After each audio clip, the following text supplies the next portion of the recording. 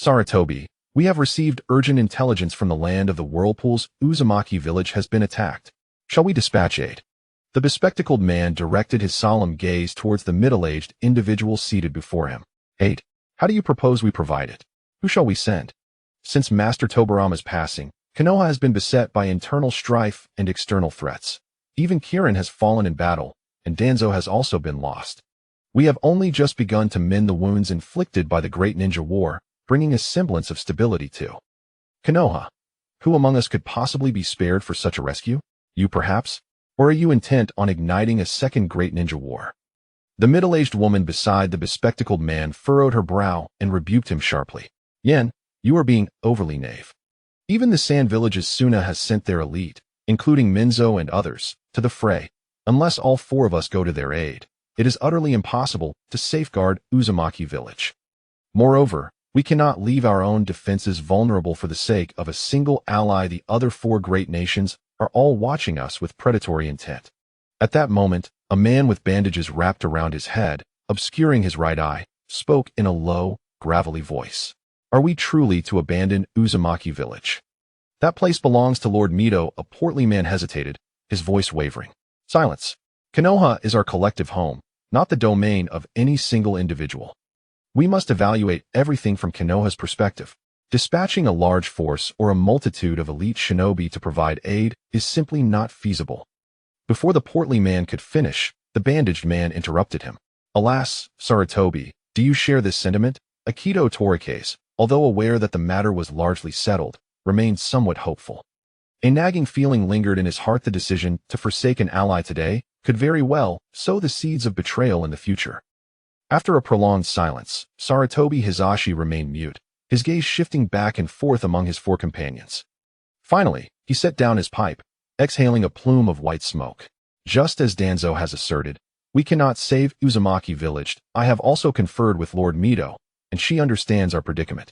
Torikase, let us not discuss rescue any further.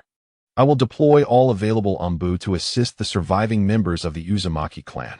This matter shall be settled as such. Observing the helpless and despondent expression on Sarutobi Hizashi's face, Akito Torikase found himself resigned. Indeed, he is a man heralded as a paragon of ninja. If there were any alternative, who would willingly watch an ally's demise, condemning their kin to a life of turmoil? Releasing his tightly clenched fist, which had turned pale from his grip, Torikase exited the Hokage's office, dejectedly gazing towards the Senju clan's territory and then towards the east. With a deep sigh, he departed in a state of melancholy. Kurenai, are you all right? Chin Lu felt a wave of dizziness wash over her, as the anxious calls of a girl reached her ears, laced with a tremor that betrayed her sorrow, for her eyes were brimming with tears. Is this really just about throwing out the trash? Could I possibly strike luck in such a mundane act? Am I dead? Is someone here to escort me to the underworld? Why does the Grim Reaper sound like a young girl? Chin Lu struggled to open his eyes, only to find a girl with disheveled red hair gazing at him with deep concern. I am fine, he instinctively replied, though his mind was filled with confusion. Thank goodness, you're finally awake. I was terrified when you were blown away by the explosive tag attached to the shuriken, she said, gently helping him to sit up. It was then that Chin Lu comprehended he was in the midst of a chaotic battlefield, surrounded by cries of anguish and the sounds of battle. Bodies lay strewn across the ground, and the earth was stained crimson with blood. Where am I? What kind of luck has brought me here? Is this even still my homeland? What is happening? Chin Lu asked in horror. Tears streamed down the girl's cheeks as she replied, Wachao village has been attacked, everyone is dead. A jolt of fear coursed through Chin Lu as he recalled the various events he had heard about previously. Just then, an enemy charged towards them, prompting the girl to shout, Be careful. Chin Lu instinctively attempted to fight back, only to discover that his body would not obey him, and oh, my family. Who understands? I've crossed over only to face the annihilation of my clan, and I am utterly powerless. This is a nightmare. As the enemy's blade was about to descend, a figure suddenly appeared, standing before them. Golden chains erupted from his back, piercing through the enemy and splattering blood onto the three of them, their red hair becoming even more striking against the backdrop of bloodshed. Chin Lu looked up, his heart racing with fear. Yet a glimmer of hope ignited within him as he recalled the identity of this manha was the leader of Wachao village, the current head of the Uzumaki clan, and the father of Kushina, his uncle Uzumaki Lingji. Uncle father, both Qin and Kushina cried out simultaneously. Uzumaki Lingji turned, a flicker of reassurance and determination flashing in his eyes. Kushina, take Chiluan and leave here at once. I will hold them off. Though reluctant, Kushina understood that this was not the time for hesitation. She nodded firmly, helping Qin to his feet as they began to flee. However, there were too many enemies. They had scarcely gone far when another wave surrounded them. Kushina shielded Qin behind her and retrieved a training shuriken from her ninja tool pouch, gripping it with trembling hands, yet resolutely preparing to fight to the death. Ha ha ha. The little brats of Wachao village can't even wield a proper weapon? How laughable, a ninja clad in a brown vest and bandaged head mocked Kushina.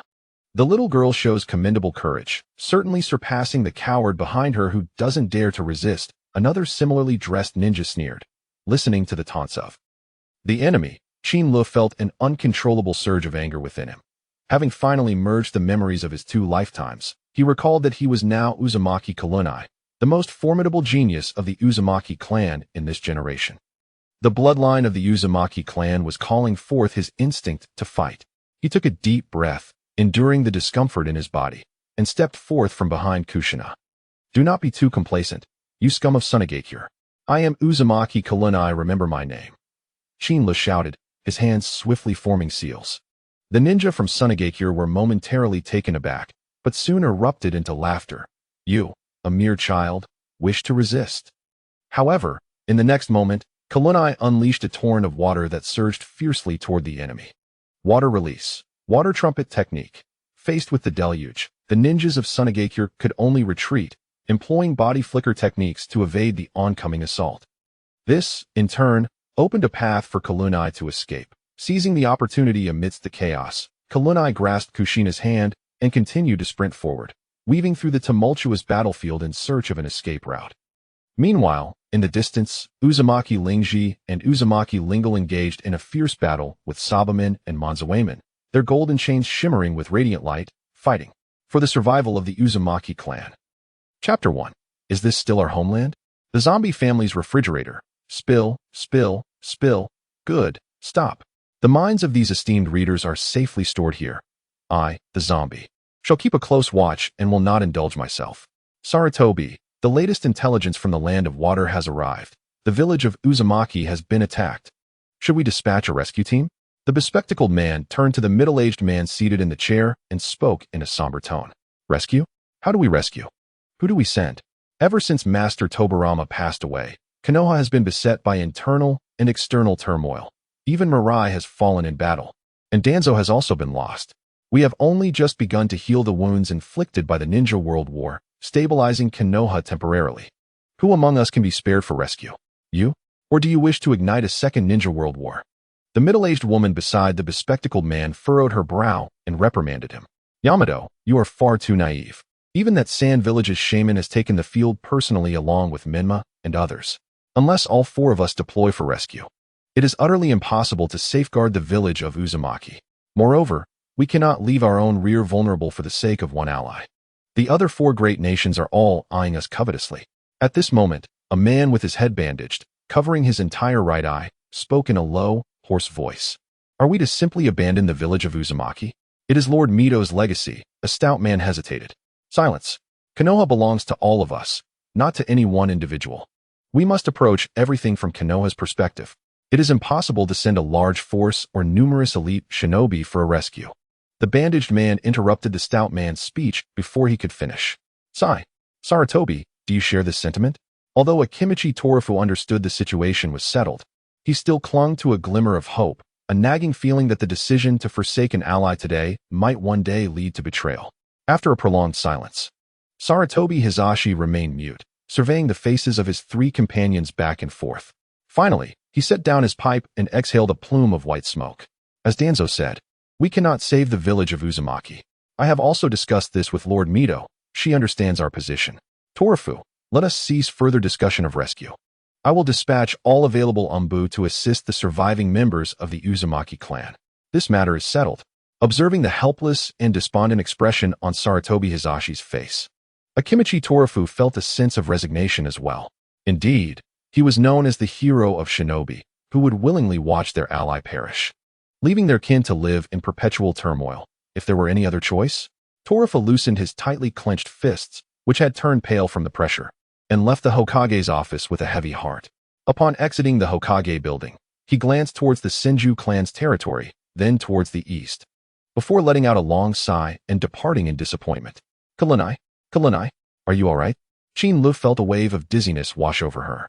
As the anxious calls of a girl echoed in her ears, her voice tinged with a tremor, perhaps due to sorrow, for her eyes were brimming with tears.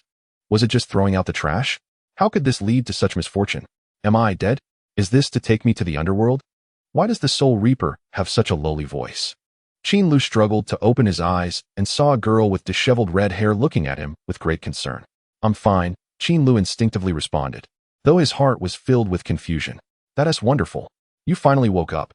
I was terrified when you were blown away by the explosive tag while tied to the kunai, the girl said, carefully helping Lu to sit up. It was then that he realized he was amidst a chaotic battlefield, surrounded by cries of anguish and the sounds of battle. Bodies lay scattered across the ground, the earth stained crimson with blood. Where am I? How did I end up here? Is this still my homeland? Lu asked in terror. The girl's tears began to flow anew. The Whirlpool village has been attacked. Everyone is dead. A jolt of shock coursed through Lu as he recalled the events that had transpired earlier. Just then, an enemy charged toward them, and the girl shouted, "Be careful." Lu instinctively tried to fight back, but found his body completely unresponsive. No, my family. Who understands? I've crossed over and now face the annihilation of my clan with no strength to fight back. What a lemon. Just as the enemy's blade was about to fall, a figure suddenly appeared, standing before them. From behind him sprouted several golden chains that swiftly pierced the enemy, blood splattering onto the three of them, making their red hair appear even more strikingly vivid. Lu looked up, his heart brimming with fear, yet igniting a flicker of hope as he recalled the identity of this person. He was the leader of the Whirlpool village, the current head of the Uzumaki clan, and the father of Kushina Uzumaki, his uncle, Uzumaki Lingji. Uncle. Both Lu and Kushina shouted in unison. Uzumaki Lingji turned back, a glimmer of relief and resoluteness in his eyes. Kushina, take Chiluan and leave this place. I will hold them off. Though Kushina was filled with reluctance, she knew this was not the time for hesitation. She nodded firmly, helping Lu to his feet as they began to flee. However, the enemy was numerous, and they had not run far before another group surrounded them. Kushina shielded Lu behind her and drew a training kunai from her ninja tool pouch, gripping it with both hands before her. Despite her trembling hands from fear, she was ready to fight to the death. Ha ha ha. The little brat from Whirlpool Village can't even produce a decent weapon? What a laugh.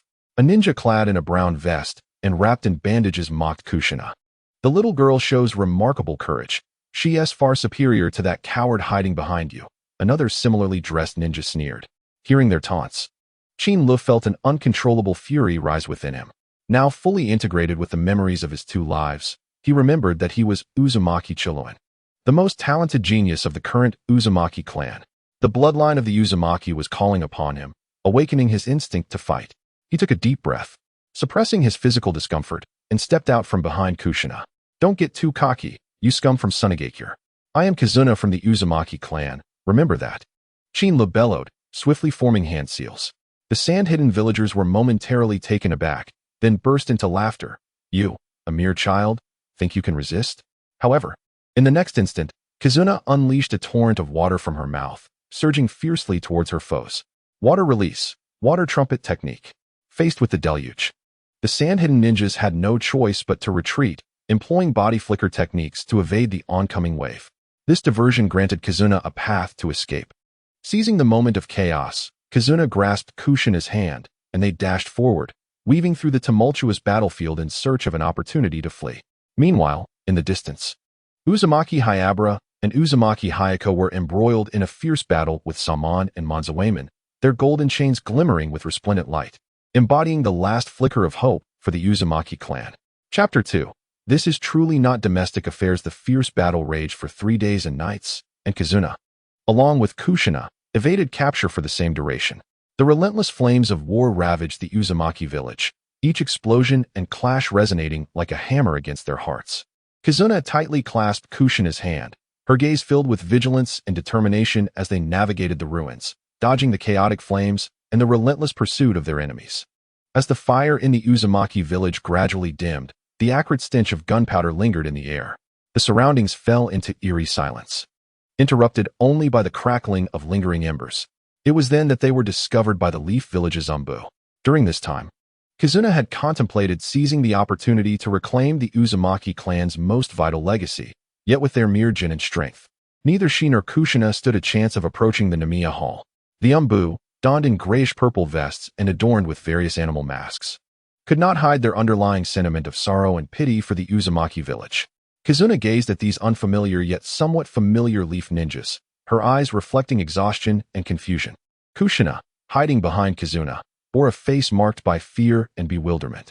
"Come back with us to the Leaf Village," the leading Umbu murmured gently. Kizuna nodded in silence. Aware that the Uzumaki village had been obliterated, they had lost their home, and the Leaf Village might be their only refuge. Furthermore, they seemed to have little choice in the matter. Uzumaki Mito was nearing 60, and the Leaf Village required a new host for the Nine Tails. As members of the same clan, they would be the optimal choice. The Leaf Village would not let them slip away. Under the escort of the Umbu, Kizuna and Kushina embarked on their journey to the Leaf Village. Looking back, the once beautiful and tranquil Uzumaki village had transformed into a desolate ruin. Though the fire had extinguished, the pain remained etched deeply within their hearts. The road ahead was fraught with uncertainty, yet Kizuna held Kushina's hand tightly, silently vowing to ensure their survival and to restore the glory of the Uzumaki clan. Throughout the journey, Kizuna and Kushina spoke little, merely following the Umbu in silence. The scenery around them shifted constantly, yet their hearts remained tethered to that desolate wasteland. At last, the outline of the Leaf Village emerged in their sight. The towering walls and bustling streets stood in stark contrast to the ravaged Uzumaki village. Upon entering the village, they were escorted to the Hokage's office. The third Hokage, Hiruzen Sarutobi, gazed at the two young children before him, their resolute eyes filled with emotion. "From this day forth, this shall be your home," he spoke gently. "We are grateful for Konoha's shelter and for your assistance, Lord Third Hokage," said Kushina and Kushina, nodding in acknowledgement. Though their hearts still ached for their homeland, they understood the necessity of starting anew here. Kushina, having been a disenchanted youth and an ardent admirer of Hokage, was acutely aware of the wisdom and inevitability behind Konoha's decision to forsake its allies. He had no reason to blame them. Yet the destruction of his clan left him unable to suppress his resentment towards Konoha's leadership. Even if they merely feigned mobilization of a large force, it would instill a degree of caution in the enemy, potentially granting Uzumaki village a fleeting respite. While it could not alter the village's impending doom, it might allow for the survival of more of his kin. However, Konoha seemed intent on preventing the Uzumaki bloodline from proliferating throughout the ninja world. Unwilling to allow the other four great ninja villages to possess stable Jinchūriki and to avoid any scenarios detrimental to Konoha's interests. Observing Kushina and Kushina with their heads bowed, Hiruzen believed they were still engulfed in sorrow over their village's demise. He gently spoke, "From now on, you shall reside with Lady Mito, who is eager to meet you." "I understand, Lord Hokage," Kushina replied, taking Kushina's hand as they bowed to Hiruzen and followed him to the Senju clan's territory. Hiruzen respectfully greeted Mito Uzumaki, who simply nodded before bending down to embrace the two, her voice soothingly tender. "Children, you have suffered greatly." Her gentle yet powerful tone immediately calmed the anxious hearts of Kushina and Kushina. The moment they laid eyes upon her, they felt enveloped by a formidable and warm aura. Dressed in an elegant, traditional robe, Mito's hair, though streaked with white, framed her wise and serene gaze, the years reflecting in her bright eyes. A soft smile adorned her face, as if it could dissolve all the world's anxieties and tensions. Now cradled in her embrace, Kushina could no longer suppress her emotions, and intense sorrow flowed forth with her tears. "Grandma Mito, everyone has died. Father, mother, uncle, and all the villagers." Mito, holding the two close, was reminded of her own lost kin, her heart aching with grief. She whispered words of comfort to both Kushina and Kushina, as though she were also soothing herself. Note: the Uzumaki clan hails from the land of fire, and Mito married Hashirama before the founding of Konoha. Thus Uzumaki village is not her birthplace. Hiruzen chose not to intrude further, silently turning away from the Senju clan's territory. Returning to the Hokage's office, aside from Akimichi Torafu, who had resigned from all significant positions except that of AJ Nin, The members of the second Hokage's guard were all present. Sarutobi, I trust you have received the accurate news. The second Kazekage, Sabaku, and the gatekeeper, Monzaemon, have perished in the land of whirlpools. Now is the most opportune moment for an assault on Sunagakure. Provide me with 3,000 shinobi, and I shall undoubtedly conquer the village. Showcasing the might of Konoha once more. Before Sarutobi Hiruzen could take his seat, Shimura Danzo seized the initiative to present his proposal. Hiruzen stumbled slightly, nearly missing his chair, and his lips twitched, clearly skeptical of Danzo's suggestion. Sunagakure is not devoid of capable successors. Sabaku's disciple, Sabaka no Kaze, possesses formidable strength, and even I cannot confidently declare victory over him. Moreover, there are at least 4,000 sand shinobi remaining in Sunagakure, alongside the looming threats from Kumogakure, Iwagakure, and Kirigakure. Engaging in battle now would be unwise. Hiruzen shook his head, dismissing Danzo's proposal. Indeed, Danzo, we have only just begun to recover. Our immediate priority should be to absorb and assimilate the vast array of precious scrolls and sealing techniques brought back from the land of whirlpools, transforming them into the foundation of Konoha, rather than recklessly instigating conflict, which is contrary to our interests. Tsunade and Mito also urged caution. Damn Sarutobi, does he imply that my strength is inferior? And those two fools, too, are solely fixated on the prospect of dividing the spoils of the Whirlpool legacy, utterly lacking in foresight. What utter incompetence! No, 2 instances of incompetence. Humph. Danzo slammed his cane heavily onto the ground, emitting a disdainful snort. Short-sightedness. I have my own considerations, focusing solely on the present stability while ignoring the looming threats. His eyes were filled with resentment and frustration. Danzo, do not act impulsively. Hiruzen stated solemnly. Konoha requires rest and recuperation. Blindly initiating conflict will only plunge us into crisis. Trembling with rage, Danzo clenched his fists and gritted his teeth. Sarutobi, you shall come to regret this. Hiruzen rose, placing his hands firmly on the table, his tone resolute. Danzo, I am the Hokage. Upon hearing this, Danzo's face turned ashen, and he turned sharply, striding out and slamming the door behind him, the sound of his cane striking the ground echoing through the room. Tsunade and Mito exchanged glances, shaking their heads in resignation. Hiruzen rubbed his temples, filled with anxiety. Chapter 3. Transfer student at the Ninja Academy. Kizuna and Kushina settled into the Senju ancestral home. Once the residence of the first Hokage, although spacious, the house radiated warmth. With neatly arranged futons on simple tatama mats and walls adorned with a few old yet storied calligraphies. As evening approached, they encountered the boisterous Tsunade and the enthusiastic yet somewhat foolish Zuru. Tsunade, appearing carefree and jovial, secretly aimed to swindle their allowances, while Zuru often exhibited a natural naivete, yet would regale them with amusing tales and knowledge gleaned from the Ninja Academy. After becoming acquainted, as the gentle sunset bathed the courtyard in warm hues, Uzumaki Mito sat in a rocking chair and gently inquired of Kushina, "What are your plans for the future?" Kushina and Kurenai? With sparkling eyes, Kushina replied earnestly, "Grandma Mito, I wish to attend the Ninja Academy. I aspire to become the first female Hokage of Konoha, to protect those I hold dear." Mito smiled with satisfaction, affectionately stroking her head as she said, "That's wonderful. Having dreams is a beautiful thing. However, the path of a ninja is fraught with challenges and difficulties." Beside them, Tsunade crossed her arms and encouraged, "Kushina, if you go to the Ninja Academy, I will teach you some techniques. Don't let those little brats bully you." Ju also waved his small fists in agreement. "Yes, I will help you too." Kurenai quietly nodded in support of Kushina's decision, her eyes filled with encouragement. "And you, Kurenai, what are your plans?" Observing Kurenai's silence, Mito felt a pang of sympathy for the boy, who had grown quiet following the fall of his clan, and she gently inquired. After much contemplation, Kurenai resolved, "I too wish to attend the Ninja Academy, not only to protect my cousin Kushina, but also to strengthen myself. Most importantly, I aim to revive our Uzumaki clan." Kurenai understood that honing his skills in solitude could not compare to learning alongside peers of equal caliber, engaging in mutual practice and validation. Conveniently, the academy housed a genius with whom he could test his abilities.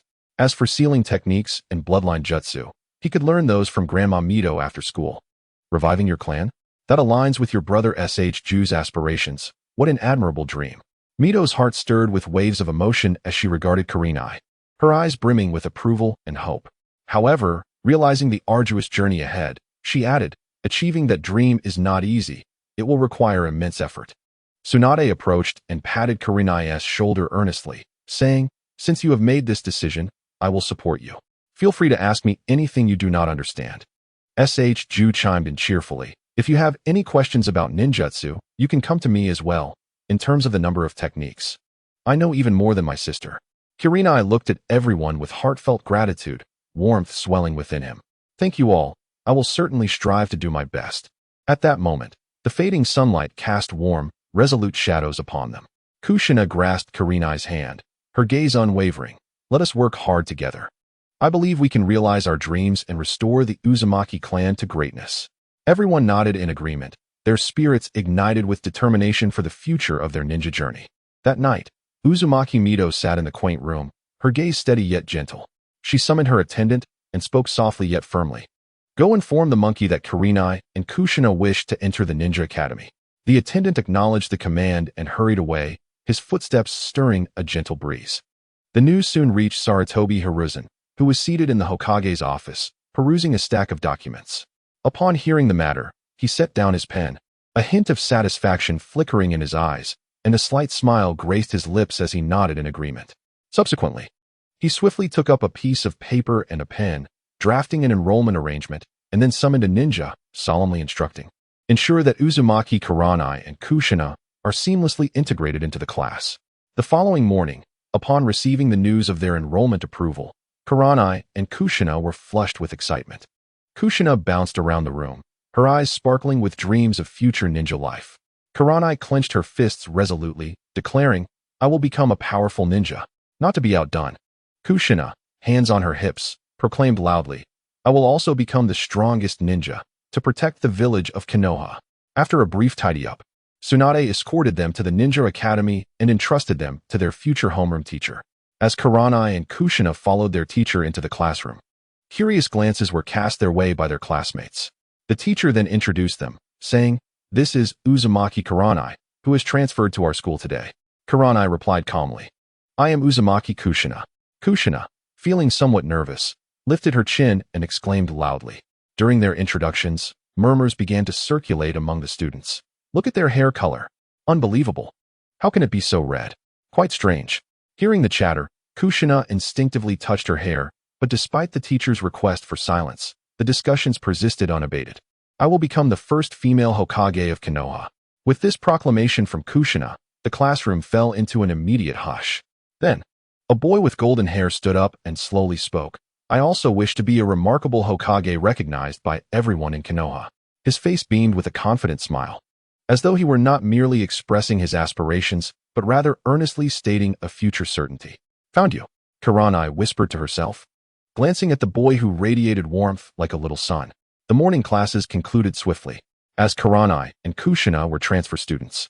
They had not systematically studied the previous material, but fortunately, they had acquired substantial knowledge from their clan's teachings, enabling them to grasp the lessons with relative ease, quickly integrating old knowledge with the new. Just as Kurenai contemplated how to approach Namake's Minato, a jarring voice intruded upon his thoughts. Tomato, from today onwards, you shall be called Tomato. With your round, plump face and red hair, aren't you just a tomato? The one who came with you too. How could a tomato aspire to be Hokage? I absolutely detest tomatoes. Me too. If there's a tomato in my salad, I won't touch it. How could an unappealing tomato possibly gain widespread approval? Ha.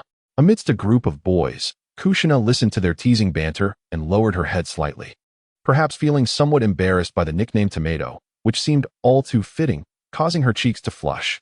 Hey, you're almost ripe. With a strange shout, one of the boys attempted to tug at Kushina's hair. Just as his hand was about to reach her, a figure suddenly appeared in front of her, grasping the chubby hand that was extending towards her. Chapter 4. Various matters of the Konoha Ninja Academy. In a critical moment, another hand firmly locked the boy's reaching hand. Who dares to call anyone a tomato? Let it be known that neither Kushina nor I have any fondness for tomatoes. If I hear you calling us by that name again, you will face the consequences.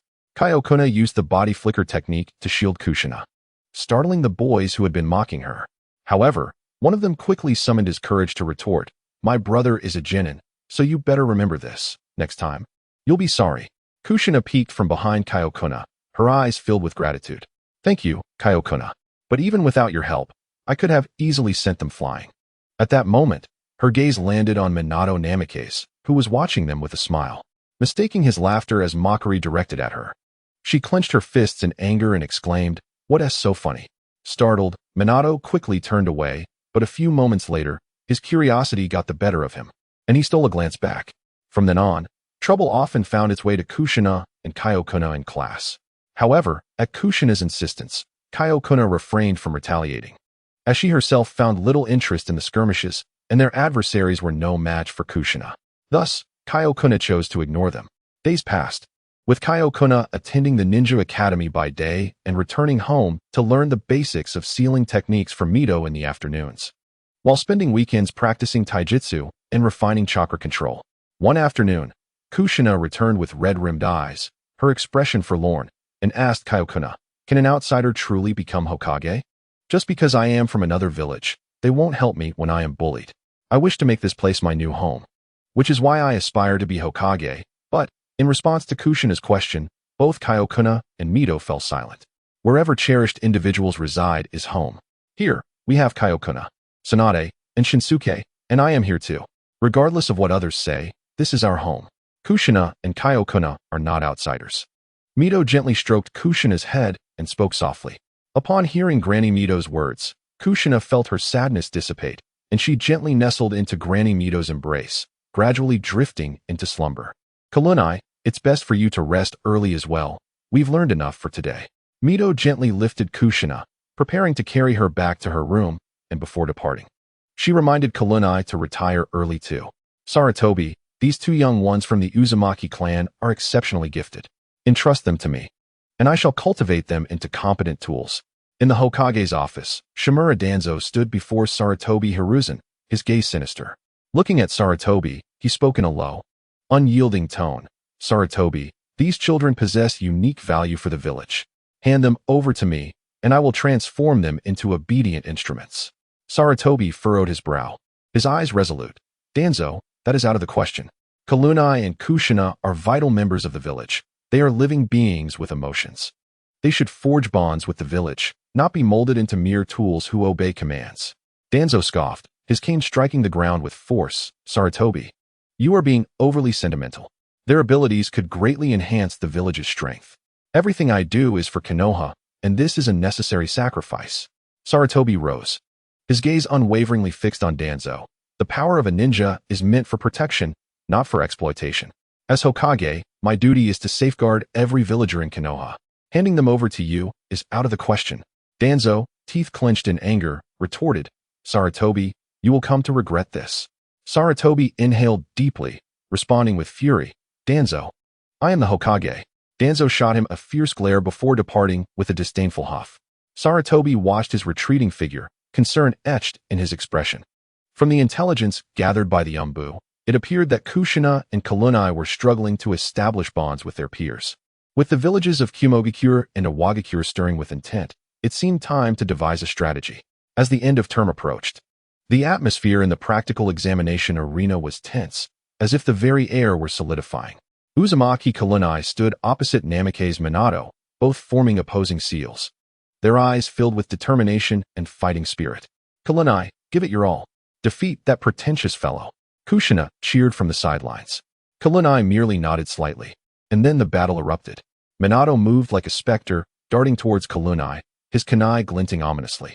Kalunai reacted swiftly, sidestepping nimbly while forming hand seals, summoning a towering water vortex that surged towards Minato. Water release, water surge. Minato deftly tapped the ground with his toes, leaping high to evade the ferocious attack.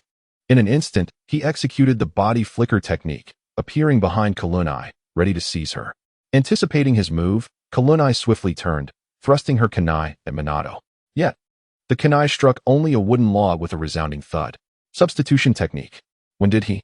In an instant, Chilu Nai became aware, discarding the kunai embedded in the wood while simultaneously sensing the position of Minato. Suddenly, a sound of slicing air emerged from behind, and 3 shurikens flew towards Chilu Nai at breakneck speed. He had no choice but to deflect them with his kunai. In that fleeting moment, Minato activated his body flicker technique, reappearing behind Chilunai and positioning the kunai against his neck. This time, I am victorious, Minato whispered softly. Not necessarily. Chilunai replied with a slight smile. With that, his entire form began to shift, ultimately transforming into a puddle of water on the ground. Water clone, is it? As elusive as ever, Minato murmured with a wry smile, finding himself in a passive position. Just as Minato was momentarily stunned, the puddle of water rapidly coalesced, surging towards him from all directions, enveloping him in an instant. Water release, water prison technique. Chilunai reappeared, observing Minato struggle within the confines of the water prison, attempting to break free from the binding. A smile crept across Chilunai's face. At that moment, Kushina excitedly jumped up beside them, exclaiming, Chilunai, splendid job. Give that wimp a good lesson. However, Minato refused to surrender. With swift hand seals, he summoned ripples within the water prison, generating an invisible wave that began to dismantle the structure of the prison, directing its force towards Chilunai's right hand, which was maintaining the prison. Wind release, wind cutter technique. Minato shouted inwardly, and an invisible blade of wind sliced through the water prison towards Chilunai. To evade the attack, Chilunai had to relinquish the water prison, which shattered in response. After an intense battle, both their chakra reserves were nearly depleted. Even for the Uzumaki clan, continuous use of multiple water release techniques in a dry environment left their chakra somewhat strained. In truth, Chilunai was still concealing his true strength. Thus, the two commenced a contest of physical techniques. Minato executed a side kick, which Chilunai narrowly dodged, seizing his leg and hurling him away. Minato performed a flip in midair and landed gracefully. The two then charged at each other. Minato clenched his fist, delivering a powerful blow towards Chilunai. Chilunai raised his left knee to block it while simultaneously striking Minato's head with his right hand. Minato managed to deflect the blow with one hand, but Chilunai swiftly followed up with a kick from his right leg, which Minato narrowly avoided by retreating. At this point, both were breathless from exhaustion. Just then, the instructor blew the whistle and announced loudly, "Both sides have performed exceptionally well. This battle ends in a draw. Let us seal it with the sign of reconciliation." Kushina rushed over, taking Chilunai's hand and saying, "Chilunai, you were amazing. Even though you didn't win, you certainly didn't lose." Minato approached as well, extending his hand. "Chilunai, this battle was thrilling. I look forward to our next encounter." Chilunai grasped his hand firmly. "So do I." After the practical training concluded, Sarutobi Hiruzen observed the battle between the two with a contented smile. He understood that these two children would undoubtedly become the backbone of Konoha in the future, and a new bond, known as kinship, was quietly taking root and blossoming between them. Chapter 5. The season of graduation approaches, an unconventional traditional test. As the semester progressed, the relationship between Chilunai and Minato grew increasingly intimate, forging a unique bond between them. During this period, Chilunai and Kushina not only excelled academically, but also made numerous new friends at school. However, to Chilunai's surprise, he encountered several familiar names among them. For instance, Uchiha Makoto, who was a year older than SHJ yet became close friends with Kushina, the Hyuga brothers, Hisashi and Hayashi, who were graduating this year, the Oil Girl brothers, Shimi and Shikuro, who were in the same class as SHJ, the classic trio of Inuzuka, Nara, and Akimichi from the Nara clan, Akimichi Yashimaru, a teammate of Minato in the original narrative, the talented Hate, who developed the unique wind release sword technique, the vacuum blade, and the future renowned walking priestess, Yakushi Nan, the head of the Konoha orphanage. Although the semester was brief, Chilunai experienced significant growth and transformation during this time. He learned to cherish his relationships with others and understood the influence of past experiences on the present. Those familiar names became crucial milestones in his life's journey. After all, having traversed through time, one must not let the opportunity go to waste. Time, like a fleeting shadow, passed swiftly, and before long, it was the year 37 of Konoha. Now 10 years old, Chilunai and his peers were ready to graduate. "Chilunai, do you think we will be placed in the same class this time?" Minato pondered, stroking his chin. "Unlikely. Given that you and I are ranked first and second in our grade, it is improbable that we will be assigned to the same squad. The teachers must consider the balance of strength among team members," Chilunai replied with a resigned shrug.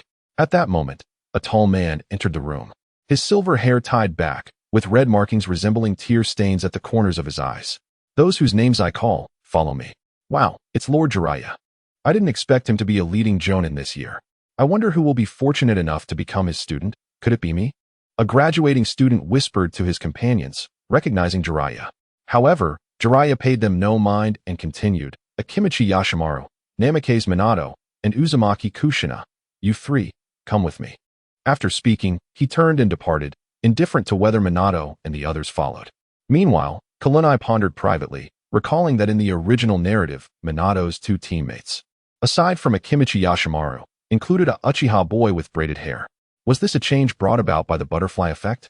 As Kalunai was lost in thought, another Jonin from the Sarutobi clan entered the classroom and subsequently called upon Nara Shikaku, Yamanaka Inoichi, and Akimichi Choza, the classic trio known as Inoshikacho. Hate, Yakushi Non. Uzumaki Kalunai. As the classroom dwindled to but a few souls, a figure with short, silvery gray hair strode in with an air of resolute authority. Upon entering, the newcomer uttered 3 names before turning to leave, as if he had come to a momentous decision. Hatake Tsukumo, reputed to be an exceptionally formidable ninja. Chi Lu Nai exchanged glances with her 2 companions, both surprised to discover that he would be their leader. If memory serves, he was indeed present when they were brought into Konoha's Umbu alongside Jyoshing Nai.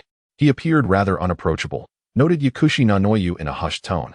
Regardless of that, let us follow him for now, urged Hakuyun Zouchin, the final member of Tsukumo's team.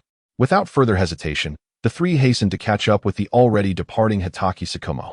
They followed him to the rooftop of the teaching building, where Tsukumo turned to face them, his gaze sharp and penetrating as he surveyed the trio. From this day forth, you shall be my team members. Let us commence with self-introductions. I shall set the precedent. My name is Hatake Tsukumo. Proficient in the art of ninjutsu combining lightning and wind techniques, I spend my leisure hours maintaining my ancestral weapon, the White Fang. I hold disdain for those who do not cherish their comrades, and as for my dreams I would rather not disclose them. As he spoke of his dreams, a fleeting smile graced Tsukumo's lips, suggesting a pleasant disposition. Standing together, Bayun Zouchin and Yakushi Nanoyu prepared to introduce themselves in turn. Vortex Chi Lu Nai stepped forward first, his striking red hair ablaze like a burning flame, a confident smile illuminating his face. I am Vortex Chi Lu Nai, hailing from the Vortex clan, adept in water techniques, sensory arts, and sealing jutsu. I harbor no particular likes or dislikes, but my dream is to restore the Vortex clan. With that declaration, he clenched his fist against his chest, his eyes resolute. Next, Bayun Zouchin approached. Tall and elegant, his white attire billowed in the breeze, exuding a gentle aura. I am Bayun Zouchin, skilled in wind techniques and swordsmanship.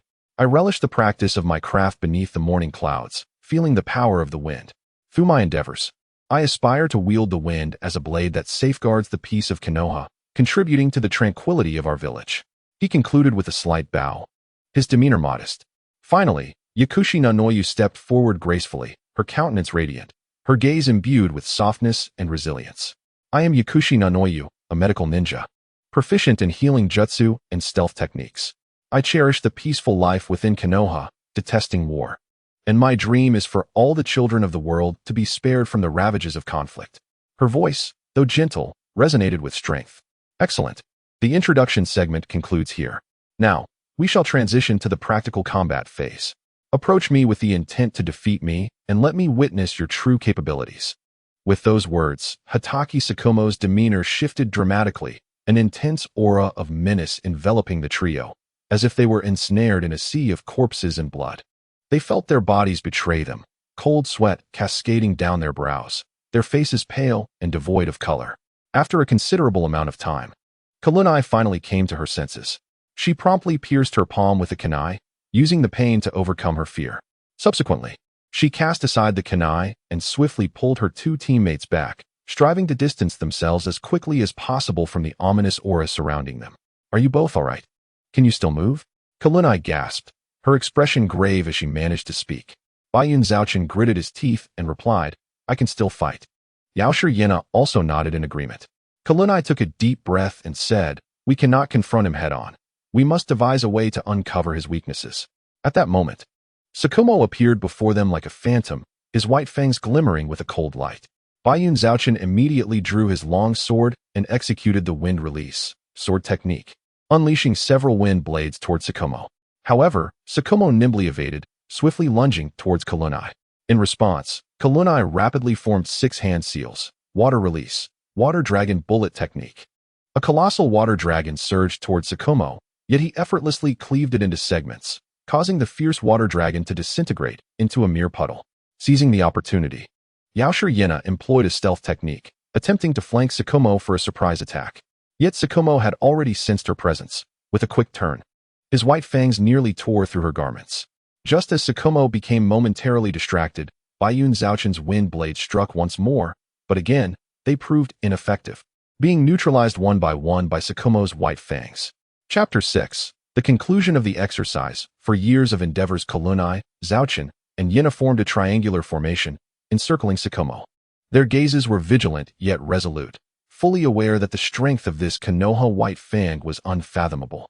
However, due to the constraints of the surroundings, they had little room to retreat.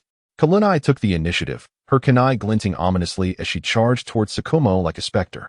At the same moment, Zhaochen and Yena flanked him from both sides, attempting to distract Tsukumo's attention. Nevertheless, Tsukumo moved with the grace of a swallow, effortlessly weaving through their attacks, his short blade slicing through their onslaught with precision. Kunai gritted her teeth and quickened her assault, unleashing a barrage of shuriken that rained down upon Tsukumo. Zhaochen seized the moment to employ wind release, aiming to disrupt Tsukumo's movements.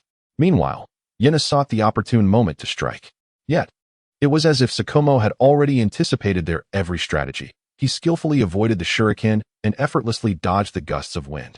His silver-gray hair danced with the airflow, while his gaze remained calm and sharp, each of his counterattacks precisely nullifying the trio's efforts. Despite their cooperative endeavor and seamless coordination, Tsukumo stood like an unyielding mountain, steadfast in his position. Their onslaught resembled waves crashing against a rocky shore, ultimately futile. As time passed, the trio gradually began to tire, their ninja tools nearly depleted, and even their breathing became labored. Meanwhile, Tsukumo remained composed, displaying no signs of fatigue. He glanced at the three tenacious youths before him and nodded slightly, seemingly acknowledging their courage. Tsukumo then sheathed his white fangs into the scabbard on his back. Thus, the exercise came to an end. Upon the utterance of these words, the tense nerves of Chi Lu Nai and her companions finally relaxed, and they collapsed onto the ground. Observing the exhausted trio, Chimu Tsukumo merely smiled gently before commencing a summary of the exercise. You performed admirably, although your coordination was not particularly harmonious, given that it was your first attempt. It was commendable. Chi Lu Nai, mustering the strength to sit up, listened intently. However, your eagerness during the attack led to a failure to fully utilize your surroundings, and your predictions of my movements were somewhat lacking. Tsukumo analyzed patiently. Zhao Jian scratched his head, a hint of embarrassment in his demeanor. Teacher, we merely wish to showcase our full capabilities. Indeed, Chi Lu Nai believed that, in an almost unobstructed environment, it would be impossible for three freshly graduated genin to triumph over a jonin. Thus, her initial goal was to demonstrate everything to Chimu Tsukumo, both strengths and weaknesses alike. Tsukumo nodded in acknowledgement. While showcasing one's strength is commendable, one must also learn to adapt flexibly in real combat. The battlefield is ever-changing. One cannot rely solely on brute force. Yenayu sat up straight, humbly inquiring, Teacher, how can we improve our judgment skills? After a moment of contemplation, Tsukumo replied, During your regular training, pay close attention to your opponent's habitual movements and attack patterns to gather intelligence and accumulate experience. For instance, in the recent exercise, you could have noted my positional changes and the timing of my strikes. Moreover, communication among team members is crucial. Timely information exchange can significantly enhance your decision-making. With a smile, Tsukumo continued, Combat relies not merely on fervor, but also demands calmness and wisdom. For instance, Chi Lu Nai's shuriken attack could have been even more effective had it synergized with Zhao Jian's wind release. Chi Lu Nai pondered this, acknowledging her shortcomings in that aspect, while Zhao Jian's eyes brightened as he nodded thoughtfully. Tsukumo then added, In truth, I had already gathered information about you prior to your class division. Through this exercise, I observed that Chi Lu Nai's water release, Zhao Jian's wind release combined with swordsmanship, and Yenayu's utilization of the chakra surgical knife were all executed with considerable proficiency. You have all attained the strength of Chunin, and Chi Lu Nai is particularly close to Jonin level. In terms of chakra volume, she even surpasses many Jonin. Truly a testament to the Uzumaki clan's prowess. In the days to come, I will guide you through missions while addressing your shortcomings with specialized training. I believe that after a period of diligent practice, your abilities will experience significant enhancement.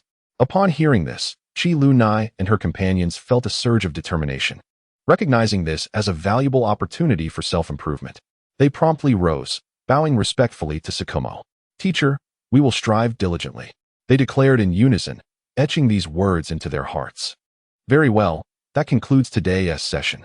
Return and rest well. We shall gather at the village entrance tomorrow, where I will lead you on your first mission in your ninja careers, Tsukumo encouraged. Chi Lu Nai and her companions stood up, spirits high as they responded, yes. Teacher Tsukumo.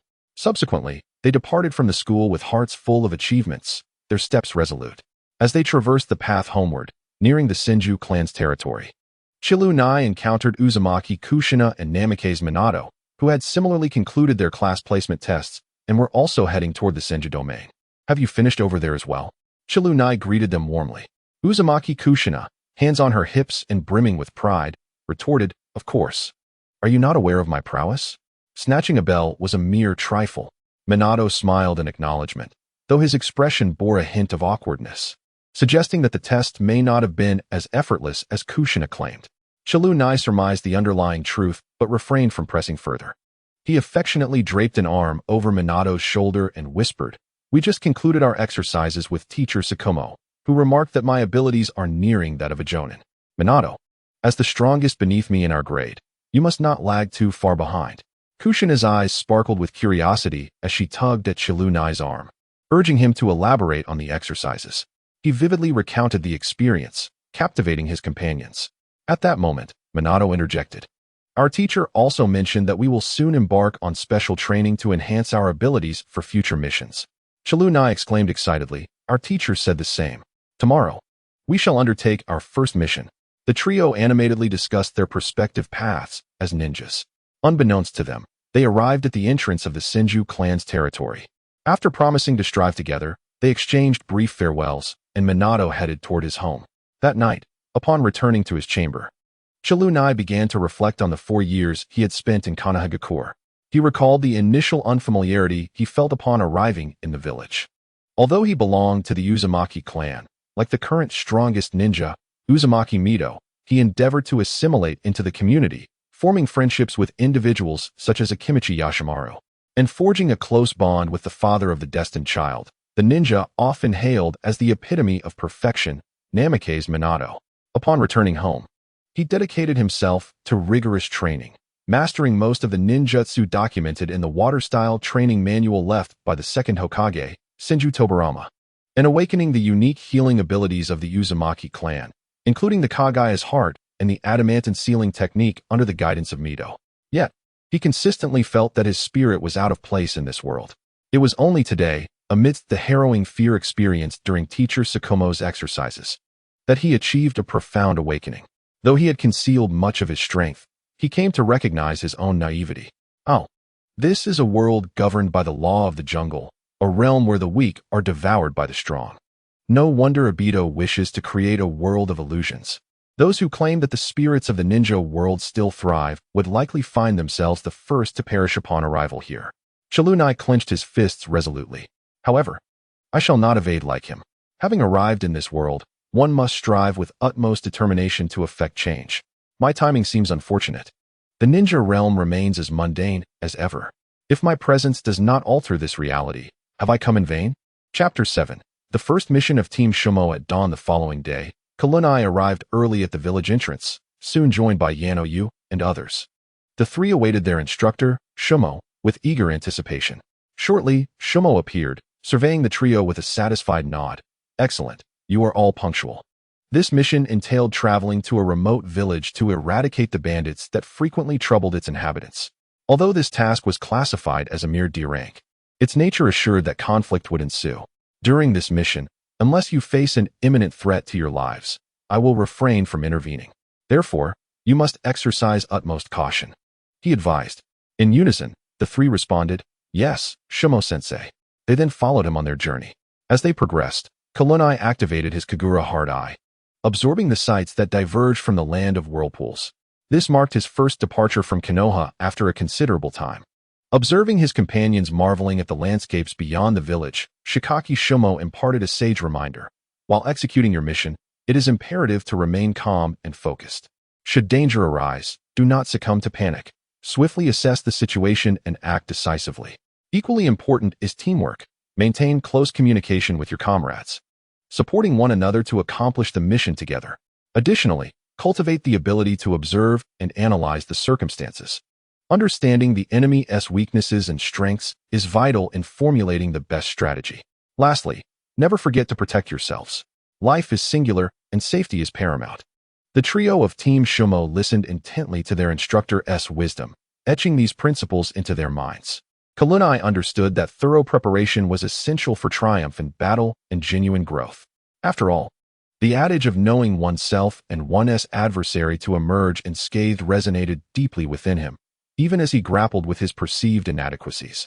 As the evening sun cast its golden glow upon the earth, the silhouettes of Shikaki Shumo and his companions were bathed in warmth. They finally reached their destination, a remote and dilapidated village. At the entrance, ancient trees stood sentinel, guardians of the tranquil surroundings. Standing at the forefront, Shumo scanned the environment with his penetrating gaze, brushing off the dust from his attire. Everyone, rest here for a moment. I will speak with the mission requester to gather information, he instructed. The trio nodded, and Kalunai activated his Kagura heart eye once more to assess their surroundings. While Baiyun and Yao Shiryano began to replenish their chakra, having traversed tirelessly from dawn to dusk with only brief respites, they felt the weariness creep in. Lacking the stamina of their seasoned leader or the innate chakra reserves that Kalunai possessed. At that moment, it seemed the villagers had sensed their arrival. A few bolder souls cautiously emerged, intrigued by the presence of these outsiders. An elderly villager stepped forward and in a tone tinged with caution inquired, "Are you the esteemed ninjas who have journeyed from the Leaf Village at our behest?" Kakashi Sakumo advanced a pace, smiling as he replied, "Indeed, venerable elder. I am Kakashi Sakumo, a jonin of the Leaf Village, and these three are my subordinates." A flicker of sorrow crossed the elder's gaze, tears brimming at the corners of his eyes as he exclaimed, "At last, you have arrived. Recently, our village has been frequently besieged by a band of mountain thieves. They come to our village, robbing not only our wealth and provisions, but also abducting our women and children. My own daughter is among those taken. Esteemed ninja, you must rescue them." Kakashi Sakumo furrowed his brow and nodded affirmatively. "Rest assured, we shall uncover the root of this problem and restore peace to your village." As night descended, the village was adorned with twinkling lights. Kakashi Sakumo led his team to the vicinity of the thieves' lair. "As I mentioned this morning, this mission will be executed independently by the three of you. I shall not intervene. The execution of the mission, its timing, and the extent of your actions are entirely at your discretion." With that, without waiting for a response from Kuranai and the others, Kakashi vanished in an instant, leaving no trace behind. "It seems our teacher has ventured quite far," said Hayama. "Kuranai, please share your thoughts. After all, in terms of strength and other aspects, you are the most capable among us. We entrust you as our temporary leader, and both Yanao and I are willing to heed your guidance." Hayama spoke first, earnestly. "Indeed, Hayama is correct. Kuranai, do share your plan and allocate the tasks," added Yanao, squinting with a smile. "You two simply wish to shirk responsibility, seeking to avoid exerting your minds while showering me with flattery. How troublesome." Kuranai grumbled, disregarding the smirks of her companions, and began to contemplate. Before long, Kuranai devised a straightforward yet feasible plan. "As the hour is still early, we shall wait until the early hours of tomorrow, between 3 and 5 o'clock, when fatigue will be at its peak. Yanao, you will be responsible for infiltrating. I will maintain a constant observation with my Kagaya's eye. Upon locating the location where the hostages are being held, signal me by subtly altering your chakra's flow. At that moment, I will launch a direct assault alongside Hayama to draw the enemy's fire. Your sole duty will be to ensure the safety of the hostages. The remainder will be handled by Hayama and me." Listening to Kuranai's arrangements, Yanao nodded in agreement. With her expertise in medical ninjutsu and stealth techniques, she felt more suited to a covert operation than a direct confrontation, and after a brief moment of consideration, she readily accepted. "Hayama, after Yanao embarks, I will utilize the Kagaya's eye to assess the enemy's positions, identifying all sentries. You will then employ wind techniques or swordsmanship to execute silent takedowns without drawing attention. Once I receive Yanao's signal, we will storm in together. The wind style technique is formless and intangible, and my own swordsmanship is sharp and precise, making it highly suitable for executing assassination tasks. Compared to the ostentatious water-style jutsu of Kunai, it is far more prudent to handle the sentry duties myself. With these thoughts in mind, Bayun Zhaochen had no objections and promptly acquiesced to the task assigned by Kunai, responding with a simple, "No problem." Upon hearing Bayun Zhaochen's reply, Kunai nodded in approval and began to conserve her energy, awaiting the opportune moment. Meanwhile, within the Hokage building of Konoha, Sarutobi's expression grew grave. The border conflicts among the nations had become increasingly frequent, and that ambitious man, Hanzo of the Salamander, had declared war against Sunagakure, Iwagakure, and our own Konoha. The Second Shinobi World War loomed like arrows on a full moon's bow, ready to unleash chaos at the slightest disturbance. In such dire times, how could you agree to let a mere child from the Uzumaki clan venture out on a mission? Have you truly lost your senses? To clarify, the technique of intangibility, as mentioned by the young Jiraiya in the forum, was not merely a frivolous pursuit but a secret art, not a bloodline limit. Chapter 8. The battle is imminent. Ryzen, have you truly lost your wits? Faced with Shimura Danzo's questioning, Sarutobi's brow furrowed, a flicker of displeasure crossing his gaze. Yet he maintained his composed demeanor. Danzo, mind your words, let us remain calm. Danzo scoffed, taking a step closer. Calm? Our village is beset by numerous crises. Yet you persist in your misguided compassion. The Uchiha clan is restless, and you still cling to a policy of appeasement.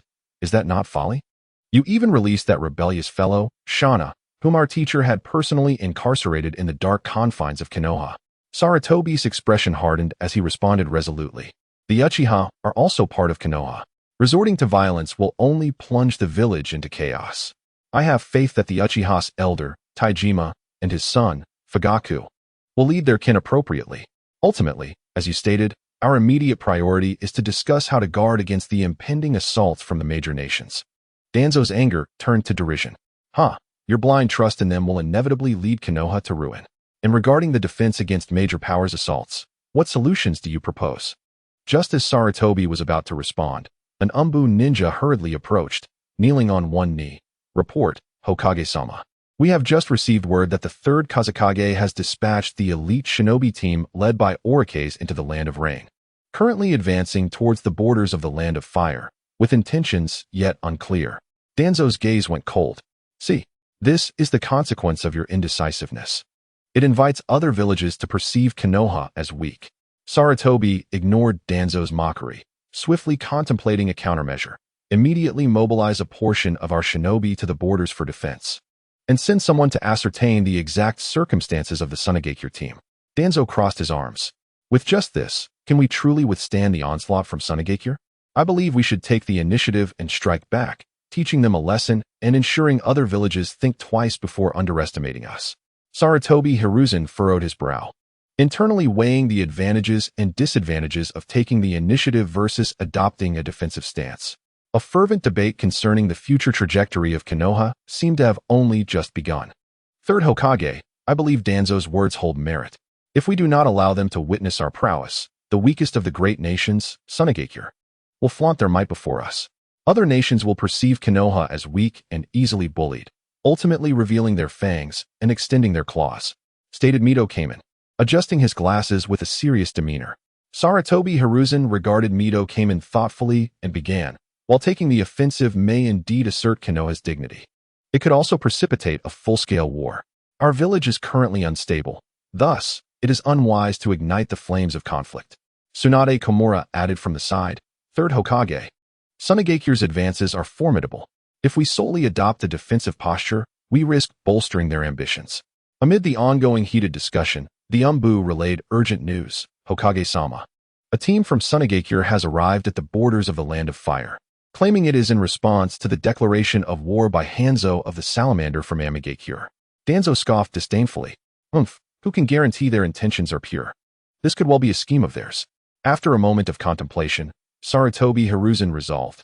Regardless, we must first dispatch individuals to gather intelligence and ascertain their true intentions.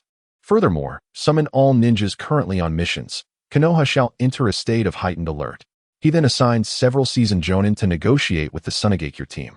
This decision further fueled Danzo's dissatisfaction with Sarutobi Hiruzen, Yet he maintained a calm facade as he spoke. Hiruzen, my root organization has suffered considerable losses in gathering intelligence on Amigakure. We urgently require reinforcements. Hand over Uzumaki Kushina and Namikaze Minato. I will train them to become competent ninjas. Additionally, allow me to take Yamanaka and Noichi. I will cultivate her into an exceptional intelligence operative. Absolutely not. Uzumaki Kushina is the prime candidate for the next Jinchūriki. I cannot entrust her to you. Sarutobi Hiruzen's response to Danzo's demands was immediate and unwavering. His resolute tone inciting Danzo's ire to the point of nearly grinding his teeth in frustration. Then give me the other two and Uzumaki Kushina. Danzo insisted. Although Uzumaki Kushina is indeed the best candidate for the Jinchūriki, we cannot place all our eggs in one basket.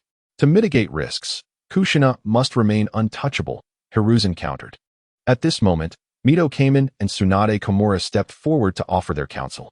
Sarutobi Hiruzen's gaze remained steadfast, and he continued to refuse with conviction. Danzo. Kushina is also a candidate for the Jinchūriki, and Minato and Inoichi are vital connections for both Kushina and Jinchūriki. I shall not part with any of them. You must abandon this notion. Danzo trembled with rage. Hiruzen, you are deliberately making things difficult for me. My root organization has risked life and limb for the village. Yet I cannot even acquire a few talented individuals to replenish our ranks? Sarutobi Hiruzen frowned. Danzo, we are both well aware of the methods employed by your root organization. Do not presume that I am oblivious to your thoughts. While I do not oppose the need for reinforcements, I vehemently disagree with your choice of personnel.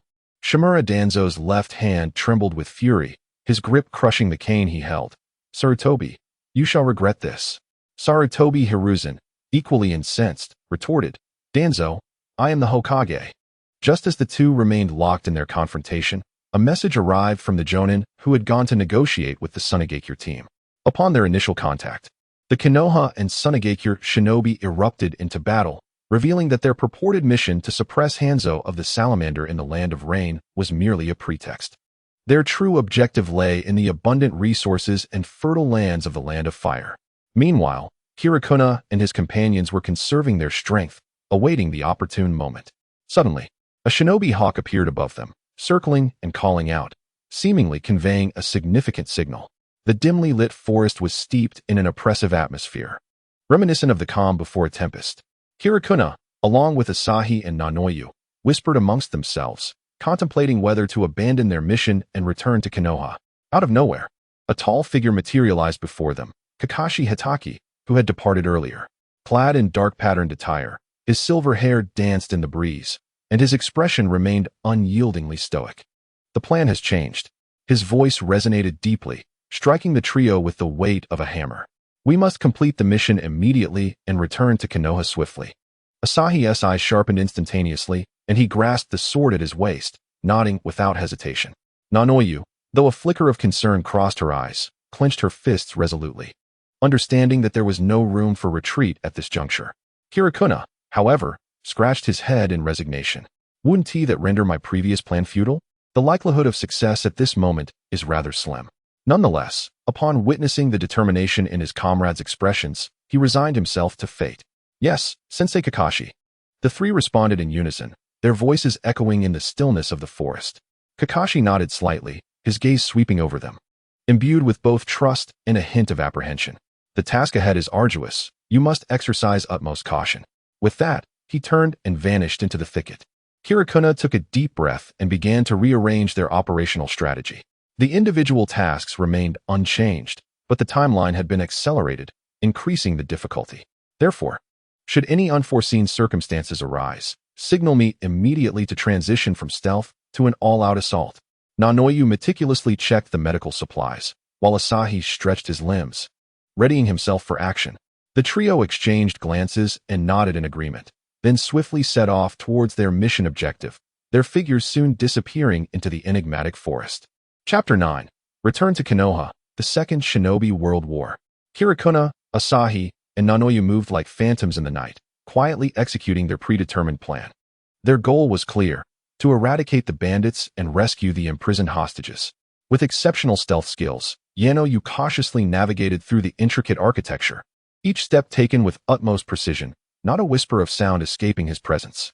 Earlier, while tasked with eliminating the outer sentries, He inadvertently triggered a subtle trap set by the enemy, which instantly alerted a hidden lookout. The bandit promptly blew his whistle, rousing all the brigands within their stronghold. The enemy patrol immediately surged in the direction of the disturbance. Realizing the gravity of the situation, Yao Jian quickly regained his composure, muttering to himself, "Since I have been exposed, there is no need for concealment any longer."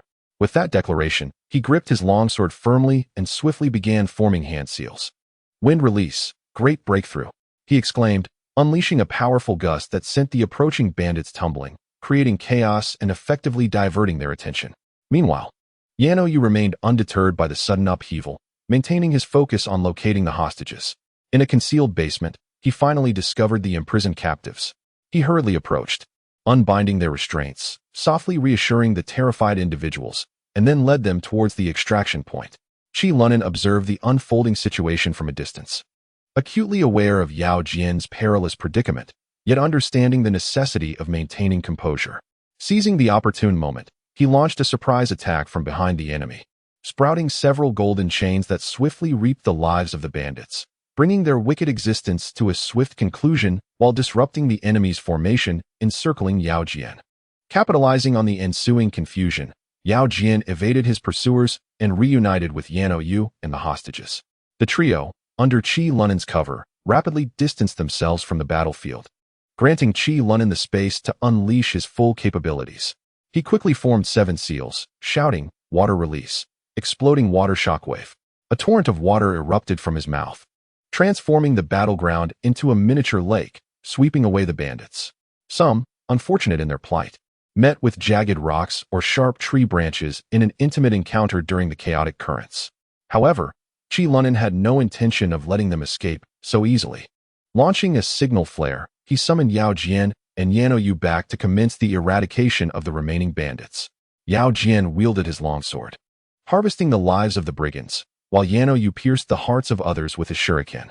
Qi Lunin, utilizing his divine perception to sense the bandits' positions, swiftly navigated the lake with water release techniques, employing the chains of the adamantine ceiling to sever the last remnants of the bandits' existence. Once he confirmed that no bandit had survived, Qi Lunin closed his divine perception and retracted the chains. The mission had concluded successfully.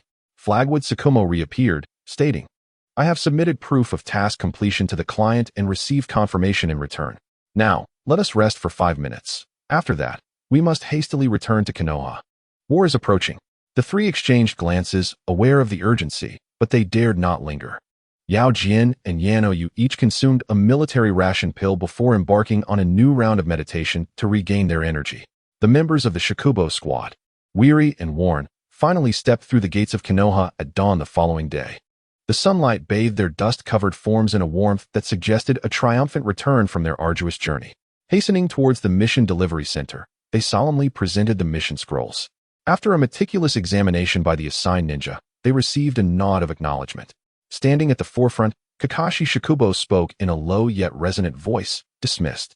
The trio of Hiragana exhaled in relief, exchanging glances before trudging homeward, their thoughts consumed by the desire for a restorative slumber to wash away their fatigue. Meanwhile, Kakashi Shakubo turned swiftly towards the Hokage building, acutely aware that war loomed on the horizon, necessitating urgent discussions and allocations. Upon entering the conference room, he found a considerable number of elite ninjas already assembled. Their gazes met in silent greetings, while the third Hokage, Hiruzen Sarutobi, presided at the head of the table, gesturing for Shakubo to take a seat. After gathering his thoughts, Shakubo began to analyze the intelligence relayed by the Umbu. Assessing Konoha's current circumstances and anticipating potential developments on the battlefield of the Land of Rain. Just as the discussion grew fervent, an Umbu ninja burst in, kneeling on one knee. "Report to the Hokage. A significant gathering of Awagakure ninjas has been detected at the border of the Land of Rain, seemingly with intent to invade." The room fell into an immediate hush, the atmosphere thickening with tension. The third Hokage furrowed his brow, his gaze sweeping over the assembly. "It appears that war is upon us sooner than anticipated. Shakubo, you have just returned from the border. Share your insights." Rising with a grave demeanor, Kakashi Shakubo responded, "Awagakure's actions suggest they come prepared. We must not underestimate them. I propose we dispatch a reconnaissance team to ascertain their troop deployment and battle strategies. while simultaneously reinforcing our border defenses. Furthermore, we must take the initiative against Sunagakure, extinguishing their arrogance. Addressing the Hokage, he declared, I volunteer for this mission, willing to be the spear that pierces Sunagakure. The other elite ninjas nodded in agreement, presenting their own suggestions and strategies, with many eagerly stepping forward to demonstrate Konoha's might to Sunagakure, Iwagakure, and Amigakure. After attentively considering their input, the third Hokage began to systematically assign tasks, signaling that a great conflict was imminent. Meanwhile, Kushina, Minato, and the newly graduated generation of ninjas remained lost in slumber, blissfully unaware of the storm that awaited. Only one individual, gazing at the myriad stars, found sleep elusive. The Second Shinobi World War would claim the life of Shinsuke.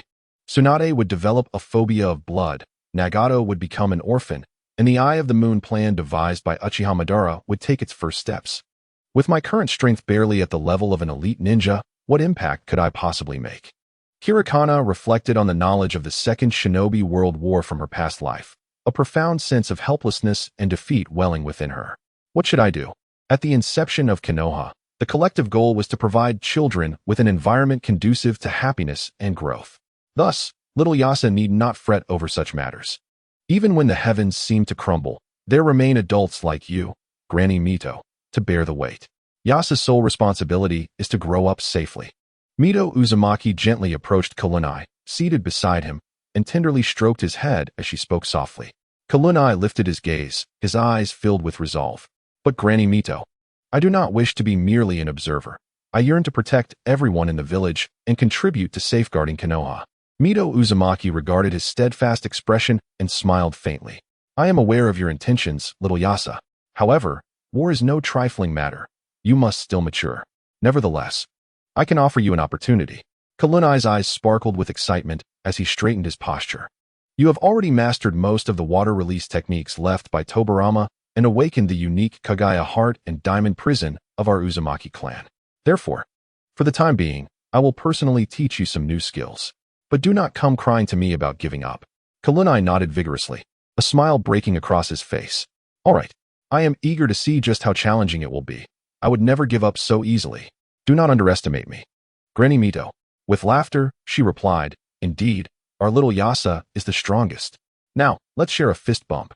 Upon hearing this, Mito Uzumaki smiled warmly, then clenched her right fist and extended it toward Kalunai. Kalunai's eyes widened in disbelief. Yet he slowly raised his own fist, gently connecting it with Mito Uzumaki's. In the early days of August in the 37th year of Konoha, the Second Shinobi World War erupted in full force. Under the guidance of the third Hokage, Konoha village was diligently preparing to confront the impending conflict. Additional note, the pronunciation of Kalunai may be familiar to some. Indeed, it is pronounced as Karua, which is why Mito refers to Kalunai as Little Yasa. Chapter 10, The Cursed Necklace. A parting gift on August 9th, in the 37th year of Konoha, Shangshu. Happy 12th birthday. Tsunade smiled as she wished Shangshu well while handing him a gift box. Shangshu glanced at the box and, with a dismissive pout, replied, I am no longer a child. I do not want any gifts. He returned the box to Tsunade. Undeterred, Tsunade placed her hands on her hips and leaned slightly toward Shangshu. What nonsense. You are still just a child. Open the gift. You will surely be delighted.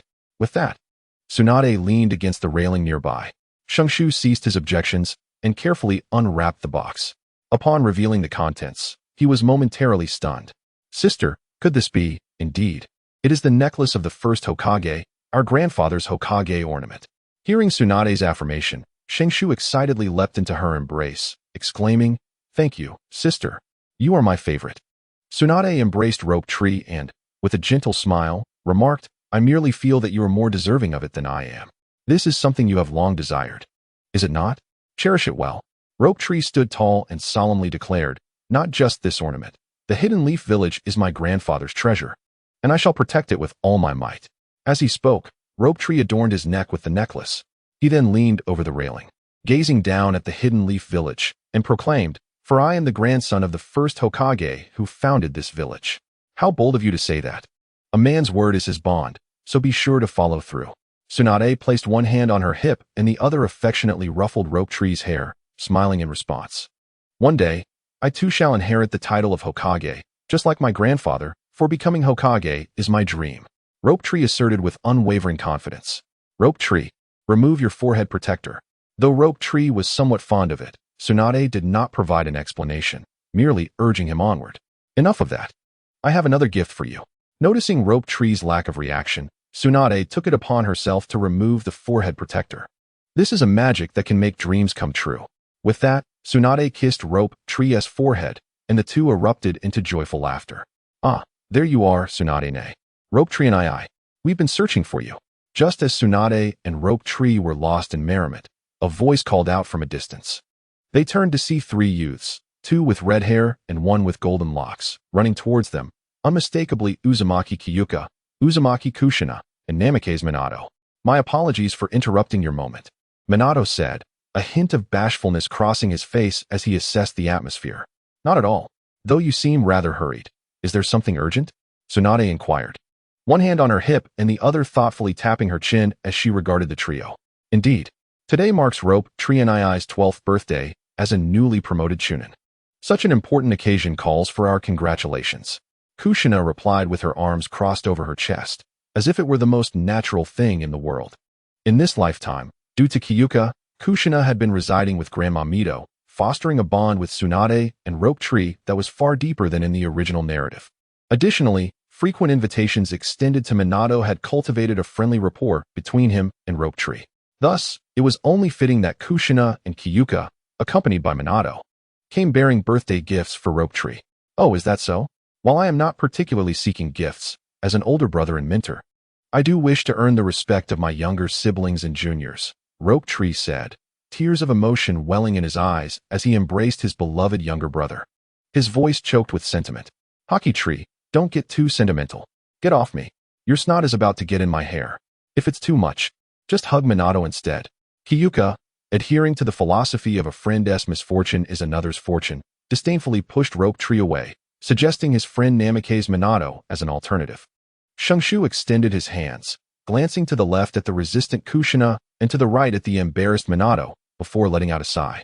Feeling that he had indeed misallocated his trust to a fool, Tsunade, resting her forehead against her hand, could hardly bear the antics of Shungshu. Yet all she could do was chide him with a mix of frustration and affection. All right, it's time to receive your gifts. These are carefully selected treasures, each one unique and extraordinarily rare in its own right. Kushina lifted her head, her proud little face beaming as she flashed a peace sign, embodying the very essence of triumph. Her words piqued the curiosity of both Tsunade and Shungshu. Now I must see this, Tsunade said, raising an eyebrow, her expression skeptical. It was not that she doubted Kushina's words. Rather, it was her curiosity about treasures that she had yet to encounter, especially considering her lineage of Hokage, her grandfather, great-uncle, and even her teacher were all Hokage. Let Minato go first, she suggested, noting Tsunade's intrigue regarding the gifts intended for Shungshu. Without further ado, Kushina eagerly introduced her friend. I shall present a birthday gift for Shungshu-senpai, my specially crafted soldier's food pills. Minato produced a bag filled with pill-sized morsels resembling cherries, and upon a quick glance, there appeared to be dozens of them. Scratching his head, he awkwardly remarked, "What's the big deal? They're just larger soldiers' food pills, right? How special can that be?" Quite the exaggeration, Kushina. Observing Minato's offering, Tsunade waved her left index finger, shaking her head with a teasing tone. And what if these soldiers' food pills do more than merely restore stamina and chakra? Minato, do enlighten us. Before Tsunade could voice her questions, Kushina signaled for Minato to elaborate on the unique properties of his special pills. These specially crafted soldiers' food pills, which I have dubbed the pitch-black round super nutritious healing recovery multi-pills, not only facilitate rapid chakra recovery, but also possess the ability to heal certain injuries. However, the rare medicinal ingredients required for swift healing are exceedingly scarce, making the production of these pills quite limited and, considering the costs, remarkably low in value for their efficacy. As Minato described the pills, Tsunade's expression became one of disbelief, although she had heard Shungshu refer to Minato as a naming genius. Witnessing it firsthand was another matter entirely. Here was a precious remedy capable of making a significant impact in critical moments. Yet it bore a name as absurd as pitch-black something pills. Truly, Jiraiya, who regarded him as a treasured disciple, lacked discernment. Next came Kushina's turn to present her gift. Though it may appear ordinary, the effects are indeed remarkable. It took me considerable time to craft this. With that, she handed Shingshu an envelope-shaped present. Having learned from Minato's earlier experience, Shingshu no longer held any trace of disdain in his eyes.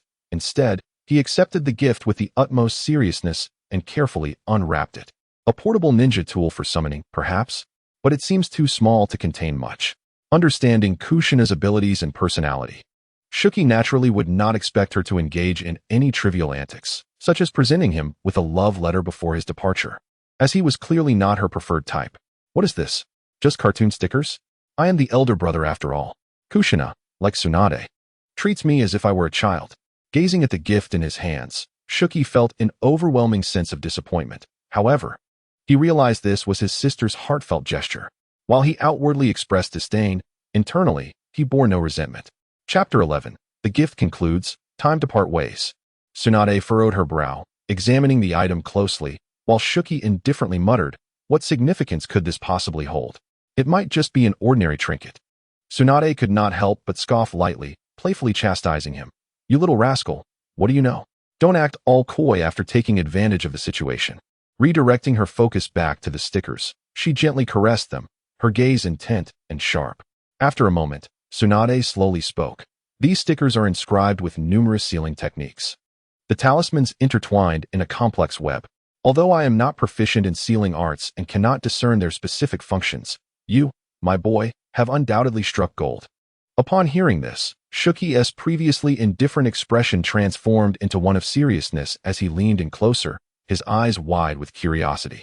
He scratched his head and asked, Kushina, what extraordinary treasure have you gifted me? Even Tsunade praises it highly. It might prove immensely useful.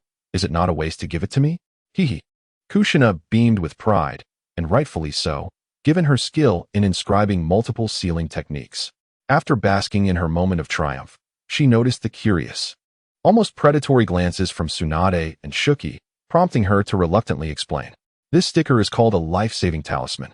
Its usage is simple. Just infuse it with a bit of chakra and affix it to the navel. As for the principle behind it, well, it's somewhat complex. Yes. That's about it. What? You can't even recall the operational principle? Could it be that this life-saving talisman was crafted by Kizuna, and you are merely presenting it as your own? Observing Kushina's stammering explanations, Shuki couldn't help but tease her. Brother Shuki, you have wronged me. With my expertise in sealing arts, I could not possibly create something so intricate. I merely provided Kushina with a spark of inspiration. In truth, the principle is quite straightforward. The user infuses chakra to activate the sensory technique inscribed within the sticker, and by placing it on the navel, they can achieve comprehensive awareness of their physical condition with minimal expenditure. When the user suffers a grave injury, the life-saving talisman perceives the rapid decline in the user's vital signs, triggering the second layer of its seal. This activation simultaneously invokes two effects. One is the medical ninjutsu, in healing, which stabilizes the user's injuries. The other is the water release technique, water surge, which not only protects the user but also repels enemy pursuits or deflects incoming attacks, thus providing the user with a moment to breathe. Listening to Kalunai's introduction, Shoju scratched his head, appearing utterly perplexed, clearly unable to comprehend the intricacies, ultimately nodding in vague acknowledgement.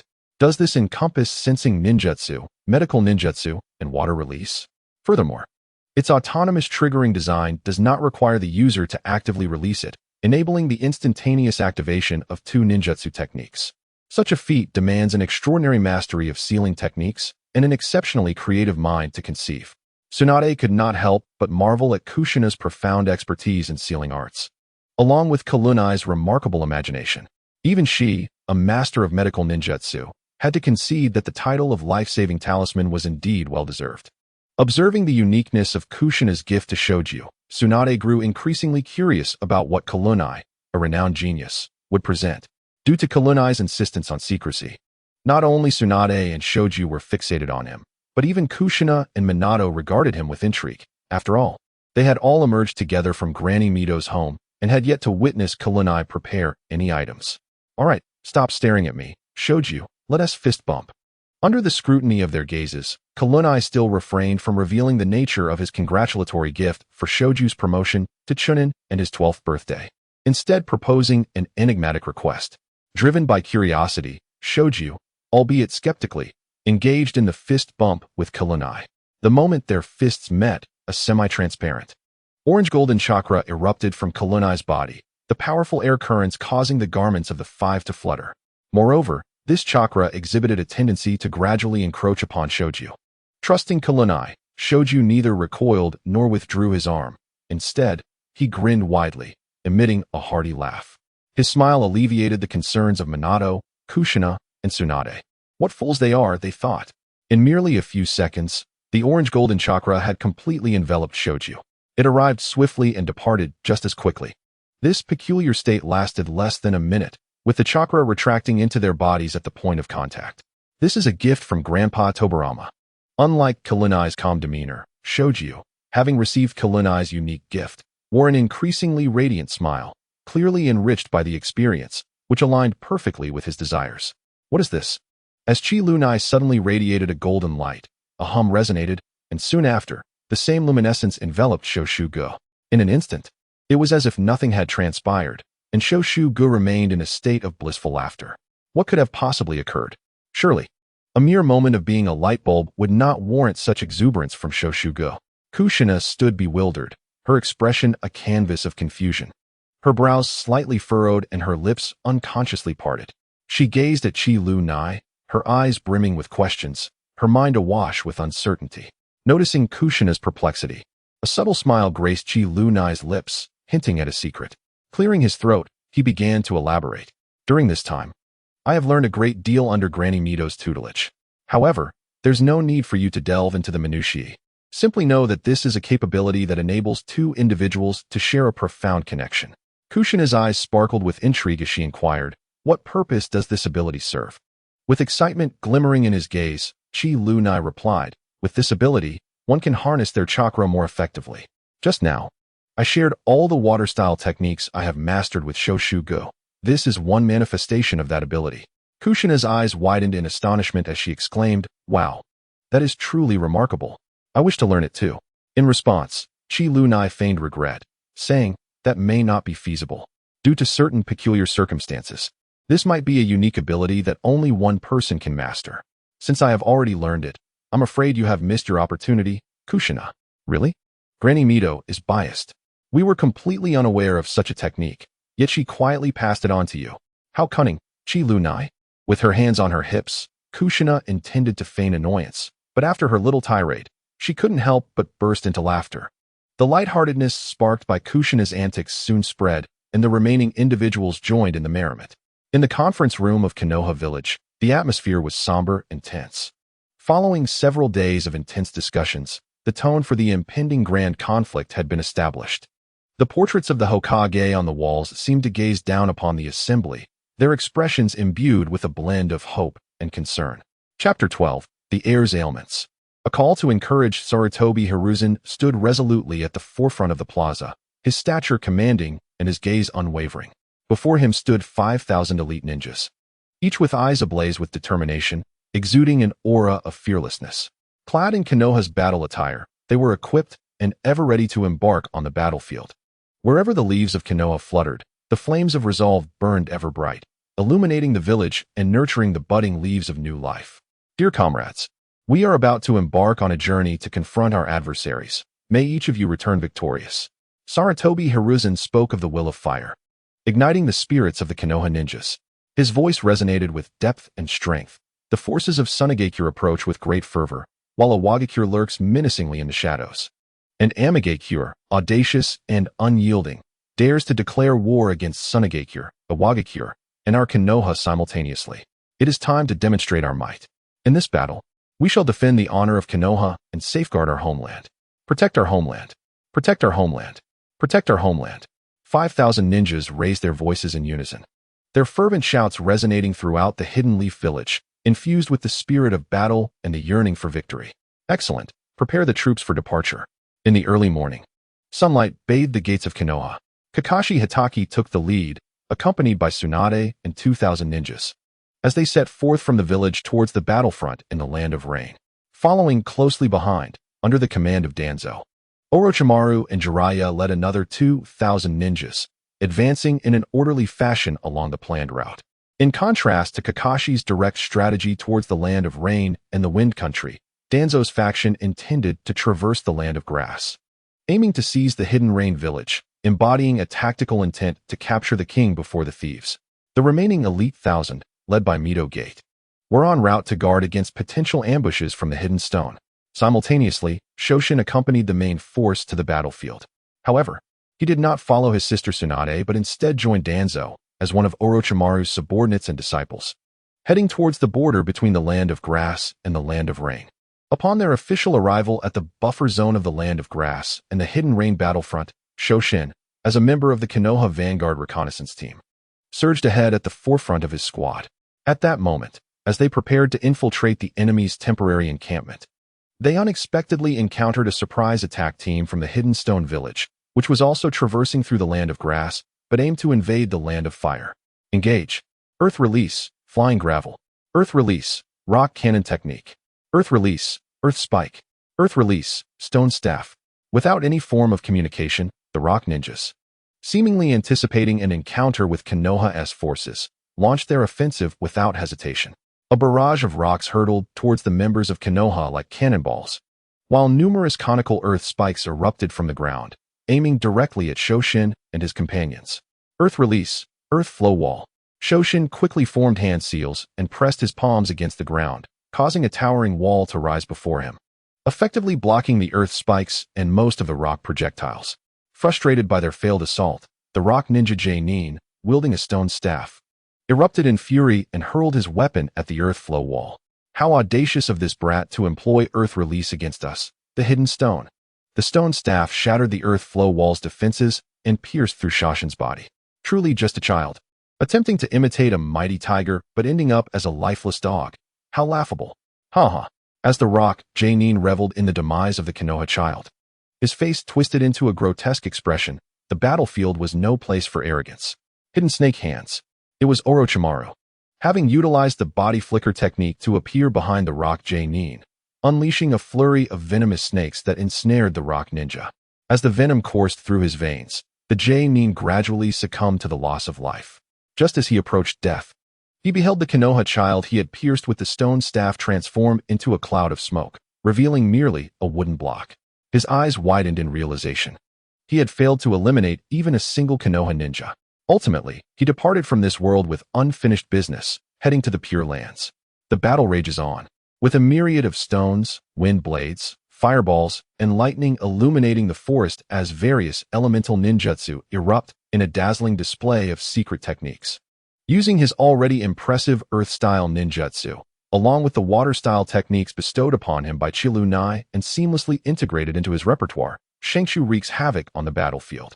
He initiates with the water-style technique, Water Burst, to create a favorable terrain, then employs the Water Wave Strike in conjunction with his ninja tools and alternating earth-style techniques to execute tactical maneuvers, single-handedly forcing several rock ninjas into retreat.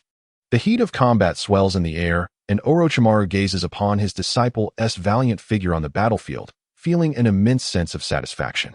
His elongated eyes glimmer with admiration before he turns his full attention to the remaining 2 rock village jonin he is engaged with. Hidden technique, many serpents. Orochimaru swiftly forms hand seals, and in an instant, multiple robust serpents extend from his arms, lunging toward the rock ninjas with gaping maws. The 2 rock jonin, wary of the threat, quickly employ earth-style ninjutsu to erect sturdy earth walls. The serpents crash against the barriers with a dull thud. Yet cracks begin to mar the walls under the serpent's relentless assault. Wind release, great breakthrough. Following this, Orochimaru inhales deeply and unleashes a fierce gale. The howling wind sweeps through, accompanied by razor-sharp currents that shatter the earth walls into debris while the summoned serpents seize the opportunity to ensnare one of the rock ninjas. The synergy between wind and serpents creates a formidable offensive, leaving the 2 ninjas momentarily overwhelmed. Earth release, earth spike. Seizing the moment, another rock ninja, aided by his comrade, conjures a massive boulder from the ground and hurls it fiercely at Orochimaru. In a swift motion, Orochimaru evades the strike and directs his serpents to launch an assault from various angles against this rock ninja. Earth release, earth lance. The other rock ninja, having freed himself with his partner's help, seizes the opportunity to launch an earth spike attack. Orochimaru deftly sidesteps and promptly utilizes wind release to slice the earth spikes into fragments, dispersing them. Amidst the intense clash, Orochimaru maintains the upper hand through the exquisite coordination of serpent techniques and wind ninjutsu, effectively restraining the two rock ninjas and preventing them from aiding their comrades, thereby crafting a more advantageous combat environment for his disciples and subordinates. However, the skirmish does not persist for long. Under Orochimaru's leadership, the surprise attack squad from the Rock Village, comprising over 20 ninjas including 3 enemy jonin and 6 special jonin, is swiftly annihilated by the forces of Konoha. Yet, the triumph comes at a considerable cost. 3 nin are slain, 5 are injured, with 2 severely wounded and unable to fight for the time being. 1 special jonin also falls, while others bear various wounds. Only Orochimaru, Shinkshu, another jonin from their team, and the final medical ninja emerge unscathed. Soon, Orochimaru records the intelligence and summons a small brown snake, instructing it to relay the information back to the temporary command post. He commanded the lightly injured to clear the battlefield, designating a specially skilled jonin with the least severe injuries and the most experience to oversee the task of returning the remaining wounded ninjas and 4 corpses to the camp after the area was secured. Once this was arranged, Orochimaru led the remaining members of the reconnaissance team, including Ju, to continue their original mission of gathering intelligence on the hidden ring. Not far behind the team, Orochimaru perched on a tree branch, one hand resting against the trunk, observing his spirited and adorable disciple charging ahead. A smile crept across his face as he recalled Ju's adept use of earth release techniques and the formidable water release jutsu left behind by the second Hokage, Tobirama Senju. Despite his confusion over when his pupil had mastered a technique he himself was not particularly skilled at, he felt a surge of joy at Ju's growing strength. Perhaps buoyed by their recent victory, the youthful and impulsive Ju suddenly stumbled into a trap laden with explosive tags, the ensuing blast leaving the medical ninja nearby in shock. Gazing at the necklace flung to his feet by the explosion, Orochimaru's eyes widened in disbelief. Ju. Additional note. In the anime, prior to his demise, there is a scene where Orochimaru kills an enemy dressed similarly to a rock ninja. Hence I have introduced an ambush by rock ninjas here. Chapter 13. A change of personnel. Due to a series of unforeseen events, Orochimaru was compelled to terminate the mission and return to the temporary military tent of the Grass Country's front lines, where he reported the circumstances of the operation to the overall commander, Shimura Danzo. Initially engaged in the Rain Country alongside Kakashi Hatake to confront Tsunade and her siblings, Chiyo and Ero Sennin, the distressing news of Ju's mishap prompted him to hasten to the temporary camp in the Grass Country. Beneath a darkened sky, torrential rain began to pour, and flashes of lightning split the heavens, illuminating Tsunade's fearful visage. The thunder roared as if mourning, or perhaps venting its fury. Overcome with dread, Tsunade's body trembled with each breath. Just as she was about to enter for a closer look, Jiraiya grasped her shoulder, earnestly persuading her to halt. What does it matter? Let her see. She wouldn't even recognize her brother in that state, Orochimaru said, leaning against the wall with an unperturbed tone. Enough, Orochimaru. This is a time of war. Every ninja must face such a day, Tsunade replied.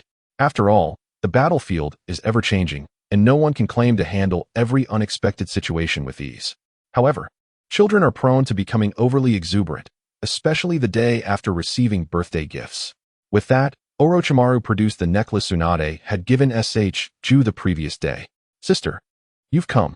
Just as Tsunade was enveloped in sorrow over her brother's loss and the dual impact of Orochimaru's words, an ill-timed voice broke the silence among the three.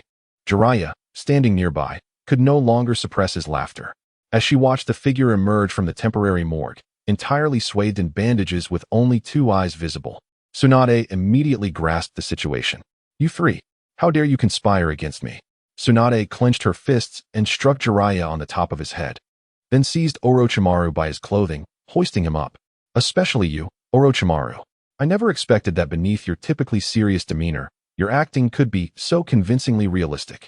After gifting Jiraiya and Orochimaru a string of red envelopes, she sighed and turned her gaze towards her younger brother, now adorned in his amusing yet exasperating bandaged ensemble. Now, explain this situation to me. We merely came to pay our respects to our fallen comrades. It was merely coincidental that our meeting place was here. As for the other details, I am not entirely certain. You should inquire with Orochimaru and Shinjutsu, Jiraiya replied, scratching his head while grinning sheepishly. Tsunade, you are far too impulsive. As Tsunade's fierce gaze fell upon him once more, Orochimaru remarked sarcastically before recounting the events of their mission. When I approached to investigate, I discovered that Shinjutsu was enveloped in several distinct forms of chakra. Each chakra seemed to collaborate, shielding him from lethal harm, nurturing his wounds, and stabilizing his vital signs, allowing him to cling to life. After administering what he referred to as a supernutritious healing pill, I brought him back to the camp for treatment. Upon hearing Orochimaru's account, Tsunade suddenly understood. It was the gifts from Kizuna and the others that had saved Shinjutsu's life. Realizing that had it not been for Kizuna's chakra, the protective talismans, and the specially formulated soldier pills from Minato, Shinjutsu might have truly perished. She was instantly drenched in cold sweat. Before she could express her gratitude to Kizuna and the others, Orochimaru's next words sent a fresh wave of anxiety coursing through Tsunade. However, there is one thing that I have been unable to comprehend. During our classified mission, we not only encountered an ambush from the rock ninjas, but someone had also laid numerous traps along our predetermined route. It was as though they were aware of our every move in advance. Are you suggesting that there is a spy within our team? No, the members of the reconnaissance team, aside from Shinjutsu, were all temporarily reassigned. They could not have known the mission details in advance, nor could any information have escaped under your watch. Orochimaru, Jiraiya calmly analyzed the potential for a security breach. Yet, the more he delved into the analysis, the colder his heart grew, disbelief filling his eyes. He shook his head, attempting to dispel the maddening thought that had crept into his mind, murmuring to himself for comfort, perhaps it is merely a coincidence. A single incident could be deemed a coincidence, but what of two? Not only was IWA Ninja's initial target the rope tree, but even after the rope tree fell into such a trap, there remained a rain ninja emerging to deliver a final blow to the corpse. Rather than attacking the incapacitated medical ninja, how long must you remain so naive, Jiraiya? Cease this self-deception. The cold words of Orochimaru pierced through Jiraiya and Tsunade's hearts like sharpened blades, each syllable inflicting a wound. After their analysis, all evidence ultimately pointed to that man, Danzo. Tsunade, gritting her teeth, uttered the name with barely contained fury, her eyes ablaze with a wrath that seemed capable of reducing that old scoundrel to ashes. As she prepared to head to the makeshift command center to confront Shimura Danzo, Jiraiya once again reached out to stop her. Are you attempting to restrain me, Jiraiya? Tsunade demanded. Do not act impulsively, Tsunade. The war has only just commenced. Even if you confront him, he will deny these baseless accusations without tangible evidence. All that would result is chaos that could undermine our troops' morale, and we would gain nothing. Shall we simply allow him to act with impunity? Damn it.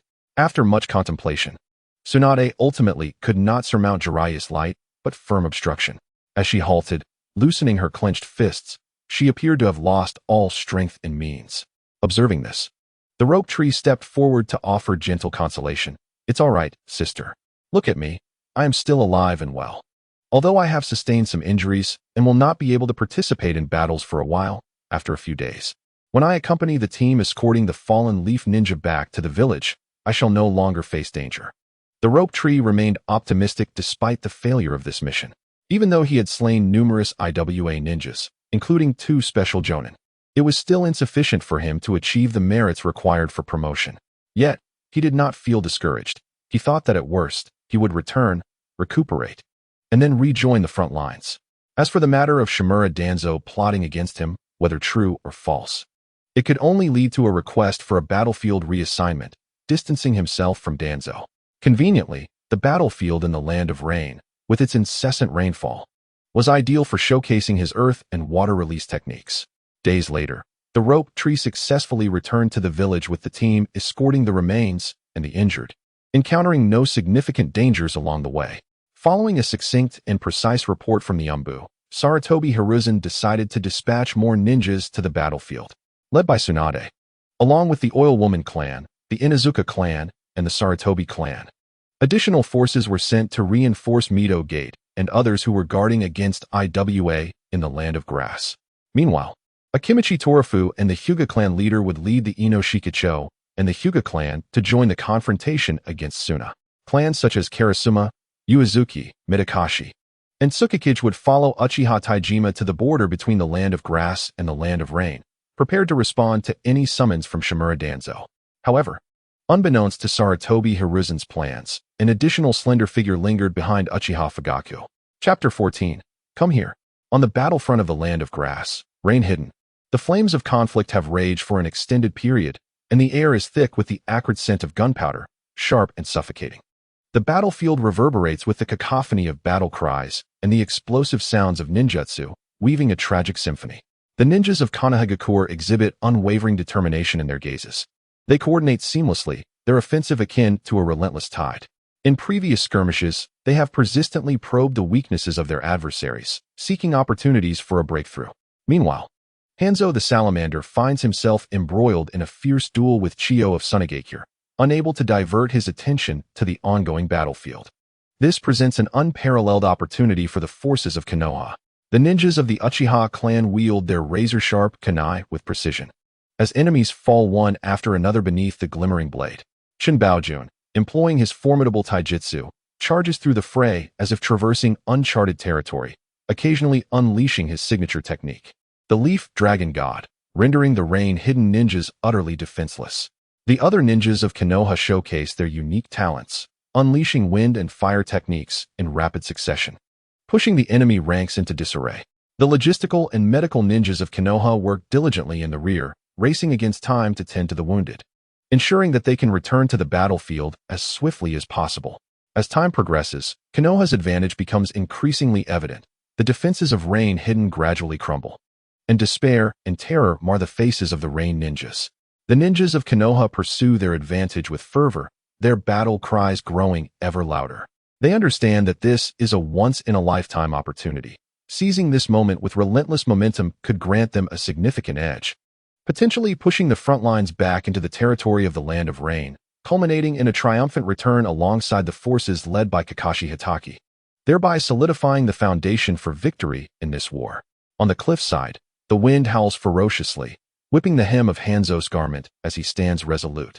Having just repelled the forces of Sunagakure led by Chiyo, he clutches a report from his subordinate, the urgency of his grip causing his knuckles to whiten. The news of a disastrous defeat on the battlefield of the Land of Grass pierces his heart like a dagger. In an instant, Hanzo's eyes widen, bloodshot with fury. His gaze aflame, his face flushed crimson, veins throbbing on his forehead like twisted earthworms. He grits his teeth, the sound echoing ominously as if he intends to grind the report to dust. Damn it! Curse you, Konoha! He bellows, his voice reverberating through the valley. Laden with immeasurable rage and indignation, he hurls the report to the ground, stomping upon it with fervor, as if such a gesture could obliterate the humiliation of failure. Beside him, his subordinate, the Salamander Shinobi, remains silent, head bowed, loathing his own inadequacy for not being able to assist Hanzo effectively. Hanzo paces restlessly, each step imbued with the weight of 1,000 burdens, causing the earth to tremble beneath him. His mind plagued by visions of defeat and the oppression of small nations by their larger counterparts. I shall not permit this failure to stand. Hanzo suddenly halts, fists clenched tightly, his gaze radiating unwavering resolve. I will regroup our forces. Those arrogant great nations shall pay a steep price. His voice resonated with a deep and commanding authority. The scorpion fish god, Dalian, promptly nodded and hurried to convey the orders. Meanwhile, scorpion fish Hans gazed into the distance. A burning desire for vengeance ignited within him.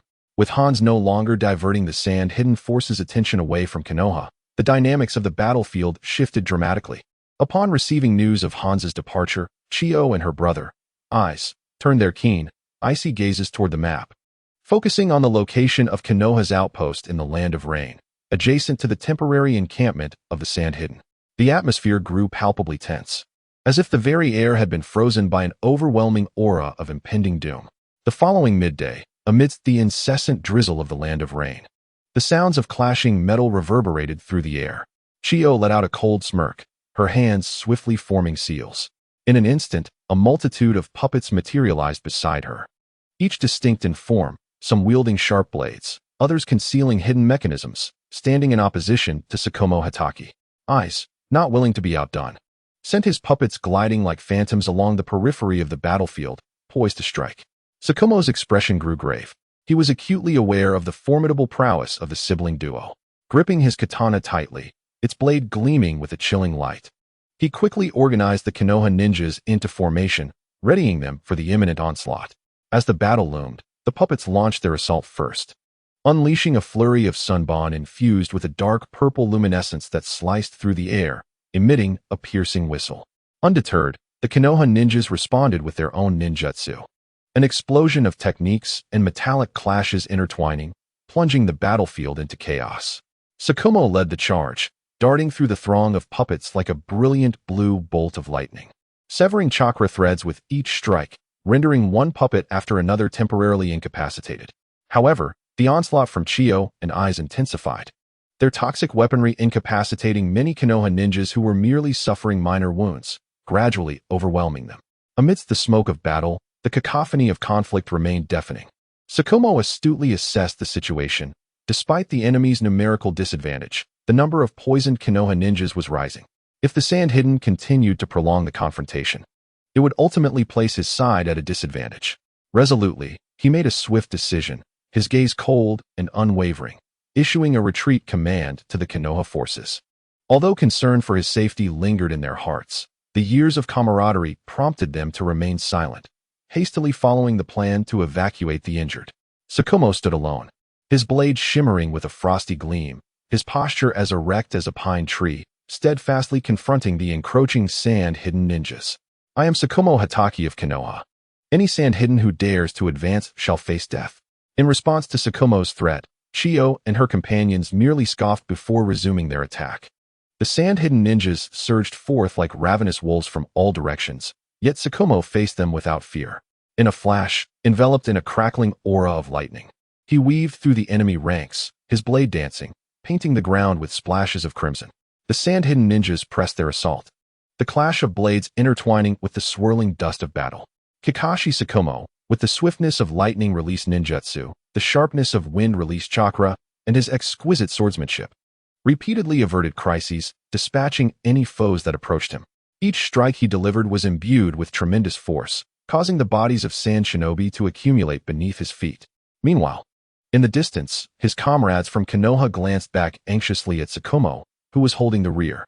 As time passed, the number of fallen sand shinobi continued to rise, and Konoha's team had safely retreated to a considerable distance. Realizing that further gains were unlikely, Chiyo had no choice but to withdraw, leading the injured and some of the fallen sand shinobi away. At this moment, Tsukumo's tactical vest showed signs of wear, yet he remained unscathed. Swiftly, he utilized sealing scrolls to collect several bodies before turning away from the battlefield.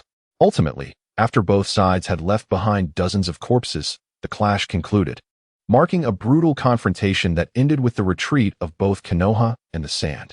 The indelible image of Tsukumo, standing resolute against the onslaught, would forever be etched in the memories of the Sand Shinobi. Chapter 15. Is your name Hans?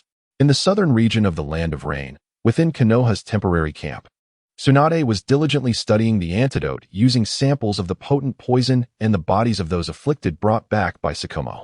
Tsunade, how much longer until the antidote is ready? Urged Hyuga Hisashi, the current clan head of the Hyuga clan, as he awaited anxiously outside Tsunade's tent. The wounds of the poison ninjas are nearly festering, and several have succumbed to the toxicity. Do not fret, trust in Tsunade's capabilities, advised Akimichi Choza. Your repeated urgings are unlikely to yield positive results. If you inadvertently affect Tsunade's focus, it may hinder her progress. Although Hisashi understood this logic, thoughts of the heir to the clan, who lay in critical condition, plagued him with unease, making it difficult for him to remain calm. This is all the old man's fault. Had he approved my proposal to bolster the training of medical ninjas, the antidote would have been successful by now. Without seeing her, they heard her approach. Soon, Tsunade emerged from the tent, arms crossed, accompanied by an assistant carrying a box filled with test tubes. It was evident that the blue-green solutions within those test tubes were the latest antidotes formulated to counter the toxins from the sand. In the northern part of the Land of Rain, the sky perpetually bore a gloomy countenance, with fine strands of rain cascading down like the finest silk, shrouding the land in a veil of mist. On one side of the Land of Rain, Shimura Danzo and Hans of the Salamander engaged in a breathtaking battle. With a sinister gaze, Danzo rapidly formed hand seals, unleashing countless invisible wind blades that swept toward Hans. Agile as a specter, Hans deftly navigated the gaps between the wind blades while swiftly performing his own hand seals, summoning technique. A colossal salamander materialized upon the battlefield, with Hans perched atop its head, surveying Danzo from a commanding height. Go, J-Fuku, unleash the toxic mist. Purple smoke erupted from J-Fuku's gaping maw, swiftly enveloping Danzo like a tidal wave. Ninjutsu, summoning technique. Dream Eater, employ wind release to devour, with rapid hand seals. Shimura Danzo summoned a monstrous creature resembling a tiger's claw, a cow's tail, and an elephant's trunk behind him. The Dream Eater opened its massive jaws and instantly consumed the toxic mist with ease. Witnessing the effortless resolution of his attack, Danzo scoffed derisively. Is that what you call Hanzo? Oomph. Just wait. I shall dispatch you within 5 minutes. The chain scythe in Hanzo's grip gleamed ominously in the rain. Seizing a moment of vulnerability, he lunged forward like lightning, the blade aimed directly at Danzo's throat. Danzo reacted with remarkable speed, sidestepping the assault, yet still suffered a gash across his cheek, blood immediately cascading down. Gritting his teeth, he swiftly formed new hand seals. Wind release, vacuum wave. The battle escalated into a brutal clash, both combatants blinded by rage. Hanzo unleashed his formidable ninja body technique, employing water body in conjunction with his chain scythe to mount a ferocious offensive. Despite Danzo's earnest defenses, he struggled to completely mitigate Hanzo's relentless onslaught. At a critical juncture, Hanzo seized the opportunity and struck ferociously at Danzo. Ninjutsu, chain scythe second strike. Though Danzo, wielding a kunai, managed to block the incoming projectile, he could not evade the follow-up attack of the scythe. With a sickening crack, his right hand was grievously injured, blood pouring forth as it hung limply at his side. You missed your mark this time. Next time, fortune shall not favor you. Hanzo sneered, dissatisfied that his assault had only incapacitated Danzo's right hand. He pressed on with renewed vigor. Fire release, exploding flame array. At last, Hanzo unleashed his long-prepared ninjutsu, having cornered Danzo into a specific position. Numerous explosive tags erupted from the earth, adhering tightly to Danzo's form. Attempting to escape using the body flicker technique, Danzo found his injured right hand an impediment, preventing him from fully evading the impending catastrophe. His once bleeding hand was now charred to a crisp from the searing heat of the detonating tags, and even the right side of his body bore significant burns. After inflicting severe injury upon Danzo, Hanzo's gaze darkened as he surveyed the battlefield, where Orochimaru and Jiraiya were ruthlessly dispatching rain ninjas, alongside a slender figure with red hair. After careful deliberation, Hanzo ultimately resolved to allow Danzo to escape, hoping to secure the withdrawal of Konoha's forces, thus bringing their confrontation to a temporary close. Enduring excruciating pain, Danzo gazed at his charred hand, his eyes brimming with resentment and malice. Covering his wound with his remaining left hand, he slowly turned and vanished into the curtain of rain. Hanzo remained vigilant at his post, watching the retreating figures of the Konoha ninjas until they completely disappeared from sight, before releasing a long, drawn-out sigh. Compared to the small nations, the abundance of talent in the great nations is overwhelming, particularly in Konoha. That red-haired boy, a member of the Uzumaki clan, appeared no older than 11 or 12, yet had managed to slay several nin, even a special nin. Damn that child. Damn Konoha. Damn the great nations. In the northern region of the Rain Country, within the temporary encampment of Konoha, Orochimaru and Jiraiya returned with the gravely injured Danzo. The sight of Danzo's dire condition caused the members of Konoha to furrow their brows in concern, prompting immediate action to initiate his treatment while convening an emergency meeting. The losses sustained in this battle were severe, and with Danzo in such a critical state, confronting the formidable Hanzo of the Salamander, who was stationed in Amigakure, would undoubtedly prove to be a more daunting challenge. Jiraiya expressed his worries with a troubled countenance. Orochimaru, with a chilling gaze, asserted that a new battle plan must be devised. Reckless assaults could no longer be tolerated. Moreover, given Danzo's current condition, he was no longer fit to serve as the commanding officer on the battlefield. It was imperative to consult with Master Sarutobi regarding who would assume the role of the new commander for the Amigakure front. Let the Umbu take Danzo back to the village. Those heartless individuals would contribute little even if they remained on the battlefield. They not only turned a blind eye to the plight of their comrades, but would even use them as bait. Had it not been for them, we would not have suffered such catastrophic losses during this period.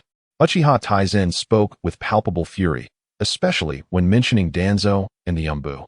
his expression a mask of barely contained rage. From his perspective, Danzo's Umbu were nothing but a source of disruption, particularly after witnessing several of his clansmen used as shields by Umbu ninjas, ultimately leading to their demise. This ignited a fierce anger within him. However, constrained by the chaos of the battlefield, where circumstances shifted in an instant, he found himself lacking tangible evidence to voice his grievances. Ninjas from the smaller clans, such as Suki and Kurama, resonated with Uchiha Taizen's sentiments. Yet, due to Danzo's position as the battlefield commander and his affiliation with the Hokage, they could only harbor their indignation in silence.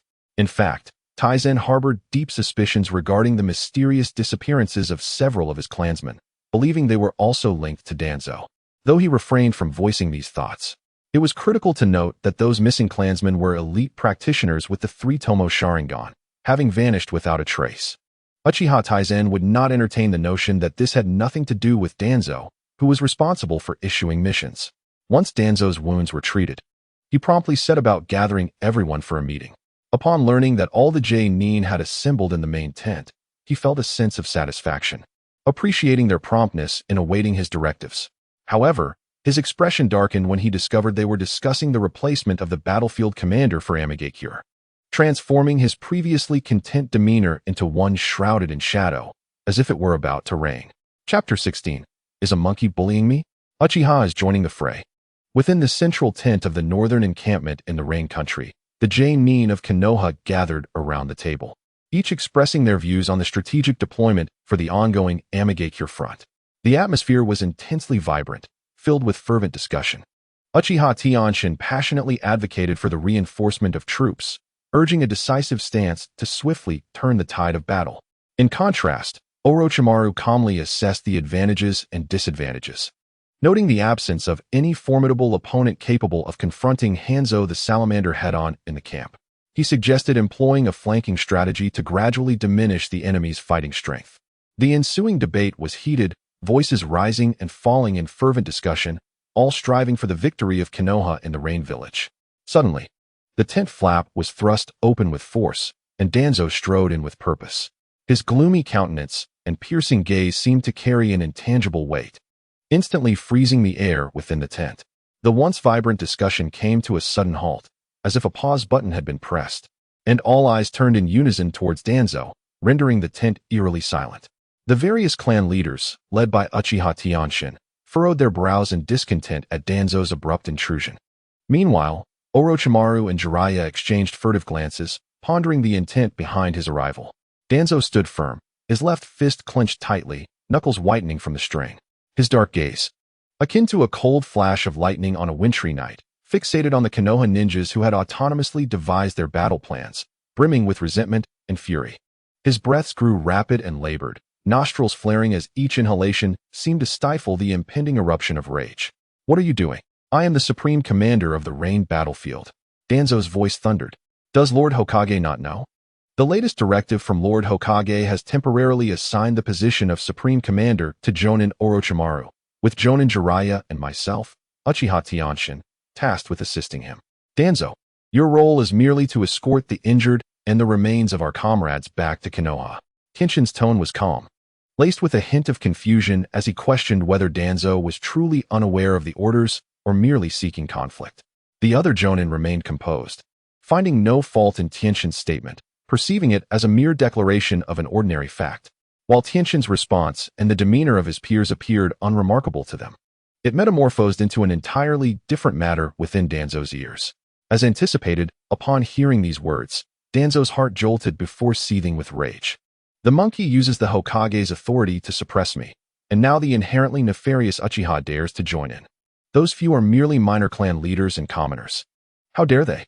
Furthermore, the monkey has the audacity to favor the Uchiha. Has he forgotten the sage teachings of Tobirama-sensei? The Uchiha are a naturally malevolent clan. Watching the Konoha ninjas act independently without consulting him, and Uchiha Tianshin daring to speak to him in such a condescending manner, filled him with indignation. He had labored for years to cultivate his power within Konoha, treating authority as his very lifeblood, and could not tolerate such blatant disregard. His lips quivered slightly, veins bulging on his forehead, resembling an enraged beast cornered. A group of ignorant fools. Danzo's left eye narrowed as he seethed silently, cursing them in his heart. His heart was tumultuous, akin to a tempestuous sea, with waves crashing violently. In the past, he had willingly become a tool for Sarutobi Hiruzen, driven by the fervent will of fire to realize his aspirations. Yet now, these individuals disregarded him entirely, a slight he found intolerable. He contemplated how to make this dismissive crowd bear the consequences of their actions, a glint of ruthlessness flashing in his eyes as he resolved that he would show no mercy, ensuring they would have no opportunity for regret. As this thought crossed his mind, a cold smile gradually emerged on his darkened visage. Humph, once the turmoil of the Rain Village battlefield settles, I shall demonstrate who truly wields power, Danzo muttered to himself, his voice chilling as if it were seeping through clenched teeth. Meanwhile, a slender figure with crimson hair emerged from the temporary battlefield hospital tent in Konoha.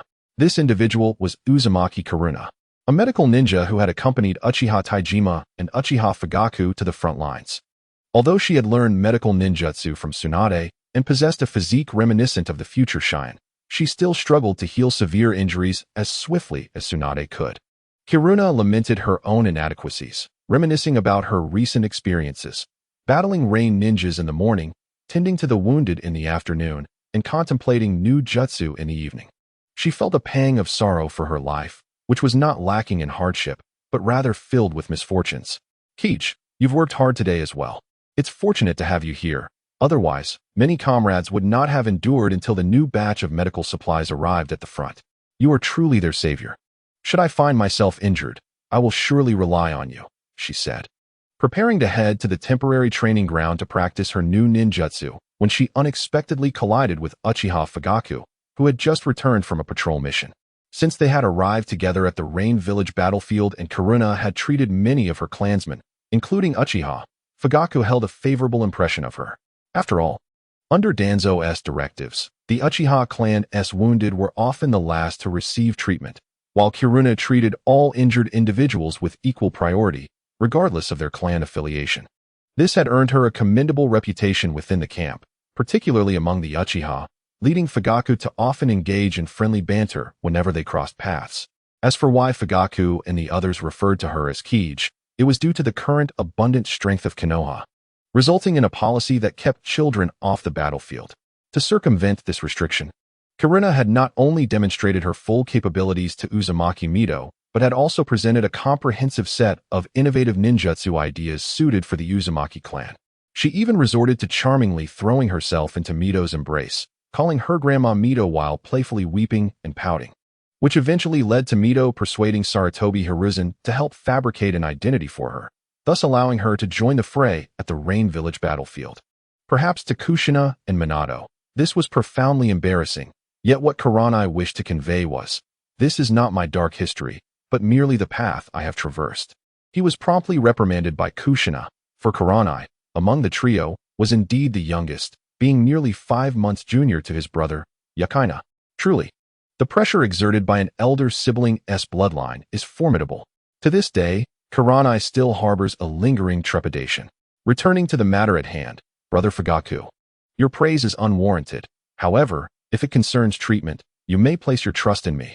Kuranai replied with a smile, acknowledging Fugaku's commendations and playful banter. Observing the sky and the direction of Kuranai's journey, Fugaku seemed to recall something. You are heading to practice ninjutsu, are you not? We have conducted special surveillance over the area you frequent, but still, Kuranai, please ensure your safety and remember to return early to rest. Indeed, it is not far from the camp. I shall exercise caution. Thank you, Brother Fugaku. With that, Kuranai waved goodbye to Fugaku and hastened towards the temporary training ground. What an enviable talent! Fugaku quietly sighed after bidding farewell to Kuranai, as the Uchiha members exchanged glances. At his age, I was probably still weeding and chasing cats in the village. However, one thing puzzles me. Captain, why does Kuranai insist on coming to the battlefield? Be mindful of your words. Moreover, the thoughts of a genius can be quite peculiar. It is entirely normal not to comprehend them. If you could understand, surely you would have awakened your Sharingan long ago. As the conversation unfolded, several Uchiha ninjas began to debate, yet none could persuade the others until Fugaku intervened, unable to endure their squabbling any longer. All right, everyone, let us all be vigilant. Regardless of his intentions, he is contributing to Konoha, to our shared homeland. As long as there are no ill intentions, it suffices. Besides, he has assisted us considerably. So, let us refrain from speaking ill of him. As for Kuranai's true identity, anyone of stature or strength was aware, yet it remained an unspoken understanding among them. As for why Kuranai chose this path, it could only be said that geniuses possess their own thoughts, and coincidentally, they often enjoy certain privileges. Chapter 17. A subtle yet profound impact on the martial arts of the ninja world. Upon arriving at the temporary training ground, Kuranai gently rotated his neck, producing soft cracking sounds at the joints, as if heralding the commencement of his impending training. He flexed his wrists, his fingers deftly curling and extending, then proceeded to perform deep lunges, stretching the muscles of his legs, each movement fluid and natural. Having completed his warm-up, Kuranai inhaled deeply, his gaze transforming into one of unwavering focus and determination. Recalling the rich experiences of watching various anime in his previous life, and combining it with the unique abilities bestowed upon him by his chakra and Uzumaki lineage in this life, Chilunai conceived an extraordinary ninjutsu technique early on. However, due to his inadequate physical prowess at the time, he was unable to actualize it.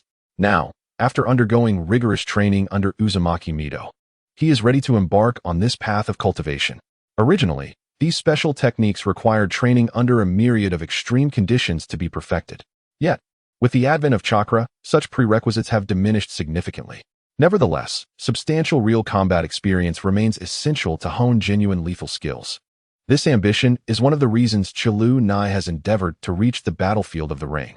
After a brief moment of recollection and mental organization, Chilunai officially commenced his training in the new Uzumaki-style ninjutsu. New Uzumaki technique, violent foot. Similar to the Navy's 6 forms, Soru, an immense accumulation of chakra gathered beneath Chilunai's feet.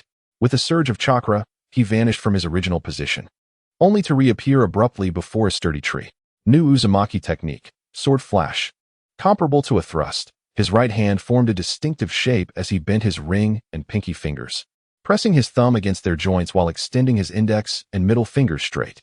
Encased in chakra, his hand, resembling a sword, effortlessly pierced the tree trunk as if slicing through butter. But it did not end there. New Uzumaki technique, sheath break. Somewhat akin to the techniques of the Lee family, this technique utilizes a burst of chakra to amplify wounds on the enemy or extend the range of attack. Reminiscent of the wind release, air slash. As he turned his sword-like hand, chakra erupted instantly, creating a gaping hole in the robust tree trunk. Gazing at his handiwork, Chilunai smiled knowingly, retracting his right hand and retreating swiftly, executing multiple aerial jumps with no points of leverage, changing directions effortlessly in midair. New Uzumaki technique, sky pursuit. Similar to moonwalk, having flawlessly replicated the two techniques, Chilunai nodded in satisfaction. Yet, as he contemplated the subsequent techniques, a sigh of resignation escaped him. At present, I have only mastered the property transformation of water chakra. The remaining 6 techniques, at least 4, are beyond my immediate grasp, and the 8th technique is similarly unattainable due to insufficient strength. It seems necessary to seek out Tsunade to learn about her extraordinary strength. Sometimes, I genuinely envy the talents of the likes of Wukong and the Spirit King. Alas, I possess but 5 chakra natures: water, wind, lightning, yin, and yang. After this moment of reflection, Chilunai's thoughts turned to certain matters. Never mind. This may provide an opportunity to bring little Nagato back to Konoha after the war concludes. The bloodline of my Uzumaki clan cannot be allowed to wander astray. And as for Conan from the land of grass, that is also incorrect. It is still too early for Conan's birth. It should pertain to her mother. Regarding the wisdom of not placing all eggs in one basket, or whether the likes of Obito and the prodigal son might stir trouble due to my bringing Nagato to Konoha, Chilunai began to reminisce and contemplate. After awakening the Rinnegan, Madara deciphered the tampered stone tablet, became aware of the existence of the infinite Tsukuyomi Jutsu, and devised the Moon Eye plan. Due to his advanced age and physical frailty, he chose to transplant his Rinnegan into Nagato, who possessed the Uzumaki sage body, nurturing it within him. He then dispatched Black Zetsu disguised as a Konoha ninja to assassinate Nagato's parents, thus compelling Nagato to activate the Rinnegan. It was only on the eve of the Third Shinobi World War that he utilized Yin-Yang release to create Black Zetsu, believing it to be his own will, when in fact it was the will of Kaguya. At this thought, Chilunai could not help but let out a cold snort. Humph, in their current state, Those two combined are no match for Mito.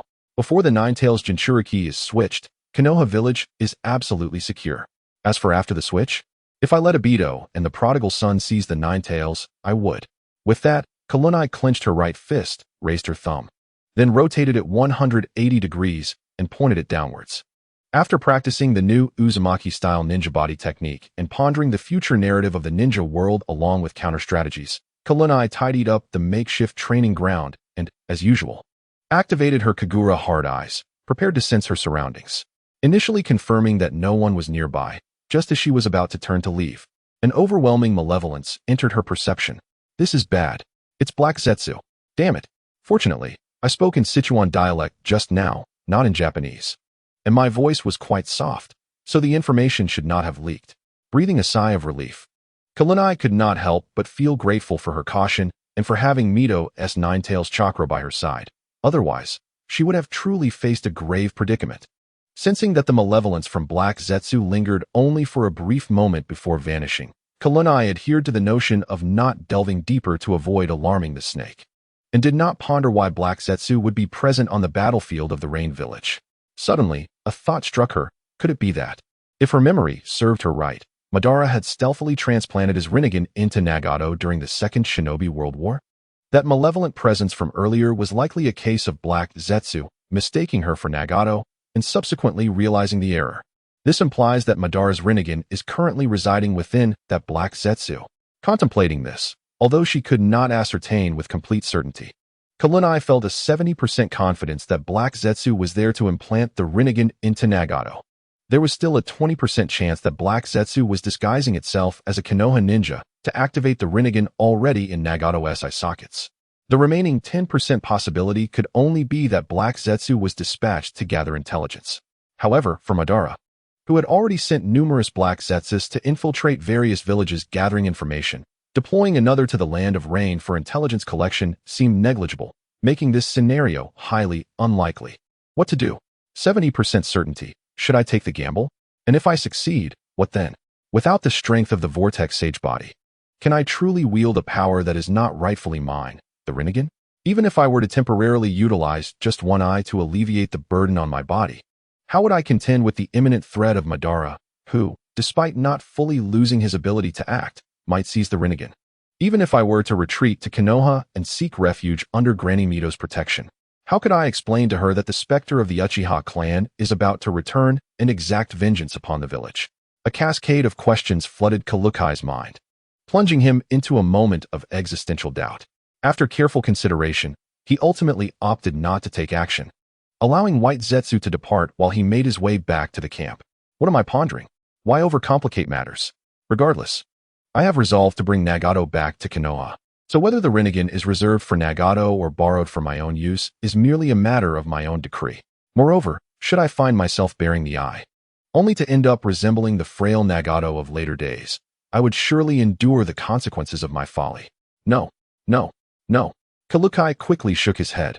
The more he dwelled on these thoughts, the clearer his mind became, and his steps grew increasingly light. Chapter 18. It seems I must take control of you. Upon returning to the camp dormitory, Kalukai quietly closed the tent flap, making every effort not to disturb his slumbering comrades. He approached the table and, bathed in the dim glow of a candle, retrieved a sealing scroll from his pocket. From within the scroll, he summoned a notebook. Spreading the pages before him, Kalukai diligently recorded the training methods for the new vortex fluid technique, the scratching of his pen on the paper resonating with his focus and anticipation. In between his notes, he furrowed his brow, lost in the recollections of intricate details from the previous timeline of the Naruto saga. Familiar yet obscure scenes flickered through his mind, Madara transplanting his Rinnegan into the young Nagato, dispatching White Zetsu to masquerade as a Konoha ninja, leading to the tragic demise of Nagato's parents, Ayase and Uzumaki Fuseo, while simultaneously planting a seed of pain and darkness in Nagato's heart upon activating the Rinnegan. Manipulating the third Mizukage to initiate the first blood mist policy in the Land of Water, laying the groundwork for the future Moon Eye plan, and the first-rate filial son. Black Zetsu, masquerading as Madara's will through the use of Yin-Yang release. However, this all transpired after the Third Shinobi World War, following the Battle of Kanabi Bridge. Suddenly, a gentle breeze swept through, causing the candle flame to flicker and the dancing shadows to play upon the wall. Kakashi snapped back to the present, pressing his fingers to his brow, determination gleaming in his eyes. Closing the notebook, he moved to the window, gazing at the gentle rain falling from the night sky, with leaves occasionally brushing against his sleeve, as if to convey that, amidst the turbulent world of shinobi, he was no longer a solitary soul adrift. In the days that followed, the three battlefields of Konoha fell into a state of stalemate, with various factions unable to gain the upper hand, until a piece of news arrived from the distant land of waterfalls, shattering the impasse. The brutes of the Cloud Village had finally done something commendable after this raid. That short potato, Noki, should be utterly depleted of resources to invade our land of fire, shouldn't he? Within the grand tent, Jiraiya erupted into a hearty laugh after perusing the intelligence he had seized from Orochimaru. Indeed, Lord Sarutobi had commanded Elder Koharu to lead half of the personnel from the IWA defense line back to the village for rest, before proceeding to the southern battlefield of the Land of Rain to prepare for Tsunade's succession. Tsunade, in turn, would soon be reassigned to our northern battlefield in the Land of Rain. However, despite the diminished threat from the IWA ninja, our resources in Konoha had become somewhat more ample, yet the Rain Village could likewise muster its entire strength to focus on us. It seemed that the day of the final confrontation was not far off. Orochimaru remained composed and unperturbed, unlike Jiraiya's unwarranted optimism, as he meticulously analyzed the implications of the recent surprise attack from the Kumogakure on the IWA forces and its potential impact on Konoha's subsequent battle strategies. It was indeed true. The formidable Hanzo of the Salamander had always been a challenging adversary. Recently, he had utilized the toxic mists of the Salamander to shroud his movements, wounding the esteemed Jonin, Tansien. This made direct confrontation with Hanzo all the more daunting. Strangely enough, despite Tansien's injuries being relatively minor and having largely healed under the care of the young prodigy, Killua, the old man had suddenly been reassigned back to Konoha. Not only had Tansien been recalled, but other Uchiha ninjas had also been summoned back, leaving one perplexed. Recalling the recent unfavorable developments on the battlefield, Jiraiya scratched his white mane, but due to his Na'vi disposition, he was unable to deduce any rational explanation. He chuckled, attributing it to the rodents lurking in the shadows, envious of others' good fortune, acting out of desperation. Orochimaru sneered, his golden slit-like pupils reflecting indifference, his words laden with insinuation. His conjecture was indeed accurate. Just days prior, upon returning to Konoha after a prolonged recuperation, Danzo Shimura had received a deluge of intelligence from various battlefronts. Although the Rain battlefield still faced a disadvantage in terms of elite combatants, the three major battlefronts were, overall, slightly ahead. Thanks to the higher caliber of Konoha's ninjas compared to those of Sunagakure, Iwagakure, and Amagakure, the three battlefronts stood firm, seemingly unassailable. What remained was merely a decisive victory to solidify the advantage across all fronts. However, with each piece of good news that arrived, Danzo's countenance darkened further. When I commanded the Rain battlefield, they resembled frostbitten eggplants, their advance slower than that of a snail. Yet, once I was wounded and relinquished my post to recuperate, they transformed into ravenous wolves, advancing with astonishing speed. Their progress was nothing short of miraculous. They were clearly toying with me. Truly a wretched bunch. Shimura Danzo forcefully struck the table with his remaining left hand.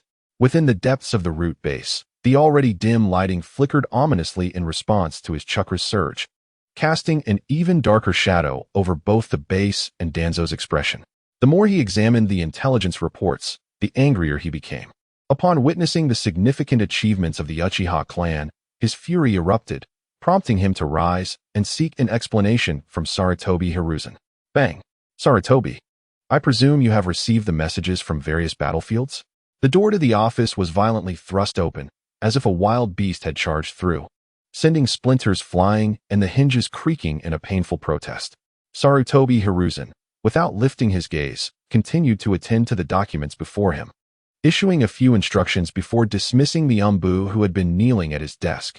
Everything proceeded in an orderly fashion, as though the recent commotion had not disturbed the atmosphere in the slightest. After all, in the current village of Konoha, anyone daring enough to intrude upon the Hokage's office could be easily discerned by Sarutobi Hiruzen. Aside from Tsunade, who was still engaged in the battle at the southern front of the Rain country, only his longtime classmate and comrade, Shimura Danzo, could be so rude. Danzo's low, Croaky voice further confirmed Hiruzen's suspicion. Adjusting the Hokage hat upon his head, Sarutobi finally responded to Danzo's inquiry, his tone slow and somber. Danzo, one must knock before entering. Yes, I have indeed received the intelligence from the various battlefronts. What of it? Do you require a formal report? The Uchiha clan had produced several members capable of awakening the three-tomo Sharingan. If left unchecked, in due time, Konoha would undoubtedly witness the Uchiha clan's dominance, and that inherently malevolent lineage would inevitably become a grave threat to our village. Seemingly oblivious to any dissonance in Sarutobi's tone, Danzo continued to voice his thoughts, his malice pouring forth with each word, his expression twisting into an increasingly grotesque mask of anger. Are you even listening to me, Sarutobi? Seeing Sarutobi remain unperturbed, he slammed his left hand down heavily on the desk in front of him. We must restrain the inherently evil Uchiha clan and eradicate the possibility of another Uchiha Madara emerging. Enough, Danzo. As if stirred by an unseen force, Sarutobi raised his head, revealing a cold gaze from beneath his Hokage hat. Looking at his old friend, who bore the weight of the setting sun, Sarutobi felt a profound sense of helplessness. Stop incessantly branding the Uchiha as inherently evil. They are part of Konoha, comrades within our village, and kin of Kakashi. I have my own considerations regarding the matters you raise. I will arrange for Tenzin and the others to return to Konoha to maintain order and security in the village. But you must explain why, having just reviewed the intelligence reports, you have come to me so hastily. Hanzo was taken aback, his body, once taut with emotion, now frozen in place. Was Sarutobi here to demand accountability? Was it merely because my root organization operated with greater efficiency than Izumbu? Although deeply perplexed, Hanzo found no fault in his actions, resolutely maintaining his stance. They were merely the clansmen of the mirror, not the mirror itself. Simply recalling them to Konoha was far from sufficient. They ought to be dispatched to assassinate Hanzo of the Salamander and Amigakure, as well as Chiyo and Tsuna's shinobi. And let us not forget Awagakure. I have made my decision. There is no need for further debate. Furthermore, post-war, the budget for Root will be halved. That is final. Initially determined to continue his argument, Hanzo was rendered speechless upon hearing Sarutobi's intention to cut Root's funding. What did you say? I said, the funding for Root will be halved. Sarutobi, you shall regret this. Bang. Before Sarutobi could assert his position as Hokage, Shimura Hanzo had already stormed out. Chapter 19. Where are my comrades? Come and lend a hand. Time rewinds to the present. In the southern battlefield of the Rain Country, Tenketsu Koharu had arrived at the temporary camp of Konoha with a total of 300 ninjas from the Sarutobi and Tenketsu clans, preparing to relieve Tsunade. Ever since Hanzo of the Salamander departed from the southern front, Tsunade and Chiyo had been at odds, regardless of how Chiyo updated her deadly poisons. Tsunade always managed to counter them swiftly, even employing a strategy of using herself as bait by pre-injecting an antidote, thereby sacrificing her own safety to eliminate several formidable shinobi from Sunagakure. Upon meeting Tsunade, Tenketsu Koharu nodded slightly and said, Tsunade, my girl, please hand over the recent data on the toxins used by Sunagakure, along with the antidote information. Afterwards, make haste to the northern battlefield in Amigakure. Hanzo is there, and Orochimaru and Jiraiya are struggling. Tsunade nodded and replied, you are well aware of the situation here, Elder Koharu. Chiyo possesses many tricks. You must remain vigilant. Koharu responded, rest assured, we shall handle it with care. At that moment, a commotion erupted outside the camp. A ninja hurriedly approached with a report. Sir, a team from Sunagakure has launched a surprise attack on our supply convoy. Tsunade frowned, scoffing as she glanced at Tenketsu Koharu. It seems that old hag Chiyo does not intend for me to leave so soon. Koharu's eyes sharpened. Tsunade, leave this to me and the Takikaze. You should swiftly head to the battlefield in Amigakure to assist Orochimaru and Jiraiya. Tsunade waved her hand, somewhat regretful. Very well, I shall take my leave. As for the data you requested, I have informed my assistant where everything is stored. I shall leave her in your capable hands. I had hoped to teach those Sunagakure scoundrels another lesson. With that, the two parted ways, swiftly heading in opposite directions with their respective ninjas. In contrast to the numerous personnel accompanying the spirited Konoha team, Tsunade's contingent consisted solely of 5 individuals, including herself. Among the original 17 members of the medical team at the camp, she had taken only a novice who had recently begun to learn medical ninjutsu. Leaving behind the seasoned medics she had painstakingly trained, each brimming with invaluable battlefield experience. After several hours of arduous travel, Tsunade and her small team finally arrived at the northern Rain Village battlefield from the southern Sand Village front. Tsunade-nichan, it's been a while. Acknowledging her presence was the bored Kizuna, who had been idling at the temporary camp since no large-scale conflict had erupted today. He had initially come to keep an eye out for any tricks from the old man, but was startled when 5 chakra signatures suddenly intruded into his perception, one of which was particularly familiar. It was Tsunade, whom he hadn't seen for some time. This prompted his friendly wave. "What brings you here, kid? This isn't a place for children to play house. Do your grandmother and grandfather know you're here? You didn't sneak away, did you?" Tsunade relaxed her guard upon recognizing Kizuna, as his immense chakra was unmistakable, given that they were close to the Konoha camp. The likelihood of the newcomers being disguised enemies was minuscule. Approaching Kizuna, Tsunade playfully ruffled his red hair, transforming it into a chaotic mess reminiscent of a scruffy dog. "Stop it, Tsunade-nichan. If you keep this up, I won't be your friend anymore, and I won't teach you the new, super-suited ninjutsu I developed," Kizuna protested, desperately trying to escape her playful grasp. "Enough of this. This isn't the time for idle chatter. Lead me to Orochimaru and that fool Jiraiya." Upon hearing that there might be something advantageous to gain, Tsunade halted her teasing, abruptly shifting the topic, and followed Kizuna into the camp. Once inside, Tsunade dismissed the 4 accompanying leaf ninjas and, guided by Kizuna, proceeded to the command tent. As they approached, the sounds from outside caught the attention of Orochimaru and Jiraiya, who instinctively looked up. "Tsunade, your timing is impeccable. We have numerous issues that require your expertise, particularly concerning the toxins from the salamander. A significant portion of our fallen shinobi succumbed to its effects, in addition to those who perished directly from the poisonous mist on the battlefield. Many others returned only to be tormented and ultimately killed by the lingering toxins." The atmosphere within the tent, once heavy with despair, was revitalized by Tsunade's arrival. It was undeniable. She had earned her reputation as a medical sage on the sand battlefield. Instantly, Tsunade grasped the gravity of the situation in the rain battlefield. Observing the previously solemn faces of the elite shinobi now adorned with smiles, she understood that their expressions reflected their hopes and trust in her abilities.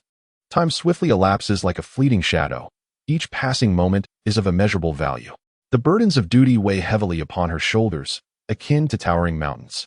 As she assumes the role of a medical savant, without delay, she summons her fellow medical personnel to embark on the urgent development of an antidote for the poison of the fugu fish. Within the confines of the infirmary, her gaze remains resolute, and her voice steady as she instructs Shizune to collaborate with her. After all, Shizune, endowed with a vast reservoir of chakra, can often unleash remarkable capabilities when chakra is required to catalyze the medicinal concoction. Currently, Orochimaru, who is not yet adept in the arts of detoxification and toxin creation, observes Tsunade, who has just arrived at the camp and immediately immerses herself in yet another round of frenetic activity. He cannot help but ponder. It seems that once this conflict concludes, he must urgently enhance his knowledge in detoxification, toxin creation, and human anatomy.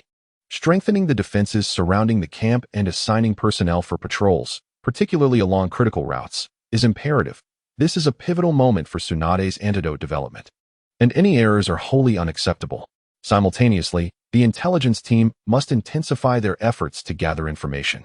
"I want to know every detail of Hanzo the Salamander's activities in recent days. I have a premonition that the decisive battle is imminent." Orochimaru's succinct and forceful words clarify the responsibilities of each individual. That night, under no unexpected circumstances, Tsunade, with Shizune's assistance, swiftly concocts an antidote effective against the fugu fish toxin. However, due to the urgency of the situation, this version of the remedy is not capable of providing a complete cure. The fugu toxin proves to be exceedingly troublesome, far more so than the diluted poison concocted by Chiyo, mixed with various other toxins. Although I could create a definitive cure, the time required would be significantly prolonged, and most of the poison ninjas may not survive until then. For now, they must rely on this temporary solution to cling to life. Tsunade distributes the newly developed antidote to the afflicted ninjas, her spirits somewhat dampened as she briefly explains the situation before temporarily departing from the makeshift medical research tent. As night descends, Tsunade returns to the temporary dormitory, her weary form illuminated by the moonlight. Yet, she remains undeterred, diligently perusing scrolls, seeking information. and contemplating methods to rapidly produce a substantial quantity of the required antidote for the fugu fish toxin. She understands the weight of the trust bestowed upon her by the people of Konoha. She must race against time. For perhaps discovering a solution even a minute sooner could save another comrade's life. Supplementary note. In this narrative, Kushina and Shizune are cousins, with Kushina being the elder. Their grandfather is the brother of Uzumaki Mito, the firstborn of the Uzumaki clan. Thus, Mito is the great-aunt of Kushina and Shizune, and Tsunade naturally becomes their cousin. Moreover, regarding Orochimaru's current inadequacy in the art of detoxification, it is worth noting that he is presently in a rapid ascension of power, having yet to undergo any form of bodily modification. It is only after the legendary battle of the Three Sannin, following the demise of Dan Kato and Tsunade's affliction with hemophobia, that he will come to a profound realization of life's fragility and subsequently embark on a quest to explore the esoteric realms of science. Chapter 20. Love you, sis. See you tomorrow. Tsunade, may I enter? As Chi-Luna observed Tsunade enjoying the luxury of a spacious tent, a wave of envy washed over her. Undoubtedly, as the granddaughter of the first Hokage and a direct disciple of the third Hokage, renowned as the legendary medical ninja, Tsunade's accommodations were far superior compared to her own, where she was cramped with 3 other chunin in a modest tent. Come in. Why are you being so polite with me? Upon recognizing her cousin's voice from within the tent, Tsunade graciously permitted Chi-Luna to enter, even teasing her with a playful remark. What? Are you still being polite with me? Once Chi-Luna stepped inside, Tsunade instinctively reached out to ruffle her hair. But recalling Chi-Luna's earlier threats from that very morning, she transformed her intended action into a gentle caress instead. Hey, just a little nicety. Whether you agree or not, if you don't respond within 5 seconds, I shall enter your tent uninvited. Swatting away Tsunade's mischievous hand, Chi-Luna turned and seated herself at the table, her tone casual and indifferent. Then what brings you here? Can't I come to see you if there's nothing else to do? Of course you can. But I know all too well your habit of only visiting when there's something to gain. Leaning against the table, Tsunade chuckled, teasing her cousin. You are mistaken. Today, I have come to perform an act of charity. Chi-Luna spread her arms wide, feigning innocence. Do tell? Tsunade, with one hand propped against the table and the other resting on the back of Chi-Luna's chair, leaned closer, nearly encroaching upon her space. In response to Tsunade's audacious behavior, Chi-Luna strategically leaned back to maintain a safe distance. All right, I concede. You are indeed formidable. And I suppose I am at your mercy. As she spoke, Chi-Luna produced a scroll from her robe, summoned a notebook from within it, and finally conjured another scroll from a specific page of the notebook, which she then tossed to Tsunade. Catching the scroll with precision, Tsunade's lips twitched as she struggled to comprehend Chi-Luna's excessive caution, particularly given that the sealing techniques inscribed on the scroll differed from those in the notebook, and the ninjutsu scroll bore a unique seal known only to their family of 5. She found herself bemused and suppressing a laugh. I am curious to see what kind of ninjutsu is worthy of such reverence. As Tsunade unfurled the scroll, her eyes widened in astonishment. It detailed Chi-Luna's latest development, the vortex fluid technique, which significantly enhances agility and explosive power, perfectly suited for a taijutsu-oriented ninja like Tsunade. Where did you obtain this? Tsunade inquired, her surprise palpable. Chi-Luna smiled proudly. Where else could it come from? This is, of course, a masterpiece I painstakingly developed. It is a ninjutsu specifically designed for the Uzumaki clan, and I am willing to bestow it upon you. Considering our close relationship, truly, you have struck a great fortune. Tsunade nodded, her heart brimming with gratitude. As expected of her younger brother, he truly came through in a critical moment, sharing an innovative ninjutsu with her. However, upon examining the subsequent techniques, Tsunade couldn't help but frown. By the time she reached the final technique, she let out a bemused chuckle. Indeed, if I master this ninjutsu, my combat capabilities will significantly enhance. Yet, I suspect your intentions may not be entirely altruistic. She poked the scroll, which detailed the new Uzumaki-style 8 techniques. Gazing at the scroll, she felt a wave of exasperation. Rather than a method of practice, it seemed more like a conceptual framework for the ninjutsu. So, you've been waiting for me to come around? You intended for me to be your test subject? The first 2 techniques were foundational, but the subsequent 5 required mastery of 5 different chakra nature transformations. As for the final technique, unless one possessed innate strength, only a select few with mastery over monstrous power or the lightning release chakra mode could hope to succeed in its training. With that, Tsunade placed her hand on her flowing crimson hair. Dismissing her concerns with a nonchalant gesture, Chilunai shrugged and said, "Think what you will. Just tell me, will you learn it? Once you've mastered it, perhaps you could assist me in refining the 8th technique? All right, I will learn it. Once I've mastered it, I will help you improve the training method for the 8th technique," Tsunade replied earnestly, rolling up the scroll. Chilunai waved his hand dismissively. "Then it's settled, I'm off. By the way, this technique is rather complex. You will undoubtedly encounter numerous challenges during your training. Having someone to practice with, to validate each other's progress, would surely enhance your efficiency. But where would one find someone with monstrous strength?" After saying this, Chilunai pretended to rise and leave the tent. Tsunade watched his comical antics, feeling a mix of irritation and amusement. Her younger brother had this peculiar way of expressing his desires, rarely direct, yet always making it clear what he wanted. In the end, not only would she willingly provide him with what he sought, but she might even find herself thanking him. "Get lost, you're such a nuisance." Though she grumbled, she nonetheless retrieved a scroll from her ninja tool pouch and tossed it to Chilunai, as he caught the flying scroll and swiftly sealed it. He then stored his notebook within the original scroll, turning to leave the tent with satisfaction. "Wait, are you really leaving?" Tsunade asked, puzzled. "Is that unreasonable?" Chilunai questioned, equally perplexed. "I've come this far. Do you expect me to cram into that tiny 4-person tent?" In her memory, Chilunai was not the type to stubbornly endure discomfort without seeking a solution. "Impossible. Certainly, I shall make use of Jiraiya's bed. After all, he has been preoccupied with sensing natural energy in preparation for his sage training and has no need for it. I shall reluctantly assist him by utilizing this idle resource."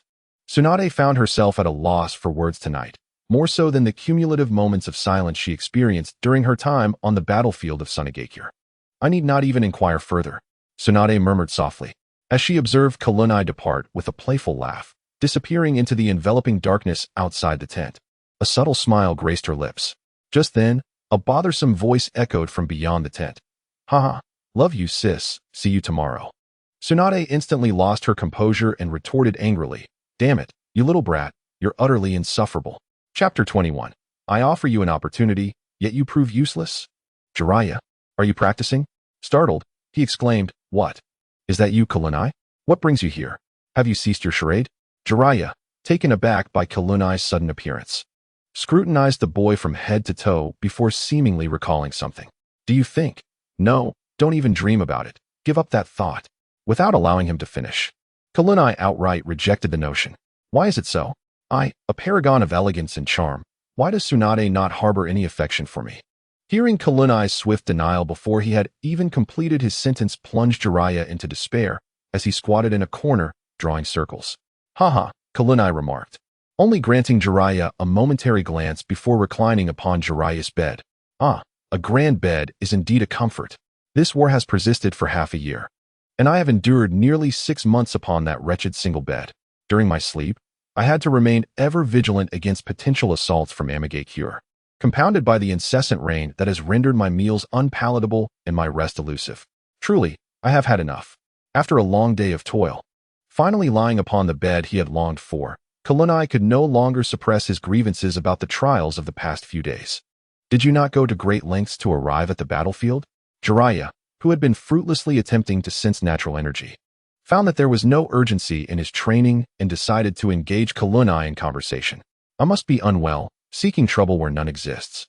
Arriving at the battlefield to endure hardship. Besides the ever-expanding chakra reserves, the wealth of combat experience, inspiration for new techniques, and the camaraderie of the Uchiha clan, I have gained nothing." Chilunai, sitting up on the ship, began to chuckle at his own words. "Are we challenging each other to suppress our laughter? How amusing. Annoying little brat, you truly are hard to like," Tsunade remarked. "However, your decision to move in with me surely cannot be solely for the comfort of my grand bed. Can it? What is your true intention? Are you intrigued by my ascetic mode?" With that, Jiraiya settled beside the bed, wrapping his arm around Chilunai's shoulders, and softly inquired, "How about establishing a summoning contract with Mount Mayaboku? This is a secret technique I have yet to impart to even Minato." He spoke in a playful tone, casting a knowing glance at Chilunai. "Forget it, I'm not particularly fond of frogs. You might as well save it for Minato." Chilunai gently pushed Jiraiya's face away, politely declining his enthusiastic offer. "How regrettable. Mount Mayaboku is one of the 3 great sanctuaries. So many aspire to forge a summoning contract with it. Yet you dismiss it so easily. Jiraiya felt a flicker of surprise at Kalunai's refusal, though he accepted it with a hint of disappointment. The thought of not having anyone to share a bug feast with, to experience the wriggling of insects in their mouths, and the subsequent burst of flavor was a source of lamentation for him. Not fond of frogs. What do you prefer instead? Compared to frogs, I have a greater affinity for ninja dogs or ninja cats, Kalunai replied after a moment's contemplation. Ah, you have a penchant for fluffy creatures? How delightfully childish. Jiraiya chuckled derisively, his expression shifting with astonishing speed. However, Kalunai remained unperturbed, continuing to elucidate. Large summoning beasts don't align well with my combat style, and smaller ones seldom provide assistance in battle. Only the tracking abilities of ninja dogs and the intelligence-gathering skills of ninja cats are particularly beneficial to me. Tracking and intelligence gathering, indeed, not the forte of frogs. As for ninja dogs, I could inquire with Inazuka Kiba, and regarding ninja cats, aren't you on good terms with the Uchiha? Their clan has maintained a long-standing rapport with the cat clan. You might as well ask them when the opportunity arises. Observing Kalunai's earnest analysis, Jiraiya adopted a more serious demeanor, genuinely contemplating how to procure ninja dogs and cats for her. Why bother with them? They aren't necessities and would only complicate matters. Let's leave it be. Kalunai waved his hand dismissively, acknowledging that they had a favorable impression of each other. But they were far from a level where they could share intelligence. Besides, considering he intended to raise a large pet in the future, signing a summoning contract for ninja cats or dogs seemed utterly unnecessary. That's not my concern. I have made efforts to assist you. And you were the one who said it wasn't needed. So, shall we reconsider the matter? Jiraiya turned his body, crossing his arms in a somewhat irate manner. Yet he turned back with a sincere tone, his cheeks tinged with a hint of embarrassment. You've worn me down, just this once. And don't let it become a habit. The next day, after engaging in a round of attrition with the Rain Village in the morning, Kalunai's healing duties concluded earlier than usual due to Tsunade's arrival in the afternoon. After a brief respite to replenish his energy, Kalunai led Tsunade to the temporary training ground where he regularly practiced. Upon activating her divine vision, Kizuna swiftly assessed her surroundings and the enemy before commencing her usual physical exercises. Observing Kizuna's warm-up routine, Tsunade was already accustomed to it and simply engaged in her own familiar stretching before embarking on the training of the new vortex fluid technique that Kizuna had introduced the previous night. Given her superior physical prowess, Tsunade efficiently completed the first 2 forms of the 4-part physical technique and then shifted her focus to the study of the 8th form. Throughout this period, Tsunade frequently unleashed her immense strength, gradually mastering the nuances of the 8th form. Meanwhile, Kizuna, who had begun training in her own strength from scratch, gleaned insights into the techniques from Tsunade's demonstrations. As they practiced until dusk and took measures to slightly restore the training grounds, Kizuna and Tsunade prepared to return to their camp when an unsightly masked ninja abruptly appeared, blocking their path. An enemy? Kizuna, be cautious. Tsunade warned before vanishing from her position in an instant. Vortex Flow, 1st form, Violent Kick. With a resounding thud, Tsunade materialized before the grotesque masked ninja. Vortex Flow, 2nd form, Modified Strength Strike. The speed was astonishing, far exceeding that of ordinary body flicker techniques. No, I cannot take this head-on. It would be fatal. The masked ninja felt as though a crimson danger sign loomed above him, plunging him into a state of icy dread. Fortunately, his body instinctively leaned back, narrowly avoiding Tsunade's onslaught. However, the mask on his face was not spared. It shattered in 2 as Tsunade's chakra surged forth upon impact. Tsunade, be careful, I will assist. Just as he entered the fray, Jiraiya, intending to play the hero, was taken aback to see Orochimaru being forced back by Tsunade's punch. Oh, Orochimaru, why are you here? And you too? Jiraiya, what scheme are you concocting? Tsunade scrutinized the 2 men before finally, unable to restrain himself, Orochimaru shoved the cracked mask into Jiraiya's arms, muttering under his breath, idiot. Don't involve me in such matters again. Chapter 22, The White Fang of Konoha. Jiraiya, what mischief are you up to now? Kizuna, you wouldn't be involved in this too, would you? Tsunade's discerning gaze swept over the trio. Seeing them rendered speechless, Tsunade had already drawn her conclusions. Orochimaru, you start. What did Jiraiya want from you? Under Tsunade's narrowed eyes and the palpable chakra coalescing in her fist, Orochimaru felt a cold sweat trickle down his back. Sensing himself as prey to a formidable predator, acutely aware that any misstep could lead to his certain demise. As the brain operated at full capacity, contrasting the serene calmness of the body in a gentle drizzle, Orochimaru's mind was already tumultuous, akin to raging waves. At last, with unwavering determination, a comprehensive strategy for self-preservation spontaneously emerged from his lips. I heard from Jiraiya that you have been training in new ninjutsu, and it conveniently coincides with our impending confrontation against Hanzo the Salamander. He tasked me with assessing the extent of your enhanced abilities to facilitate the subsequent battle plan. Without a trace of hesitation, Orochimaru instinctively uttered his words.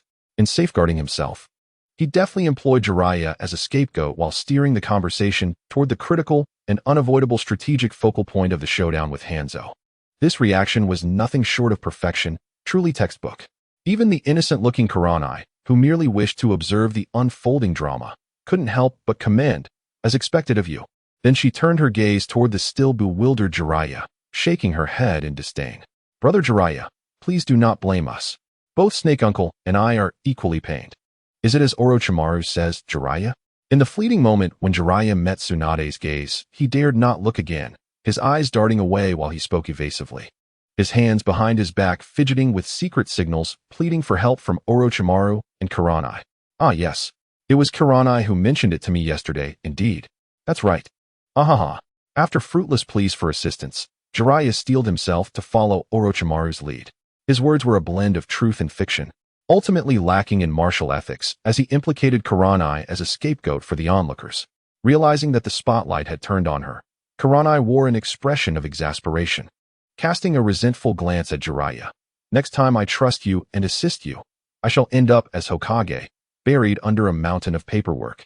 Yet, facing Tsunade's scrutiny, Kuranai remained silent, merely shrugging and raising her hands in an innocent gesture, pointing at Jiraiya with a deadpan expression, then questioning herself. Before engaging in a silent stare down with Tsunade, as if to say, you believe his words and doubt me? Are you serious? I don't trust either of you. After witnessing Kuranai's silent performance, Tsunade scoffed and delivered several firm punches, bestowing red envelopes upon the trio, with particular emphasis on Jiraiya. Calm down, Tsunade, Kuranai remarked. Feeling the discomfort of the height disparity, unable to suppress a comment, he added, next time, I will show you what true power is. Tsunade coldly retorted, her words as chilling as ice. Jiraiya, with a swollen head and even emitting smoke, involuntarily shivered in fear.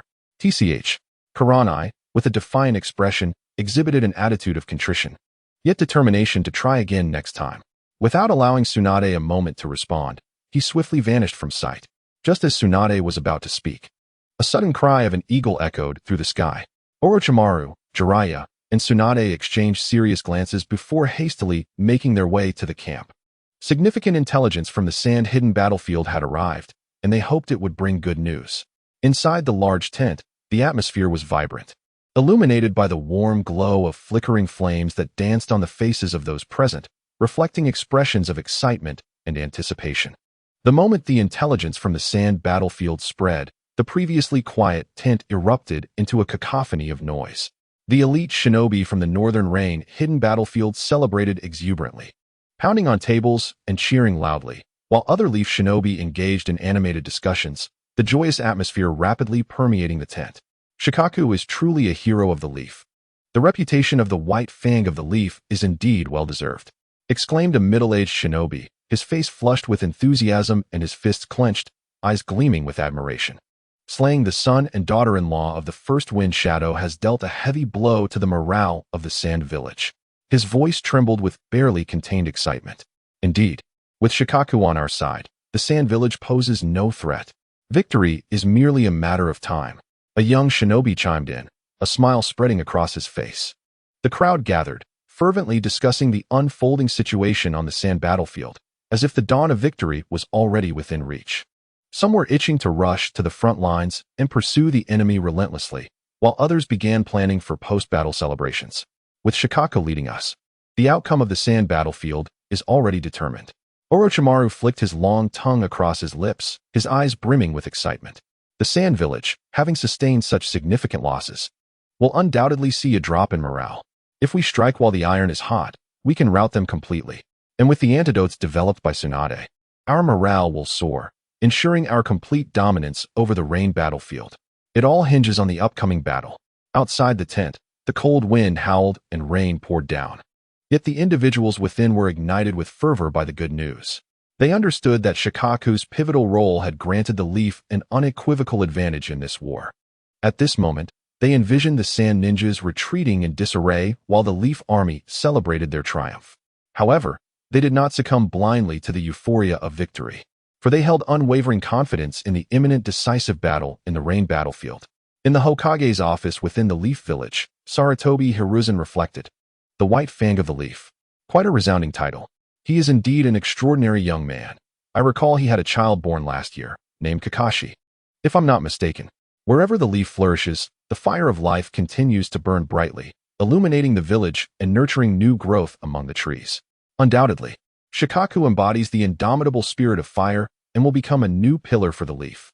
As he perused the intelligence from the sand battlefield, a long-awaited smile graced Hiruzen's face, the furrowed lines of worry that had marked his brow for days finally relaxing. Meanwhile, within the root base, a disdainful scoff emerged. The White Fang of the Leaf. Merely a show to capture attention. It was merely the demise of two Suna elite shinobi, utterly nonsensical. After perusing the intelligence report, Shimura Danzo ignited it and lofted it into the air, as if such an act could dispel the shadows lurking in his heart. Ryoma, accompany me to the village. It is time to infuse the root with some fresh blood. With a heart brimming with unexpressed grievances, Danzo resolved to visit various ninja clans. He was determined to ascertain whether the prominent clans could safeguard those he coveted, even in the absence of their leaders on the battlefield. Chapter 23. The Pinnacle of the Ninja World, Hanzo of the Salamander. How audacious to extend an invitation for a decisive showdown. Such gall. A veritable band of arrogant youngsters. Hanzo clenched the invitation from Konoha tightly, his knuckles whitening from the force. His eyes widened in fury, veins bulging on his forehead. Filled with disbelief and rage. With gritted teeth, he growled, his voice seeping through clenched jaws, imbued with an icy malice. Though he contemplated the possibility that this might be a cunning ploy from Konoha, or a trap laid before him, his inherently proud nature would not allow him to fear such a so-called challenge. He hurled the invitation skyward with a fierce toss. Wielding his chain scythe to sever it into fragments, his gaze radiating haughtiness and disdain. If they desired a contest, then he would oblige. Hanzo swiftly regained his composure and began to devise a strategy. He summoned his most elite ninjas, his eyes sharp and resolute. His voice steady and powerful as he proclaimed, "The fools from Konoha dare to provoke us. This time, we shall make them aware of the dire consequences of their insolence." He proceeded to meticulously outline the battle plan to the esteemed members of his clan, ensuring that every detail was thoroughly considered. Once arrangements were finalized, he crossed his arms. A slight, cold smirk gracing his lips. "Konoha, prepare to face my wrath. In this confrontation, I shall ensure you return with nothing." His eyes sparkled with confidence, as if he could already envision himself repelling Konoha, crushing Suna, and elevating the land of rain to a stature rivaling the 5 great nations. Ultimately crowned as the inaugural Rain Shadow. With his formidable skills and meticulous planning, he was convinced of his overwhelming victory, poised to make Konoha pay dearly for their recklessness. That old fool with the breathing tube agreed. Just like that. Orochimaru and his associates regarded Hanzo's affirmative response with momentary bewilderment. Orochimaru narrowed his eyes, a flicker of subtle suspicion passing through his elongated gaze as he stroked his chin, contemplating the deeper implications behind Hanzo's seemingly effortless acquiescence. Could there be a more grandiose scheme at play? Jiraiya scratched his head, astonished. As the multitude of persuasive arguments he had prepared became lodged in his throat, he muttered, "This is far too smooth, it feels rather unsettling." Tsunade crossed her arms over her chest, her brow slightly furrowed, her gaze firmly fixed on Hanzo.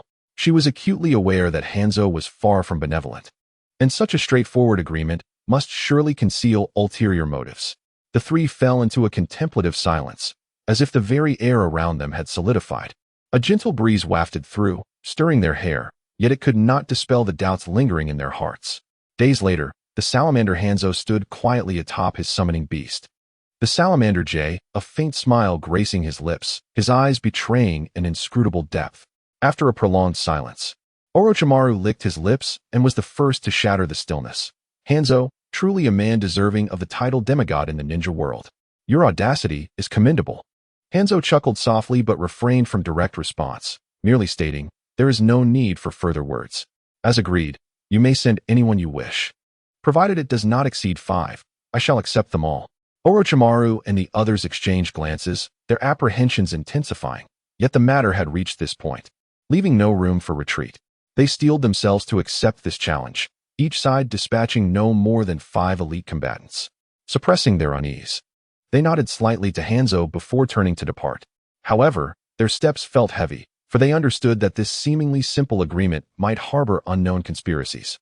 After a brief discussion, the Konoha side decided to send 4 individuals, the 3 disciples of the 3rd Hokage, Hiruzen Sarutobi, Jiraiya, Tsunade, and Orochimaru, alongside the strongest among them, Uzumaki Kushina, who was not one of the 3. In contrast, the Rain Village sent only 3, the left hand of Hanzo, the Rain Ninja Heiji, known for his evasion, the right hand, the trusted salamander Shinda, and the pinnacle of the ninja world, the salamander Hanzo himself. As the combatants were determined, the atmosphere grew increasingly tense. Excellent. It begins. With Tsunade's thunderous exclamation, the battle that would determine the fate of the war officially commenced. Shinda swiftly hurled a barrage of kunai affixed with explosive tags toward Orochimaru and the others. Upon recognizing the explosive tags, Orochimaru did not confront them head-on. Instead, he vanished, reappearing behind Tsunade. Realizing his intent, Tsunade instantly smashed her fist into the ground, uprooting a massive boulder to deflect Shinda's explosive kunai. Meanwhile, Jiraiya seized the opportunity to teleport behind Hanzo, preparing to unleash a fire technique. But it was not over yet. Look here, Jiraiya exclaimed as he rapidly formed seals, ready to execute his ninjutsu, only to be swatted away by the tail of the salamander J beneath Hanzo's feet. Now witness my technique, the smoke bomb jutsu. Just as Orochimaru and his companions engaged in fierce combat with Hanzo and Shinda, Heiji, hidden behind them, pulled a talisman from his ninja tool pouch. With swift hand seals, an eerie green mist enveloped the battlefield, obscuring everyone's vision. Jay, take this chance and unleash your poisonous mist. Under the chilling smirk of Hanzo and the peculiar green smoke that enveloped the battlefield, the toxic mist from the fish-shaped well gradually spread throughout the area. A cursed seal, perhaps? Quite intriguing. Through the probing gaze of Kurenai Kagura, every move of Hanzo and his comrades fell under his control. Faced with their insidious methods of poisoning and treacherous schemes, Kurenai would not merely respond with a cold chuckle. He swiftly unfurled a scroll and rapidly formed hand seals. Ninjutsu, sealing technique, absorption. The empty characters in the center of the scroll transformed into a vortex, swiftly absorbing and sealing the bizarre green smoke and toxic mist from the air. A sealing technique. So it was a member of the Uzumaki clan. No wonder he dared to challenge me. It seems he has discovered the means to counter the well's toxic mist. However, this alone will not be sufficient to defeat me. Seeing his meticulously crafted trap fall flat, Hanzo displayed a hint of frustration. Nevertheless, with his absolute strength, he did not dwell on it for long. After a failed attack, he signaled Shinda and Peiji to continue throwing explosive shurikens. With little experience in long-range ninjutsu, Tsunade and the others could only dodge while gradually closing the distance to Hanzo. Before long, the explosions of the detonating tags created a cloud of dust, obscuring Tsunade's vision, and she unwittingly stepped into a precarious position. Now's the moment. Fire release, explosive flame formation. With Hanzo's voice ringing out, another series of explosive tags erupted from the ground, aiming to latch onto Tsunade's body. Vortex style, violent foot. Faced with the barrage of explosive tags closing in, Tsunade dared not show the slightest hesitation.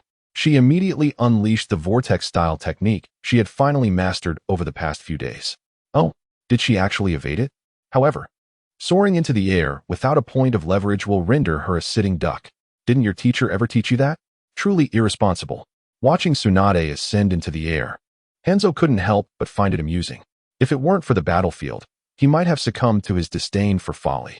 Yet, foolish enemies are, after all, a blessing. Adhering to the principle that hesitation leads to defeat, Hanzo decisively launched an attack against Tsunade in midair. Ninjutsu, Chain Scythe Second Strike. Your life shall be mine without reservation. As Hanzo's attack commenced, a chain-linked iron block hurtled towards Tsunade at great speed. Indeed, as Hanzo stated, those who place themselves in peril becoming living targets for their foes, are undoubtedly fools. However, could the esteemed Tsunade, granddaughter of the first Hokage and a Konoha Jonin, truly be a fool? Such a notion is simply inconceivable, except in matters of gambling. Vortex style, skyward pursuit. Tsunade grinned and seamlessly activated the vortex style, effortlessly dodging Hanzo's attack and seizing the opportunity presented by the aftermath of his technique. Vortex style, modified might fist.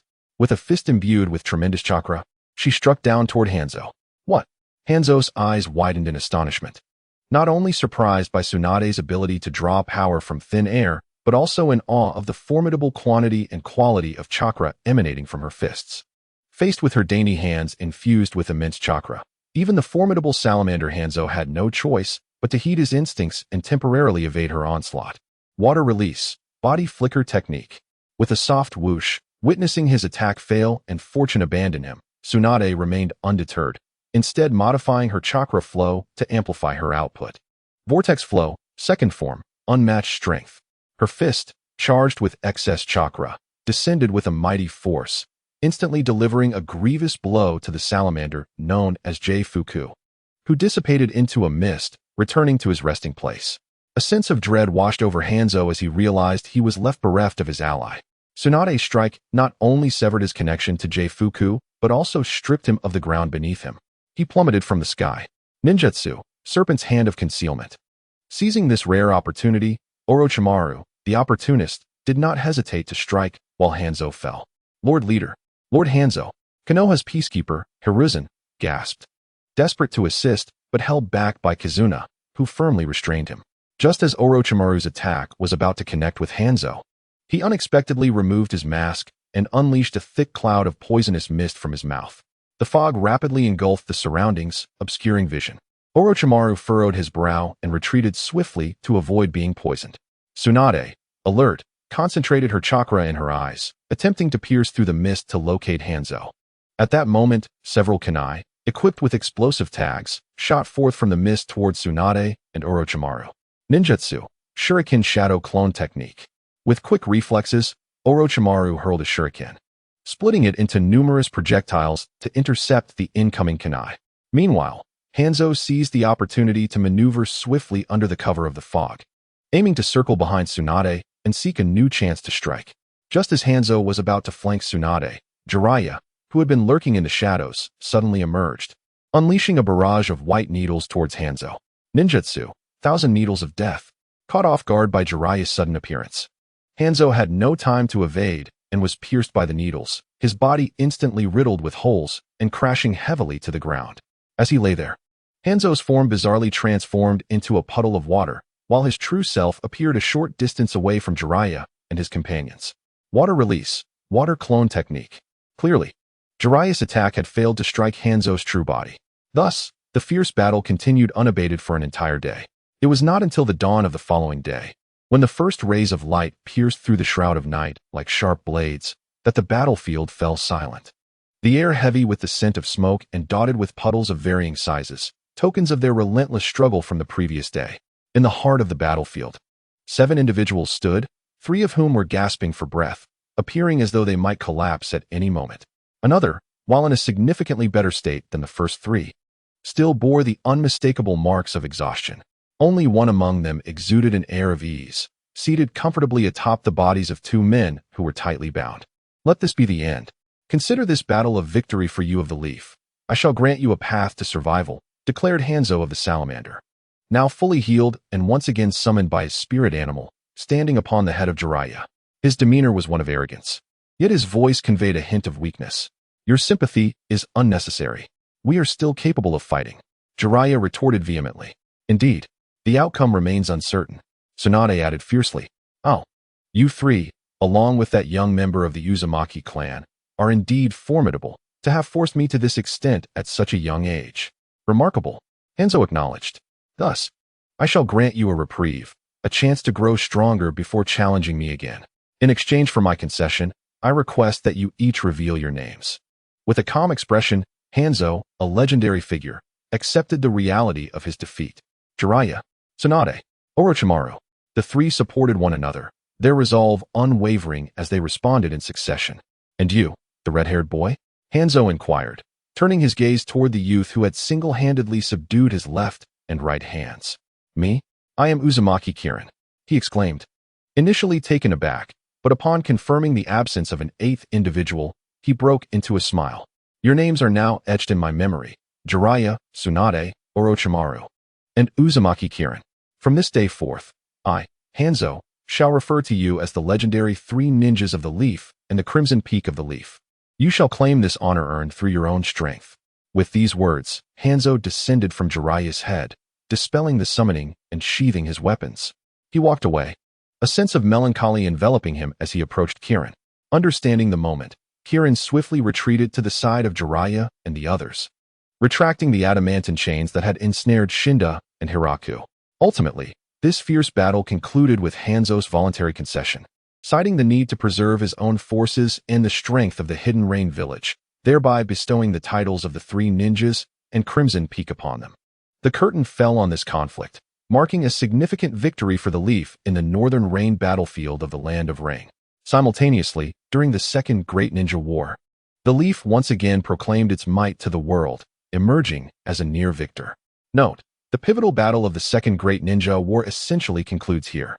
Regarding Hanzo's performance not being as effortless or arrogant as depicted in the original work, it is worth noting that in the source material, the three ninjas were suppressed by Jiraiya's poison, which led to their near defeat.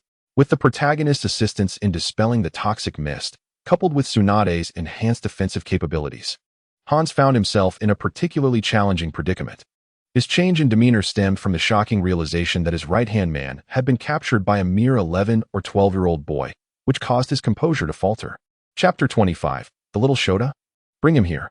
I truly envy you. At such a tender age, you have already earned a distinctive and resounding title. After a day filled with relentless battles, the quartet from the northern battlefield of Konoha sought refuge in a cave to escape the rain. Reflecting on the fact that Chi Luonai still had over half a year until his 11th birthday, yet had already acquired a personal moniker, Jiraiya felt an unexplainable sense of admiration. However, this was merely a tedious byproduct of mutual benefit. If you find joy in it, then I shall bestow it upon you. Unfazed by Jiraiya's teasing, Chi Luonai remained composed, absently tending to the flickering flames of the campfire. Listening to Chi Luonai's calm demeanor, accompanied by the crackling of the firewood, the other three members couldn't help but smile. Unlike the original narrative, Tsunade's enhanced prowess prevented her from falling into traps during yesterday's skirmish, thus averting the situation where Jiraiya was injured while attempting to rescue her. Consequently, there was no risk of Jiraiya being a liability to the team, which could have led to a pursuit by the Rain Village, nor was there any notion of Orochimaru contemplating abandoning him. Furthermore, with Chi Luonai scouting the surroundings to preempt any ambush, their nerves were significantly eased, fostering a harmonious atmosphere. Don't be so aloof. Once this mission concludes, you should celebrate.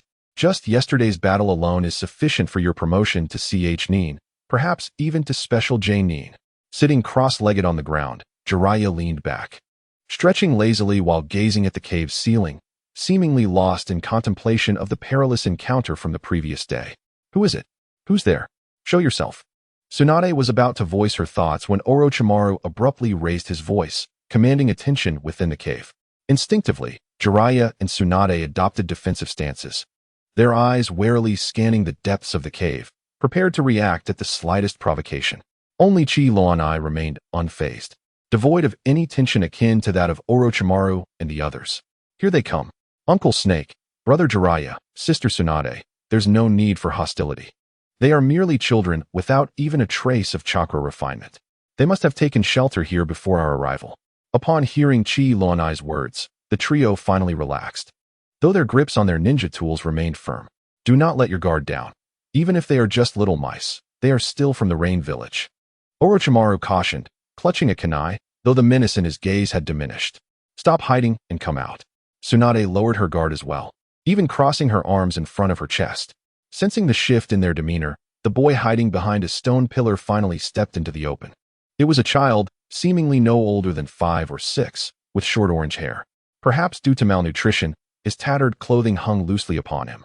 Behind his back, he carried a helmet, presumably for protection against rain or toxins. Who are you? Tsunade inquired, her brow furrowed in confusion. The boy offered no response to her question. Instead, He slowly approached Jiraiya and extended his right hand. Please, share some of your food with me. What of your parents? They were killed by ninjas in this war. The boy's voice was somber, his expression remarkably calm, as if recounting an everyday occurrence. Jiraiya and Tsunade's pupils contracted in shock, clearly unprepared for such a revelation. Take this. I have some biscuits, Jiraiya offered.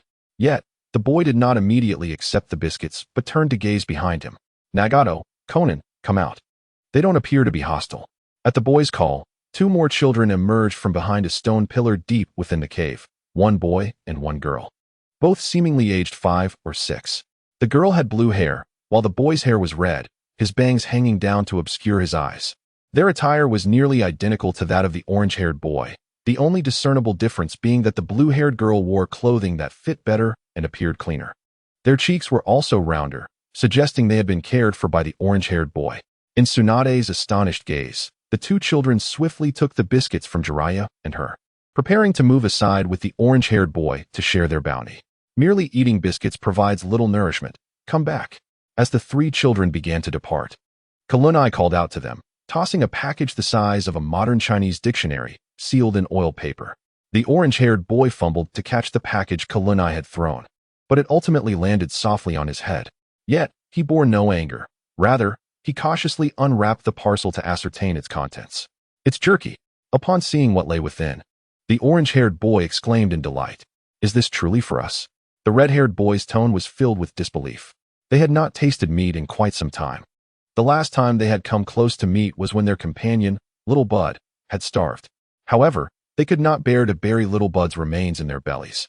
No matter how scarce food had become, the 3 children swallowed hard, exchanging glances before gazing back at the jerky and finally fixing their eyes on the red-haired young ninja who had brought it to them. Why do you look at me? I am still a minor, and I have no alcohol to offer you. Besides, you are children as well. What do you need with alcohol? Moreover, with so little jerky. It won't tea burst your bellies without drink. Eat freely. Observing the eyes of the 3 little ones, Chilunai couldn't help but feel a twinge of amusement. Yet more than that, a profound sense of compassion. Oh, how she longed to cradle these adorable, tender-hearted children in her arms. What nonsense are you spouting, Chilunai? How could consuming meat possibly lead to a burst belly? What does that have to do with drinking alcohol? When you enjoy barbecue, do you not merely sip on juice? Furthermore, I had previously asked you for that jerky, yet you refused me, only to bestow it all upon them now. Truly, your sympathy knows no bounds. As she spoke, Jiraiya approached the trio, casually snatching a piece of jerky and indulging in it. Quite delectable. You scoundrel, Jiraiya. It is entirely up to Chilunai how she wishes to distribute her belongings. Your interference is unwarranted. You have truly sunk to a new low, stooping to seize the possessions of children. In a fit of anger, Tsunade delivered a punch to Jiraiya's head, generously gifting him a hefty red envelope. Enough, Tsunade, Orochimaru interjected, as he returned to the campfire, having sheathed his kunai.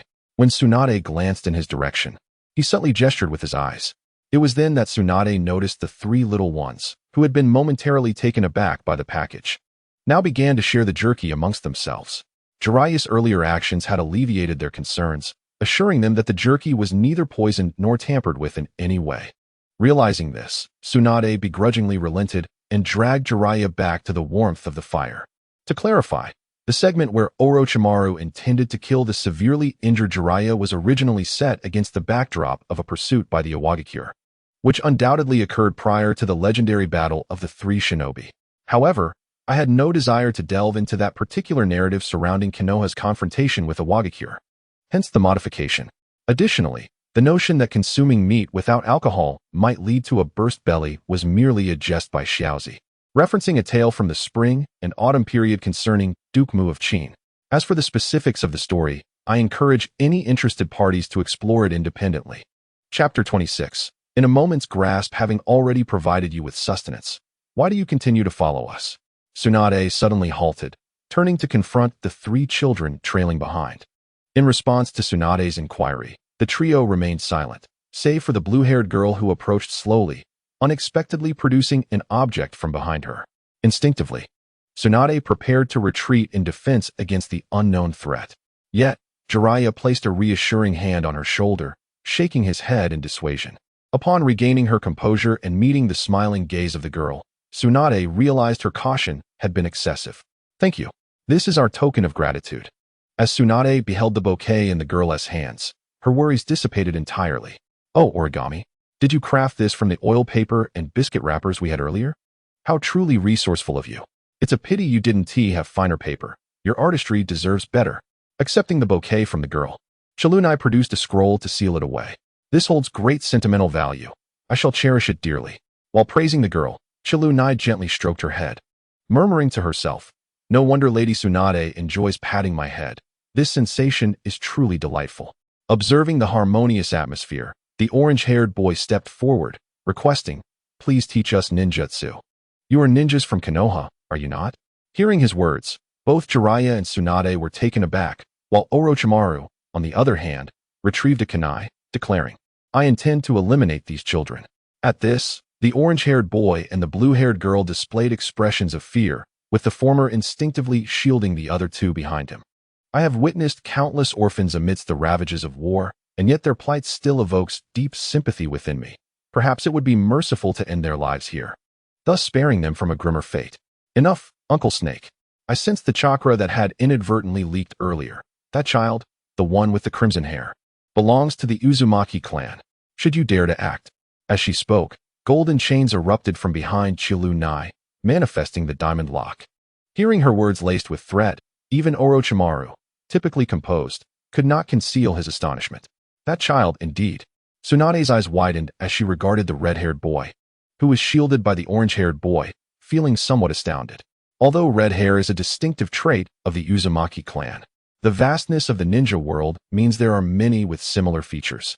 Tsunade did not expect to encounter a relative of her grandmother and Chilunai in the land of rain. How intriguing, she mused, as she sensed the profound chakra emanating from Chilunai, prompting Orochimaru to lick his lips, quietly retracting his kunai. "What do you intend to do, Chilunai?" Jiraiya inquired at an opportune moment. Casting a glance at the three frightened children, Chilunai suppressed a smile, feigning deep contemplation. Now that she recognized him as a member of the Uzumaki clan, there was no reason to disregard him. They should take him back to Konoha for her grandmother to see. Perceiving Chilunai's thoughts, Tsunade timely suggested, "Indeed." Chilunai nodded, wholeheartedly agreeing with Tsunade's proposition. "Do you not wish to learn ninjutsu from us? Would you care to accompany us back to the land of fire, Konoha village? Especially you, Nagato. My name is Nagato." Noticing Chilunai's gaze upon him, the red-haired boy promptly introduced himself. "Very well, Nagato. Would you like to come with me? If I am not mistaken, you should belong to the same clan as I." Gently patting Nagato's head, Chilunai offered a warm smile. "Ah, this esteemed ninja is actually a relative of Nagato." The blue-haired girl gasped, covering her mouth in surprise.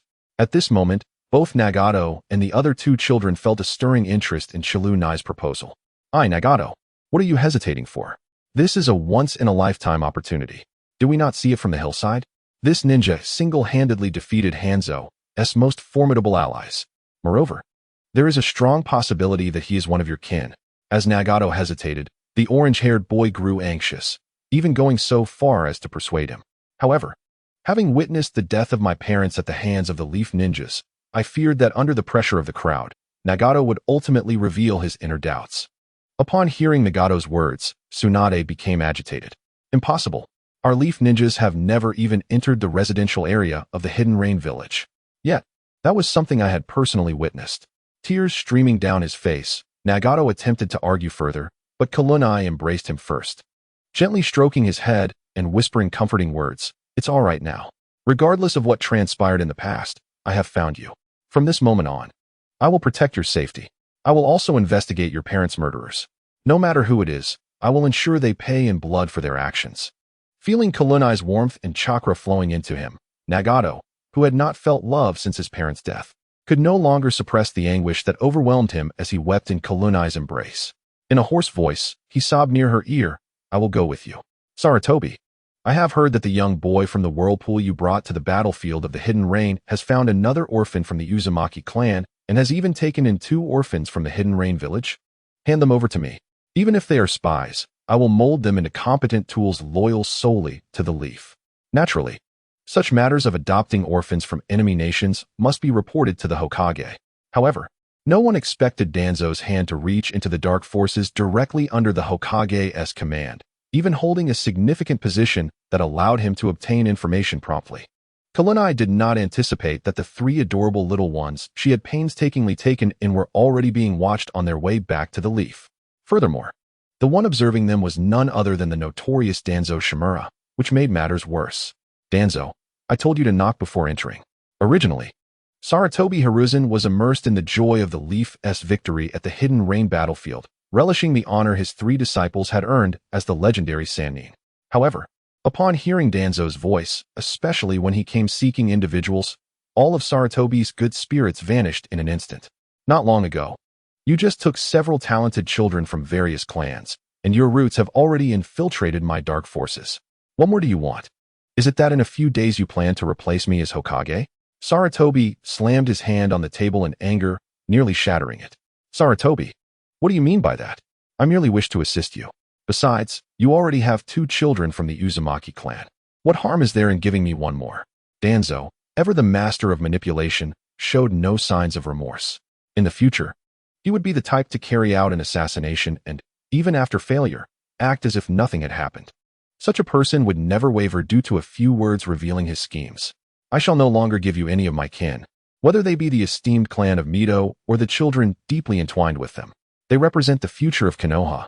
Sarutobi, you shall surely come to regret this. This matter alone, this future of Konoha, I shall never regret.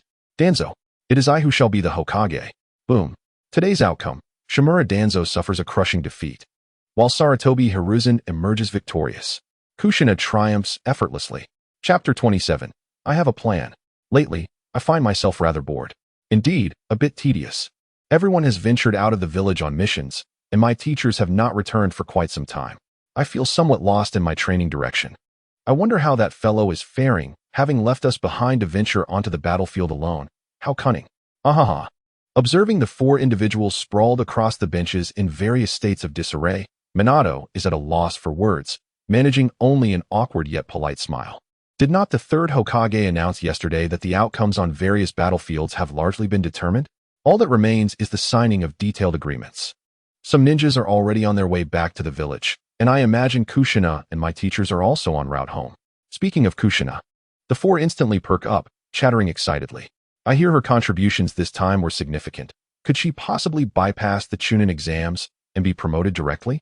As I pondered the various battle reports posted on the bulletin board after the 3rd Hokage's hour-long speech yesterday, I felt a swell of happiness for my teammate, who had only participated in a single squad mission with us. My lips curled into a smile, though I feigned a frown. Will he still be able to team up with us for the Chunin exam?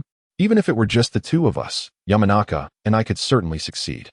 Yamanaka merely chuckled, having no intention of revealing my true feelings. However, Akimichi Chuji, who had been quietly snacking, suddenly chimed in. With our guiding Jonin absent, there's no one to sign us up. Even if you could pass, you wouldn't have the opportunity, would you? Chuji, why would you say that? It makes it even less enjoyable. And no more snacks for you. Upon hearing Chuji's remark, Kushina's ire flared, and she swiftly snatched the snacks from his hands, devouring them with 2 quick chews before swallowing. Ah, my snacks. Kushina, how could you? Luckily, I brought extras. Otherwise, I would surely starve. With that, Chuji miraculously produced several more snack packets from seemingly nowhere, offering them to the others, as if to inquire. Care for some? The 3 shook their heads in refusal, while Yamanaka, who had been mostly silent, shyly accepted, though he had no intention of eating them himself. Yamanaka, are you planning to bring them to the orphanage again? Occasionally. You should treat yourself. I've heard that over half your salary goes to the orphanage. You are truly magnificent. With a mere glance, Kushina discerned the profound significance behind Yano's actions. Reflecting on the few words that inadvertently slipped from Hakuyun's lips that morning, Kushina felt nothing but genuine admiration for the bespectacled girl. What half, one might wonder. Ever since the village was sealed off, they could only engage in menial tasks such as cleaning and clearing the river, devoid of battles, which in turn meant no consumption of ninja tools. Thus, Yano selflessly donated the majority of her salary to the orphanage. This also explained why she frequently ventured to the small river at the back mountain to catch and grill fish. At this point, even the chubby Akimichi Choji could no longer remain indifferent. He glanced at the snacks in his hands, conflicted, before resolutely closing his eyes and pushing his treats toward Yano. "These are all for you. Quickly take them, lest I be tempted to indulge," he exclaimed. Watching Choji's earnest yet pained expression, Yano couldn't help but laugh. "I shall graciously accept them then." Upon hearing this, Choji felt a wave of despair wash over him.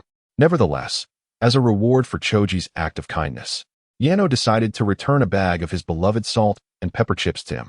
"Yano, you are simply an angel," Choji exclaimed, tears streaming down his face as he squinted at Yano, as if she radiated a divine light in his eyes. Suddenly struck by a thought, Yano adjusted her glasses. "Since we have some free time, would you like to join me in visiting the orphanage?" "Oh, is that possible? Won't we disturb the children?" Kushina was taken aback, not expecting such a suggestion from Yano. "Well, it would be nice to see them. It has been a while since my last visit." Hakuyun was the first to agree, though his gaze wandered and he scratched his head, feigning reluctance. I'll go too. Choji raised his hand eagerly, clutching the bag of chips tightly. Minato nodded with a smile. "I shall accompany you as well.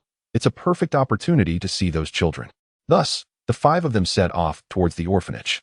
Along the way, laughter and chatter filled the air, creating a remarkably relaxed atmosphere. Upon arriving at the orphanage, the children spotted Yano and rushed over, excitedly exclaiming, Sister Yano has come to visit us." Surrounded by the children like a radiant star, Yano gently patted their heads and introduced her friends. "These are my friends. And they have come to visit you as well." The children's eyes sparkled with curiosity as they surveyed the newcomers. In the early morning, a group of children surrounded by Yun, bombarding him with questions. Initially, he feigned indifference, but soon could not suppress his laughter. Akito Yashimaru generously shared his snacks with the children, relishing the treats alongside them. Kushina animatedly recounted her recent experiences as a ninja, predominantly lamenting the tedium of her missions. Meanwhile, Minato engaged in conversation with a few older children, regaling them with tales of the village's curiosities and imparting knowledge about the ninja world, even teaching them some combat techniques and shuriken throwing skills.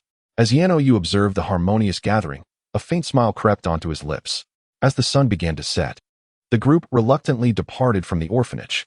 Each felt fulfilled by the day's events, their faces radiating warmth and satisfaction.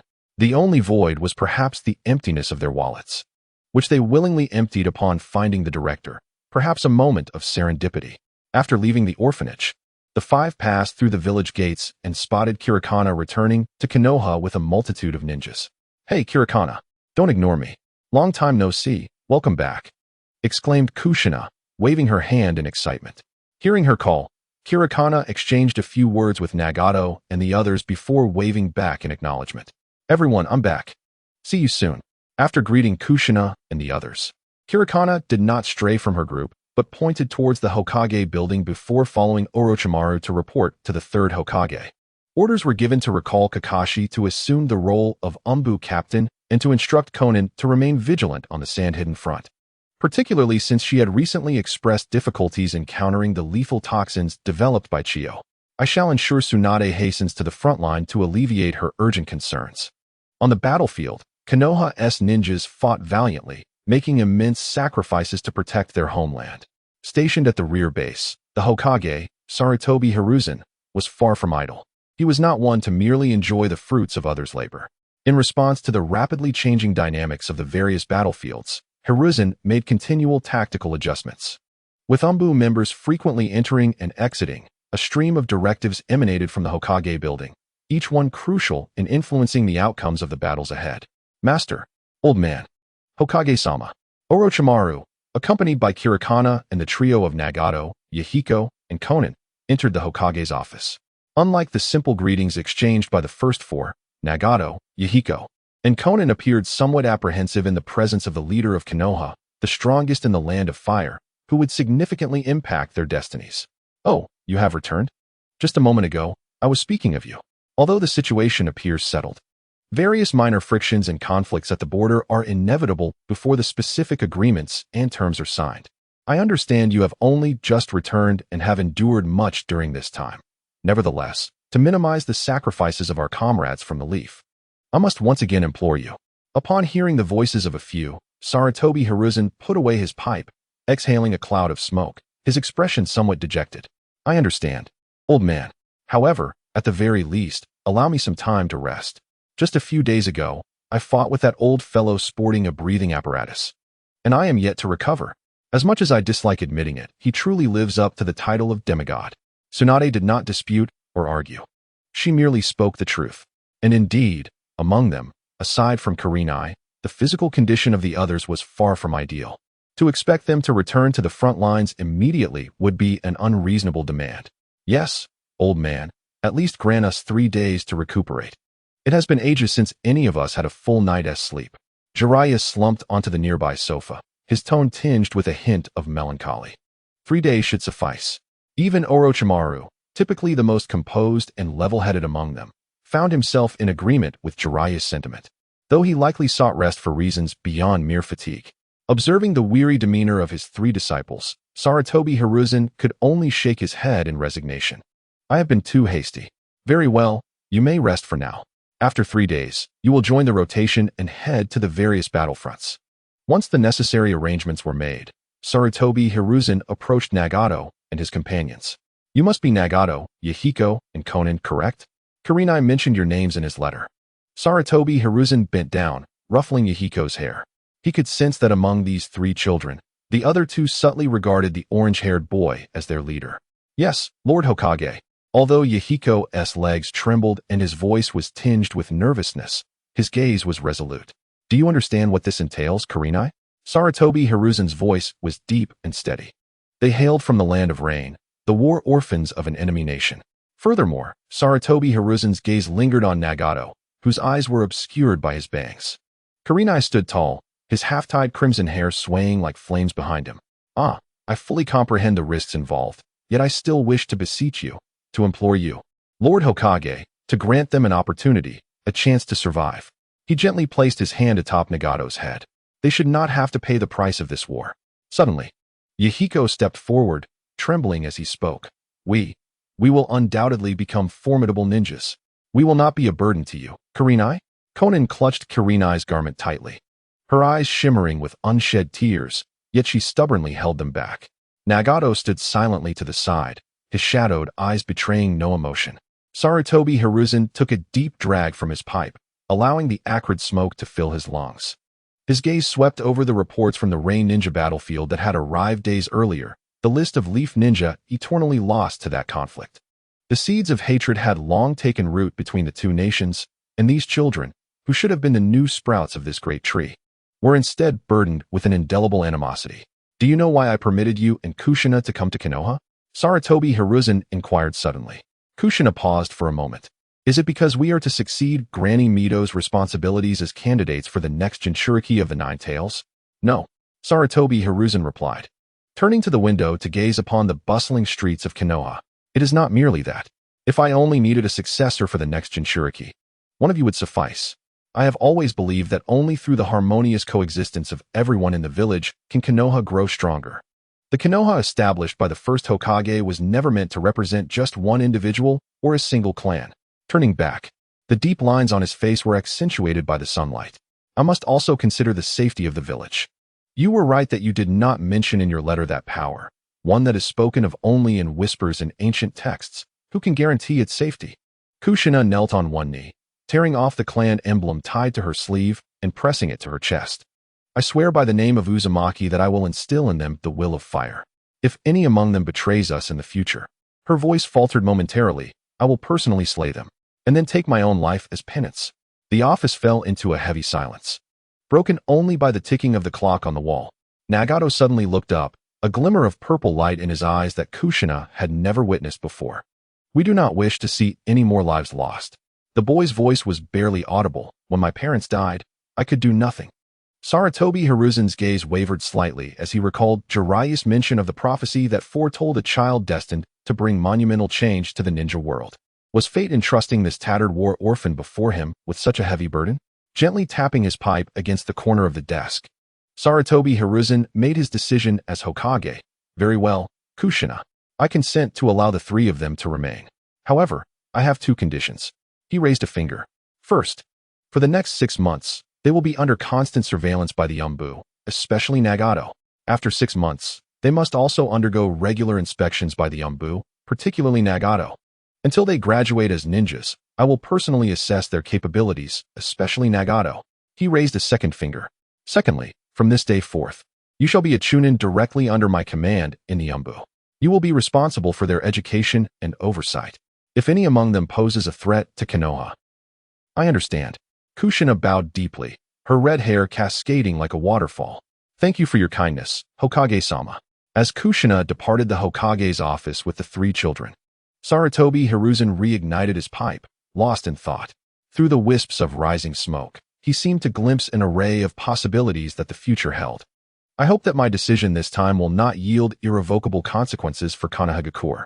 Chapter 29. The 3 little ones enter Konoha village. The Senju clan's feast, is this our new home? Emerging from the Hokage building, Konan, basking in the sunlight, gazed up at the towering rock formations behind the building, her eyes shimmering with incredulity. Kizuna knelt down, enveloping the 3 of them in her embrace. Yes, from this day forth, this shall be your home. You will be my family, part of Konohagakure. Nagato looked at the shadow cast by himself in the sunlight, feeling for the first time that the darkness of that shadow was beginning to dissipate. The setting sun of Konoha cast a golden hue over the crimson gate of the Senju estate. Kizuna took Nagato's hand, as Yahiko, glancing around in awe, followed closely behind, with Konan tightly gripping Kizuna's sleeve as they stepped onto the pebble-strewn path of the estate. Wow, how grand! Yahiko gazed up at the expansive estate buildings, his mouth agape as if he could fit an egg inside. These houses are far larger than those in Amigakure. Konan's fingers unconsciously twisted the hem of her clothing, her brown eyes reflecting the blooming camellias in the courtyard.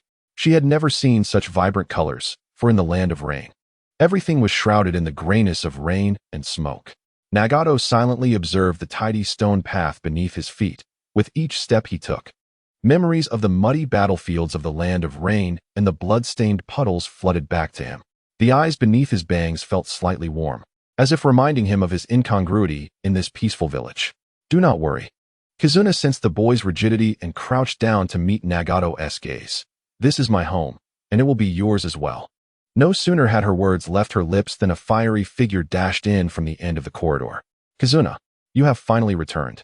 Kushina, like a flickering flame, leaped into Kizuna's arms, her red ponytail tracing a graceful arc in the air. Upon noticing the 3 unfamiliar children, she abruptly halted, tilting her head in curiosity. Who are these? Our family.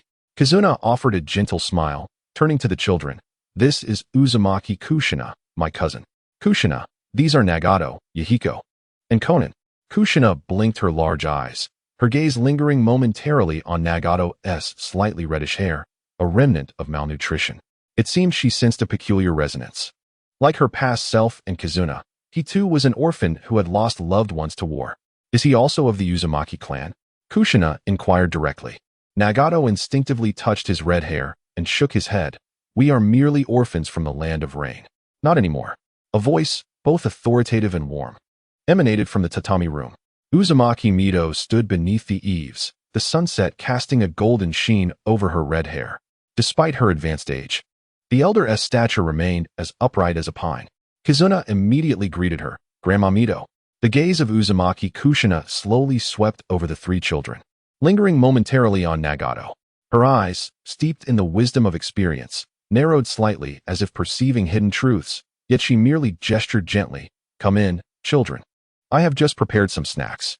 Inside the room, Tsunade was idly tossing a scroll of ninjutsu, her expression brightening upon their entrance. Oh, it seems the old man is quite reasonable after all, agreeing to your request so swiftly, she remarked, deftly rolling up the scroll and striding over to the children. Perfect timing. I shall examine their health now. With professional precision, she pressed her fingers gently against the wrists and necks of the trio. As the feedback from their chakra flowed through her, Tsunade's expression grew increasingly grave. Prolonged malnutrition had stunted their muscle development, and there were minor skin infections, which were manageable. First, take this to replenish your basic nutrients. Starting tomorrow, report to the medical department daily. Since you, Konan, possess medical knowledge, you can oversee their comprehensive recovery yourself. As she spoke, she produced 3 pills from seemingly nowhere. Yahiko accepted a pill and swallowed it without hesitation, immediately grimacing in response. So bitter. Worse than stale, moldy bread. Konan cautiously licked her pill, frowning yet obediently swallowing it. Nagato fixated on the pill in his hand, taking a long moment before finally placing it in his mouth. That's more like it, Tsunade continued. However, I will be departing for a long-term mission in a few days. While I am away, Conan, you must take good care of them. They will require at least 3 months of nutritional supplementation and rehabilitation training. Uzumaki Kushina nodded slightly, her gaze never leaving Nagato. Suddenly, she spoke, "Child, do your eyes discomfort you?" Nagato stiffened, instinctively lowering his head to let his red hair obscure his eyes. And no. A subtle shift occurred in the room's atmosphere. Conan, seemingly indifferent, lifted her teacup to drink, while Tsunade and Kushina exchanged puzzled glances, scrutinizing the two. Kushina approached Nagato, her warm hand gently stroking his crimson locks, her voice flowing like a gentle stream. "Do not be afraid, child. In the Senju clan, no one will harm you." Nagato slowly raised his head, his purple eyes shimmering with ripples in the dimly lit room, causing Kushina to gasp in astonishment. Tsunade shot up abruptly. "Is that the Rinnegan? The eye possessed by the legendary sage of 6 paths?" Tsunade stared in disbelief at Kushina and Conan. "Grandma, how can this be possible? Isn't that a tale from the illustrated books?" Kushina's expression remained remarkably calm. "In this world, everything is possible." She withdrew her hand and turned to Conan. "Does the monkey already know?" Conan nodded. "I have informed Lord Hokage using secret techniques. He has agreed to allow Nagato and the others to stay, but requires me to join the Umbu to oversee them." "Quite a wise decision," Tsunade remarked. The whirlpool of Uzumaki Suijin furrowed his brows slightly, but soon relaxed, returning to his seat and clapping his hands. "All right, the children must be hungry. Kushina, please take them to wash up, and then we shall dine together." Kushina hesitated for a moment before reaching out her hand to Nagato. "Come on, I will guide you to the restroom and the bath." Nagato paused briefly but then gently grasped the hand of the similarly red-haired girl, a peculiar warmth emanating from her palm that reminded him of the hazy visage of his mother. Dinner that evening was unexpectedly lavish, and Yahiko gazed at the array of dishes on the table, his eyes wide with astonishment. "Are we really allowed to eat all of this?" "Of course."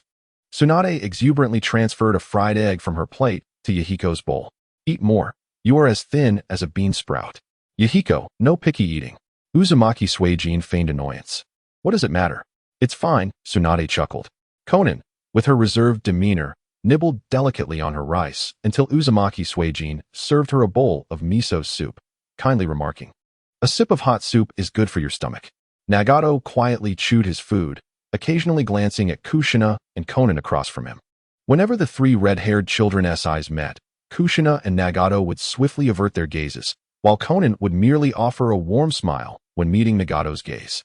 After the meal, Conan led the 3 children to the room prepared for them. The clean bedding, wooden desk, and even a small potted succulent on the windowsill welcomed them. "Is this our room?" Conan smiled as she pushed open the adjacent doors. "Each of you has your own space. Yahiko is on this side, and Nagato is next door. If you need anything, feel free to call me. I'll be in the room at the end of the corridor." Yahiko excitedly jumped onto his bed and rushed to the window, exclaiming, "Wow, I can see the training ground from here. Can I go there tomorrow?" "Of course. But you must wait until the comprehensive examination at the Konoha hospital is complete," Conan replied, ruffling his hair before turning to the silent Nagato.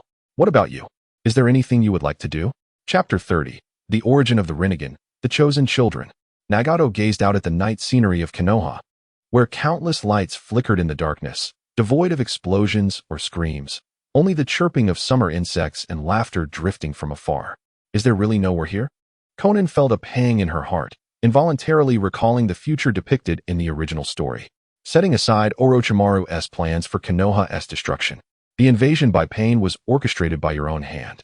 Yet, on the surface, Conan displayed no unusual reaction. She approached Nagato and gently stroked his head. "I cannot guarantee that it will always remain so, but the founding purpose of Konoha was to end the endless bloodshed of the warring era, providing a place where children can grow up carefree and joyful. The first Hokage and the ancestors of Konoha paid a tremendous price to secure this precious peace." The Rinnegan of Nagato shimmered under the moonlight, casting a subtle glow. What if others longed for such tranquility? Kushina found herself at a loss for words. Just then, a gentle knock resonated at the door, and the voice of Minato Uzumaki reached her ears from outside. "Kushina, could you step out for a moment? I have something to discuss with you." Stepping into the courtyard, a faint golden chakra rippled outward as the soundproof barrier silently unfurled. Gazing at the koi in the pond, Minato spoke directly. Those eyes of his are not innate, are they? Kushina could not hide her bitter smile. It seems I cannot conceal anything from you. Our Uzumaki clan possesses a profound sensitivity to chakra, a fact you must have experienced yourself. Coupled with the chakra of the Nine Tails and my grandmother's extensive experience over the years, I can sense the strangely familiar aura emanating from his eyes. Indeed, those eyes were grafted onto Nagato, likely due to his exceptional physique, nurturing them in the process. Kushina sighed deeply, articulating a sorrowful conjecture. Minato scattered a few grains of fish food into the pond, the chakra tracing 6 ripples across the water's surface. The Rinnegan is a bloodline limit of the Sage of 6 Paths and should not manifest in an ordinary person. Yet, those eyes bear signs of forced transplantation, alongside traces of a sealing curse, akin to attempting to contain the ocean within a stream. Footsteps echoed from the corridor, where Kushina was dragging a sleepy Yahiko toward the restroom. The two listened in silence as the sounds faded into the distance, while the atmosphere within the barrier grew increasingly heavy. How much time does he have left? Uncertain. Minato retrieved an ancient bamboo scroll from his sleeve. The ancient texts of the Uzumaki clan record that the Rinnegan has never appeared in anyone other than the Sage of 6 Paths. However, from Nagato's condition, it is evident that the Rinnegan is gradually consuming his vitality. For him to grow up safely, he must either be the reincarnation of the Sage of 6 Paths or a descendant thereof. As the night breeze caressed their sleeves, stirring their flowing red hair, Kushina felt her heart race beneath the moonlight. Why is the situation worse than in the original story? Is this the butterfly effect I have triggered? In this lifetime, Nagato cannot even grow up peacefully. Should I inform the Hokage? Kushina asked, already knowing the answer. No, Minato's voice rang clear in the moonlight. If the others find out, they will turn Nagato into a cold-blooded weapon. He placed a hand firmly on Kushina's shoulder. Right now, you only have 2 tasks. The moonlight illuminated their faces, revealing the crimson-slit pupils in Minato's eyes. I will take responsibility for the curse mark in Nagato's eyes, while you must, first, teach him the sealing techniques of our Uzumaki clan, ensuring he learns how to suppress the rampaging chakra. Second, you must spend more time with him, using the yang chakra of the 9 tails that I provide to counteract the erosion of the Rinnegan. Kushina gazed down at her hands, questioning whether someone who bore no prophetic burden truly deserved to be entrusted with a secret capable of upending the ninja world. Why was I chosen? Whether it is the 9 tails Jinchūriki or Nagato's Rinnegan, why would grandmother choose me? Initially, I harbored some hesitation towards you, until you spoke to Kushina, declaring that Nagato and the others are our family. Uzumaki Mito smiled, the wrinkles at the corners of her eyes concealing a serene understanding of fate. Just as you once asked Nagato, would you choose to accompany me, rather than merely becoming my power? At the corner of the corridor outside, a pair of swirling eyes slowly opened, only to close silently again. Kalunai remained silent for an extended period, tears cascading down her cheeks. Yet, I do not wish for grandmother to depart. Uzumaki Mito was momentarily taken aback, and after a long pause, she chuckled softly. Life inevitably entails birth, aging, sickness, and death. Before grandmother leaves, she can still protect you one last time. Kalunai should feel grateful for grandmother's sacrifice. Uzumaki Mito gently placed her hand on Kalunai's shoulder. Her voice was like a gentle breeze on a summer night, always exuding warmth. However, Kalunai hesitated to speak. Uzumaki Mito shook her head lightly, asserting that there was no room for doubt. This was the best arrangement. Grandmother trusts that Kalunai will safeguard Nagato, protect her family, and watch over Konoha. Kalunai bit her lip and nodded firmly, understanding grandmother's intentions. At that moment, urgent footsteps echoed from outside the barrier. It was Kushina, her face a mask of worry. Rushing towards them. Grandmother, Kalunai, something's wrong. Nagato has suddenly collapsed. Kalunai and Uzumaki Mito exchanged glances, immediately following Kushina into the house. They found Nagato lying pale upon the bed, his forehead slick with cold sweat, his body trembling slightly. Uzumaki Mito hurried forward to examine him. Her brow furrowed. The original wielder of the Rinnegan was exhausting his strength, and the power within him would soon spiral out of control. Immediate suppression was imperative. Kalunai took a deep breath and, in unison with Uzumaki Mito, began to channel the yang attribute 9 tails chakra into Nagato's body, employing the method she had previously taught him. Gradually, Nagato's complexion regained some color, and his breathing became steadier. Time was of the essence. We must expedite our actions, Uzumaki Mito declared sternly. Kalunai clenched her fists. Vowing silently, Old man Obito, how dare you inflict such suffering upon Nagato, forcing grandmother to depart years earlier than in the original tale. You had better pray that I do not fall into your grasp. Otherwise, you shall truly understand the meaning of cruelty. Additional note, in the original narrative, Kushina became the Jinchūriki at around the age of 15. However, due to the need to resolve the curse mark left by Obito within Nagato's Rinnegan, and the fact that she had taken some Nine-Tails chakra to aid Kunai, Uzumaki Mito's current physical state is somewhat diminished compared to the original. Consequently, the Nine-Tails Jinchūriki transfer ceremony must be hastily advanced. Chapter 31. The Unprecedented Path of My Ex-Husband. 3 days later, at the border of the Land of Rain, the environment remained as dark and damp as ever, with an unending drizzle that seemed eternal, saturating the already muddy ground into a deep brown mire. The air was thick with the metallic scent of blood, mingling with the noxious odor of decaying, unidentified vegetation. Raindrops rhythmically pelted the forehead protectors and the cold, lethal shurikens of the ninjas, producing a monotonous and oppressive sound. Led by Tsunade, one of the legendary 3 Sannin of Konoha, an elite squad raced through the low-lying woodlands towards the battleground of Sunagakure, where the situation was dire and the leaf ninjas were suffering greatly from the toxic concoctions devised by Chiyo. Tsunade's golden ponytail swayed amidst the rain as she was flanked by the last remaining elite Jonin of the Kato clan, Kato Dan, a master of sensory ninjutsu and the soul manipulation technique, along with several seasoned special Jonin from Konoha. Kato, assess the surroundings. I sense something amiss. Tsunade's voice cut through the rain, imbued with a grave and undeniable authority. Kato Dan formed the tiger seal, closing his eyes as his formless chakra expanded outward, akin to a stone cast into a tranquil lake creating ripples. Moments later, he opened his eyes wide, his pupils constricting in alarm. Lady Tsunade, to the 9 o'clock position. 150 meters away, there is a significant surge of abnormal chakra, Sunagakure ninjas. Their numbers exceed 20. Not good. Quickly take cover. An attack is imminent. His warning resonated like thunder amidst the night, yet, like sound trailing light, it arrived just a fraction too late. Wind release, great breakthrough. Secret technique, poison Simban rain. Ninjutsu, sand shower barrage. Before Kato could finish his warning, a flurry of deadly assaults erupted. A ferocious gale whipped up mud and rain, obscuring the vision of the leaf ninjas, while the torrential barrage of poisoned Simban and sand projectiles tore through the air, emitting a piercing whistle. The onslaught pierced the rain curtain, shattering the trees that stood between them, hurtling towards Tsunade and her comrades like cannon fire. Scatter. Prioritize the puppet master, Tsunade shouted, instantly shifting into a battle stance. She unleashed a powerful punch, her immense strength infused with raging chakra, striking the ground and raising a curtain of mud and sand that successfully intercepted the majority of the initial assault from Sunagakure. The other members of the elite squad quickly reacted, employing their own techniques to fend off and evade the remaining attacks.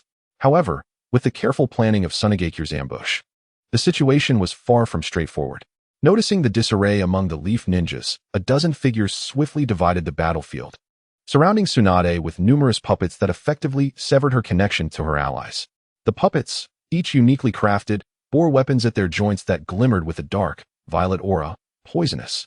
Overwhelmed by their numbers, the leaf ninjas soon found themselves at a disadvantage, sustaining injuries. Though no fatalities had yet occurred, the outlook remained grim. Suddenly, a white puppet, bearing feminine features and wielding twin blades, darted towards Kato Dan, who was engaged in a fierce struggle with a sand ninja proficient in sand manipulation. Puppet technique. That's Chiyo's creation. Kato, be careful. As Tsunade caught sight of this scene, her heart raced with urgency. She yearned to turn back and render aid. Yet she was firmly ensnared by the numerous elite shinobi of Sunagakure and their myriad of puppets. Rather than engaging Tsunade directly, they relied on the deadly toxins and an array of poisonous ninja tools to obstruct her path, their sole intention being to buy time. Kato Dado faced the onslaught of white puppets with keen eyes, his agile form weaving gracefully as he deftly parried their formidable dual blades with his kunai, which glimmered like a shard of ice. Although he was not particularly adept in taijutsu, his mastery of the transformation technique was formidable.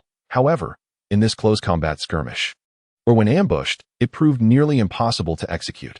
As he evaded attacks, he endeavored to alleviate Tsunade's burden by drawing more fire towards himself. Yet, in the next moment, Despite the chakra bolstering his kunai, it was ultimately overwhelmed and severed in twain by a powerful strike, along with his very being. To his astonishment, there was no anticipated sound of flesh being pierced, only the thud of splintered wood falling beside the long blade. The substitution technique had succeeded. Just as Kato Dato rejoiced in having narrowly escaped a fatal blow, a severed arm of a puppet suddenly sprang into action. Secret technique, blade of limbs. The enemy's voice mingled with the cacophony of wind, rain, and the explosions of ninjutsu, reverberating like thunder in Kato Dato's ears. Tsunade and her companions turned abruptly, their eyes wide with horror.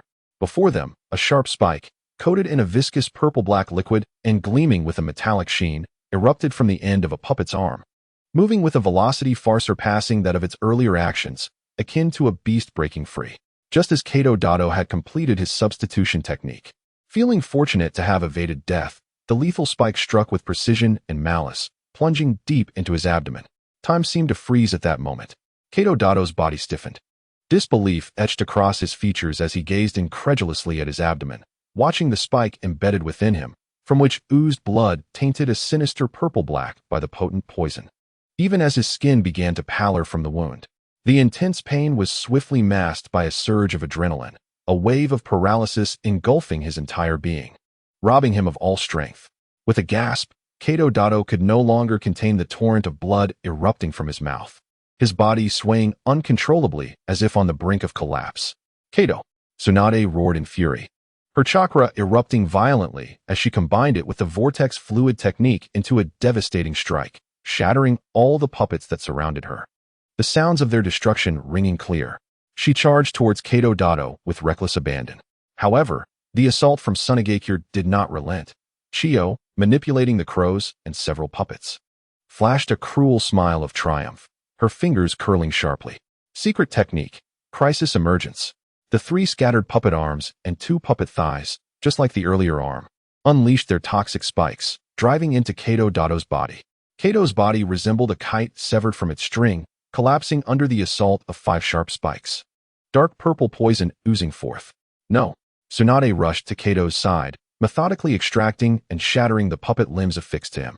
After administering a universal antidote, she began to heal his wounds with her medical ninjutsu. Humph. In such a state, even the Sage of 6 Paths would be of no assistance. The mission's objective has been accomplished. We shall withdraw. Chiyo let out a cold laugh, subsequently commanding the sand-hidden ninja to retreat. The remaining leaf ninjas swiftly formed a protective circle, their backs turned to Tsunade and Kato, wary of any potential resurgence from the sand. Tsunade knelt in the mud, her hands pressing firmly against Kato's profusely bleeding wounds, and vibrant, life-giving green medical chakra flared to life, akin to fireflies in the night, desperately surging toward the fatal injury. For clarification, once the spirit manipulation technique is successfully executed, puppet masters relying solely on physical attacks cannot affect the spirit body, and the caster's physical form remains hidden from the puppet master's view, while the puppet master must concentrate on controlling their puppets. Any slight distraction can lead to loss of control, exposing them to lethal vulnerabilities. This is a natural counter to puppet masters. Thus, this ambush by the sand was specifically aimed at Kato. Additionally, Chiyo's utilization of the crow puppet is noteworthy. In the original narrative, Sasori exhibited remarkable puppet mastery following his parents' demise, developing the crow, black ant, and salamander during his childhood. Hence, I have attributed the crow puppet to Chiyo. As for Kankaro's crisis, ISNT that a standard technique associated with the crow puppet? Chapter 32, the power known as miracles. Where is Tsunade's team now? Orochimaru navigated swiftly through the forests of the Land of Rain, his gaze darting about in search of Tsunade's team. Kato, hold on. I am here. I can save you. Tsunade's voice was laden with an unprecedented fear and sorrow. Despite her unparalleled mastery of medical ninjutsu, she felt the swift passage of her subordinate's life. The toxins from the spikes were overwhelmingly potent, corroding flesh and damaging his chakra network and vital organs. Alarmingly, the penetrating wounds nearly encompassed all vital organs within his thoracic cavity. His liver, kidneys, and intestines had sustained severe harm from the toxic spikes. Cough. I don't want to die yet. I still have so many things I wish to accomplish. Kato's body convulsed violently, each spasm causing torrents of blood to seep forth. His once handsome face now bore an expression of numbness, lips devoid of color, replaced by a shade of dark purple from the poison. His consciousness flickered like a candle in the wind, dimming rapidly under the dual onslaught of excruciating pain and frigid cold. "Do not speak anymore, Kato." Kato's gaze, fragmented and unfocused, struggled to coalesce upon Tsunade's face, which was etched with terror and sorrow. His lips trembled, yet only a faint whisper escaped. "I cannot perish in such a place. Do not worry, I have staunched your bleeding. You shall be saved, Kato." Tsunade's voice quivered with emotion. Though she had grown accustomed to the cycles of life and death, the sight of familiar souls gradually slipping away from her grasp invariably wrought anguish upon her heart. "Is that so? That is wonderful." Upon hearing Tsunade's comforting words, Kato felt an involuntary sigh of relief escape him, the corners of his mouth lifting slightly before he succumbed to unconsciousness. Tears mingled with the cold rain as they cascaded down Tsunade's cheeks. Her mind raced with unprecedented speed, her chakra surging with an intensity surpassing any previous instance. A vibrant green light radiated with extraordinary warmth, forming a tangible halo around her hands. The universal antidote began to take effect, temporarily suppressing the toxin. Now, if she could reattach the blood vessels, staunch the severe bleeding, and sustain the basic functions of his organs, she might concoct a new antidote before the toxin fully erupted. Bitten lips bled, crimson mingling with rainwater at the corners of her mouth. Tsunade pushed her chakra control to its limits, forcefully stitching together the ruptured major blood vessels with an abundance of life-infused chakra, even attempting to resuscitate Kato's nearly halted heartbeat. Simultaneously, she enveloped the poison within him with a massive surge of chakra, preventing its imminent resurgence. This endeavor, however, was akin to burning away her own vitality, draining her mental fortitude and depleting her already scarce chakra reserves. No, the toxin is too potent. The antidote has entirely lost its efficacy. The only recourse is to utilize the delicate extraction technique to draw the poison from his body and then fully heal his wounds. Despite the tears streaming down her face, Tsunade's mind remained lucid, making the most rational decisions. As time slipped away, she first managed to halt the copious bleeding from multiple wounds on Kato's body, then meticulously extracted the poison coursing through him. At last, through relentless effort, a pool of foul, purplish-black toxic blood was drawn from Kato's body. Just as she prepared to address the remaining wounds, her remaining chakra proved insufficient to perform any further jutsu. Tsunade gazed helplessly at her trembling hands before her body felt light, collapsing into the mud. "I lack chakra. Life is so fragile." Finally locating Orochimaru, Tsunade's teammate, he gazed down upon the soon-to-be corpse of Kato and the exhausted Tsunade, who sat in the mire, spent of chakra. A single droplet, whether sweat or rain, rolled from the corner of his eye. Suddenly, as Orochimaru pondered the scene, Tsunade, who had ultimately collapsed onto Kato's lifeless form, miraculously felt a surge of pale golden chakra emanate from within her. The chakra gradually spread, enveloping Tsunade and Cat Dan until it stabilized. This peculiar pale golden chakra swiftly mended Cat Dan's wounds in the astonished gazes of Orochimaru and the other leaf ninjas. Within mere blinks, the numerous injuries on Cat Dan's body were completely healed, leaving no trace of his prior suffering. To the onlookers in the leaf, it seemed that perhaps Tsunade's extraordinary medical ninjutsu had defied limits to sustain Cat Dan's breath. Or perhaps it was Cat Dan's formidable willpower that clung desperately to his convictions about family, the leaf, and the future amidst the abyss of darkness. Or maybe it was merely a cruel twist of fate, generously bestowing a glimmer of hope. The heartbeat that had nearly ceased began to flutter weakly once more. Spurred by Tsunade's relentless efforts and the favor of miracles, he had survived. However, only Orochimaru understood that this was neither a miracle nor a blessing from the Sage of Six Paths. It was the same pale golden chakra that had once manifested in his dying disciple, SH-10. This unique chakra belonged solely to the Uzumaki clan, awakened through the pinnacle of their bloodline limit.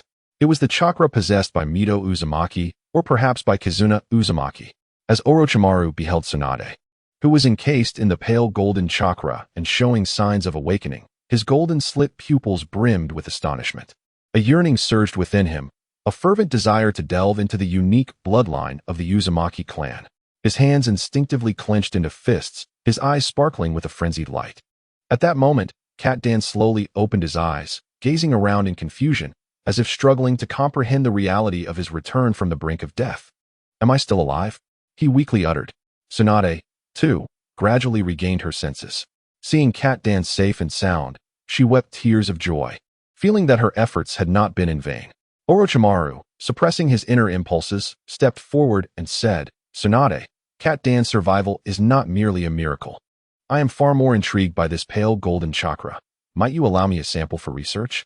Tsunade regarded Orochimaru warily, particularly the fervor in his gaze, which led her to suspect that his intentions were far from simple. "Orochimaru, I do not know how to control this chakra. If you are truly interested, you may seek Kizuna after the war concludes," she replied, her brow slightly furrowed. Though she possessed a quarter of the Uzumaki bloodline, she had not awakened any bloodline abilities, rendering her unable to manipulate the pale golden chakra at will. Moreover, neither the time nor the place was suitable for such discussions. Orochimaru furrowed his brow slightly, acutely aware that this was not the time to immerse himself entirely in research. Much like the recent ambush on Tsunade's team, the borders of various nations appeared tranquil. Yet beneath the surface, tumultuous currents surged, concealing peril at every turn. Nevertheless, within his mind began to take shape the outline of a significant plan.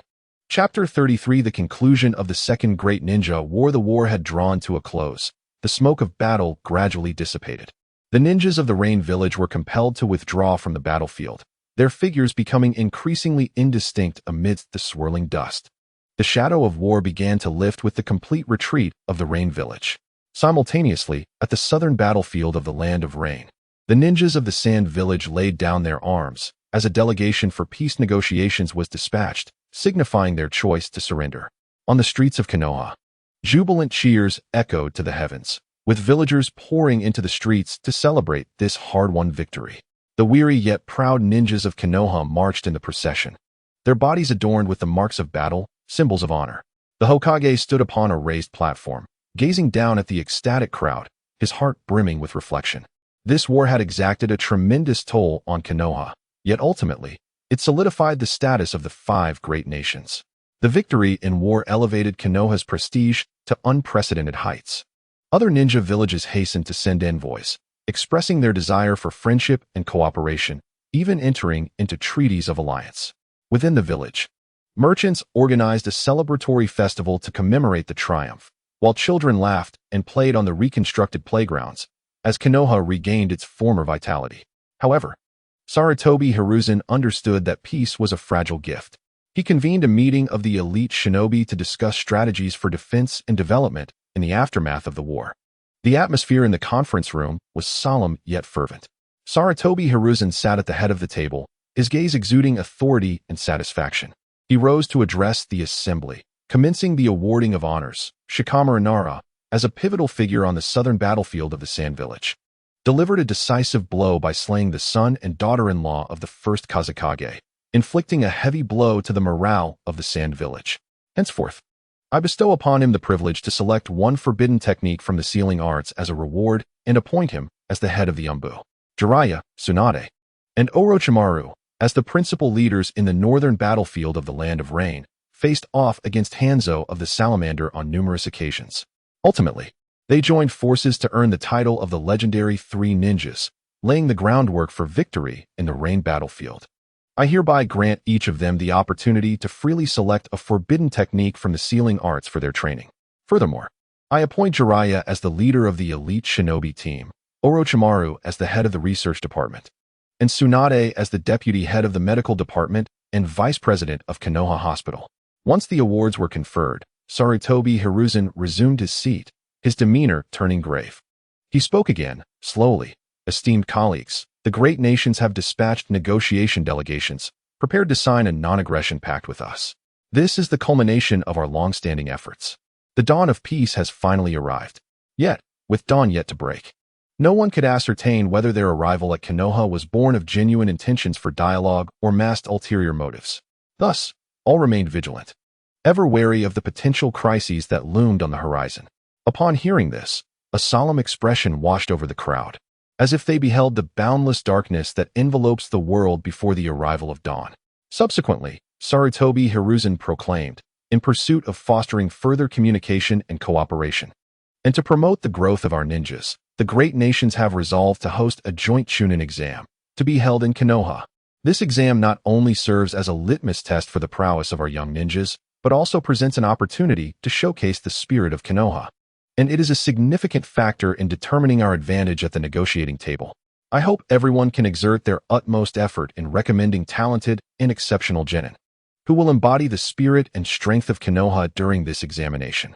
Upon receiving this news, the eyes of the ninjas sparkled with excitement and determination. They eagerly rubbed their hands together, anticipating that their disciples or family successors would shine brilliantly in this grand Chunin exam, outshining the elite genin from other nations. Sarutobi Hiruzen, observing the reactions of the crowd, nodded in satisfaction, confident that the ninjas of Konoha would achieve remarkable results in the joint Chunin exam, thereby bringing glory to the village. The ominous clouds of war finally dispersed from the skies above the land of fire, as Konoha basked in the long-awaited sunlight of peace. To manifest the new order post-war, solidify alliances, and deter potential ambitions, Konoha initiated and hosted the first major joint Chunin exam after the conflict, which grandly commenced in the expansive central training grounds and surrounding areas. Led by Konoha, the major ninja villages of Kumogakure, Iwagakure, and Sunagakure, along with delegations from smaller nations such as Amigakure, Kusagakure, and Takigakure, sent forth their elite genin to tread upon this land that symbolizes victory and peace. The streets of Konoha were festooned with decorations, and the villagers wore expressions of pride and enthusiasm. The air thick with the celebratory spirit that contrasted sharply with the ominous aura surrounding the visiting ninjas. At the heart of the Konoha viewing platform stood the third Hokage, Sarutobi Hiruzen, clad in ceremonial robes, his smile warm yet his gaze sharp as an eagle's. Surrounding him were the high-ranking officials of Konoha and representatives from various ninja clans. All eyes fixated on the three Konoha teams preparing below. One team comprised the classic Inoshikacho trio, future heirs of the pig, deer, and butterfly clans, featuring the seemingly lethargic Nara Shikaku, the sun-kissed and gentle Yamenka Ino, and the round, amiable Akimichi Choji. The second team was led by the composed and subtly formidable Namikaze Minato, accompanied by the fiery-haired and chakra-imbued Uzumaki Kushina, and the reliable rising star of the Akimichi clan, Akimichi Yashimaru. Lastly, the third team occupied the foremost position, led by a boy with the signature long hair of the Uzumaki clan, even more profound in hue than Kushina's, resembling a flame frozen in time. He possesses an extraordinary stature and a strikingly handsome visage, with azure eyes as placid as a tranquil pool reflecting the clear sky. He is none other than the protagonist of this tale, the esteemed leader of the Shuon Mao class, Vortex Kulanai. At the tender age of 12, he has already awakened the remarkable healing abilities of the Vortex clan, alongside numerous bloodline techniques such as the Diamond Lock and the Kagura Hard Eye. He has demonstrated a composure and control that far exceed his years on the battlefield of Rain Hidden Village. Behind him stands Bai Yun Zhaochen, focused with a sword slung across his body, and the sharp-eyed pharmacist Yao Shi Nayu, who adjusts his glasses with a gaze as keen as a scalpel. The formidable aura of this team eclipses that of all other ninja squads present, including those from various great nations. "Hey, Kulanai!" The resounding voice of Kushina shattered the tranquility of the preparation area as she bounded over in 2 quick strides, energetically slapping Kulanai's shoulder. Her fiery red hair danced around her, radiating vivacity.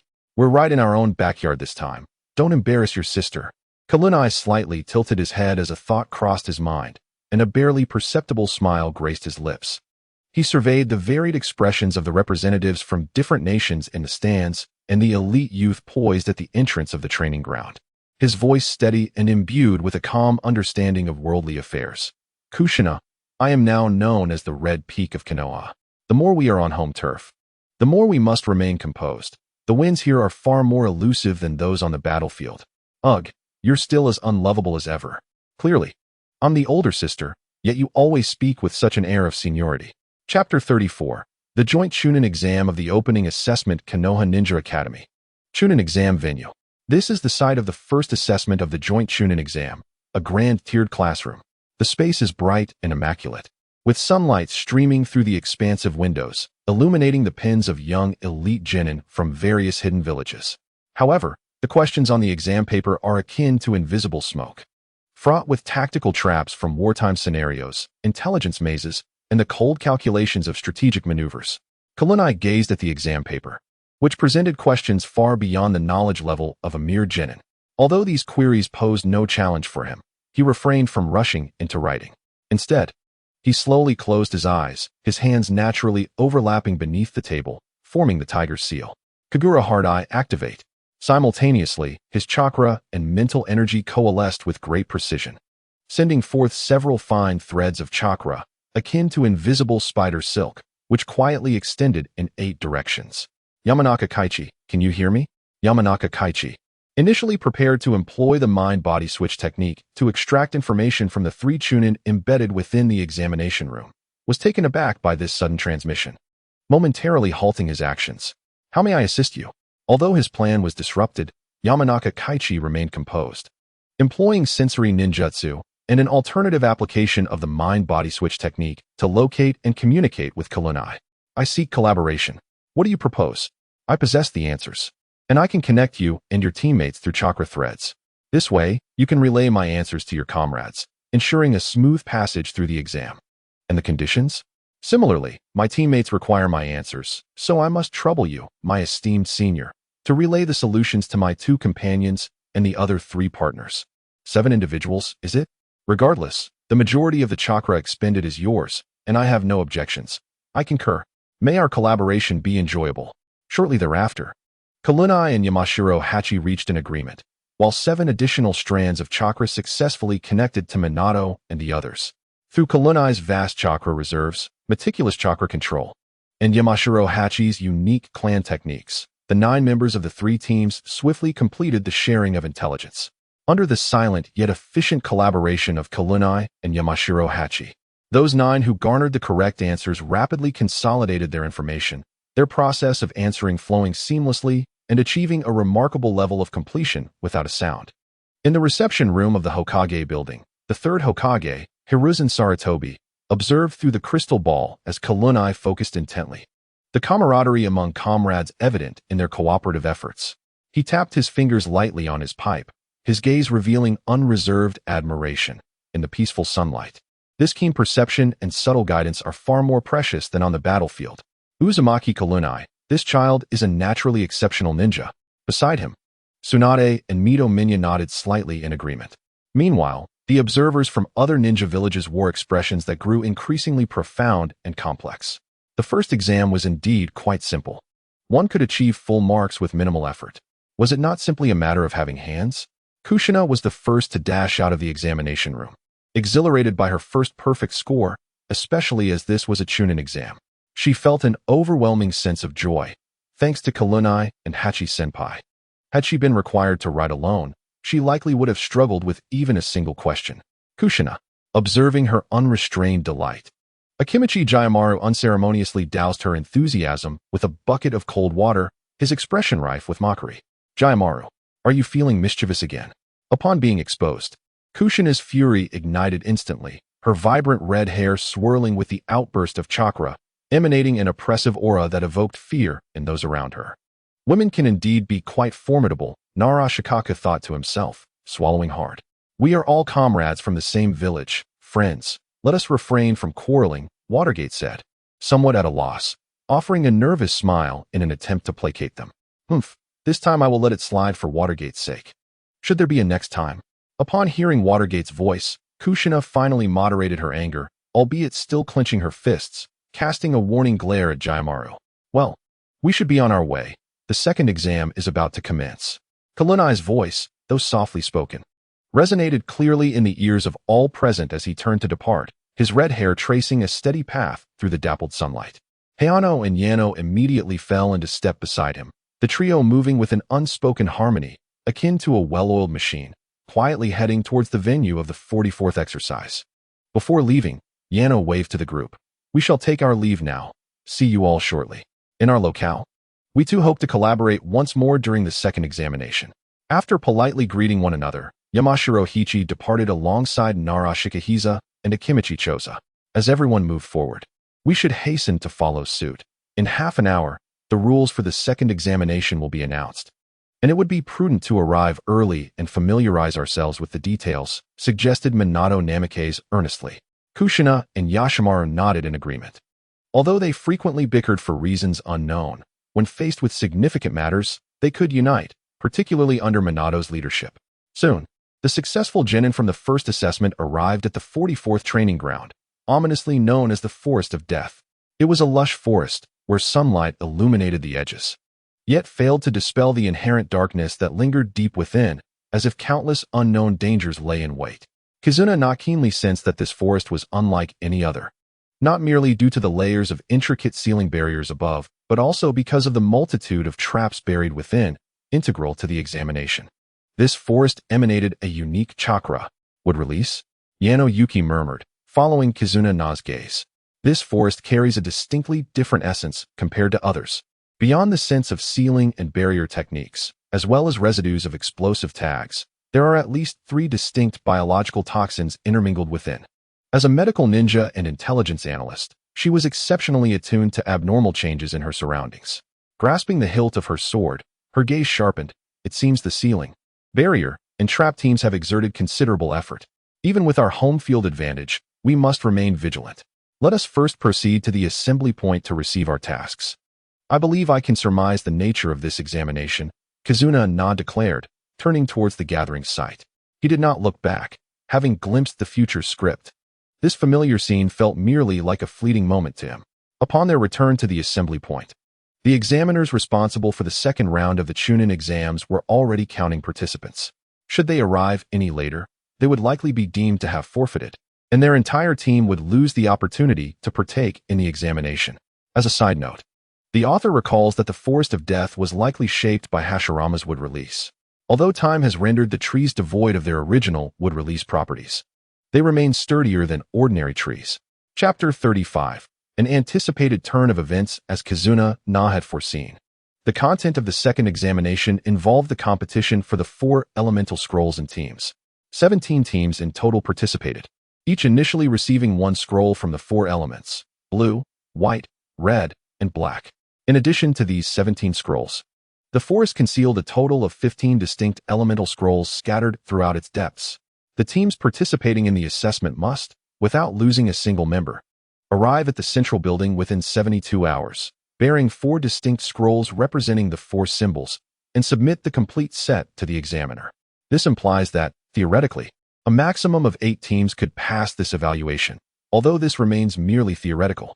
Upon the conclusion of the rules, each team collected their respective scrolls and proceeded to their designated entrances, poised to await the official commencement of the examination. The scroll representing the vermilion bird, the Zhu scroll, indicates our targets as the Qing, Bai, and Xin scrolls, does it not? After discerning the task scroll in Qi Lu Nai's hands, they instinctively recognized their forthcoming objectives. As the bell signaling the start of the examination tolled, the 17 teams plunged into the Death Forest from various entrances. Maintain formation. Upon entering the Death Forest, follow my commands, commanded Qi Lu Nai with a concise and authoritative tone. Yao Nayu prioritize establishing a basic environmental safety assessment. Morning. Remain vigilant and ready for combat at all times. Understood. Both Morning and Yao Nayu responded simultaneously, their expressions focused. Qi Lu Nai's team moved through the forest like ethereal spirits, swift and stealthy, utilizing Qi Lu Nai's divine insight to detect dangers lurking in the shadows. There are traps. 300 meters to the left, 2 puppets from the sand-hidden village. Judging by their shapes, they appear to be a crow and a black ant. Behind the puppets, 3 chakra signatures indicate 2 rogue ninjas guarding the puppet master. Qi Lu Nai's voice resonated through the dim forest, calm and direct, akin to a weather report. His divine insight had already pierced through the tree's obscurity, accurately capturing the malicious chakra of the 3 sand-hidden ninjas. Upon hearing Qi Lu Nai's words, Morning comprehended immediately, rushing forward and forming seals with his hands. Received. Wind release. 1,000 facets wind. A myriad of razor-sharp winds erupted from Morning's blade, instantly leveling the trees ahead and exposing the 3 sand-hidden sub-ninjas who had been concealed behind them. Yale. Let's go, Yude. Attack. The simultaneous shouts erupted in the clearing as Qi Lu Nai and his team, who had seized the initiative, launched their assault. Water release. Water breaking wave. Wind release. Vacuum blade. Ninja art. Exploding kunai. The 3 sand-hidden ninjas, realizing their ambush had failed and that the initiative had been lost, swiftly reacted. Wind release. Wind destruction. Wind release. Wind cutter. Secret technique. Mountain pepper fish. The wind vortex created by wind release. Wind destruction intercepted the exploding kunai hurled towards the crow and black ant puppets. Wind release. Wind cutter barely severed the numerous wind blades emitted by the vacuum blade, sustaining some injuries, yet remaining unthreatened. However, the high-pressure water column aimed at the sand-hidden puppet master was beyond the capacity of an ordinary individual to withstand.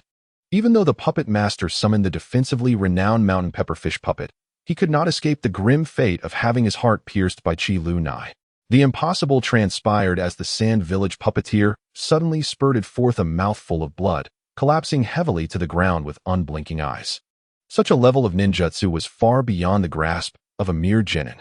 The two sand genin beside him, witnessing their strongest comrade being annihilated in a single encounter, were instantly engulfed in panic. Damn the Leaf Village. This was clearly a premeditated scheme, aimed at extinguishing the nascent talents from the major ninja villages. They must flee. This news must be disseminated. Everyone must learn of the deceitful facade that the Leaf Village maintains. The two sand genin exchanged glances, resolutely deciding to scatter and escape immediately. Observing the retreating figures of the two sand genin, Azuma furrowed his brow slightly. What should he do? Should he pursue? No need, Kalunai interjected. Their team scroll is merely with the puppeteer. It would be laborious for you to search his body. Let us instead seek our next target. Kalunai shook his head, showing no inclination to chase after the remaining two sand ninjas. After all, within the vision of his Kagura's heart, the task scroll imbued with special chakra lay quietly within the puppeteer's equipment pouch. Ah, how tiresome this is for me, Azuma lamented upon hearing Kalunai's response. Yet upon reflection, it became evident that Kalunai had to maintain the Kagura's heart while simultaneously dispatching the opponent, and considering that Yano was a frail girl, it seemed only fitting that he undertake the task of retrieving the spoils. Kalunai was indeed a chakra prodigy, with such expenditure being trivial, while Yano, as a medical ninja, frequently dealt with severely injured patients, proving she was hardly weak. Ultimately, Azuma reluctantly approached to claim the spoils, exclaiming, "Oh, a white scroll symbolizing the white tiger. What splendid fortune!" Upon discovering that the loot was a target scroll needed by their team, Azuma's earlier grievances dissipated in an instant, deeming the effort worthwhile. In the subsequent 2 days, scenes akin to Kalunai's squad's initial battle unfolded continuously across various corners of the Forest of Death. The Inoshikacho team, leveraging Narashikaku's extraordinary intellect and their seamless collaboration, successfully located or seized scrolls, ultimately collecting the 4 symbol scrolls. Similarly, the Minato team, under the leadership of Minato, fought valiantly alongside Kaizuna and Yashimaru, and after vanquishing 2 squads from rival nations, they too successfully gathered the 4 symbol scrolls. Meanwhile, Kalunai's squad managed to locate the blue scroll, snatching the black scroll from the Cloud Village team, and with the already acquired red and white scrolls, they not only passed the second exam, but also reduced the number of teams eligible to pass this assessment by at least 1. Another day passed, culminating in the official conclusion of the second examination for the joint CH-NIN exams. Regardless of whether teams faced casualties, failed to collect the required scrolls, or did not arrive at the task submission location in time, they were all eliminated. Ultimately, only 5 squads remained who had successfully passed the exam, a stark reduction of 3 teams from the maximum allowed 8. The 5 squads consist of Yun-In and Yin-In, each representing 1, while the remaining 3 are from Konoha, the Inoshikacho team, the Minato team, and the Kizuna team. It is worth noting that Sakura's extraordinary strength can shatter the formidable defenses of the Scarlight H-Ka puppet with a single punch, and that the water release technique, which penetrated the Sand Fish puppet, effectively eliminated a Sand Village genin. Quite reasonable, wouldn't you agree? Chapter 36. A true man must engage in a one-on-one battle, fist to fist. 15 participants? It seems the new generation of ninjas from various villages is remarkably talented. At the CH-NIN selection exam venue in Konoha, Sarutobi Hisashi surveyed the central arena from a high vantage point, observing the 15 genin from Konoha, Yin-In, and Yin-In. Meanwhile, representatives from other ninja villages looked on with skepticism, particularly from the Sand Village, who perceived Konoha's display as a mere show of strength intended to intimidate them. Aiming for greater advantages in the forthcoming peace treaty negotiations, even going so far as to send their finest CH-NIN to masquerade as genin. The vast circular arena shimmered under the midday sun, resembling a grand coliseum. The stands were alive with the exuberant cheers of Konoha villagers, the whispers of various country delegations, and the scrutinizing gazes of the ninjas, all merging into a palpable wave of fervor. After the brutal elimination rounds, the 15 remaining individuals were undoubtedly the elite among the elite from the 4 great ninja villages. Konoha held a significant advantage. Narashikaku, with a seemingly lazy yet keen gaze, surveyed his opponents. Yamanaka Ino, focused and seemingly engaged in silent communication with someone. Akimichi Choji, with his massive physique, exuded a sense of formidable strength. Standing calmly was Namikaze Minato, his golden hair glistening like gilded threads in the sunlight, while Uzumaki Kushina emanated a fiery intensity, her vast chakra visibly stirring with excitement. Akimichi Jiraiya wore a shy smile, yet beneath his amiable exterior lay immense, untapped power. The morning cloud still bore the long sword slung across his back, his eyes sharp and piercing like those of a hawk. Yakushi Nono adjusted her thick glasses, her gaze coolly analyzing each potential opponent, including her former teammate, Uzumaki Kazuna, whose chakra was as deep as an abyss, his strength unfathomable.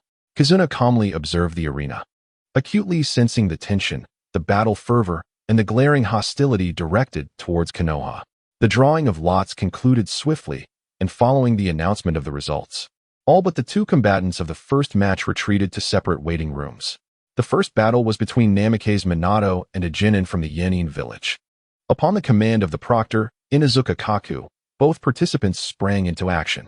Earth release, earth flow wall. The Yenin genin swiftly formed hand seals, attempting to raise a proud defensive wall before him. However, as the wall ascended halfway, a golden flash materialized behind him. Minato's figure appeared as though it had blinked into existence, a sharp and cold kunai poised delicately against his opponent's throat. The victor was Minato of Konoha. Inuzuka Kaku's voice resonated with clarity and precision. The stands erupted in thunderous cheers as the name of Namikaze Minato reverberated throughout Konoha, penetrating the hearts of the delegates from various ninja villages. Swift, exceedingly swift. It was astounding that he could achieve such speed even before mastering the Flying Thunder God technique. One could only speculate how fast he would become in the future. It was no wonder that he would later be recognized by the major ninja villages as someone whose tasks could be forfeited without penalty. Uzumaki Kushina watched as Minato swiftly resolved the battle, silently marveling at his prowess. Candidates for the second match, please arrive at the testing ground promptly. Those who fail to reach the venue within 10 minutes will be deemed to have forfeited this selection contest. As the voice of the chief examiner, Inuzuka Kaku, echoed once more, Minato and the defeated Iwagakure genin hastily departed the arena, returning to their respective waiting rooms. Concurrently, the participants for the second battle leaped from the windows of their waiting rooms, instantaneously appearing at the center of the testing ground. In the second match, Yunin's Ianji faced off against Konoha's Uzumaki Kushina. The contest commenced. Lightning release, thunder arrow. Ianji initiated the confrontation with a series of white lightning arrows launched at Kushina, showing no regard for the rules of combat. Do not underestimate me. Kushina retorted with a resonant shout, her chakra exploding forth, creating a shockwave that shattered the lightning arrows. Indeed, her chakra was magnificent. However, you have no opportunity left. Lightning release, chakra mode. Lightning blade. Enveloped in thunder, Ianji executed the body flicker technique, charging at Kushina with a powerful punch. Taken aback by the sudden assault, Kushina initially appeared startled, but as Ianji drew near, a smirk of derision surfaced at the corner of her mouth. You fell right into my trap, fool. Ninjutsu, diamond lock, gleaming golden chains, akin to living dragons, disregarded the impact of Ianji's assault, swiftly constricting and shattering his right arm. They then precisely entwined, tightening to seal and suppress him, binding him just half a foot above the ground. The victor is Konoha's Uzumaki Kushina. As Kaku's declaration rang out, the audience erupted once more in thunderous applause. Next, in the third match, Akimichi Yashimaru faced Iwagakure's Ishigaki. Ninjutsu, partial multiplication technique. Push palm, earth release, rock fist technique. This was a clash of strength against strength, a duel of fists and palms. From the outset, neither displayed the slightest hesitation, engaging purely in an exchange of absolute power, each collision sending tremors through the air. Ultimately, Yashimaru seized an opportunity when Ishigaki was caught off guard, his multiplied palms striking with tremendous force, sending Ishigaki crashing against the wall, rendering him unconscious. The victor is Akimichi Yashimaru. In the fourth match, Shirakumo faced a lightning-based ninja from Yunin, employing exquisite swordsmanship and the wind release to counter the lightning. resulting in a masterclass of overwhelming dominance. In the fifth match, the medic Yano faced the last rock ninja. Seizing the opportunity created by the smoke from explosive tags, he swiftly employed his chakra scalpel to sever vital muscle connections, rendering the rock ninja temporarily incapable of controlling his limbs, causing him to collapse to the ground. In the sixth match, Chilu Nai confronted the final cloud-hidden subordinate, a boy named Curl, who bore 4 and donned dark sunglasses. The chant, essentially conveying that the leaf's fool shall be shattered by thunder, reflected a playful challenge, albeit in a language not fully grasped. Curl, I believe you may someday become as well. Facing a character of future significance in the original narrative, Chilu Nai paid little heed to the provocation, instead offering a rare compliment to his opponent, Curl. The banter came to a halt as the battle commenced between the cloud's Curl and the leaf's vortex Chilu Nai. With the words of the chief examiner, Inuzuka Kaku, the previously tranquil atmosphere transformed into one charged with tension. For context, Inuzuka Kaku is roughly the same age as Fugaku, around 20 years old in this timeline, and presumably possesses the prowess of a special J-Nin, making him well-suited as the chief examiner for the CH-Nin exams. As for Kurabi, his age aligns closely with that of Minato and his contemporaries. However, specific details regarding his partnership with AI and his ascension to the role of Jinchūriki remain elusive. From the anime's portrayal, it appears Kurabi became a prior to his ninja initiation and later assumed the role of Jinchūriki just before officially becoming a ninja. For the sake of this narrative, let us propose that he first became a ninja, then and ultimately a Jinchūriki. Chapter 37, finally finished. Time to return home and cultivate cotton. As the battle commenced, Curl emitted a beastly roar, his entire form enveloped in arcs of light, transforming into a tempestuous blue lightning bolt. With a resounding crack, he surged forth with the force of thunder, aiming directly at Chilu Nai. Faced with a speed and power that exceeded that of most lower and even many mid-ranked ninjas, Chilu Nai gasped in astonishment. Even though my Kagura hearts I can discern Curl's figure, it would be exceedingly difficult for anyone else to evade or block such an onslaught. Chilu Nai contemplated, yet his movements remained fluid and unhesitant. Water release, water barrier. A curtain of water abruptly materialized between them, obscuring Curl's line of sight. By the time he ripped through the water barrier with his lightning, Chilu Nai had already vanished from view. Vortex style, raging foot. Vortex style, breaking diamond sword flash. Employing the concealment of a water curtain and the swift motion of vortex fluid techniques, Chilu expertly evaded Kairos' assault, while simultaneously launching a counterattack. Numerous golden chains entwined around Chilu's right hand, their pointed ends interlocking in front of his fist, forming a sharp cone that shot forth with incredible speed towards Chiral. The Diamond Lock, a bloodline ability of the Vortex clan, possesses a unique capacity to suppress chakra. Even-tailed beasts must steer clear of its might.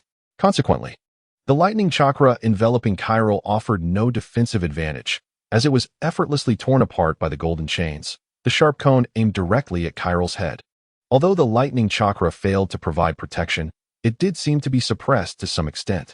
Yet, Chiral quickly regained his composure and executed a swift maneuver to evade the impending strike. Am I to be killed by you, you Leaf Village scoundrel? Chiral thought, having narrowly escaped death and realizing that his utmost efforts were insufficient for total evasion. At this moment, he lost interest in feeble taunts, fully aware that his opponent was no ordinary foe. Did you actually evade that? Truly worthy of inheriting the name Bai in the future. Chilu marveled at Chiral's agility, recognizing not only his strength, but also his remarkable flexibility. However, he refrained from voicing his inner thoughts of caution against underestimating one's adversary. Do not become too complacent. You Leaf Village rogue. Wind style, wild manipulation, 4 blades. Chiral shouted angrily at Chilu, drawing 4 spiked short blades from his back and tossing them into the air. With precision, he caught each blade with various joints of his body, then launched himself at Chilu once more in a peculiar yet lethal assault. As Chilu faced Chiral's seemingly absurd yet deadly rapid-fire attacks, he deftly maneuvered to evade or defended himself with the golden chains, the corners of his mouth twitching in disbelief. Such a comical display, yet it yields remarkably effective strikes. Despite being younger than I, he already exhibits the prowess of a killer bee. Impressive swordsmanship. Now, allow me to demonstrate my ninjutsu. Vortex style, 5th technique, Blade Cloud. With that, Chilu released a copious amount of chakra from within. enveloping his body in a protective layer akin to a chakra armor. Jinchūriki. No, wait.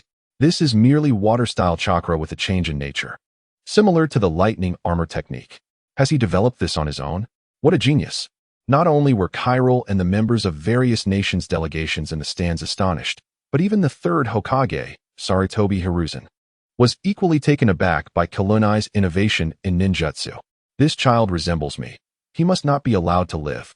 This notion not only permeated the minds of the members of various national delegations, but also stirred the thoughts of a solitary, one-eyed man, leaning on his cane in a shadowy corner. A whirlpool of forlorn souls, yet brimming with prodigious talent. How audacious! Was there not also a young girl from the Whirlpool clan during the second match? Should she have the fortune to join our union, it would surely be her unparalleled honor. Truly, the heavens have favored Konoha, continuously bestowing upon it a stream of prodigies. Why cannot the same be said for our Iwagakure? I recall that our village recently captured a red-haired girl, though merely a vessel of blood with no discernible talent for becoming a ninja. Perhaps her descendants might yet possess such exceptional gifts. The members of the delegations seated in the stands began to harbor their own calculations. Yet these thoughts momentarily failed to influence the unfolding battle within the arena. Clad in a cloak of chakra, Kalunai swiftly deflected a thrust from Kalar with a whip-like kick, following up with a spinning kick that sent him hurtling away. As she danced with her limbs, she conjured blades of water from various parts of her body, launching them towards Kalar's landing spot. Waitun, H. Gyoku, a young Yunin J-nin, adorned with a lightning-themed eye patch over his left eye, abruptly materialized in the center of the arena. As he spoke, he expelled a rubber sphere that encased Kalar, simultaneously shielding him from the barrage of water blades. I am the Tsuchikage of Yunin. I declare Kalar's defeat. With that proclamation, he departed with Kalar safely ensconced within the rubber sphere. Surprisingly, he had not been severed. It appears that the study of the elemental transformations of wind and lightning chakra has become imperative.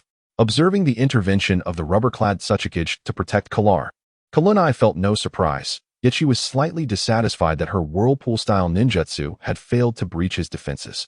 Regarding the Tsuchikage's declaration of Kalar's surrender, it bore little significance to either the chief examiner, Inuzuka Kiba, or the representatives of the other nations in the stands. They merely felt a twinge of sentimentality, recognizing that the remaining matches were but mere performances among Konoha's ranks, perhaps in an effort to prevent them from gathering useful intelligence. The ninjas of Konoha would engage in a lackadaisical manner, merely going through the motions. As anticipated, during the seventh match, Nara Shikaku and Akimichi Chza vied to concede defeat, with Shikaku suffering from his own languid disposition, ultimately conceding in the matter of surrender and being reluctantly awarded the opportunity to advance. Thus, the final hopes of Yamashiro Aichi crumbled. Consequently, Konoha secured all the top 8 slots in this joint nin exam. The second round was even more absurd. First match, Namake's Minato triumphed over Kushina with an undeniable speed advantage. Second match, Akimichi Jiraiya, after sustaining a minor injury from a wind-style vacuum blade, promptly conceded. Third match, Nanakiyu, having exhausted her scant chakra reserves in the previous round, chose to forfeit her qualification. Fourth match, Nara Shikaku, unable to elbow his way past Yamashiro Aichi, was once again coerced into advancing. In the semifinals, Minato and Kalunai emerged victorious once more. In the final showdown, after utilizing the Watergate technique to once again validate her vortex flow ninjutsu, Uzumaki Kushina voluntarily conceded and departed from the testing grounds. In contrast, the representatives from various ninja villages displayed expressions of resigned inevitability before promptly vacating the premises. Their only task now was to negotiate the terms of a ceasefire agreement with Konoha the following day, after which they could return home to cultivate cotton. Chapter 38.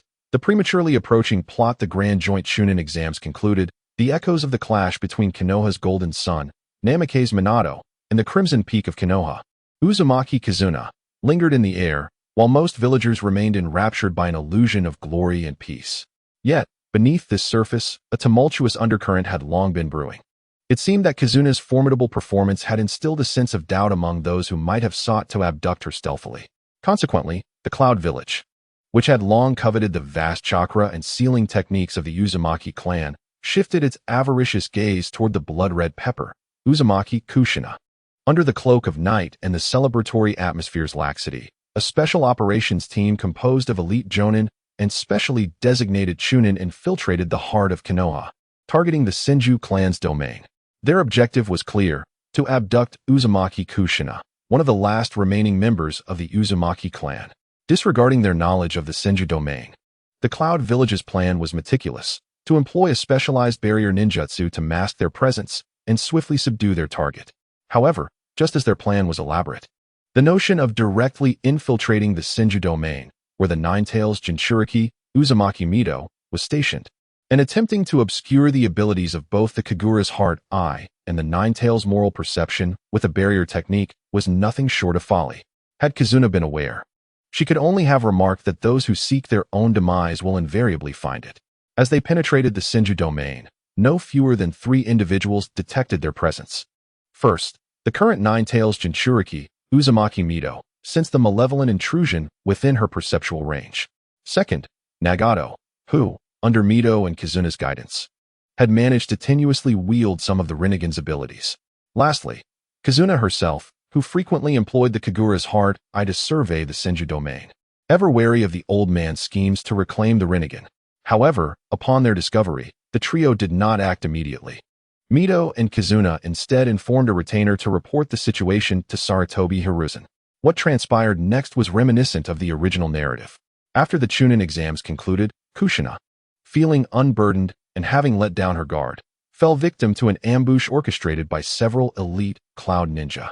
Once the Cloud forces succeeded, they swiftly exited the architectural confines of Konoha and ventured into the forests of the back mountains, dispatching 2 elite jonin to impede any pursuing Konoha shinobi. At that moment, with her chakra sealed and under the scrutiny of an elite chunin and a special jonin, Kushina could only helplessly utilize her crimson locks to create a traceable signal. The outcome bore little difference from the original narrative. The 2 distinguished jonin from the hidden Cloud Village momentarily obstructed Jiraiya, while Minato effortlessly bypassed them, following the crimson trail left by Kushina to locate her. The sole deviation from the original tale lies in the fact that this time, Minato resorted to lethal measures. Both the special jonin and chunin of the hidden cloud met their demise at his hands. Thus, the pursuit and rescue mission culminated in Minato achieving the Moonlight Romance feat. This particular mission did not incite significant turmoil. The skirmish lasted less than 2 minutes before it swiftly subsided, the elite team of the hidden cloud dissipating like dust swallowed by the depths of the sea, failing to stir even the slightest ripple. When the venerable figure of the 3rd Hokage, Hiruzen Sarutobi, appeared at the entrance of the village's rear mountains, he was flanked by the vigilant members of Konoha's Umbu and the assembled delegations from various ninja villages. Onlookers beheld the 2 captured jonin from the hidden cloud, firmly restrained by Jiraiya and Kushina, who, cradled in Minato's arms, bore an expression of lingering shock and indignation. The smoke curling from Hiruzen's pipe exuded a chilling wrath. It appeared that the hidden cloud failed to grasp the value of peace and harbored no intention of ceasing hostilities. Ah, indeed, we have been treated to quite the spectacle, Haven Tiwi, Suchikage, remarked the representative from the rock village, his face a canvas of schadenfreude. One could easily imagine the exorbitant price the hidden cloud would pay in the forthcoming negotiations, or the tempestuous retribution they would face from Konoha in the days to come. To abduct the young talents of Konoha before the representatives of various ninja nations not only disrespected them, but also threatened the very foundations of a ninja village's future. If the hidden cloud continued such audacious acts without consequence, history would inevitably repeat itself, with further transgressions to follow, an unending cycle unless the village met its demise. Truly, they were reminiscent of a bandit village, engaging in such brigandry. The delegation from the Sand Village scoffed at this behavior. Despite their own village's frailty, they would not lower themselves to such depths. The actions of the hidden cloud were beneath contempt, even for them. After all, if their target was Konoha this time, who might it be next? Would they find themselves in the crosshairs? They recalled the assault on the Whirlpool Village, where the Sand Village emerged as the unfortunate victim, losing not only their second Kazekage, Shaman, but also the esteemed puppeteer, Hanzo, while reaping little reward. Most of the spoils had been claimed by Konoha, with the Rock, Mist, and Cloud villages reaping the majority of the benefits, having secured a relatively stable Jinchūriki. Even more outrageous was the fact that the Sand Village, having lost 2 significant combatants, found their defenses severely weakened, leading to the disappearance of several capable young ninjas during that period, including one child who had awakened the magnet release bloodline. Recently, the Hidden Cloud had produced a new master of magnet release, whose age closely aligned with that of the missing child, leaving a chilling implication upon further reflection. Faced with Hiruzen's righteous fury and the mocking derision from the rock and sand representatives, the Tsuchikage surveyed the lifeless forms of the Cloud Ninja, glanced at the captured duo, opened his mouth to speak, yet found himself rendered speechless, ultimately succumbing to silence. Yet within his heart, he had already cursed those four from the cloud countless times. His ire was not directed at their failure, nor did he believe they should not have acted thus. Rather, he resented their lack of forewarning. Even a mere heads-up would have sufficed to prepare him psychologically. Was it because he too had once been taken from the rock village by the cloud that they did not trust him in such matters? Tormented by frustration, yet powerless to alter the reality before him, he found himself bereft of any defense. Now, all he could do was perhaps make some concessions in the discussions regarding the ceasefire agreement the following day, hoping to secure the lives of these two individuals. Lord Hokage, this matter is purely their personal misconduct and does not reflect the intentions of our Cloud Village or Lord Reikage. However, I implore you to show magnanimity and grant us a chance. We are willing to pay a certain price in exchange for their opportunity to survive. What choice did he have, despite his anger? Preservation was paramount, and whether he could indeed ensure their survival was a matter for another time. Under immense pressure, he mustered the courage to plead. Have you Cloud Ninjas trained your lightning release to such an extent that you possess the audacity to act so shamelessly? Perhaps it is merely their physical prowess that emboldens them to behave in such a manner. The rock and sand remained resolute, their words tinged with a sardonic edge. Humph. Lock them up in the police department's prison. As for their fate, we shall determine that after tomorrow's discussions on the ceasefire agreement. There was little opportunity for the rock and sand to exploit the cloud's misfortunes. Nor did they care to heed their provocations aimed at straining the relationship between Konoha and the cloud, for in Sarutobi Hiruzen's eyes, they were all enemies. The only distinction lay in who would be dealt with first during the eventual reckoning, and to what extent. Chapter 39. The signing of the ceasefire agreement the following day. Within the Hokage building, in the conference room designated for the ceasefire discussions, the atmosphere was so heavy, following the events of the previous day. It felt as though it could drip with tension. On either side of the long table, the atmosphere diverged sharply. On the Konoha side, the third Hokage, Sarutobi Hiruzen, sat at the head of the table, the smoke rising from his pipe exuding an air of calm authority. Flanking him were several high-ranking officials of Konoha, along with the conspicuously placed Uzumaki Kushina and Namikaze Minato. The two newly appointed Umbu members were not clad in their usual battle attire, but wore dark vests and white animal-patterned masks. Although their faces remained concealed, their stature and hair color unmistakably revealed their identities. The two Umbus slightly bowed their heads, seemingly in quiet contemplation. However, the chakra swirling throughout the conference room loomed like a silent crimson mountain, an invisible pressure permeating the air, especially when the gaze of the cloud representative, Tsukadai, inadvertently swept over them. Memories of the CHNIN exam finals flooded back, conjuring images of the golden figure's rapid movements and the overwhelming strength of the red-haired ninja. Particularly that formidable punch known as the Uzumaki Ryu 8 styles, demolishing, which crushed all in its path like a cataclysmic force. The realization of their youth only intensified the dread, wrapping around their hearts like a chilling vine. The representative of the Cloud Hidden Village's delegation, known as one of the right-hand men of the Third Reikage, possessed the esteemed title of the village's intellectual luminary, known as Tuchai. His countenance was as dark and foreboding as the clouds that herald a tempest. Behind him, several cloud shinobi fidgeted restlessly, their eyes betraying an undeniable fear. In stark contrast to the cloud representatives, those from the rock, sand, and rain-hidden villages maintained a composed demeanor, calmly perusing the draft of the ceasefire agreement, an accord that, drafted after the Second Shinobi World War, was not excessively harsh on the major shinobi nations. However, the ceasefire agreement for the Cloud Hidden Village had been revised into a second draft, which, while not overtly unreasonable, was nonetheless increasingly demanding. Should they acquiesce? The days ahead for the Cloud Village would undoubtedly be fraught with difficulty. Your Excellency, the third Hokage, regarding the additional clauses proposed by your village, we believe they severely contravene the original intent and principles of fairness behind the ceasefire agreement. We, the Cloud Hidden Village, are by no means the defeated party. There is no justification for us to pay a war indemnity of 50 million ryo. Tuchai's voice was hoarse and strained as he stifled his humiliation, pointing to the lines prominently inscribed in red ink by the Leaf Village, the most glaring of which stated, "In light of the Cloud-Hidden Village's blatant violation of the agreement during the ceasefire period, dispatching elite ninja teams to infiltrate the Leaf Village with the intent to abduct Leaf citizens and ninjas, thereby posing a severe threat to the safety and peaceful environment of the Leaf Village, resulting in significant reputational and material losses.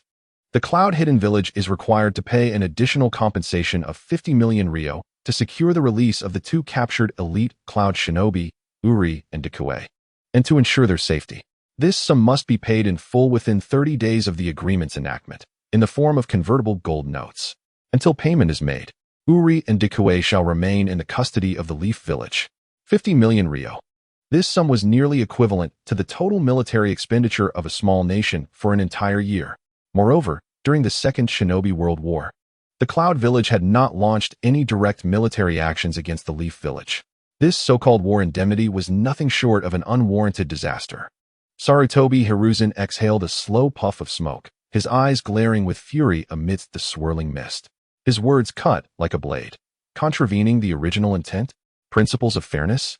While your village laid down arms and embraced peace with open arms, your elite shinobi team infiltrated our territory, bearing treasures that shielded their presence, breaching the sanctum of the first Hokage's residence and abducting our esteemed member, Tuchai. Is this how the Cloud Village interprets original intent and fairness? Though Hiruzen's voice was not raised, it resonated with the weight of authority. He paused, gently placing his pipe upon the table, producing a crisp sound that struck at Tuchai's heart. Had our new generation of shinobi not acted swiftly and decisively to thwart your village's scheme, it would not be us sitting here today, but rather the talented captives of your village, having plundered ours, departing unscathed. 50 million ryo. To spare the lives of two well-trained, yet relatively average elite shinobi, indeed seemed excessive. However, this compensation was not merely a ransom. It was intended to quell the rising tide of fury within the Leaf Village stemming from this incident. It was to avert the escalation of conflict further still. The old man believes that, in light of the precious nature of peace, this is the utmost fairness extended to your village. Sarutobi Hiruzen's gaze swept over the pale-faced Tsuchikage, ultimately resting upon the seemingly indifferent Namikaze Minato and Uzumaki Kushina, his tone laden with significance. Moreover, the esteemed Tsuchikage must surely comprehend that had it not been for the compassion of our village, Konoha Akafune, in exercising restraint while assisting Jiraiya in quelling the miscreants, your village's two invaluable special jonin would likely have long since become one with the soil of our village's mountainous forests. Is this bond, which allowed him to preserve his life despite the abduction of his sister, not worth this price? Sarutobi Hiruzen emphasized the name Konoha Akafune as he spoke. The remaining Cloud ninjas, aside from the Tsuchikage, trembled imperceptibly, their gazes involuntarily darting toward the red-haired Umbu behind Sarutobi Hiruzen. The red-haired Umbu, seemingly sensing something, slowly lifted his head, and through the holes of his mask, his emerald eyes met those of the Cloud ninjas with an unyielding calmness. There was no anger, no threat, only an unfathomable depth, akin to a giant gazing down upon mere ants, exuding an innate authority. Yet, this tranquil glance instantly evoked memories of terror among the Cloud ninjas from the previous night, a towering crimson figure reminiscent of an insurmountable peak, with 9 chains resembling ferocious dragons, radiating an oppressive aura far more terrifying than the swirling chakra in the current conference room, and the 2 captured special jonin dragged out, their eyes vacant, filled only with an indelible fear of the red-haired youth. Worthless? Who among them would dare to declare it so? The red-haired Umbu, donning a seemingly innocuous white falcon mask, stood as a living embodiment of an insurmountable crimson summit. His colossal chakra, comparable to that of a tailed beast, along with various bloodline abilities and ninjutsu, constituted Konoha's most formidable bargaining chip and intimidation at the negotiation table. 50 million ryo, rather than being merely a ransom, could be seen as the exorbitant price paid by the Cloud for their foolishness and greed in provoking Konoha, a village teeming with formidable warriors. Cold sweat drenched the Tsuchikage's back. He opened his mouth to argue, yet found that any word seemed utterly feeble in the face of undeniable power and irrefutable facts. He beheld the unmistakable awakening in the eyes of the third Hokage, And after a prolonged, suffocating silence, the Tsuchikage appeared to age several decades in an instant. Dejectedly lowering his head and summoning all his strength to utter a single word, sign. Chapter 40. Resolving Future Troubles and the First Encounter with Kurama. Once the agreement was finalized, Sarutobi Hiruzen wore a warm, yet devoid of warmth smile. May this accord truly usher in the dawn of peace for all nations and villages. He rose, casting a glance at the mournful cloud envoy, then surveying the other envoys of various nations, who bore expressions of malicious glee, before finally turning to Uzumaki Kushina, giving a slight nod as he stepped out of the conference room. Kushina and Minato followed suit, silently and with equal tranquility, trailing behind Sarutobi Hiruzen as they gradually departed.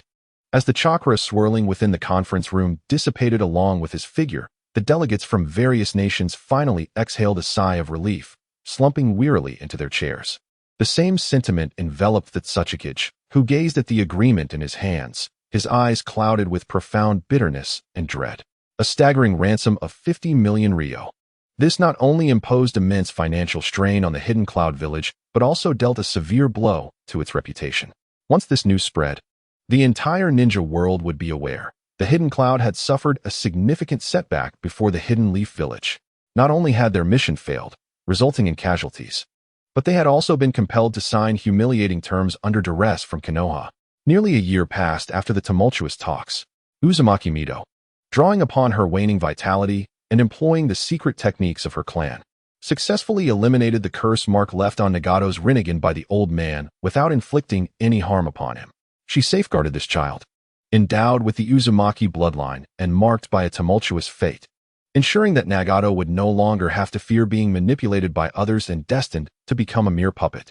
Moreover, thanks to the seal that Mito had placed upon him, Nagato was no longer subjected to the relentless pressure of the Rinnegan, but could gradually unlock its capabilities in tandem with his growing strength, adapting to the burdens it imposed.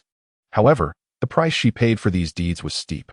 After accomplishing all this, the once resplendent Uzumaki Mito, who had defended Konoha for decades with her formidable chakra and sealing techniques as the first host of the Nine Tails and the wife of the first Hokage, Senju Hashirama, found herself on the brink of exhaustion, nearing the end of her life.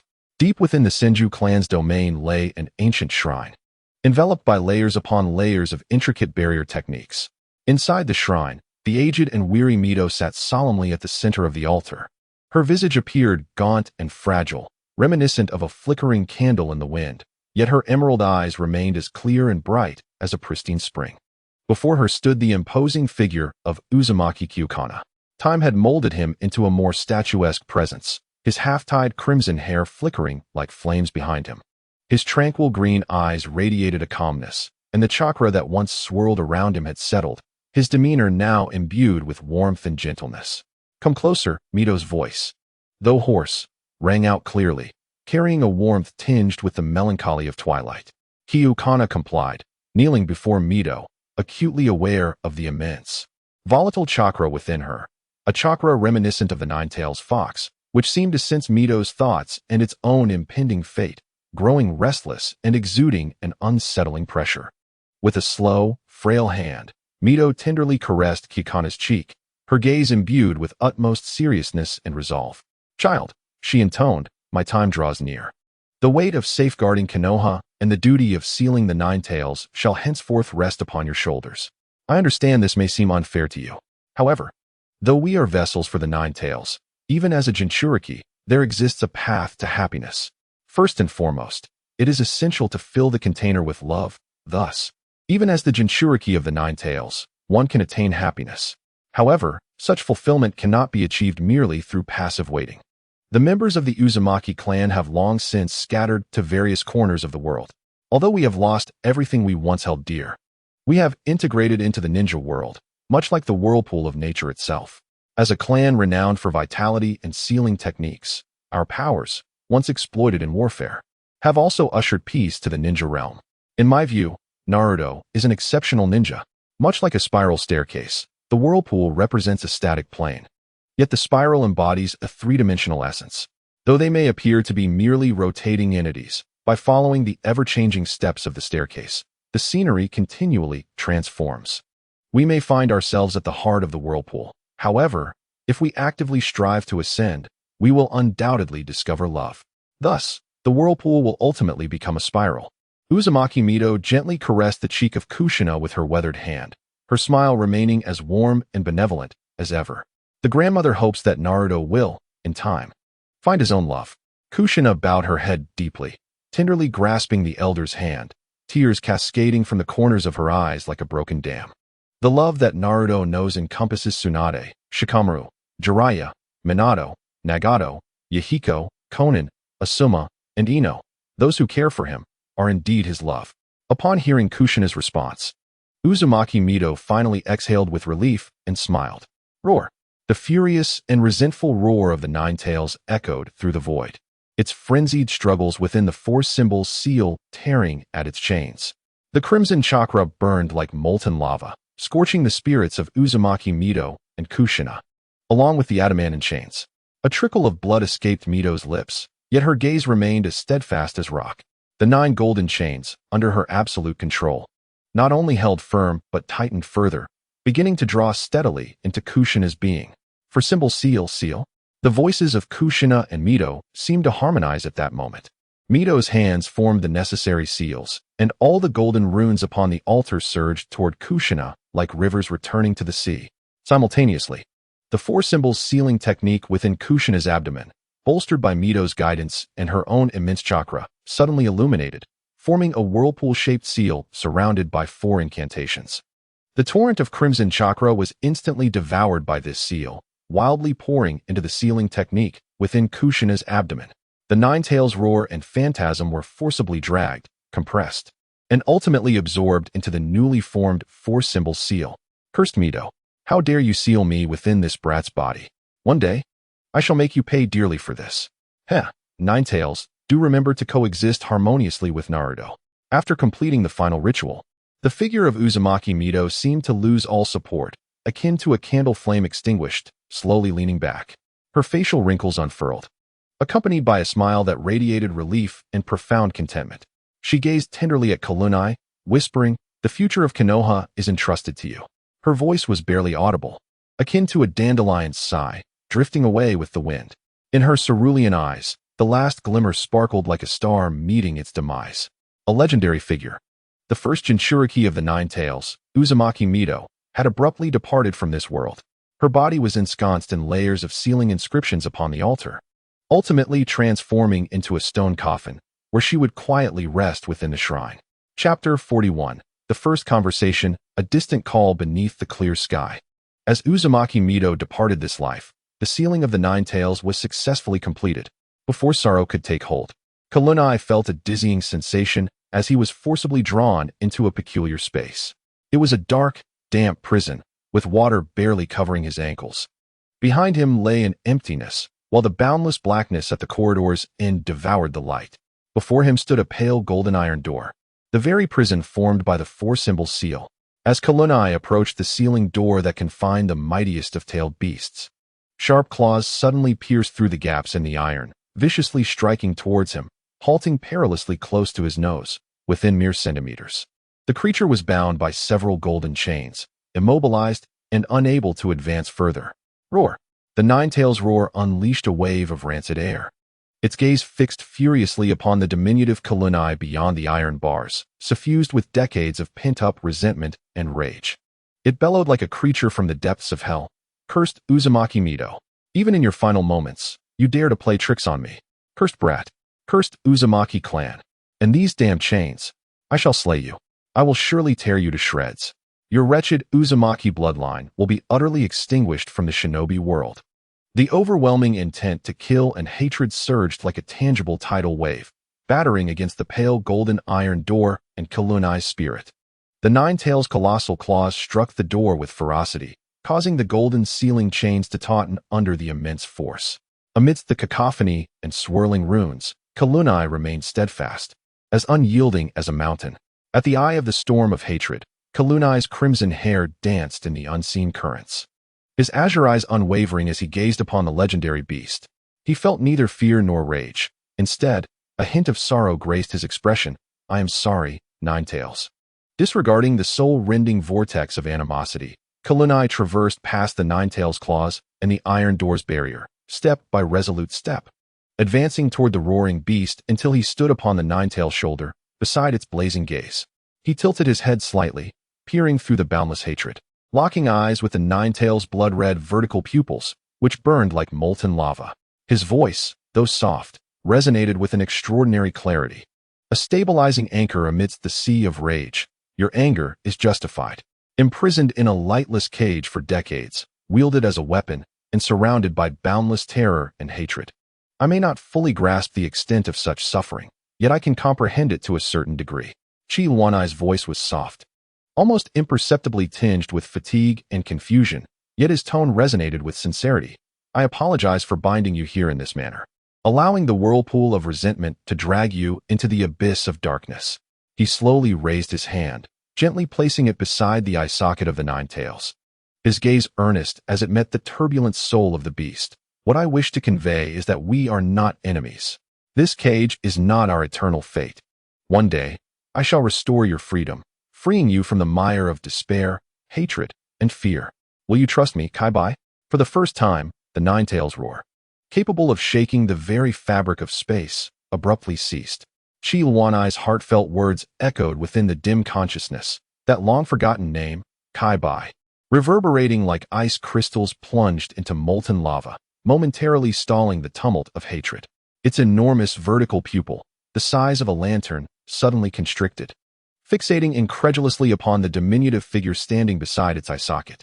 The storm of hatred still surged around it, yet this pure, violent intent was abruptly cleaved by the almost absurd calmness of Chi Wanai's words and the long-lost name. The entire dim, crimson consciousness space fell into an eerie silence, broken only by the ripples on the water beneath the nine tails and the faint hum of the adamantine chains as it ceased its struggle.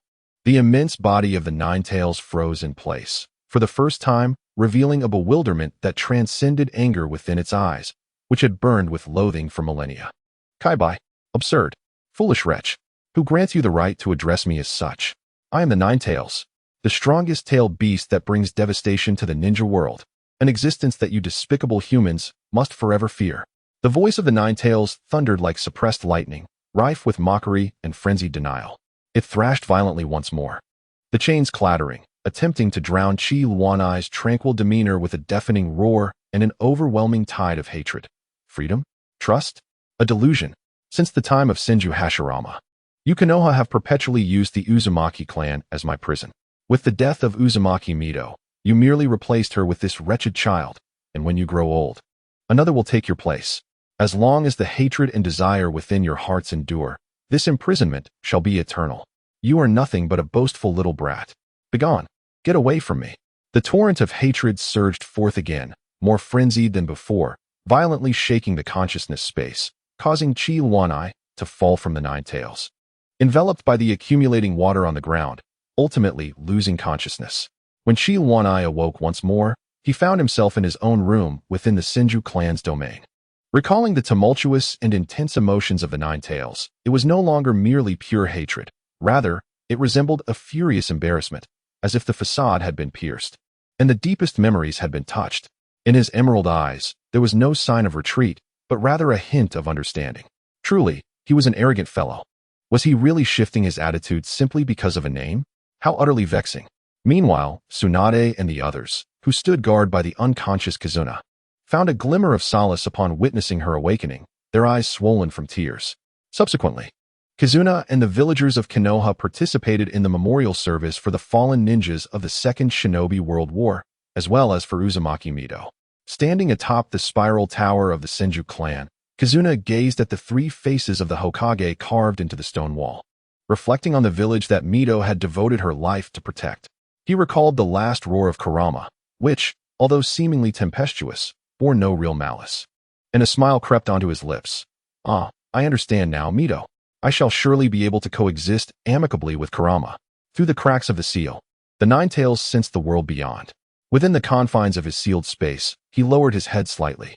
In his lava-like vertical pupils, amidst the depths of his raging fury, a fleeting glimmer of an extraordinarily complex and ineffable light appeared. He remembered long ago, back when he had just been born, how an old man, whom he regarded as a father figure, stood before the nine-tailed beasts, gazing deeply into the distant future. He had once said, one day, A person who understands you will emerge. He will stand beneath the clear sky, calling out your names. Then he thought of that absurd and audacious little brat who dared to call him Kurama, the one loathed by the tailed beasts, known as Konoha Akafune, who harbored within him a swirling descendant, possessing a power that even Kurama found peculiar. Humph. The Nine-Tails let out a deep, ambiguous huff, as if mocking his own unfounded associations. He shook his head violently, seemingly attempting to rid himself of this untimely thought, along with the detested image of Kizuna from his mind. Yet, as he wallowed in his eternal hatred and resentment, the sinister curve of his lips, hidden in the shadows where no one could see, momentarily and almost imperceptibly curved upwards. That fleeting arc vanished in an instant, as if it were not real. Soon, a more profound roar filled the ceiling space once again, but this time, within that roar, there seemed to be a reduction in pure destructive intent, accompanied by a hint of bewildered agitation that even the Nine-Tails himself was unaware of. Damn that little brat. Chapter 42, Graduation Test, Nagato and Jiraiya outside Konoha. At the third training ground, sunlight filtered through the dense foliage, illuminating the clearly defined factions. On one side stood 3 individuals, all 8 years old and having graduated early from the Konoha Ninja Academy. The spirited and energetic boy Yahiko with his short orange hair, the composed and focused girl Konan with her blue hair, and the tall boy Nagato, whose once shadowed eyes now gleamed with resilience, yet still bore a trace of depth in his red locks. 3 individuals adorned with pristine Konoha forehead protectors stood in the sunlight, which glimmered off their surfaces. Opposite them was their mentor, the esteemed Jonin Uzumaki Kushina, who had once brought them back to Konoha from the land of rain, nurturing and guiding them. The passage of 3 years had tempered Kurana's chakra, rendering it more restrained, while his dark ninja attire accentuated his crimson hair, giving it a slightly subdued hue. His azure eyes, calm and observant, gazed upon his younger siblings and disciples. During these 3 years, as a disciple and subordinate of Kakashi Hatake, Kushina had seamlessly fused the swiftness and precision taught by the Konoha White Fang with his own formidable chakra. At this moment, merely standing there, he exuded an air of invincibility. Today marked a rather traditional test. If any of them could land a hit on him, even if it merely dirted the hem of his garment, they would be deemed victorious. The time limit was set for 1 hour. Understood. As soon as Kushina finished speaking, Yahiko leaped forward, his orange hair billowing as he executed the taijutsu techniques imparted by Kushina over the past 3 years with remarkable speed. Nagato swiftly formed hand seals and shouted, "Fire release, Fireball Jutsu, Wind release, Gale Palm, Combined Ninjutsu, Blazing Fireball." The intensified fireball, augmented by the wind technique, effectively sealed Kushina's retreat, while Konan gracefully raised her delicate hands, unleashing a flurry of paper shurikens that whirled towards him from clever angles. Kushina swayed slightly, moving with an effortless grace, and skillfully evaded both the fireball and the storm of paper shurikens with mere inches to spare. He then caught Yahiko's sweeping kick with his palm, using the momentum to spin 360 degrees and hurl him back. Watching Yahiko crash into Nagato, Kushina noted the slight hesitation in Nagato's movements, which caused him to be caught off guard and stumble backwards alongside Yahiko. The intention was too overt, the coordination lacking, and such a waste of chakra against a formidable opponent was hardly prudent. As Kushina assessed the situation, his gaze shifted toward Nagato, who had fallen to the ground after being struck, just as he was poised for the next round of their assault. His keen eyes suddenly darted toward a massive tree trunk at the edge of the arena, a knowing smile curling at his lips. Having refrained from activating his Kagaya's hard eyes during the earlier simple test, Kushina nonetheless sensed a familiar, yet deliberately concealed presence, an aura belonging to a hero fixated on the sage as prophecy, the sage from Myoboku Mountain, who had shown such concern for Nagato and his companions, ought to make an appearance and personally assess their capabilities. Kushina's voice, laced with playful challenge, resonated through the trees, reaching the ears of the hidden observer. Before the echoes of his words faded, Kushina vanished in an instant. With a technique of sheer speed, he executed a devastating strike. Devoid of fanfare, yet leaving behind a crimson afterimage that tore through the air. In the blink of an eye, Kushina reappeared atop the tree trunk. With a sudden, peculiar cry, a disheveled figure clad in a crimson cloak tumbled down awkwardly from above. This figure was none other than Jiraiya, the disciple of Sarutobi, the summoning contractor from my Bokuzen among the 3 great holy lands, and one of Konoha's legendary Sannin. Rising to his feet, he brushed off the dust and leaves from his attire, casting an exasperated glare at the swift figure of Kurenai who had appeared before him. Hey, Kurenai, did you learn that speed from Elder Shikomo? Or have you been secretly mastering the Flying Thunder God technique from Minato? How can you be so fast? And your perception? No one has ever detected my intangibility, so how did you, of all people, manage to find me? Ignoring his complaints, Kurenai shifted his gaze to the astonished trio of Nagato, Konan, and Yahiko, who had halted in their tracks, pointing at the recently stabilized Jiraiya, who wore an expression of being thoroughly duped. He proclaimed in an unassailable tone, "The task has been modified. This is your well-acquainted brother Jiraiya, who is quite concerned about your abilities and potential, especially you, Nagato. Thus, he wishes to assess you himself." Upon hearing Nagato's name, Jiraiya's expression sharpened, and he discreetly cast a glance at Nagato. When his gaze met the now familiar yet profoundly powerful Rinnegan, his pupils imperceptibly contracted. The prophecy once mentioned by the great sage Fukasaku, concerning the child of destiny destined to bring monumental change to the ninja world, resonated profoundly within him once more. Kurenai observed Jiraiya's reaction with satisfaction, realizing this was indeed one of his objectives. He continued, "The new testing goal is to endure for 15 minutes under Jiraiya's guidance. He will provide earnest instruction." Is this really the Jiraiya who battled Hanzo the Salamander, one of the 3 legendary Sannin? Yahiko gasped, his demeanor instantly invigorated. Konan surrounded herself with an array of paper shuriken, poised and ready, as if facing a formidable enemy. Nagato seemed to sense Jiraiya's probing gaze. His Rinnegan subtly shifted, reflecting a complex and solemn expression. Jiraiya regarded the trio of anxious yet spirited youths, then glanced at Kurenai, who stood with his arms crossed, a knowing smile on his face, clearly understanding Jiraiya's unspoken thoughts. With a resigned rub of his nose, Jiraiya burst into hearty laughter. "Ha, Kurenai, you certainly know how to give Jiraiya a task. As the leader of the Jonin class, I am quite busy, you know?" Yet, his demeanor shifted as he became serious, a palpable aura of a top-tier warrior gradually enveloping him. "However, since it is for the seedlings of Konoha, the great sage shall indulge you. Young ones, let me see just how polished the gem is after 3 years of refinement under Kurenai and Tsunade. Do not let this sage down."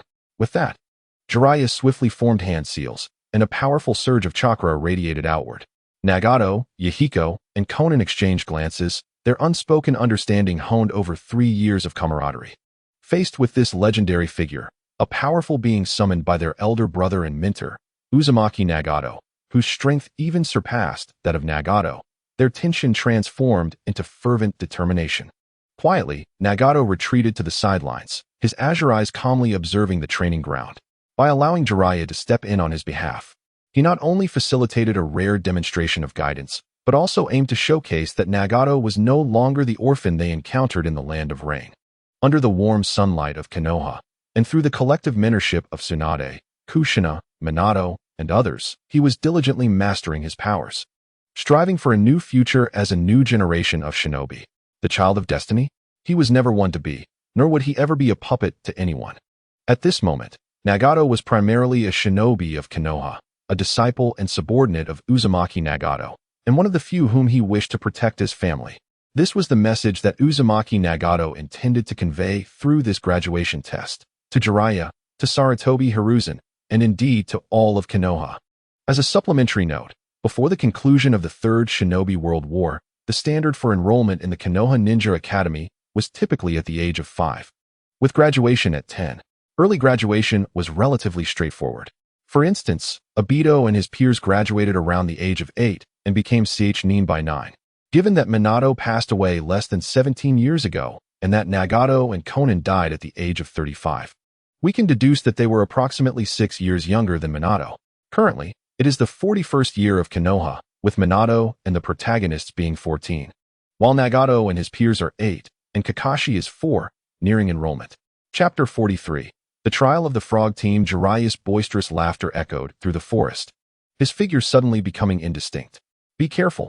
Nagato's Rinnegan detected a subtle flow of chakra, prompting him to issue a sharp warning. Before his words could fully resonate, Jiraiya's form appeared like a specter beside Yahiko, who was charging ahead. Without the use of elaborate ninjutsu, he executed a seemingly casual knife hand strike aimed at the back of Yahiko's neck, accompanied by a sound that tore through the air. So fast, Yahiko's pupils constricted, his orange hair billowing as he relied on the muscle memory cultivated through 3 years of rigorous training in taijutsu and the disarming techniques taught by Uzumaki Nagato. In a precarious maneuver, he twisted his body, narrowly blocking Jiraiya's strike with his arm. Bang! A tremendous force surged through his arm, and Yahiko felt as though he had been trampled by a colossal elephant, stumbling backward uncontrollably, his arm throbbing with pain. Impressive momentum, indeed. However, recklessness alone could easily lead one into the snares of their adversaries, much like that fellow, Rope Tree, back in the day. Had luck not been on his side, his name might have already been etched upon the memorial stone. Since he was a taijutsu specialist, it was imperative to master the rhythm and learn to perceive the larger picture. Almost simultaneously, Conan's storm of paper shuriken whistled through the air. The dense, razor-sharp paper shuriken not only blocked all escape routes for Jiraiya, but also temporarily obscured his line of sight. Ninjutsu, paper shuriken. Jiraiya raised an eyebrow, opting not to confront the onslaught directly. With a gentle push against the ground, he defied the laws of physics and gracefully evaded the barrage of paper shurikens. The projectile struck the very spot he had just occupied. An impressive range and density. The young lady exhibits remarkable control over her chakra. Yet, her intentions are rather overt. Against a seasoned sage like myself, such tactics are futile. As he assessed Conan's attack, Jiraiya remained suspended in midair, his hands swiftly forming seals. Ninjutsu, needle earth store. His wild white hair elongated and hardened, spinning like countless steel needles to shield his entire body, deflecting the subsequent wave of paper shurikens with a cacophony of metallic clinks. Now's the moment. Taking advantage of Jiraiya's brief lapse in defense, Nagato activated his Rinnegan, his eyes shimmering with violet light as he rapidly formed seals, fire release, dragon fire technique. A series of even more concentrated and searing fire dragons erupted, charging directly at Jiraiya in midair. Simultaneously, he discreetly launched several shurikens tethered with wire, not aimed at Jiraiya, but rather at the branches of nearby trees, intending to ensnare Jiraiya's movements momentarily. However, such subtle maneuvers did not escape Jiraiya's keen perception. As the roaring fire dragons approached, he stood his ground, choosing to confront them head-on. An admirable fighting instinct. He knows when to seize the moment and how to utilize his surroundings innovatively. Yet, against an experienced adversary, this level of fire release is insufficient. Fire release, great flame technique. A blazing tongue of fire erupted from Jiraiya's mouth, surging with destructive force to engulf Nagato's flames. Boom! The flames collided, resulting in a monumental explosion, illuminating the sky and producing a deafening roar as they consumed each other, obscuring the vision of both combatants. Yahiko! Conan! Nagato barked immediately. Yahiko, understanding the cue, gritted his teeth against the excruciating pain in his arm and surged from the flank, targeting Jiraiya, who was unleashing his fire technique. Second style, sword flash. Conan clapped her hands, and a multitude of specially crafted paper coalesced behind her into a pair of enormous paper wings, lifting her into the air to launch her assault. Ninjutsu, dance of paper. However, just as Yahiko's sword was about to reach Jiraiya, he preemptively reacted, seizing Yahiko's wrist with precision. Meanwhile, his other hand transformed into a claw, chakra of varying attributes igniting across his fingers, and he struck fiercely at Yahiko's chest with a resounding clap. Ninjutsu, 5-element seal. Yahiko gasped as he felt his chakra stagnate. The strength drained from him in an instant, causing him to collapse to the ground. Remember, when facing a formidable opponent, perception and judgment are far more crucial than mere sight. When you believe they are full of openings, it signifies you have fallen into their trap. Jiraiya's voice echoed above Yahiko, calm and unhurried. Yahiko! Shounen exclaimed, her wings fluttering as countless sheets of paper transformed into sharp spikes and spears, hurtling towards Jiraiya, who had a firm hold on Yahiko. While it is commendable to be concerned for one's comrades, one must avoid creating chaos within their ranks. Jiraiya chuckled heartily, his grip on Yahiko unwavering as he formed a one-handed seal and forcefully struck the ground. Earth style, earth flow wall. A wall of earth rapidly surged from the ground, intercepting Shao Nan's barrage of paper spears. Simultaneously, he exerted force beneath his feet, dragging the powerless Yahiko with him, all the while shielded by the earth flow wall. Nagato! Shao Nan anxiously glanced towards Nagato below, whose condition remained intact and whose strength surpassed that of the trio.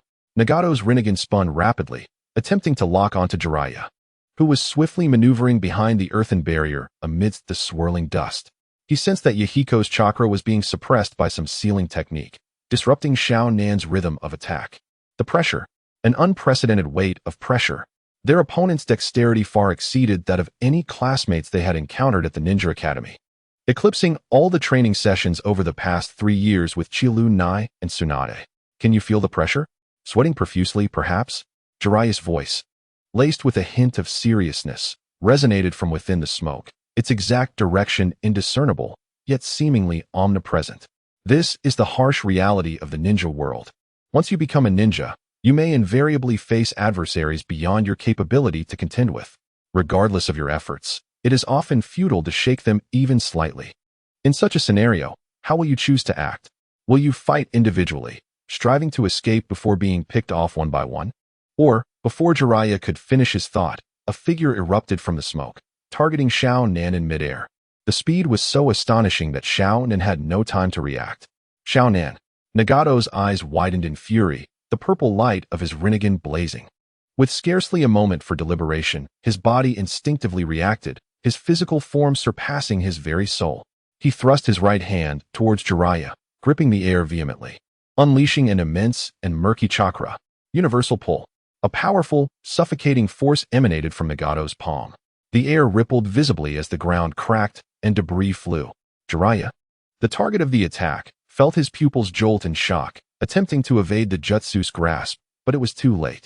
He could only twist his body midair, crossing his arms defensively in front of him. Under the influence of the gravitational force, Jiraiya was propelled directly towards Nagato, and amidst the overwhelming power, he scarcely had time to channel his chakra or form seals, swiftly closing the distance between them. As they neared each other, Nagato's voice thundered once more. Almighty push. A tremendous repulsive force erupted from Nagato, radiating outward. Summoning technique. Jiraiya was violently struck by this force, sent flying backward like a cannonball, crashing through several large trees to cushion his fall, finally coming to a halt amidst a cloud of dust. Meanwhile, Xiao Nan in the air was also caught off guard by the sudden surge of residual force, her paper wings disintegrating as she screamed and plummeted to the ground. Multiple shadow clone technique. Observing from the sidelines, Chilunai noticed that Nagato and his companions had nearly exhausted their chakra, and the objectives of the test had largely been achieved. Therefore, she decided to intervene, summoning 2 shadow clones to assist Yahiko and catch Konan, while her main body embraced Nagato, who was fatigued from consecutively utilizing the powers of the Rinnegan. Chapter 44. The test concludes. Jiraiya, you scoundrel. After the inaugural combat assessment of Chilunai's team, the third training ground lay in ruins. The dust raised during the battle had been completely dispersed by repulsive forces, revealing the central figure of Nagato, who was gasping heavily in her arms. His complexion was pale, clearly a testament to the immense energy expended in the recent skirmish, his Rinnegan reflecting a hint of confusion and exhaustion from overexertion. Konan, supporting the partially sealed Yahiko, gazed at the devastated training ground, still shaken by the ordeal. Not far away, a few coughs echoed from the nearby woods, and Jiraiya emerged from behind a broken tree, brushing off the dust and leaves from his body.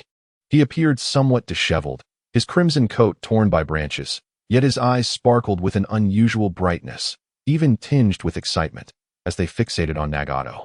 Jiraiya-sensei, you aren't hurt, are you? Chilunai inquired, a hint of amusement creeping into her voice at the sight of the soiled sage, her lips curling into a playful smirk. Ha, nothing serious. Fortunately, I summoned the mighty toad just in time to mitigate the damage. Otherwise, it would have been quite the embarrassment. Jiraiya chuckled heartily, wiping away a speck of dust from the corner of his mouth and adjusting his attire to present himself as though all was well, exuding an air of confidence. Nagato, your power, the instinct and resolve that erupted in the face of despair to protect your comrades, impressive, truly remarkable. It's a pity Chilunai is better suited to be your instructor. Otherwise, I would have loved to take you all as my disciples. His gaze swept over the still trembling trio, finally resting on Chilunai, who was examining Nagato and replenishing his chakra. His expression was a blend of admiration, regret, and longing, almost resembling a pie chart of emotions. Chilunai did not respond immediately. Instead, she gently placed a hand on Nagato's chest, channeling a gentle, life-affirming chakra into his body to alleviate his fatigue and the discomfort from chakra depletion. Only after confirming that Nagato's bodily functions had returned to normal did she turn to Jiraiya, offering a slight nod, her azure eyes glimmering with understanding and subtle satisfaction. Although the time has yet to elapse, the results of the test indicate that you have passed. To hold your own against one of the legendary Sannin, Jiraiya, is ample proof of your prowess. However, Sensei, I merely endured the blows. Does that truly qualify as passing the test? Yahiko questioned, somewhat perplexed, feeling that his performance during the assessment left much to be desired. First, he was struck by Chilunai and inadvertently used as a weapon to knock down Nagato. Then, he merely received a rather ordinary chop from Jiraiya. Despite employing the vortex fluid technique, he failed to land an attack on Jiraiya and instead had his chakra sealed, rendering his movements problematic for the time being. However, did Yahiko not use his physical prowess to grant his companions the time needed to perform their jutsu? Moreover, just moments ago, despite his body's limitations, Yahiko desperately tried to catch Konan, striving to protect her from harm. Truly commendable and remarkably gallant. Chilunai observed her somewhat Navi younger brother, a gentle smile gracing her face, which was soon replaced by a mischievous smirk.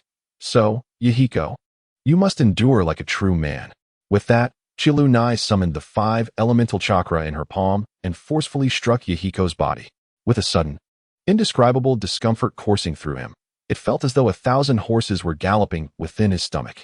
Pain radiated through his organs, and acidic gastric fluid surged uncontrollably up his throat, erupting from his mouth like a volcanic eruption. Konan, who had been supporting Yahiko, involuntarily twitched her lips at the sight. Chilunai, you are as wicked as ever. What can I say? He did fall victim to a sealing technique. It was bound to be released eventually. Consider it a lesson for him. Let's see if he'll dare to act recklessly against formidable foes in the future. I have taught him how to counter his opponents. Chilunai shrugged, putting on an innocent faade as if all her actions were for Yahiko's benefit. Since there's no issue, I shan't intrude any longer. I shall take my leave now.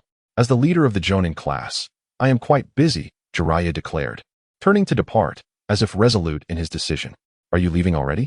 Jiraiya, why not stay for a meal? I shall treat everyone to barbecue.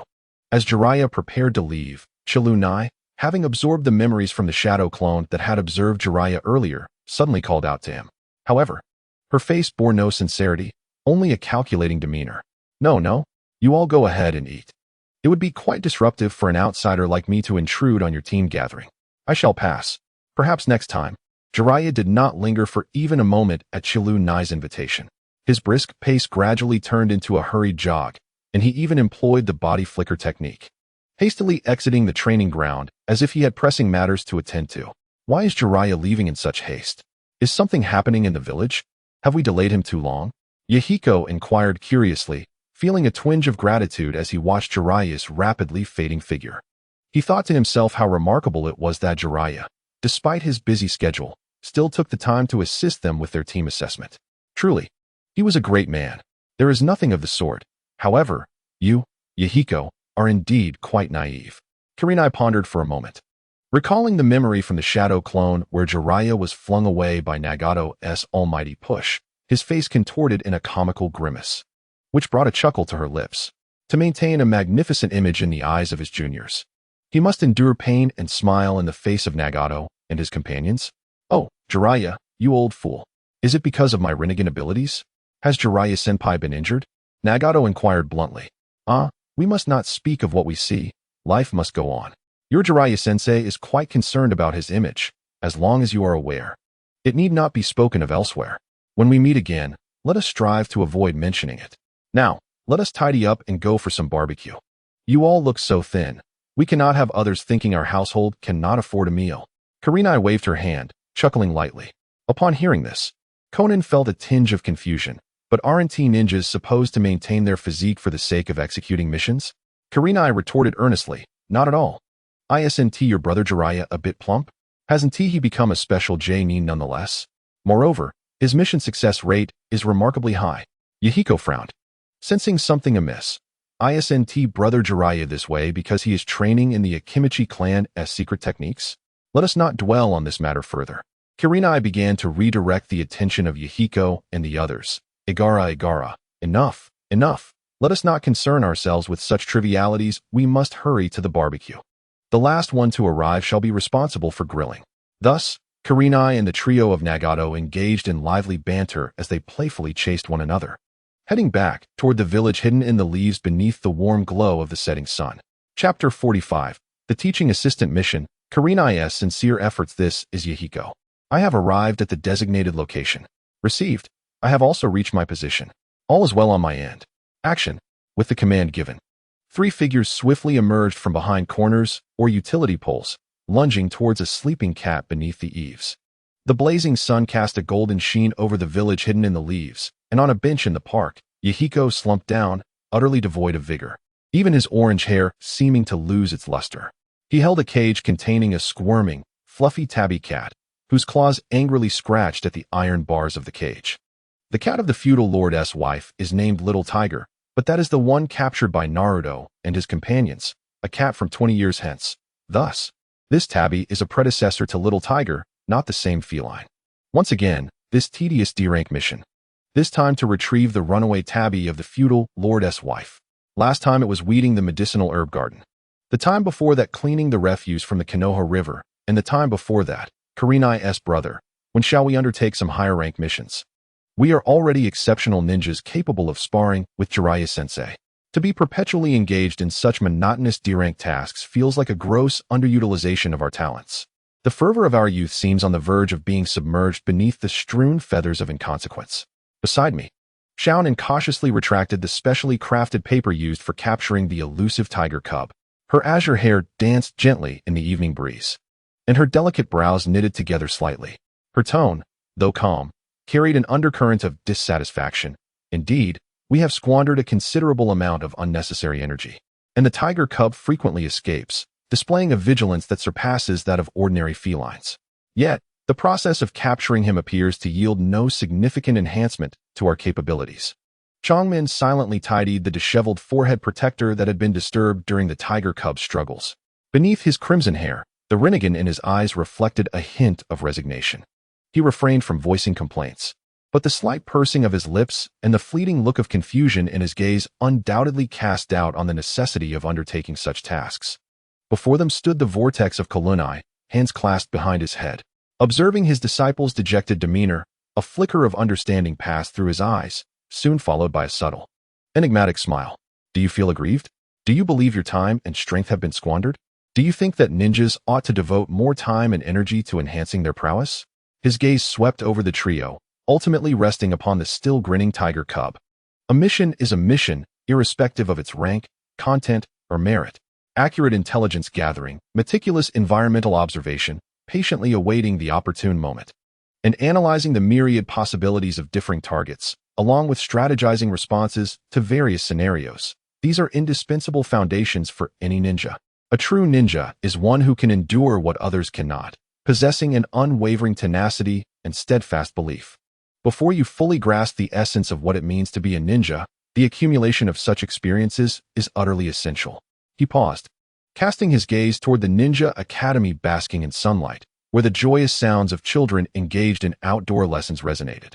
He then shifted his discourse. Since you find this endeavor tedious, why not return to the Ninja Academy and observe the younger generations of our village? Perhaps there, you will discover something of value. The trio was taken aback. However, Kurenai had already begun his stride toward the Hokage building. After submitting their mission, Kurenai sought to undertake the role of assistant teacher at the Konoha Ninja Academy. Casting a sympathetic glance at Lady Shizumi, who cradled the tiger cub, he led Yahiko and the others toward the academy. Moments later, upon arriving at the training grounds of the ninja school, Kurenai and his companions beheld a cluster of 5- and 6-year-olds awkwardly practicing the most fundamental aspects of physical coordination. A river, approximately 10 meters wide, connected the two banks with only a few distant logs serving as makeshift bridges, while the students lined up, each attempting to traverse them. Oh no! Plop, this is so difficult. Teacher, is this really too hard? The river's flow was gentle, almost serene, yet some students still tumbled from the makeshift bridges, leading to a momentary chaos. The young CH-Nin instructor in charge of the first-year students appeared quite helpless in the face of this disorder. Kurenai approached the young CH-Nin with Yahiko and the others, initiating a brief confirmation of tasks. Yamada-kun, pardon the interruption. You can confidently leave the subsequent matters in the capable hands of my disciples. The Nin instructor named Yamada felt as though he had been granted a reprieve. Ah. Kakuna, esteemed Jonin, I must now rely on you. The newly admitted first-year ninja students curiously turned their gazes toward Nagato and his companions, chattering excitedly. Wow, it's Senior Nagato, the school's top student who applied for early graduation not long ago. And there's Senior Yahiko. I've heard his body flicker technique surpasses that of the average Nin in speed. Senior Konan is so beautiful. Her paper jutsu is truly exquisite. Yahiko, observing the chaotic and disjointed scene before him, felt his earlier irritation at having caught a troublesome child dissipate, replaced by an amusing sense of responsibility. Nagato's eyes softened as he watched a girl who had struggled to maintain her balance, having fallen off the slippery narrow bridge more than once. Konan approached another blue-haired student, gently advising him on adjusting the flow of chakra. The chakra beneath your feet must be distributed evenly, and you must not exert too much. Simply mobilizing it all at once will only cause you to slip even faster. Yahiko squatted next to a clumsy little boy, unable to restrain himself from providing loud guidance. His orange hair bobbing with his movements. Yes, just like that. Take it slow, and carefully feel the flow of your chakra. Nagato patiently corrected the girl's movements and the way she channeled her chakra, his Rinnegan clearly reflecting the disorder of her chakra beneath her feet. Relax your body. Chakra cannot be forced out through sheer brute strength. Konan's voice flowed like a soothing spring, calming another anxious child nearby. The trio quickly immersed themselves in their roles as instructors, earnestly guiding this group of naive children. Witnessing their occasional joyful smiles at small achievements filled Yahiko, Nagato, and Konan with a peculiar sense of satisfaction. It dawned upon them that guiding others and witnessing their gradual growth was indeed a profoundly fulfilling experience. The recent burdensome and tedious tasks that had plagued them began to dissipate without their notice. Kakuna, did you also undertake many D-rank missions back in the day? Did you feel the same way while guiding us as we do while mentoring these children? As Yahiko observed the Ninja Academy students settling into their training routine, he seized a moment to gaze at Kakuna with admiration. However, Kakuna was caught off guard by these inquiries, falling into deep contemplation. Not at all. That individual has only one D-rank mission on their record. All the rest are above that level. They have never engaged in those mundane tasks. At that moment, a small figure entered the training ground. Chapter 46. The not-so-endearing junior of the teacher. That kind of person has never completed a D-rank mission. A child, seemingly only 4 or 5 years old, boldly shattered Yahiko's admiration for Kakuna.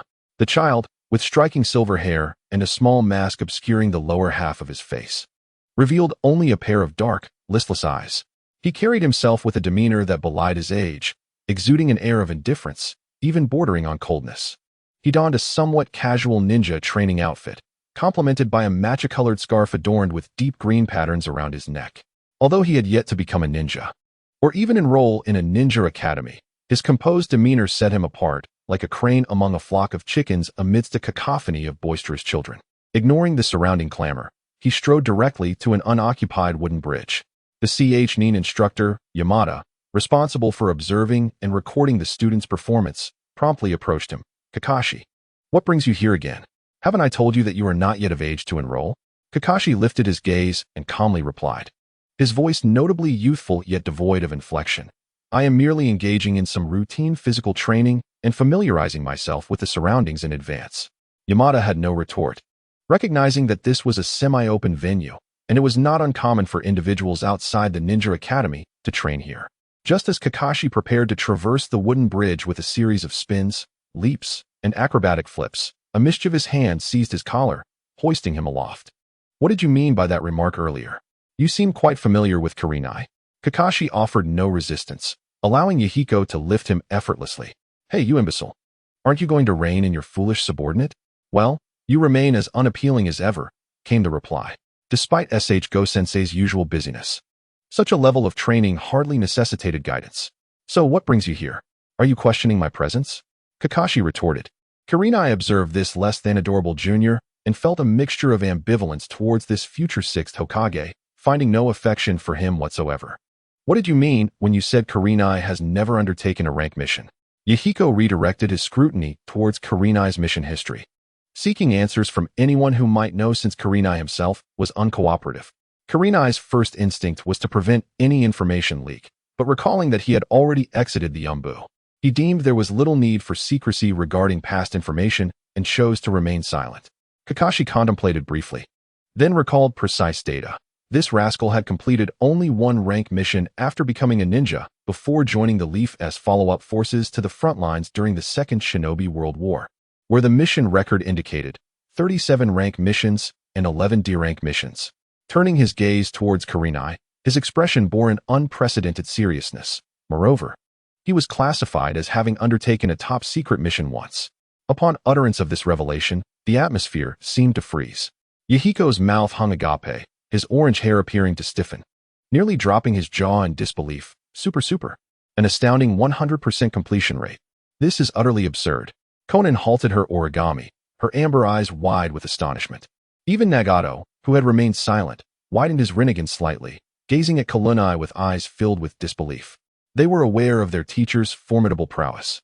Yet to have accomplished nearly 50 high-level missions with a remarkable success rate of 100% while still a genin was astonishing. Particularly, upon learning that Kurenai had once completed a super mission. Both Nagato and Konan couldn't help but recall the scene of their first encounter with Kurenai, the legendary battle that heralded the rise of the three legendary ninjas of Konoha and the origin of the name Konoha Akafune. Kurenai helplessly rubbed his forehead, observing Kakashi, whose eyes resembled those of a dead fish. Kakashi, this information predates my joining the Umbu. However, before Kurenai could articulate further, Yahiko erupted in frustration. He hoisted Kakashi higher, bringing him to eye level, and demanded, "Hey, silver-haired brat, how do you know so much? You even remember the exact number of missions. Who on earth are you? And why do you refer to Kurenai as that guy or bastard?" Suspended in midair, Kakashi maintained his vacant, deadpan expression, showing no signs of alarm. Instead, he shot Yahiko a look of condescension, his voice calm and unperturbed. "That bastard just mentioned it. Didn't he? I'm the child of his teacher's family, and all his mission records are archived in the Umbu's data room. My father occasionally speaks of this bastard's illustrious achievements, especially when he visits my home. He attempts to suspend me with a Vajra chain and insists that my father supervise me, preventing me from prematurely extracting chakra." His tone took on a hint of melancholy, and after a brief pause, he added a remark laden with impact. "Moreover, Yahiko-senpai, kindly lower me. Your skills in information gathering, analysis, and defensive exposure need refinement." Shouting so loudly raises concerns that the enemy might not be aware of this bastard's past mission records. Even if they are outdated, they still contain valuable information. Fool. Yahiko's face flushed crimson at the insult from one who appeared merely 4 or 5 years old, a mix of embarrassment and anger flooding through him. Yet, gazing into those listless eyes, his retort got lodged in his throat, and he found himself unable to utter a word. He could only reluctantly set Kakashi back down on the ground. Konan stifled a laugh behind her hand, while a flicker of exasperated amusement crossed Nagato's eyes. Kurenai stepped forward, gently ruffling Kakashi's soft silver hair with a warm smile. "All right, Kakashi. Yahiko is merely a bit naive. Also, refrain from calling me bastard incessantly. The reason I don't allow you to extract chakra now is that premature extraction can overdraw your body's potential, adversely affecting your future development and lowering the upper limit of your total chakra. Furthermore, you are not yet required on the battlefield, so there is no need to rush in becoming stronger. A gradual approach is far more beneficial." Subsequently, Kurenai disregarded Kakashi's disdainful glance and turned her attention to the trio of Yahiko, who appeared to have been misled by her. "Do not overly concern yourselves with the rank of the mission. Tasks possess no inherent superiority or inferiority, only varying degrees of urgency and significance. The crux lies in the attitude adopted while executing the mission and the value derived therefrom. Were it not for the abundance of high-level tasks designed to provide the lower-ranking ninjas with practical experience, familiarizing them with the task process, alleviating economic pressures, and allowing them to glean valuable lessons along the way, the path to growth for these ninjas would be exponentially more arduous. Take, for instance, the mission to capture the tiger cub, regardless of whether it involves intelligence gathering, trap setting, ambush tactics, or encirclement. All these skills can be honed through relatively risk-free assignments. Moreover, the smile of the client upon successful completion of the task encapsulates its true essence. To clarify, at this juncture, Lady Shizum must still have been a beauty, otherwise, the daimyo would not have married her. Of course, it is also plausible that she was not slender, and the union was merely a strategic alliance. Chapter 47. So you are quite the charmer, aren't you? Thus, is this your rationale for suggesting that they undertake lower-level tasks, despite your own lack of experience with them? Kakashi endeavored to smooth his disheveled hair, casting a harmless glare at Chilunai before addressing Yahiko and his companions with a tone that had regained its composure. However, this troublesome senior did not entirely miss the mark. My father often reminds me that the essence of a ninja's mission execution lies in adherence to rules and efficiency, with the ultimate goal of safeguarding the village and those we hold dear. Hence, what may appear as tedious and intricate tasks are, in fact, the fruits of our predecessors' relentless efforts, serving as vital foundations for the growth of the new generation of ninjas within the village. Yahiko recalled the esteemed tabby cat, Tiger Cub, and glanced at the silver-haired boy before him, who was vocally disparaging Chilunai, then at Chilunai herself, who wore a benevolent smile while ruffling Kakashi's hair. He felt as if his previous grievances had been thoroughly crushed, leaving him with a profound sense of helplessness in the face of this complex world. He scratched his own similarly tousled orange locks and finally mustered the words to Kakashi. Understood, you arrogant little brat. Chilunai observed Kakashi's disheveled appearance with satisfaction, noting his expression of discontent, yet unable to retaliate. She then glanced at her three disciples, who now appeared to have a renewed perspective on the significance of lower-level missions. It seems this lesson was quite successful. They should have made considerable progress in understanding the value of tasks and the importance of safeguarding intelligence. However, noticing Yahiko's still bewildered expression, Chilunai silently added in her mind, perhaps, about half an hour later, as the students of the Ninja Academy departed. Chilunai settled the task with Yamada and led Yahiko, his companions, and Kakashi away. On their way to the Hokage building to conclude the mission, they passed through Konoha Park once more.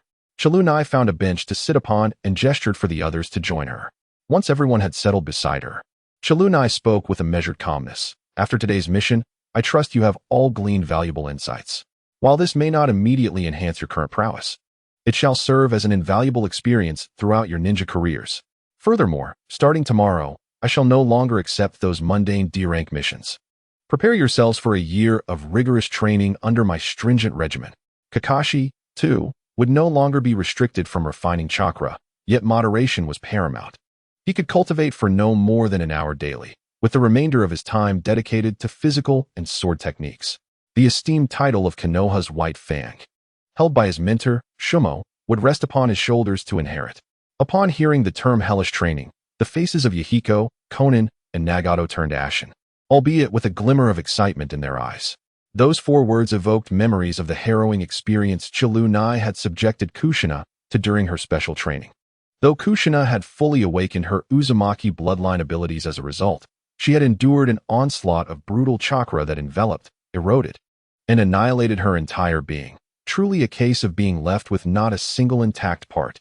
Had Kushina not been Chilunai's dear cousin, and had the medical sage Tsunade not been by her side to prevent any mishaps, they might have genuinely believed Chilunai intended to murder Kushina in the most cruel manner imaginable. Yahiko swallowed hard and cautiously inquired, "Teacher, what exactly does this hellish training entail?" Chilunai responded with a benevolent smile, "You shall discover it in due course, I assure you. It will be an experience you will never forget." The trio's expressions darkened further at her words, yet instead of fear, they bore a steely resolve, as if prepared to face death itself. Although Kakashi and his companions were somewhat perplexed by their reaction, Kakashi, with his hands in his pockets and a slight smirk, seemed to feel invincible, as though no adversaries would stand in his way henceforth. He mused that he would finally be liberated from the constraints of solely practicing physical and sword techniques and could begin the true study of ninjutsu through chakra refinement. Little hedgehog Kakashi, do not presume I am unaware of your thoughts. I shall deploy shadow clones to monitor you at unpredictable intervals. Should you dare exceed my established limits for chakra refinement, you are well aware of the consequences. As Kakashi wore a look of newfound liberation, Chilunai's warning swiftly brought him crashing back to reality, plunging him from paradise to perdition, and he unwittingly grasped the profound essence of the core mechanism of chakra refinement. I truly cannot fathom why Father places such trust in your words, claiming that refining chakra too early stunts growth, citing the third Tsuchikage, Onoki, as a prime example. Yet you yourself began refining chakra at a young age, and look at you now, almost 6 feet tall. Yabawa my Omisozageta? Surely, you are a fraud. Realizing he could not escape Chilunai's grasp, Kakashi's face beneath his mask twisted in frustration, his tone rife with indignation. Please, do not say such things. As a member of the Uzumaki clan, I can certainly disregard certain risks. Moreover, I am the most exceptional student of your father. A prodigy ranked second in all of Konoha. A singular genius who has independently developed an entire set of vortex-style ninjutsu. It is only natural that Master SHM trusts me, isn't it? If Master SHM does not believe in me, would he trust a mere child who, at the tender age of 3, clamored to begin refining chakra? Chi Lunin reclined against the backrest of a bench, with her legs crossed, her face radiating pride in her own talents, while her eyes reflected a hint of disdain for Kakashi's previous arrogance. Kakashi, unfazed, turned his head away from Chi Lunin, closing his dead fish eyes and muttering dismissively, "Humph. Well, you certainly sound impressive by the way. If you claim your talent is second in Konoha, then who is the first? How could you ever concede to them?" Not only was Kakashi curious, but Yahiko, Nagato, and Konan were equally intrigued, all forecasting their gazes toward Chi Lunin, either openly or subtly. Chi Lunin stroked her chin, gazing up at the sky, recalling the genius who mastered a jutsu even she could not control, and who had further developed new techniques based on that jutsu. She couldn't help but shake her head in self-deprecation, avoiding a direct answer. Well, let's not dwell on the details. I tend to be rather humble. If there's anyone truly more talented than me, it would probably be that person. Who? That person? Who could it be? Seeing Chi Lunin feign profundity and speak only halfway, Yahiko impatiently pressed for more. Well, when Kakashi graduates and becomes a ninja, you'll find out, Chi Lunin replied with a smile, not looking at them, only uttering a cryptic remark that left them puzzled, transforming into a figure reminiscent of an enigmatic riddle maker, much to the dismay of many. Chapter 48. Special training of Chi Lunin's class within the third training ground. Chi Lunin stood atop a wooden stump, looking down at the 3 awaiting challengers below. From today onward, this will be your special training ground, and the sole objective of this training is to survive from real combat and emerge stronger. This special training will not follow a gradual approach. It will commence at a hellish level right from the start. As Chi Lunin was about to elaborate, an overwhelming aura of murderous intent enveloped them, rendering them breathless. A wicked smile crept across Chi Lunin's lips. Without even forming hand seals, the swirling chakra emanated from her, heavy as a mountain, and a tempestuous pressure descended upon them. The blood-red chakra was not solely derived from Chi Lunin's own power. It was a manifestation of the killing intent accumulated during her 4 years of service in the Umbu, intertwined with a trace of the Nine-Tails ferocity, creating a dual-layered mental and physical oppression. Ugh! Yahiko felt as though he had suddenly been burdened with a 1,000-pound weight. Even breathing became a struggle, as the ground beneath him seemed to sink. Konan's complexion paled, and the paper pieces generated by her dance of the Shikigami lost control, falling flat against the earth before dissipating into chakra. Nagato's Rinnegan glimmered with purple light, beads of sweat forming on his forehead, as the oppressive force inflicted excruciating discomfort on his body and spirit, which were already strained by the burden of the Rinnegan. Move! The voice of Chilu Nai resonated like thunder, erupting under the heavy pressure that loomed over them. If you merely stood still, your ultimate fate would be to succumb beneath the weight of my chakra and presence. You must exert every ounce of your strength, skill, and perseverance. Find your rhythm of breath amidst the oppressive weight, conquer the fear within, and acclimatize to the harsh environment of intense pressure. Remember, on the battlefield, you may face mountains of corpses and seas of blood. The enemy will not grant you a moment's respite. Now, move forth and unleash a formidable assault upon me. Nagato's Rinnegan locked firmly onto Chilu Nai, enduring the immense dual strain on both mind and body, as his hands swiftly formed seals. Wind release, pressure damage. However, his strike was not aimed at Chilu Nai directly, but rather at the wooden stake upon which Chilu Nai stood. A high-pressure wind sphere erupted from Nagato's mouth, a howling gale transforming into a wind cannon that not only lifted debris but also shattered the stake with precision, causing Chilu Nai to lose his footing and creating an opportunity for Yahiko to launch a surprise attack. Konan, gritting her teeth, began to alter her usual combat style and strategy, no longer fixating on the precise control of each paper fragment. Instead, she transformed the paper into countless interwoven scales, cloaking her form in an armor that shielded her from Chilu Nai's chakra and overwhelming aura. Simultaneously, she retreated, unfurling a pair of delicate paper wings behind her, each flap releasing a barrage of paper spears, similar to the effects of the feather technique. Paper jutsu, 1,000 paper spears. The trajectory of these spears was intricate. Their purpose was not to inflict massive damage but to disrupt and delay Chilunai's movements, thereby buying time for her comrades. Yahiko let out a fierce roar, his orange hair dancing amidst the swirling chakra. He chose not to withstand the pressure any longer. Instead, he crouched low to the ground, darting forward like a cheetah, utilizing the smoke and wood debris as cover to attempt a surprise attack from Chilunai's blind spot. Vortex Flow, second technique, Shattered Rock. Although his movements appeared somewhat distorted under the immense pressure, they bore an intensity and resilience that had been forged under duress. Nagato destroyed the foundation and provided cover. Konan executed a covering strike to thwart evasion, and Yahiko used the smoke as concealment to deliver a fatal blow, comprehending their adversary. The trio's assault, under the weighty pressure exerted by Chilunai, astonishingly coalesced into an almost flawless synergy. Power, speed, timing, angle. Even at the level of Genin or Chunin, one would hardly find any flaws. Oh, Moshiroi. A glimmer of approval flickered in Chilunai's eyes, and a trace of a satisfied smile graced his lips. Facing the trio's onslaught, he neither dodged nor flinched, allowing the gale to shatter his footing, the paper spears to pin him to the ground, until Yahiko, employing the second form of vortex flow, pierced through his heart with a devastating punch. The demise of Chilunai caused Nagato's Rinnegan to widen in shock. The figure of Chilunai, previously struck and bleeding profusely, suddenly blurred, undulating like a reflection in water, his face adorned with a subtle smile, as if he possessed an understanding of all things. With a sudden explosion, his body burst apart, transforming into a cloud of white smoke, which ultimately vanished. Kakashi, bewildered, exclaimed in disbelief, "What just happened?" Yahiko remained poised to strike, his eyes wide with astonishment. Konan manipulated the paper spear, which hovered in midair, her amber eyes filled with shock. Nagato stood frozen, his Rinnegan fixed on the dissipating smoke, clearly puzzled about when Sukuna had completed the shadow clone technique, or whether it had merely been a clone from the outset. Impressive teamwork. You managed to react swiftly and coordinate effectively to deliver a critical blow to the enemy. Despite the circumstances, this first segment of the special training has been passed. Shikuna's calm voice shattered the heavy silence, as the swirling chakra and murderous intent, along with the ferocity of the Nine-Tails chakra, were almost instantaneously subdued by her command. The three suddenly turned their heads.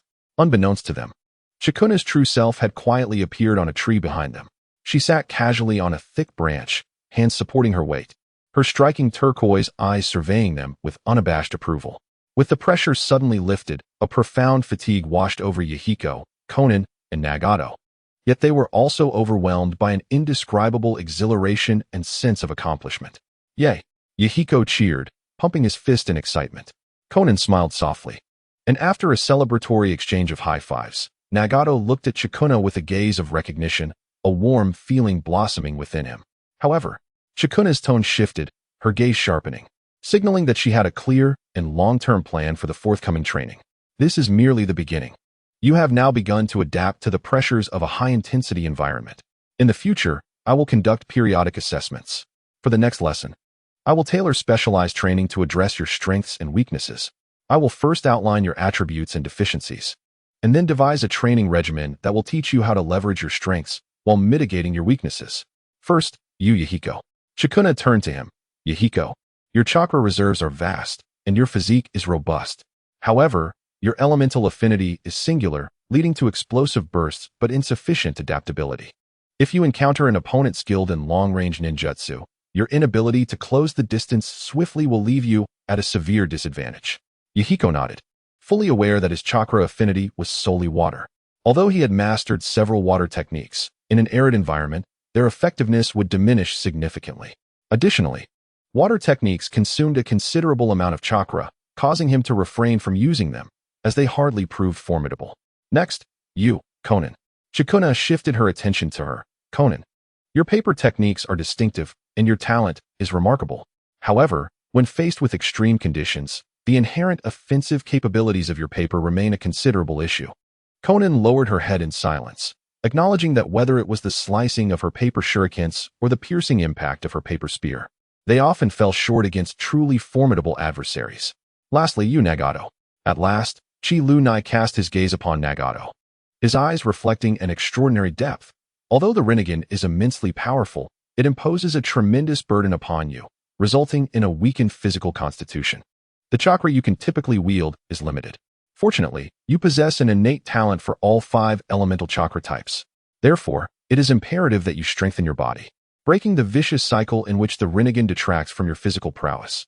Only then can you surpass the majority, even exceeding my own strength. Nagato clenched his fists, acutely aware that this was an unavoidable dilemma.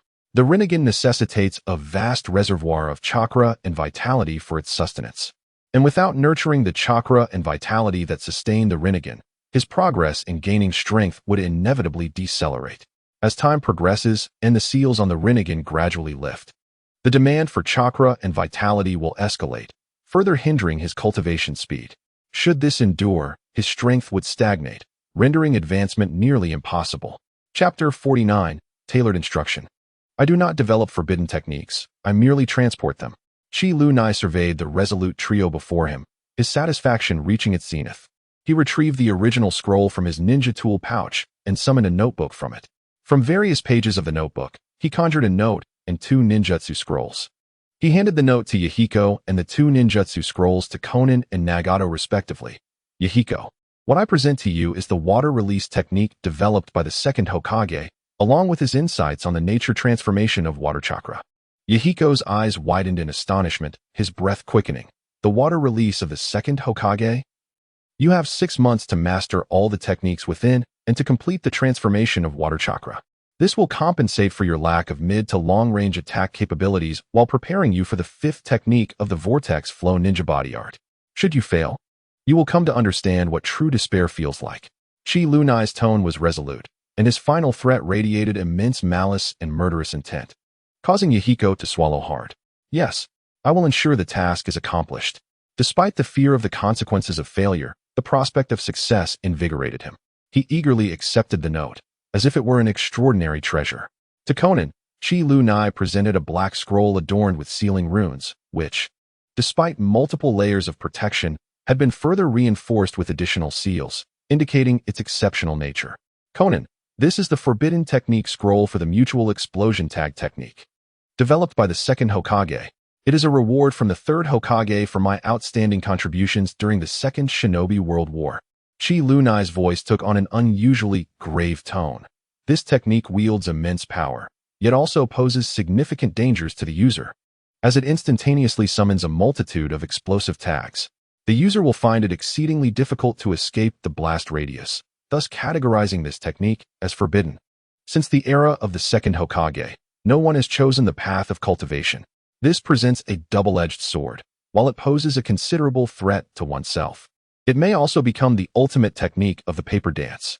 Your current task is to explore and develop a unique, controllable prototype of the explosive tag that integrates the characteristics of paper manipulation.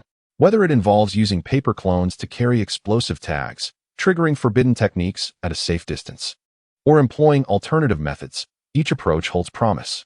Simultaneously, you must enhance the defensive aspect of the paper dance, incorporating various chakra nature transformations to counter flames, torrents, oil, and even corrosive substances. Should you accomplish this, your future battleground will transform into a realm of sky and ephemeral artistry. Xiaonan accepted the black scroll, her fingers trembling slightly as she touched the seals inscribed upon it. An unprecedented brilliance ignited in her amber eyes. Yes, teacher Kulunai, I shall master it flawlessly. Kulunai smiled gently, ruffling Xiaonan's hair, and softly remarked, Excellent, you exhibit great spirit. However, until you have fully grasped it, you are not permitted to practice with explosive tags. Begin by practicing interdimensional summoning with ordinary paper. Once you have mastered this technique, you may attempt long-distance manipulation, followed by the study of explosive tag creation. Only when you have thoroughly understood these concepts may you, under my supervision, engage in the formal training of the interdimensional explosive tag technique. Feeling a bit shy, Xiaonan lowered her head, her cheeks flushing a rosy hue as she fidgeted with the paper in her hands and murmured, I understand, Brother Kulunai. Nodding, Kulunai then turned his attention to Nagato.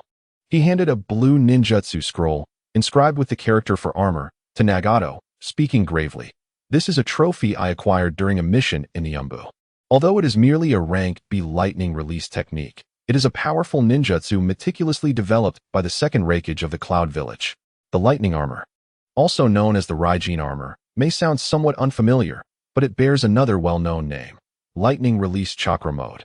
This technique does not directly assault the enemy. Rather, it stimulates the cells through lightning release chakra, comprehensively and maximally enhancing your physical strength, neural reaction speed, and endurance.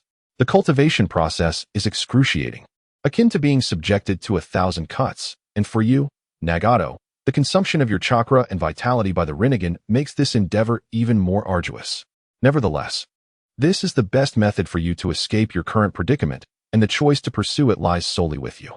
After listening to Kalunai's exposition, Nagato smiled brightly as he solemnly accepted the ninjutsu scroll. His decision was already evident. Clearing his throat, Kalunai's tone grew serious. His gaze fixed intently on Nagato's Rinnegan.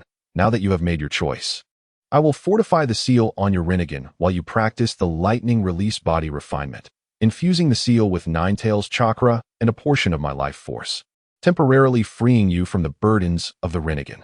However, amidst this journey, one must not neglect the conventional ninjutsu training of the 5 fundamental attributes. You are required to simultaneously master the transformation of the 5 chakra natures, achieving proficiency in all 5 elemental releases, and skillfully employ various compound ninjutsu of diverse attributes. Nagato, I desire for you to become a flawless ninja without any shortcomings. Remember, the Rinnegan will be your trump card, but it will not define your entirety. The more hidden cards you possess, the better. Do you comprehend? Nagato felt the profound expectations embedded in Chikuna's words. The violet glow within the Rinnegan radiating with unwavering determination. I understand, brother Chikuna. I will master the lightning release chakra mode, and will not neglect any foundational ninjutsu training. Until my physical strength is sufficient to bear the Rinnegan, I will undoubtedly master its power flawlessly. Chikuna gazed at the 3 disciples, each bestowed with their respective training plans. Their eyes filled with resolute determination, akin to 3 unpolished gems awaiting the trials of refinement, destined to shine with their own unique brilliance. Excellent. You 3 are commendable. Let us commence, for over the next 6 months, I shall witness your transformative journey. Chikuna's voice resonated throughout the training ground, imbued with an undeniable authority and boundless anticipation. Remember, your aim has never been to surpass others, but to become worthy inheritors of the will to protect. Strive to become true warriors capable of standing alone, safeguarding that which you hold dear. Chapter 50. The fierce tiger returns to the mountain. The mountain does not welcome great heroes, old man. I cannot endure another day in this position of squad leader. In the Hokage's office, clouds of smoke swirled as Sarutobi Hiruzen sat behind a grand desk, the white smoke curling from his pipe obscuring the wrinkles on his face, yet failing to conceal the wisdom reflected in his weathered eyes. He observed the rather unusual visitor before him, Jiraiya, who lounged carelessly in the chair opposite. One foot propped up on the seat, leaning back against the chair, reeking of alcohol. His signature white hair was somewhat disheveled, and his gray-black coat hung open, revealing a form-fitting chainmail beneath, which appeared to bear stains of liquor. In contrast to his usual boisterous demeanor, Jiraiya now harbored an inexplicable sense of confusion mingled with a resolute determination.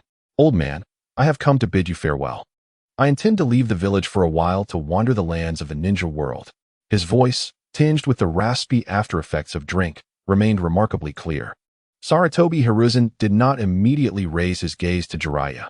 Instead, he meticulously tended to the documents before him, inhaling deeply before exhaling 2 streams of white smoke through his nostrils.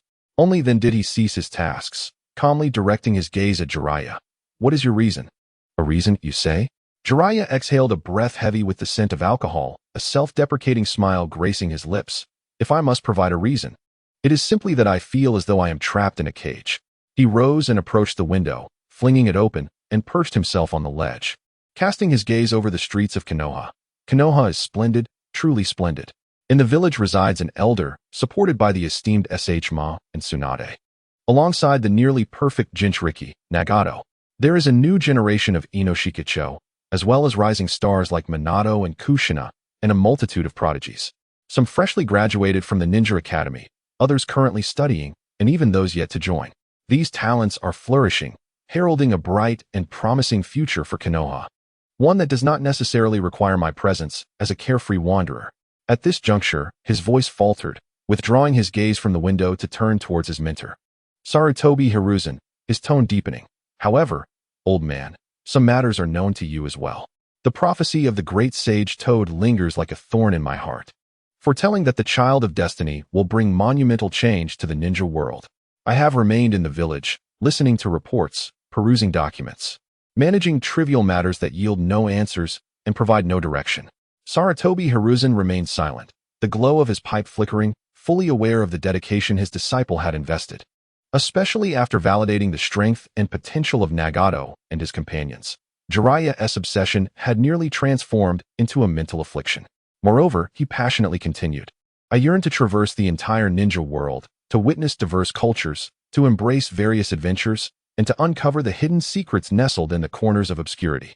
Jiraiya's voice suddenly soared, imbued with an almost fervent excitement, as he leapt from the window ledge, raising his arms high. On my journey, I shall discover the truth of the prophecy, the key to transform the ninja world. I will depict the soul of a ninja with my pen. This is the duty of Jiraiya, the sage of Mount Maiboku. Oh ha ha ha. Sarutobi Hiruzen observed Jiraiya, who stood with his hands on his hips, brimming with enthusiasm, choosing not to interrupt his disciple. He understood Jiraiya. Although he appeared carefree, he cared for the village more deeply than anyone else, yearning for peace and stability.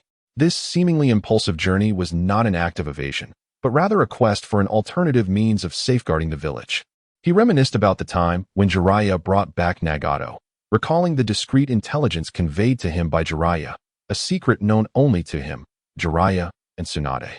Just as Sarutobi Hiruzen became lost in recollection and contemplation, the office door was gently pushed open, and a figure silently entered, the ever-composed Uzumaki Kushina.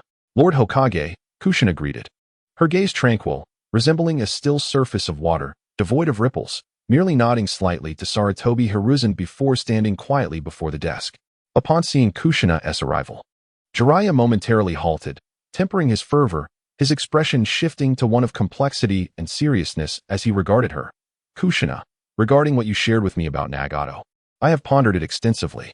Kushina remained silent, simply observing him with a steady gaze. Jiraiya took a deep breath, his voice imbued with a sense of relief and determination, regardless of the outcome. Whether Nagato truly embodies the prophesied child of destiny foretold by the great sage of the Toads, it is not something I can decipher while seated in this office. However, I am assured that he has a teacher like you, a brother like you, and companions like Yahiko and Konan. That he treads a path towards enlightenment is sufficient. He turned his gaze back to Hiruzen Sarutobi, a broad smile adorning his face, revealing his characteristic exuberance, his eyes glimmering with a thirst for the unknown journey ahead, and a yearning for the world he would create. Old man, allow me to depart. The elite shinobi class of Konoha, with the likes of Kazef, Senpai, and that fellow Dan, even the lad Kakazu, is already more than secure. It is time for me to pen my own legend, to seek answers on my journey, to embody language within my tales. This is infinitely more exhilarating than facing an endless array of documents. Hiruzen Sarutobi gazed intently at Jiraiya, his eyes drifting towards the future beyond the window, entwined with the responsibilities that bound Jiraiya, ultimately resting upon the tranquil countenance of Kurenai at the desk. He slowly exhaled a long plume of smoke, as if infusing all his worries, reluctance, and hopes into that single breath. Finally, he lifted his pipe and gently tapped it against the corner of the table, producing a crisp sound. Go forth, Jiraiya. Hiruzen's voice resonated with depth and strength, carrying the weight of a mentor's wisdom and trust. My foolish disciple, take with you your pen and your fervor and carve your own path. Yet, Konoha shall forever be your home. No matter where you wander or what stories you inscribe, remember that the will of fire embodies the true resilience of a ninja. He paused, then added, I have faith that Kurenai will manage matters concerning Nagato, just as I believe he can achieve reconciliation with the Nine Tails. And he has already made initial progress. Kurenai looked out the window at Jiraiya and gave him a slight nod, his gaze seemingly conveying, go with ease. Jiraiya erupted into hearty laughter, his mirth laden with a sense of liberation and boundless anticipation for the future. He swung back into the office and vigorously patted Kurenai on the shoulder. Thank you, old man. Thank you, young Kurenai. He turned to leave the office, his white hair and robes swirling around him, conjuring a fresh breeze. Perhaps when I return next time, I shall bring forth a groundbreaking work that will astonish the ninja world, or perhaps even tidings of the truth behind the prophecy. Thus, I shall take my leave. Chapter 51. The Leaf's Gem at the Konoha Ninja Academy. It was the first day of school. The air was filled with a cacophony of excitement and vitality. Each corner of the academy pulsating with the fervor of new students and the hopes of their hometowns. Amidst this bustling atmosphere, two figures stood out distinctly. A small silhouette with silver-white hair, donning the emblematic mask, clad in dark gray casual attire, and wrapped in a matcha-colored scarf, bore an expression of indifference in his dead fish eyes, seemingly disinterested in everything around him. Walking beside him was a youth clad in dark attire, his crimson hair tied back, standing tall like a pine tree. The unique aura emanating from him compelled those around to instinctively grant him and Kakashi a small space. His emerald eyes surveyed the surroundings with a calm demeanor, radiating the gentleness of an elder. The teacher has gone on an urgent mission, which is why I have been entrusted to escort you to school. I have also taken the liberty of preparing your enrollment paperwork in advance. You may proceed directly to the first grade class for registration. Given your current abilities, the entrance examination should pose no challenge, he stated. After leading Kakashi to the ninja school, Kurenai casually offered a few words of advice before intending to depart, clearly showing no desire to linger. Kakashi nodded, his small face obscured by his mask, rendering his expression unreadable, yet he spoke calmly. Thank you for your trouble, you troublesome senior. A smile curved at the corners of Kurenai's mouth as his large hand landed accurately on Kakashi's soft silver hair, ruffling it with a somewhat eerie tone. Little hedgehog Kakashi, haven't I told you? You ought to call me senior. Kakashi, with his suddenly disheveled hair, lifted his dull eyes to glare at Kurenai, troublesome senior. Just as the two were engaging in their friendly banter, a whirlwind of green charged toward them.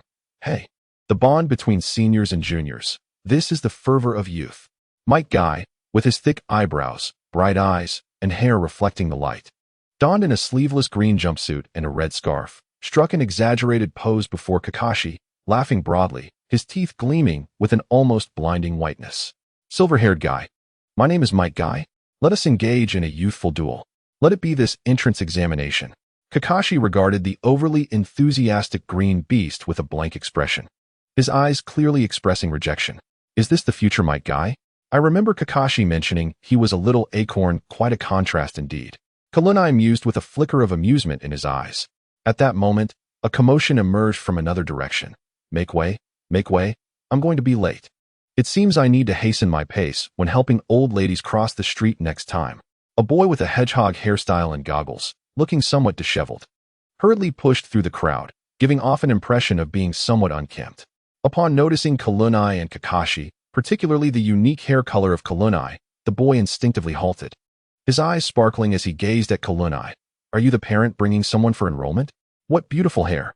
Glimpsing the goggles atop the boy's head and the Uchiha clan symbol on his blue jacket, Kurenai quickly deduced. A young delinquent, is he? A bit fiery. This little rascal, just as Kurenai prepared to tease him, a gentle voice interjected. Abito, that's quite rude. A girl of graceful demeanor, with deep brown short hair and simple purple face paint, emerged from the crowd, bowing politely to Kurenai. Hello, he didn't mean any harm.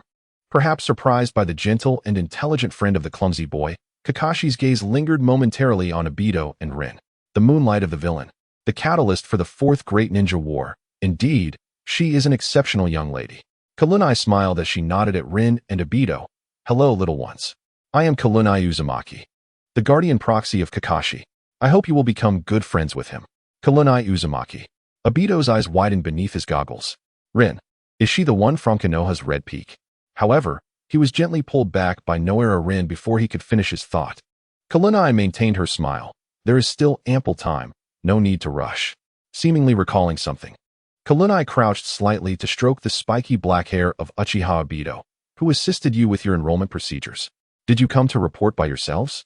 Quite impressive. Would you like to accompany us to the registration? Upon hearing this, Abito felt a surge of excitement, his eyes practically sparkling. Is it really possible? To have someone likely to become the 5th Hokage lead us to register means I could possibly become the 6th Hokage.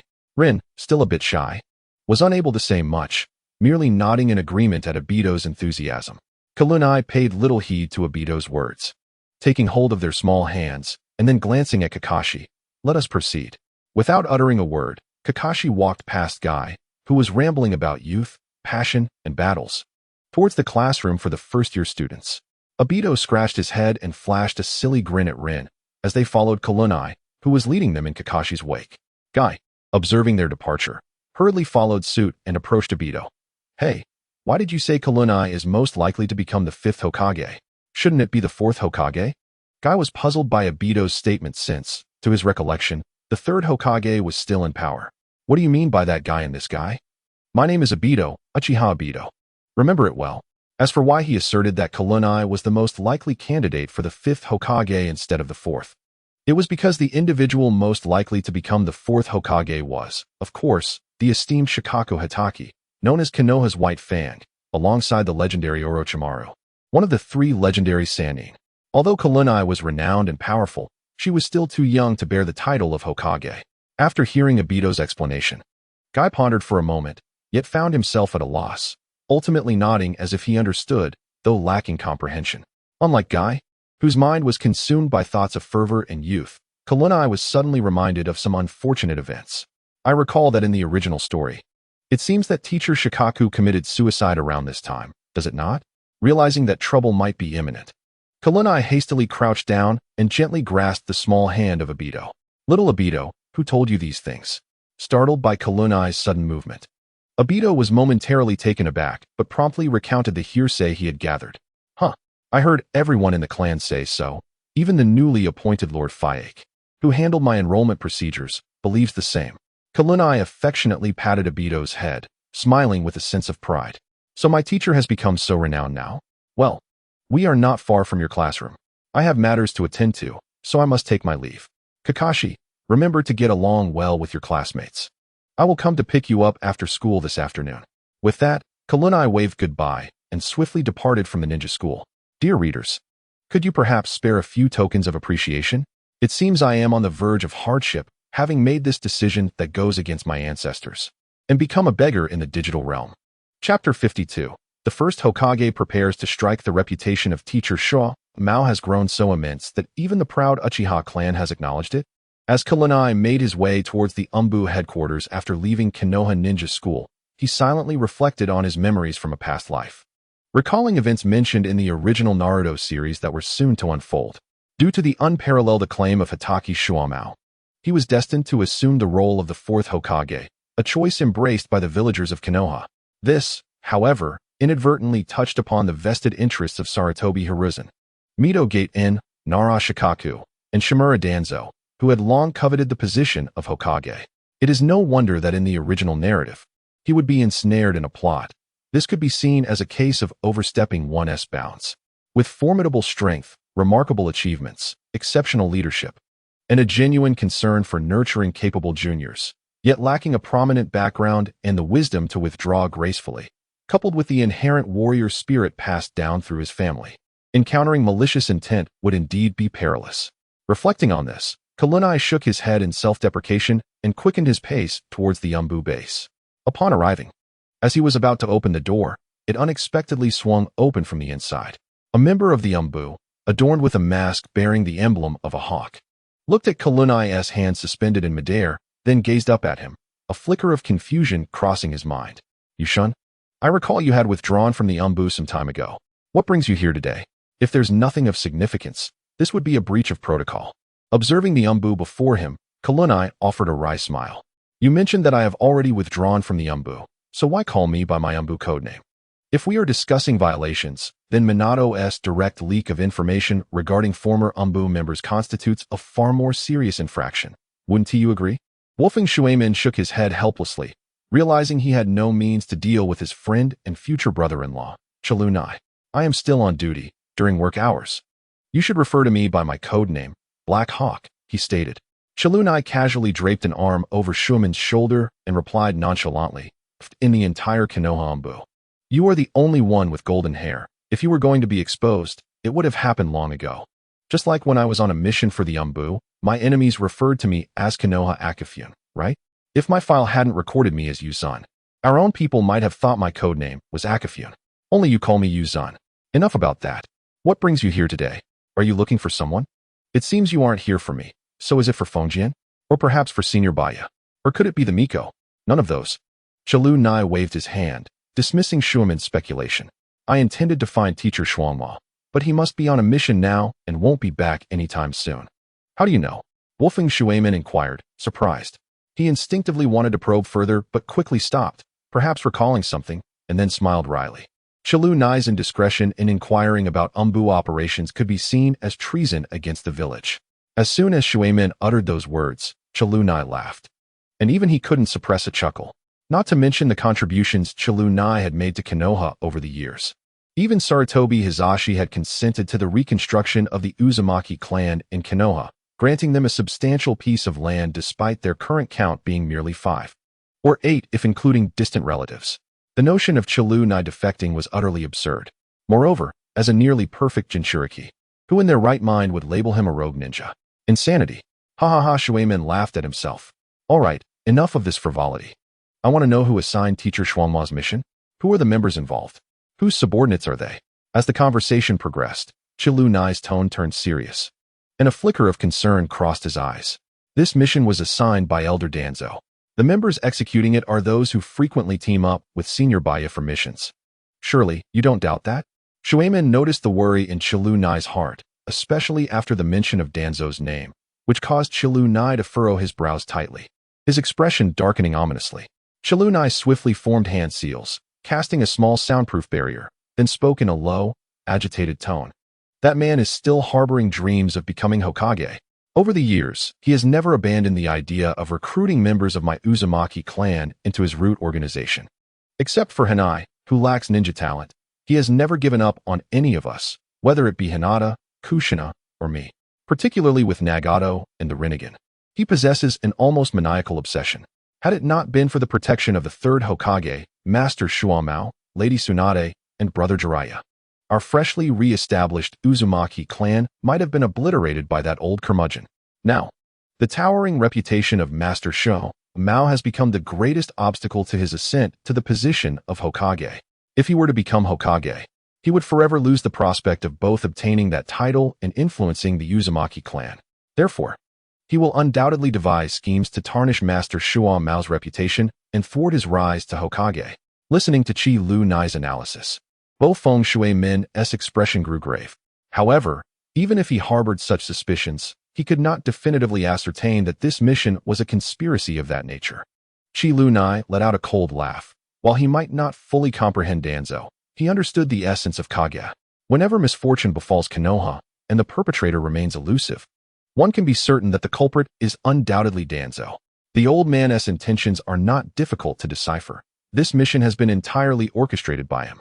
With a subtle manipulation, he could ensnare Master Shuamao in a predicament, thus obliterating his reputation. I refuse to believe that the old man would let such a golden opportunity slip away. What shall we do now? As far as I know, Master Shuamao harbors no ambition to become Hokage, does he? Shuemin, perplexed, could not fathom why, despite the existence of the Umbu, there would still be a root. Nor could he comprehend why an individual disinterested in the title of Hokage would still be met with animosity, resentment, and malicious rivalry from his fellow villagers, even to the point of being framed. I will investigate the specifics of this mission to see if I can uncover a solution. Although Master Shuamao shows no desire to ascend to Hokage, we cannot allow his name to be sullied without cause. Chilu Nai's gaze was resolute. He understood all too well what fate would befall his mentor if such an event were to transpire. He dared not gamble on Sarutobi Hiruzen altering his stance due to the butterfly effect, thus aiding his mentor in thwarting Shimura Danzo. There was no room for chance, nor any necessity for it. Please keep an eye on any developments from the root side, and inform me promptly of any updates. Shuemin acknowledged Chilu Nai's determination and ceased his attempts to dissuade him, nodding in agreement. Very well, I shall do so. You must also remain vigilant. Danzo is treacherous, and do not fall into his traps. Chilu Nai patted Shuemin's shoulder, unleashing a surge of powerful chakra that shattered the soundproof barrier, then swiftly retracted it. Rest assured, you are well aware of my capabilities. I am fully prepared. I will commence gathering intelligence immediately, striving to resolve the matter before any misfortune befalls Master Shuamao. With that, Chilu Nai hurriedly departed from the Umbu base, embarking on his investigative endeavor. Chapter 53. The Day of Enrollment and the Will of Fire at the Konoha Ninja Academy, the venue for the new student enrollment test. Although class divisions had already been internally decided, the instructors of each class would still conduct a preliminary assessment of each student's abilities to facilitate future arrangements for evenly matched opponents during combat drills. The newly admitted children stood in line, awaiting their names to be called by the teachers. The students called by name took turns to showcase their skills at the 10-meter fixed target, armed with 5 shurikens each. What appeared to be a straightforward test of shuriken throwing was, in reality, far from simple. The students faced various challenges. Some missed the target completely. Others barely grazed the edges, and a few, in their eagerness, nearly injured those nearby, eliciting gasps and shouts of encouragement from the crowd. Next up was Mike Guy. Upon hearing his name, Guy inhaled deeply and exclaimed, "Let my passionate youth ignite. Witness my Leaf Village shuriken throwing technique." He struck an exaggerated pose and hurled the shuriken towards the target with great force, which soared high into the air, only to land with precision in a tree behind the target, provoking a chorus of laughter. Undeterred, Guy raised his fist and shouted, "Thank you all for your encouragement. Failure is merely a badge of honor for our fiery youth. Next time, I shall hit the bullseye. If not, then 100 push-ups it shall be." A true man's youth must be marked by integrity. Indeed, after launching 4 more shurikens, he found a corner that wouldn't disrupt others and began doing push-ups. Guy scored 26 points. Recording this less than stellar result and glancing at the determined youth working on his fitness, teacher Takuya Kobayashi shook his head in resignation, exhaling a weary sigh. At least the boy was earnest. Perhaps he could become a formidable practitioner of physical arts in the future. Comforting himself with this thought, Kobayashi resumed the testing of the others. Next, Uchiha Obito. Obito, having heard his turn had come, smiled confidently as he picked up a shuriken. Without much aim, he casually tossed one, striking the bullseye. Incredible. A perfect score. Truly worthy of the Uchiha name. This action instantly sparked a flurry of astonished gasps and praises from the other children. Sensing a surge of pride, Obito decided to capitalize on his success. With a swift motion, he threw the remaining 4 shurikens, all of which found their mark on the target, albeit none struck the bullseye this time. Nevertheless, they were all close enough. Scoring 82 points, Obito performed admirably. Teacher Kobayashi smiled faintly, offering rare praise to Obito. Indeed, a member of the Uchiha clan, even if a lesser-known one, possesses remarkable talent. Wow, amazing. That's the highest score so far, isn't it? How frustrating, he stole the spotlight. While the other students marveled and discussed Obito's performance, teacher Kobayashi paid little heed to their chatter, continuing to call out the next name. Next, Hatake Kakashi. Kakashi calmly stepped forward from the crowd, approached the throwing line, and casually picked up a shuriken. He too exhibited no aiming stance, nor did he gather strength. His gaze was not even focused on the target. Simply raising his arm, he flicked his wrist lightly. Whoosh! A glimmering projectile sliced through the air with unparalleled precision. Thud! The shuriken struck the bullseye firmly, remaining steadfast in place. Before teacher Kobayashi and the children could react, the expressionless Kakashi accelerated his movements, akin to a finely tuned instrument. Whoosh! Whoosh! Whoosh! Whoosh! For piercing sounds resonated almost simultaneously. Thud! Thud! Thud! Thud! For shurikens, as if drawn by a magnetic force, flawlessly encircled the first shuriken, creating a perfect circle at the center of the 10 rings. The 4 shurikens resembled a constellation of stars, guarding the bright moon at the center. The entire training ground fell into an instantaneous silence. The children widened their eyes, incredulously gazing at the silver-haired masked figure. Even Takeya Kobayashi displayed a look of astonishment. 5 shurikens, all within the 10 rings, their landing points nothing short of artistic. While such an accomplishment may have seemed trivial to him, for this group of freshly enrolled students, yet to undergo systematic training, it was akin to a heavy bomb dropping into the depths of the sea, exploding into a dazzling display. Wow! Kakashi-kun, you are incredible. Kakashi-san, so cool. All bullseyes. Kakashi Dano must be the first to achieve a perfect score. Kai, who had been doing push-ups on the side, halted his movements, his face ablaze with passion. So strong. This is youth.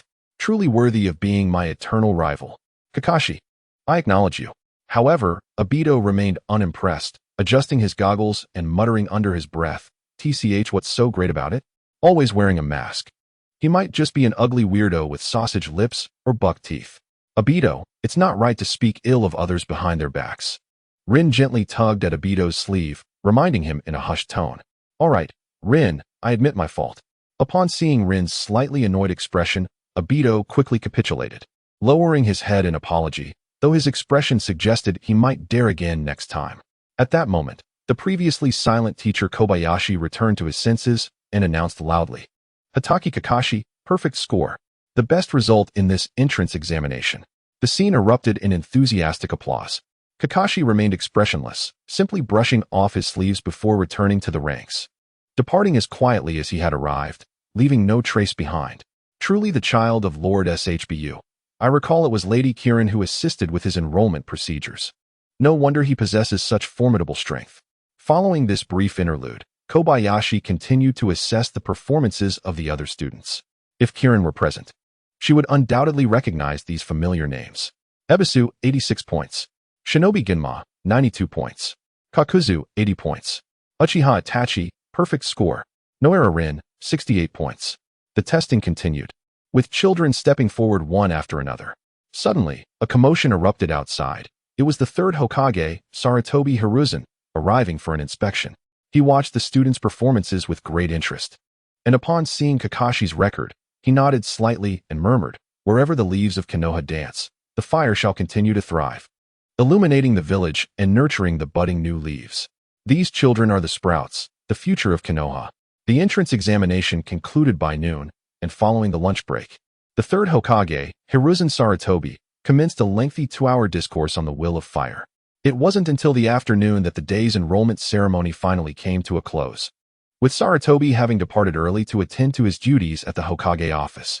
Meanwhile, the entrance of the Ninja Academy was already teeming with parents eagerly awaiting their children's dismissal. Chapter 54. An afternoon after school. The afternoon sun bathed everything in a gentle golden hue, elongating the shadows of the Ninja Academy. The school gate buzzed with even more excitement than in the morning, as children chattered animatedly with their parents about their first day of school, while the parents responded with concern and enthusiasm. Occasionally, parents of different children, recognizing one another, would pause to exchange pleasantries, speaking of nurturing their children's friendships and mutual support. In the crowd, the striking crimson short hair of Uzumaki Kushina stood out prominently, making him easily recognizable.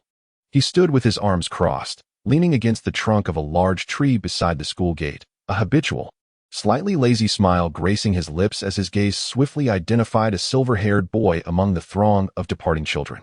Though he wore the same attire as in the morning, his aura and demeanor lacked the morning's vigor, yet he still managed to capture attention amidst the bustling crowd. "Kushina, are you here to pick up Kakashi?" A lively voice rang out, accompanied by a flash of bright teeth and the sight of a green, form-fitting shirt. Mike Guy appeared before Kushina, invigorated and emanating the scent of post-training sweat, followed closely by the equally spirited Lee, clad in a sleeveless green outfit and radiating youthful enthusiasm. "Where's little Kakashi? Hasn't he come out yet?" Guy queried. Kushina straightened with a smile, returning a thumbs-up gesture in greeting. "Indeed, he embodies the fervor of youth. I am certain Lee has exerted himself fully today." He ruffled Lee's hair, which had not yet fully transformed into a watermelon head, and added softly, "Kakashi hasn't he emerged yet. He is likely delayed due to some matter or perhaps engrossed in researching ninjutsu notes." He shrugged, his tone tinged with a blend of understanding and helplessness regarding Kakashi, the prodigious youth, who had finally freed himself from constraints and was now utterly absorbed in the pursuit of ninjutsu. "Oh, Kakashi, truly the worthy rival I recognize. Even after school, he is diligently training. This is the essence of youth." Lee's eyes gleamed with fervor, his spirit soaring as he turned to grasp Guy's hand, exclaiming, "Father, let us embark on a new training session." The fiery passion of youth allows for no hint of complacency. Upon hearing this, Mike Guy instantly gave his son a thumbs up, his beaming smile radiating an almost blinding brilliance. "Absolutely. Youth must continuously burn with fervent passion. As long as you successfully master the first 3 techniques of the 8 gates and earn the acknowledgement of Chi Lu Nai, I shall commence your instruction in the initial 2 forms of the vortex fluid technique. Once you have grasped the 6th technique in the future, you may then proceed to learn the 8th form of the vortex fluid technique. Is that agreeable, Chi Lu Nai?" As he spoke, Might Dai turned to Chi Lu Nai with an inquiring gaze. "Of course, it is no issue at all. When I entrusted these 3 forms to Dai Senpai, we made it clear that anyone who can learn them, provided they pose no threat to Konohagakure, would be permitted to do so. Moreover, I firmly believe that this child, Akai, will undoubtedly surpass the frenzied Dai and become a stalwart pillar of Konohagakure."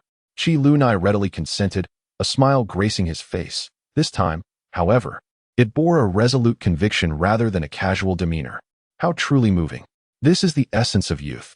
With that, Might Dai and Might Guy embraced each other, overwhelmed with emotion and tears. Akai, from this moment forth, we shall run 3 laps around the village while inverted. Should you fail, you shall punish yourself with 5,000 squats. With that declaration, the duo dashed off like a pair of eccentric creatures, running upside down. Chi Lunai shook his head, bemused by the antics of the Might father and son.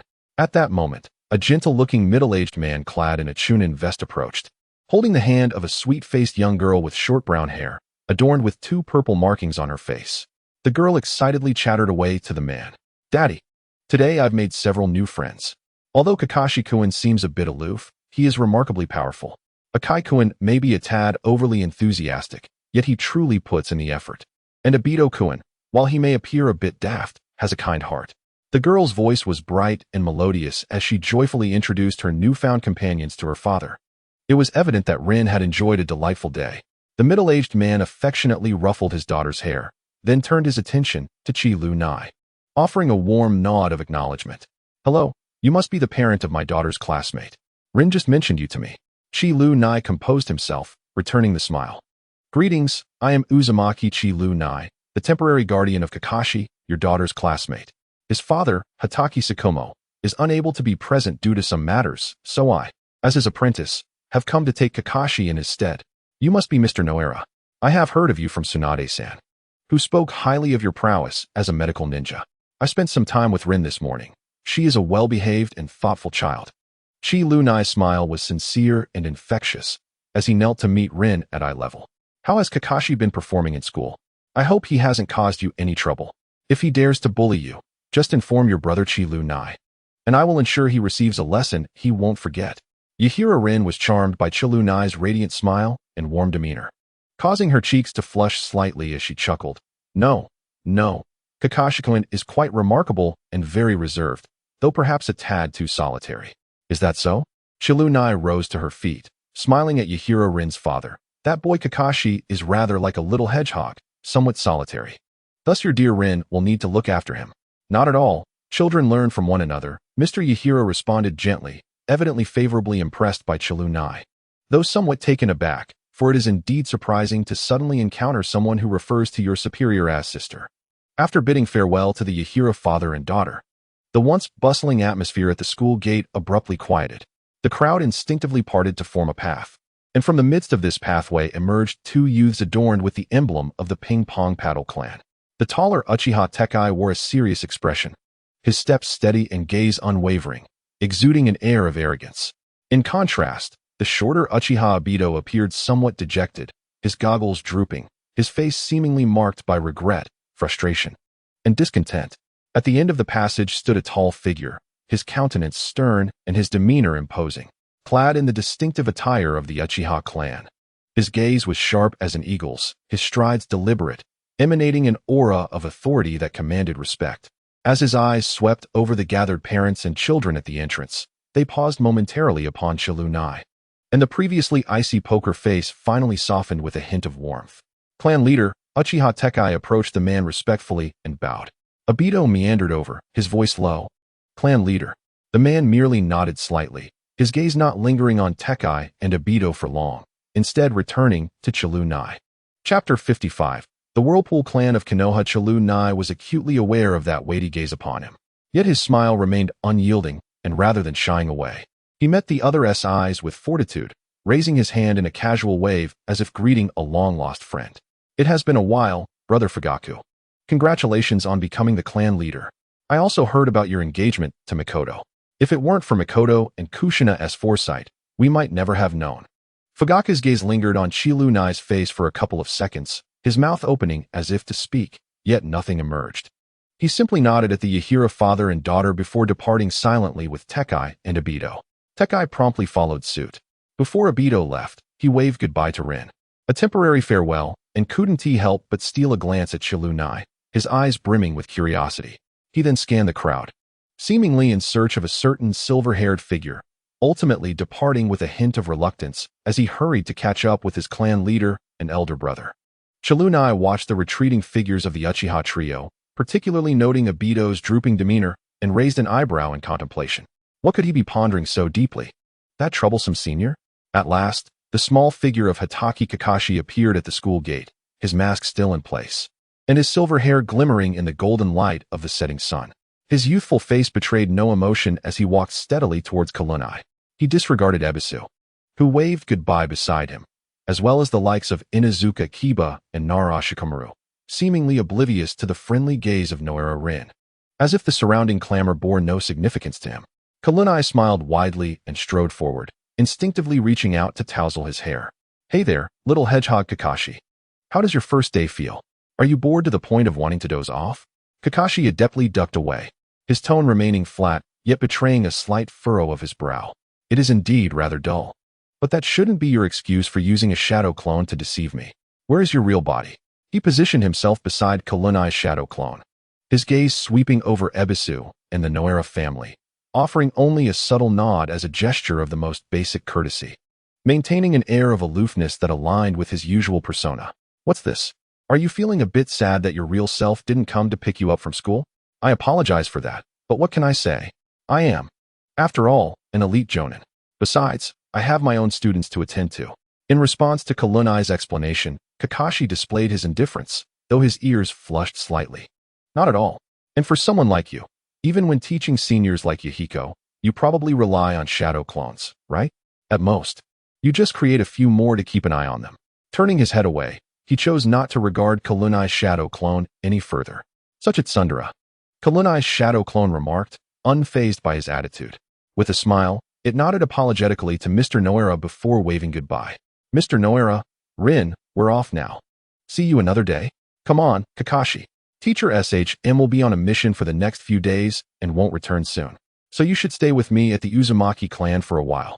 Kakashi responded succinctly, then took a step to follow Kalunai's shadow clone as they departed.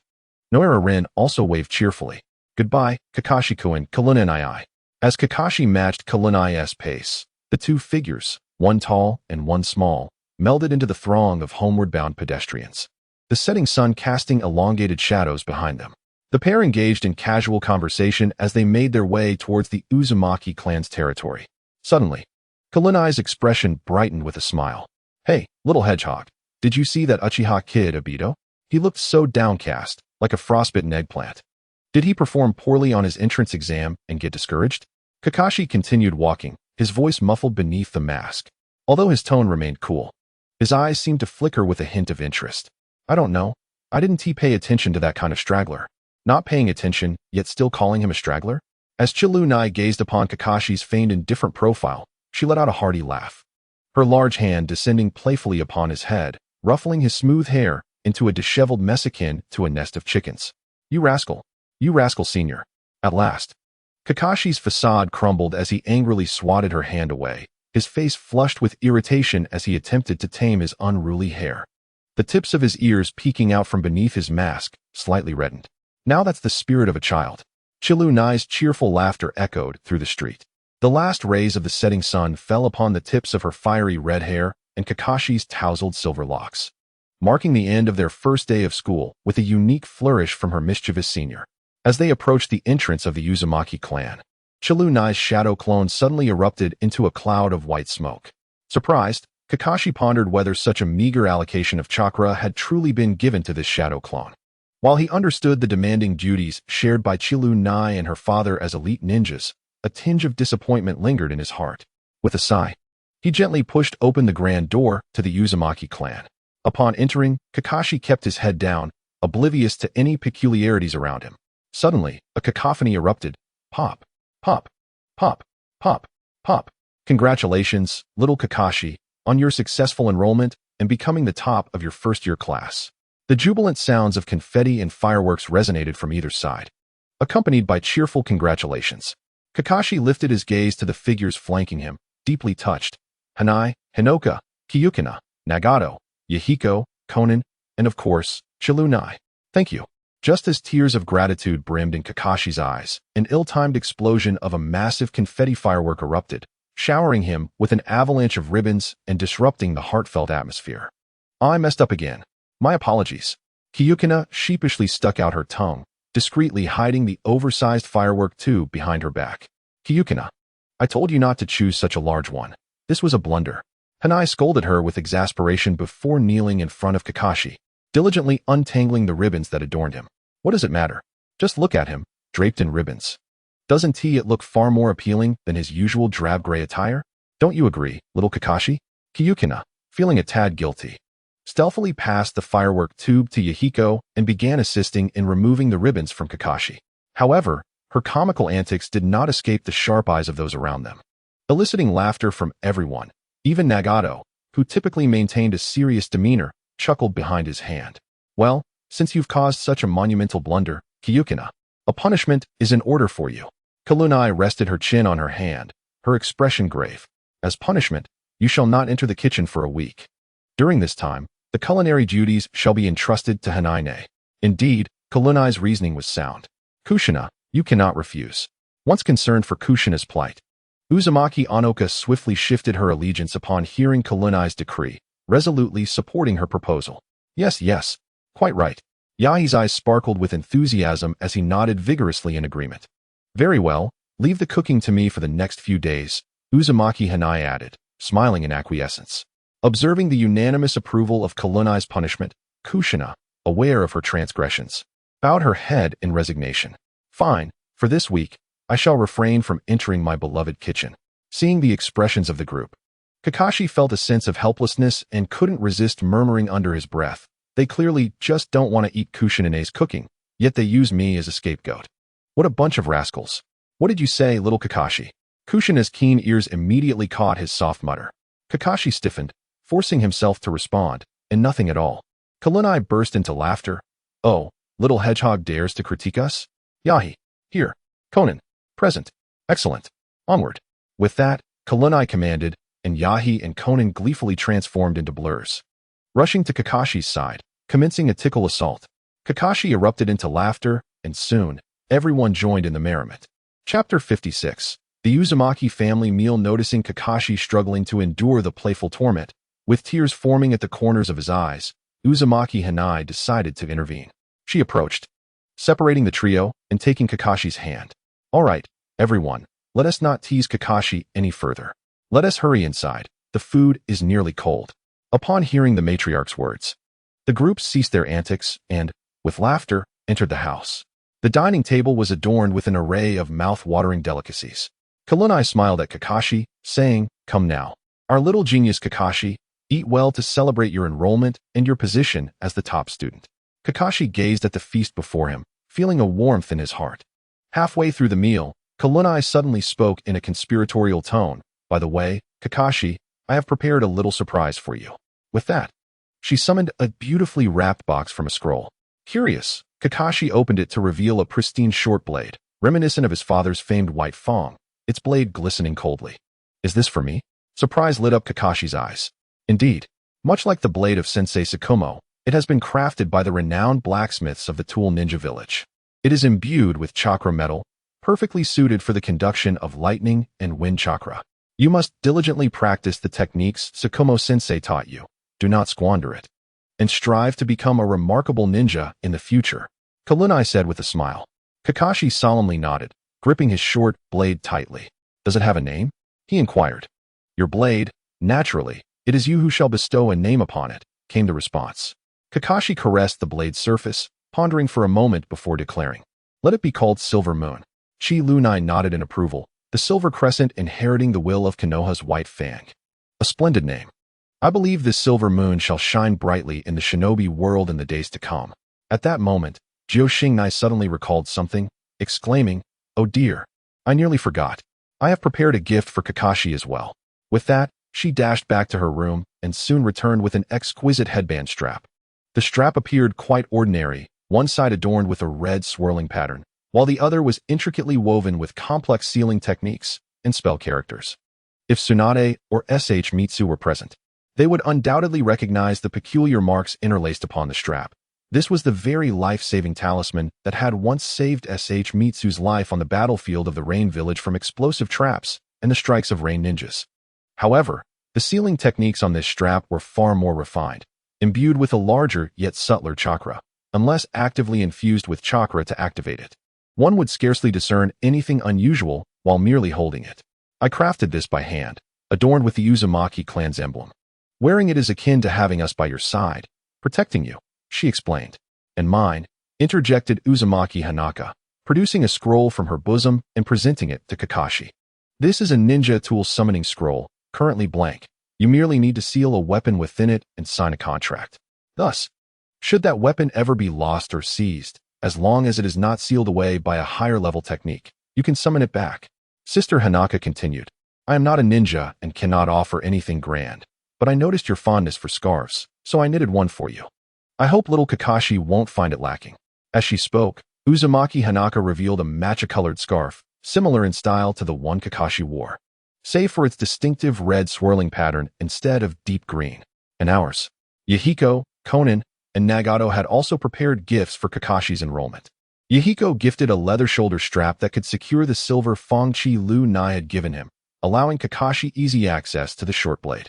Konan presented a stack of explosive tags, all crafted by her own hands, varying in power. The less potent ones merely emitted a puff of white smoke, suitable for practice, while the more powerful ones could shatter solid rock, clearly marked by Konan to caution Kakashi in their use.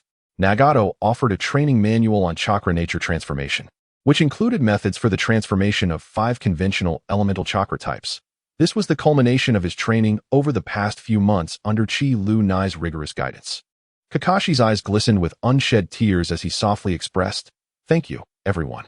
As Kakashi felt the urge to weep, Chi Lu Nai, seemingly out of nowhere, produced a book and gently tapped it against his head.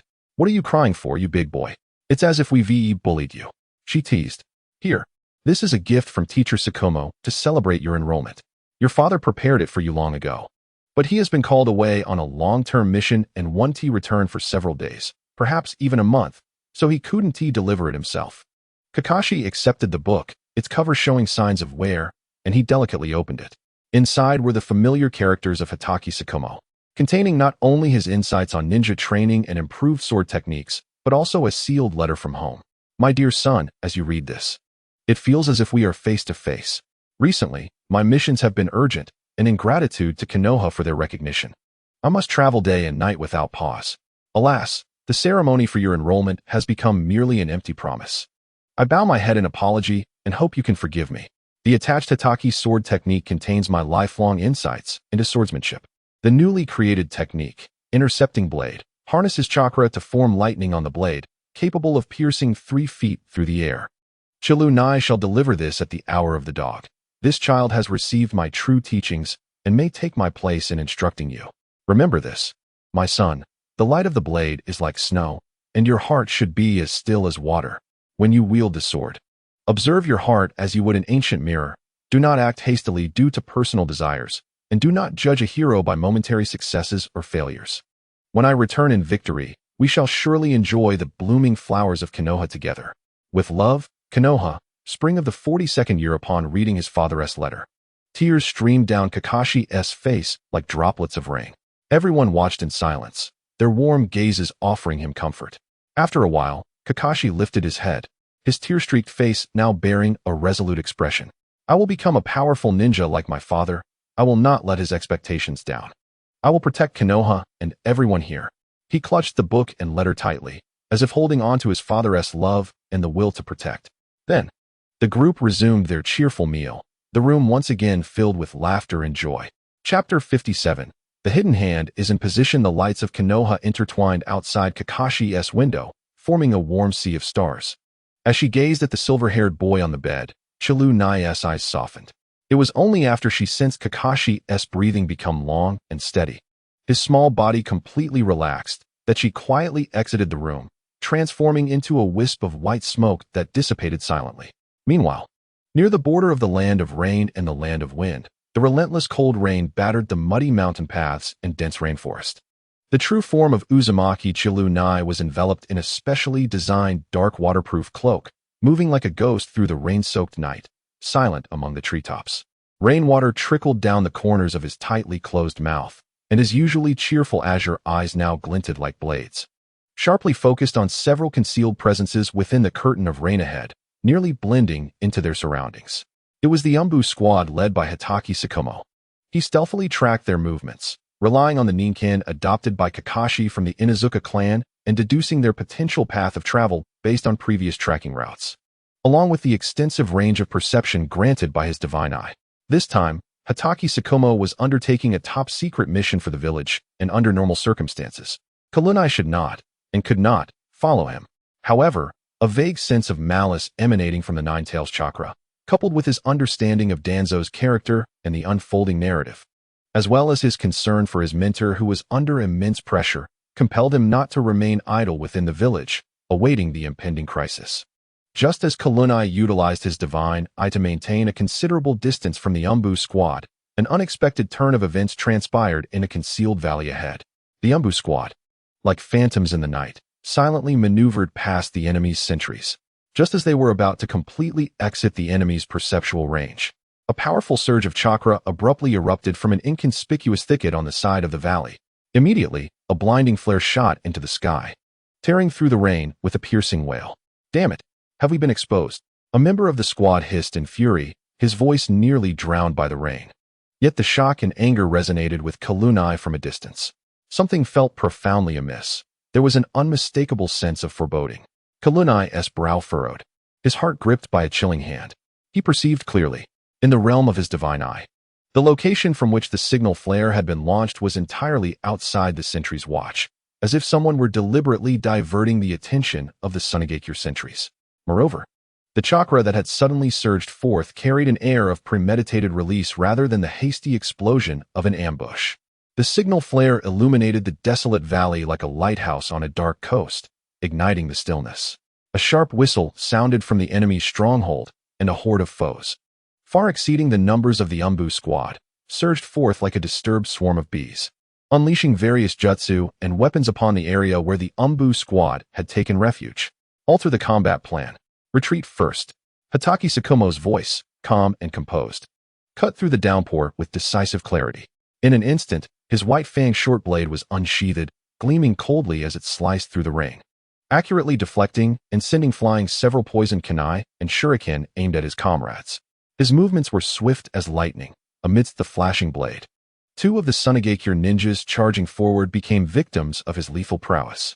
However, the enemy was overwhelming in numbers and ferocity, and the squad was swiftly enveloped and suppressed. "It's the Leaf's White Fang. There are only 4 of them. Leave no survivors. Kill them. Avenge our comrades." The fervor of the Sunagakure ninjas intensified as the battle unfolded, and Tsukumo's identity was soon revealed, further fueling the frenzy of their assault. Hidden within the treetops at a distance from the battlefield, Chilunai sensed through the Kagura hard eye, his expression growing increasingly grim. Even the rain that fell above him evaporated instantly upon contact with the violent chakra he inadvertently leaked. He witnessed, amidst the chaos, a member of the Umbu desperately shielding a comrade, only to be grazed on the back by an unpoisoned explosive kunai at an awkward angle. The ensuing explosion not only propelled him away, but also sent a mission scroll he was protecting soaring high into the air, where it ultimately landed at the feet of a sand shinobi. "Damn it!" Hatake Tsukumo let out a low growl, suppressing an overwhelming rage. In that moment, his eyes flashed with an unprecedented struggle and anguish.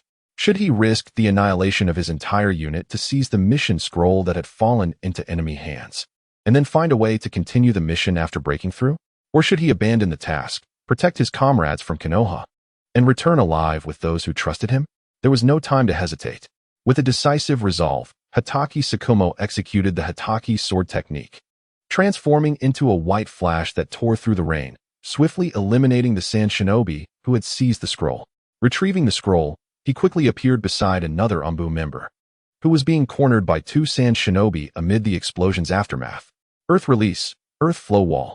With a single-handed hand seal, a solid wall of stone, devoid of spirit, rose instantaneously, blocking the lethal attack, while his chakra-infused short blade struck with precision, slicing through the throats of the 2 sand shinobi like a venomous serpent. Abandon the mission. Everyone, prioritize the protection of our comrades. Withdrawal. Hatake Tsukumo's command was resolute, imbued with an incredible determination. He relinquished the notion of continuing the mission, aiming instead to become the most steadfast shield, standing before his injured comrade, carving a path of blood for the entire team's retreat. Ultimately, under Hatake Tsukumo's protection, the Umbu squad successfully withdrew, Although 2 members sustained serious injuries from the explosive tags, their lives were not in jeopardy, nor did it hinder their immediate actions. However, this mission was deemed a failure, one that was both frustrating and peculiar. Chalunai watched his teacher fight valiantly, shielding their comrades' escape, his heart ablaze with fury, which even the torrential rain above could not extinguish. The seemingly accidental actions of the Umbu that nearly exposed mission intelligence, coupled with the deliberate signaling that revealed the Konoha Umbu squad's whereabouts, stirred his rage. Damn you, Danzo! This treacherous scoundrel! A traitor! A villain!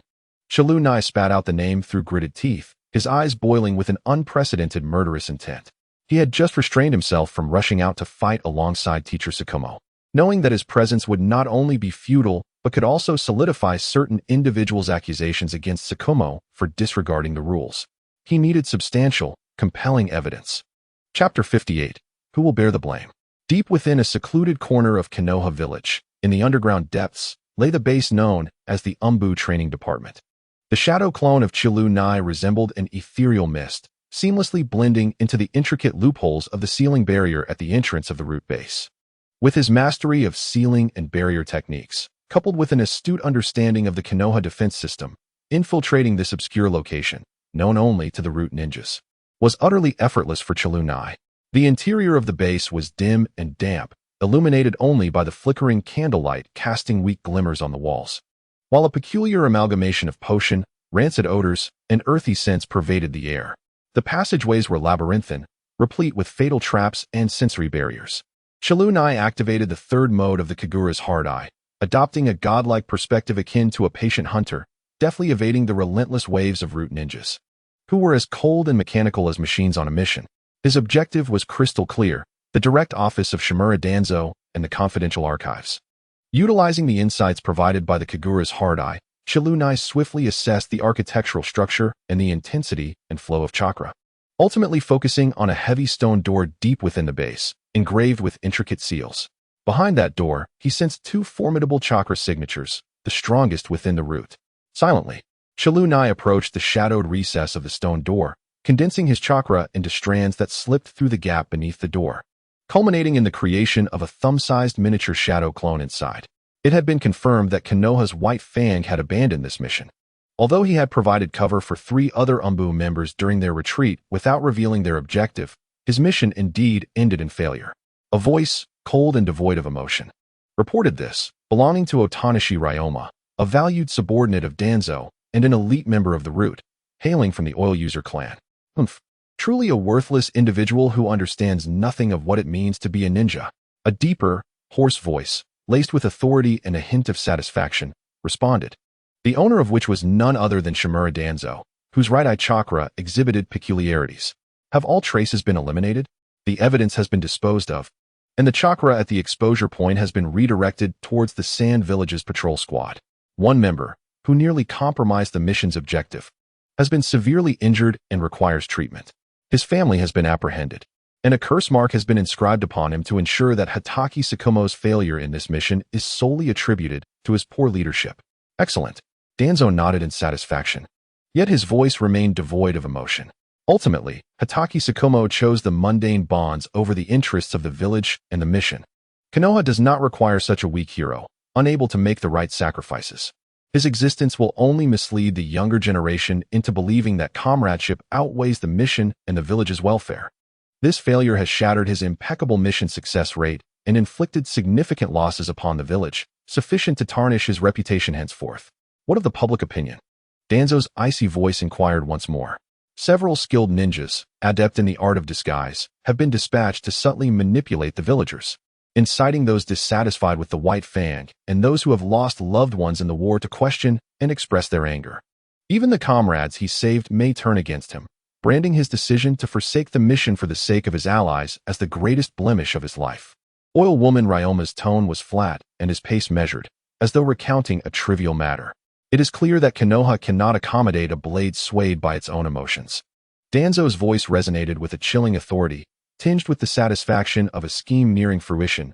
Proceed, continue to monitor every move of Hatake Tsukumo, particularly his reactions upon returning to the village. Furthermore, his young disciple, the Jinchūriki of the Nine Tails, possesses significant strength, and is closely connected to Hatake Tsukumo's family. Ensure he does not interfere with my plans. Upon hearing the conversation conclude, Hiruka swiftly dispelled his mini-shadow clone, reverting it back into chakra threads, which he quietly reclaimed within himself. After retrieving the mini-shadow clone, faint footsteps echoed from within the stone chamber, evidently signaling Ryoma's impending departure. Outside, Hiruka's heart burned with an almost tangible wave of fury. He stifled the impulse to storm in and eliminate Shimura Danzo, his gaze darting around, searching for the next hiding spot. Just as oil woman Ryoma was about to push the door open, Hiruka's eyes locked onto an inconspicuous corner. It seemed that due to the passage of time, the ceiling incantations had created a faint shadowy area where energy flowed sluggishly. In a moment of urgency, Hiruka compressed his chakra to its utmost limit, employing the art of phasing to flawlessly conceal himself within the unnoticed crevice of the ceiling gap. Only after oil woman Ryoma had departed and Danzo had risen to leave did Hiruka quietly infiltrate Danzo's exclusive office, where he began examining the desk that held a special mission scroll documenting the intricate details of the nail plan and the strategies for guiding public opinion on resolving related issues. Utilizing the full potency of his Kagura's eye, Hiruka meticulously scanned his surroundings to confirm there were no threats or traps before revealing himself to seize the scroll, swiftly sealing it within a notebook. As the scroll was encapsulated within the notebook, a subtle ripple manifested in the surrounding space, which, in turn, caught the attention of several root ninjas and Shimura Danzo. Who goes there? Danzo, having just exited the office and not yet far from it, was met with the simultaneous sharp exclamations of several perceptive root ninjas, their icy intent instantly honing in on the location of the shadow clone. A mocking smile crept across Hiruka's face as he transformed into the guise of Elephant, a member of the third Hokage's elite Umbu. Just before Danzo and the root ninjas burst into the office. In full view of everyone, Elephant vanished in a cloud of white smoke. The seemingly ordinary notebook fell towards the ground, yet just before it could touch the earth, it transformed into a plume of white smoke and vanished, evidently spirited away by someone with supernatural abilities. Within the office, Danzo's countenance was so grim it could have dripped water. Observing the elephant and the notebook that had just disappeared before his eyes, along with the scroll that had long since vanished from the table, a flicker of astonished fury and disbelief glimmered in his solitary eye. Sarutobi. He tightened his grip around his staff, his knuckles turning white and seethed through gritted teeth. Very well. What of it if such leverage falls into your hands? Sarutobi, you too shall be a beneficiary, perhaps the greatest one. I trust you will acquiesce and assist me in concealing this. It merely demonstrates the strength of the Umbu, once I acquire the Rinnegan. Such trivial tricks will be of no concern to me. You shall inevitably regret your actions. Sarutobi. Danzo's roar reverberated throughout the entire root base, his malevolent voice instilling a modicum of fear even in the cold, machine-like root ninjas. Chapter 59. Sir, you wouldn't wish for any misfortune to befall your family, would you? The village of Konoha seemed shrouded in an invisible gloom. Though still bustling, it had lost its previous vibrancy. The news of the Umbu team's failure and Kakashi Hataki's abandonment of the mission spread swiftly throughout the village, as if given wings, infiltrating every corner with an unusually precise and venomous manner. Initially, it was mere whispers in the corners of izakayas, but it quickly escalated into public scrutiny and condemnation on the streets. Have you heard? Lord Kakashi, the White Fang of Konoha, voluntarily relinquished a high-ranking mission to save a few team members, causing the village to suffer tremendous losses. Is that true? But he is the White Fang. How could he? How could he not? The news has spread. It is said that even the members of the Umbu are aware. To disregard the village's safety for a few severely injured ninjas who could perish at any moment. What kind of hero is that? Alas, it appears that even the mightiest of ninjas possess their vulnerabilities. Blinded by emotion, making such grave errors. Must our entire village bear the consequences? I also heard that the Umbu member he rescued was of mediocre strength and was the first to expose their whereabouts, merely a hindrance within the Umbu. Is it truly worth it for such a person? Indeed, if intelligence leaks lead to catastrophic losses for the village, how many lives will it cost to atone for this? Who shall bear this responsibility? Does he still deserve the title of White Fang? These chilling voices pierced like venomous thorns, targeting Kakashi, who had just returned. He walked home in silence, his stature still upright, yet the Umbu vest that symbolized honor and duty felt like a heavy shackle, adding a touch of melancholy to his silhouette. He could distinctly perceive the gazes directed towards him, no longer filled with the veneration and trust of Ur, but rather a tumultuous blend of disappointment, confusion, and even a subtle undercurrent of resentment, anger, and disdain. He refrained from providing an explanation. The specifics of the mission had already been meticulously reported to the third Hokage, Sarutobi Hiruzen. Although he had clearly indicated that the mission scroll was successfully retrieved and had not divulged any useful intelligence to Sunagakure. This did not obscure the fact that Sunagakure had indeed acquired the contents of the mission. He understood that this report could not quell the impending storm. Yet the truth remained unutterable, at least for the present. He required time to investigate why the signal flare detonated only after they had traversed the Sunagakure watch post. Why the crow had committed such a basic error, and why he had failed to destroy the scroll immediately after reviewing it, instead opting to carry it with him.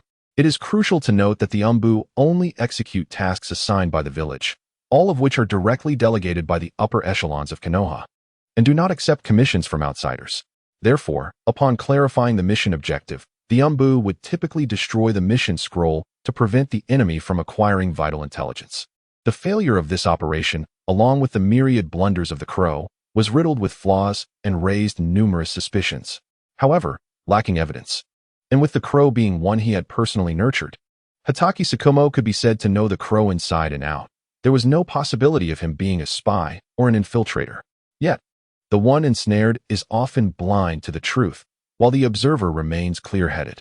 Before Hatake Tsukumo could discern how the news of the Umbu's mission failure had become widely known, the root had already executed swifter and more ruthless actions.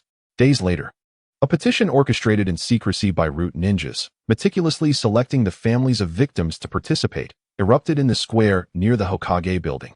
Villagers who had lost loved ones during the Second Shinobi World War were cleverly incited and guided by root ninjas disguised as villagers, wielding crude banners and tearfully accusing him. Hatake Tsukumo, return my son's life. The village my son fought to protect is not one you can abandon at will, recklessly endangering it. Coward. You forsook the mission for a few comrades, wasting the sacrifices of countless ninjas. Do you deserve the title of White Fang? Do you honor those ninjas who sacrificed their lives to safeguard the village? Konoha does not need a hesitant hero. We need a great ninja willing to forsake everything for the village. Die, Hatake Tsukumo. You are unworthy to lead the Umbu, unworthy to be a ninja.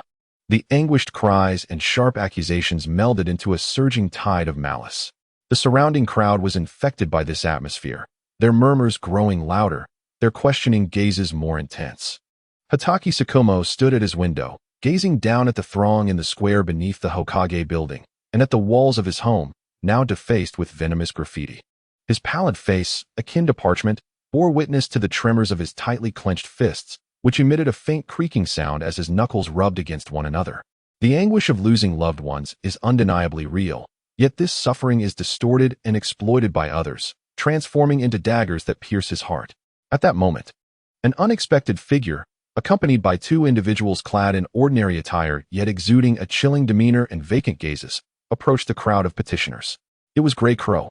His visage bore the pallor and weakness of recent injuries, his eyes averted, unwilling to glance in the direction of the Hokage building, and even more so, to contemplate that his mentor, Captain Shikamaru, might be observing him from afar. A representative of the hidden root, masquerading as a villager, swiftly thrust a microphone toward Grey Crow, his voice laced with deliberate provocation and incitement. Everyone, look. This is the very comrade that Hatake Shikamaru chose to rescue at the expense of his mission. Let him reveal to us what truly transpired that day. Let him disclose whether Shikamaru's choice was indeed justifiable. Upon utterance of these words, the collective gaze of the crowd converged upon Grey Crow, a mixture of sympathy, curiosity, and disdain in their eyes, yet predominantly in eager anticipation for his condemnation. The pressure weighed upon him like a tangible mountain, nearly suffocating him. He felt the icy daggers of the root ninjas accompanying him, an unspoken threat that loomed large. He understood that a single misstep in his words could endanger the family he had sought to protect. Grey Crow's lips trembled violently, beads of sweat cascading from his brow. Memories of that despairing night in the land of rain flooded back to him, where he had lost control of his body and helplessly watched as a cleverly placed explosive tag sent him hurtling through the air. The mission scroll that should have been destroyed cast to the ninjas of Sunagakure. These were not mere accidents. They were conspiracies. They were treachery.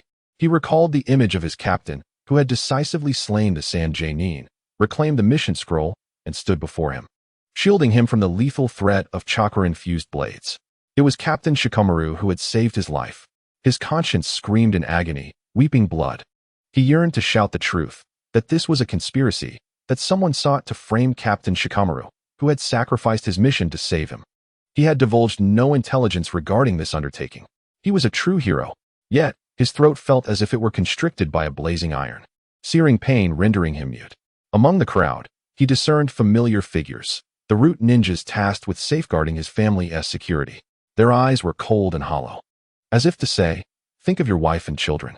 Images of his wife's worried face, his child's innocent laughter, and the sinister visage of elder Danzo, along with his chilling words, coiled like a python in his mind. Speak the truth, and your family will suffer a wretched fate. But comply with my instructions, and they shall live on. Say it. Quickly reveal the truth. The impatience of the villager representative beside him grew palpable, the microphone nearly thrust into his face. The overwhelming fear and concern for his family's safety ultimately crushed the remnants of courage and conscience within him. The gray crow abruptly shut his eyes, his body trembling violently from overwhelming pain and struggle. He forced out the words that had been drilled into him repeatedly, each syllable cutting into his heart like a knife. Indeed, the mission was originally achievable. It is all Captain SHM's fault. Had he not insisted on saving me, the mission would not have failed. I am a ninja. From the moment I became a ninja, I have long set aside the notion of life and death. If sacrificing my life could ensure the success of the mission, I would embrace it joyfully. I would die with purpose. It is all Captain SHM's fault. If he had not proclaimed that the lives of comrades are more important than the mission, this task would not have ended in failure.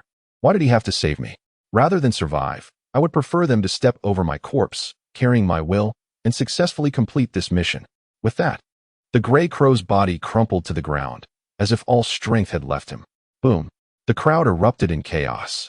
A small climax in the plot awaits tomorrow, with the introduction of an original, brand-new kaleidoscopic eye technique. Chapter 60. Framing Hatake SHM, you are arrogant. He admitted it himself. For the sake of one who willingly sacrifices himself, he forsakes the interests of the entire village. Hatake SHM. Do you hear this? Traitor. Coward. Disregarding the will of others, acting with such autocracy, Hatake SHM is utterly unworthy of being a ninja. Bah! The cacophony of curses and accusations surged like a tsunami, completely drowning out the gray crow's feeble voice. Without the accompaniment of the village representatives, he could no longer hold on, his body collapsing to the ground, retching violently, as if he were trying to expel the filthy heart that had betrayed those who had shown him kindness and had saved his life, along with his very own soul. An emotionless companion lifted him up, swiftly vanishing into the throng. Behind the window of the Hokage's office, the third Hokage, Sarutobi Hiruzen, observed the uncontrollable scene in the square, his brow furrowed, the glow of his pipe flickering. In his hand, he held the mission report submitted by Hatake SHM a few days prior, along with a specially crafted task scroll containing the framing plan delivered to him by Uzumaki Kushina using a shadow clone. He sensed the thick stench of conspiracy. But as Hokage, he needed to balance the interests of various factions and encourage stability within the village. On one side stood his longtime friend, and on the other, a promising young talent from Konoha, compounded by the seething public discontent, which made his position exceedingly precarious. Meanwhile, Uzumaki Kushina's actions were far swifter and deadlier than anyone had anticipated. In the days leading up to Hatake SHM's return and the brewing storm of public opinion, Kushina moved like a shadow merging with the night. Utilizing his extraordinary Kagura Shingon perception ability, the infiltration techniques learned from the priestess and medic Nanao, along with his profound understanding of sealing techniques, he once again dared to delve into the forbidden zones of the root base. In the ultra-secret archives, amidst the mountain of documents, he finally unearthed the most unspeakable secret of Shimura Danzo, the secret of his right eye, the Sharingan. Chi Lunii not only uncovered irrefutable evidence proving that Shimura Danzo and his root organization had been clandestinely collecting, studying, and even assassinating members of the Uchiha clan for years in a bid to usurp their Sharingan, but he also unexpectedly, yet predictably, stumbled upon classified files regarding the esteemed Uchiha Kagami. These documents chillingly revealed that Kagami did not merely perish in the line of duty, rather, he was insidiously betrayed by Danzo, who, under the guise of discretion, orchestrated his downfall. Ultimately, Kagami was forcefully stripped of his formidable Manjiki Sharingan and succumbed to his grievous injuries. Although Kagami's left eye was lost in battle, the right eye, an emblem of the Uchiha clan's power and glory, now resided within Danzo's own eye socket. The weight of this evidence was potent enough to plunge the entire Uchiha clan into madness, incite the wrath of all ninja clans within Konoha, and potentially dismantle the entire power structure of the village. Upon acquiring this damning evidence, Chi Lunai hesitated not for a moment, fully aware of the third Hokage's concerns. He refrained from presenting the evidence directly to Sarutobi Hiruzen. Instead, he stealthily infiltrated the Uchiha district, bearing this explosive proof, and sought an audience with the newly appointed clan leader, Uchiha Fugaku. When Fugaku beheld the horrifying descriptions, experimental records, and the chilling conclusion regarding the fate of Uchiha Kagami's Manjiki Sharingan inscribed upon the scroll, the atmosphere around him plummeted to a freezing point. His typically stoic and authoritative visage quivered with barely contained rage, as his dark eyes ignited with a flash of crimson. The three small tomo within his eyes spun rapidly, embodying a tempestuous fury capable of incinerating all in its path. For Fugaku, Kagami was not merely a source of pride for the Uchiha clan. He was a respected elder and a clan uncle. Danzo's actions were not only an affront to the Uchiha's honor, but also the utmost indignity to the deceased, effectively declaring war upon the entire Uchiha lineage. Shimura Danzo. Fugaku's voice resonated with the chilling timbre of a wind from the netherworld, each syllable imbued with a deep-seated malice. He clenched the scroll tightly, his knuckles cracking under the strain. A complete counteroffensive was set in motion.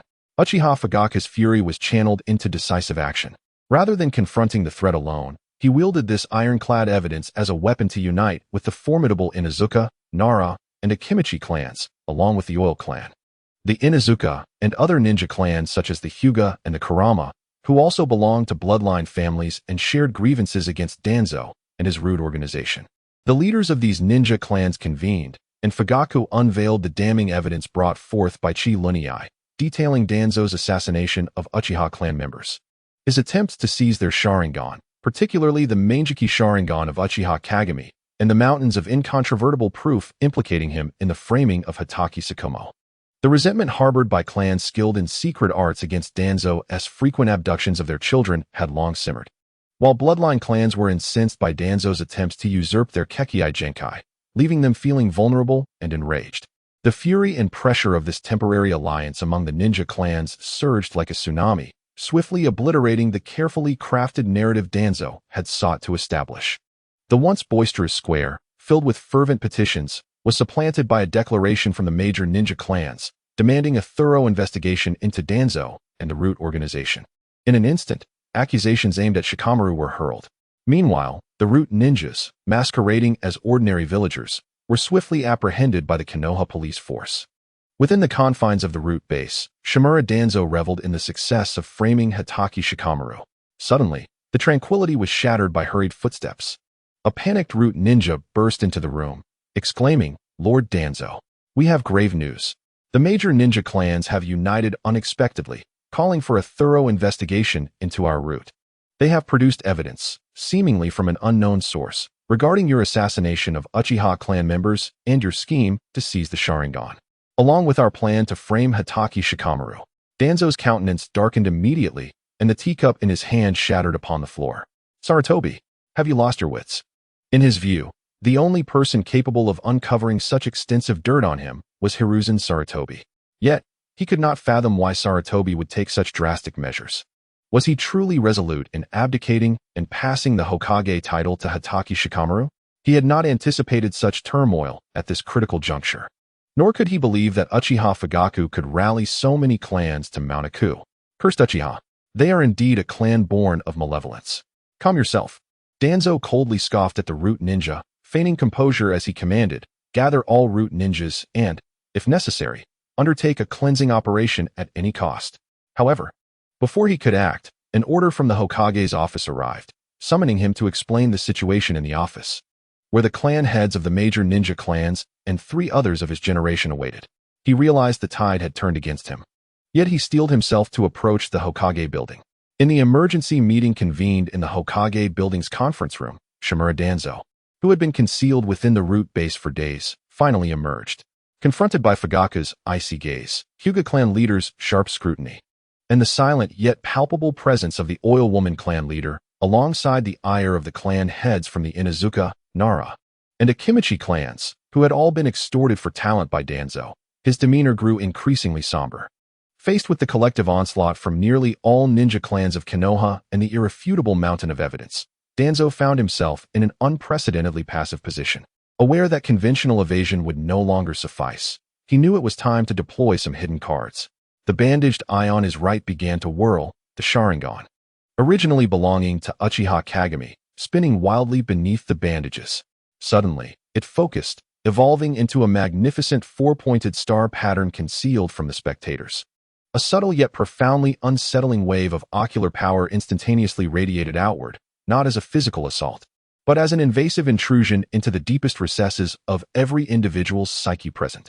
Uchiha Kagami's kaleidoscopic Sharingan, right-eye technique, Fongya no Ya, Fongya God, also known as Fong Jinchi Zun, is a deity in Japanese mythology that emerged when heaven and earth, land and sea had yet to separate, representing Martius. Here, his abilities are depicted as a collective celestial force, albeit slightly diminished in potency, particularly since it is wielded by Danzo with but one eye, rendering the effect rather mundane.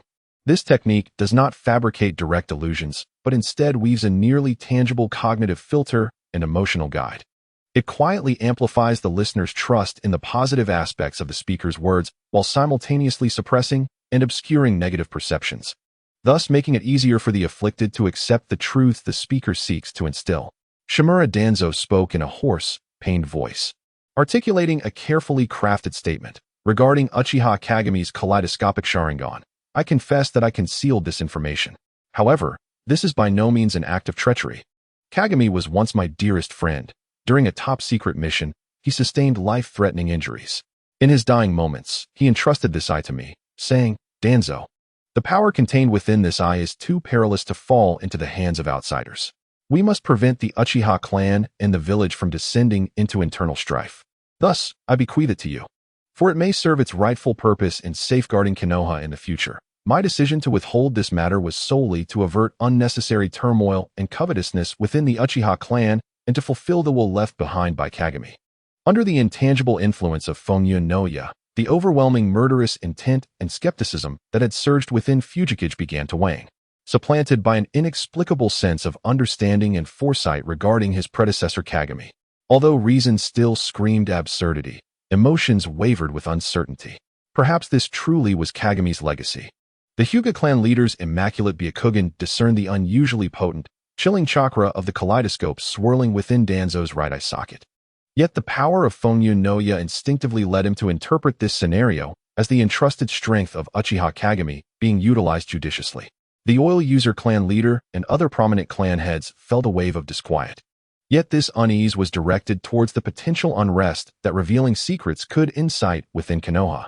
Sarutobi Hiruzen furrowed his brow, instinctively sensing something amiss. However, Fongya no Ya magnified his profound concern for the village's stability and a lingering trust in his old friend, leading him to temporarily accept this explanation to quell the situation.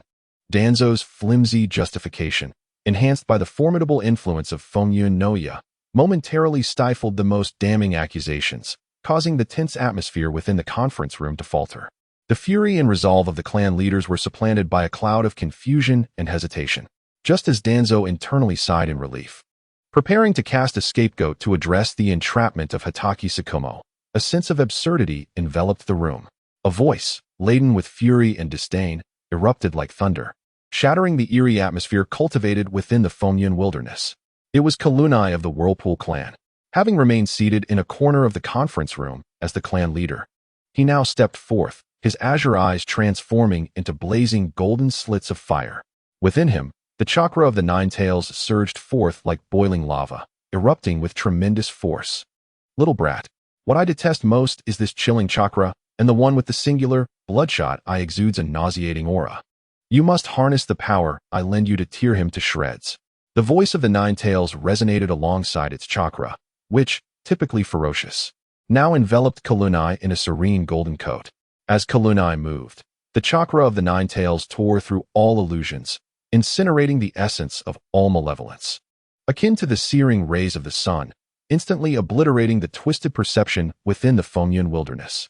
All he beheld was the hypocritical visage of Shimura Danzo, and the eye, radiating a formidable presence, yet grotesquely embedded within the rogue's socket.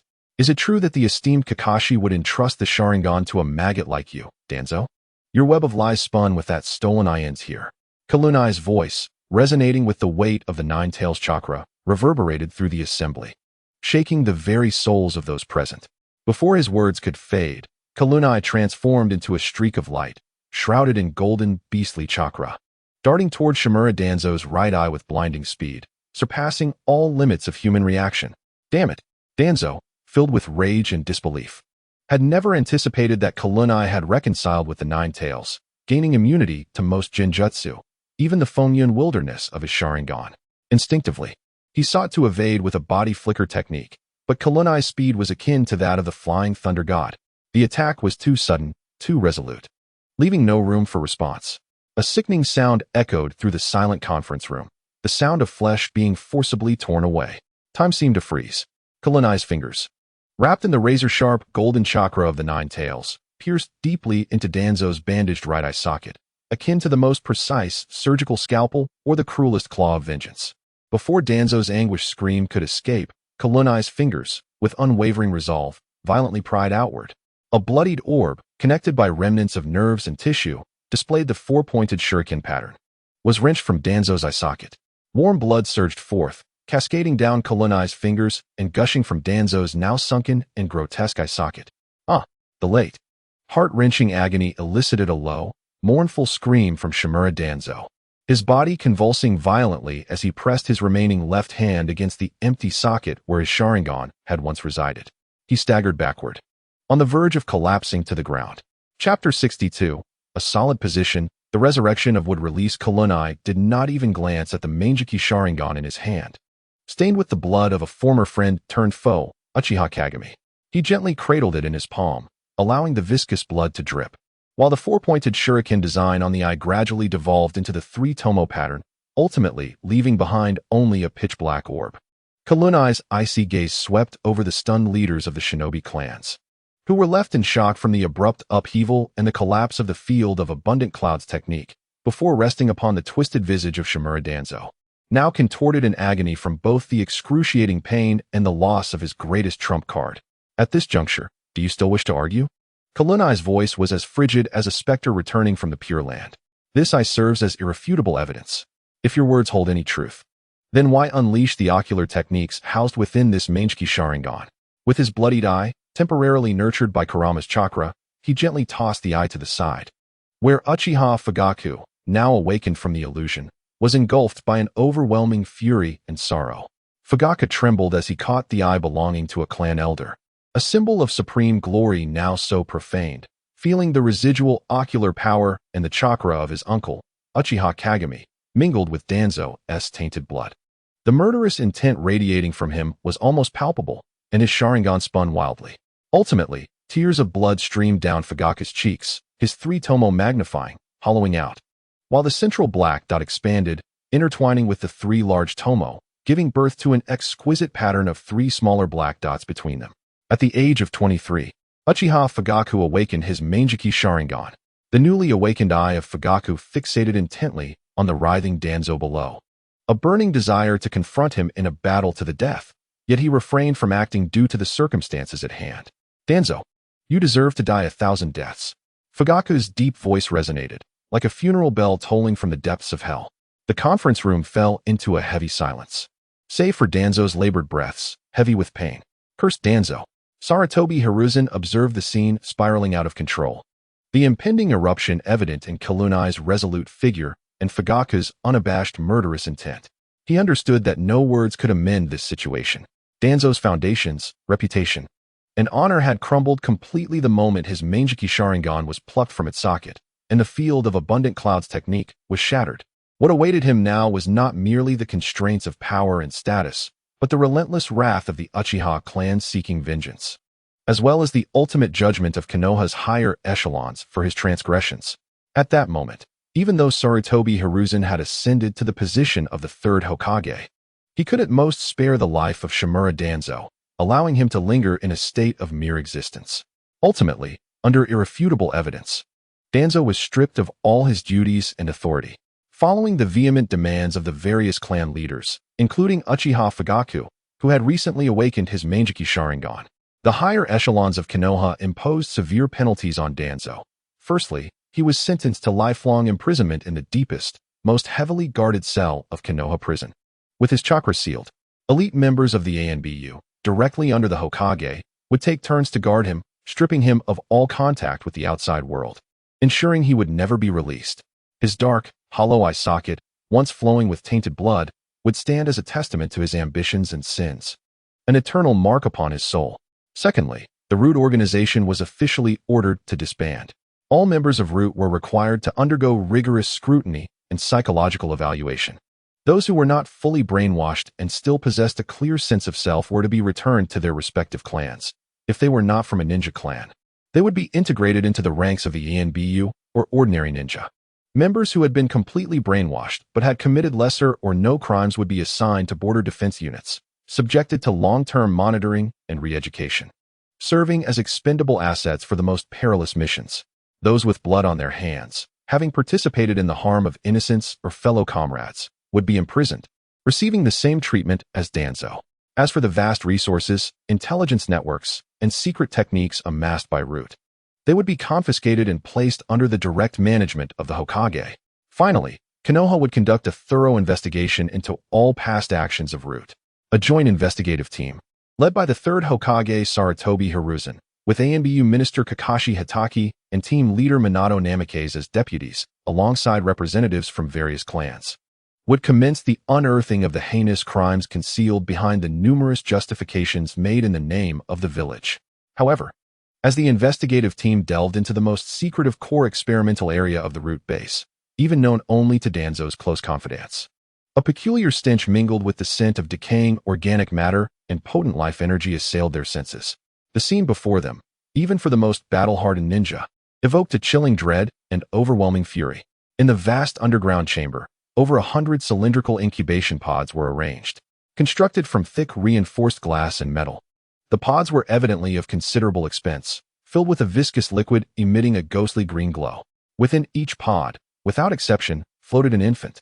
These infants appeared no older than a few months, their bodies pale, eyes tightly shut, small forms connected to a web of intricate tubes, resembling butterflies ensnared in a spider's web.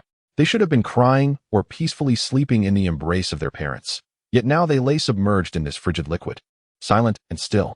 Even more heart-wrenching was the sight that over 2/3 of the pods contained infants whose bodies had already begun to exhibit varying degrees of wood-like petrification, clearly having lost their lives for reasons unknown long ago. Only a few chambers still barely detect the grotesque heartbeat and chakra responses. On the control console of the experimental zone, a plethora of experimental logs and reports lie scattered, the contents of which are nothing short of shocking. Project Codename would release Reproduction Project, Reboot, Objective, to cultivate a new generation capable of awakening the wood release bloodline limit by transplanting clones of the first Hokage, Senju Hashirama, diluting cells, combining them with a special life-sustaining culture solution, and applying chakra stimulation during the infant stage for adaptive transformation. Sample source: infants from Konoha and surrounding villages, abducted by Root, with task reports falsified as accidents or wild animal attacks to obscure the truth behind the numerous disappearances of infants. Project Conceiver, Shimura Danzo Funding and Equipment Provider, Shimura Danzo Sample Provider, Shimura Danzo Technical Supervisor, Orochimaru Experimental Records, First Experiment Date, October 19th. Konoha Year 39 Objective, to reproduce wood release process. Clone Hashirama cells, inject them into the experimental subject, and attempt fusion experiments to observe reactions. Results: severe cellular rejection occurred, resulting in fusion failure. Participating ninjas died within minutes and exhibited full-body woodification, ultimately transforming into a tree. Preliminary conclusions suggest that the activity of Hashirama cells is excessively potent and possesses formidable corrosiveness, rendering the experimental subject cells unable to withstand it. 23rd Experiment Date, March 25th. Konoha Year 40 Objective, to lower the activity of Hashirama cells before fusion process. Special agents were used to dilute the cloned Hashirama cells, reducing their activity. followed by combining them with cells from ninjas with exceptional chakra control. Results: cellular rejection reoccurred intensely, and fusion efficacy was poor. The experimental subject died 3 days after being injected with the diluted Hashirama cell solution, with no chakra fluctuations associated with wood release produced. Even after dilution, Hashirama cells retained their powerful corrosiveness, and the ninja's cells, having undergone significant qualitative changes from years of chakra refinement, exhibited strong exclusivity. Future experiments may need to consider using ordinary individuals or infants with the purest cells. 79th experiment date, September 28th. Konoha Year 41 objective: to conduct adaptive experiments on Hashirama cells using a large number of infants. Process: multiple dilutions of Hashirama cell solution were injected into infants, who were then placed in incubation chambers, closely monitoring their vital signs and physical changes. Results: significant variability was observed among different experimental subjects. Some perished rapidly, transforming into saplings, while others fared well, showing remarkable vitality with the aid of Hashirama's cells. Supplementary results: the vitality and corrosiveness of Hashirama cells remain overwhelmingly potent, and even after countless dilutions, they are still not bearable for everyone. Many subjects with significantly enhanced vitality began to decline after reaching peak vitality, with gradual woodification manifesting in their bodies, indicating yet another failure. Is it the overwhelming vitality that proves to be the issue? If there were experimental subjects from the Vortex clan, perhaps the progress of the experiment would have been significantly smoother. Chapter 63. The traitor ninja Bairu, survivor of the experiment, immediately captured Bairu. The voice of Sarutobi Hiruzen resonated with barely contained fury, yet he could not help but feel a sense of relief. After reviewing the experimental report on the Wood Release Rebirth project, all members of the investigation team focused their gaze on the section detailing the technical lead. Upon seeing the name Bairu, while others were consumed by rage, Sarutobi Hiruzen was chiefly filled with a mix of gratitude and apprehension. He was genuinely worried about his most cherished disciple, Orochimaru, fearing he might tread the path of no return. Fortunately, the reality was not as dire as he had imagined. Although Orochimaru was equally enthralled by various experiments, he had not harmed his comrades in the village, nor had he participated in the strictly prohibited project mandated by the village. Upon hearing Sarutobi Hiruzen's command, Minato Namikaze promptly retrieved the relevant files. The documents indicated that Bairu, a jonin of Konoha, was contemporaneous with the legendary three ninjas and a friend of theirs. Although his aptitude was reasonably commendable, it was somewhat mediocre. His personality was reclusive and obstinate. He had previously applied to study the integration of bloodline limits, but the higher-ups of Konoha had rejected his request, deeming it excessively dangerous and citing the scarcity of bloodline limit ninjas as justification. The financial flow from the root organization had also clearly indicated that Shimura Danzo had recently provided Bairu with a substantial amount of research funding and a plethora of experimental equipment through clandestine channels. However, when the Umbu and Konoha's police force swiftly descended upon Bairu's residence in the village, along with several known, inconspicuous research facilities, they found those places long abandoned. The scene left behind only revealed thoroughly destroyed core research materials, scattered ordinary research equipment, and a message inscribed in chakra on the wall. Rife with mockery and arrogance. A bunch of fools from Konoha. You high-ranking officials are utterly antiquated. That old man Danzo only sees wood release and fails to recognize the power of my developed demon seed technique. Clearly, the demon seed technique is the ultimate path to truth. Yet you remain blind to it. A bunch of ignorant fools. Nonetheless, I must express my gratitude for Lord Danzo's generous gifts. I shall utilize these funds for my grand endeavors. I look forward to the day in the near future when you witness my completion of the demon seed technique, and you will feel nothing but terror and despair. Bairu. It is evident that from the very beginning, Bairu was merely exploiting the vast resources and relatively lenient experimental environment provided by Shimura Danzo. He was solely enamored with his own development, the demon seed technique, capable of integrating multiple bloodline limits. He paid little heed to the Wood Release Rebirth project, which Danzo had forcefully thrust upon him. Considering it a high-risk endeavor with a negligible success rate, he merely treated it as a formality. Once he secured sufficient funding to sustain his independent research for years, he unhesitatingly abandoned Danzo and those infants regarded as expendable in his experiments, taking with him the most valued and pivotal research outcomes of the demon seed technique and absconding with the funds. What a scoundrel! The swirling vortex of Kuranai struck the control panel with tremendous force, shattering the hard metal surface into fragments. As he gazed at the infants within the incubation pods, some lifeless and others barely clinging to existence, and read the experimental records indicating the need for the Uzumaki clan to serve as test subjects. He was reminded of Shimura Danzo's sinister darkness and the cruel arrogance of Hiruzen. As the current leader of the Uzumaki clan, he felt an unprecedented surge of rage. Was it any wonder that that scoundrel Danzo had been fixated on the Uzumaki clan? Was there yet another layer of malice behind this? Who did he think he was? Did he believe that my relationship with Uncle Snake, who had treated me to meals 7 times in 3 days, merely amounted to a single vial of my blood? Shimura Danzo and Hiruzen were nothing but despicable curs. Following a thorough investigation, Sarutobi Hiruzen seemed to age a decade in an instant. He closed his eyes and took a deep breath. When he opened them again, they reflected nothing but cold resolve. Immediately issue a highest-level bounty for the rogue ninja Hiruzen, who has stolen village secrets and conducted forbidden human experiments, causing catastrophic casualties. Such heinous crimes warrant the utmost punishment. Classify him as a rogue ninja. A bounty of 50 million ryo. Alive or dead, we must see him. He turned to the few remaining infants, fragile and submerged in nutrient solution. And with a voice tinged with sorrow, he commanded, "Let Tsunade exert every effort to save all the surviving children at any cost. They are the future of Konoha." This heavy burden of responsibility and guilt bore down like a colossal stone upon the shoulders of the entire Konoha leadership, especially that of the third Hokage, Sarutobi Hiruzen. Kuranai stood at the edge of the devastated experimental area, staring at the cold incubation pods and the small, pale figures within. The chakra of the 9 tails within him seemed to stir restlessly, igniting a burning wrath. Roar! What is this cursed chakra presence? Is that the chakra belonging to that wretched man? How can it still manifest?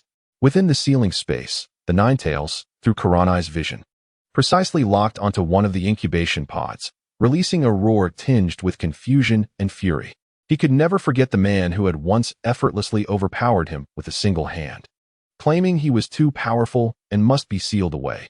The man who had brought him endless humiliation and was now the source of his second greatest resentment. Though the chakra was infinitely weaker than he remembered, he was certain he had not misperceived. It was indeed the chakra of that damned man. As he listened to the 9 tails' furious roar within the ceiling space, a light ignited in Kuranai's mind, prompting him to remember something crucial. Had a test subject successfully adapted to the cells of Hashirama and awakened the wood-release Kekkei Genkai? It must be Yamato, right? Hey, 9 tails. Which incubation pod is the wood-release chakra emanating from? Point it out to me. Huh, are you trying to command me? Don't forget, I haven't fully acknowledged you yet. In the ceiling space, the 9 tails wore a puzzled expression, as if to say, what nonsense are you spouting? He then shifted to a more comfortable position, indicating his disinterest in Kuranai. Kaibai, please refrain from such remarks.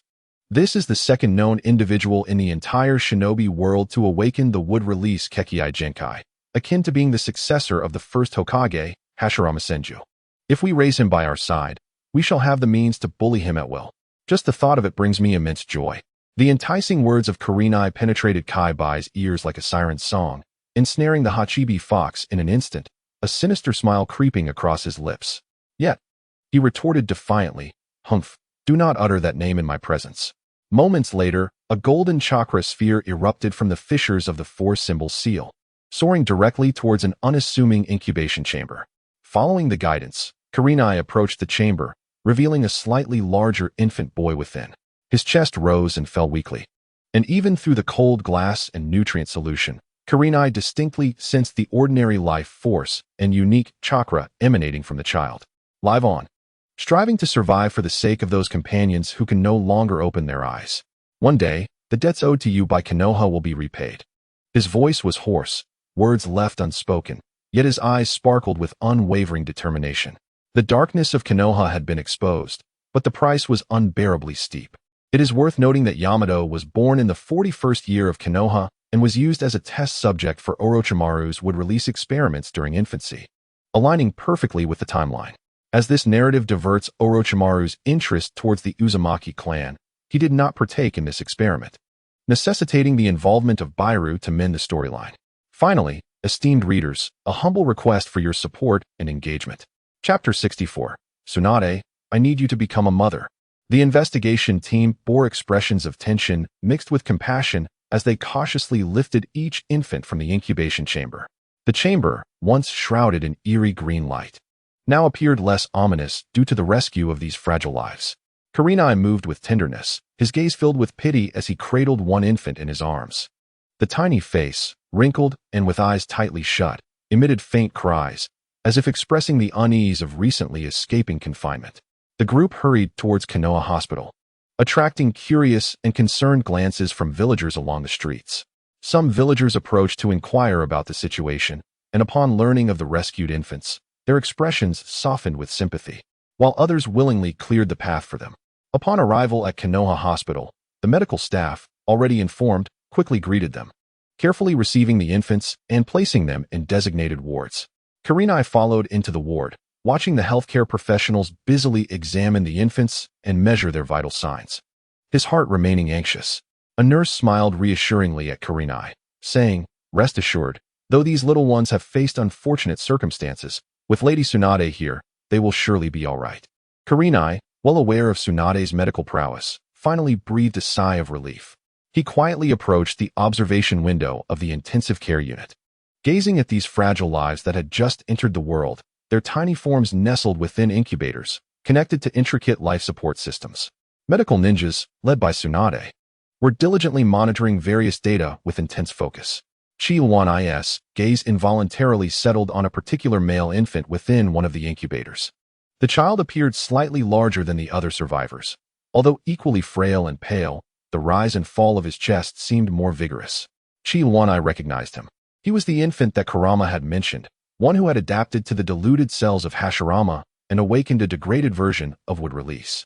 He was destined to become the elite ninja of the future, Yamato, who would lead the new Team 7 on missions in place of the injured Kakashi Hitaki. Despite Kurama's lingering resentment towards Hashirama Senju, Chiluan, well-versed in the Future S narrative, did not doubt the veracity of this matter. He silently observed the slumbering infant within the incubator, lost in contemplation. Although the child's potential for wood release was somewhat underwhelming, the significance of wood release held immense symbolic weight for Konoha. This child would become a precious treasure for the village. Yet, he could also be the source of greater troubles and calamities in the future.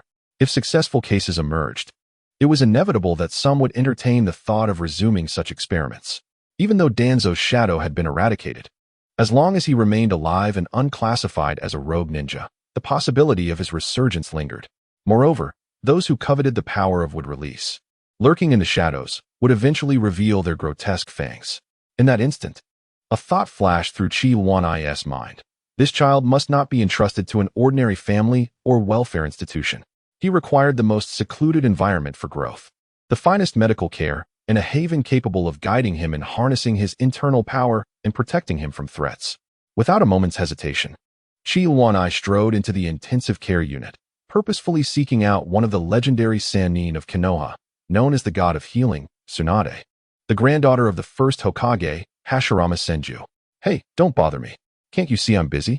Tsunade snapped, her expression dark and foreboding, fueled by both rage towards Danzo and pity for the tragic fates of the infants.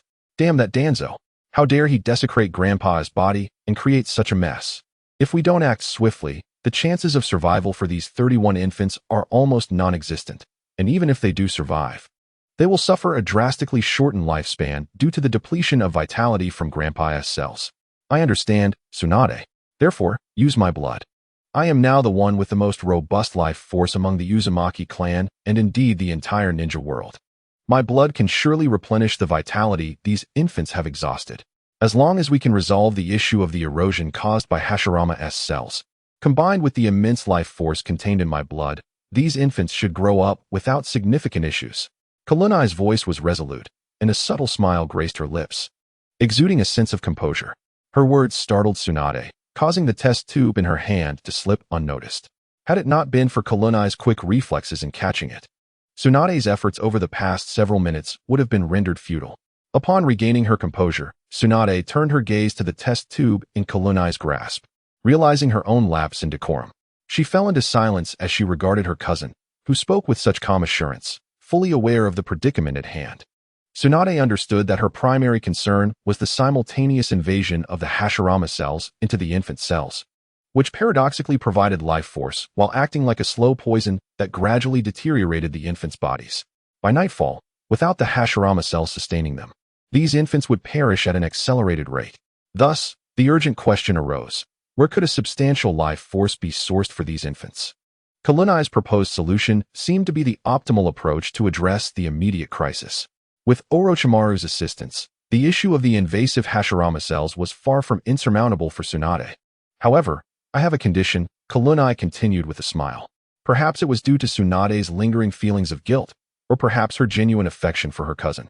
But she exhibited no inclination to refuse Kalunai's request.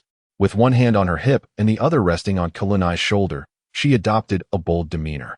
Speak freely. Whether it's one condition or 100, I shall acquiesce to all. Yet, upon witnessing Tsunade's spirited response, Kalunai's gaze faltered, and she glanced around before pulling Tsunade into a corner, whispering urgently in her ear. Huh, what are you asking me to do? Are you trying to get me killed, Kalunai? Tsunade's sudden outburst drew the attention of those nearby. Observing Tsunade's fury, those who understood the situation urged Kalunai to calm her down, while the uninformed might have speculated recklessly about Tsunade's intentions. Cough, cough. Tsunade feigned a cough to regain her composure, her sharp gaze fixed on Kalunai, as if to convey that a satisfactory explanation was imperative, lest Kalunai experience the dire consequences of her words. Clarify your statement. What do you mean by needing me to become a mother? If your explanation fails to satisfy me, your fate will be far more tragic than Kushina's rigorous training. Kalunai, feeling the intensity of Tsunade's glare, swallowed hard. It means to become a mother, to be a child's mom.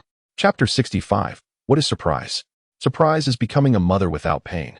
That is precisely why I require clarity. What do you mean by needing me to be a mother, to be a child's mom? Tsunade endeavored to temper her voice, though her tone remained imbued with confusion and indignation. After the healing of this group of infants, it is hoped that you will take responsibility for adopting one of the children. Moreover, considering your age, Tsunade, it would be quite strange to adopt a younger sibling, nearly 30 years your junior, wouldn't it? Chi Lu Nai hastily interjected, fearing that any delay could jeopardize her very existence. Upon hearing Chi Lu Nai's explanation, Tsunade's fury dissipated significantly, and she nodded, albeit with reluctance. But wait, why must I adopt a child at all? Such a troublesome task could easily be managed by you. If you find it too cumbersome, you could simply entrust him to the Konoha orphanage. After all, you are well acquainted with the orphanage supported by Yanoyu, and you could visit them whenever you have the time. Tsunade harbored 1,000 reservations about adopting a child, as S.H. Ju was still alive. She had yet to develop any fondness for Katsumi-dan due to certain circumstances, and since Katsumi had not perished before her eyes, Tsunade was untouched by romance nor afflicted by a fear of blood. Her greatest pastime was devising ways to skip work to indulge in gambling, and after a satisfying session, she would often find solace in a local tavern. Her life was one of carefree enjoyment, and after a drink, she could still witness her brother S.H. Ju tirelessly striving towards his goal of becoming Hokage, which brought her immense satisfaction. The thought of adding another son to her life was utterly inconceivable. With a swift hand sign, Chi Lu Nai cast a miniature soundproof barrier, enveloping only themselves. In an instant, Tsunade's previously prepared refusals faltered, her disbelief evident as her pupils constricted. Good heavens, she murmured, her gaze shifting to the infant cradled in Chi Lu Nai's arms. Within the confines of the soundproof barrier, Chi Lu Nai succinctly conveyed the awareness of Kurama, his own investigation, the child's physical condition and potential, as well as the considerable risks that lay ahead, revealing everything in a swift torrent of information. The reckless experiments conducted by Shimura Danzo and the likes of Pyru who had sacrificed nearly 100 innocent infants, yielding but a single survivor who might possess a trace of the wood-released bloodline. Sister Tsunade, Chi Lu Nai continued, ordinary medical techniques may prove inadequate to ensure his life and future. He requires not only your medical expertise and my vitality, but also an environment capable of sheltering him and guiding the awakening of his inner power. Otherwise, should this information leak, he will merely become the next tool to be contested and exploited, and such inhumane experiments may occur once more. Tsunade stood before the incubator, gazing at the fragile life within, whose breath seemed so faint that it appeared as though a mere touch could shatter it. Listening to Chi Lu Nai's account and observing the other infants enduring similar torment, Her heart weighed heavy with compassion. A tempestuous blend of unbridled fury towards Hanzo and others. Profound compassion for lost lives, and an overwhelming anxiety for the fate of the child before her surged within her breast. She recalled her younger brother, Ki, who had nearly perished on the battlefield due to treachery. She remembered Cat Dan, who had narrowly escaped death before her eyes and had yet to fully recover. The sense of helplessness regarding the fragility of life, irrevocable and fleeting, remained an eternal ache within her heart. Now a child, bearing the bloodline power of her great-grandfather and having miraculously survived hellish experiments, lay before her. She slowly extended her hand, gently caressing the child's cheek through the glass. Her momentary confusion dissipating, replaced by the unwavering resolve of the strongest medical ninja and the decisive spirit of a princess of the Senju clan. How ironic that the wood release of her great-grandfather, through such sordid and bloody means, had indeed produced a seed.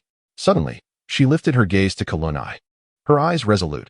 You are right, Kalunai. This child cannot be safeguarded by Konoha Hospital, nor by the orphanage, for within him flows the blood of the Senju clan. The faint glow of my great-grandfather's power. He must, and can only, be protected by the Senju clan. Tsunade, resolute in her decision, immediately applied for and signed the highest-level medical takeover and adoption documents in her capacity as both the current acting clan leader of the Senju clan and the head of Konoha Hospital. Indeed, she was the rightful leader of the Senju clan. 2 years prior, when the Uzumaki clan was restored with the agreement of the third Hokage, the Senju clan regained its name as well, despite its dwindling numbers. Although Ki was meant to assume the role of clan leader, he had yet to mature into a position of responsibility, leaving Tsunade to temporarily fulfill the role as the acting leader. For now, she was undeniably the head of the Senju clan. After 2 weeks of collaborative research with Orochimaru, utilizing the life-giving blood provided by Kalunai, all the children had successfully resolved their physical ailments. Those children whose parents could still be contacted were swiftly reunited with their families upon confirmation of their well-being. The now orphan child was entrusted to the care of the Konoha orphanage. All 30 children swiftly decided to leave, save for the one rescued by Kalunai, who remained under close observation. Tsunade's application, submitted to herself, faced no obstacles. Once the child's cellular stability was assured, she would be able to bring him back to the Senju clan. 2 months passed, and Tsunade carefully transferred the child to the Senju clan's territory, to a highly secure medical facility converted from the former residence where she and Kalunai had once studied medical ninjutsu. Observing the small child in the incubator, nearly indistinguishable from a healthy child, a flicker of fatigue crossed Tsunade's eyes as she sighed softly yet tenderly. From this day forth, you shall be a child of the Senju clan. I never anticipated that I, Tsunade, one of the legendary Sannin of Konoha, would someday embrace the role of a mother. Her voice, soft yet imbued with an unprecedented sense of belonging, conveyed a profound message. You have emerged from the dark soil, embodying the tenacious hope of life. Akin to a treasure buried deep beneath the earth, destined to break free from its confines. Henceforth, your name shall be Tenso. Tenso, signifying a treasure protected by the heavens, subtly alludes to the precious gems hidden within the earth. This name encapsulates Tsunade's gratitude for his survival, her recognition of the latent power residing within him, and her fervent hope for his future, one where he may flourish in the sunlight, rather than be treated as a mere weapon or experiment. The true information regarding Tenso remains closely guarded, known only to Sarutobi Hiruzen, Tsunade, Orochimaru, and Uzumaki Kushina. Even the higher-ups of Konoha, or those closely connected to these four, such as Mitarashi Anko, Nara Shikamaru, Senju Tobarama, Hatake Kakashi, Namikaze Minato, and Uzumaki Kushina, remain oblivious for the time being. He is meticulously shielded under the auspices of the Senju clan, with Tsunade personally overseeing his safety and growth. Chapter 66. Brother, you understand me. Deep within the ancestral grounds of the Senju clan, in a chamber enveloped by multiple barriers, the atmosphere was remarkably tense. Bathed in gentle light, Tsunade, Sarutobi Hiruzen, Orochimaru, and Uzumaki Kushina gathered around a temperature-controlled incubator, their gazes fixed on the slumbering infant, Tenso. The air was imbued with hints of vitality and herbal fragrances, mingled with an intangible weight stemming from the anxiety of an uncertain future.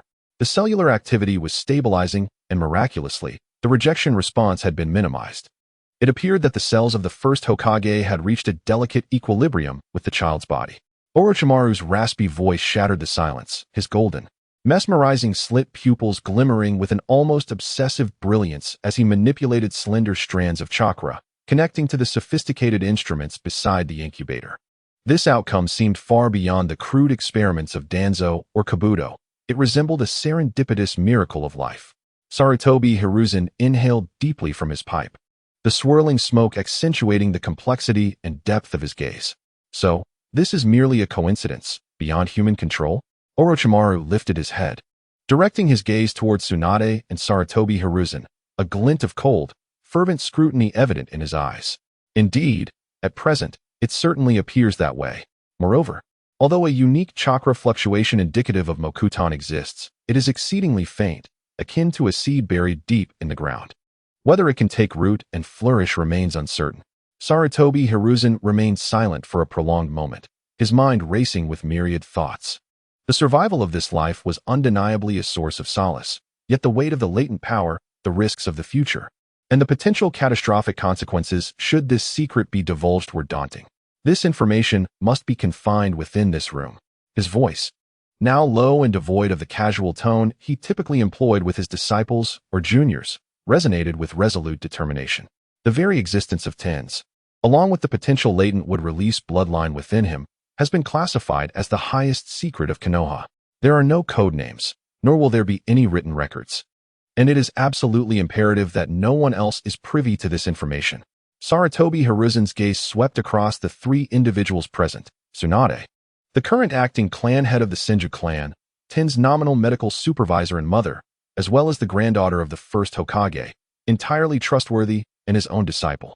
Orochimaru, also his direct disciple, a foremost researcher in Konoha, whose knowledge and skills are crucial for assessing Ten's physiological changes, evaluating the risks of awakening the wood release, and formulating subsequent strategies. Although Hiruzen harbored a growing wariness regarding certain tendencies exhibited by Orochimaru, at this moment, he was the most suitable candidate. Lastly, there was Uzumaki Kushina, the initial discoverer of Tens, an almost perfect Jinchūriki of the Nine Tails, capable of subtle resonance with Tens, and the pivotal figure who exposed the dark underbelly of his old friend, even to the extent of extracting his friends and his friend's eyes. While Hiruzen's reason told him that Kushina epitomized the perfect ninja who inherited the will of fire, the tragic fate of his old friend lingered in his heart, casting a shadow of doubt. This matter must remain known to no more than the four of us. Furthermore, until Tens grows to a point where he can protect himself, the truth must remain concealed from him as well, regardless of whether it involves the two elder advisors, Mito Gate K-In and T-Rin Kamatsu, the Jonin leader Akimichi Torif, the Umbu captain Hataki Sakomo, or even the Senju clan's heir, Nagi. No one should inquire. Tens shall merely be regarded as an orphan who survived a root human experiment, suffering severe aftereffects that necessitate Tsunade's long-term treatment and observation. His physical condition remains unstable, posing unknown risks, making it ill-advised for him to engage with outsiders. Tsunade gently cradled Tens, a flicker of tenderness in her eyes, before casting a cold glance at Orochimaru. Ultimately nodding, "Understood, old man, I concur with this. This child is neither a cold weapon nor a mere experimental subject to be manipulated at will. He is a child of the Senju clan, my child. His future shall be guarded by me and our Senju clan." Her words seemed to serve as both a proclamation to the trio and a subtle warning to Hiruzen, Orochimaru, and Kushina. Hiruzen's expression began to take on a peculiar quality. "Tsunade, you know me well. Do you still harbor doubts about my intentions?" Orochimaru's lips curled into an elusive smile, his crimson tongue flickering from his mouth, slithering across his thin lips, accompanied by a series of sinister chuckles from his throat. Naturally, such a precious seedling must be sheltered in the most rigorous environment until its true potential is ascertained. However, Tsunade, you know me well. While I am indeed fascinated by his growth, it is not as grand as you might imagine, and there is no need for such animosity toward me. Compared to the wood release, I find myself more intrigued by the bloodline of the Uzumaki clan. In the presence of Tsunade, Kalunai stood beside her, preparing to tease the slumbering Tianzong.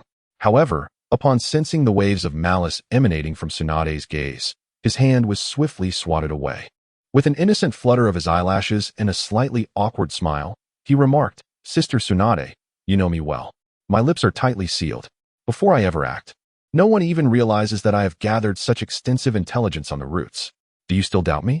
He then turned to Orochimaru, And you, Uncle Snake. Stop grinning at me. I refuse to believe you haven't secretly retained some of my blood during the treatment of those children for your research. Upon hearing Kalunai's claim that Orochimaru continued to experiment with the blood of their comrades, Sarutobi Hiruzen could not suppress a frown, admonishing Orochimaru with a serious demeanor.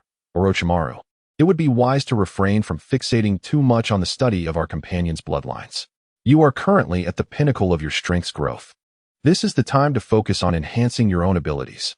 Orochimaru extended his long tongue, letting it glide over his lips, and managed a cold, albeit gentle chuckle. I understand, Sensei. However, studying various blood types, corpses, and especially the physical tissues of bloodline users greatly contributes to my strength. I am well aware of what is trivial and what holds significance. As the conversation among the three grew increasingly absurd and disjointed, Tsunade felt the weight of 3 dark lines forming on her forehead. With her lips twitching in irritation, she retorted coldly, "This is precisely why I cannot trust you. A lecherous old man, a mad scientist, and a peculiar individual who enjoys pranking children. Poor Shimo's child has undoubtedly suffered under your antics. It is exceedingly difficult to place my faith in you, you rascals. I certainly do not wish for Tianzong to grow up to be as eccentric as you." Chapter 67. The Fleeting Passage of Time. Who is leading Tianzong astray? Cough, cough, cough. Tsunade, you are slandering me. You are defaming me. Hey, she is slandering me.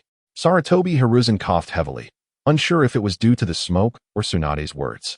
Regardless, he vehemently denied any accusations, striving to convince both Orochimaru and Kalunai of his innocence. Orochimaru merely smiled, offering no indication of agreement with either side. What do you mean? What do you mean? That was merely a heartfelt concern from a senior to a junior. If it weren't for my constant supervision, that lad Kakashi would have undoubtedly begun refining chakra far too early, thereby overstraining his body. If that were to happen, he would surely grow into a man plagued by weakness. What a tremendous regret it would be for him to realize, too late, that he had not encountered a senior like me, who truly cared for and looked after him.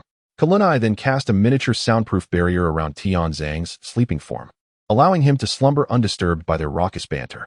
He continued his defense, asserting, furthermore, among the 4 of us, the one with the most issues is undoubtedly you. Sister Tsunade, you frequently abandon your duties to gamble, returning each time empty-handed, and yet you still have the audacity to complain about my drinking, which you have charged to the account of a minor like Ropeshu. Chi Lunai was taken aback, her eyes filled with disdain, as if she had just heard something utterly unbelievable. Her entire expression seemed to convey to Tsunade a sense of incredulity. Tsunade, blushing slightly from Chi Lunai's words, soon found herself in unison with the others, choosing to remain silent. Thus, this brief gathering came to a formal close. Sarutobi Hiruzen and Orochimaru departed one after the other. Tsunade approached the temperature-controlled box, returning Tenzo to its confines. As she activated the miniature soundproof barrier, her fingertips coalesced with gentle yang release healing chakra, which she tenderly infused into Tenzo's body, aiding him in revitalizing his resilient, yet previously faint life force. Chi Lunai did not leave immediately. Instead, he whispered softly, "Tsunade, are you truly not planning to inform Jiraiya and Shinjiro about Tenzo? Leaving aside the possibility of the wood release awakened individual being the prophesied child of destiny foretold by the great sage, what if Tenzo, upon growing up and genuinely awakening the wood release, learns about it later? Wouldn't he that send Shinjiro into a frenzy?" Tsunade continued her ministrations without missing a beat, a smirk mirroring Chi Lunai's mischievous grin gracing her lips as she replied in a hushed tone, "Pay no mind to that guy Jiraiya. What does the prophecy of a great sage even matter? If there were truly a destined child, capable of wood release and poised to bring monumental change to the ninja world, wouldn't he that refer to my granduncle? His prophecy is utterly outdated. As for that kid Shinjiro, after experiencing the battlefield in the Land of Rain, he has matured considerably. If he were to crumble merely because a ninja with wood release emerged, and it wasn't him, then he is hardly worth considering. Such a person spouting about restoring the glory of the Senju clan would simply elicit laughter from everyone. Oh, so this is the kind of person you are, Tsunade." Chi Lunai and Tsunade exchanged knowing glances, both of their lips curling into a conspiratorial smile. As Chi Lunai left the Senju ancestral home, the night had deepened.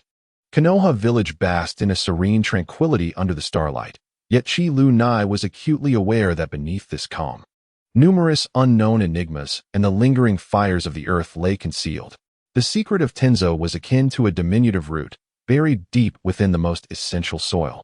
Safeguarded by formidable powers, yet also entangled with the most intricate of interests and human sentiments. Chi Lunai gazed at the starry sky, murmuring softly, I wonder if Tenzo will become a more cheerful person this time? By the way, he absolutely cannot grow long hair or wear that half mask. It's simply too ugly. Time flowed swiftly, and 3 years passed in the blink of an eye. Oh, Kakashi, congratulations on your graduation. Chi Lunai's mischievous hands once again found their way onto the head of the silver-haired hedgehog, mercilessly ruffling his hair. You graduated a whole year earlier than we did. Yahiko, who had completed Chi Lunai's rigorous training, also embraced Kakashi's shoulders, unable to contain his praise. Kakashi skillfully extricated himself from their grasp, brushing off non-existent dust from his attire, feigning annoyance as he said, Keep your distance, it's so bothersome. However, the slight flush at the tips of his ears betrayed his true feelings at that moment. Moreover, had you not compelled me to continue my studies, I could have applied for early graduation 2 years ago. As he spoke, he rolled his eyes dramatically. Hush. Wasn't it to allow you ample time to forge deep bonds with your companions in the village? Chi Lunai rested his hands behind his head, whistling sheepishly. Then why did you make me assist Lady Tsunade with the children for 2 years? 2 whole years. Do you have any idea how I endured it? Kakashi's expression gradually contorted, his teeth clenched in frustration. Is it that Kakashi-senpai harbors a dislike for Tianzong? Just as Kakashi vented his grievances to Chi Lunai, Tsunade strolled over, leading a child of about 4 or 5 years. The boy chirped innocently, uttering a phrase that instantly drained all the anger from Kakashi's spiky-haired demeanor. I don't dislike Tianzong. I merely dislike Chi Lunai-senpai. Kakashi struggled to maintain a smile, casting a resentful glance at Chi Lunai, clearly blaming him for the reminder of Tianzong's presence. However, Chi Lunai paid him no mind. Ridiculous. As a ninja, it's essential to remain aware of your surroundings at all times. It's a fundamental quality of a ninja. If you fail to notice, can you truly blame me? Chi Lunai scoffed, tossing a playful gesture at Kakashi. Tianzong tilted his head, gazing at Kakashi with innocent eyes. But Chi Lunai-senpai said that Kakashi-senpai is the person I like the most after my mother. Kakashi's eyes widened in disbelief, glaring fiercely at Chi Lunai, who merely shrugged innocently in response. Tsunade, meanwhile, was laughing heartily at the unfolding scene. All right, Kakashi, don't be angry. Thanks to you, Tianzong has been well cared for these past 2 years. He often speaks of you when you're at school. Tianzong approached Kakashi, taking his hand. Kakashi-senpai, when I grow up, I want to be as formidable as you. Kakashi, looking into Tianzong's clear eyes, felt his anger dissipate in an instant. And he affectionately ruffled Tianzong's hair. Then you must strive diligently. I will work hard. Tianzong's cheeks flushed with shyness as he nodded. By the way, you're being sorted into classes tomorrow. Aren't you curious about who your guiding ninja will be? Yahiko chimed in, approaching with a mischievous grin. In any case, it's certainly one to be my father, Chi Lunai-senpai. Or you, Yahiko-senpai. After all, while Nagato-senpai has been promoted to Jonin, you and Konin-senpai have become special Jonin. You're still rather young and not suited to be a guiding ninja, right? Besides, whoever becomes my guiding Jonin holds no significance to me. Suddenly, Kakashi seemed to recall something, his expression shifting to one of realization. Wait, are you suggesting that the ninja Chi Lunai-senpai spoke of, the one with talents surpassing even him, is ranked first in Konoha? Precisely. Yahiko snapped his fingers, affirming Kakashi's deduction. So, does Yahiko-senpai know who that individual is? And will they indeed be my guiding Jonin? Supplementary explanation. In the original work, Kakashi entered school at the age of 5, graduated at 5, and was promoted to Chunin at the same age. However, due to the storyline, I have made alterations. Nagato and his companions have now reached the level of Jonin in strength, yet their achievements and mission counts are insufficient for full promotion. As for the current timeline, it is the 45th year of Konoha, with the protagonists Chi-Lu and Minato being 18 years old, the legendary 3 ninjas at 32, Nagato's trio at 12, Kakashi at 8, and Tenzo, Yamato, at 4, while Itachi Uchiha is newly born. Chapter 68. The establishment of Minato's team. Does Senior Yahiko know who my guiding Jonin will be? Yahiko scratched his head and pondered for a moment before responding nonchalantly, I have no idea. Konan shook her head in exasperation, playfully teasing, of course you don't know. Yahiko, stop toying with Kakashi. If you're really that curious, Just ask Chillu or Nagato directly. After all, Chillu adores Nagato, and if there's any secret, he would surely tell Nagato, right? As she spoke, Konan turned to the only visible eye of Nagato and playfully blinked her amber, sparkling eyes at him. I don't know. Nagato replied, shaking his head in denial. Really? Chillu, over such a trivial matter, you're keeping it from Nagato too? Yahiko exclaimed incredulously, his eyes wide as he looked at Chillu, who was casually resting with his hands behind his head, appearing utterly leisurely. He didn't ask me, Chillu replied nonchalantly. Yahiko, Konan, and Kakashi all exchanged glances, their expressions reflecting sheer disbelief. You didn't ask at all? Yahiko inquired, puzzled. No, Nagato nodded slightly. Why not? Konan asked, equally curious. It bears no significance. Knowing or not knowing won't greatly affect us. Nagato shook his head again, clearly uninterested in matters that were not directly relevant to him. Truly, as expected of senior Nagato, he would never waste time on such trivialities. After years of acquaintance, Kakashi increasingly found Nagato's demeanor remarkably rational. Aside from researching and practicing various ninjutsu, he preferred gazing at the star-filled night sky. That's not entirely true. I have some conjectures about the person mentioned by Brother Chillu. All eyes turned to Nagato, filled with anticipation. Who is it? Please tell us, Nagato. Yahiko urged eagerly. Nagato adjusted the collar of his attire and began to speak slowly. I suspect it might be Senior Minato. Is it really Senior Minato? Yahiko gasped in surprise. His mouth agape. The very same Minato Namikaze, known as the Yellow Flash, who is hailed alongside Brother Chillu as the twin stars of Konoha? Nagato nodded. Brother Chillu has often spoken highly of Senior Minato's strength and character, and Minato always presents a positive, sunny demeanor, taking great care of his comrades in the village. Xiao Nan's eyes sparkled with realization as she exclaimed, I have heard that the esteemed Watergate Sensei is the only individual in our village to have mastered the formidable space-time ninjutsu, the Flying Thunder God technique, developed by the second Hokage. Furthermore, he has innovated derivative ninjutsu and a powerful, unmarked ninjutsu of extreme difficulty. No wonder you, Kulanai, claim that he is a genius surpassing even himself. Kakashi felt a surge of excitement, dreaming of the possibility of learning ninjutsu from Minato. Kulanai's lips curled into a smile. Nagato was correct, it indeed was Minato. Not only is he a powerful ninja, but he is also a true prodigy. Having mastered the Flying Thunder God technique, which even I cannot apply in combat, and he has developed the instant cast, offensive, unmarked ninjutsu, Rasengan. In conjunction with it, his talent certainly exceeds mine. However, I was merely speculating at the time. I am still uncertain whether Minato will indeed become Kakashi's mentor. As night fell, the moonlight bathed the streets of Konoha. After their gathering, Kulanai and the others began to disperse towards their homes.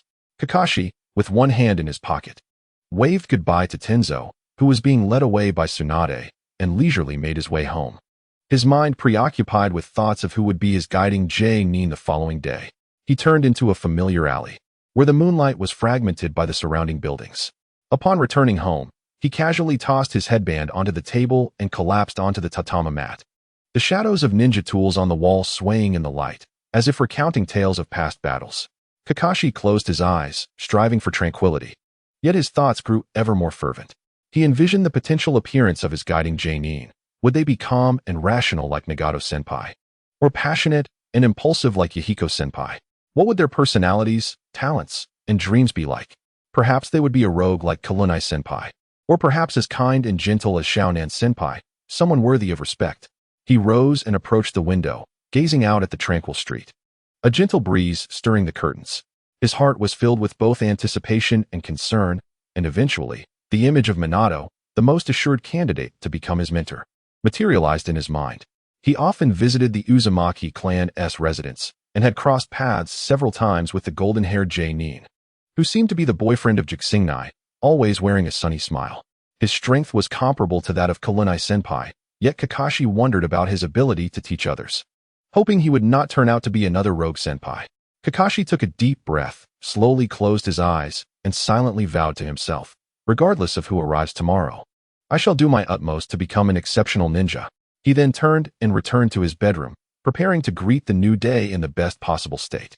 The next day, within the classroom of the Konoha Ninja Academy's graduating class, a middle-aged ninja clad in a Nin vest called Fourth Might Guy, Ebisu, and Shiranui Ginma, As the four departed the classroom, a golden-haired, blue-eyed young ninja, also wearing a J-Nin vest, entered. It was none other than Lord Watergate. Who is that yellow flash? Will that esteemed individual be selecting students from this year's graduates? I wonder if I have any chance of becoming Lord Minato's disciple. It seems unlikely. Someone of his caliber would only take under his wing either disciples from great clans or prodigies who graduate early.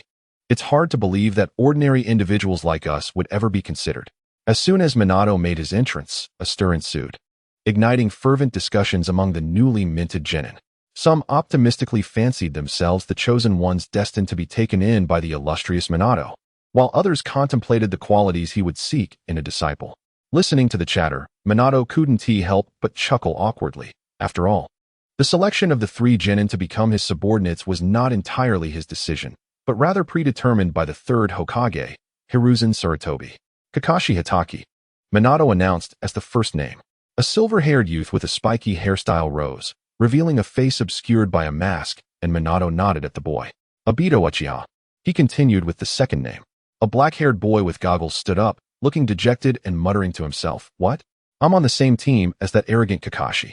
Observing the disappointment on the young man's face, Minato offered a wry smile before declaring the final name. Rin Noera. That is all. Wonderful. I'm on the same team as Rin-chan. Upon hearing the last name, Obito's demeanor transformed instantly, reminiscent of the uplifting endings in Teacher Yu's works. As long as it gets published, one could be as sunny as ever. Come with me, you three. This scene left Minato both amused and bemused as he beckoned the trio to depart the classroom. Chapter 69. Classic scene. The third training ground of Konoha. Sunlight bathed the area, and the grass was lush. Minato stood at the center, flanked by Kakashi, Obito, and Rin. With a warm smile, he addressed them. Greetings. I am your future guiding Jonin, Minato Namikaze. Let us begin with a simple self-introduction. Please share your names, interests, dislikes, specialties, and future aspirations. Who would like to go first? Obito eagerly raised his hand, anxious to seize the opportunity. Me. I'll go first, sensei. All right, Obito-kun, please proceed. Minato encouraged with a nod. Standing tall, Obito cleared his throat and proclaimed loudly, "My name is Obito Uchiha. I enjoy helping those in need. And I dislike being called a slacker, especially by Kakashi, who always acts so smug. I excel in fire release and shuriken throwing techniques." He shot a glare at Kakashi, who remained unfazed. "My dream for the future is to become Hokage. I aspire to be a great ninja like the first Hokage and earn the admiration of all. I want my handsome Sharingan engraved on the Hokage rock." His eyes sparkled with fervent anticipation, brimming with ardent dreams. A splendid aspiration indeed. In the future, we shall become rivals with shared objectives, Obito. Minato smiled in acknowledgement. Now, it is your turn, Rin. Yahiko Rin stepped forward shyly, her voice soft and timid. I am Yahiko Rin. I have a fondness for strawberries and collecting various shells, while I detest overly strong seafood and witnessing others in pain. I excel in medical ninjutsu and have recently acquired the basics of healing techniques. Her gaze transformed with unwavering determination as she declared her future dream. I aspire to become an exceptional medical ninja. Like Lady Tsunade, I wish to save lives and protect my comrades on the battlefield. I cannot bear to see anyone depart due to a lack of timely aid. Her tone bore a gentle resolve. A truly remarkable dream, Rin-san, Minato praised. A medical ninja is an indispensable member of any team. Your heartfelt intentions will surely come to fruition. Finally, it was Kakashi's turn. All eyes turned towards him. With his hands in his pockets and an expressionless demeanor, he merely raised an eyebrow and spoke in a flat tone. Kakashi Hitaki. I have no particular likes. I dislike troublesome things. As he mentioned his hobbies, memories of visiting the Uzumaki clan with his father, Tsukumo Hitaki, flashed through his mind. A fleeting glimmer of emotion passing through his eyes. I am adept at the Hitaki swordsmanship, as well as lightning and earth release ninjutsu. Dreams? A trivial matter. I merely wish to grow stronger, execute each mission proficiently, and safeguard the villagers I hold dear. My only current hope is that a certain underperformer does not hinder my progress in future endeavors. Obito immediately bristled. Hey, arrogant Kakashi, what do you mean by that? Who's dragging their feet? We would never hold you back. And what do you mean by having nothing special, troublesome, or boring? Your self-introduction is far too perfunctory. Rin quickly tugged at Obito's arm. Obito, please calm down. Minato observed Kakashi without anger at his aloofness, especially as he noted the flicker of light in his eyes, leading to a profound understanding of him. He spoke gently, "Kakashi-kun, your sentiments are quite straightforward. Your desire to protect your comrades and family in the village, coupled with a strong yearning to grow, resonates with me. However, on the path to strength and mission execution, reliable companions often allow one to achieve more with less effort. Thus, Kakashi-kun, do not remain so distant." Minato's words deftly alleviated Obito's discontent and highlighted the crucial point Kakashi had overlooked. "So, what about you, Minato-sensei?" Obito quickly shifted his focus, his eyes sparkling with curiosity. "As for me, you are already aware of my name, but I shall formally introduce myself. I am Namikaze Minato, your future guiding jonin. I take great pleasure in observing the harmonious lives of the villagers, delight in the study of new ninjutsu, and cherish the lovingly prepared bento by Kushina, along with her uniquely flavored miso soup. I harbor an aversion to war, for it brings only suffering and hatred, along with the tears of those mourning their dearly departed. My repertoire of techniques is limited.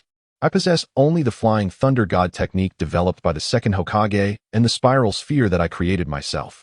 As for dreams," his gaze swept over his three disciples, eventually resting on Obito. "My aspiration aligns closely with that of Obito. I too wish to become a Hokage recognized by the villagers. However, I hold great expectations for all of you as well." Minato's smile faded, his expression turning earnest and solemn.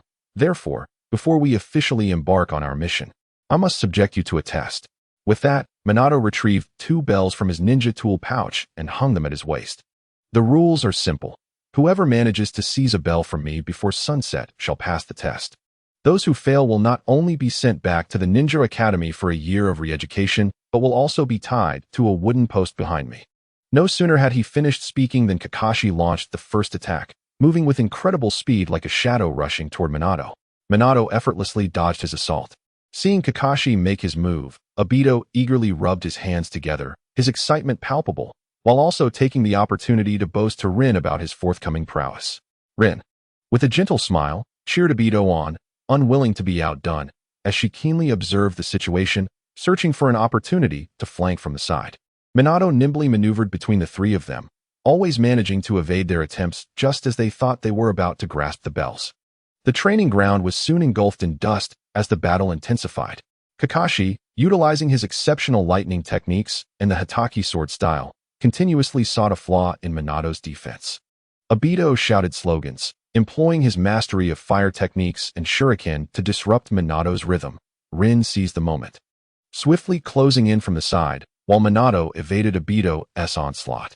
Although it was their first collaboration, the trio shared an unspoken understanding. However, Minato appeared almost spectral, always predicting their movements in advance. The commotion began, and from a short distance away, Kurenai, with a blade of grass between his lips, watched the spirited training of Minato's team, moving back and forth within the training grounds, a faint smile gracing his lips. He held unwavering trust in Minato's capabilities and character. Otherwise, he would not have allowed the vibrant Kushina to flourish amidst his treasures.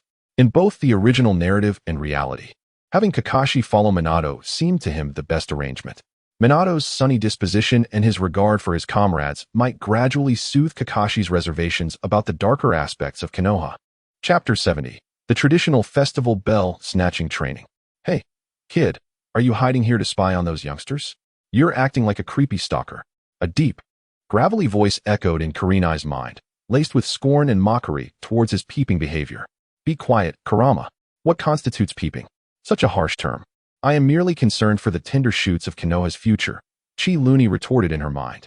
After 3 years of companionship, she had essentially reached a reconciliation with the Nine Tails. Even without immersing her consciousness in the sealed space, they could engage in frequent exchanges. "Humph, concern? It seems you are merely worried that the little gray one is being dragged down by the other 2 brats, particularly that boisterous child from the Uchiha clan, who certainly does not appear to be the brightest." Chi Luni chose not to argue, but instead observed the 3 small figures. Under Minato's gentle smile and the rhythm of their coordinated attacks, they appeared to have temporarily set aside their differences. Perhaps they are indeed a burden. Her gaze deepened, as if she could see through time, memories surfacing of 3 distinct figures. One, pierced through the chest, blood trickling from her lips, a peculiar chakra dissipating into the wind alongside her fading life. Another, clad in pure white, wielding a long sword of pitch black, spiraled with intricacies. Her left eye shimmered with purple ripples, while her right bore a breathtaking pattern resembling three scythes intertwined, reminiscent of the second sage of Six Paths. The final figure possessed eyes adorned with scythe-like patterns, situated in a realm constructed of chakra, a silver-haired youth donning the armor of a Tengu warrior, his brow marked by a prominent nose. The road ahead stretches long, yet this time, no one shall remain utterly alone. She turned. A ripple of spatial energy cascading around her, and her figure vanished entirely from the vicinity of the third training ground, as if she had never set foot there at all. Sensing the fluctuations in the surrounding space, Minato instantly grasped the implication, a knowing smile gracing his lips, as he deftly evaded the attack of Obito's Phoenix Fire technique. Faced with the barrage of fireballs unleashed by Obito and Kakashi's subsequent, remarkably agile assault, Minato's smile remained unwavering. He merely took a leisurely step aside. This small movement, ghostly in its execution, caused all of Obito's fireballs to miss their mark, while Kakashi's decisive strike with Silver Moon merely connected with Minato's afterimage. What? Kakashi's pupils constricted. He was acutely aware of the vast chasm separating him from the elite shinobi, yet he had not anticipated the gap to be so immense. Fortunately, the fireballs released by Obito detonated in the distance, stirring up a cloud of dust, which Kakashi swiftly used to conceal his form, preparing for another surprise attack. Damn it! Witness my prowess. Obito, incensed by his missed jutsu, charged forward with kunai in hand, eager to engage Minato in close combat. Minato continued to move at a leisurely pace, weaving effortlessly between Kakashi's rapid reflexes and Obito's erratic assaults. His movements were minimal, yet he effortlessly evaded all attacks by mere inches. As if he possessed foresight into the actions of the two adversaries, he refrained from employing any ninjutsu, relying solely on taijutsu and body techniques to manipulate both opponents with ease. This is too difficult, Kakashi-kun. Your intentions to attack are too evident. Much like the earlier use of the Phoenix Fire technique, which concentrated all efforts into a singular offensive, failing to effectively restrict the enemy's mobility. Kakashi's speed and swordsmanship were commendable, yet his approach was overly rigid and lacked agility, making it easy for opponents to decipher his patterns and habits in battle. Minato's gentle critiques resonated throughout, sounding as refreshing as a spring breeze, yet each word amplified the pressure on Kakashi and Obito. Rin remained at the periphery of the training ground, refraining from recklessly engaging in close combat. She was acutely aware of her role as a medical ninja and adhered to the three cardinal principles. First, a medical ninja must never abandon treatment before a teammate's demise. Second, they must avoid being on the front lines. Third, they must not perish before any member of their team. With her relatively weaker taijutsu, she chose to stay at the edges and observe. This allowed her to notice that Minato, seemingly casual, was skillfully positioning himself between Kakashi and Obito with each movement, preventing them from forming an effective collaboration and even causing interference with one another. This situation is untenable, Rin thought anxiously, calling out, Kakashi, Obito. Do not let yourself be misled by Minato-sensei. At that moment, upon hearing Rin's voice, Obito hesitated between looking back at her or swiftly evading Minato's actions, only to trip over a protruding stone, losing his balance and tumbling toward a concealed pit. Clearly, this pit was an improvised trap set by Minato in advance. Obito, be careful, Rin exclaimed in alarm, instinctively rushing to his aid, completely forgetting the task of retrieving the bell. Kakashi too recognized Obito's peril. Yet the blade of his Silver Moon was aimed at a significant opening deliberately exposed by Minato. Should he seize the opportunity to attack Minato and secure the bell, or rescue the clumsy, troublesome laggard? A fleeting struggle crossed Kakashi's gaze, the principle of prioritizing the mission echoing in his mind, overshadowed by the haunting memory of Tsukumo Hataki's sacrifice, which had drawn public ire. But in the split second that followed, he glimpsed Rin's unwavering rush toward Obito, along with a fleeting glimmer of anticipation in Minato's eyes. Kakashi abruptly redirected the blade of his Silver Moon, repelling Minato's advance while relinquishing his pursuit, forcibly altering his trajectory. With a sudden burst of speed, he dashed toward the direction where Obito had fallen, simultaneously launching several shurikens with precision towards the pit Obito was heading toward, dismantling what could have been a trap laden with explosive tags. Fool, watch your step. Kakashi let out a low grunt and, at the precise moment when Obito was about to plunge into the pitfall, seized him by the back of his collar and forcefully yanked him back. Thud, thud, thud. Kakashi's shuriken struck the edge of the pit, triggering several training explosive tags that emitted bursts of white smoke, yet caused no harm whatsoever. To stumble like that, he truly was the straggler. As Obito was thrown aside by Kakashi, he rolled clumsily to safety, narrowly avoiding the explosion in the pit. Kakashi. You. Chapter 71. The Genius's Combat Acumen. Kakashi. You actually. Obito, still shaken, gazed at the white smoke billowing from the explosive tags, and then at Kakashi, who stood protectively before him. He found it hard to believe that this insufferable individual would save him, though he felt a flicker of gratitude. It quickly dissipated upon hearing Kakashi insult him again. Just then, Rin arrived, steadying Obito. Obito, Kakashi, are you both all right? I'm fine. Kakashi should be fine too. Teacher Minato used non-lethal training explosive tags. Of course I'm fine. I simply didn't want you to hinder the mission, Kakashi replied. His back to them, his tone as icy as ever, though his grip on the silver moon slightly tightened. The choice he had made in that fleeting moment had even surprised himself. As the three paused due to this minor incident, Minato's figure appeared before Kakashi as if he had teleported, his speed so swift that even Kakashi merely caught a glimpse of a golden blur. Well timed, Kakashi-kun. You've learned to protect your comrades. Commendable indeed. Minato's voice dripped with approval, yet his actions were merciless. He extended his right hand and, before Kakashi could react, lightly flicked Kakashi's forehead protector with his finger. Clang. Kakashi felt a gentle yet irresistible force surge through him, and in an instant, he was sent tumbling backward, crashing onto the grass, utterly immobilized and tingling all over. Kakashi-kun. Rin gasped. Teacher Minato. Obito exclaimed in alarm. Minato did not pursue. He merely stood still, the two bells at his waist remaining unscathed. He glanced at the incapacitated Kakashi and then at the worried and anxious Obito, a deeper smile gracing his face. All right. Time is nearly up. Minato looked up at the sky. It seems today, you won't be able to seize the bells. Upon hearing this, both Obito and Rin displayed expressions of dejection. However, at that moment, Kakashi, lying on the ground, suddenly exploded into a cloud of white smoke. Shadow clone. Minato exclaimed in surprise. Though he had held back considerably, it was indeed impressive that Kakashi could execute a shadow clone right under his nose without being detected. Obito. Cover for Kakashi-kun. Rin, though still a bit tense, swiftly made a decision, drawing several shuriken to provide support. Minato, observing the situation, couldn't help but smile knowingly at the advancing Obito. The intent and speed of Obito's attacks have evidently improved since the initial confrontation. With Minato's defenses compromised, it has become impossible to force him back in an instant. However, as Minato's attention was captivated and diverted by Obito, a subtle fluctuation of chakra emanated from beneath the ground, akin to a stealthy serpent quietly maneuvering to a position beneath him. Earth release, hiding in the ground. Kakashi had, unbeknownst to his adversaries, utilized his shadow clone while obscured by smoke, and his true self had already infiltrated underground. The timing was exquisitely orchestrated, coinciding with Minato's moment of fatigue, where his focus was momentarily ensnared by Obito's tactics. With a decisive force, Minato shattered the earth, and Kakashi erupted forth like a predatory leopard. His movements exhibited no hesitation. His objective was clear. With the swiftness of lightning, his right hand darted towards the two jingling bells at Minato's waist. This time, the timing, angle, and speed were impeccable, leaving Minato with scarcely any room to evade. Impressive.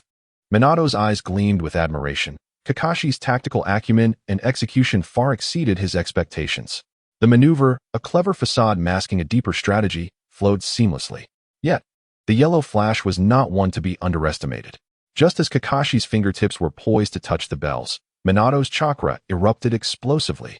Rather than opting for a direct confrontation or a complex evasion, he executed a series of intricate hand seals with a reaction that was nothing short of extraordinary. Sealing technique. For limbs seal. This appears to be an original skill from the game, reminiscent of a technique later employed by Jiraiya to suppress Naruto's Nine-Tails chakra. Though the specifics remain unclear, we shall borrow this for now. With a resonant hum, for chains of orange-red chakra materialized, not aimed at attacking Kakashi's body, but rather expertly ensnaring his limbs. This sealing technique activated with remarkable speed and precision, targeting Kakashi's movements with surgical accuracy. In an instant, Kakashi's fingertips were mere millimeters from the bells, yet he found his wrist ensnared by the sudden appearance of the orange-red chains, which exerted a powerful binding force and a sensation of chakra obstruction, halting his once confident strike mid-air. Simultaneously, the momentum from his emergence was forcibly restrained by this intricate sealing technique. "I've got you now, Kakashi-kun." Minato's voice resonated with approval as he casually executed a whip-like kick, generating a gust of wind that repelled Obito, who was poised to close the distance. "Kakashi! Obito!" Rin exclaimed in surprise. Having barely registered Kakashi's underground maneuvers before witnessing him being swiftly subdued by Minato, while Obito was sent flying by the leaf hurricane technique. Yet, despite being bound by the orange-red chains, Kakashi's expression bore no trace of despair. Instead, a glimmer of triumph flickered in his eyes.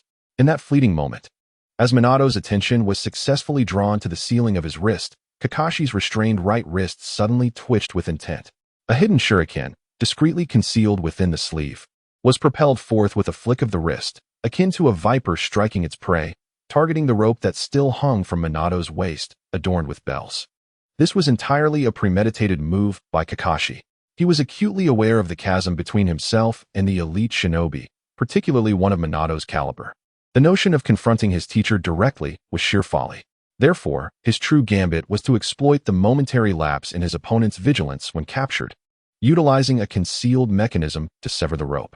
With a subtle sound of slicing, the shuriken executed its purpose.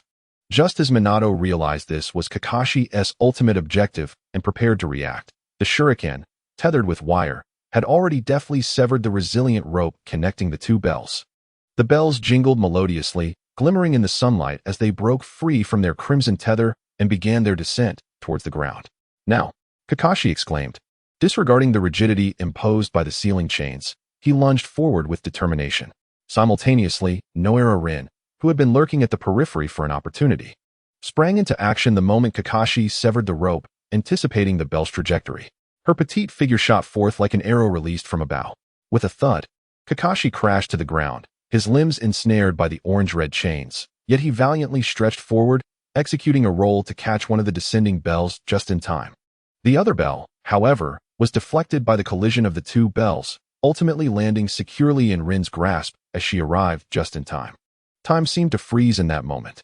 Obito, mouth agape, stared at the fallen Kakashi and the bell held by Rin, his mind still reeling from the force of Minato's earlier blow, unable to comprehend the unfolding events. A supplementary note: the visual representation of limbs being sealed was not heavily referenced in the anime, whereas in the game it pertains to sealing techniques. My interpretation stemmed from the skill icon, depicting a small figure ensnared by orange-red chains, hence I envisioned this technique resembling the diamond lock chains, albeit significantly less effective and not particularly suppressive against tailed beast chakra, rendering it a subpar secret art suitable only for battles among regular shinobi, largely ineffective against the mightiest. Chapter 72. Rin, I will keep a close watch on you. Did we succeed? Obito's mouth hung open, his head still buzzing from the impact of Minato's leaf whirlwind, his entire being engulfed in a state of confusion. Minato observed Kakashi, whose limbs were bound by his sealing technique, yet had still managed to seize one bell, while the other was caught by Rin. The surprise on his face transformed into unreserved admiration and a hint of profound understanding. He released the sealing chains from Kakashi. Gasping for breath, Kakashi sat up, shaking the bell he had firmly clutched in his palm to ascertain its authenticity. His gaze remained aloof, yet there was a tinge of exhaustion that accompanied his usual demeanor. Rin, cradling the other bell, had a slight flush on her cheeks, a blend of excitement and anxiety. "We did it. We succeeded, Rin-chan." As Obito regained his senses, an overwhelming joy surged within him, prompting him to excitedly rush towards the two figures. "Kakashi, Rin, you both are incredible. We managed to seize the bells." Kakashi and Rin gazed at the bells they had captured, then glanced at Obito, who was even more exhilarated than themselves, but the joy on their faces gradually solidified into concern. The rules echoed clearly in their minds.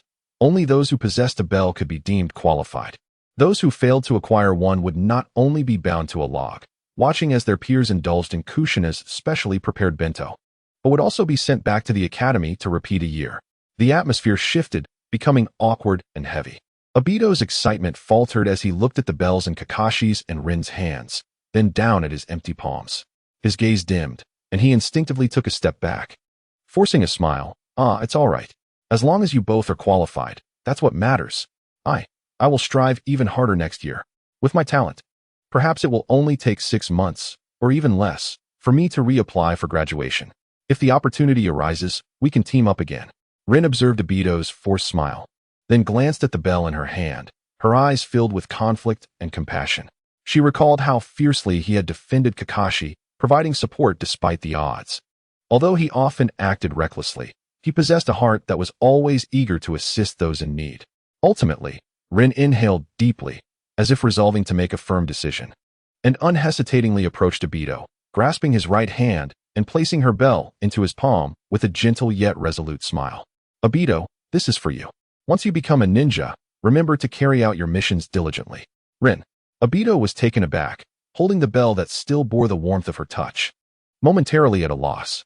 Meanwhile, Kakashi remained silent, contemplating the bell in his hand as he looked at the downcast Obito. He had executed the strategy flawlessly, even surpassing expectations, successfully capturing a bell alongside a teammate. Yet, did the fruits of victory necessitate the sacrifice of a comrade? Despite his boisterous demeanor and being the last in line, Obito had fought valiantly to protect him, and Kakashi could sense the sincerity of his desire to fight side by side.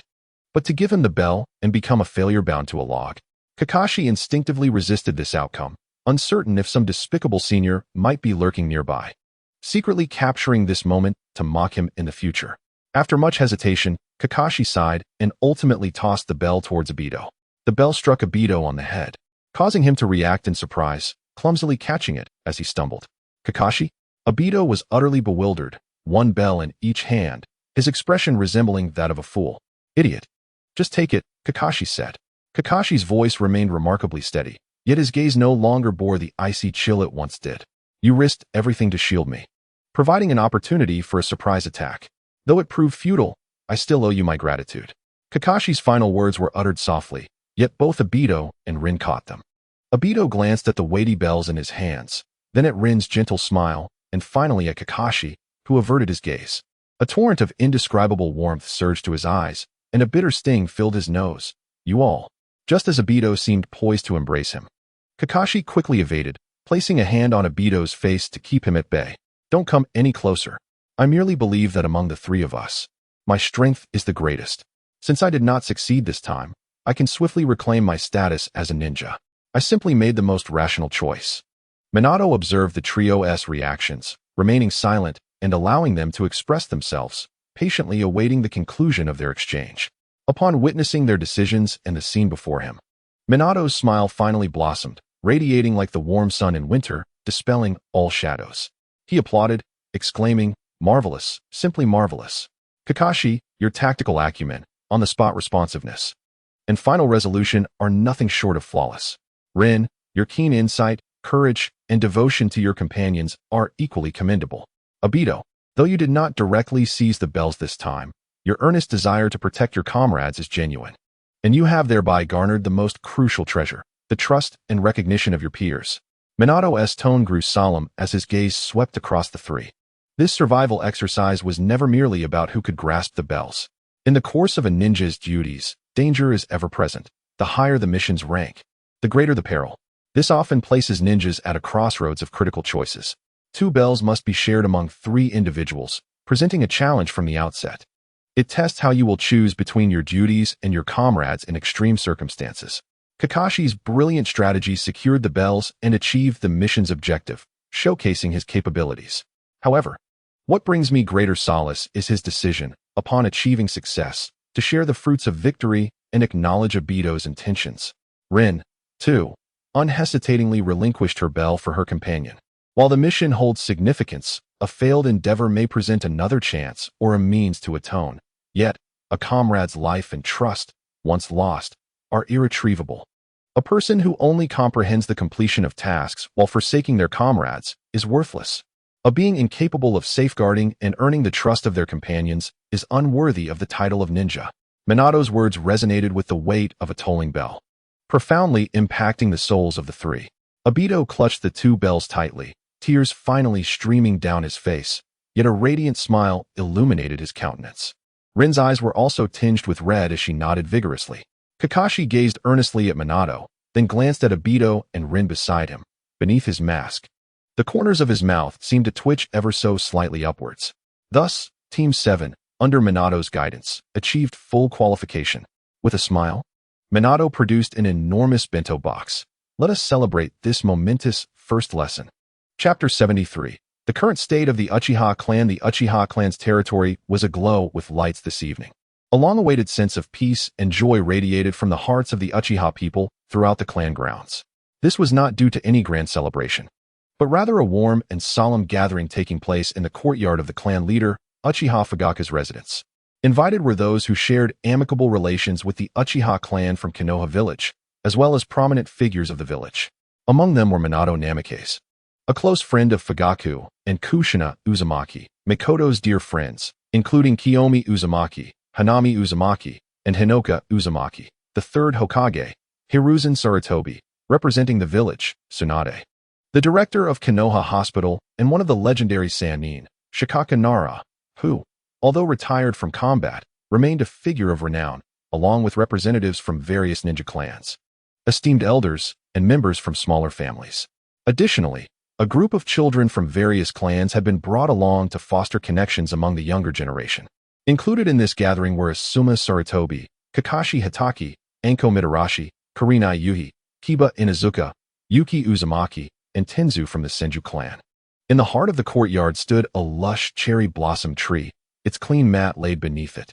Itachi's birthday falls in June, after the cherry blossoms have bloomed, leaving only the green leaves. The undeniable star of the evening was the newly born Uchiha Itachi. The little one, having just turned a month old, was lovingly cradled in the arms of his mother, Mikoto Uchiha. With his eyes gently closed, he slept soundly, his tiny fists curled instinctively, his rosy cheeks appearing exceptionally pure and adorable under the soft glow of lantern light.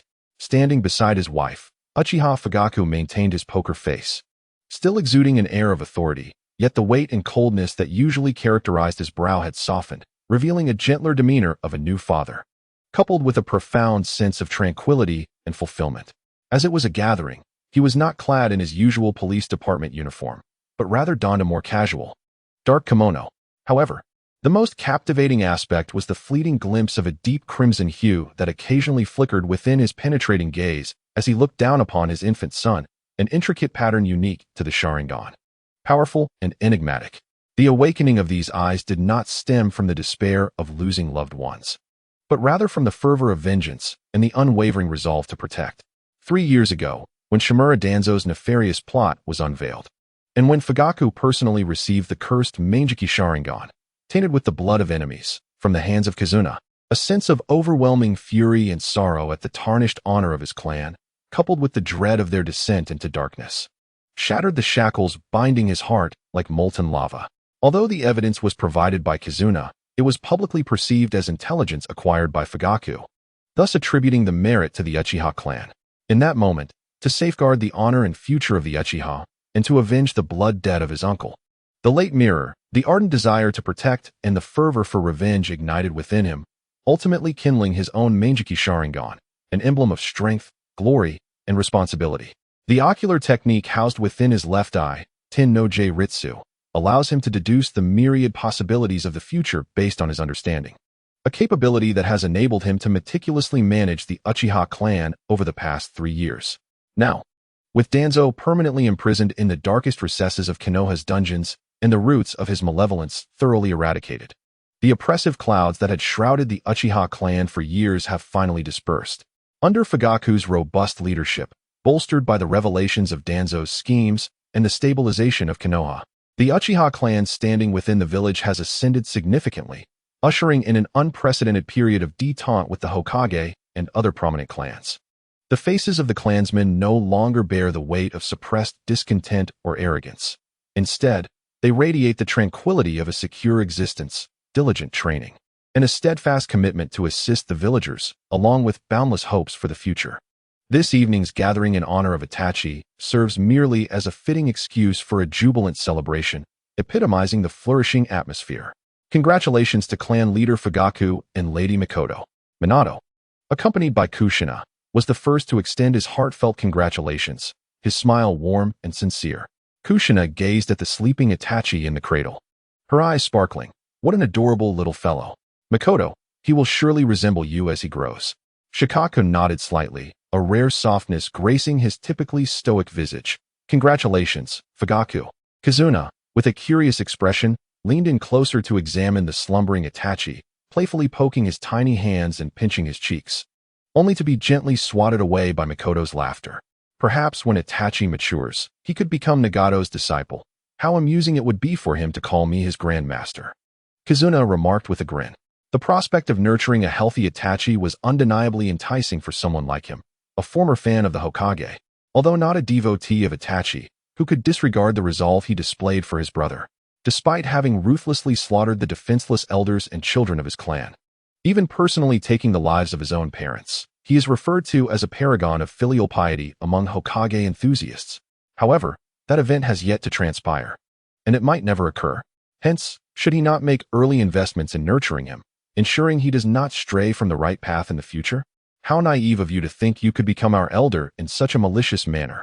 Fujiyama curtly dismissed Kalunai's proposal, although he suspected Kalunai was merely jesting.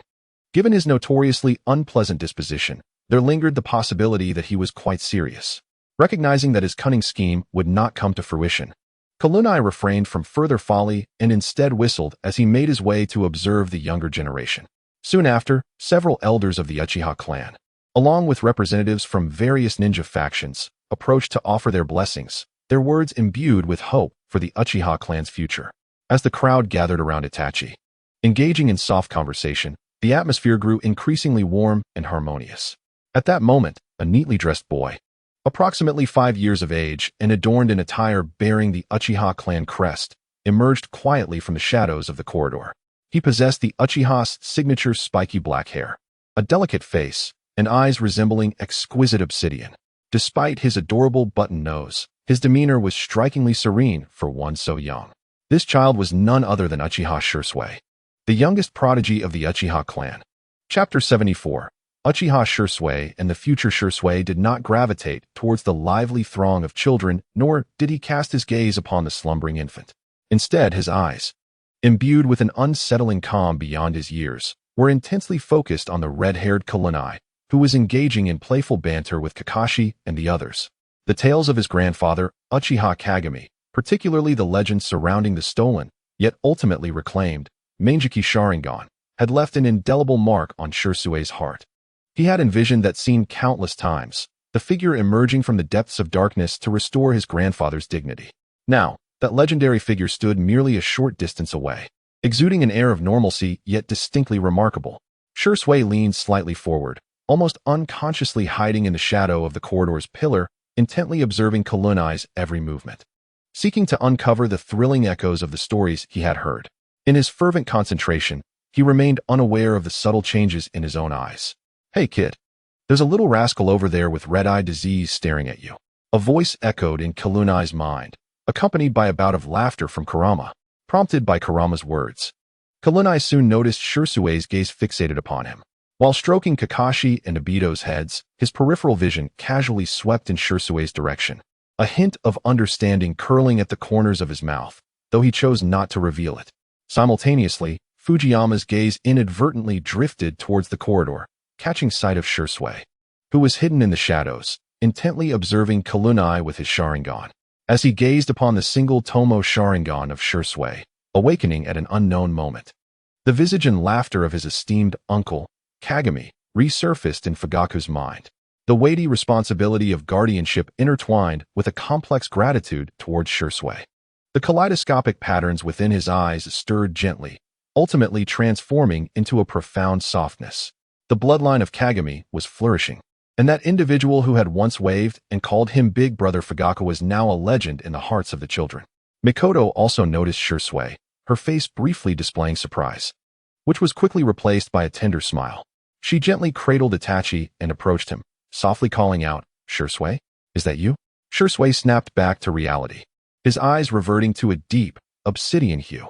Upon seeing Mikoto holding Itachi, a fleeting blush of embarrassment crossed Shursui's small face, but he quickly regained his composure. "Aunt Mikoto," he greeted.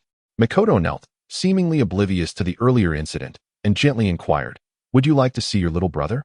"His name is Itachi." Shursui nodded, finally diverting his gaze from Shursui to the swaddled infant in Mikoto's arms. He cautiously leaned closer, observing the slumbering baby with intense focus.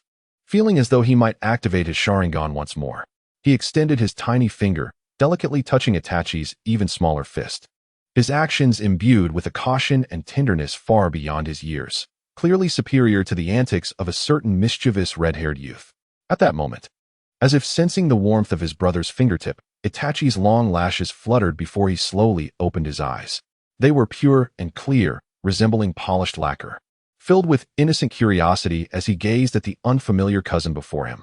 Grasping Shirsue's outstretched finger with his tiny palm, Itachi broke into an adorable smile.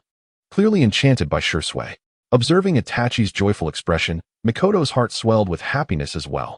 Shirsue was momentarily taken aback, and then, on his usually serene face, a remarkably pure smile emerged, radiating a warmth befitting a child of his age, tinged with a hint of shyness. He remained silent, meeting Itachi's innocent gaze with his own bright black eyes. In that moment, thoughts of brother Shirsue's grandfather's eyes faded into insignificance, temporarily discarded, leaving only the presence of this newborn life, sharing his blood. This heartwarming scene was not lost on Fugaku and the guests, who witnessed the release of tension within Fugaku's heart. The shadows of hatred had receded, and the essence of guardianship found its most genuine continuation in the new generation. Minato, observing Shirsue and Itachi, wore a gentle smile, softly remarking to Kakashi and Shikaka beside him, "The future of the Uchiha truly holds great promise." Oh, it seems Minato has quite the fondness for children. Just like Kakashi, who was adorable in his youth. One wonders why his character has transformed so drastically. "I suspect we shall need your assistance in the future, Minato." Shakuemo gently pried his son's hand from his disciple's grasp, smiling in response to Minato. Kakashi, upon hearing this, felt a slight twitch at the corner of his mouth beneath his mask, yet found himself unable to refute anything. Meanwhile, Kalunai winced in pain, subtly concealing her hand behind her back, and turned her gaze towards the peaceful scene in the courtyard. The joyous laughter of the adults, the playful antics of the children. The pure gaze exchange between baby Itachi and little Shirsue upon being roused by their elder brother, and Fugaku, whose furrowed brow had relaxed, now shining with the light of protection. He rested his arm atop Obito's head, leaning slightly, a knowing smile gracing his lips as he silently mused. Cleansed of impurities and brimming with vitality, this is the visage that the Uchiha should embody in Konoha. Yet, his words belied such sentiments. Minato, do you have a fondness for children? But my cousin is still a minor. If you entertain any inappropriate thoughts, Kalunai. Minato interjected somewhat awkwardly, a mix of embarrassment and amusement coloring his expression. What are you thinking? I merely believe that Uchiha children exude a delightful atmosphere. With that, he shook his head in resignation. Shakuemo, grinning mischievously beside him, added, Kalunai, you should refrain from such jokes. I don't believe Minato is that sort of person. Shaka-senpai. Even you? Obito laughed heartily from the sidelines. Haha. Kalunai, you're truly something. This is the first time I've seen Minato-sensei so flustered. Kakashi merely facepalmed silently, thinking to himself, fool. At that moment, Shirsue approached the gathering, cradling Itachi in his arms, his eyes brimming with earnestness. I will protect Itachi and safeguard the Uchiha clan. Fugaku, observing his son with Shirsue, felt a swell of pride. Kalunai stepped forward, tousling Shirsue's hair. Good lad, I have high hopes for you. Would you be interested in becoming my disciple? Shirsue's eyes brightened at this prospect, seeking Fugaku's approval with his gaze. You rascal, are you really poaching from me? Fugaku replied with mock irritation, yet he smiled warmly at Shirsue, offering his affirmation. Go ahead, Shirsue. If Kalunai truly wishes to take you as his disciple. As the clan leader, I have no reason to oppose, and your mother should not have an issue with it either. I was merely speaking offhandedly. Fugaku, are you serious? Now it was Kalunai's turn to be bewildered, although he held Shirsue in high regard, especially after witnessing him awaken his Sharingan in such close proximity. It was impossible not to feel a sense of excitement. Indeed, Kalunai, you are still young. It may be too early to take on a disciple. Shakuemo feigned contemplation, preparing to tease his own apprentice. No, Shaka-sensei, are we really discussing the matter of taking a disciple? Besides, if I take one disciple, does that mean I cannot take another?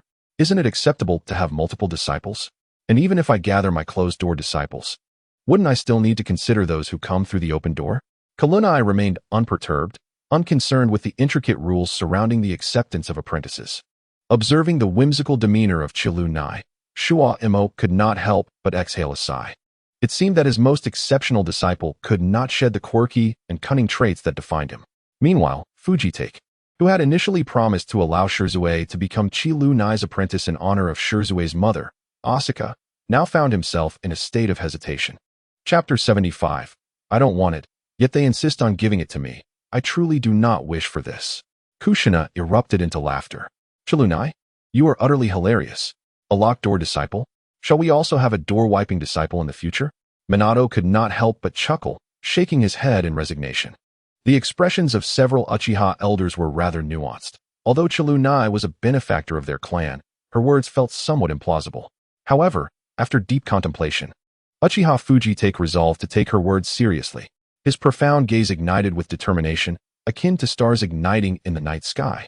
The intricate patterns of his kaleidoscope Sharingan flickered briefly, and in an instant, the everlasting heaven had undergone a simulation.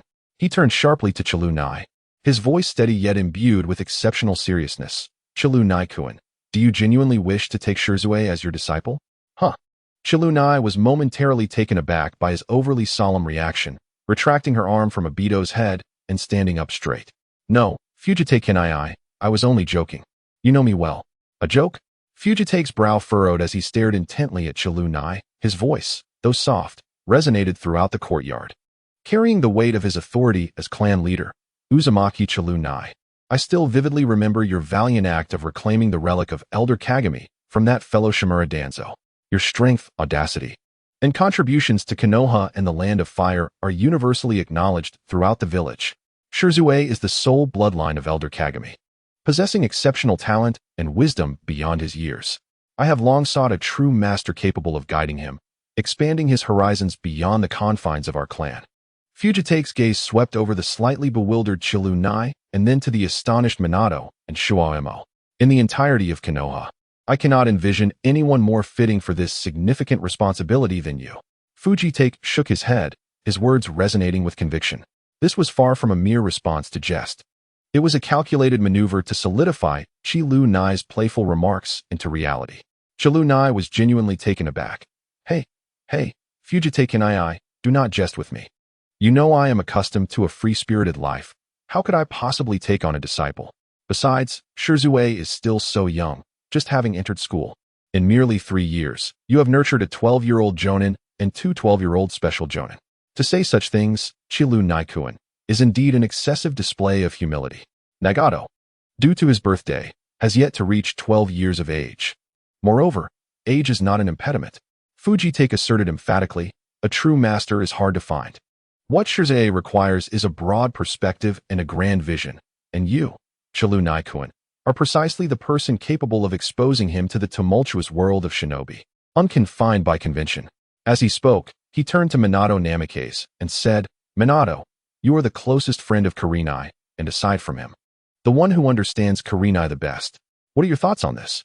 Minato, somewhat amused and bewildered by this unexpected turn of events, glanced at Fugaku's earnest gaze filled with anticipation for Shirzue's future, as well as the rare embarrassment displayed by Kurenai. A flicker of a smile and contemplation passed through his azure eyes. After a moment of reflection, he slowly replied, Kurenai's strength and unique teaching methods can indeed offer Shirzue a distinct path for growth. He looked at Kurenai, carefully choosing his words.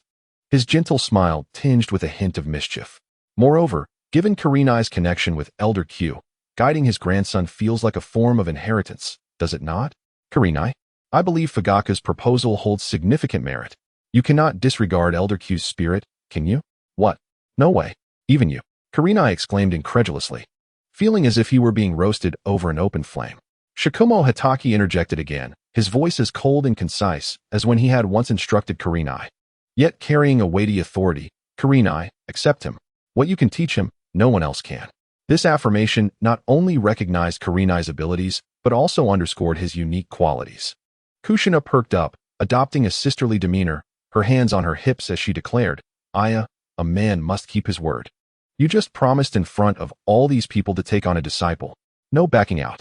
Mikoto, cradling Itachi, looked at Kurenai with a gentle smile, her eyes brimming with unspoken expectations. The elders of the Uchiha clan exchanged glances, sensing that while the clan leader's decision felt somewhat rushed, upon deeper reflection, The whirlpool of Kurenai truly emerged as the most exceptional and suitable candidate. With a close relationship to the Hokage, exceptional strength, immense gratitude towards the Uchiha, and a refreshing disposition, having him guide Shursui might indeed shatter some of the constraints. Consequently, the elders nodded in agreement. Kurenai's prowess is unparalleled. It would be a blessing for Shursui to be taught by you. We implore you, Lord Kurenai, to consent. Indeed, indeed, I say. Young Master Itachi could also wholly benefit from studying under Lord Kurenai. Exactly, exactly. The third elder speaks wisely. How did I not think of that? It truly takes the third elder's quick wit. Kurenai surveyed the circle of individuals around him. The earnest Fugaku, the mischievous Minato who thrived on the drama, the scheming Kushina who had already conspired with her brother against him, the supportive teacher Shikumo, the expectant Mikoto, and several elders of the red-eyed Uchiha clan. Kurenai felt a wave of exasperation wash over him. He had merely found Shursui amusing and made a casual jest, yet here he was, unexpectedly acquiring not just one, but potentially multiple disciples. His gaze instinctively drifted towards the corridor, where he noticed that Shizune, who had been quietly standing beside Itachi, had somehow straightened up. Though still young, Shizune was fully capable of comprehending their conversation. Her serene, obsidian-like eyes were fixed intently on Kurenai, devoid of the earlier curiosity and exploration, now replaced by a pure glimmer of intense anticipation mixed with a hint of nervousness. Those clear, youthful eyes seemed to convey a silent plea. Kurenai-senpai, would you accept me? Being scrutinized by a 5-year-old child with such earnestness left Kurenai feeling like he had no conscience, facing an immense trial. Alas, what a predicament! Kurenai, feeling exasperated, ran his fingers through his long crimson hair and, ultimately resigned and almost self-deprecating, conceded, all right, I yield to you. If this little rascal graduates from the ninja academy at the top of his class before turning 8, I shall begrudgingly accept him as my named disciple. But let it be clear, I have little ninjutsu to teach him, and whatever he learns, I shall not be responsible for. Though his tone remained somewhat awkward, it was undoubtedly in agreement. A genuine smile finally broke across Fugaku's serious face, while Minato and Kushina exchanged knowing glances. Shikaka's lips involuntarily curled upwards, and Mikoto, cradling Itachi, nodded her gratitude towards Kurenai with warmth. Even the several stern Uchiha elders offered friendly bows. Seizing the moment, Fugaku added, this matter is of great significance concerning Shizune's future. I kindly request Minato-kun and Shikaka-senpai to act as witnesses. Additionally, I shall promptly report this to Lord Third Hokage and have this master-disciple agreement officially documented. I believe the Hokage, having recently departed, is still in the Hokage Tower attending to duties, and we can expect a reply today. His considerations were thorough.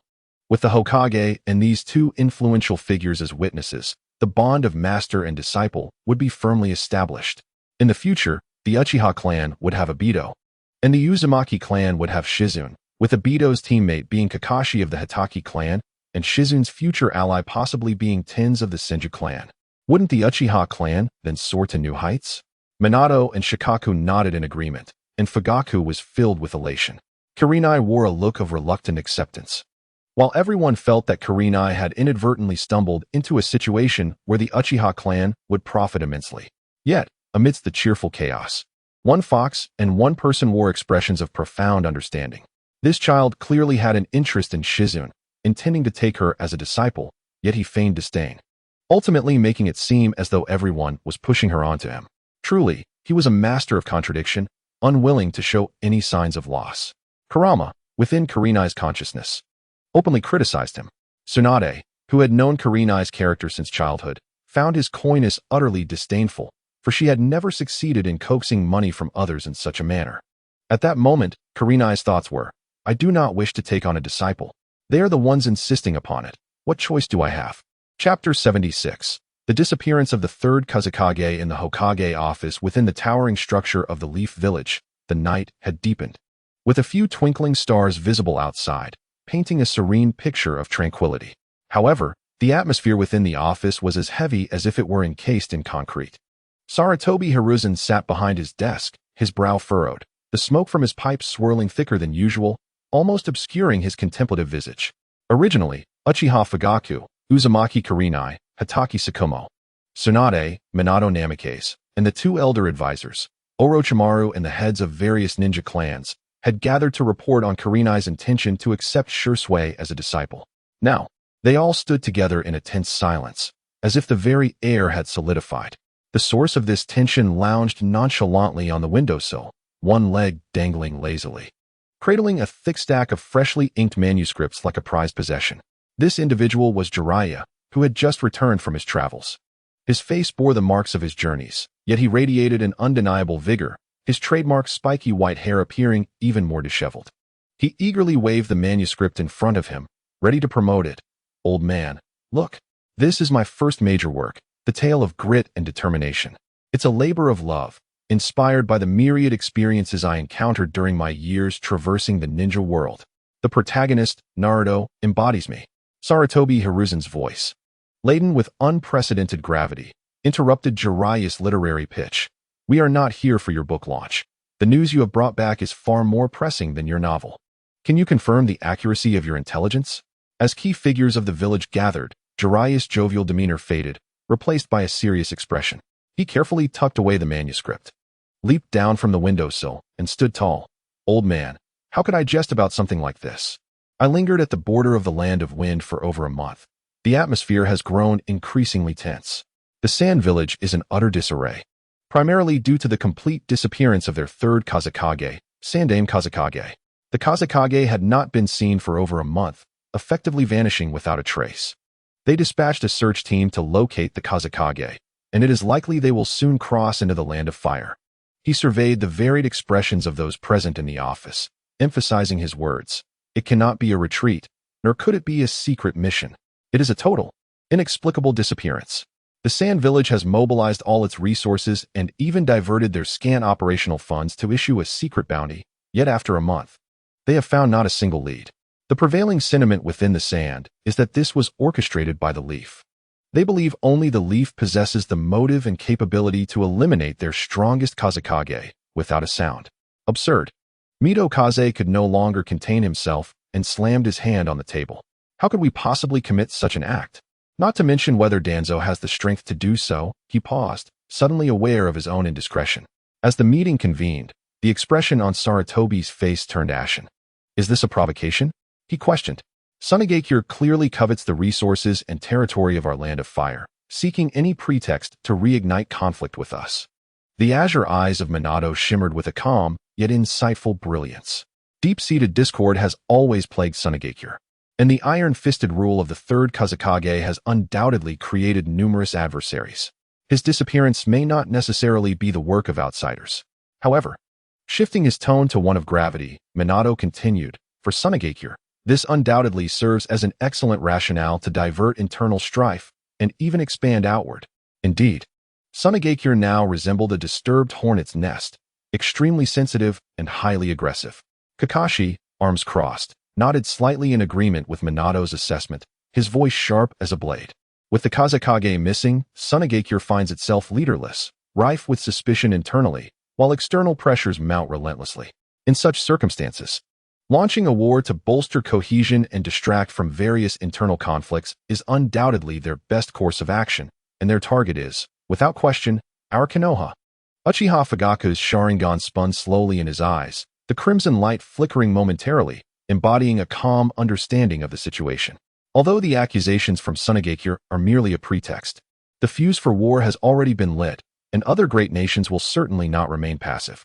With the cunning of Inoki from Iwagakure, the ambitious A from Kumogakure, and the long-accumulating power of Kirigakure, the disappearance of the third Kazekage is bound to trigger a chain reaction, plunging the entire shinobi world into unending flames of warfare. Kizuna leaned against the wall, his brow furrowed. The nine tails within him seemed to sense the tension saturating the air, an impending sense of bloodshed causing him to grow restless, igniting a wave of heat within his body. Instinctively, he touched the location of the four-symbol seal on his chest, alarm bells ringing in his mind. He vividly recalled from his past life the reasons and truths behind the disappearance of the third Kazekage, Sasori, the prodigious puppet master of Sunigakure, who, at the tender age of 15, had earned the moniker Sands of Red.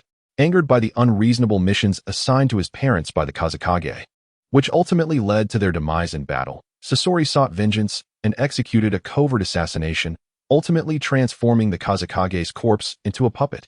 Yet, this artist, who adhered to the notion of eternal beauty, was not the focal point of Kizuna's contemplation. The crux of the matter was that the third great ninja war was on the horizon, and Madara was preparing to unleash his final machinations. Alongside this, Kurizetsu, operating under Madara's will, would soon begin to move stealthily, becoming active within the shinobi world. Jiraiya, the intelligence you have brought back is invaluable. Although we cannot prevent Tsunagekyu's suspicions and their targeting of us as a means to divert internal conflicts, at least we now have time to prepare. Sarutobi inhaled deeply, smoke curling from his lips as he turned to his apprentice and then to the assembly, his voice imbued with resolve and weight. Immediately activate Level 1 combat readiness. Recall all shinobi on non-emergency missions, particularly the J-Nin and Ch-Nin. Strengthen border defenses, particularly along the frontiers nearest to the Wind Country. Reinforce reconnaissance units. Conduct a comprehensive inventory of supplies and activate wartime production plans. Communicate with allied nations such as the Rain Country, Grass Country, Waterfall Country, Frost Country, and Hot Water Country to convey our stance and request intelligence sharing. Closely monitor the movements of Iwagakure, Kumogakure, and Kirigakure, especially the whereabouts of the Jinchūriki. Chapter 77. The tenacity of will maintain stringent surveillance over Iwagakure, Kumogakure, and Kirigakure's every action, particularly concerning the Jinchūriki. At the mention of the Jinchūriki, Sarutobi Hiruzen's gaze lingered on Minato and Kurenai for a moment. Minato immediately nodded, understood. I will promptly adjust the deployment of the Flying Thunder God Kunai to ensure rapid support across various locations. Kurenai also straightened her posture, shedding her usual nonchalance.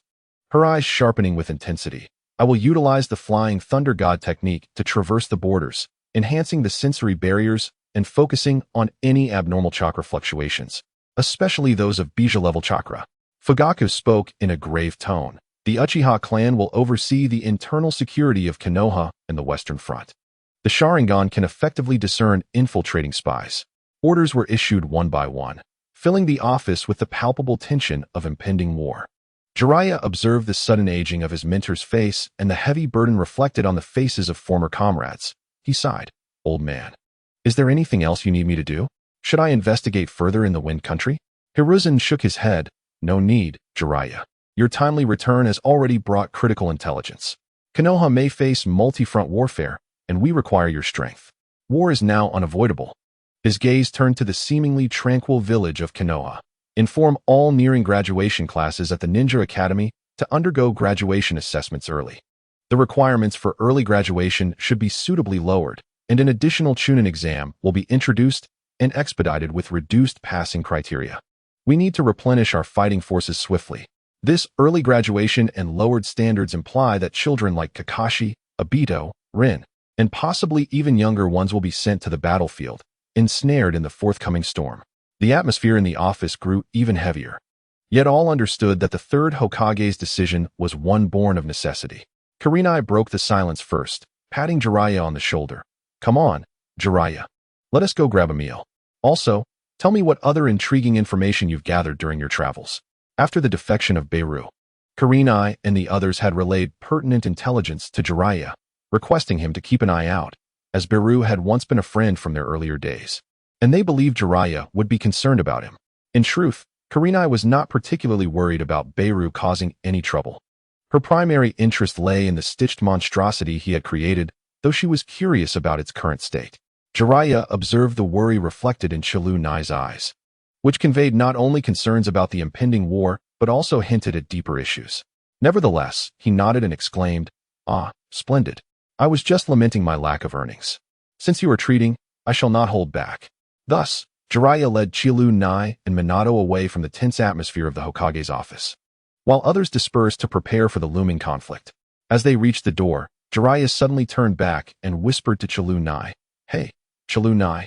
While traveling in the land of rivers, I caught wind of some vague rumors regarding the ghost buds. It seems quite a few people are quite intrigued by them. Chilunai did not pause in his stride. He merely shook his head and continued towards the exit of the Hokage building, stating, Bairuhu is unlikely to stir any significant waves. My primary concern lies with the intelligence from the land of rain and the land of grass. Oh, the land of rain and the land of grass. In that case, I must mention my latest work, The Chronicles of Grit and Determination. Jiraiya declared, pulling Chilu Nai and Minato into a quaint outdoor izakaya. Owner, 3 bottles of sake, and 4 grilled mackerel, he bellowed, settling down on one of the few stools in the establishment, startling the sparrows perched on the eaves. Jiraiya-sensei, but Minato and I are still underage. Is it truly appropriate for you to bring us to an izakaya, especially since I'm the one treating? Chilu Nai lamented, pinching his forehead in exasperation at Jiraiya's antics. Not to worry. You two can enjoy the grilled fish and refrain from drinking. Jiraiya reassured them. I've been craving this for quite some time during my travels. Jiraiya-sensei? When did you return? A familiar voice chimed from behind. It was Kushina, who had come to check on Minato and Chilu Nai after their prolonged absence from the Hokage building. By chance, she encountered the trio heading out for drinks. Ah, Kushina. It's been years. You've blossomed into quite a remarkable woman, Jiraiya remarked, glancing over Kushina before nudging Minato with his elbow. His words elicited a goofy grin from Minato and a blush from Kushina. However, she quickly regained her composure, playfully punching him. Jiraiya-sensei, why do you smell of perfume? Don't tell me you've been out drinking without inviting Tsunade. I suppose she refused to join, didn't she? Jiraiya, caught off guard, felt his cheeks flush. Ahem. This is merely a necessary aspect of artistic inspiration. Besides, I have gathered important intelligence. As he spoke, Jiraiya's expression turned serious, and both Minato and Chilu Nai fell silent. Kushina's red hair seemed to stir without wind. Is war truly upon us again? The group was momentarily at a loss for words, the heavy atmosphere descending upon them. Suddenly, the somber mood was disrupted by the lively sound of footsteps. Tsunade approached, carrying 2 bottles of sake, accompanied by Orochimaru. The legendary trio of Konoha's Sannin had reunited once more. Welcome back, you audacious toad who forecasts calamities like a crow. Tsunade, holding 2 bottles of wine, boldly took a seat beside Jiraiya, showing no awareness of her maternal role and displaying a complete lack of restraint. Although Tsunade's words were somewhat harsh, they did not seem entirely unfounded. Jiraiya? Orochimaru joined in jest, a rare smile gracing his face. Jiraiya feigned anger, shooting a glare at Tsunade. Hey, I am here to bring vital intelligence to Konoha. How can this be labeled a forecast of disaster? Orochimaru chuckled and shook his head. All right. It's a rare occasion for us to gather. Let us not discuss such matters today. Huh? Is this truly Orochimaru speaking? How can such words escape your lips? The group was taken aback, never having anticipated that Orochimaru would set aside his work and research to genuinely enjoy life. Orochimaru merely smiled in silence, for he had recently made significant progress in his research, requiring careful consideration and planning for the next steps. However, the impending war would likely stymie his endeavors, affording him a rare half-day reprieve. On this night, with the moon shining faintly, they gathered together, engaging in trivial conversation and momentarily casting aside their worries. Jiraiya even took the opportunity to share his novel with the group. You actually wrote a book? They exclaimed in unison. Which publisher lacks such discernment to publish your work? Tsunade's face was a mask of skepticism. Jiraiya scratched his head sheepishly and grinned. Actually, the characters in this book are inspired by you all, especially Minato's sunny disposition and optimism. Who would want to be the protagonist of such foolishness? After a cursory glance, Tsunade tossed the manuscript back, but Minato, quick on his feet, caught it just in time. Under the moonlight, they passed around the fragrant manuscript, and the ominous clouds of war seemed to dissipate.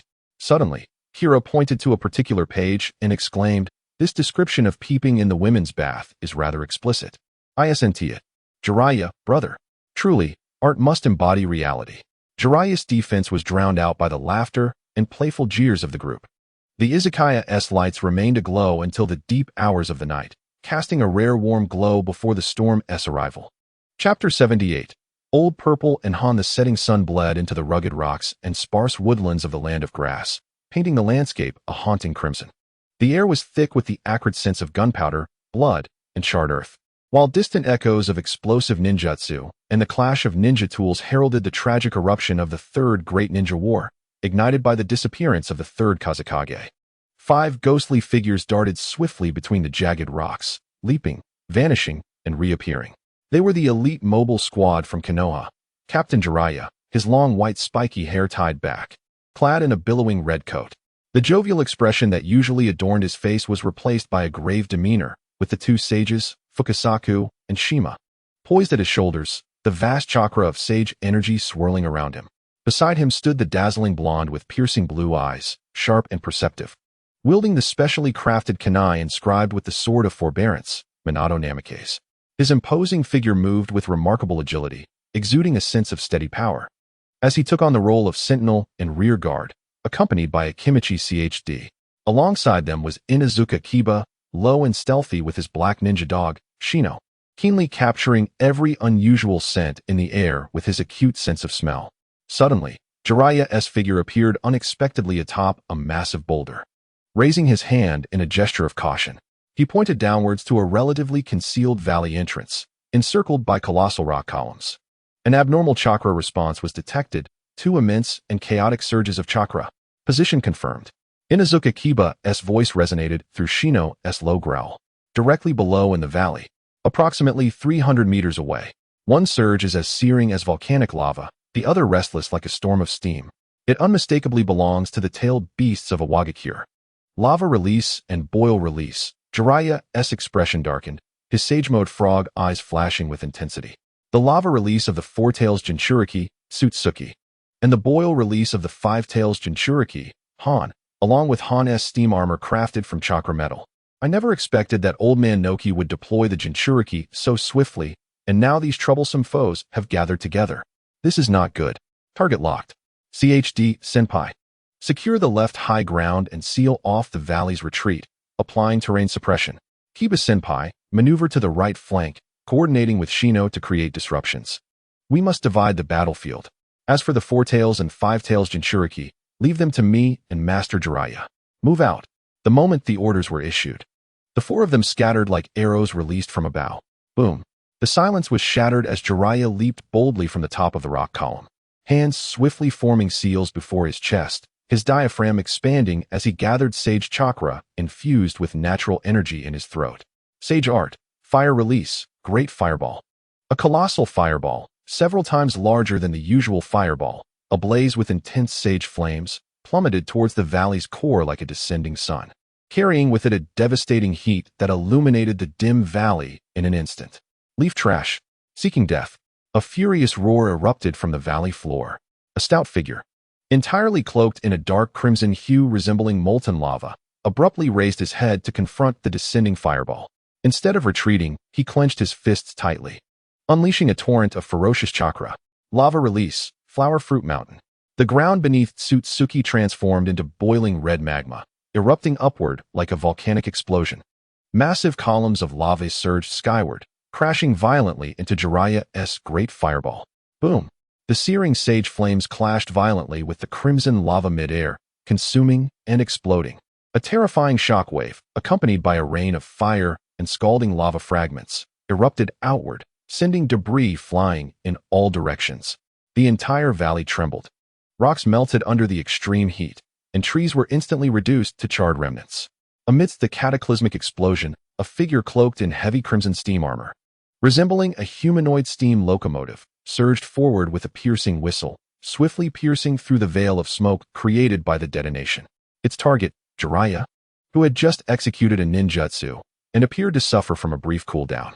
The speed was so remarkable that it left behind an afterimage. With the power of boiling release, Han's steam-infused iron fist, accompanied by a shrill scream as it tore through the air, came crashing down towards Jiraiya's head. The force of this blow could shatter any mountain. Be cautious, young Jiraiya. The voice of Sage Shima thundered in Jiraiya's ear. Water style, water slash. Subsequently, a high-pressure water column erupted beside Jiraiya, forcing Han to evade and abandon his assault on Jiraiya. The sound of splintering wood echoed as several charred tree trunks behind Han were cleaved in two by the water column spat out by Sage Fukusaku. What? Han was startled by the 2 small toads perched upon Jiraiya's shoulders. It was the first time he had encountered such diminutive yet powerful summoning beasts. In the ninja world, the strength of summoning creatures was typically proportional to their size, unless they hailed from the 3 great sage territories. Are you Jiraiya, one of the legendary 3 of Konoha? Well done. Jiraiya did not reply to Han's inquiry. Instead, he seized the fleeting moment to form hand seals once more. Sage art, needle jizo. Jiraiya's white hair, as if imbued with life, grew wildly and hardened. Enhanced by natural energy, countless strands of hair, sharper and more resilient than steel, rained down like a torrential storm. indiscriminately covering the area occupied by Han and Old Purple, creating a cacophony of tearing air. The scale was vast, and the speed was unmatchable. There was no escape. Merely a trifling technique. Old Purple bellowed, plunging his arms into the molten ground. Lava release, granite wall. A colossal barrier, flowing with scorching magma, surged upward to shield him and Han. The dense needles clashed against the lava barrier, hissing and sizzling from the intense heat. Although the penetrating power was formidable, most were thwarted and incinerated by the molten rock. However, Jiraiya's assault was merely a diversion. Shadow Ball. Fong through Fong. Inuzuka Kiba and the Shadow Ball transformed into two spiraling black whirlwinds, charging down from the right rock face, not targeting Han and Old Purple directly, but instead aiming for the rock-hidden ninjas trailing behind them, seeking to divide the battlefield and incite chaos. On the left high ground, Akimichi CHG's colossal palm descended like a mountain, crashing down towards the scattered rock ninjas separated by Inuzuka Kiba, faced with Jiraiya's entanglement and the fragmentation of the battlefield. A fierce glint shone in Old Purple's eyes. Han, disregard those two insignificant pests. First, eliminate the one with two toads on his shoulder. He manipulated the granite barrier to morph, briefly obstructing the impact of the enlarged palm, buying his comrades time to retreat and counterattack. Simultaneously, more lava surged forth from the earth like a great serpent, lunging towards Jiraiya, who was crouched low, unleashing his needle barrage. The steam armor of Han erupted with an even more ferocious white vapor, its speed once again surging as it veered past the granite barricade, akin to an out-of-control train. Charging once more towards Jiraiya, he had locked onto the two frogs on Jiraiya's shoulder, which were suspected to be the sages of Mayaboka Mountain, recognizing them as a formidable threat in this battle. Chapter 79. The tailed beasts shall never be slaves. Die? Han unleashed a frenzied steam assault, flanked by the protective presence of a molten lava python, clearly intent on concluding this encounter in a single strike against Jiraiya. However, specialized flying kunai imbued with the flying thunder god technique shot forth with an almost sentient precision, targeting the rocks and trees in their path, even intertwining in midair. The figure of Minato Namikaze flickered continuously, each appearance accompanied by lethal flashes of his blade or the deployment of the Rasengan, directly interrupting Han and Otsutsuki's offensive, while simultaneously creating openings for a decisive blow. Those pesky flies. Otsutsuki, enraged by the relentless interference from Minato and Jiraiya's teamwork, abandoned all defense, channeling the tailed beast chakra with full force. Lava release chakra mode. Lava flowing river technique. His entire being was enveloped in a dark crimson hue of lava chakra, and he opened his mouth wide, unleashing several gigantic lava fireballs. These fireballs did not follow a linear trajectory, but moved like living entities, tracing ominous arcs in the air, effectively sealing off all potential escape routes for Minato and Jiraiya. Concurrently, the ground of the valley melted extensively, transforming into a roiling lake of lava, obliterating most of the flying kunai Minato had strategically placed. This is terrible. Jiraiya's frog eyes narrowed. Such a widespread and sustained lava release assault could hardly be fully defended against, even by Sage Chakra. In an instant, Minato appeared beside Jiraiya, eyes aflame with urgency as he surveyed the oncoming barrage of colossal lava fireballs and the churning lava at their feet. He cast a glance at Inuzuka Kiba and Akimichi CHG, who were still managing to hold off the remaining 6 rock shinobi from a distance, and then at Han, who was comfortably situated in the center of the molten lake alongside Otsutsuki, the orchestrator of this chaos. A bold, even reckless plan rapidly took shape in his mind. Jiraiya-sensei, coordinate with me. Minato's voice bore an unwavering resolve as he thrust a specially crafted flying kunai into Jiraiya's hand. Use your most potent sage technique to strike at the path Han must traverse. Create a monumental energy focal point. Now is the time. Though Jiraiya was initially perplexed, his absolute trust in his disciple compelled him to act without hesitation. He summoned all of his sage chakra, the 2 sages on his shoulders joining him in full force. Fukasaku employed wind release, while Shima unleashed fire release. Sage art, 5 right guards. A copious amount of toad oil gushed forth from Jiraiya, which was then ignited by Shima's fire release and further amplified by Fukasaku's wind release. The tidal wave of flames, embodying the power to obliterate all, surged fiercely towards the ground ahead of Han's charging path. Boom! A torrential wave of flames engulfed the battlefield, obscuring the vision of Han and Lao Zi. The tumultuous energy currents and searing heat waves swept through the arena with ferocity. In the midst of this fiery deluge and chaotic energy turbulence, Minato's figure vanished. He was not fleeing. Rather, he exploited the cacophony and energy fluctuations generated by the colossal flames as his cover, silently executing the Flying Thunder God technique. His target was a kunai. Previously left unnoticed by all, now the last remnant destroyed by Laozi. With a flash of golden light, Minato's silhouette reappeared like a specter in the blind spot of Laozi and Han, mere inches away from Laozi, who was controlling a lava fireball. He hurled the kunai towards Laozi and activated the Flying Thunder God technique once more, returning to Jiraiya's side, simultaneously forming another intricate hand seal with lightning speed. The Flying Thunder God reciprocal technique. This time, the teleportation was not solely for himself, but also involved Jiraiya, exchanging positions with Laozi. Buzz. The space twisted violently, golden light intertwining with the crimson glow of the lava. Position exchanged. Minato and Jiraiya vanished from their original spot, only to reappear unharmed in the safe zone at the center of the lava lake where Laozi had once stood. In stark contrast, Laozi, in a state of shock and horror, discovered a uniquely shaped kunai embedded in his lava-imbued chakra cloak. Realizing he had been forcibly swapped to the position of Minato and Jiraiya, right in the trajectory of the lava fireballs he had unleashed. No! Laozi screamed in terror. He had no time to control the now uncontrollable lava fireballs hurtling towards him. And even within the protective embrace of his lava-release chakra mode, he felt the chilling shadow of death looming over him. Meanwhile, Han, who had rushed halfway towards the conflict, witnessed this unbelievable scene. He had intended to attack Minato and Jiraiya, but now he saw his comrade Laozi, without warning, plunged into a dire predicament. What was even more terrifying was that Jiraiya's formidable sage, Art Inferno, having lost its master, expanded its vast range of attack to completely engulf Han in its path. With lava fireballs barreling towards Laozi and the devastating sage Art flames threatening Han from the side, both found themselves ensnared in a perilous crisis. Roar! At the brink of life and death, inhuman cries filled with rage and agony erupted simultaneously from Han and Laozi. Boom! Boom! Two indescribable torrents of dark red chakra, imbued with a sense of destruction, erupted from their bodies like volcanoes.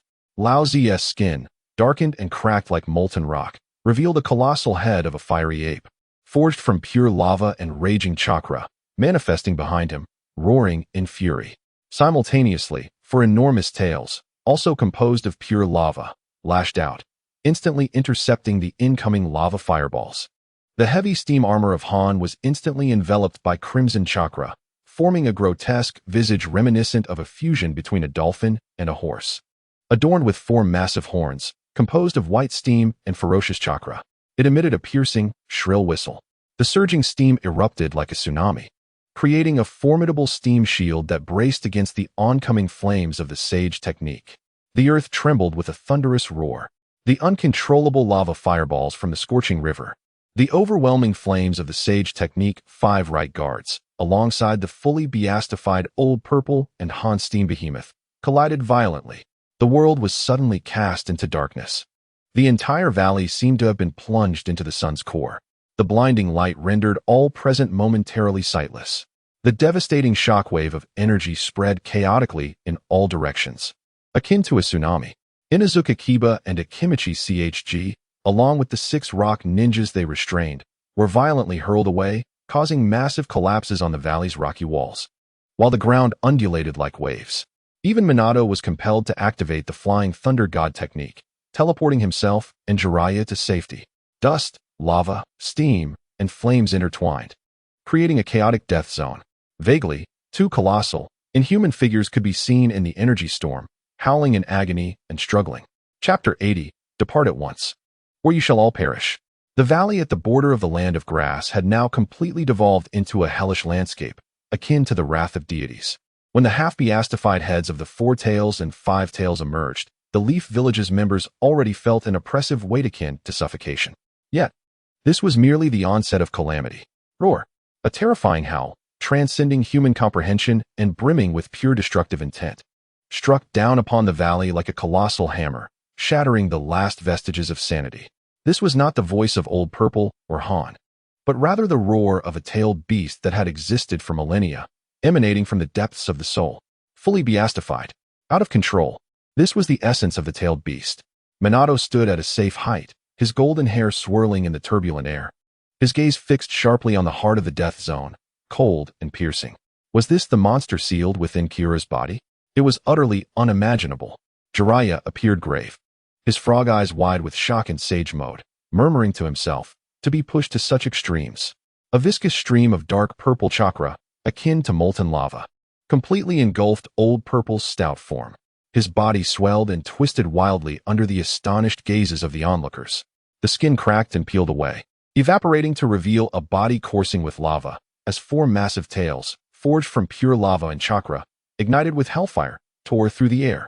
Ultimately, a colossal crimson gorilla, standing over 50 meters tall and resembling a volcanic eruption, descended upon the valley, embodying the four-tailed Sun Wukong, the great sage equal to heaven. Its eyes blazed with a fiery red, akin to an erupting volcano, filled with madness and ferocity, devoid of any trace of Old Purple's consciousness. Meanwhile, Han's form was wholly consumed by a pale, boiling tsunami-like chakra. The heavy steam armor, enveloped by the flesh and blood formed from the chakra of the tailed beast, resonated with a final cry from its wielder before he succumbed to unconsciousness. "You lot, flee at once," he shouted to the other 6 rock ninjas from his village. Shortly thereafter, a colossal creature of a markedly different form emerged, boasting a sleek, pure white body adorned with 5 menacing horns that pierced the heavens above, and a tail composed of 5 massive appendages as white as jade. It was the 5 tails Mu King, with a shrill, soul-piercing wail akin to a steam whistle. The once benign white steam transformed into a cataclysmic shockwave, indiscriminately obliterating all in its vicinity. Thus, calamity descended. The full manifestation of a tailed beast exhibited power that stood in stark contrast to that of an entity merely borrowing their chakra or partially transforming. Even more terrifying was the evident loss of control exhibited by both the 4 tails and the 5 tails, who had plunged into a complete frenzy. Their singular purpose was destruction. They yearned to annihilate everything before them, venting the pin-up rage accumulated from years of confinement within the Jinchūriki. With a thunderous roar, the 4 tails unleashed a colossal chakra sphere, several meters in diameter, composed of highly compressed yin-yang chakra, slowly coalescing within its gaping maw. The devastating chakra fluctuations warped the very fabric of space.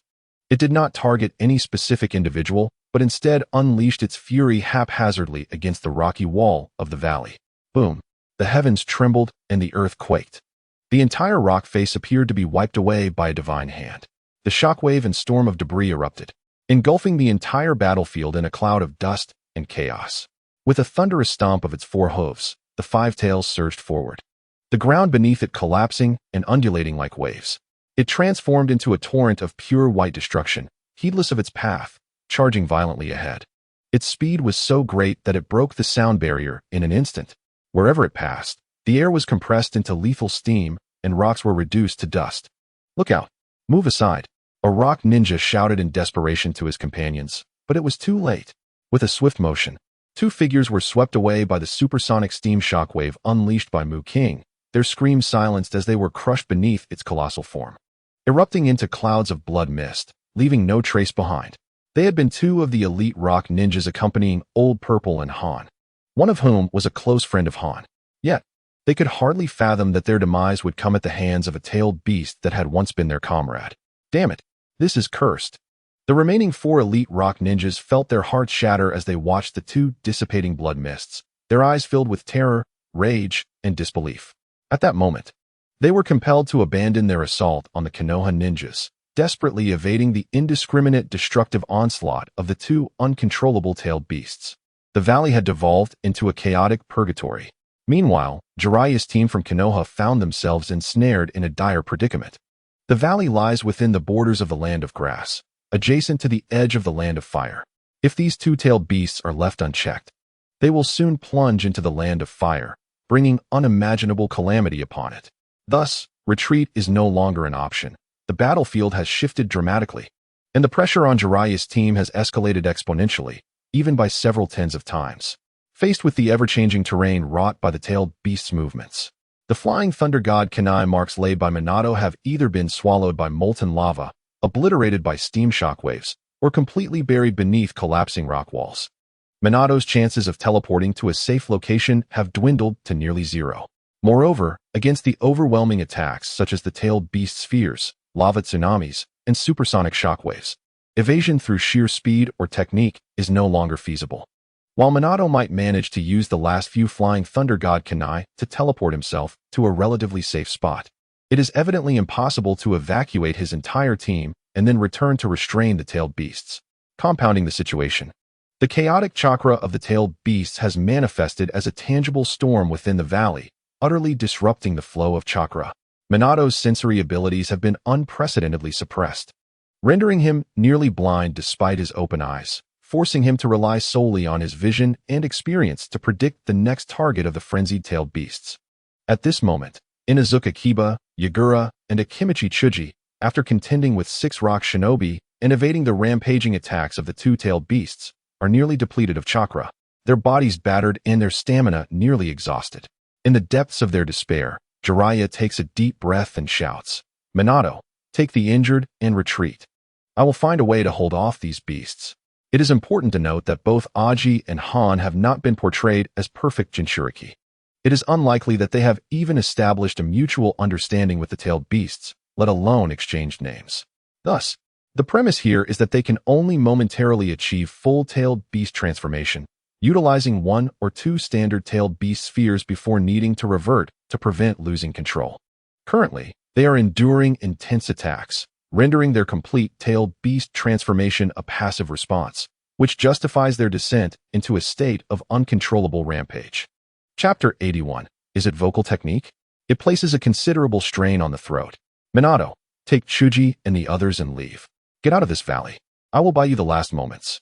Jiraiya's voice pierces through the cacophony of explosions, instantly reaching Minato's ears. Sensei, it's too dangerous for you. Minato comprehends Jiraiya's intention, his heart heavy with concern. Follow the order. Trust me. Jiraiya's voice is resolute and earnest, imbued with the authority of one of the legendary Sannin. The grandeur of the sage of Mount Myaboku, and an unwavering trust in his disciple. Go now, little Minato. With me and your father here, everything will be all right. Reassures the sage Shima perched on Jiraiya's shoulder. A flicker of indignation crossed the eyes of Minato, who, without a moment's hesitation, suppressed his agony and summoned the chakra within him once more.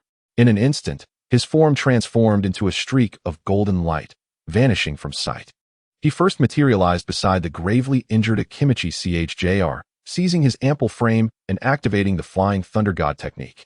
In another burst of golden brilliance, they appeared beside Inuzuka Kiba and Shino, who were in dire straits, beset by a torrent of molten lava. Grab hold of me, Minato commanded in a low voice. Kiba immediately supported Minato's opposite shoulder, while Shino clung to Kiba's back. The Flying Thunder God technique was invoked once more. The space around them warped violently, and the 3 of them, along with the canine, vanished just in time to evade the sweeping tail of the 4 tails, which was wreaking havoc in the valley. They successfully escaped the battlefield, thanks to Minato's foresight in placing a kunai outside the valley. In the next moment, they materialized beside a tree, several hundred meters from the valley's entrance. Minato stumbled upon landing, dropping to one knee, gasping for breath, sweat trickling down his forehead and along the side of his face. Chr had succumbed to unconsciousness, while Kiba and Shino were nearly drained of their strength. Amidst the tremors of the earth, the tailed beast ball of the 4 tails and the steam shockwave of the 5 tails reduced the entire valley to scorched earth. Jiraiya's forehead was lined with veins as he gazed at the fading light of Minato and the others vanishing into the sky, quickly forming hand seals, summoning technique. Boom, boom, boom. 3 billowing clouds of smoke erupted as Fukasaku landed, wielding a massive pipe, a large short sword hanging from his waist, shattering several rocks. Gamachan firmly gripped his dual blades, his green skin glistening in the firelight, while Gamaken, bearing a shield shaped like a pot lid and wielding a spiked harpoon, emerged through the chain mail, appearing on the opposite side of Fukasaku. Though the 3 summoning beasts were not as colossal as the tailed beasts, their overwhelming presence stabilized the collapsing battlefield. Jiraiya, you expect us to confront the tailed beasts this time?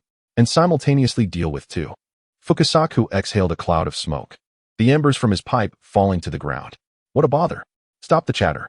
Fukasaku's stern voice cut through the air. We need time to prepare. We must hold them off for a moment.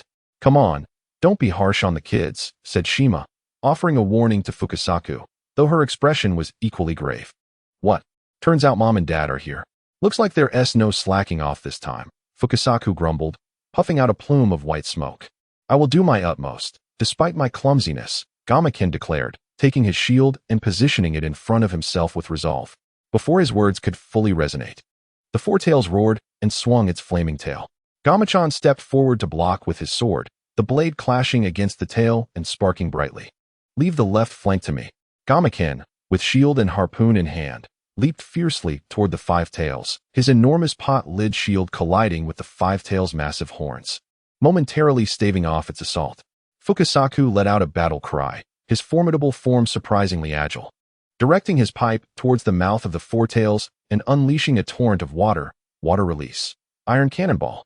Brothers, let these long-tailed monsters witness the might of the three brothers of Myaboku Mountain. The crimson flames swirling around the Four Tails and the vapor rising from the Five Tails noticeably dimmed, as scalding steam condensed into fine droplets upon being struck by the cannonball, trickling down the manes of the two great-tailed beasts. The once wildly thrashing molten lava tail gradually calmed. The roar from the throat of the Four Tails transformed into a low growl, while the Five Tails, King Mu, swayed its massive head, the fierce red glint in its eyes fading slightly, revealing a hint of confusion. Gamabunta wielded his twin swords to fend off the Four Tails' tail, only to be met with a barrage of punches from the Four Tails. Having gained a brief moment of respite, Gamaken found himself half kneeling on the ground after the Five Tails launched another assault, being forcefully pushed backward by its immense strength. The Four Tails suddenly swung its tail, creating a gust of wind that struck at Gamabunta's waist. The Five Tails let out a muffled roar, attempting to shatter Gamaken's shield with its horns. At an opportune moment, Gamawuda unleashed a cannonball, once again slowing the Five Tails' advance, and drew his short blade to block the Four Tails' tail aimed at Gamabunta. Just as the three brothers found themselves in a dire struggle, Jiraiya, who had been waiting in the rear, appeared above Gamawuda's head, joining forces with the sages Shima and Fukasaku to emit a piercing, distant, yet rhythmically enchanting croaking sound. Sage art, magical toad song. Ignoring all external factors, the invisible sound waves rapidly spread, sending ripples resonating throughout the valley. The frenzied rain of molten lava and the seething steam seemed to freeze in place. The Five Tails, charging madly, stumbled, while the Four Tails continued its relentless assault on Gamabunta, its movements suddenly halting. The madness in its crimson eyes was replaced by overwhelming bewilderment, as if entrapped in a grand illusion binding its spirit. Simultaneously, Gamabunta pierced through the chest of the Four Tails with his dual blades, inflicting grave injury. Seizing the opportunity, Gamaken thrust his harpoon into the neck of the Five Tails, pinning it to the ground. Gamawuda followed suit, delivering two swift strikes that beheaded the two great-tailed beasts. Their colossal bodies collapsed with a thunderous crash, dissipating into chakra and retreating back into the Jinchūriki, revealing the broken forms of Old Purple and Han, akin to ragdolls. We have succeeded. Inazuka Kiba and Akamaru, with their keen sense of smell, detected the vanishing of the tailed beast from hundreds of meters away, erupting in excited low growls. Minato let out a long sigh of relief. His taut nerves felt as if they were about to snap, yet a wave of intense fatigue and concern washed over him. Jiraiya-sensei. In the heart of the valley, Jiraiya summoned a shadow clone, preparing to cast a 5-element seal on Old Purple and Han respectively. But his body trembled violently, his steps faltering, nearly causing him to fall. His face turned as pale as parchment, the sage mask fading rapidly. And the sage art, Two Sides technique also dissipated, leaving the sages Fukasaku and Shima in a weakened state, collapsing against his shoulders, coughing incessantly. Cough, cough, little Jiraiya. Hold on. The sage Fukasaku weakly urged. Cough. This is precisely why I detest employing this technique. Each time I use it, my throat feels utterly wrecked, coughing incessantly. Even the illustrious sage of Jiraiya could not suppress his cough, all the while lamenting the shortcomings of this jutsu. To clarify, the tailed beasts are composed of chakra, devoid of actual blood, merely simulating it with chakra. Thus, even when beheaded, they would not perish. Furthermore, the sage arts invoked by Shima and Fukasaku, the toads of wisdom, managed to ensnare even Nagato, who possesses the Rinnegan, resulting in the temporary loss of 3 pain bodies. Therefore, I personally deem their ability to momentarily control the tailed beasts to be somewhat logical. Chapter 82. A swift maneuver akin to a tiger, resulting in 25 casualties. We must seal them promptly. Minato, struggling to his feet, prepared to execute the Flying Thunder God technique once more. He needed to immediately seal the two Jinchūriki and transport them, along with the entire Konoha team, back to the defenses of the Land of Grass. However, at this moment of apparent victory, the ground trembled with the earth release, rock mountain technique. Boom, boom, boom. The shattered stone walls on either side of the valley seemed to come alive, swiftly converging upon the three toads in the center. Jiraiya, Dad, and Mom. Another unwelcome guest approaches. Be cautious, croaked Fukasaku. I truly am of little use, muttered Fukasaku, disgruntled. The spirited Gamachan remained characteristically silent. Puff, puff, puff. The encircling rock walls reached the limits of the three toads' endurance against the assault, rapidly dispelling the summoning technique in a flurry of white smoke, returning to Mount Myaboku. That is Jiraiya, one of the legendary Sannin of Konoha. It seems he has exhausted his chakra. Now is our chance to eliminate him, exclaimed an IWA shinobi. Finally recognizing the figure beside the two Jinchūriki after their captain had dispatched the three colossal summoned beasts. His eyes gleamed with excitement, akin to a long single man presented with the alluring form of a beautiful woman. The prospect of such imminent glory ignited his greed, compelling him to disregard all caution and charge towards Jiraiya, unleashing his ninjutsu. Earth release, camouflage technique. Observing this, the other IWA shinobi quickly followed suit. And soon the valley echoed with cries of battle. Just as the IWA shinobi were on the verge of reaching Jiraiya, a brilliant flash of gold appeared, standing protectively before him. Minato. A proud smile graced Jiraiya's lips. Minato glanced back, offering Jiraiya a reassuring look before turning his icy, determined gaze towards the charging IWA shinobi. We must eliminate them all before reinforcements arrive, Minato declared coldly, performing the Shadow Shuriken technique. In an instant, he hurled numerous flying Thunder God kunai in various directions, then split them into countless kunai, creating a torrential downpour of shuriken aimed at the multitude of IWA shinobi. As soon as the words left his lips, Minato's figure vanished from sight, reappearing amidst the barrage of kunai and the IWA shinobi, weaving through them with unparalleled agility. What a jest! Many of the rock ninjas, confronted by an overwhelming barrage of specially crafted kunai, stood frozen in place, momentarily forgetting to evade or defend themselves. Observing this, other rock ninjas halted, quickly forming hand signs in an attempt to erect earthen barriers to shield against the rain of kunai, their eyes sharply focused on Minato. How infuriating! It is the yellow flash. Namikaze Minato. One of the rock ninjas gritted his teeth. Minato paid no heed to their curses. Instead, he turned to Jiraiya and remarked, Master, the situation has changed. The reinforcements from Awagakure have arrived. It seems we shall not be able to seize the spoils this time. TSK, that short potato, Inoki, has indeed raised a fine son. With a resigned nod, Jiraiya found a secure spot to sit cross-legged, beginning to forcibly refine his chakra once more with the assistance of the two great sages, Fukasaku and Shima. Earth release, earth flow rampart. Minato inhaled deeply, redirecting his gaze towards the rock ninjas, as he unleashed another wave of flying kunai. Poised to breach the defenses of the numerous rock ninjas, a massive stone wall abruptly rose, entirely thwarting Minato's offensive. From behind the ranks of ninjas clad in Awagakure's distinctive vests, a towering figure, robust as a mountain and bearing a stern visage, leaped to the crest of the stone wall, positioning himself before the rock ninjas. This man was none other than the captain of the rock ninja combat unit, the son of the third Tsuchikage, Kuratsuchi. Kuratsuchi's gaze swept over the scene below, the recovering Oinoki, seated Jiraiya, and the visibly exhausted Namikaze Minato. A flicker of admiration crossed his eyes as he recalled witnessing Jiraiya single-handedly resolve the crisis of the rampaging-tailed beasts, an endeavor he believed himself incapable of achieving. However, on the battlefield, irrespective of mutual admiration for one another's strength or character, the foremost thought that crossed their minds was always to eliminate the opponent, especially when the adversary, though formidable, found themselves in a weakened state. It became imperative to strike decisively and at minimal cost. A cold determination flickered in Kuratsuchi's eyes as he raised his hand. To the leaf. We appreciate your assistance in subduing our village's uncontrolled Jinchūriki. However, this is where it ends.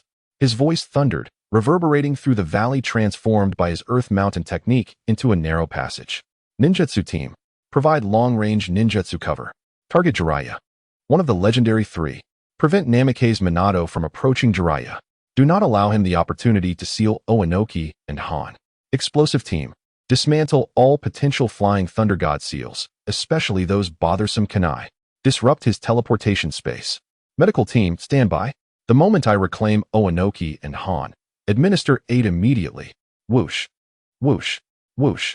Countless explosive tags, Kanai, rock cannons, and earth dragon projectiles were unleashed from the hands, mouths, or feet of the rock ninjas atop the earthen rampart, all aimed directly at the immobilized Jiraiya below. The assault was both intense and precise, encroaching upon the scant space for evasion within the narrow confines of the Tian Mountain Valley. Cursed. Although Watergate was acutely aware of this, he could not help but mutter a curse under his breath. He understood that the intention of Huang Tu and his comrades was not to eliminate Jiraiya, for such an act would unequivocally enrage Konoha, inciting a frenzied retaliation from Iwagakure. Their saturation attack was merely a tactic to compel Watergate to rescue Jiraiya, even at the cost of inadvertently harming the elderly Ziji and Han, who were situated perilously close to Jiraiya. Despite their initial plan to retreat and return the spoils of war, Ziji and Han, to the Iwagakure forces, Watergate and Jiraiya could not help but admire their adversary's cunning. Without hesitation, as if engaged in a hostage exchange, Watergate executed the Flying Thunder God technique in rapid succession, successfully transporting the weakened Jiraiya to a secure location, while Huang Tu seized the opportunity to rescue the unconscious Ziji and Han, who had succumbed after the beast's rampage. A calculated gamble indeed. Standing atop the city wall of Tulio, Huang Tu observed Watergate's decisive abandonment of his target and the instantaneous extraction of Jiraiya, allowing himself a quiet sigh of relief. He was acutely aware of the speed and threat posed by the yellow flash.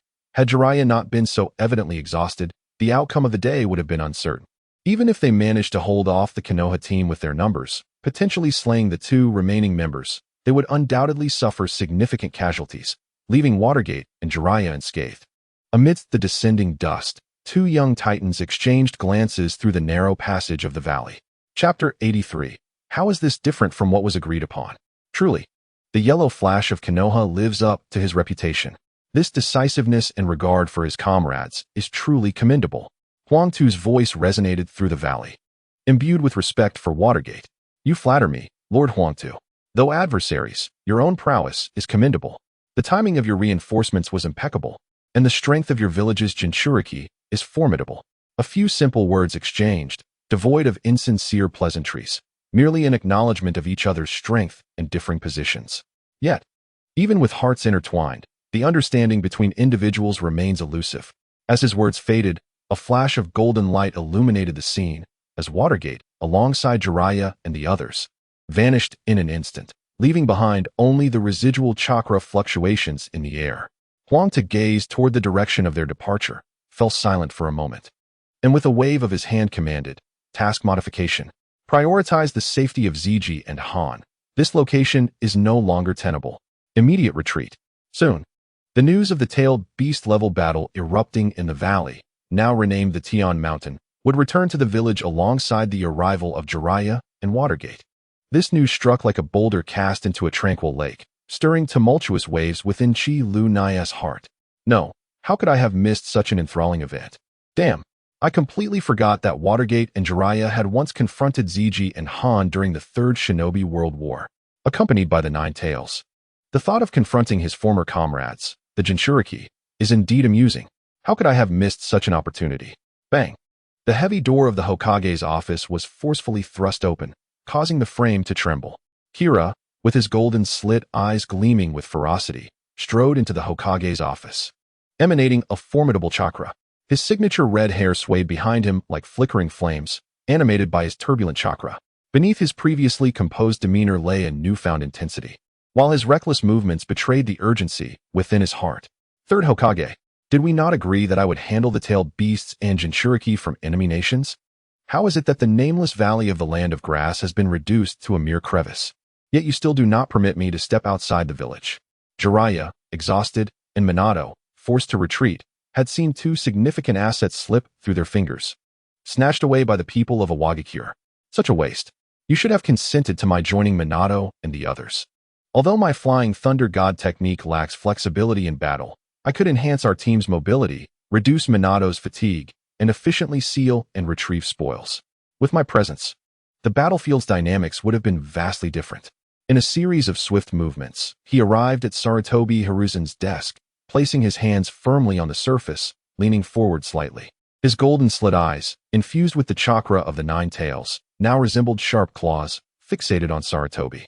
An indescribable, immense, and oppressive chakra surged outward from Kira, thickening the air, causing the floor and walls of the Hokage's office to develop fine cracks, yet without exerting any pressure upon Sarutobi or the umbu hidden in the corners. The strength of Kira's chakra control was evident. Sarutobi, pipe in mouth, observed the dissipating smoke subdued by Kira's chakra, his gaze remaining as tranquil as still water. He quietly regarded this young man, whose prowess was approaching that of the legendary Jinchūriki of the Nine Tails, and sighed inwardly. He knew Kira all too well. Brought back to Konoha at a young age by the likes of Kakashi Hitaki as a candidate for the Nine Tails Jinchūriki, he graduated as a ninja at 10 and, with Sarutobi's tacit approval, participated in the Second Shinobi World War. He single-handedly captured Hanzo's right-hand man, earning the title Konoha's Crimson Peak. That same year, he excelled in the Nin exams and became the second Nine Tails Jinchūriki. Subsequently, he enrolled 3 children, adopted from the Land of Rain, into the Ninja Academy, nurturing them to become exceptional ninjas within 3 years. During this time, he also gathered remaining members of the Uzumaki clan, re-establishing a new faction of the Uzumaki within Konoha, ultimately becoming the current clan leader. At the tender age of 15, he aligned himself with the Uchiha Fugaku and the coalition of ninja clans to unveil the darkness of Shimura Danzo. In a decisive act, he personally extracted the right eye of his dear friend and sealed Danzo away in the depths of the Leaf Village's prison, shrouded in eternal darkness. Even then, he possessed the ability to harness the chakra of the Nine Tails with remarkable ease. Now, 3 years have passed, and he stands but a step away from becoming the perfect Jinchūriki. Within the village, he has forged profound bonds and embodies the indomitable will of fire, which serves not only as the wellspring of his strength, but also as the impetus behind his current urgency. From the perspective of Sarutobi Hiruzen, Kurenai exemplifies the archetype of a nearly flawless ninja. Yet, it is precisely for this reason that Hiruzen has resolutely barred Kurenai from stepping beyond the village's confines. Kurenai, remain composed, Sarutobi began, his voice steady as he sought to soothe Kurenai's tumultuous emotions. How can you expect me to remain calm? Kurenai's fists clenched tightly, knuckles turning white, as the table beneath him emitted a soft creak. The Wagakure disregards the rules of combat, sending forth 2 powerful Jinchūriki to act with impunity in the land of grass. Jiraiya-sensei and Minato fought valiantly to repel them, bolstering their ranks with formidable reinforcements. What does this signify? It signifies that a Wagakure has begun to treat Jinchūriki as mere instruments of warfare, actively shattering the balance. He inhaled deeply, his golden-slit pupils aflame with fervent enthusiasm, not merely for the thrill, but for a sense of responsibility. We of Konoha are not without our own Jinchūriki. I, Uzumaki Kurenai, the strongest host of the tailed beast, Kurama. The chakra I share with Kurama exceeds that of the 4 tails and 5 tails combined. We are nearly in perfect synchrony, a testament to my prowess as a Jinchūriki. Why, then, am I confined within the village? Rather than plunging into the chaos of war and confronting enemy ninja, as I did before becoming a Jinchūriki. His voice crescendoed, imbued with fervent determination and a thirst for battle. Third Hokage, I implore you, issue the order. Dispatch me to the front lines of the Land of Grass. Allow me to support Minato and Jiraiya-sensei. Should a Wagakure dare to unleash the tailed beasts again, I shall demonstrate to them the true might of a flawless Jinchūriki. Chapter 84. A package awaits your attention. I shall utterly vanquish those 2 from a Wagakure, along with the tailed beasts sealed within them. Kurenai's declaration resonated with the confidence of a youthful warrior and the fervor of a guardian of his village. The latent chakra of the tailed beast surged in tandem with his emotions, enveloping him in a faint, golden aura akin to a shimmering veil, revealing the cataclysmic power he harbored within. Yet, Sarutobi Hiruzen's gaze remained inscrutable, unwavering. He set aside his pipe, his hands clasped before him on the table, meeting Kurenai's intense gaze with a slow, resolute shake of his head. No, Kurenai, he stated, his voice low yet imbued with undeniable authority and gravity. I must decline your request. Not only is it impossible to venture to the front lines of the Land of Grass, but one cannot even depart from the land of fire, nor leave the confines of Konoha. Why? The golden slits of Kurenai's eyes abruptly narrowed, and the suppressed fury within her threatened to erupt. The tailed beast cloak, infused with the chakra of the nine tails, shimmered with an intensified brilliance, and the atmosphere in the office grew palpably tense. Hidden in various corners, the Umbu members tasked with protecting the Hokage felt their foreheads bead with cold sweat as they heard the creaking of walls and floorboards under the strain. The nine tails, the most formidable of the tailed beasts, represented Konoha's ultimate strategic deterrent and the village's last resort. Sarutobi Hiruzen's voice remained steady, akin to a mountain's steadfastness. Your very existence serves as a tremendous deterrent to all hostile forces. Should you be dispatched to a localized battlefield prematurely and without caution, it would be akin to revealing our trump card too soon, disrupting the current strategic equilibrium and potentially provoking a united onslaught from all other ninja villages. Such a consequence is one that Konoha cannot bear alone. As he spoke, Sarutobi's gaze sharpened, scrutinizing Kurenai, who was cloaked in the chakra of the nine tails. You indeed possess extraordinary talent, and your affinity with the nine tails chakra surpasses even that of Lord Mito in her prime. However, nearing perfection does not guarantee absolute perfection. The battlefield is ever-changing, fraught with emotional upheaval, exhausting chakra consumption, and the possibility of the enemy employing specialized tactics against Jinchūriki.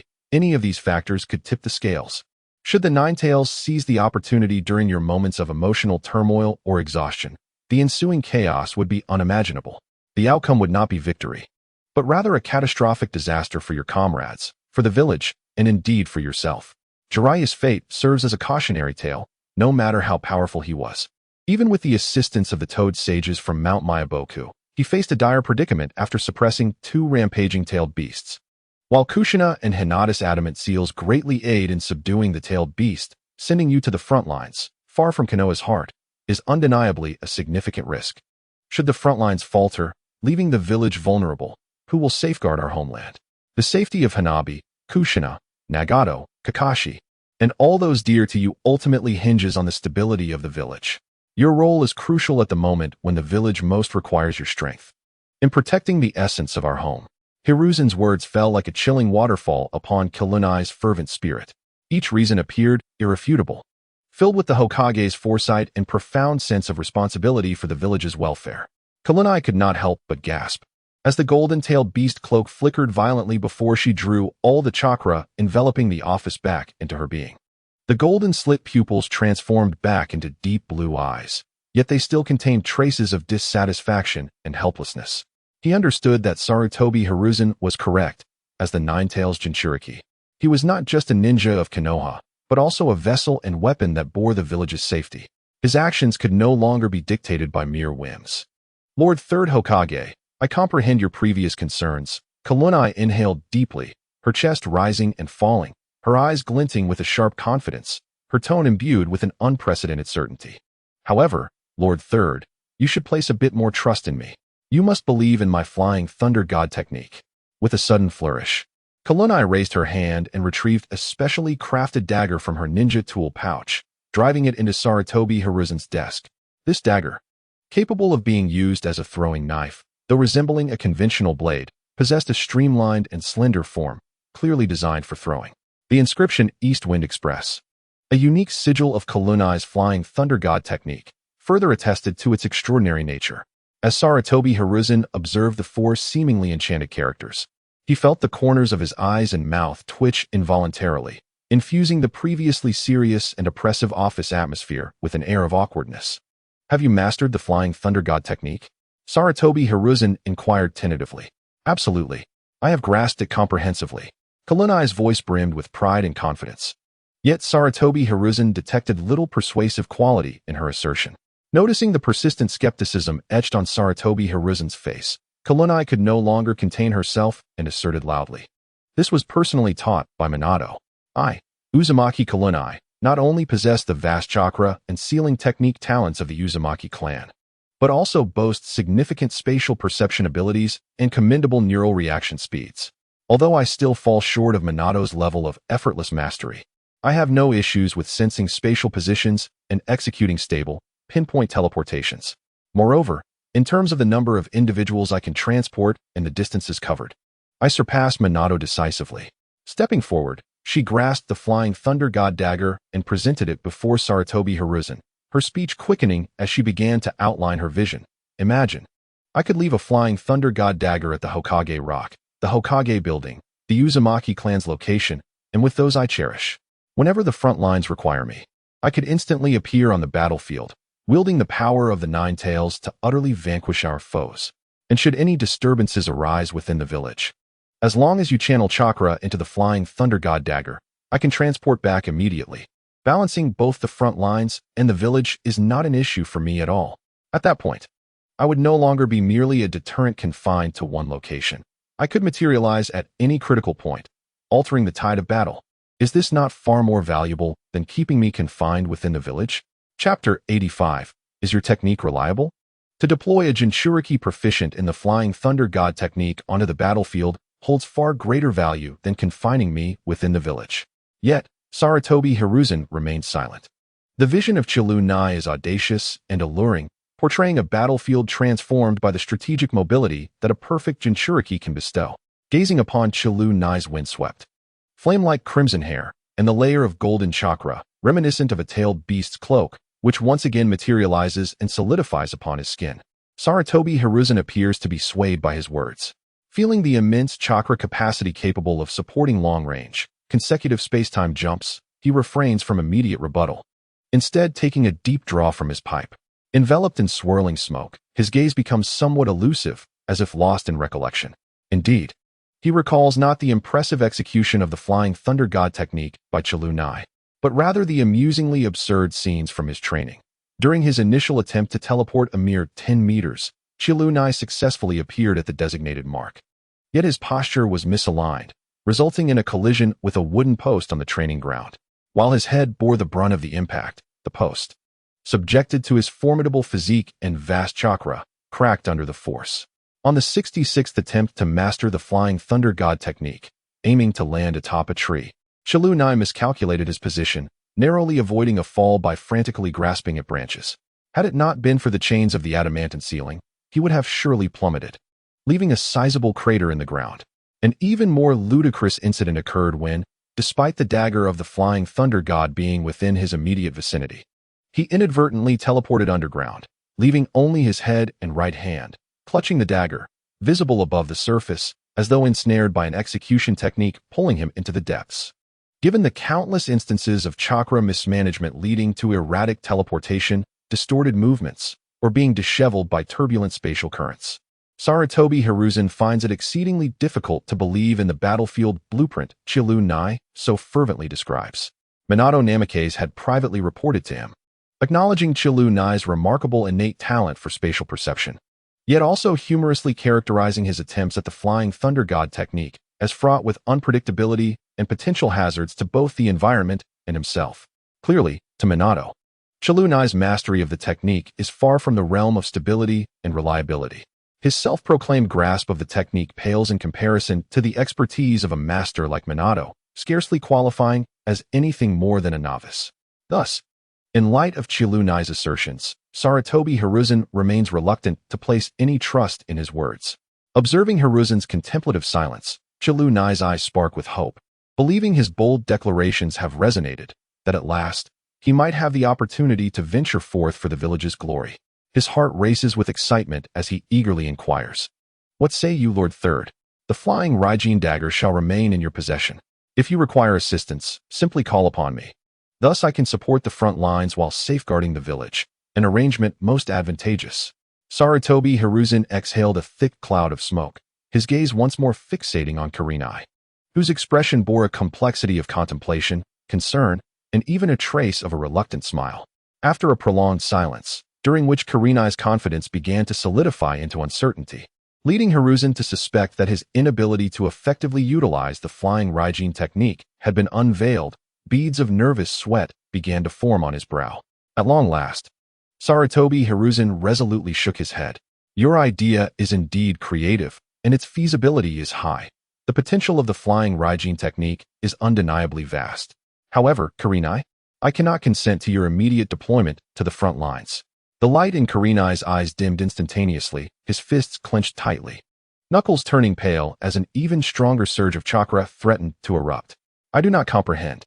With an immense amount of chakra, the formidable restraint of the tailed beasts, and the unparalleled mobility of the flying Raijin technique, once I step onto the battlefield, carnage awaits.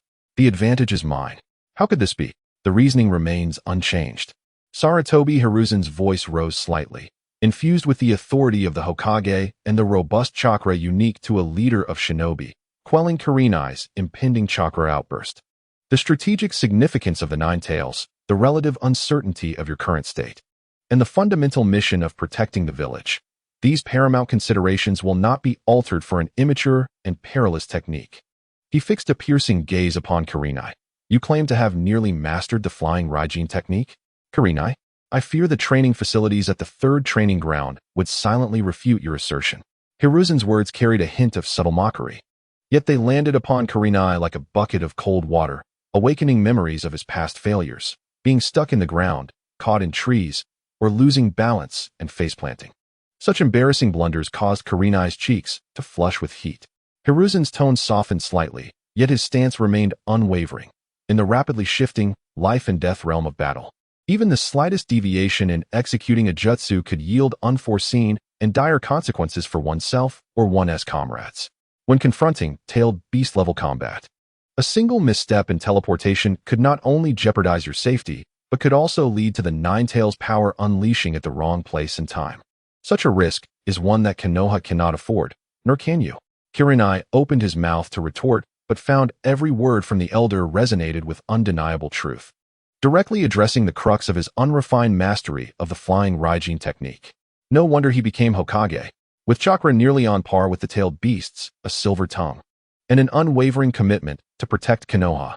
Kurenai genuinely wondered if it was indeed Shimura Danzo who first proposed to Sarutobi Hiruzen the notion of serving as bait to draw the pursuit of the Kin and Jin brothers, ensuring that Senju Tobarama and the other 5 comrades would have a chance to survive. In the dimly lit room, Senju Tobarama, with a hint of disdain, remarked, "Very well. Danzo and I shall remain behind. Monkey, upon your return, you will become Hokage." To which Shimura Danzo incredulously responded, "Isn't that right?" Chapter 86. The Proud Fox Strikes Hard. Haha, how utterly embarrassing for you. Yet, it is understandable. Even now, you cannot fully master a mere spatial time ninjutsu. If it were me, I would look down upon you as well. Kurama, the Nine Tails residing within Kurenai, seemed to sense his frustration and could not help but erupt in loud laughter, simultaneously releasing an abundance of chakra to counter the chakra unleashed by Sarutobi Hiruzen. Observing the increasingly grim expression on the young man's face, Hiruzen unleashed a surge of formidable chakra, engaging with the youth in a battle of wills. His tone ultimately carrying a weighty seriousness. Kurenai, strength requires honing, and ninjutsu demands patience. Your thoughts are not misguided. Indeed, they are commendable. The fusion of the Flying Thunder God technique with the power of the Nine Tails may one day become one of the ultimate means to safeguard Konoha. However, the prerequisite is that you must truly, thoroughly, and adeptly master it. Transform it into a weapon that obeys your command, rather than a double-edged sword fraught with uncertainty. After a brief pause, he gazed thoughtfully out the window at the scenery of Konoha, making a subtle concession or perhaps drawing a line in the sand. I still cannot permit you to head to the battlefield in the land of grass at this moment. The situation there is intricate and perilous, making it an unsuitable environment to test your newly acquired ninjutsu. He then shifted the conversation, his tone no longer entirely dismissive. However, regarding your departure from the land of fire to other battlefields, we can discuss it once you have proven that your mastery of the Flying Thunder God technique meets my standards, demonstrating its stable and reliable efficacy in combat. Furthermore, your coordination with the Nine Tails must advance to a level where you can freely unleash full-tailed beast transformation. Only then shall we revisit this discussion. For now, focus on your training and demonstrate your ability to truly control this power. Hiruzen's words resembled a gate, firmly closing off Kurenai's immediate aspirations for the front lines, yet leaving a crack of opportunity above. He did not explicitly forbid future departures, but instead tied the possibility of reaching the battlefield to Kurenai's ability to prove his command over the Flying Thunder God technique. Kurenai's body stiffened, a tempest of emotions swirling within him: frustration, resentment, the indignation of being exposed, and the complex feelings of being offered a chance by Hiruzen. How infuriating! Kalunai thought, feeling a sense of helplessness. While Hiruzen did not dismiss his ideas or potential, he had indeed negated Kalunai's current capability to execute his plan. He cast a deep glance at Hiruzen, his eyes reflecting defeat and defiance, yet more profoundly, a realization laden with the weight of responsibility. He refrained from further argument or attempts to persuade Hiruzen with words. Instead, he abruptly turned and exited the office, striding toward the third training ground. His red hair trailing behind him in a defiant arc. Stop underestimating people. 3 days. Within 3 days, I shall undoubtedly master the Flying Thunder God technique to perfection. The voice of Kalunai carried a hint of defiance, yet brimming with confidence, as if he had conceived a brilliant strategy. Thus, he departed the Hokage's office with purposeful strides. His demeanor transformed from the usual carefree attitude to that of a distinguished ninja, burdened with the mission to prove himself. The office door closed gently behind him. Sarutobi Hiruzen exhaled deeply, moving to the windowsill to observe Kalunai exiting the Hokage building, his gaze becoming increasingly intricate, reflecting on the chakra that had fiercely opposed his own. Hiruzen could not help but lament his advancing age. Kalunai had barely showcased half of his potential, yet Hiruzen felt increasingly overwhelmed. It seemed the time had come to seek a successor. Visions of Kakashi Hitaki, Orochimaru, Tsunade, Jiraiya, and even Kalunai flitted through Sarutobi's mind, yet he quickly shook his head. Dismissing these thoughts, Kakashi had resigned from his position as head of the Umbu shortly after the White Fang incident, even requesting to withdraw from the ranks of combat ninjas altogether. Had it not been for Hiruzen's fervent persuasion, Kakashi might no longer have been a ninja at all. The prospect of him becoming the fourth Hokage was nearly impossible. Then there were the legendary three of Konoha, Orochimaru engrossed in his research, Tsunade captivated by gambling and the training of tens, and Jiraiya singularly focused on finding the so-called child of destiny. None would willingly accept the mantle of Hokage. Even if they did, it would be challenging for them to devote themselves wholeheartedly to the responsibilities of the role. As for Kalunai, being a Jinchūriki inherently involved a multitude of uncertainties. Despite being the leader of the Uzumaki clan, he entrusted everything to Hinata and the mere 12-year-old Nagato. In times of peril, he might serve as the ultimate safeguard, yet in times of peace, he could pose the greatest threat. The thought of such a person becoming Hokage filled Sarutobi with trepidation. He muttered softly, as if engaged in conversation with an unseen companion. Flying Thunder God, Nine Tails, Kalunai. The disciple you have trained possesses considerable ambition and audacity. I hope he truly becomes the steadfast pillar that protects Konoha. At the entrance of Konoha's third training ground, Kalunai approached, muttering grievances, evidently displeased with Sarutobi's lack of faith in his mastery of the Flying Thunder God technique. He must be losing his wits to doubt me. It's merely the Flying Thunder God technique. Watch me grasp it in an instant. With that, he began to communicate telepathically with the Nine Tails, who was comfortably resting in the ceiling space beneath the shade of a tree. The environment within the ceiling space could be adjusted, after all, to ensure the comfort of the Nine Tails. Kurama, lend me your chakra.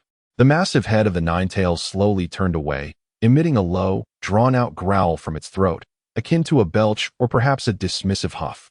In the sealed space, Chi Lunai's mental projection was met with indifference. He did not even cast a glance or lift his eyelids.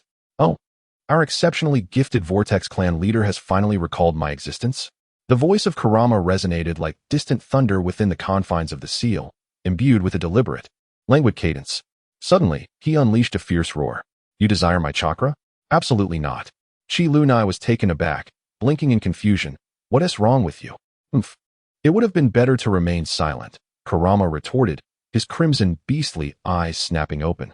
Glaring down at the diminutive Chi Lunai like a blood moon ignited in fury. Ultimately, he manifested a small, subordinate version of himself, which perched upon Chi Lunai's shoulder and delivered a sharp punch to his head. You summon me at your convenience, yet dismiss me when I am deemed unnecessary. What do you take me for? Ashamed? Chi Lunai lowered his head, though it was the small Kurama's punch that compelled him to do so, yet he swiftly grasped the essence of Kurama's grievances. The little Kurama, still brimming with rage, adopted a tone that was simultaneously petulant and endearing. Were you not rather imposing before that monkey? You possess an abundance of chakra, to the extent that you could easily suppress the chakra pressure I attempted to release, fearing it might frighten your esteemed Hokage and disrupt your carefully orchestrated performance. What is it now? Are you here to borrow chakra? Confronted with the dual inquiries from Kurama and his diminutive counterpart, Chi-Lu Nai remained silent, merely opening the 87th chapter of their tale. How could you, who possesses enough chakra to suppress me with a mere gesture, suddenly think to borrow from me?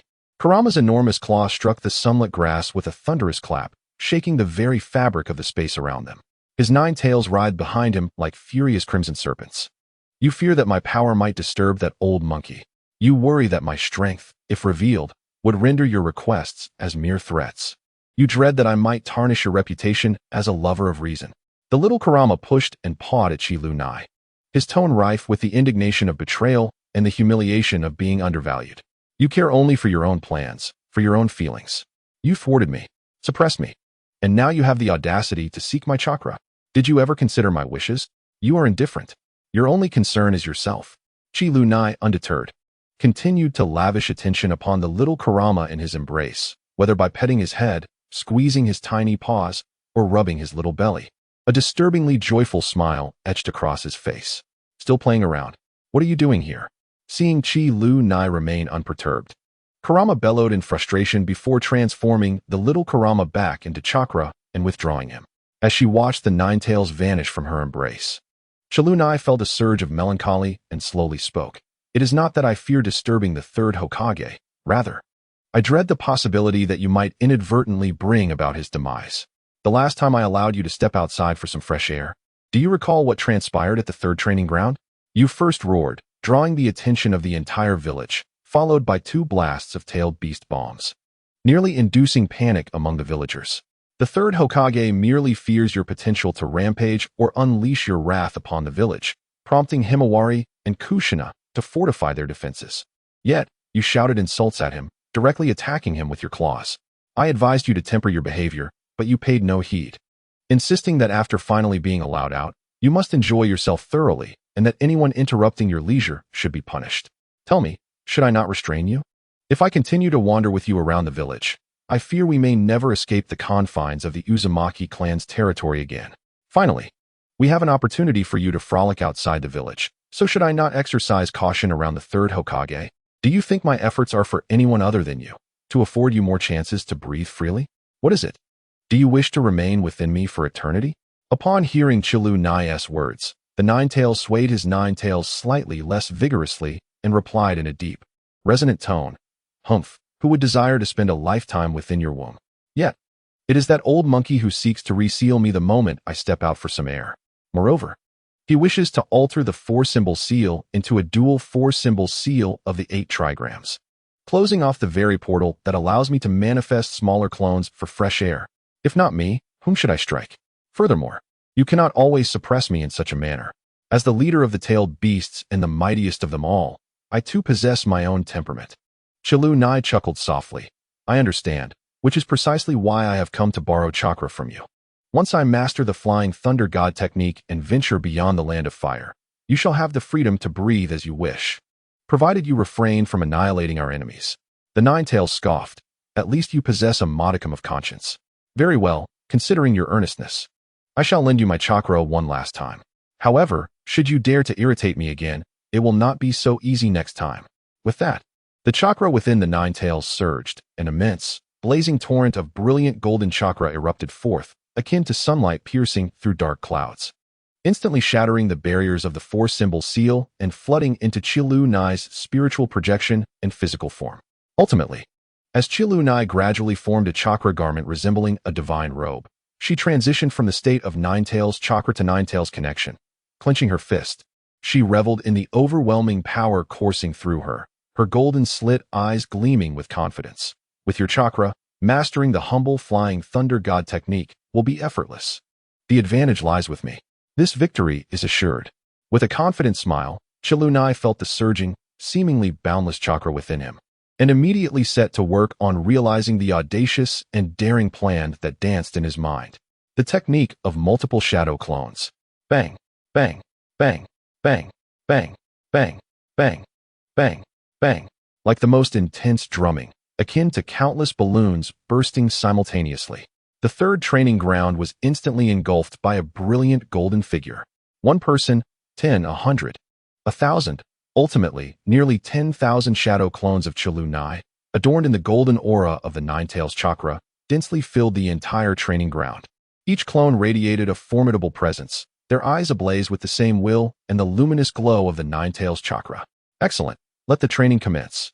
The voices of nearly 10,000 Qilu Nai converged into a torrent of unwavering intent. In the next moment, the entire third training ground transformed into a surreal, dazzling center of an orange-golden storm. Whoosh, whoosh, whoosh, whoosh, whoosh, whoosh, whoosh, whoosh, whoosh. Countless golden beams of the flying thunder god technique, intertwined with the golden radiance exuded by Qilu Nai in the QB connection state, flickered wildly in every corner of the training ground. On the rocks, the trees, the ground, the stones protruding from the water, the wooden stumps, and even in midair, the flying thunder god daggers thrown by Qilu Nai's main body and shadow clones were meticulously marked, densely peppering every corner of this training ground. Some clones aimed for the markers on the rocks, only to find their bodies lodged within, dissipating into white smoke. Yet their experiences returned instantaneously to the main body.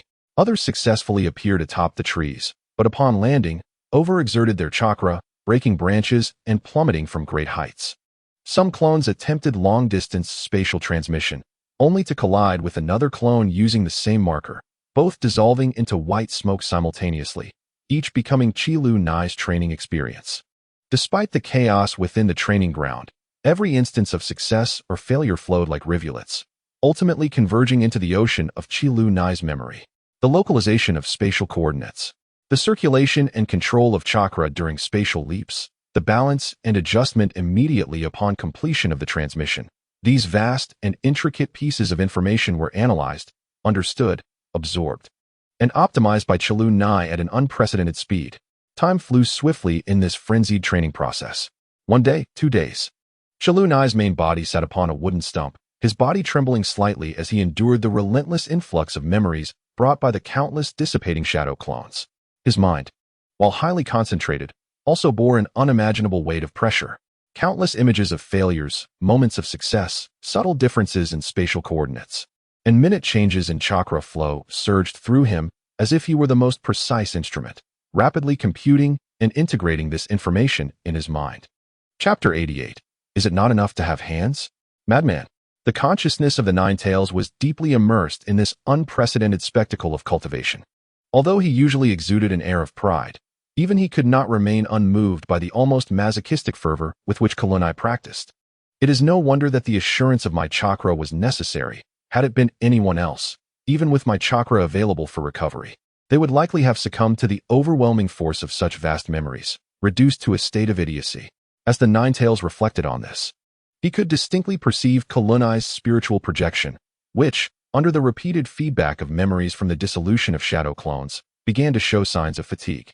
Yet, paradoxically, the projection itself grew increasingly solidified, with the intensity of spiritual energy miraculously not diminishing but rather increasing.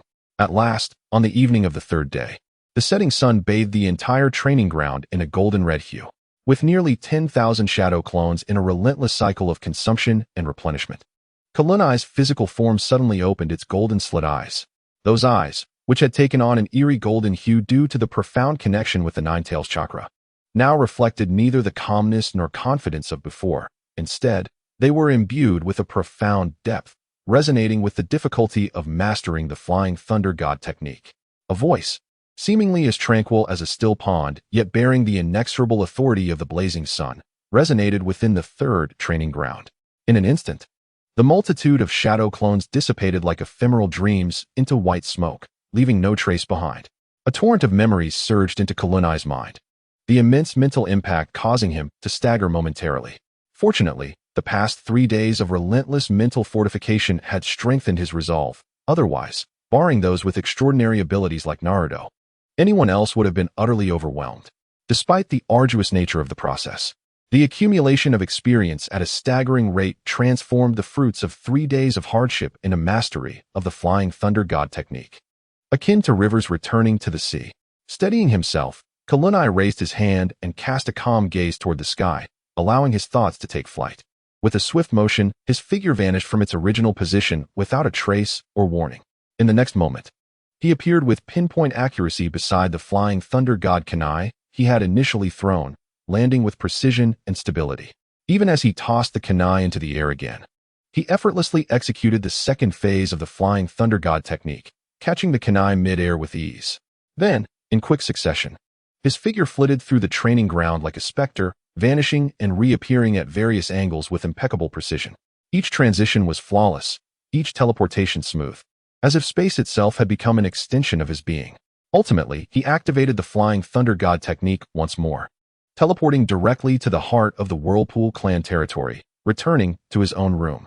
He had flawlessly mastered the pinpoint teleportation of the Flying Thunder God technique. He had perfectly grasped the second phase of the Flying Thunder God technique. He had achieved perfect mastery over long-distance teleportation with the Flying Thunder God technique. Chi Lunai gently laid down the long sword, inscribed with the incantation East Wind Express and the phrase Mission Accomplished, which hung in his room. He softly pushed open the door and stepped out. Leaping onto the rooftop, he gazed down upon the entirety of the Vortex clan territory. Feeling the surging power within him and an unprecedented mastery over space, his heart brimming with a profound sense of achievement, he released the Ninetales connection state, and the brilliant golden chakra ebbed away like receding tides, his crimson vertical pupils returning to their original azure hue. Yet those eyes shone brighter and deeper than ever before, radiating an air of sovereign confidence. "I did it," he murmured to himself, a triumphant and self-assured smile gracing his lips. He raised his hand and retrieved a specially crafted Flying Thunder God kunai, gripping it tightly. In the sealed space, the immense beastly eyes of the Ninetales flickered with an indescribable light. It emitted a sound, lacking its usual mockery, now tinged with what might be acceptance. "Well, not too shabby. At least you didn't waste the chakra I lent you. And remember your promise, kid." A smile crept upon Chi Lunai's lips as his spiritual projection reappeared before the Ninetales, his right hand forming a gesture reminiscent of a cosmic universe, followed by a flipping of his palm. "Of course, as long as I have hands, it's a piece of cake. This little Flying Thunder God technique is simply effortless." However, just as Chi Lunai and the Ninetales were poised to engage in further banter, an elusive yet immensely powerful perception suddenly locked onto him. It was a vast, indifferent awareness, as if possessing the ability to perceive the very essence of all things, a chilling perception that seemed capable of penetrating a person's soul. Chi Lunai's heart stirred slightly, his smile broadening as he slowly turned his gaze toward the corridor opposite him. In the shadows of the corridor stood a youth with long crimson hair, quietly observing. His handsome features bore an ethereal quality, yet his expression hinted at an inescapable sense of compassion and sorrow.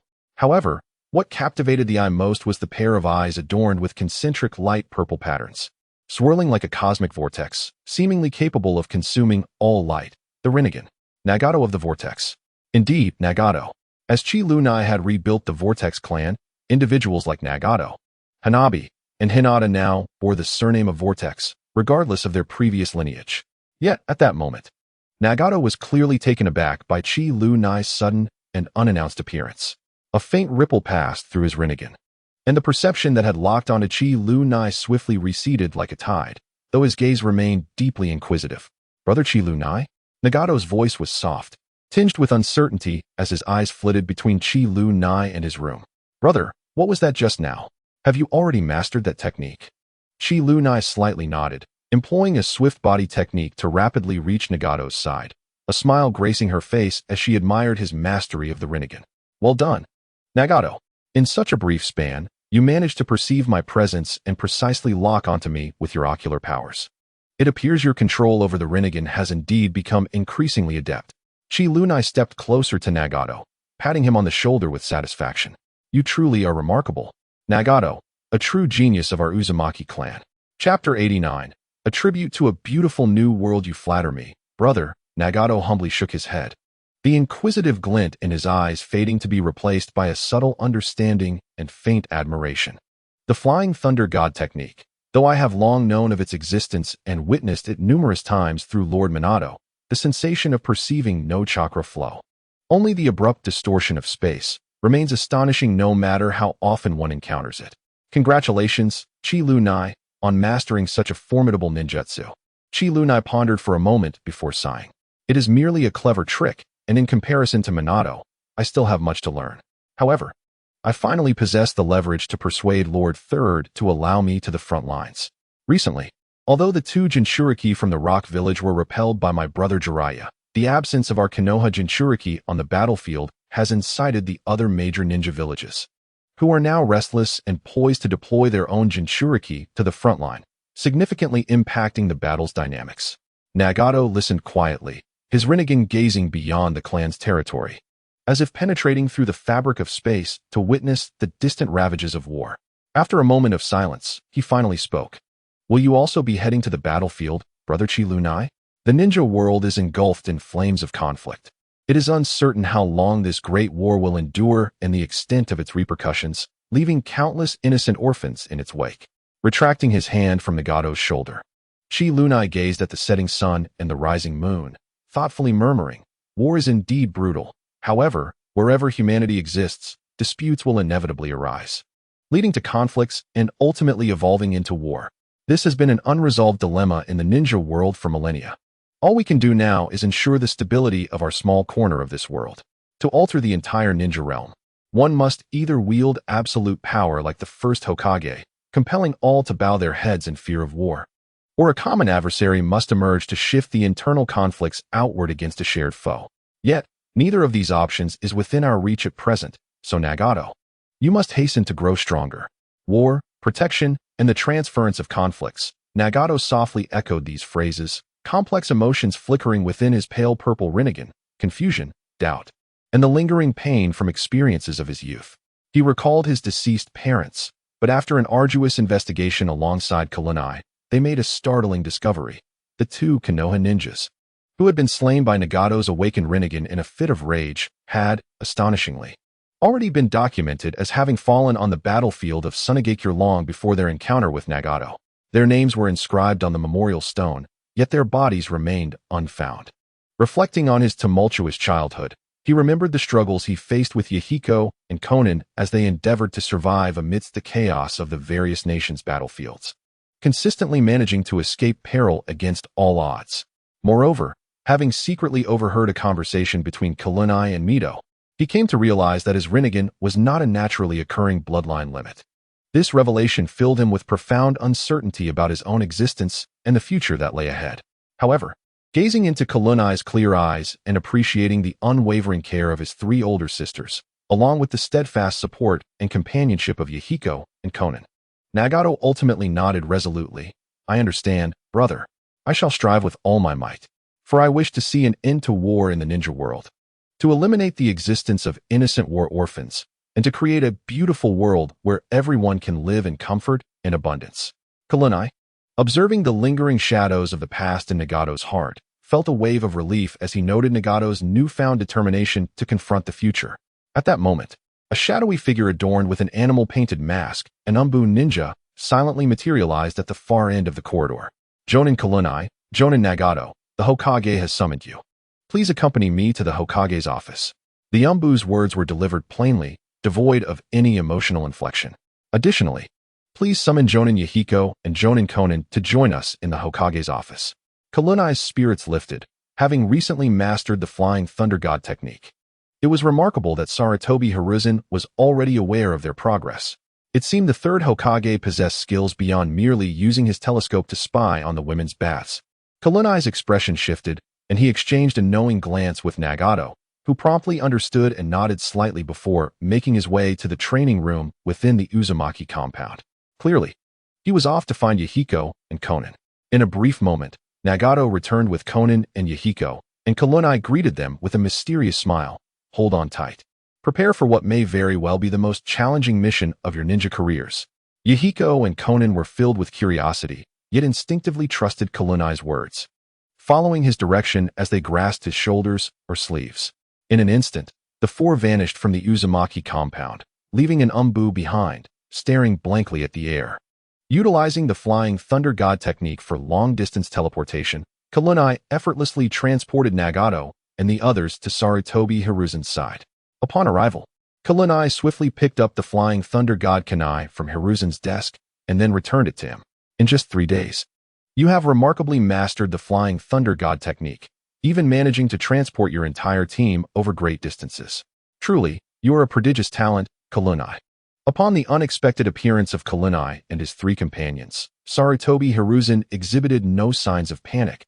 though a hint of astonishment and surprise lingered in his gaze. Having employed the telescope technique himself, he had witnessed through his crystal ball the perilous process by which Kunai had trained in the Flying Thunder God technique. The ingenuity to conceive such a method and successfully complete the training, without significant detriment to his mental state thereafter, renders Kunai's innate abilities and willpower undeniably exceptional. Fortune, indeed, is on your side.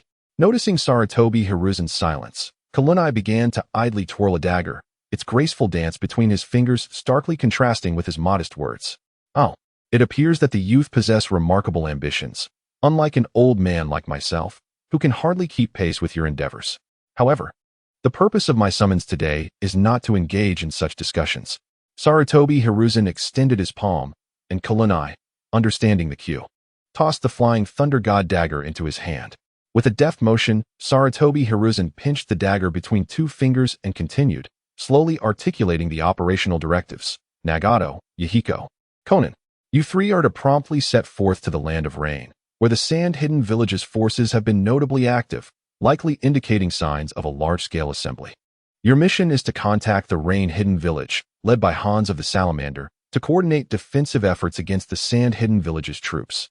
Exercise caution regarding potential betrayal from the Rain-Hidden Village to prevent our Leaf forces from being encircled and ambushed. If necessary, engage in containment and counterattacks.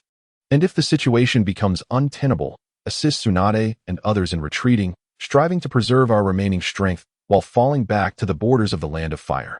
Nagato and his companions stepped forward, accepting the mission scrolls without any sign of surprise, as if they had anticipated this outcome, nodding in acknowledgement to Sarutobi Hiruzen. Understood. We shall prepare to depart immediately. In contrast, Kunai appeared lost in contemplation. The Sand-Hidden Village, you say? I have heard whispers of a highly valuable magnetic ninja emerging from their village, alongside a scorching ninja capable of instantly turning people to ash.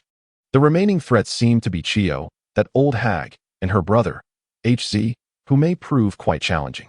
If only we were not so stretched thin. Defeating them should be a straightforward endeavor. Sarutobi Hiruzen nodded slightly, indicating his agreement with Kunai's assessment. Jiraiya still requires recuperation and must remain vigilant against the potential resurgence of the two Jinchūriki from the rock-hidden village. Orochimaru has been assigned to the battlefield of the cloud-hidden village, while the Hyuga clan leader and the heads of various ninja clans remain on high alert for any possible attacks from the mist-hidden village. Although the mist-hidden village has yet to declare war on us, the day they choose to act is likely not far off.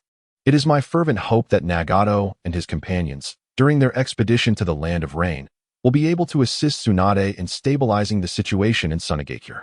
After reuniting with Minato, I wish for you to become a formidable force traversing the various battlefields, influencing the tide of war. Sarutobi Hiruzen gazed at Kunai with a look of anticipation. With a confident smile gracing her lips, Kunai replied, Rest assured, Third Hokage, Minato, and I shall not disappoint you. Having accepted their respective missions, Kunai utilized the Flying Thunder God technique to transport Nagato and his companions back to the Uzumaki clan's residence. After a brief preparation of their ninja tools and equipment, they made their way to the gates of Konoha, ready to embark on their individual journeys to the battlefield. Kunai, it seems we cannot travel together for now.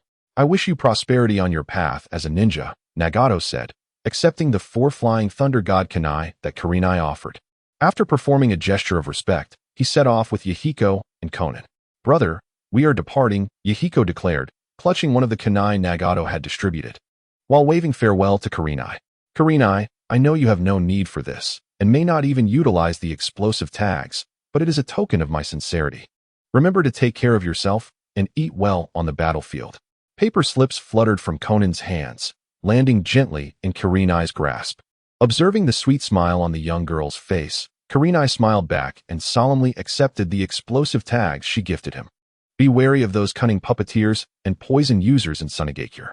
Ensure you deliver the 4th kunai to Tsunade if you encounter insurmountable challenges. Always remember to infuse your chakra into the kunai at the first opportunity. I will forever be your steadfast support. As Kunai watched the trio he had painstakingly nurtured embark on their perilous journey, a myriad of emotions swelled within him.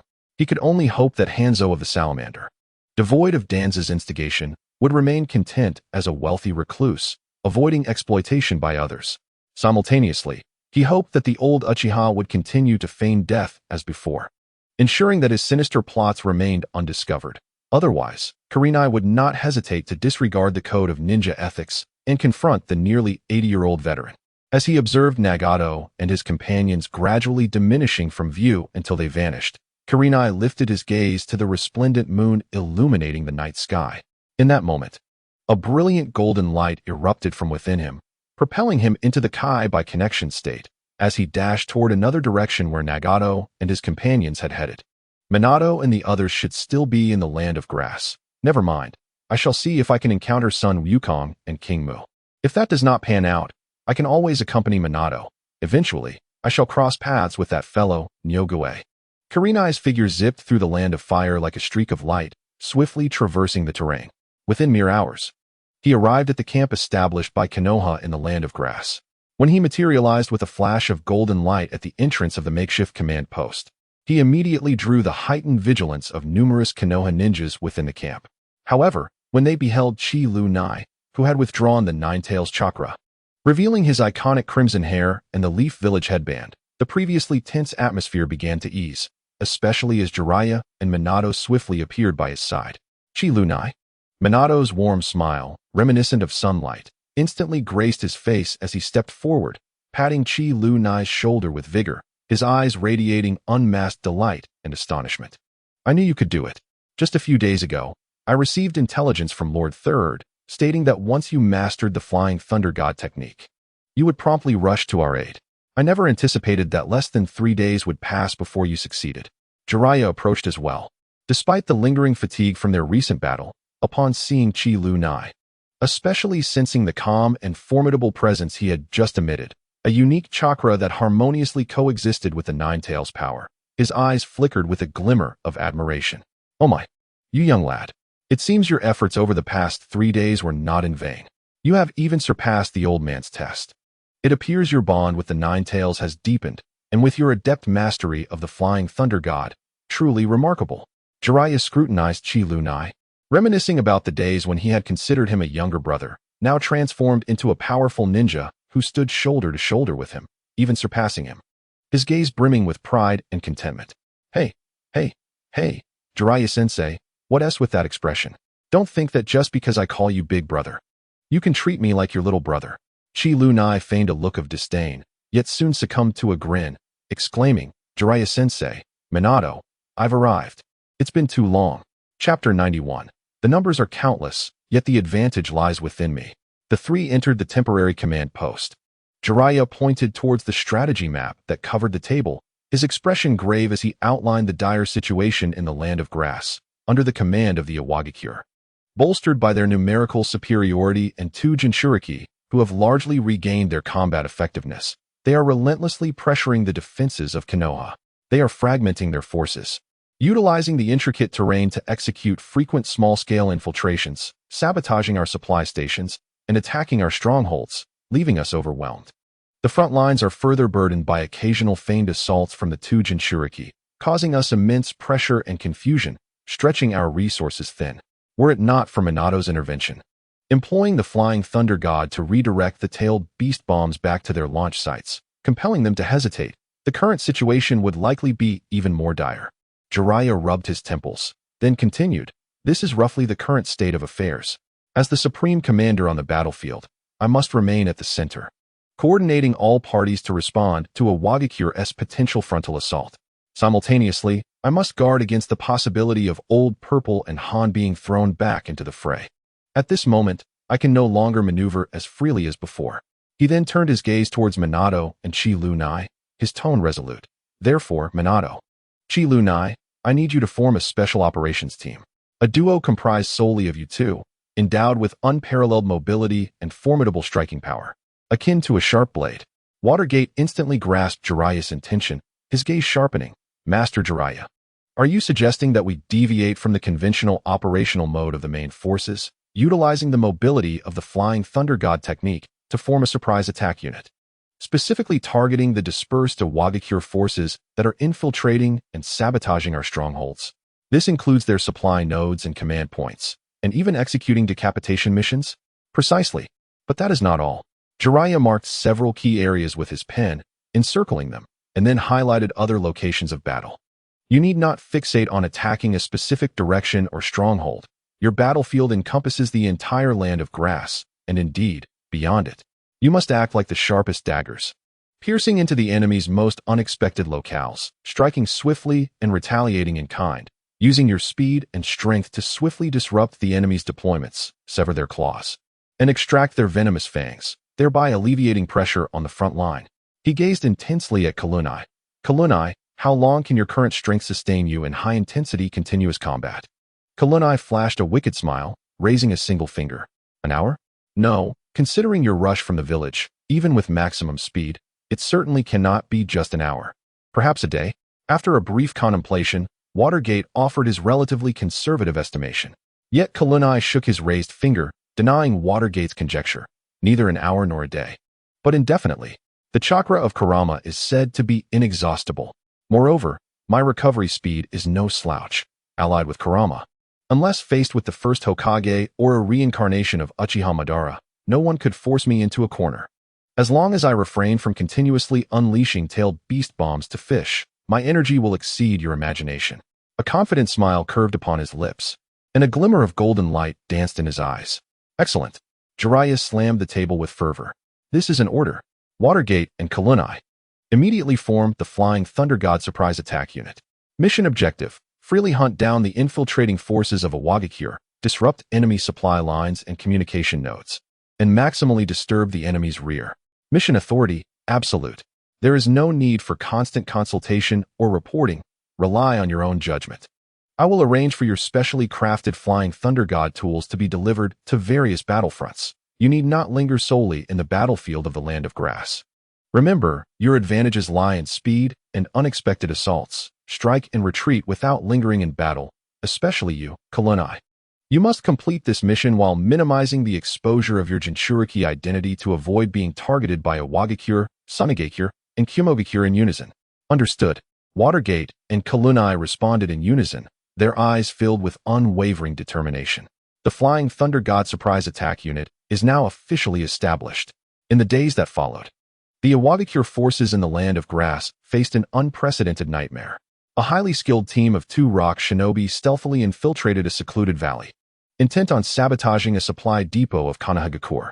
Suddenly, a flash of golden light illuminated the scene as Minato Namikaze appeared like a specter amidst the team, unleashing a Rasengan that sent 2 members flying.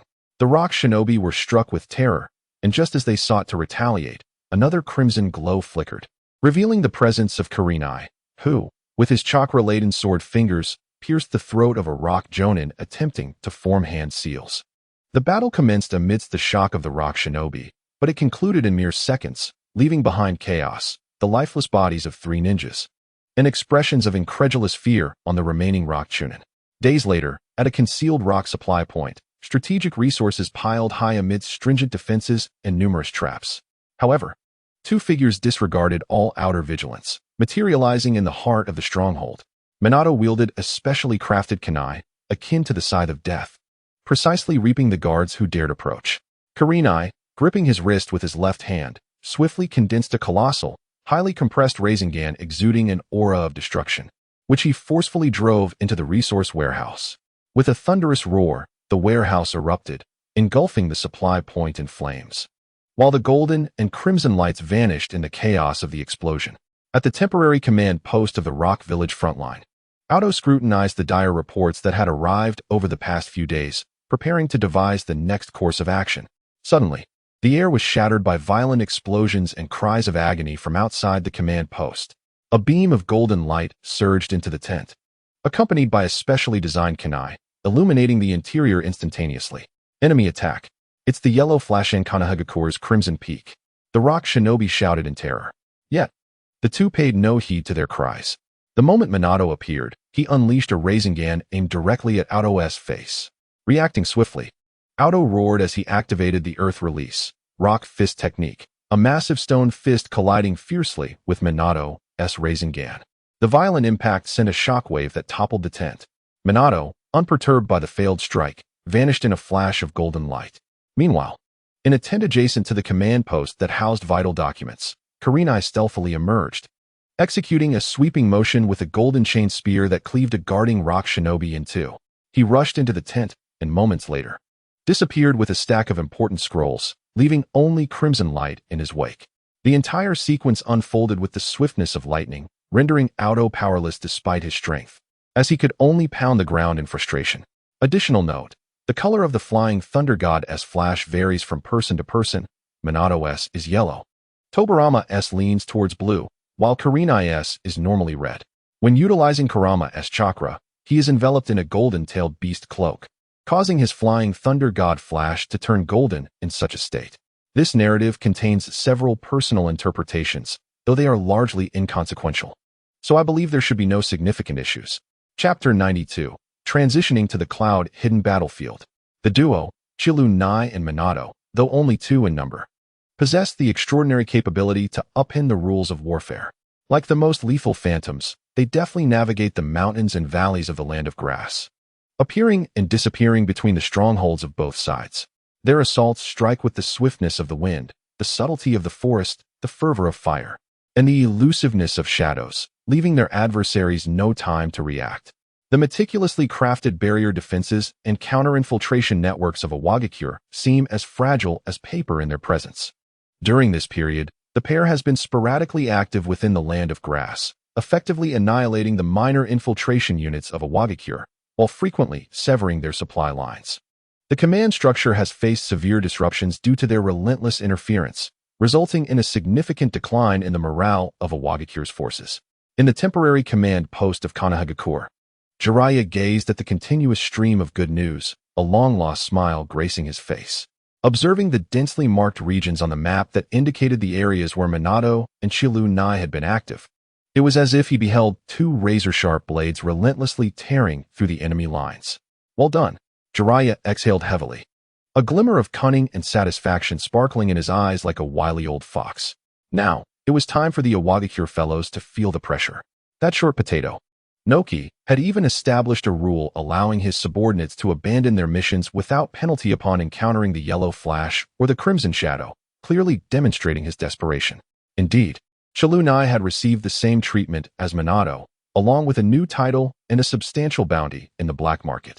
Unfortunately, the dark bounty hunters were not inclined to seek out certain death by pursuing such high-risk missions with minimal chances of success, even if they accepted the tasks. Hoping for a fortunate opportunity to claim rewards from the corpses of the duo, it was unlikely anyone would willingly seek to hunt down Chilunai or Minato, except for a certain individual, stitched with dark threads, whose crimson eyes bore a pair of green pupils. On the battlefield of Awagakure in the land of grass, the pressure on Konohagakure's defenses significantly eased under the intimidation exerted by the yellow flash and the crimson shadow. However, the chessboard of war always extends beyond a single front.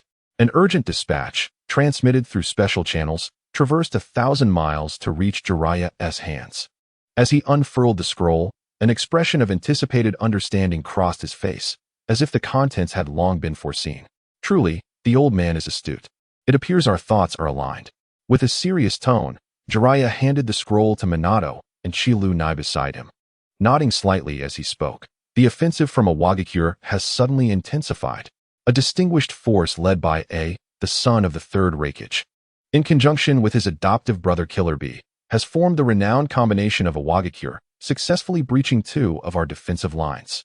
Although Orochimaru possesses many stratagems, he is not adept at countering the speed and strength of the combination.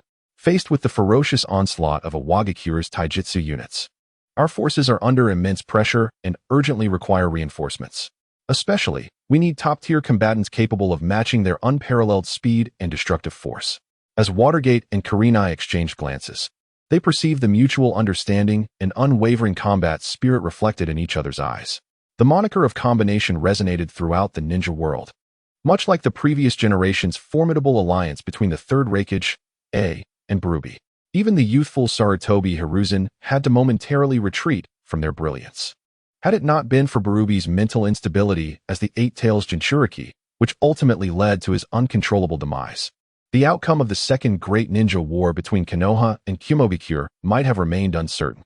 Now, the son of the Third Reikage, A, and the new Eight Tails Jinchūriki, Kurenai, formed a new generation of combination, becoming yet another sharp spear for Kumogakure and a nightmare for all its adversaries. Jiraiya decisively commanded, target the land of rice.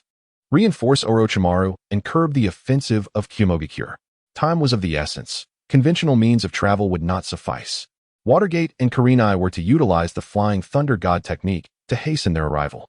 Acknowledging the urgency, Watergate and Kurenai nodded in agreement and swiftly began traversing through the marks left in various locations across the land of grass, heading towards the land of rice.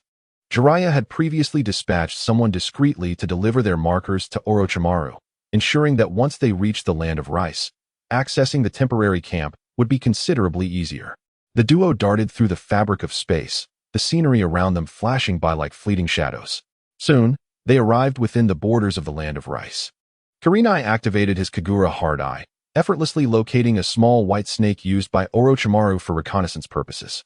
Kurenai presented a scroll to the little white snake, which consumed it and transformed into a plume of smoke. After a brief wait, Kurenai sensed a summons emanating from a Flying Thunder God Kunai, positioned far from him. Following the guidance of the Flying Thunder God mark, he led Watergate to the temporary camp where Orochimaru awaited. Upon their arrival, Orochimaru's eyes glimmered with a hint of delight as he extended his long tongue to lick the corner of his mouth. Your timing is impeccable. The combination from Kumogakure is simply ill-suited to my capabilities. Despite my numerous bodily modifications, I still cannot completely withstand their assaults. Their speed and strength have repeatedly put our defenses under severe strain. Kurenai instinctively rubbed the kunai as he observed Orochimaru's demeanor, unable to suppress a remark. Orochimaru, you remain as repulsive as ever. However, Orochimaru paid no heed to the comment and proceeded to outline the battlefield situation for the two. In summary, continue with the strategic approach you employed in the land of grass and replicate it here in the land of rice, but make sure to specifically target Kumogakure's combination. Watergate, with his forehead protector slanting against his brow, scrutinized the map of the land of rice, his blue pupils reflecting its contours, as he pondered over Orochimaru's words. It seemed there was no time for respite. Kurenai, it appears you will have to endure further challenges ahead. With a sincere smile filled with remorse, Minato faced Kurenai. Given the urgency of time and the uncertainty surrounding the battle conditions, they had relied predominantly on Kurenai's Flying Thunder God technique for long-distance transportation to ensure they maintained their energy for any impending combat. Although such exertion was not particularly taxing for Kurenai, a degree of physical fatigue was, to some extent, unavoidable. Why be so formal with me? Have you ever seen me express gratitude or apologize? It's all for the village, he remarked. Chapter 93. Perhaps we should keep our distance from this calamity in the future. Well then, Snake Uncle, Minato, and I shall set off. Don't forget to send my regards to Brother Narusuke. Kurenai waved goodbye to Orochimaru as he departed towards the general direction of the cloud-hidden troops. Minato nodded to his seldom-seen mentor before swiftly catching up to Kurenai. Days later, amidst a battlefield shrouded in smoke, a golden flash abruptly pierced through the haze. Wind release, gale palm. The instant Minato formed hand seals, he appeared behind 3 cloud ninjas. The powerful wind pressure surged forth, sweeping the 3 ninjas into its embrace, propelling them backward uncontrollably. Minato flickered again, reappearing behind another cloud ninja, delivering a swift kick to his back, sending him crashing into the other 2. Wind release, wind cutter technique. In quick succession, Minato formed hand seals once more, unleashing a barrage of wind blades that rained down upon the 3 cloud ninjas. Their bodies torn asunder, blood splattering across the battlefield. Simultaneously, Kurenai's crimson figure flickered through the smoke. Golden chains materialized behind him, piercing through a cloud ninja who was in the midst of unleashing a long-range lightning release technique. In a heartbeat, he teleported to the side of another cloud ninja, slitting his throat with a dagger while his gaze swept across the entire battlefield. Suddenly, a white jade falcon swooped down from the northeastern sky, landing gracefully on Kurenai's shoulder. Well done, Shears. Kurenai patted the small falcon's head, offering it a piece of fresh beef before dispelling the summoning technique. I have located them. Though Killer Bee's tailed beast chakra is well concealed, as lightning chakra is notably violent, Kurenai whispered to Minato as he appeared beside him. Did Shears find them? It truly is remarkable. Your decision to adopt it was indeed a wise one. Minato, rarely revealing a smile on the battlefield, reminisced about Kurenai's serendipitous encounter with the fledgling bird during a mission while serving in the Umbu. under the meticulous care of Hanakawa and the others. It had grown into an invaluable ally, assisting Kushina in gathering intelligence during combat. Alas, now was not the time for such reflections. After days of pursuit, they had finally pinpointed the cloud's formation. It was high time to diminish their morale and showcase the true brilliance of Konoha. The two exchanged a resolute glance before racing towards the location of the combination. As they hurried, a golden aura began to envelop Kushina. Upon their arrival at the battlefield, they found over a dozen elite Cloud Village ninjas guarding a youth burdened with 7 short, pointed blades. Beside him, a blond young man shattered a wall of earth conjured by a leaf ninja with a powerful punch, unleashing a tempest of lightning chakra that erupted like a wild mane. They had found him. Kushina landed firmly before the leaf ninja, donning a divine robe formed from Kurama's chakra, which instantly transformed into 9 golden tails. In a surprising turn of events, these tails propelled the charging youth, EI, backward to rejoin Killer Bee and the others. Seizing the opportunity, Minato scattered a multitude of flying thunder god kunai around the battlefield. Together with Kushina's fierce assault, they forcefully established an encirclement against nearly 20 cloud ninjas. The Leaf's reinforcement team? Merely a band of despicable cowards who only engage in ambushes. EI cursed at Kushina, remaining on high alert as he regarded these two unexpected adversaries. The golden hair coupled with the body flicker technique could not be mistaken. He must be the Yellow Flash. The one who repelled Lord EI must certainly be the Nine-Tails Jinchūriki of the Leaf. We should retreat quickly and avoid direct confrontation with them. A sensing ninja beside EI recognized Kushina and Minato and immediately suggested a withdrawal. So, he is the one who single-handedly thwarted the mission to seize the Uzumaki clan's bloodline? EI's gaze shifted from Kushina to Minato, who held the flying thunder god kunai with determination. You must be EI, the son of the third Reikage of the Cloud Village. It is said that your speed is unmatched. Minato, also gripping his kunai, slightly bent his body, preparing to spring into action. With me and my brother here. Victory in this battle will be effortlessly within reach, you fool. Killer Bee, nonchalantly toying with his spiked blade, spoke lightly, yet beneath his sunglasses. His eyes were fixated intently on Kushina's form. Kushina, I implore you to hold the line. Let others remain still while I confront them. Arrogance. As Minato's words faded, a layer of blue lightning armor enveloped EI, flickering with arcs of electricity as he charged toward Minato, his dark fist crackling with lightning aimed directly at Minato's face. Yet, Minato merely tossed his kunai, having already teleported to a nearby tree, also marked with a kunai. He evaded my lightning-fast assault. As EI noticed Minato's disappearance, his eyes darted around, only to find Minato had teleported behind him, leaving him in astonishment. However, while EI was caught in his surprise, Minato was not one to wait idly for him to recover. Flying Thunder God, second stage, activate. With the kunai of the Flying Thunder God that was just gently thrown, Minato instantaneously appeared behind the young EI, thrusting the kunai towards the dark nape of his neck without hesitation. Alas, a massive octopus tentacle struck the young EI, propelling him away and allowing him to narrowly evade Minato's lethal strike. Seizing this opportunity, the young EI swiftly maneuvered and returned to the side of Killer Bee. My apologies. B, are you alright? Could this fellow possibly be the Eight-Tails Jinchūriki? Inazuka Kiba, riding atop Akamaru, exclaimed in astonishment as he observed the octopus tentacles extending from behind Killer Bee. Despite having been reassigned from the battlefield of a Wagakure in the Land of Grass, he was taken aback to encounter yet another Jinchūriki in the Land of Rice. Fortunately, with Akimichi Chuji, Minato, and his own Nine-Tails Jinchūriki, Kurama, present, he hoped that no grave misfortune would befall them. Akimichi Chuji, sharing Kiba's predicament, furrowed his brow, contemplating whether he should distance himself from Kiba, whom he deemed unfortunate. At that moment, Kiba turned back and caught sight of Chuji's distant gaze. Having teamed up with him for many years, Kiba instantly comprehended the meaning behind that look, igniting a spark of unnameable fury within him. I never doubted you. Why do you suspect me first? Chapter 94, Though Rivals. You are not without merit. As Killer Bee retracted his octopus tentacle that Minato had severed, a sharp whistle pierced the air. A retreat signal? Yes. It's a signal to withdraw. Minato, we should retreat for now.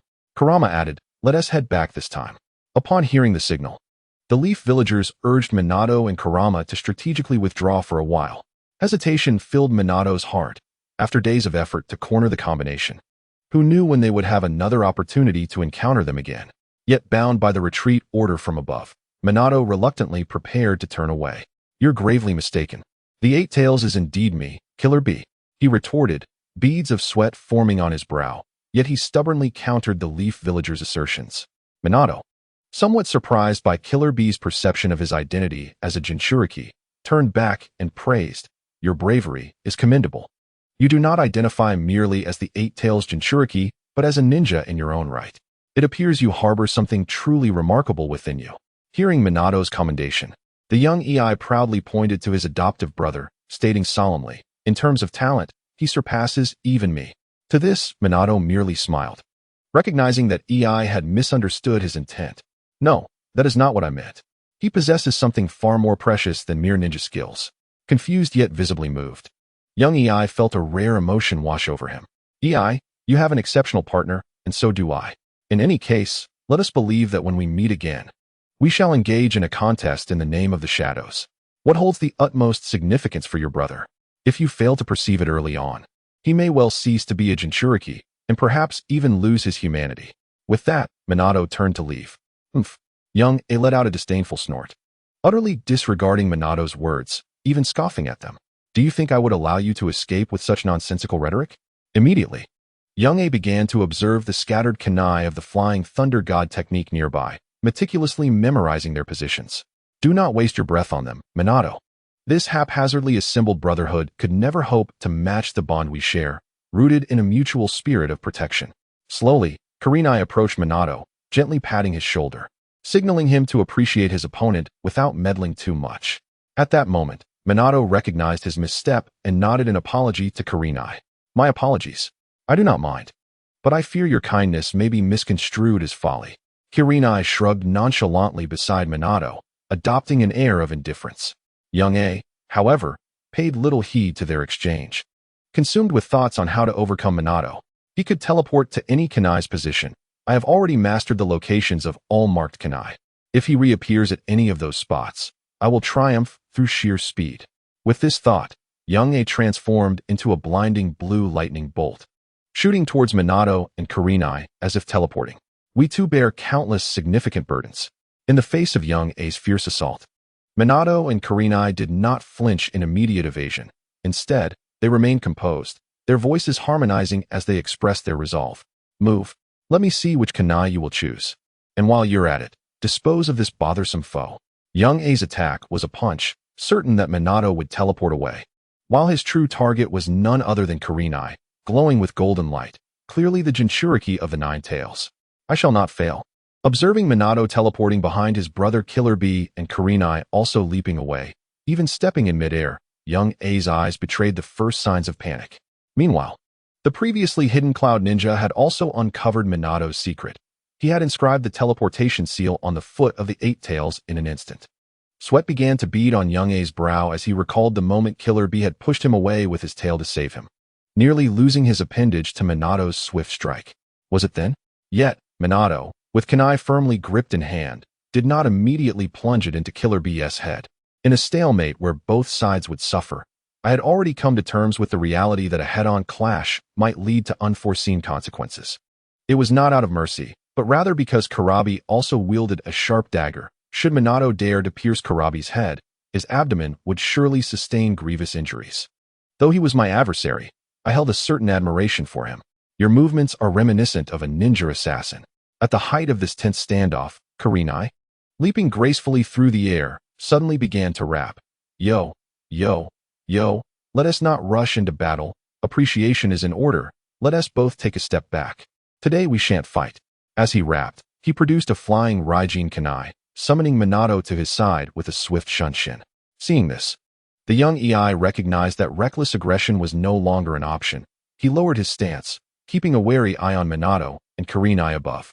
Minato, it appears we shall not determine a victor today. Let us retreat, Kurenai whispered. Minato nodded, fully aware that persisting in battle would yield no decisive victory. Thus, utilizing the Flying Thunder God technique, he and Kurenai vanished from their position. Kurabi watched them depart and continued his rap. The Leaf Ninjas are formidable.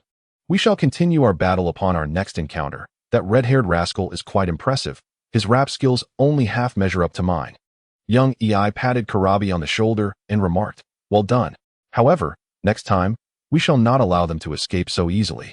Upon returning to the temporary command center of the battlefield in the land of Rice, a voice filled with resentment and fury erupted in Kurenai's mind. Hey, Kurenai, you've gone back on your word again. I could sense the presence of that pesky Nibby. Why didn't you let me out to have a proper fight with him? Don't you know that among all the tailed beasts, he is the one I despise the most? He dares to provoke my authority multiple times, even though he has one less tail than I do and is far weaker. That insolent fool. As a side note, in the original work, Kurama once proposed the theory that the more tails one possesses, the stronger they are, which Shikaku vehemently disputed, leading him to rigorously study sealing techniques against tailed beasts. The formidable GY-Ki, second only to Kurama, also opposed this notion, resulting in numerous confrontations between the two. Even during the Fourth Great Ninja War, Chapter 95, allies are reliable. Even a pig can climb a tree back in the temporary command center. Kurenai felt somewhat disheartened and began to vent his frustrations at Orochimaru. Why did we have to retreat? If we had captured the combination brothers, we could have sealed the fate of this battle. Who knows when we shall create such an advantageous situation again? Minato also looked toward Orochimaru, aware that there must have been an urgent reason behind their retreat, yet he felt a twinge of regret for letting the combination from the hidden cloud escape. Do not be so impatient, Orochimaru replied. Though I am uncertain why you insist on calling me uncle while addressing Jiraiya as big brother, if you wish to address me thus, at least show me some corresponding respect, Kurenai-kun. Orochimaru's cold, hoarse voice slithered like a venomous serpent, swiftly commanding Chi-Lu-Nai's attention.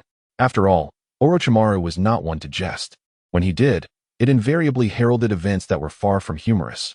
Indeed, in the next moment, he spoke in his languid, chilling tone, delivering a grave announcement. Something has transpired in the land of rain. Just 5 simple words plunged Chi-Lu-Nai's spirits into despair, causing even Minato's pupils to constrict in shock. Tsunade-senpai.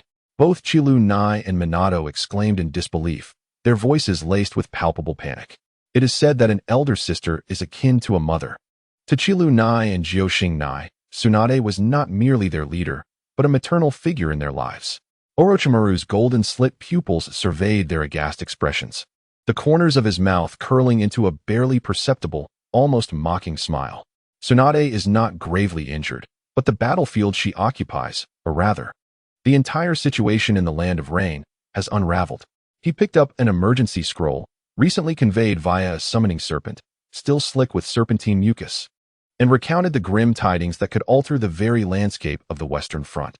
The leader of the Hidden Rain Village, Hanzo the Salamander, has unilaterally abrogated the Treaty of Mutual Assistance with Konoha. Though surprised, Minato and Chi-Lu-Nai had anticipated such a betrayal. The only unexpected aspect was the swiftness with which it had arrived. Orochimaru nodded slightly and continued, his tone remaining icy and detached. Hanzo has declared, under the guise of preserving peace in the land of rain and preventing the spread of conflict from other nations, a complete lockdown of the territory. No foreign ninja, including those from Konoha and Sunagakure, are permitted to set foot within the land of rain. All personnel from Konoha and Sunagakure currently within the borders of the land of rain must evacuate their outposts and supply stations within a specified time frame, or they will be deemed abandoned, and the Hidden Rain Village will send personnel to ensure a thorough cleanup. His demand was for the battlegrounds of Konoha and Sunagakure to be relocated southward into the territory of the Land of Rivers. Orochimaru's fingers glided over the map, tracing the path from the Land of Rain to the southern Land of Rivers. Moreover, that scoundrel Hanzo proclaimed that they wished to remain uninvolved in this war, asserting that the Hidden Rain Village would adopt a stance of absolute neutrality, akin to that of the long-standing Iron Country, offering no assistance to either Konoha or Sunagakure. Silence enveloped the command center. At that moment, Chi-Lu-Nai let out a long sigh, her heart a tumult of emotions. A national lockdown? She felt a profound sorrow for Hanzo's decision. The once spirited demigod of the ninja world she had observed years ago had now become a figure entrenched in isolation and stagnation. Did the Hidden Rain Village truly believe they could remain unscathed in this war? Did Hanzo think his actions would yield the desired outcome? Chi-Lu-Nai scoffed. Watergate furrowed his brow and analyzed. Hans has sealed the borders, forcibly shifting the battlefield to the unfamiliar land of the Land of Rivers. The southern terrain of the Land of Rivers is intricate. Establishing new supply stations in such a short time is nearly an insurmountable challenge. This will significantly impact our originally devised strategic plans and create numerous inconveniences for subsequent military deployments. Orochimaru nodded. Indeed, this is also the reason I summoned you back. With the turmoil in the Land of Rain, we, already engaged on multiple fronts, cannot afford to divert our limited forces to confront the Land of Rain. Thus, we must reevaluate our strategy. Furthermore, Hanzo's actions may trigger a chain reaction in other nations. Even if smaller countries lack formidable ninja forces, the allure of gold will undoubtedly attract a plethora of wandering ninjas and bounty hunters who could become quite a nuisance. Kalunai couldn't help but gasp, especially when Orochimaru mentioned bounty hunters, as a particular green-eyed zealot for wealth flashed through her mind. So, what do you plan to do, Uncle Snake? Orochimaru gazed at the map, pondering for a moment before replying. For now, we must comply with Hanzo's demands and relocate the battlefield to the Land of Rivers. Simultaneously, we will dispatch intelligence personnel to investigate the terrain and the distribution of various forces in the Land of Rivers.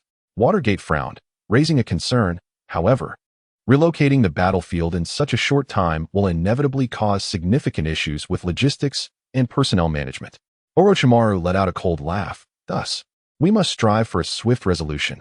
Kalunai, with your abundant chakra and heightened perception, you shall lead a select group of elite ninjas to infiltrate the Land of Rivers and establish a secure passage for the main forces. Watergate, you will assist with logistics and personnel management. Leave the situation in the Land of Clouds to me. I will also have Master Sarutobi send reinforcements to exacerbate tensions between the Land of Rocks and the Land of Clouds, while simultaneously sowing discord between the Land of Sand and the Land of Mist. Kalunai and Watergate exchanged glances, both nodding in agreement as they took their leave, racing southwest. Traversing the entirety of the Land of Fire, even bypassing the gates of Konoha, all to reach the Land of Rivers as swiftly as possible. However, upon entering the Land of Fire, both sensed the flying thunder god technique left behind in the village. Such long-distance teleportation was undoubtedly quicker than their fervent sprint. They could also depart with additional personnel from the village, establishing supply line outposts from Konoha to the Land of Rivers along the way. Furthermore, Kalunai summoned Shielis, enabling immediate contact with Tsunade and relaying the information necessary to activate the East Wind Express technique, ensuring that Kalunai could deliver the latest supplies to the front line of the battlefield in the Land of Sand with utmost speed. Chapter 96. The Nation That Weeps Days Prior. In the Land of Rain, perpetual clouds loomed low over the land, and the cold raindrops fell like endless sorrows, forming numerous puddles of varying sizes and shapes on the muddy ground. The air was thick with a foul amalgamation of dampness, decay, and blood. Konoha Tsunade, clad in a deep green gambling cloak, furrowed her brow as she led Nagato, Yahiko, and Konan through the dense outskirts of the Rain Village, navigating the labyrinthine pipes and towering structures reminiscent of a steel forest. Their destination was none other than the core of the Rain Village, the residence of Hanzo the Salamander. The atmosphere was palpably tense. The guide, a Rain ninja, remained silent, and they encountered an unusually high number of patrolling Rain ninjas, their gazes cold and filled with scrutiny and vigilance. Lady Tsunade, does Lord Hanzo truly wish to assist Konoha against Sunagakure? Can the Rain Village, like Konoha, also become a place of peace and prosperity? Yahiko's voice broke the silence, tinged with an unexpected maturity that belied his youth, reflecting his own fears and flickers of hope. Once a war orphan from the Land of Rain, he yearned for peace, to protect, and to contribute to his war-torn homeland. Tsunade did not turn back, her voice low yet imbued with undeniable conviction. After all, Hanzo is known as the half-god. I have faced him several times, and someone of his stature should not easily renege on a promise. Moreover, Sunagakure has amassed a considerable military presence on the borders of the Land of Rain, threatening our safety. They share a common enemy with Konoha, even if it is merely for his self-interest. He should be inclined to collaborate with us to keep Sunagakure's forces at bay. This was the greatest leverage Tsunade held, a source of confidence as she ventured deeper into the heart of the Rain Village with Nagato and the others. After all, the probability of cooperation was substantial. At the very least, should negotiations falter, they would not resort to violence. Besides, Tsunade was no longer the woman she once was. If she were to clash with Hanzo now, the outcome would be uncertain. Nagato lingered silently at the rear of the group, his purple rinnegan concealed beneath his low-hanging red hair, his immense ocular power unfathomable as an abyss. He sensed the disquiet in the atmosphere. The cold hostility, though well concealed, was palpable, and he felt an increasing sense of being watched, as if they were under scrutiny by an unseen force. Konan trailed half a step behind Yahiko, shielded by him and Nagato. Her small hands were tightly clenched, and her delicate features betrayed her inner tension. At last, they arrived beneath the imposing steel tower that symbolized the pinnacle of power in the Rain Village. However, they were not greeted by Hanzo himself, nor by any high-ranking official of the village, but rather by a stoic Rain Jonin, whose age belied his mediocre strength, flanked by 2 squads of cold, well-equipped elite Rain ninjas. The esteemed Tsunade of Konoha, the once defeated subordinate of Lord Hanzo, the Jonin's voice rang out, as frigid as iron scraping against iron. Devoid of any semblance of respect, laced with disdain and provocation. Lord Hanzo has issued orders.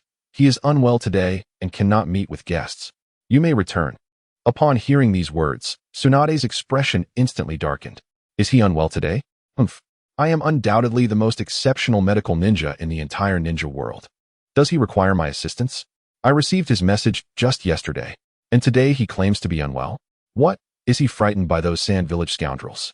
This matter pertains to the alliance between the Land of Rain and Konoha, as well as the threat posed by the Sand Village. It's a matter of your village's very survival. He should be brought before me at once.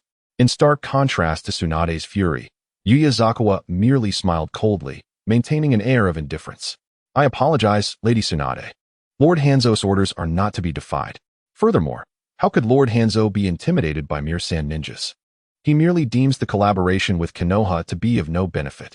For this reason, Lord Hanzo has specifically tasked me with conveying an important decision to you. Nagato's Rinnegan quivered slightly, sensing the murderous intent in Yuya's words. Konan discreetly tightened her grip on the paper fan, her expression tense. Yahiko stepped forward, positioning himself protectively in front of Tsunade. Yuya found their reactions amusing, yet he leisurely produced a scroll bearing the Rain Village's seal, unfolding it before Tsunade and the others. In a chilling tone, he clearly enunciated the proclamation. The leader of the Rain Village, Lord Hanzo of the Salamander, decrees, in order to maintain the peace and welfare of the Land of Rain and to prevent foreign conflicts from ravaging our nation, effective immediately, the Land of Rain shall enact a policy of national isolation. Yahiko's pupils constricted in disbelief at the words he heard, and he immediately questioned vehemently, impossible. We have come with sincerity to discuss cooperation. The Rain Village is also in a predicament, is it not? If only we could join forces with Konoha. Yet Yuya remained unmoved, as the elite forces behind him slowly spread out in a surrounding formation. He continued to read the so-called details of the national isolation policy. Firstly, effective immediately, entry into the Land of Rain is forbidden for any foreign ninja, including those from Konoha and the Sand Village, along with their armed forces. Secondly, all personnel, resources, and bases from Konoha and the Sand Village currently within the borders of the Land of Rain must be withdrawn within 3 days.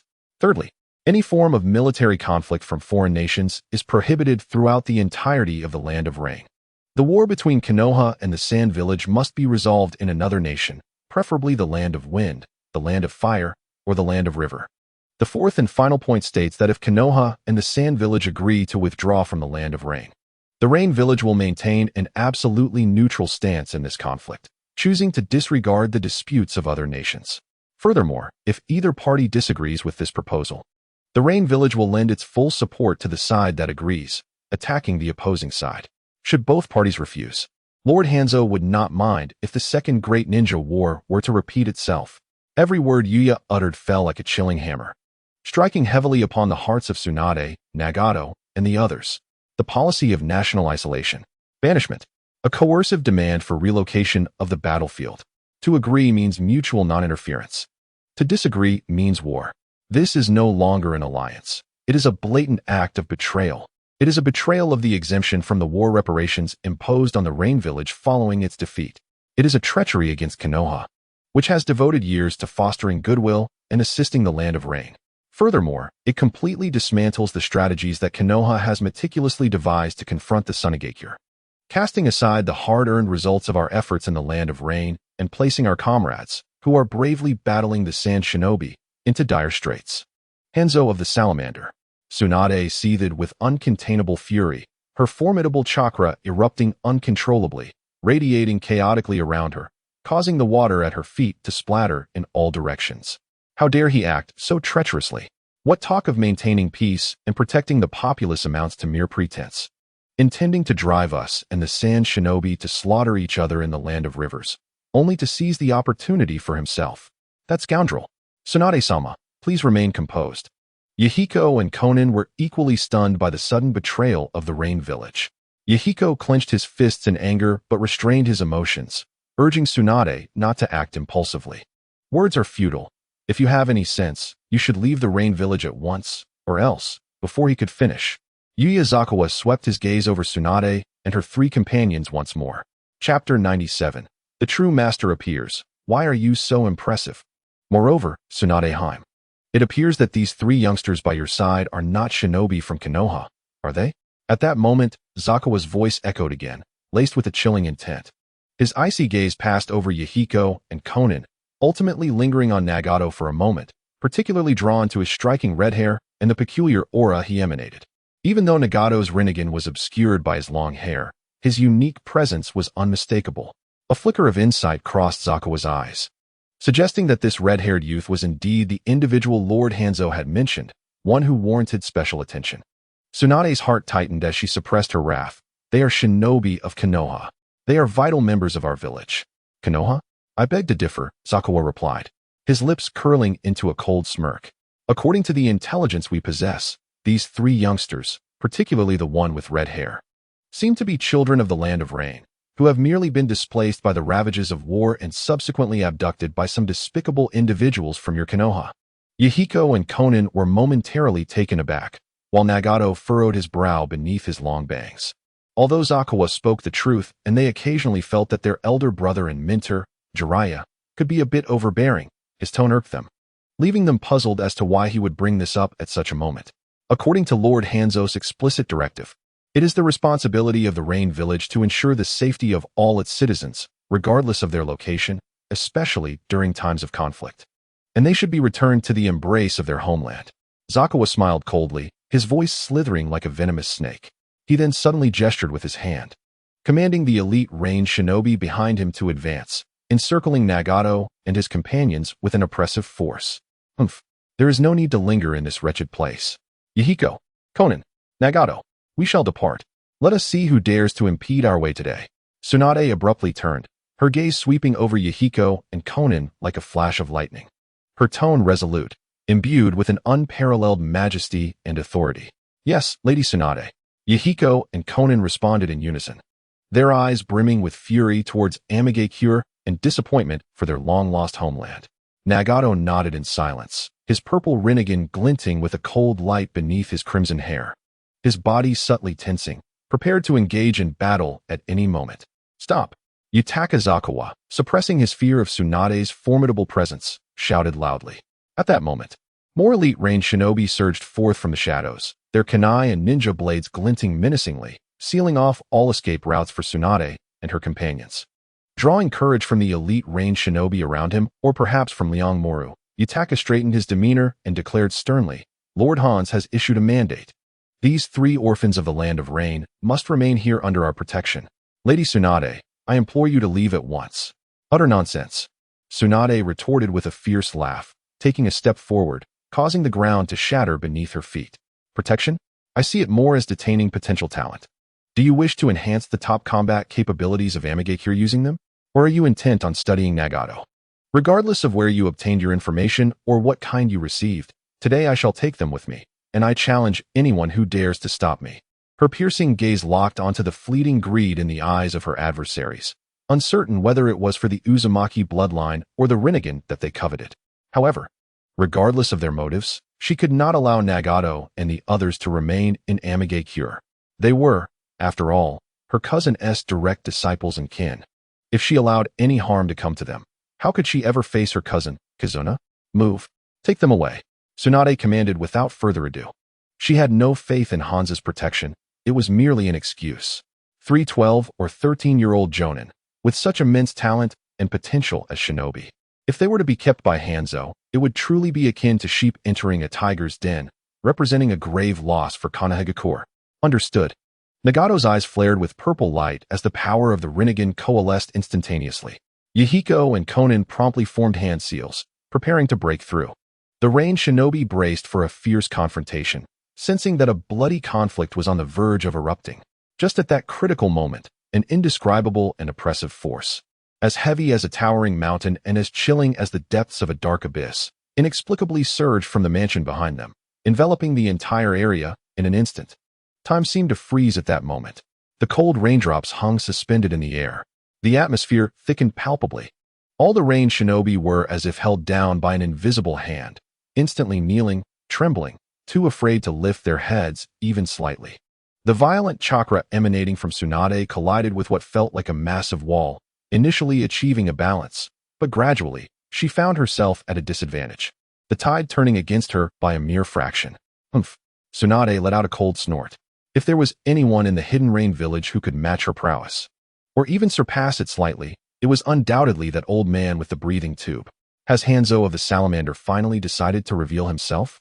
A flicker of astonishment crossed Tsunade's eyes. It was hard to fathom that.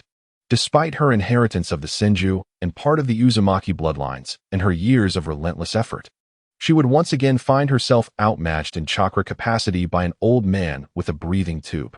Truly, he deserved the title of God of Shinobi. Tsunade's chakra had not yet reached the level of a tailed beast due to her unbroken seal. Nagato's Rinnegan throbbed intensely as he tried to withstand the oppressive chakra. Yet his body felt burdened, moving with a sluggishness. Yahiko and Konan also sensed their breathing becoming less fluid, but their expressions remained unchanged, seemingly unaffected. A figure emerged silently from the shadows beneath the tower, like a specter, cloaked in the garb of the Hidden Rain. He bore the iconic breathing mask that concealed his face, revealing only a pair of cold, indifferent eyes, reminiscent of someone looking down upon mere ants. Hanzo of the Salamander. He has finally shown himself in person. Tsunade's voice rang out through the breathing mask, raspy and deep, yet imbued with an absolute authority capable of dictating life and death. In the territory of the Hidden Rain village, do you seek to instigate war? Chapter 98. As long as I wish to depart, the path lies beneath my feet. Little girl, do you wish to incite war?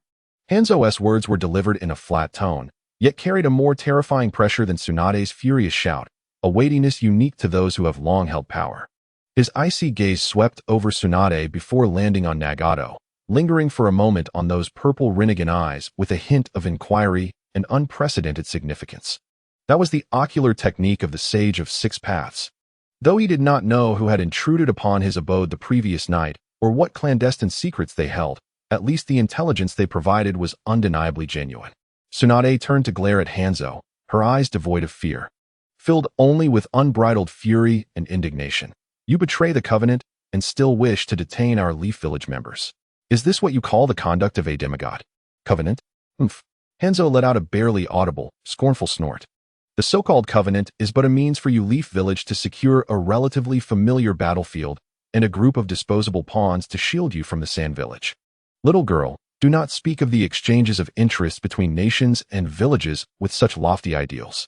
In the face of the existence of the Hidden Rain Village, your so-called covenant holds no value in my eyes. The National Isolation Decree has been issued. This is my decision. As he spoke, his gaze swept over Yahiko and Konan once more, finally settling on Nagato. As for these three children of the Rain Country, they shall naturally remain in our Hidden Rain Village. I will ensure they are well taken care of. This is a matter of our internal affairs. Internal affairs. Tsunade was so infuriated that she felt as if she might vomit blood. She had never encountered such audacious shamelessness. You are utterly ridiculous. They are ninjas of Konoha, my brother's kin, and his most cherished students. Release us at once. Or else, what then? Hanzo's voice suddenly turned frigid, a more sinister and venomous chakra spreading like a serpent, permeating the air with a foul stench of impending death. He raised his hand slightly. Though the motion appeared languid, it put Tsunade on high alert, causing every hair on her body to stand on end. Although she possessed the strength to escape unscathed, she lacked the confidence to ensure the safety of Nagato and the others. Face reality, little Tsunade. Hanzo's voice was as chilling as ancient ice, radiating an aura of dread. I acknowledge your strength. You have grown far more formidable than in the past, nearly rivaling my current prowess. However, here, you shall not take anyone with you. Should you resort to force, not only will you fail to rescue them, but you will also jeopardize the fate of both Konoha and Suna, along with all the forces you have committed here. He took a slight step forward, the oppressive weight of his presence causing Tsunade and Nagato to feel suffocated. Now, take your people and withdraw from the land of rain at once. This is my final ultimatum, while I have yet to change my mind. Tsunade clenched her teeth tightly and unleashed a thunderous roar, her raging chakra transforming from mere intimidation into a clarion call for assault. You old scoundrel. You silver-haired relic. Do you think I am showing you any respect? Since our last battle ended in a stalemate, let us settle it today. Before her words had fully dissipated, Tsunade's figure morphed into a green blur, her target set squarely on Hanzo. Her speed was astonishing, and with a force so tremendous, the iron ground beneath her shattered, collapsing into a spiderweb of cracks. Her actions surpassed everyone's expectations. What negotiations, what considerations. The moment the opponent tore off the mask of civility and decided to detain her cherished juniors, all reservations were cast aside. This was Tsunade Senju, the strongest medical ninja in the shinobi world and a rare master of taijutsu. Heavenly might, crushing kick, water release, body flicker technique. Hanzo's instincts screamed at him to avoid any physical confrontation with Tsunade's attacks, prompting him to immediately deploy one of his prized techniques, the body flicker technique. Boom. The iron platform beneath him crumbled like paper under the absolute force of Tsunade's enraged kick, reduced to mere fragments. Dust and shards of iron soared into the sky. The surrounding rain ninjas were swept away by the terrifying shockwave, and Yukiya, who had previously provoked Tsunade, now cowered in a corner, trembling in fear. Worried that if Tsunade missed Hanzo, she might take her anger out on him instead. Nagato, take Yahiko and Konan and leave at once. Head to the rendezvous point. Evacuate all of Konoha's forces from the land of rain. Leave this to me. Tsunade's voice thundered through the smoke and dust, filled with an undeniable resolve. She understood how much Kalunai cherished these three disciples, and she could not allow them to be lost here. Lady Tsunade, Yahiko and Konan instantly reacted.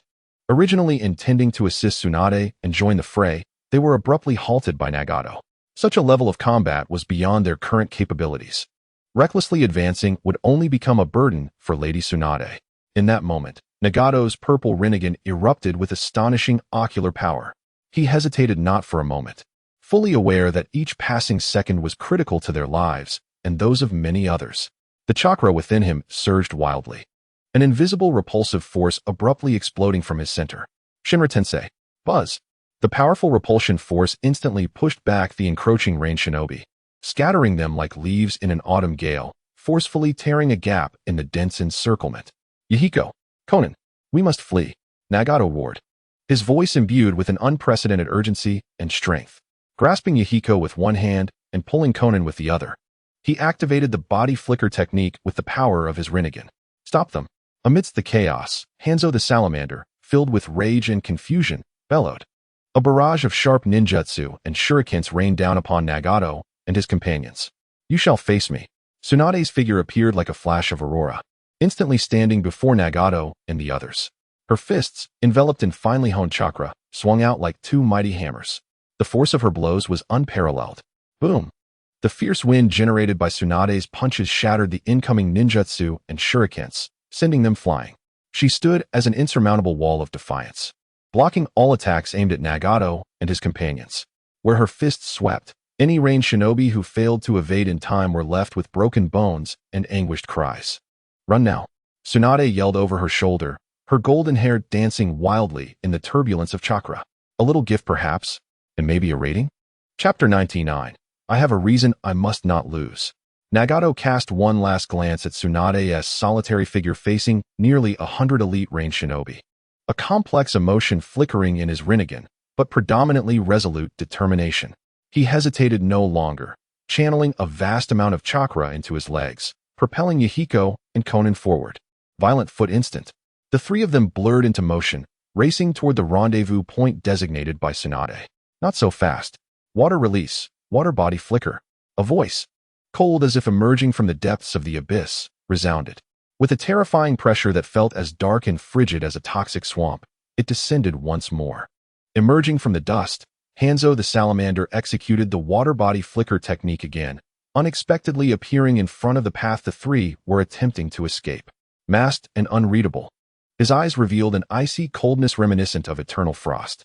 He stood directly in their path, and with each breath, a viscous, toxic, foul-smelling purple smoke emanated from beneath his mask, swiftly enveloping a vast area ahead, sealing their escape.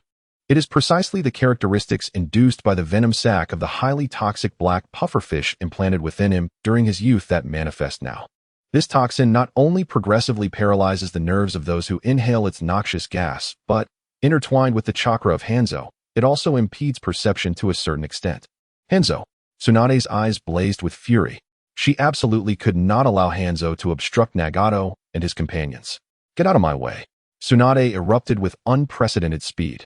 Her form resembling an arrow released from its bow, recklessly charging towards Hanzo. Her right fist, infused with the terrifying power capable of shattering mountains, aimed directly at Hanzo's back. She intended to force Hanzo to defend against her assault, thus allowing Nagato and his companions to escape unscathed. Yet, it appeared as though Hanzo possessed eyes on the back of his head. In the instant Tsunade's fist sliced through the air, his body contorted in an uncanny manner, akin to a boneless serpent, narrowly evading her lethal strike. Simultaneously, he swung his hand back. Fire release, explosive flame array. Boom, boom, boom. Numerous ignited explosive tags clung to Tsunade's arm and body like parasites, detonating violently. The ferocious explosion engulfed Tsunade in flames, though she skillfully executed evasive maneuvers. The tremendous shockwave forcefully propelled her backward, leaving deep gashes on the metallic ground until she collided heavily with a steel pipeline, producing a resounding thud that finally steadied her form. In the aftermath, the path of her retreat was shrouded in smoke and dust, obscuring her state from all observers. Lady Tsunade, came the terrified cries of Yahiko and Konan from above. They were hindered by the poisonous mist, their speed significantly reduced. Witnessing Tsunade being blasted away shattered their resolve. They could only soar into the air to avoid the toxic fumes while striving not to burden Tsunade or Nagato. Don't worry about me. Go. From within the haze, Tsunade burst forth, tearing off the tattered remnants of her green gambling robe. Her arms and shoulders bore scorch marks, and blood trickled from the corner of her mouth. Yet her eyes blazed with an even fiercer fire. Release of the Een Seal. Ninja art. Creation rebirth. 100 healings technique. A deep purplish-red mark flickered upon her forehead as formidable yang release chakra rapidly mended her wounds. Tsunade fixed her gaze upon Hanzo, resembling an enraged lion. Old thief with a grizzled beard. You shall face me. Take pride. You are the first to compel me to unleash my full strength after mastering the Een Seal. Hanzo's cold gaze swept over Nagato and his companions, who had inhaled a trace of the toxin and whose speed had noticeably diminished. His attention then shifted to Tsunade, whose forehead now bore the purplish-red curse mark and whose chakra surged dramatically, rivaling that of a tailed beast. A flicker of seriousness and murderous intent finally crossed his eyes. He understood that if he did not eradicate this troublesome woman before him, it would be exceedingly difficult to retain those 3 targets, particularly the red-haired boy with his peculiar ocular jutsu. Since you insist on seeking death, then I shall grant you your wish. Hanzo's voice, filtered through his mask, exuded a chilling malice. He swiftly formed hand seals with one hand, and an even more terrifying wave of chakra began to coalesce. The chain sickle whirled in his other hand, spinning like the rotor of a helicopter. Xiaonan, you must flee. Trust Lady Tsunade. Trust Nagato. And trust me. Yahiko released Xiaonan's grip, leaping from the sky with resolute determination. I will buy some time for Lady Tsunade. The vortex flow meteoric assault. Yahiko recklessly unleashed his taijutsu, shooting downwards like a missile towards Hanzo of the salamander, attempting to delay him for but a moment. Yahiko, no, Xiaonan exclaimed in alarm. Fool, come back. Nagato urged urgently. Yet, Hanzo's lethal strike was already locked in. The chain sickle, entwined with venom and the aura of death, lunged towards Yahiko like a viper striking from its lair, moving at a speed that left Yahiko no chance to react. Be careful.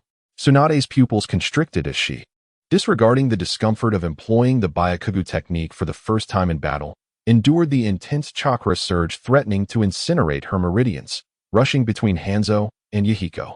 Memories of Kazuna practicing countless times on the training ground flashed through her mind, along with his earnest expression while teaching her the vortex flow technique. Sister Tsunade, watch closely.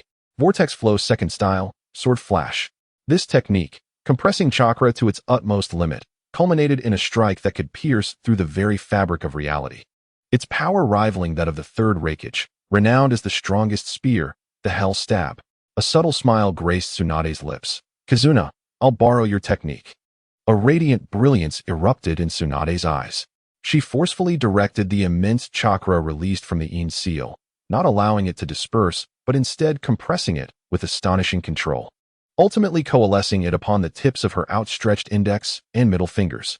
Those fingers, instantly enveloped in overwhelming chakra, emanated a terrifying aura and blinding white light, warping the very air around them. At that moment, her fingers transcended the finest tools of the ninja world, becoming the sharpest sword in existence. Vortex Flow Second Style, Sword Flash. Tsunade's form left a lingering afterimage in its wake, her speed soaring to unimaginable heights under the unceasing application of the technique. She arrived ahead of Yahiko, akin to a searing bolt of lightning that tore through space, her unparalleled sharpness shattering the chain sickle swung by Hanzo, driving forward with deadly intent. What? For the first time, surprise flickered in Hanzo's cold gaze. He sensed the terrifying force, compressed to its zenith, that threatened his very life. Instinctively, he sought to employ the water body technique to evade, yet it was already too late. Clang, clang, clang, clang, clang, clang, clang, clang, clang. The links of the sickle's chains shattered. Crack. Hanzo's breathing mask was cleaved in two. Bang. Tsunade's figure ultimately collided with the steel ground behind Hanzo, leaving a gaping crater in her wake. Slash. Only then did Hanzo belatedly realize that Tsunade had carved a wound across his face. Chapter 100, The Great Escape. Save yourself. With a forceful exertion beyond her physical limits, coupled with the discomfort of unsealing the dark seal for the first time, Tsunade suddenly spat out a mouthful of crimson blood. The black markings of the Baika no Jutsu glowed with a faint crimson light, slowly merging into the diamond-shaped seal on her forehead. Her body swayed slightly, yet her eyes burned with the fire of victory. Let us go, she roared with her last ounce of strength. Lady Tsunade, Yahiko, having narrowly escaped death, rushed to her side with tears welling in his eyes, supporting her as they hastened toward the outskirts of the hidden rain village. Nagato, Conan called out with a knowing tone. In an instant, Nagato grasped her meaning, his Rinnegan piercingly gazing at Hanzo and the shattered scythe, then at Yahiko assisting Tsunade. His eyes filled with shock and complexity. Without further hesitation, he unleashed the full power of his Rinnegan. Shinra Tensei. Boom.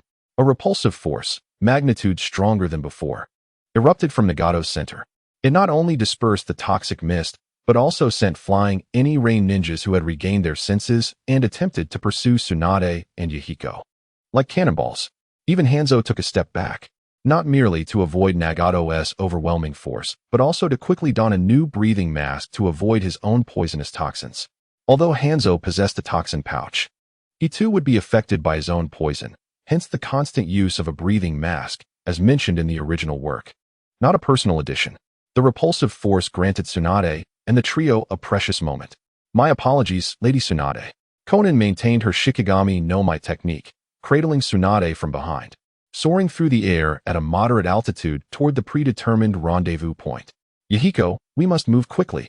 Vortex Flow, Earthfall Rock. Nagato commanded, launching a continuous, large-scale earth release technique against the pursuing rain ninjas. His form blurred under the cover of numerous rock projectiles, darting away alongside Yahiko toward the periphery of the hidden rain village. Do not pursue too closely. Once they have left the borders of the land of rain, withdraw. Hanzo's originally frigid voice now bore a hint of melancholy. The rain ninja army exchanged glances, hesitating for a moment before they decided to follow. Swish. However, before the mist ninjas could catch up, Tsunade released a specially crafted signal flare into the sky. A massive red Konoha-marked flare exploded above the hidden rain village. Its dazzling light pierced through the gloomy rain clouds, proclaiming an indomitable declaration. This signal not only indicated the direction for retreat, but also served as a resounding slap to Hanzo for betraying the alliance. Amid the rain, Conan cradled Tsunade, who was striving to regain her strength, as they flew low and fast. Yahiko and Nagato flanked them, the four figures weaving through relentless pursuers and torrential rain, fleeing desperately toward the borders of the land of rain. Behind them lay relentless pursuers from the rain village, alongside the weary and disheartened Hanzo of the Salamander, and a nation that had irrevocably severed ties with them. The cold rain washed away the remnants of smoke and blood, yet it could not extinguish the fury and resolve that burned within their hearts. Conan, cradling the unconscious Tsunade, who was struggling for breath, glided through the rain-soaked air. Although the rain posed no threat to her specialized paper techniques, the dense mist obscured her vision, hindering her ability to fly at full speed. Yahiko and Nagato followed closely behind, their expressions grave, filled with concern for Tsunade and a complex sense of nostalgia for the once-beloved Hidden Rain village. The shouts of their pursuers echoed in a haunting cadence, reminiscent of the infamous Avada Kedavra. "Faster, we must go faster," Yahiko urged anxiously, frequently glancing back, fearful of an unexpected appearance from Hanzo. "Nagato, Tsunade-sama." Konan's voice trembled with sorrow as she gazed upon Tsunade's pale face. Feeling the disarray of chakra within her and the almost charred state of her right hand due to excessive chakra usage, her heart heavy with anguish. Just as they escaped the confines of the rain village and entered a more open rocky terrain, Tsunade suddenly stirred in Konan's arms. A faint, pained groan escaped her lips. "Tsunade-sama." Konan swiftly released her paper technique, landing gently on the ground, while Yahiko and Nagato hurriedly gathered around, hope igniting in their eyes. Tsunade, with her eyes tightly shut, fluttered her eyelashes, and then slowly opened her eyes. Though still bloodshot from excruciating pain and fatigue, they regained their former sharpness and clarity, albeit her complexion remained alarmingly pale. "Put me down, Konan," she rasped, her voice hoarse yet commanding. With utmost care, Konan set her down, still offering support. While Yahiko and Nagato stood guard nearby, their tension palpable, Tsunade did not acknowledge them.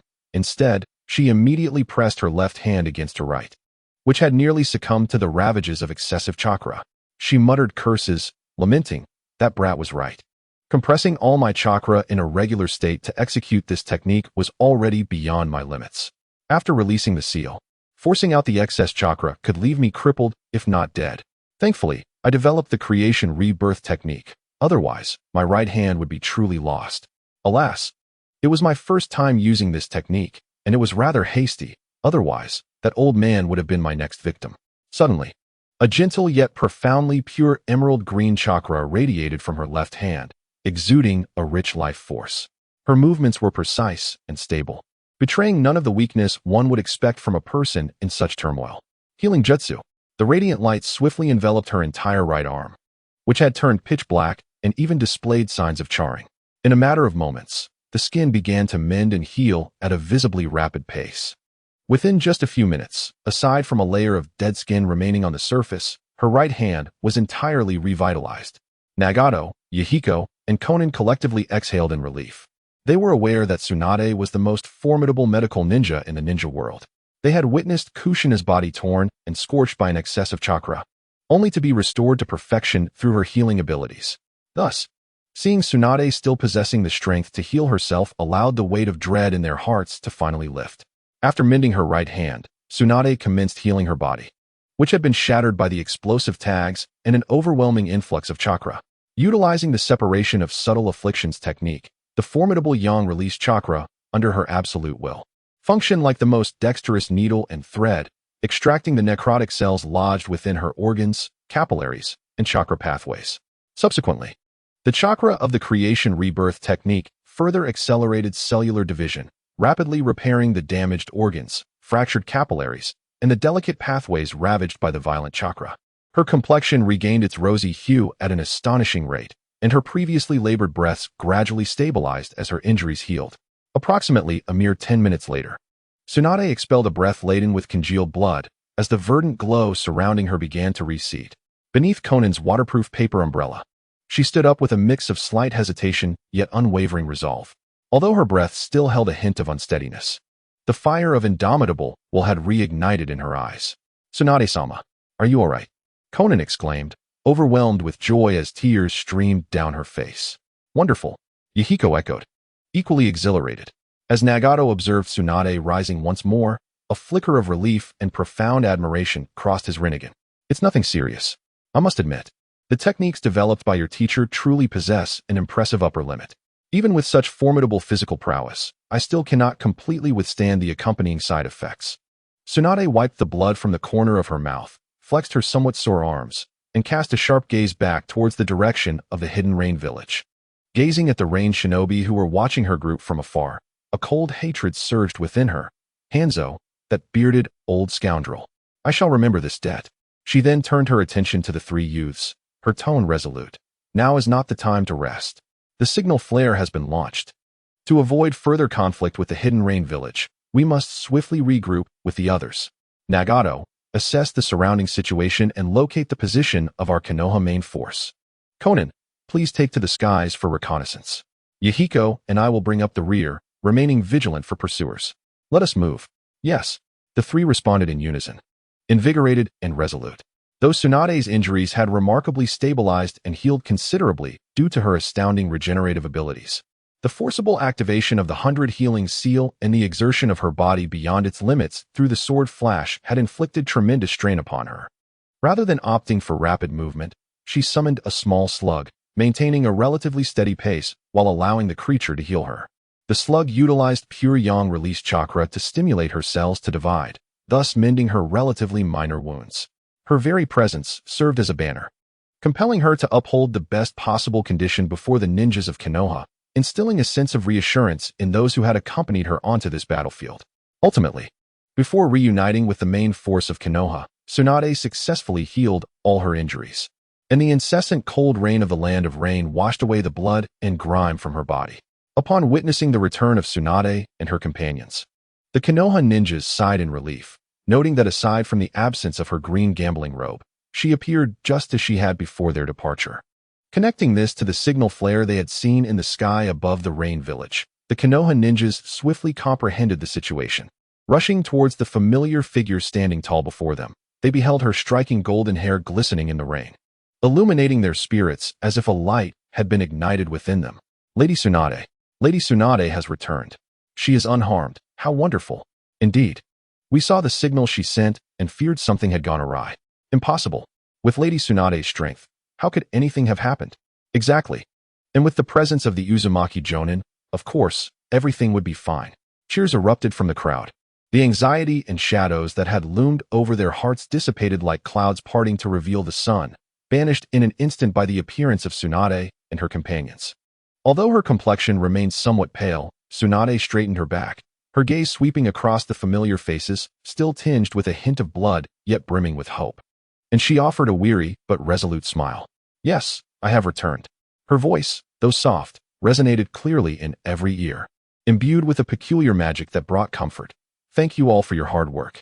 However, this fleeting exhilaration was soon shattered by an urgent report from the vigilant ninjas. Report. A large number of Rain Village ninjas have been spotted, approaching aggressively, and are less than 3 miles away. The atmosphere turned grave in an instant. Everyone tightened their grips on their weapons, preparing for a bloody confrontation with the Rain Village. Had the Rain Village indeed betrayed their pact?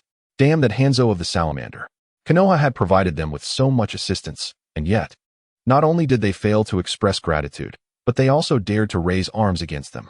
They have truly gone too far. Yet, just as the Konoha ninjas were brimming with anger and tension, the violet tide of pursuing Rain ninjas came to an eerie halt approximately a mile away from them. They did not advance. Instead, they stood in silence, like cold sculptures amidst the curtain of rain. At the forefront was the notorious Hanzo, donning a new breathing mask, his demeanor still shrouded in darkness. His icy gaze pierced through the rain, locking onto a figure with flowing golden hair in the crowd. His stare lingered on Tsunade for a considerable time, as if he sought to confirm something, ultimately resting upon his empty hands, once meant to wield his signature chain scythe, but now only capable of grasping a simple shuriken. Silence enveloped the land of rain that night, devoid of clamor, with only the relentless downpour resounding in the air. Hanzo slowly raised his left hand, signaling a halt. He cast a final, profound glance at the 3 youths who had fled their homeland, and at the woman who had shattered his weapon and severed the pride he held as a demigod. The admiration and murderous intent that once filled his eyes had dissipated, leaving behind an indescribable complexity and a hint of melancholy, perhaps unnoticed even by himself. He issued no commands, merely turning away. The vast Rain Ninja army, like the receding tide, silently altered its course and gradually vanished into the misty depths of the rain, leaving behind a mire of mud and an eerie stillness. The Konoha ninjas, who had been fervently prepared to confront the Rain ninjas, stood frozen in place, exchanging bewildered glances. The tension in their bodies finally relaxed, many collapsing to the ground, disregarding the pooling water and the relentless rain, gasping for breath, their eyes filled with a mixture of confusion and relief at having survived. It must be due to Lady Tsunade. Even Hanzo would not dare to engage us in battle. Indeed, it was only because they had the numbers before that they were bold enough to pursue Lady Tsunade. Absolutely. What of the so-called demigod of the ninja world? Merely a pretender. Long live Lady Tsunade. Long live. Listening to the flattery and praise of the crowd, Tsunade pondered and realized they might not be entirely wrong. Although their conflict with the Rain Ninjas would yield only losses, the Rain Ninjas would gain little as well. With her and Nagato present, Hanzo and his summoned beast-s toxins would have minimal effect, while Conan's explosive tags posed a lethal threat to the Rain Ninja forces, or rather, to all enemies of Konoha in large-scale combat. Shortly thereafter, a supplementary statement issued by the Rain Village quietly spread throughout the ninja world. As long as they did not encroach upon the borders of the Land of Rain, the Rain Village would maintain an absolute stance of neutrality regarding all military actions elsewhere, offering no assistance to either side. How amusing. Chi Lunin sat at the makeshift command center in the Land of Rivers, holding a recently published edict from the Rain Village. Upon reading it, he couldn't help but scoff at the Rain Village's somewhat theatrical display.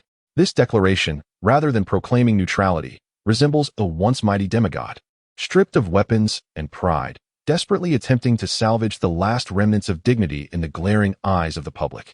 He has lost his fervor, or perhaps more accurately, the unwavering confidence to pursue that woman who, in her direst moment, unleashed a staggering speed and strength, coupled with a terrifying ability to heal.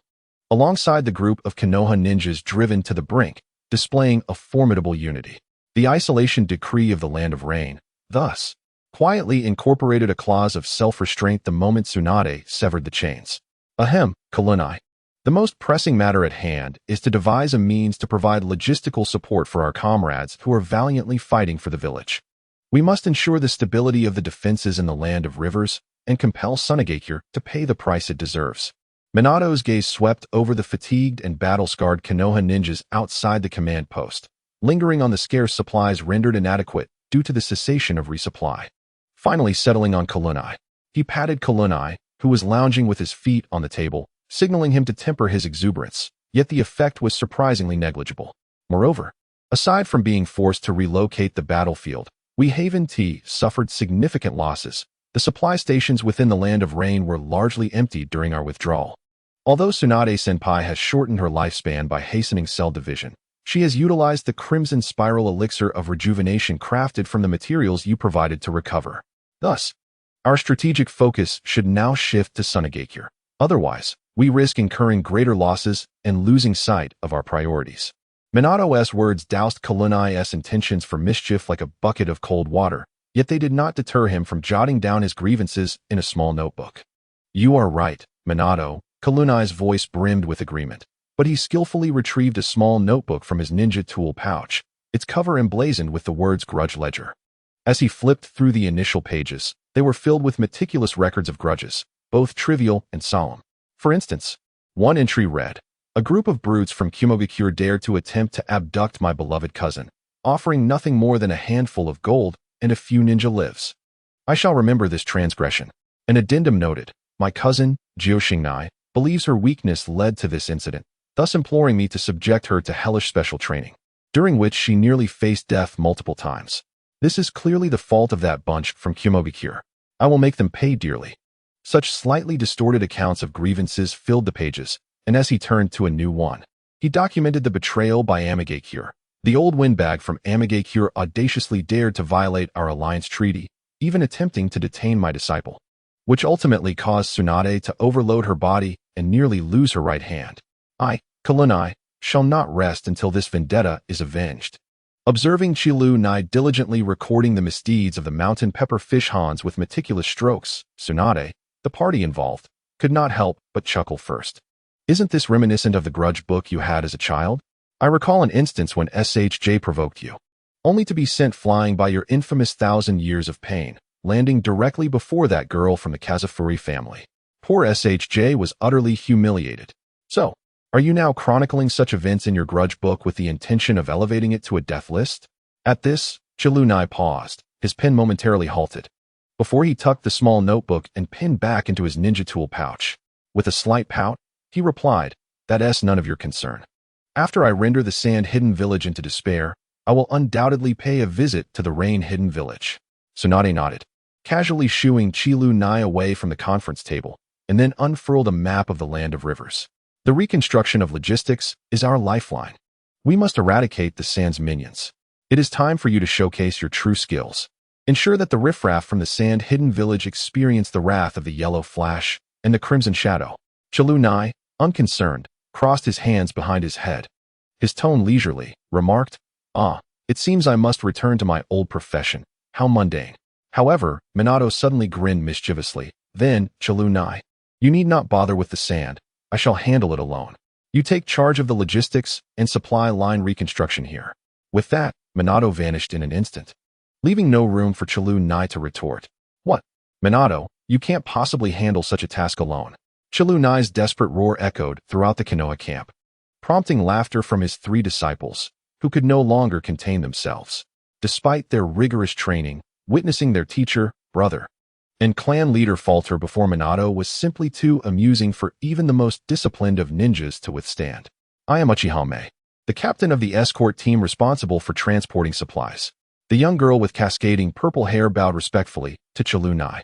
The Konoha forehead protector added an air of severity to her appearance, and her cold black eyes seemed to conceal sharpness, with long eyelashes veiling them. The high collar concealed the lower half of her face, while raven-like purple locks fell gracefully, shrouding her figure in an enigmatic shadow. She approached with a steady gait and offered a respectful salute to Qilu Nai. He raised an eyebrow at Uchiha. Uchiha, I recall you. You were in the same year as me in the neighboring class, weren't you? It's a pity you were so aloof back then. Even Mikoto-san found you somewhat unapproachable. Seeing Uchiha-mei's lack of response, Qilu Nai decided against further banter and prepared to discuss pertinent matters. All right, let us discuss the status of the supplies. Uchiha-mei's cold and severe gaze flickered slightly as she softly reported, the supplies for this transport are ample, including ninja tools, medicinal herbs, and special construction materials. However, we encountered a small group of sand ninjas along the way, but fortunately, we successfully repelled them without any damage to our supplies or personnel. Qilu Nai nodded in acknowledgement. Well done. The next task is of great significance. We must ensure the safe delivery of supplies to the designated location and successfully establish a supply station there, providing a stable guarantee for future supply lines. Yes, rest assured, we shall accomplish this mission, Uchiha-mei replied resolutely. At that moment, circling in the sky, Shears suddenly rushed down towards Qilu Nai. A rather unobservant team from Sunagakure was approaching our supply base. It seemed they were courting death. Qilu Nai sneered, just in time. Mei, you lead the escort team to the designated location while I deal with them. I wish to see what tricks Sunagakure has up its sleeve. Understood. Uchiha-mei acknowledged, swiftly departing with her team. Qilu Nai then instantly vanished towards the Sunagakure team, contemplating that eliminating this squad would serve as a form of interest to Sunagakure. As the title suggests, one should not merely take advantage without leaving a rating for the children. Chapter 103, A Feint? An Inquiry into Eastwind Express? Minato Namikaze, like a stream of golden light, traversed silently through the dry, windy valleys and deserts of the land of rivers. His mission was to eliminate an elite squad from Sunagakure that had infiltrated deep into Konoha's controlled territory, attempting to sabotage a vital stronghold. The kunai in his hand was as precise as the stars, and with each flash of golden light, a Sunagakure ninja met their end, their astonished gazes marking the end of their lives. Just as he dispatched the last of the Sunagakure ninjas, the golden light flickered atop a weathered rock pillar as he prepared to assess the safety of the secret stronghold. Suddenly, the ground beneath him erupted into violent tremors, as if a slumbering giant had awakened. The sandy terrain within a radius of hundreds of meters roiled like boiling water, heaving upwards. Enormous waves of sand surged skyward, blotting out the sun. A colossal, heavy chakra, imbued with an aura of desolation and ferocity, swept over him like a tsunami.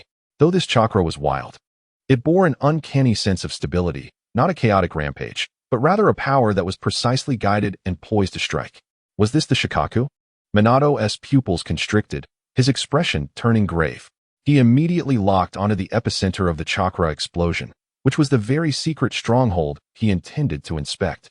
The cave collapsed in an instant, and the sand and dust on the ground morphed at an astonishing speed, rising to form a towering figure approximately 50 meters tall. Constructed entirely of pure yellow sand, adorned with intricate curse seal patterns. The complete form of Shikaku. The massive body, marked by purple-black cursed seal designs, bore a single eye that glimmered with ferocious golden light, emitting a deafening roar. Yah! It has been ages since I last breathed fresh air. How delightful! And right upon emerging, I've already found someone worthy of my wrath. Ahaha! However, what astonished Minato even more was the sight of a figure seated atop the colossal head of Shikaku, a venerable monk clad in a light gray-blue robe and a dark purple kasaya. With a gaunt visage yet an unusually calm demeanor. With his eyes gently closed and hands clasped together, he appeared to be in a meditative state, creating an extraordinarily surreal harmony with the raging beast beneath him. The tumultuous flow of chakra surged around him like a gentle stream, failing to disturb him in the slightest. Although he was the perfect Jinchūriki, his body was insufficient to endure the chakra at the level of a tailed beast. Despite the mutual recognition between the beast and its host, they were unable to unleash their full potential. Watergate swiftly comprehended that this venerable monk's relationship with Shikaku was not merely one of sealing and being sealed. Yet it lacked the profound cooperation and coordination found between Kurama and its host, Naruto. Shikaku did not rampage nor was it controlled. Rather, it voluntarily manifested its complete form, likely to protect the Jinchūriki it acknowledged. The monk, with a voice that was both ancient and serene, pierced through Shikaku's roars. Reaching Watergate's ears, too many innocent lives have already been sacrificed in this unjust war. While we of the Wind Country bear responsibility, I too have my duties to fulfill. I implore you to withdraw. Watergate felt a chill within. The monk's demeanor, though tranquil, was overshadowed by Shikaku's poised aggression and its terrifying pressure directed at him, constituting an implicit ultimatum. Faced with the complete form of the tailed beast, Watergate lacked effective offensive jutsu. Even with all his might, he could not confront it head-on. Utilizing the mobility of the Flying Thunder God technique to attack the Jinchūriki's body would be futile, as the swirling sand barrier surrounding him would likely prevent Watergate from approaching. Without a moment's hesitation, Watergate infused his trusted Flying Thunder God Kanai with chakra. The runes inscribed upon it representing Kurama's Flying Thunder God technique East Wind Express. This act of infusing chakra into the Flying Thunder God technique was their prearranged emergency signal. Wind release, vacuum sphere. Simultaneously, Shikaku, sensing Watergate's furtive movements, launched an assault. Its rotund belly swelled, becoming even more spherical, and it raised its enormous sandy arm, striking its belly forcefully before opening its mouth wide to unleash a colossal wind-release cannonball. This is not good. Watergate narrowly evaded disaster by utilizing the Flying Thunder God technique he had left behind when he had slain the Sand Shinobi. However, the spot where he had once stood was now a deep pit, measuring over 10 meters, as debris and dust filled the air, obscuring the sky. Meanwhile, on the other side, Kurama sat atop a pile of 4 Sand Shinobi corpses, pondering the purpose of these 4 who could not withstand even a single attack from him as they infiltrated the supply lines behind Konoha. Yet, he could not arrive at any conclusion. Never mind, they are dead now. Even if they had intentions, they are meaningless. I shall collect these corpses as experimental materials for Uncle Snake. Kurama playfully teased the pale falcon, Shears, perched upon his shoulder before retrieving a scroll to seal the 4 corpses beneath him. While engaging in these actions, Chi Lunai harbored some concern for Uchiha Mei's safety and followed the traces of battle. Had the conflict already concluded? Truly, he is the current head of the Uzumaki clan. His movements are remarkably swift and decisive. Observing Chi Lunai's adeptness at collecting the fallen, Uchiha Mei, who had just arrived, couldn't help but exclaim, "Oh, it's Inoki. What brings you here? Wasn't I supposed to have you continue escorting the supplies?" Chi Lunai, having stowed away the corpse scroll, greeted the newcomer naturally upon discerning their chakra with his Kagura's hard eye, while inquiring about the status of their mission. However, just as Uchiha Mei was about to explain, Chi Lunai sensed the activation of the Flying Thunder God technique he had left for Minato, and his demeanor shifted to one of seriousness. "Apologies. I have an urgent matter to attend to. I will hear your explanation later." Even before Chi Lunai could finish his sentence, he had already utilized the Flying Thunder God technique to teleport away. With concern for Chi Lunai's sudden absence, Uchiha Mei cast her gaze downwards, murmuring to herself, "I was worried about you. Well, I suppose I should focus on completing the task of escorting the supplies." She shook her head and turned back towards her original path. Meanwhile, when Chi Lunai reappeared beside Minato using the Flying Thunder God technique, he immediately sensed the formidable chakra emanating from Shikaku, the One-Tail. "Minato, what is happening? How did you encounter a Jinchūriki from another nation?" Surely you are not the one with such misfortune. Chi Lunai inquired with furrowed brows. Minato, feeling a bit awkward, briefly explained the situation while evading Shikaku's attacks alongside Chi Lunai. Upon grasping the general circumstances, Chi Lunai took a deep breath, advanced a few steps toward Shikaku, and called out to the old monk, as Master Benfu suggested, "Let us sit down and converse properly." The old monk slowly opened his eyes, gazing calmly at Chi Lunai. "I did not expect this benefactor to recognize me. It is indeed an honor. However, certain matters are beyond our control, and I, too, have my own mission."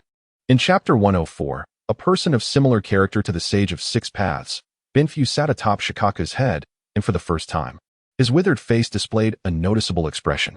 His eyes, which had been partially closed for so long, began to open slowly, revealing a glimmer of clarity in his murky gaze.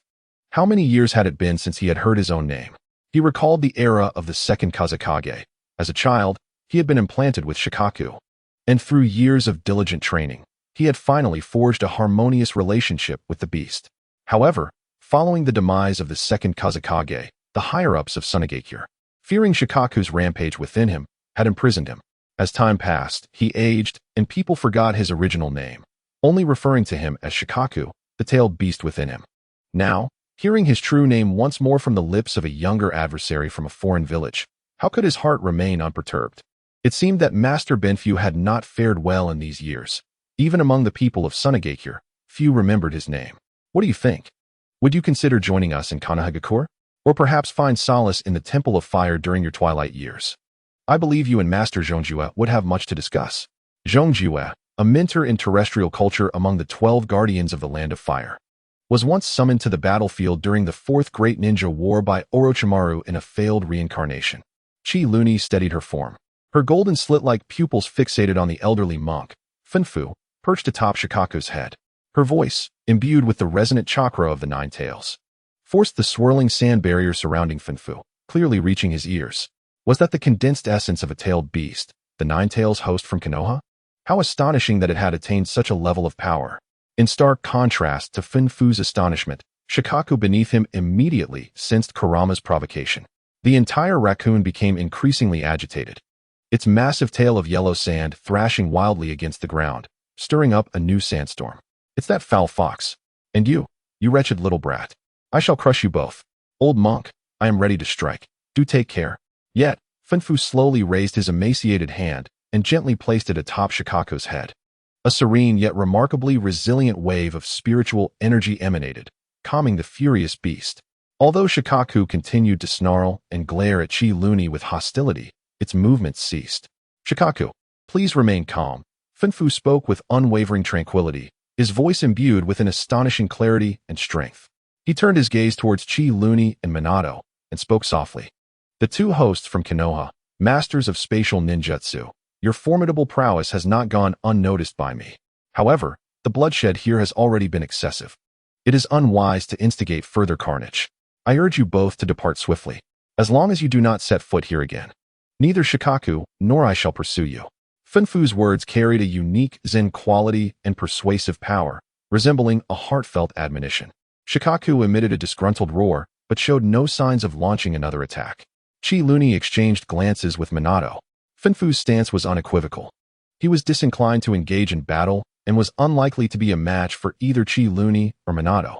However, in this sand-laden wasteland, should a confrontation be forced, Shikaku's power could potentially exceed that of the formidable Gyuki. Even if Chi Luni and Minato could emerge victorious, the cost would undoubtedly be steep. Moreover, their primary objective was to ensure the smooth establishment of their logistical lines, rather than to engage Shikaku in a deadly struggle. Weighing the two options, the secret stronghold already claimed by the enemy appeared considerably less significant. "Master Finfu, we also have no desire to linger here," Minato said, his form shimmering with golden light as he materialized beside Chi Luni, his voice calm, yet resolute. "However, the flames of war ignited by Sunagakure shall be repaid in kind. Our Land of Fire shall not become the garden of Sunagakure. What a pity. I hope that our next encounter may be amidst a tea table, where we can share a cup and converse at leisure, rather than on the battlefield, compelled to determine who shall live and who shall perish." Chi Luni shook her head at the old monk Finfu, seemingly lamenting his refusal of her proposal. Subsequently, His gaze shifted to the guardian crane beneath Master Bunfu. Farewell. Little raccoon, may we have the opportunity to meet again. You insolent fox spirit. Who are you calling a raccoon? The guardian crane, incensed by Kalunai, was on the verge of erupting, but was swiftly calmed once more by Bunfu. Ba, the cycle of karma is predetermined, Bunfu said, his palms pressed together in silence. Mizumoto and Kalunai performed a respectful bow to Master Bunfu before turning to depart. Guardian Crane, you truly are unreliable. Before they could see him, they heard his voice. But what arrived before the sound was a colossal wave of golden sand, akin to a tsunami, sweeping towards Kalunai and Mizumoto. Magnet release, sand gold funeral. A cold, furious low growl reverberated from the heavens like thunder. Accompanying this voice, the sky above the wind erosion valley was instantaneously bathed in blinding gold. Countless grains of sand, shimmering with metallic luster, cascaded down like a torrential downpour, resembling an inverted golden ocean, descending with immense force upon the area where Mizumoto and Kalunai stood, overwhelming them. As the wave crushed all of Mizumoto's flying thunder god Kanai, it simultaneously sealed off any potential escape routes for the two. And as if calamity were not enough, a searing orange fireball, distorting the air with its intense heat, appeared instantaneously at Kalunai's flank, aimed directly at him. The Nine-Tails Jinchūriki, who had yet to summon the chakra of the tailed beast. Scorch release, overheating destruction. The fourth Kazekage candidate, the invaluable magnet release ninja, Rasha. Alongside the scorch release ninja, the renowned beauty of the ninja world, Yakura, also translated as Pakura. At this moment, the two most formidable forces of Sunagakure, aside from Chiyo, had united to launch a deadly ambush. They had evidently been lying in wait, anticipating the perfect moment when Mizumoto and Kalunai, fatigued from their confrontation with the guardian crane, would lower their guard while preparing to retreat. However, they had not anticipated that although Bunfu and the guardian crane had delayed Mizumoto and Kalunai for a short while, neither side had any intention of engaging in combat. This forced their hand to reveal themselves prematurely and initiate a direct confrontation to prevent the duo from escaping. At this moment, confronted by the encroaching wave of golden sand and the scorching fireball suspended above them like a second sun, Kalunai could not help but display an expression of distress. This is quite the predicament. Exhausted in body and spirit, little Ji found herself at a loss. Perhaps it would be best to take a day off. Chapter 105. Worthy ninjas and the renowned beauty of the ninja world. Mizumoto's expression changed dramatically.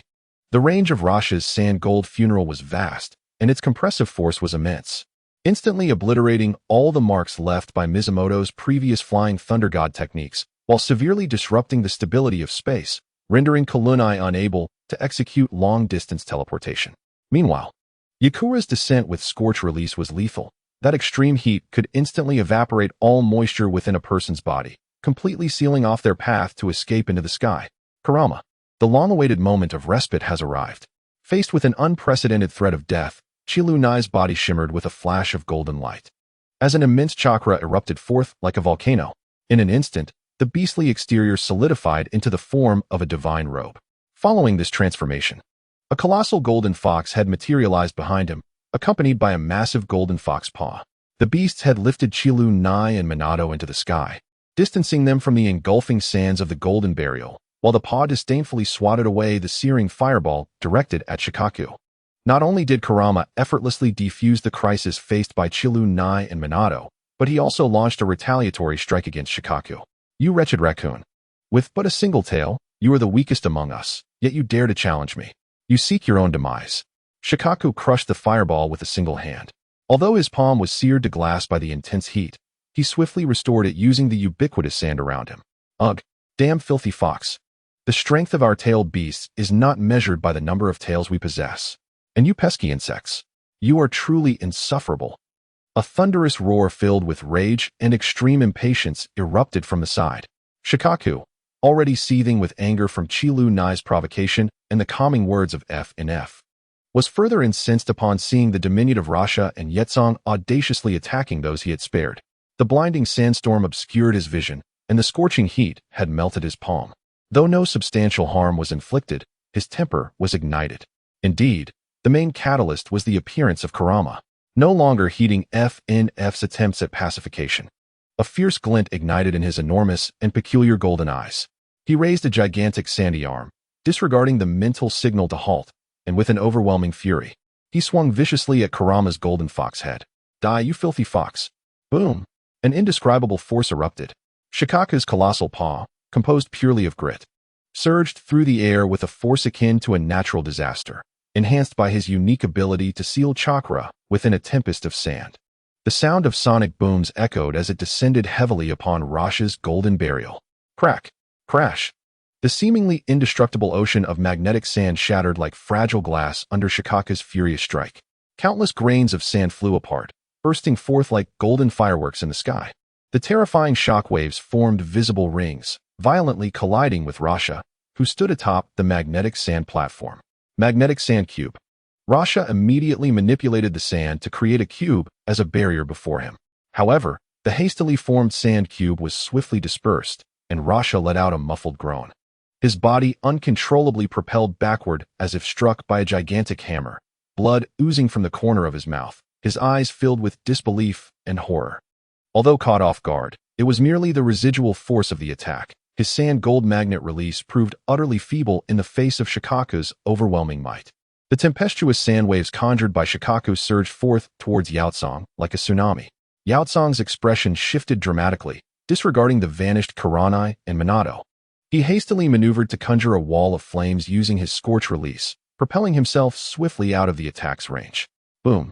The violent clash between the sand waves and the firewall resulted in a cacophony of shattered glass-like fragments, dissipating much of the impact. Yet, Yaozong was still jolted, his vitality surging chaotically as he staggered backward. Shikaku's sudden and indiscriminate onslaught not only failed to strike Kurama and Kuranai or Minato, but also significantly affected Rasha and Yaozong, plunging the entire battlefield into chaos and silence. Meanwhile, Kuranai and Minato had already exited the encirclement of Rasha and Yaozong with a speed akin to the flying thunder god technique, leaving behind a scene of devastation and swirling golden sand. Truly, it is a beast unfit for domestication.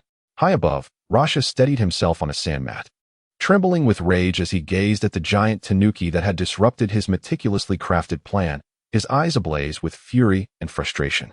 Shikaku, indifferent, swatted at the air as if dismissing a swarm of flies, his enormous and peculiar golden eyes surveying Rasha and Yaozong with disdain and contempt. Humph. Insignificant insects. Unable to contain mere children, yet dare to obstruct my presence. Begone. With that, his colossal form slowly sank into the sand, a surge of immense chakra retracting into Fubuki, leaving only a disgruntled roar echoing through the wind-eroded valley. Fubuki sat serenely where Shikaku had vanished, palms pressed together, murmuring a low chant, casting a gaze filled with a mix of resignation and profound meaning towards Rasha and Yaozong. Rasha's face turned ashen, his fists clenched tightly, while Yaozong, though appearing composed, bore an unmistakable glimmer of disappointment in her eyes. While she had never held high hopes for Rasha's meticulously crafted ambush, she had not anticipated their failure to capture the yellow flash of Konoha and the crimson shadow, culminating in such an absurd debacle that left them utterly humiliated before Shikaku.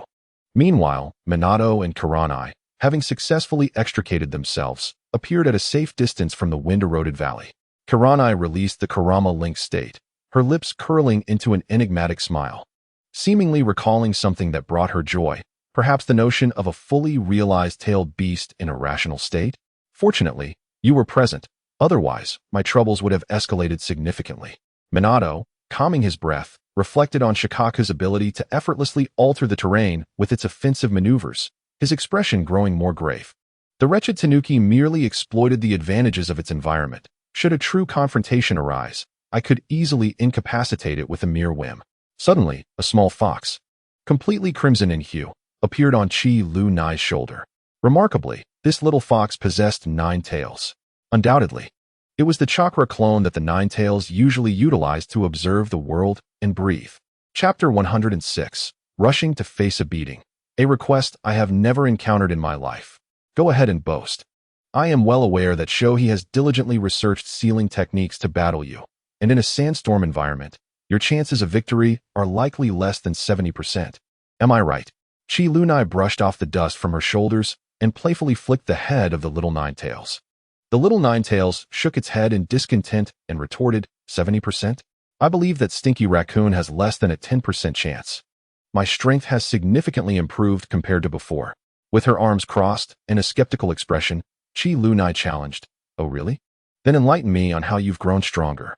The Ninetales proudly lifted its chin, declaring, "I am the only tailed beast that has mastered the old man's sage techniques. Once I enter Sage Fox mode, all my abilities receive a comprehensive enhancement. If only you weren't such a fool and could learn sage techniques. Then not only that stinky raccoon, but even all 8 of them combined would not stand a chance against us. All right, you two, cease your bickering." Though Watergate understood that Chi Lunai and the Ninetales frequently engaged in minor squabbles every few days, he still found it difficult to adapt. He shook his head helplessly and gazed once more towards the direction of the wind-eroded valley. However, this time, we have completely exposed ourselves. The sand-hidden village has already begun to target our movements, even employing some sand ninjas as bait to confront us directly, willing to undertake such a nearly fatal mission. Moreover, the threat posed by Luo Sha in the desert environment is indeed substantial, compounded by the unpredictable situation with Shou-He in the land of rivers and the scorching release of Yi Tsang, making our circumstances far more dire than anticipated. As he spoke, 3 figures suddenly emerged at the pinnacle of a towering sand dune at the edge of their vision: Luo Sha, Yi Tsang, and Master Fan Fu. Watergate's expression turned as grave as iron, and the kunai in his hand shimmered with a cold light. It seems they have no intention of letting this go. Draped in a black robe that fluttered ominously, Luo Sha was surrounded by glimmering golden sand, his gaze as cold as steel, radiating a resolve to kill. Yi Tsang stood a short distance away, orange-red chakra swirling in his palm, distorting the air as he fixed his gaze firmly on Chi Lunai. What is going on? Why is the first beauty staring at me? Chi Lunai became wary. Meanwhile, not far behind them, Master Fan Fu remained calm and composed, murmuring softly, "It seems I must apologize, dear patrons. My sincerest regrets, Ba." In the mere span of a few seconds, an overwhelming amount of chakra enveloped him entirely for protection, and the old monk instantly transformed into the formidable and monstrous form of Shou-He. "Stinky raccoon, are you seeking a beating?" The little Ninetales scoffed. The imposing and overwhelming figure of Shouha manifested once more, its terrifying chakra resembling an invisible ocean, permeating the entire arena. It's golden. Peculiar eyes fixated on the small cubey avatar perched upon Kalunai's shoulder. With a derisive laugh, it taunted, "Ah ha ha ha. You foul fox, after such a long absence. How have you fallen so low? Trapped within the body of that insignificant little brat, unable to stretch your limbs for fresh air, how pitiable you are." Kalunai and the cubey exchanged a glance, their eyes ablaze with fury. In the face of Shoha's mockery, there was a limit to their tolerance. In an instant, both human and fox assumed their combat stances. Time and again, as the weakest of the tailed beasts, you ought to humbly grovel at my feet. The cubey and Kalunai surged forth, fully transforming into their tailed beast forms, unleashing a tailed beast bomb towards Shoha as a greeting.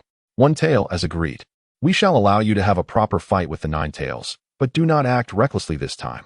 Arsa's voice rang out, cold and severe. Shoha merely spat forth a few practice air bullets, redirecting the cubey's unleashed tailed beast bomb, before letting out a dissatisfied huff at the diminutive figure before him. "Humph. For the sake of the old monk and the opportunity to thrash that foul fox." Ignoring Shoha's disdainful grunt, our SA clasped his hands together, causing a massive wave of gold sand to surge forth behind him, obscuring the sky. "Minato, Kalunai, today, this ground shall be your grave. Pay with your lives for the fallen souls of my sand hidden." It seemed words were futile.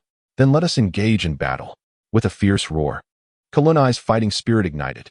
He directed the immense golden head of the cubey towards Minato, and a silent understanding flickered between them. "Minato, that highly valuable fellow is yours to handle. Shoha and the most beautiful figure in the ninja realm shall be dealt with by me. Be wary of Yakura's scorching escape and Shoha's seals." Though Minato did not comprehend why Kalunai had bestowed such nicknames upon our SA and Yakura, he nodded in agreement, his body shimmering with golden light as he charged towards RSA. In truth, Arsa's abilities with Shoha were quite compatible. If they coordinated well, they could achieve results that exceeded the sum of their parts. Thus, Minato needed to draw our SA away from the battlefield of Kalunai and Shoha, lest they all fall into deeper trouble. The golden light intertwined with the golden sand in an instant. Minato's figure transformed into countless elusive streaks of light, weaving through the onslaught of golden sand, which flowed forth like a massive golden serpent. With each flash of golden light came the violent clash of Rasengan against the giant shield of sand, or the golden spear. Arsa's magnetic manipulation was exquisitely adept, splitting the torrent into multiple streams, continuously shattering the kunai thrown by Minato, attempting to restrict his speed. These grains of sand transformed at times into impenetrable cages, at others into indestructible shields, or even into unyielding blades. Although Suimin skillfully evaded lethal attacks time and again with the unparalleled agility and combat acumen of the Flying Thunder God, simultaneously seeking opportunities for counterattacks, his situation gradually became precarious as the kunai he wielded diminished in number. In stark contrast, the battle on Kalunai's side had plunged into a fervent climax from the very outset. Roar, wretched fox, and your impish minion. Witness how I shall crush you. Under the tacit approval of Fubuki, Shikaku's colossal sandy form fully materialized. With a thunderous roar, its immense sandy hand, imbued with the might to annihilate all, descended mercilessly upon Kurama and the golden-headed Kalunai. Humph, vile creature, I shall send you to the Pure Land, to face the Sage of Six Paths.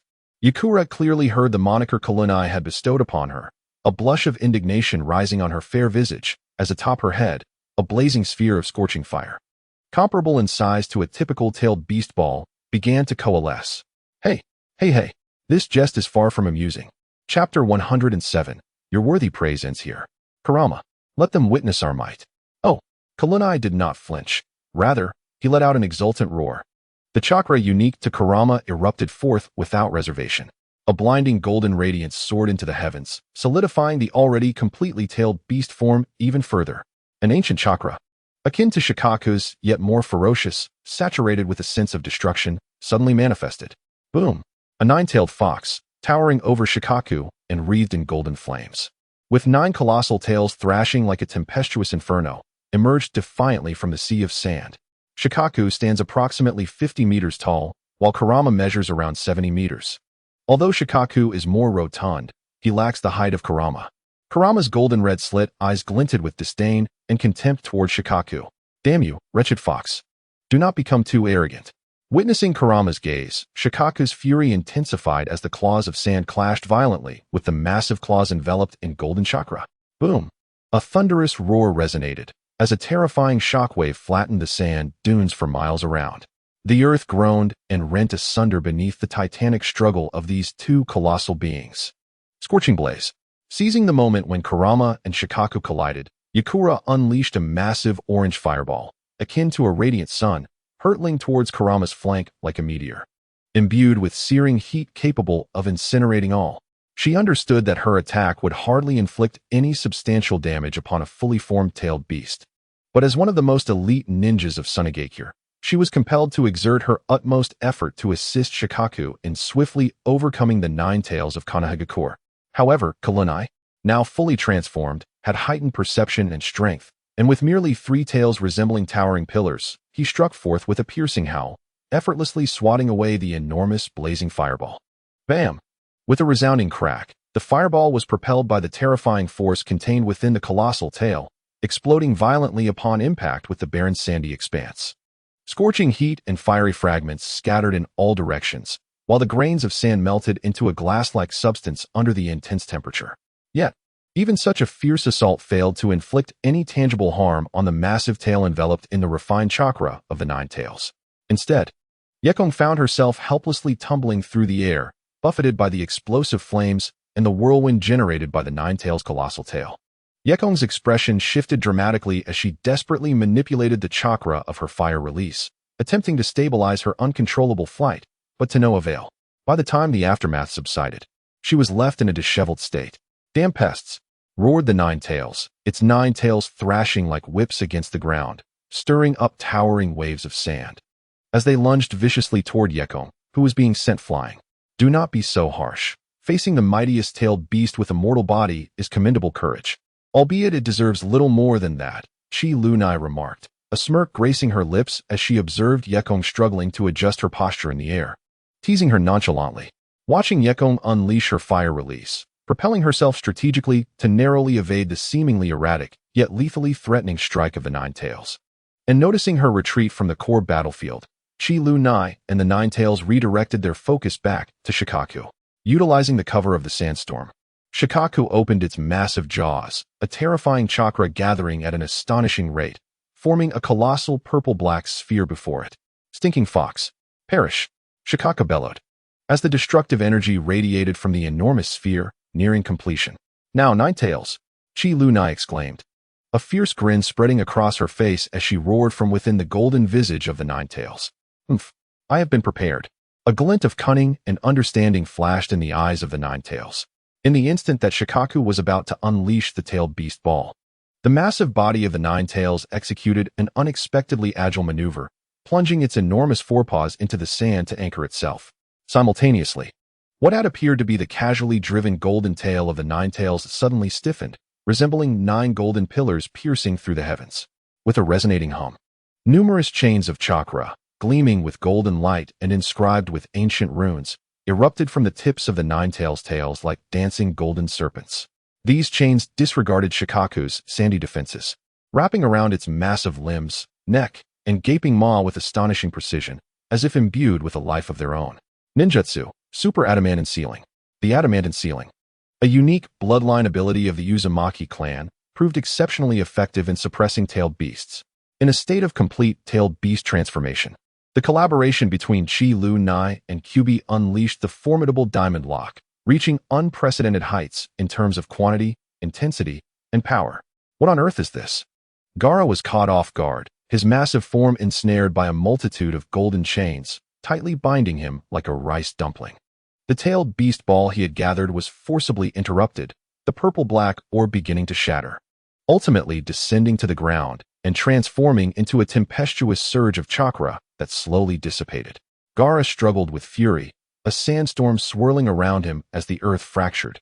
Yet those golden chains proved remarkably resilient, tightening their grip relentlessly. The runes adorning them repeatedly suppressed his chakra source, rendering his once proud strength as if trapped in a quagmire, unable to exert even a fraction of its potential. Old monk. Gaara roared in a mix of shock and anger, sensing that his power was being stifled and sealed by those accursed chains. In his moment of panic, the first person who sprang to his mind was the only one he truly recognized, the monk Fuku. At that moment, Fuku, sheltered within Gaara, could no longer maintain his previous calm demeanor. For the first time, an expression of urgency appeared in his usually placid eyes. He keenly felt the pure and potent sealing power emanating from the golden chains, as well as the unique bloodline abilities of the Uzumaki clan contained within. This force even made him perceive the instinctual trepidation conveyed by Gaara's spiritual communication. Amitba. Fuku softly intoned the Buddha's name, and without hesitation, he forcibly drew Gaara back into his own body. As Gaara's form rapidly shrank, ultimately returning entirely to Fuku, he seized the fleeting moment when the diamond chains failed to constrict fully, successfully escaping the diamond lock seal. Gaara, you must flee now. After many years, Fuku, as the vessel of the tailed beast, finally allowed a smile to grace his lips once more. Old monk, what do you intend to do? Gaara roared in anger from within the sealing space, forcibly drawn back into Fuku. I can no longer assist you. Fuku's voice, tinged with fatigue yet remarkably clear, conveyed. The diamond lock of the Uzumaki clan harbors a unique sealing power that restrains tailed beasts, impervious to brute force. Struggling will only harm your essence. Hence I can only temporarily draw you back within me. He paused, his tone softening with a sense of entrustment. Gaara, listen to me. I have long constrained your freedom. You are inherently free-spirited and should not be bound by this frail vessel. Gaara's furious roars within the sealing space abruptly faltered. Yet a serene, liberated smile emerged on Fuku's face as his body began to radiate a gentle chakra wave, not Gaara's, but the life force of an ordinary man. From this moment forth, you shall be free. Ninjutsu, Sand Sealing Release. As Funfu's final low shout reverberated, his hands transformed the seal with a sudden fervor. An irresistible yet gentle force erupted from within him as he voluntarily released the sealing contract binding to Shoha. In an instant, Shoha's tumultuous chakra core broke free from Funfu's body, manifesting as a swirling sphere of rich, golden sand and violet chakra, suspended before Funfu, thus liberating itself from the cage of the Jinchūriki. However, after unleashing this ultimate power, Funfu's physical form dwindled, akin to a candle extinguished. The soft light of life rapidly dimmed and faded. He remained seated, hands clasped together in a meditative pose, as if in tranquil contemplation. Yet his eyes, once filled with the wisdom of ages, now closed forever. His withered visage bore a trace of compassion for all beings, devoid of any semblance of life. In this serene moment, he quietly transcended, sacrificing his very existence amidst the turmoil of a war-torn wasteland, selflessly exchanging his life for Shoha's freedom and liberation. Old monk. Shoha's consciousness surged with tumultuous waves, disbelief washing over him as he beheld the lifeless, frail figure before him. This was the entity that had imprisoned him for decades, yet also accompanied him, incessantly imparting teachings of Buddhism, attempting to quell his hatred towards humanity, and offering companionship during moments of solitude or anger. Had he departed solely to free him from the accursed chains that bound his essence? An unprecedented and profoundly intricate emotion crashed upon Shoha's fierce yet innocent spirit. Was it shock, anger, or sorrow? He had never experienced such feelings before. Memories of Finfu's incessant discourses on peace, compassion, and the equality of all beings flooded his mind.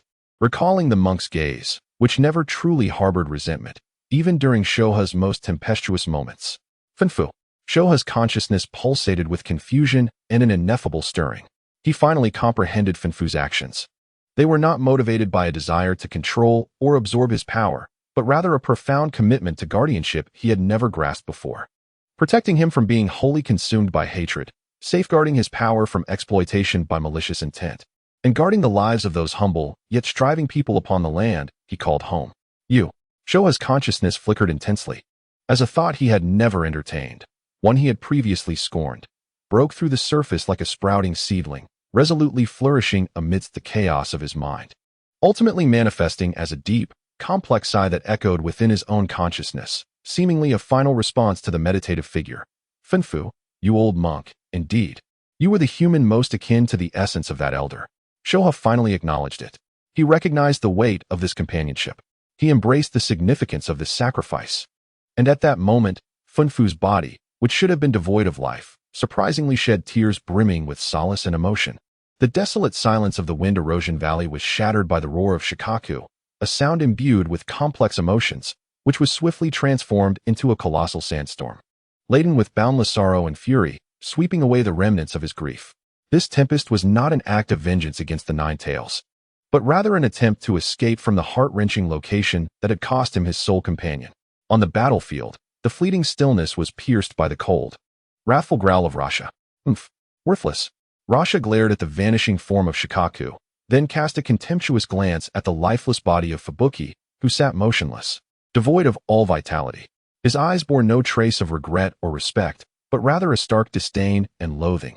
As a Jinchūriki of Sunagakure, he had audaciously unsealed the beast, fleeing in the face of battle, disregarding the village's interests.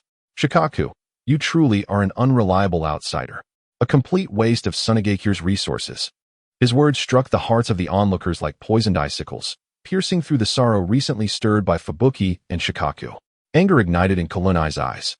As one who shared a bond with the tailed beasts, how could she remain indifferent while witnessing the insult towards her kin? Rasha, how dare you disrespect the deceased? Do not go too far. Master Fubuki sacrificed himself to protect the land of wind and Shikaku. Silence. Jinchūriki of Konoha. Rasha brazenly interrupted Kalunai, his gaze locking onto Fubuki's corpse like a venomous serpent, a flicker of seriousness and cruelty flashing in his eyes. Though he is dead, this body still harbors the chakra of the One Tail and the unique sealing techniques of Sunagakure. It holds immense research value. Perhaps it could be transformed into a human puppet as well. It must not go to waste. No sooner had he spoken than Rasha formed hand seals, unleashing a torrent of magnetic chakra. Countless grains of shimmering sand, glistening with a metallic sheen, surged forth from the ground like agile serpents, lunging directly at Fubuki's remains. Damn it! Although Shikaku had retreated, his chakra perception in environments like deserts became exceptionally acute. Rasha's blatant desecration of Fubuki's body was, to him, the most vile provocation, igniting a tempest of wrath within Shikaku that had just begun to subside. Indeed, a beast is a beast. A cold smirk graced Rasha's lips. Note, it is important to understand that while ordinary humans also possess chakra, they lack the ability to refine and utilize it as effectively as ninjas. When chakra is completely exhausted, it signifies the depletion of both mental and physical energy, leading to a gradual loss of bodily function until death ensues. Chapter 109. You are unworthy of the title of ninja. A cold smile played at the corners of Rasha's mouth as he swiftly retrieved a sealing scroll from his ninja tool pouch. In the next moment, an ancient, entirely black teapot, etched with peculiar runes, materialized in his hand. It is precisely the legacy of their sand-hidden village, crafted by the second generation of Wind Shadow. A unique sealing tool known as the Black Tea Kettle, specifically designed to seal the tailed beast Shikaku. A roar filled with rational hatred and ferocity surged across dozens of miles, striking fiercely against Raza's consciousness. You scoundrel! You despicable insect! How dare you desecrate the remains of Monk Bunkafu? I shall not rest until you are annihilated, even if I must be sealed 100 times. Even if it takes decades or centuries, I will ensure your body is shattered into 1,000,000 pieces. I will grind you and your precious gold to dust, ensuring you never find peace in eternity. This curse-like roar was laden with Shikaku's utmost malice, causing Raza's expression to darken, momentarily freezing his movements. Nevertheless, his gaze remained fierce, unwavering in its pursuit of the gold binding Bunkafu's remains. However, just as the gold was about to make contact with Bunkafu's body, a whirlwind of energy surged forth. Whoosh! A golden light flashed by at a speed beyond the limits of perception. The figure of Kalunai, draped in a golden nine-tailed chakra robe, instantaneously appeared beside Bunkafu's remains. His flowing robe split into 9 tails, and as Kalunai spun swiftly, the 9 chakra tails effortlessly deflected the encroaching gold. Simultaneously, he gently yet swiftly bent down, using a massive hand conjured from chakra to envelop Bunkafu's frail, weightless body, carefully lifting it off the ground, cradling it protectively. At that moment, Shikaku also sensed the presence of the wretched fox's Jinchūriki, who was safeguarding Bunkafu's remains, causing him to halt momentarily before fleeing towards the boundless deserts of the Land of Wind. Thanks for the help, you wretched fox. A faint, indistinct voice reached Kalunai's ears amidst the whispering winds. Although Kalunai was somewhat surprised by Shikaku's gratitude, it did not deter him from maintaining his stance against Raza. Raza, do not take this too far. Cradling Bunkafu's body, Kalunai's golden vertical pupils bore into Raza with an intensity of fury he had never felt in 2 lifetimes. You would not even spare a comrade's remains. You are unworthy of being a ninja, let alone a human. In an instant, Minato appeared before Kalunai. His flying thunder god Kanai pointed directly at Raza, his gaze as frigid as eternal ice, clearly enraged. Raza, your actions are repugnant. Yoko stood beside Raza, witnessing the entire scene unfold. She observed Bunkafu's remains, which Raza regarded as mere tools, now being carefully cradled by Kalunai's chakra-formed hand. Listening to Shikaku's roar that transcended space, mixed with curses steeped in bitter hatred, she glanced at Raza's cold profile, one willing to resort to any means to reclaim the Jinchūriki's remains, even desecrating a comrade's body. A profound chill and revulsion coiled around her heart like a venomous vine. Her tightly clenched fists trembled slightly, the orange-red scorching chakra flickering in her palms, ultimately retracting instead of targeting the enemies of Konoha. In her gaze towards Raza, an unmistakable sense of estrangement and disappointment emerged for the first time. All this for the sake of protecting the village? In order to prevent the information regarding the esteemed Fuku from leaking to Konoha, and to compel Shikaku to return. They sought an opportunity to seal Shikaku with the Black Tea Kettle, ensuring that Sunagakure would not entirely lose a tailed beast. No, this has crossed the line. Such a cold-hearted individual may indeed excel as a commander, but he will never qualify as a true leader. Raza felt the chilling and unfamiliar gaze of Yakura, as well as the unabashed disdain and murderous intent emanating from Uzumaki Kushina and Namikaze Minato, causing his expression to darken further. He understood that today's events not only resulted in Sunagakure losing a somewhat unruly tailed beast-level combatant, but also sowed seeds of estrangement and suspicion in Yakura's heart. Furthermore, the desecration of a comrade's remains had been laid bare before the eyes of the Konoha shinobi, leaving Raza utterly humiliated, his dignity all but shattered. Fortunately, only a select few were privy to this incident. Being the foremost elites of their respective villages, they would likely refrain from gossiping, one hopes. Let us depart. Raza suppressed his seething rage and a barely perceptible hint of panic, retracting the sand gold and, with the black tea kettle in hand, cast one last glance at Fuku's remains before turning away, leading Yakura to pursue and recapture Shikaku. Stop! Karuna coolly interjected, gently receiving Fuku's remains within the colossal chakra hand. The remains of Master Fuku shall be entrusted to Konoha for a proper burial. He deserves a dignified resting place, not to be reduced to mere materials in your Sunagakure laboratory. Raza halted momentarily, but did not turn back, merely squeezing out through clenched teeth. Do as you wish. With that, he hastily retreated. Yakura offered a subtle bow to Fuku's remains, casting a complex glance at Karuna, who cradled the body, and then at Raza's departing figure.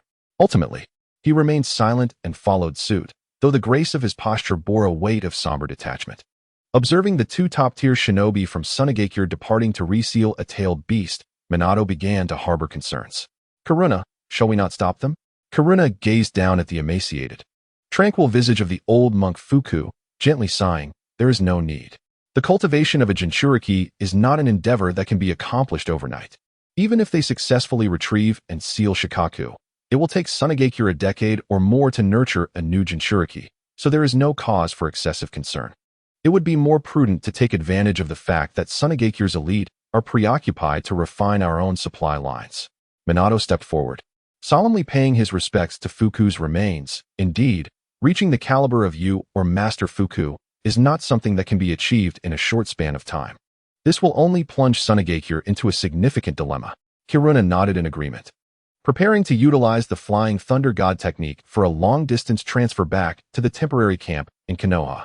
Yet, in that very moment, Karuna seemed to suddenly recall something. Minato, I have a pressing matter to attend to. I must take my leave. Shui Min was about to inquire about Chi Lu Nai's situation. But before he could finish his question or place a hand on Chi Lu Nai's shoulder, Chi Lu Nai transformed into a flash of crimson gold, instantly vanishing from sight. The imprint left on the carriage remained, indicating that the mission was progressing quite smoothly. Inoki, before Uchiha Mei and the escort team could react, a red-haired figure clutching the corpse of an elderly monk had already appeared atop one of the carriages they were guarding. Who was that? Uchiha Mei swiftly activated her Sharingan, with two tomo swirling ominously around each pupil, gripping her ninja blade tightly, poised to strike at any moment. Chapter 110. The Elusive Shadow. What manner of being are you? Upon sensing the sudden appearance of an unknown entity within the escort team, Uchiha Mei rapidly drew her ninja blade, her hands steady and ready for combat. Her eyes transformed into a blood-red hue, each containing two black tomo that rotated slowly. Captain, that seems to be Chi Lu Nai, a jonin, not an enemy. A Konoha chunin, his eyes marked by prominent veins and pure white irises, hastily cautioned Uchiha Mei. Upon hearing this, Uchiha Mei did not immediately lower her guard. Instead, she scrutinized Chi Lu Nai with her double tomo Sharingan for a considerable time before reluctantly deactivating her Sharingan and sheathing her blade. I apologize, Jonin Chi Lu Nai, for my failure to identify you promptly, nearly resulting in a confrontation. This oversight is a dereliction of duty on our part as your subordinates, and I humbly request your forgiveness. Uchiha Mei, her expression grave, performed a subservient gesture towards Chi Lu Nai, standing before him in calm contrition. She would have knelt in supplication, but the presence of the corpse clad in the distinctive garb of a monk from the land of wind beside Chi Lu Nai made it impossible for her, raised in the traditions of her family and Konoha, to do so. Not at all. Your execution of the mission has been commendable. Though I have already engaged with the Shine forces, and you have yet to deliver the supplies to the temporary camp. At least you have faced no unexpected incidents along the way, have you? Moreover, the Flying Thunder God technique is inherently elusive. It is only natural that your response time was delayed. The comrades from the land of grass and the land of rice experienced similar reactions initially. With time, you will adapt. With that, Chi Lu Nai, cradling the body of Bunfuku, carefully leaped down from the top of the carriage. I must return to the camp first to discuss the handling of the Jinchūriki's remains with Commander Tsunade. You should also make your way to the camp as soon as possible. Chi Lu Nai briefly outlined the task for the supply escort team, revealing what he had been engaged in during his absence, and casually assigned them their next mission before once again employing the Flying Thunder God technique, disappearing from view. Truly, a legendary ninja known as the Crimson Shadow, to have dispatched the Jinchūriki of Shine in such a brief span and returned with the body. The Hyuga ninja gazed in awe at the swift and fleeting figure of Chi Lu Nai, marveling at her prowess. Truly, she is one of the twin stars of Konoha, having dispatched a formidable beast-level warrior from Sunagakure in less than half a day. It seems our objective of securing the battlefield in the Land of Wind is well within reach. Indeed, furthermore, I have also heard that the other twin star of Konoha, Lord Minato Namikaze, is currently in the land of rivers. His flying thunder god technique is said to surpass even that of Lady Chilunai. Against foes beneath the beast-level strength, it is akin to a dimensional strike. As the escort team hastened towards the Konoha encampment, they animatedly analyzed and discussed the potential developments in the land of rice. Without exception, they unanimously believed that Konoha could easily crush Sunagakure, with some even speculating that they could advance into the land of wind, infiltrate Sunagakure, and playfully seize a Kazekage's hat. Have they truly become this formidable? Why is it that despite my relentless pursuit, I cannot even catch a glimpse of their backs? Listening to the murmurs of her comrades, Uchiha Ming clenched her teeth tightly, the high collar of her combat attire obscuring the lower half of her face. Though her expression remained hidden, the crimson hue of her eyes betrayed her inner turmoil and dissatisfaction.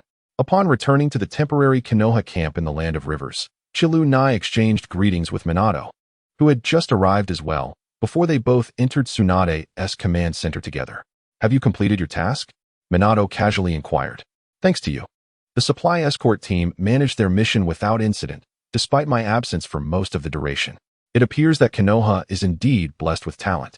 Chilunai responded with a nod, providing a succinct answer to Minato's question before placing the remains of Master Benfu in the command center. Kurama, what do you think the Shikaka meant? Did he suggest that Master Benfu's character is akin to that of some old man? Who might that old man be? Chilunai blinked her large, expressive eyes, feigning ignorance while addressing Kurama. I have no idea. Why would you presume that I could comprehend the thoughts of that foolish raccoon? While this old monk is indeed far kinder than most of your kind, comparing him to that old man is quite a stretch, huffed the little Kurama, who had stealthily climbed atop Chilunai's head, gently patting her forehead with his fluffy paws, his tone tinged with a complex emotion towards Master Benfu. Oh, I didn't realize you held Master Benfu in such high regard, to the point of comparing him to that old man you often mention. Chilunai bantered with the little Kurama, delicately adjusting Master Benfu's appearance. Is it true that others have also earned your tailed beast's recognition? How fascinating. Minato was preoccupied with drafting a detailed report of the mission, yet found his curiosity piqued by the exchange between Chilunai and Kurama. However, the little Kurama paid Minato no heed, sprawled comfortably on Chilunai's head, and began to snore softly. Have you fallen asleep? Sitting back at the table, Minato felt a twinge of disappointment, yet he picked up his pen and continued to draft the detailed report for this mission. Before long, he had completed the document.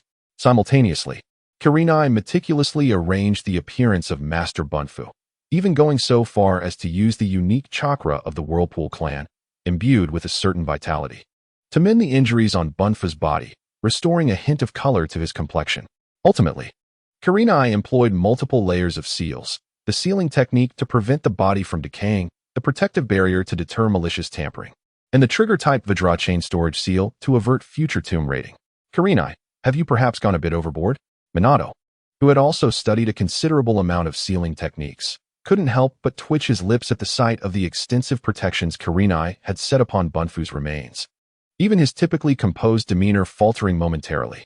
Just then, Tsunade entered the command center and, upon observing her cousin Kurenai tending to a corpse, as well as Minato's equally bewildered expression, she couldn't help but furrow her brow. Kurenai found himself at a loss for words, unsure how to articulate his actions. To clarify, the term tailed beast-level combat power or tailed beast-level strength actually refers to that of a Kage, but the ninja world does not use the term Kage, and there can be significant disparities in strength among different Kages. Thus, I have classified those who can wield tailed beast powers to a certain extent as Jinchūriki, and those capable of contending with such individuals as tailed beast level or Kage level. Perfect Jinchūriki and those who can rival complete tailed beasts are designated as Super Kage, while the final 6 paths level remains undecided. Chapter 111. Where the invaders go, so shall I. In the temporary camp of the Land of Rivers, an air of solemnity prevailed. Inside the humble command tent, Tsunade, having listened to Minato and Kurenai's detailed report on the fierce battle in the Wind Erosion Valley and Bunfu's voluntary release from the tailed beast seal leading to his demise, found her furrowed brow deepening, rendered speechless for a prolonged moment. Observing the lingering compassion on Kurenai's face, she recalled the betrayal of Hanzo the salamander from Amigakure, gaining a deeper understanding of the cruelty of war and the complexity of human nature. Bunfu, Tsunade whispered, her fingers unconsciously tapping the table. He was undoubtedly a true high monk. In a time of chaos, he endeavored to alleviate the grievances harbored by the tailed beasts, striving to safeguard the peace of his nation's people, only to meet such an end. Her gaze fell upon Kurenai, as her brother, who was also a Jinchūriki. Concerns for his future stirred within her heart. Kurenai, Minato, you have done well. Bringing back the remains of this master and preventing them from being desecrated by someone like Rasha is our duty as ninjas. Kurenai once again employed his sealing techniques, encasing Bunfu's body within a black coffin. He then solemnly nodded to Tsunade, saying, Sister Tsunade, Master Bunfu is a respected high monk, and I wish for his remains to be laid to rest peacefully. Indeed, she replied. Tsunade readily acquiesced, perceiving the matter as remarkably simple and utterly self-evident. She rose and approached the entrance of the tent, gazing at the diligent yet fatigued logistical ninjas outside, along with Uchiha, who had just escorted supplies and was prepared to report on the task at hand. However, he, after all, was the nominal Jinchūriki of Sunagakure, a significant emblem of the village, and bringing him back to the land of fire or even to Konoha for burial was evidently impossible. Regardless of how discreetly we conduct ourselves, such an event would inevitably impact the morale of our comrades in Konoha, and could even be misconstrued by those in Sunagakure who remain oblivious to the truth as a provocation or insult against them. Turning around, her gaze sharpened and deepened, resembling that of a strategic general. Returning home, she mused. Although Master Bunfuku may not have been regarded as a companion by the people of Sunagakure, he had spent the majority of his life there, steadfastly guarding his homeland. It was our duty to allow him to return to the land of wind, to the very soil he had endeavored to protect, to find peace. Minato immediately grasped Tsunade's intention. Do you mean for us to escort Master Bunfuku's remains, secretly infiltrating the land of wind for his burial? Not merely burial. Tsunade approached the map, her finger firmly pressing down on the location of the land of wind. Raza's actions in the Valley of Wind's erosion, desecrating the deceased and attempting to forcibly reclaim Shikaku, have not only enraged the beast, but also sowed discord between him and Yakura. There must be tumultuous undercurrents within Sunagakure at this moment. They will not easily accept the loss of Shikaku. Raza will undoubtedly exert all his efforts to pursue and seal it once more. As she spoke, Tsunade's gaze settled on Kurenai. Therefore, Kurenai, your task is to infiltrate the enemy's territory and gather intelligence. Utilizing your flying thunder god technique for mobility, along with Kagura's vast sensory abilities, ensures aerial reconnaissance. You can silently infiltrate Sunagakure and discreetly collect all information regarding their plans to reseal Shikaku. What are Sunagakure's intentions? What forces do they intend to deploy? Are there any leads on Shikaku's current whereabouts? What is the High Command's stance on Raza's actions? How will Yakura respond to their maneuvers? This intelligence is crucial for our assessment of Sunagakure's subsequent actions and for formulating strategies for the Land of Rivers. As for weather, during your mission, you might fortuitously discover a tranquil spot within the Land of Wind and, regrettably, misplace a body of little value there. Allowing it to return to its roots and find peace, that is of no concern to us. Tsunade's tone was initially resolute. Yet as she mentioned the possibility of Kurenai encountering some unforeseen circumstance during the mission, a sly smile of satisfaction crept onto her lips.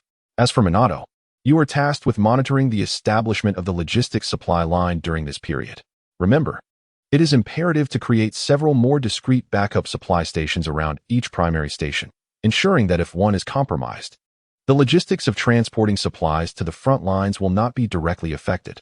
Minato nodded slightly, acknowledging the mission assigned by Tsunade. He retrieved a hand-drawn map from his ninja tool pouch and handed it to Kurenai, indicating that the points marked on it bore the seals of the Flying Thunder God technique, hoping it would assist him in this infiltration mission.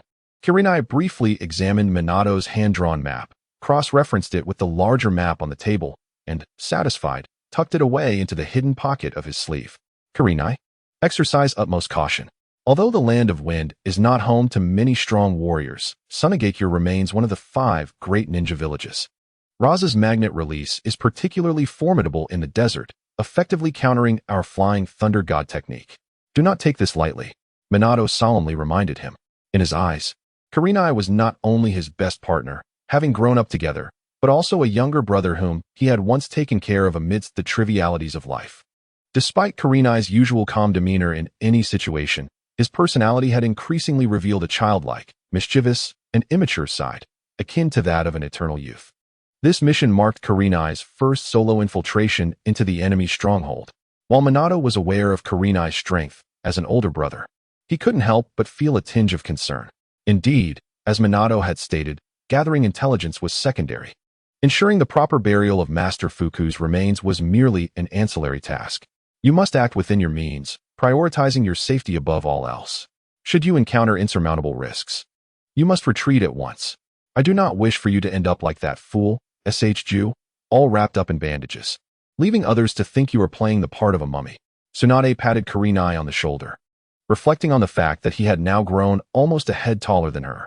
She then handed him a simple mission scroll, legitimizing his undertaking. Rest assured, Tsunade ne Minato.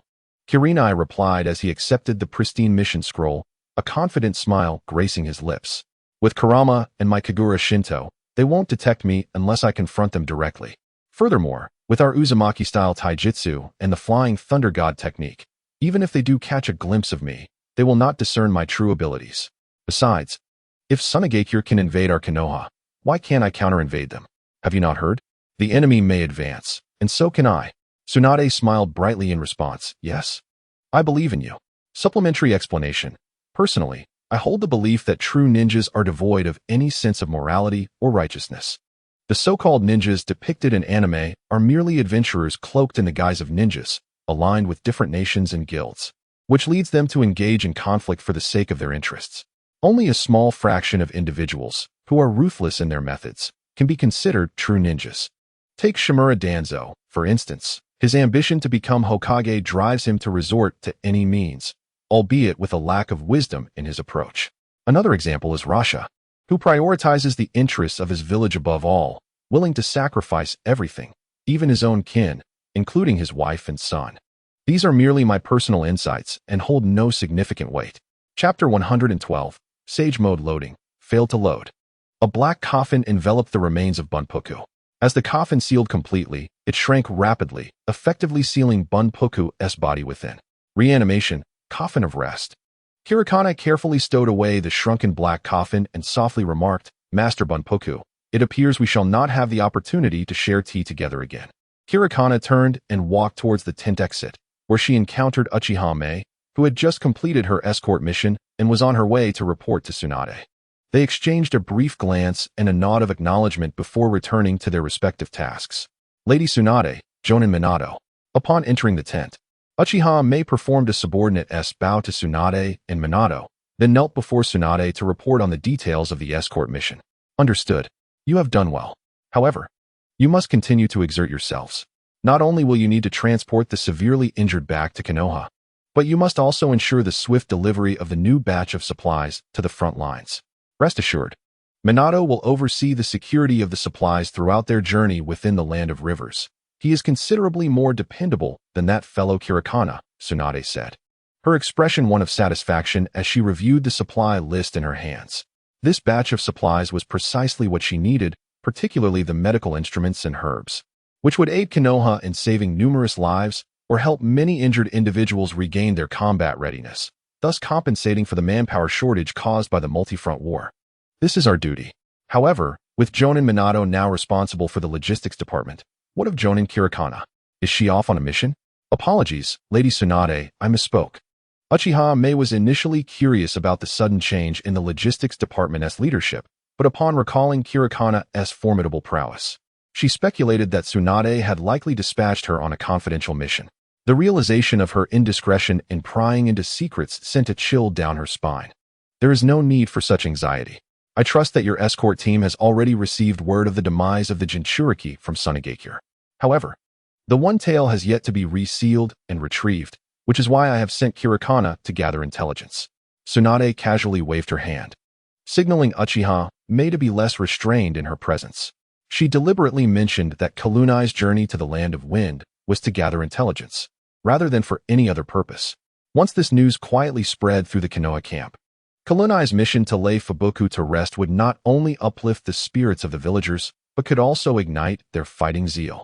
Having just completed a Class A escort mission and a high-stakes task involving the elimination of a Jinchūriki from Sunagakure, was she now eagerly undertaking the exceptionally challenging task of infiltrating the Land of Wind, even penetrating Sunagakure? Truly, Kalunai, A.J. Neen, stands as a paragon for our generation. Indeed, the escort mission, typically classified as Class B, was elevated in status due to the complexities involved in transporting the first batch of supplies. Not only did it entail establishing a secure escort route, but Sunagakure, intent on depriving Konoha of crucial supplies, would also subject Konoha's escort team to the highest risk of ambush. The fact that Kalunai had successfully eliminated 4 Sunagakure J-Nin, including a special J-Nin, served as irrefutable evidence of the mission's classification. As both were observing the naive Uchiha Mei, Tsunade remained unfazed, while Minato, privy to the situation, felt a twinge of pity for his classmate who had been deceived by Tsunade. As night fell, Kalunai swiftly reached the border of the Land of Wind. Utilizing the Flying Thunder God technique mark she had exchanged with Minato. "Hey, Kurama, didn't you claim you could use sage arts? Could you lend me some sage chakra to mask my presence?" Kalunai gently prodded the small, slumbering Kurama atop her head. "Is it for that old monk? I suppose it's worth it." The drowsy Kurama rubbed his eyes with his tiny paws, and after grasping the context, he haughtily retorted, "Humph. I want to do it for you." However, his voice dwindled to a whisper, eventually fading to the point where even Kalunai, who was leaning against him, could no longer hear it. "What did you say, Kurama? Could you speak up a bit?" Kalunai instinctively inquired, unable to catch what Kurama had murmured. "I said I can't do it." "Ugh." Kurama, feeling exposed, angrily thumped Kalunai on the head with his little paw, his embarrassment turning to rage. "Oh, you truly remain as unreliable as ever," Kalunai remarked, her lips twitching, though she had not held out much hope. The realization that Kurama was indeed incapable of assisting her left her somewhat disheartened. "Why can't I just instantly attain sage mode? In my past life, I witnessed others traverse worlds with innate panels showcasing various ninjutsu, secret techniques, and forbidden arts at their fingertips, effortlessly mastering them without the need for rigorous training. Others even possessed systems or abilities from different realms that they could wield directly. Why must I rely solely on my own efforts?" "Why? What do you mean why?" Kurama retorted, "You have no foundation at all. How can I possibly help you? Unless you enter the sage mode on your own. I can assist you in harnessing natural energy to stabilize it. However, it is utterly impossible for me to help you enter sage mode. This is due to the fact that we-tailed beasts are incapable of directly absorbing natural energy." The Nine-Tails, with a serious expression, elucidated the intricacies of sage mode, then perched proudly atop Kalunai's head, raising its little fox head in arrogance. "So what exactly are you so proud of?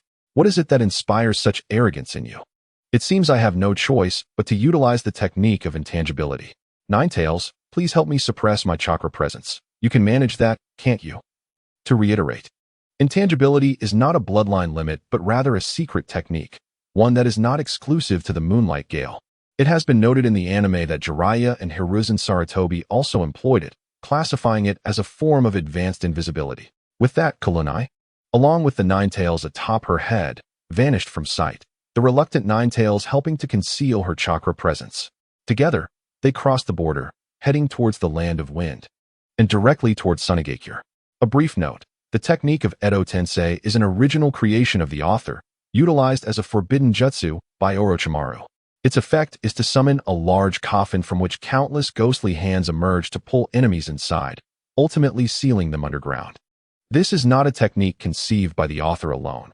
It seems that Masashi Kishimoto himself contributed to its creation, though little is known about other lesser-known techniques.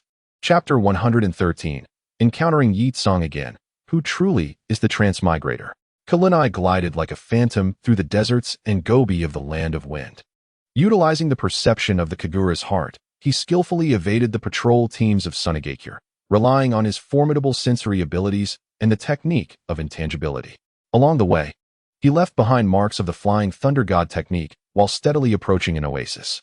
This location lies in the southeastern part of the Land of Wind, home to the imperial capital, where the temple where Funfu trained in his youth is situated. It is here that Funfu was laid to rest near this oasis, allowing him to return to his roots. From this vantage point, one can gaze down upon the entire capital. Yet few venture here. Only weathered rocks and sparse drought-resistant plants accompany each other, exuding an ancient desolation and tranquility that starkly contrasts with the bustling capital below. Kalunai cautiously retrieved the resting coffin, unsealing its miniature form, and subsequently buried the now normal-sized black coffin deep underground. He gathered several rocks of varying sizes and constructed a simple stone tower over Funfu's resting place. Kalunai did not erect a monument. Instead, he inscribed a small seal representing a monk upon the largest stone using chakra. Standing before the grave, Kalunai remained silent for a moment, occasionally stirred by the night breeze that rustled softly through the area. "It's a bit chilly. Ninetails, please use your chakra to keep me warm." Kalunai shivered and gently poked the little Ninetails resting atop his head. "Not a chance. You dare to borrow my chakra with such a paltry request? Your own chakra levels are nearly on par with that wretched Tanuki of Shikaku." Without even raising his eyelids, the little monk, Kyubi, promptly dismissed the rather embarrassing request from Kalunai. Unfazed, Kalunai, though unable to borrow chakra, felt no shame himself. Rather, it was those who deemed him disgraceful who truly bore the weight of embarrassment. Silently, he summoned his chakra to warm his body slightly, clasped his hands together, and offered a respectful bow to the grave of Master Bunfuku. "Rest in peace, Master Bunfuku. Your deeds and aspirations will surely be remembered." After softly uttering these words, he cast one final glance at this small sanctuary before merging once more into the enveloping darkness. In the ensuing days, Kalunai transformed into a shadowy wanderer within the land of wind, employing the elusive flying thunder god technique. He stealthily infiltrated various outposts and intelligence hubs within Sunagakure, even daring to approach the vicinity of high-level meetings, thereby uncovering a wealth of crucial intelligence. The atmosphere in Sunagakure had grown exceptionally tense due to the loss of one tail, compounded by Rasha's failure to promptly reseal it. Consequently, Rasha found himself under immense pressure. Among the elders, those who had never held Rasha in high regard found their dissatisfaction reaching unprecedented heights, fervently scheming to strip him of his candidacy for the position of the fourth Kazekage. Conversely, the majority who supported Rasha, led by Chiyo and Aiz, engaged in heated debates with their adversaries during the council meeting.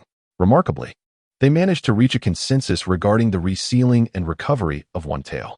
Sunagakure resolved to deploy all elite Umbu and sensory-type ninjas, forming several search teams to frantically scour the entirety of the Land of Wind and surrounding areas for traces of Shikaku. To this end, Rasha wielded a black kettle, tracing the chakra of One Tail, yet Shikaku seemed to have evaporated from this ninja world. His chakra response vanished as if cast into the abyss, leaving no clues. Only sporadic reports emerged, detailing strange sandstorms and terrifying roars deep within the remote deserts, but each time the Sunagakure forces pursued these leads, they returned empty-handed. As for the intelligence concerning Yakumo, a fiery orb, as scorching as a miniature sun, descended upon Kalunai's position with a terrifying heat capable of incinerating all. "You deceitful fox of Konoha, prepare to meet your demise." The unimaginable heat erupted instantaneously, the sand beneath his feet emitting a piercing hiss as it melted, crystallized, and evaporated into a cloud of acrid smoke. However, facing such an assault, Kalunai exhibited no inclination to evade. Instead, several golden chains erupted from behind him, thrashing wildly as they shattered the blazing fireball to smithereens. Nevertheless, the ensuing heat wave and chaos obscured Kalunai's form. Yakumo's voice was icy, rough and like the grinding of gravel, laced with deep-seated hatred. "So it is you. Where have you taken Master Bunfuku's corpse? What clandestine purpose drives your furtive presence here? Please, everyone is a ninja. A bit of common sense would be appreciated. Do you really think that by asking me, I would divulge information?" Chi Lu Nai emerged from the smoke and heat waves, stepping onto the glass-like ground scorched by flames, casting a speechless glance at Yi Tsang. "Humph. Then let your life be sacrificed to honor Master Funfu." Realizing she had posed some foolish questions, Yi Tsang was consumed by embarrassment and rage. Before her words could fully escape her lips, her hands swiftly formed seals, and a multitude of orange-red fireballs materialized behind her, hovering in midair. Flame release, floating destruction.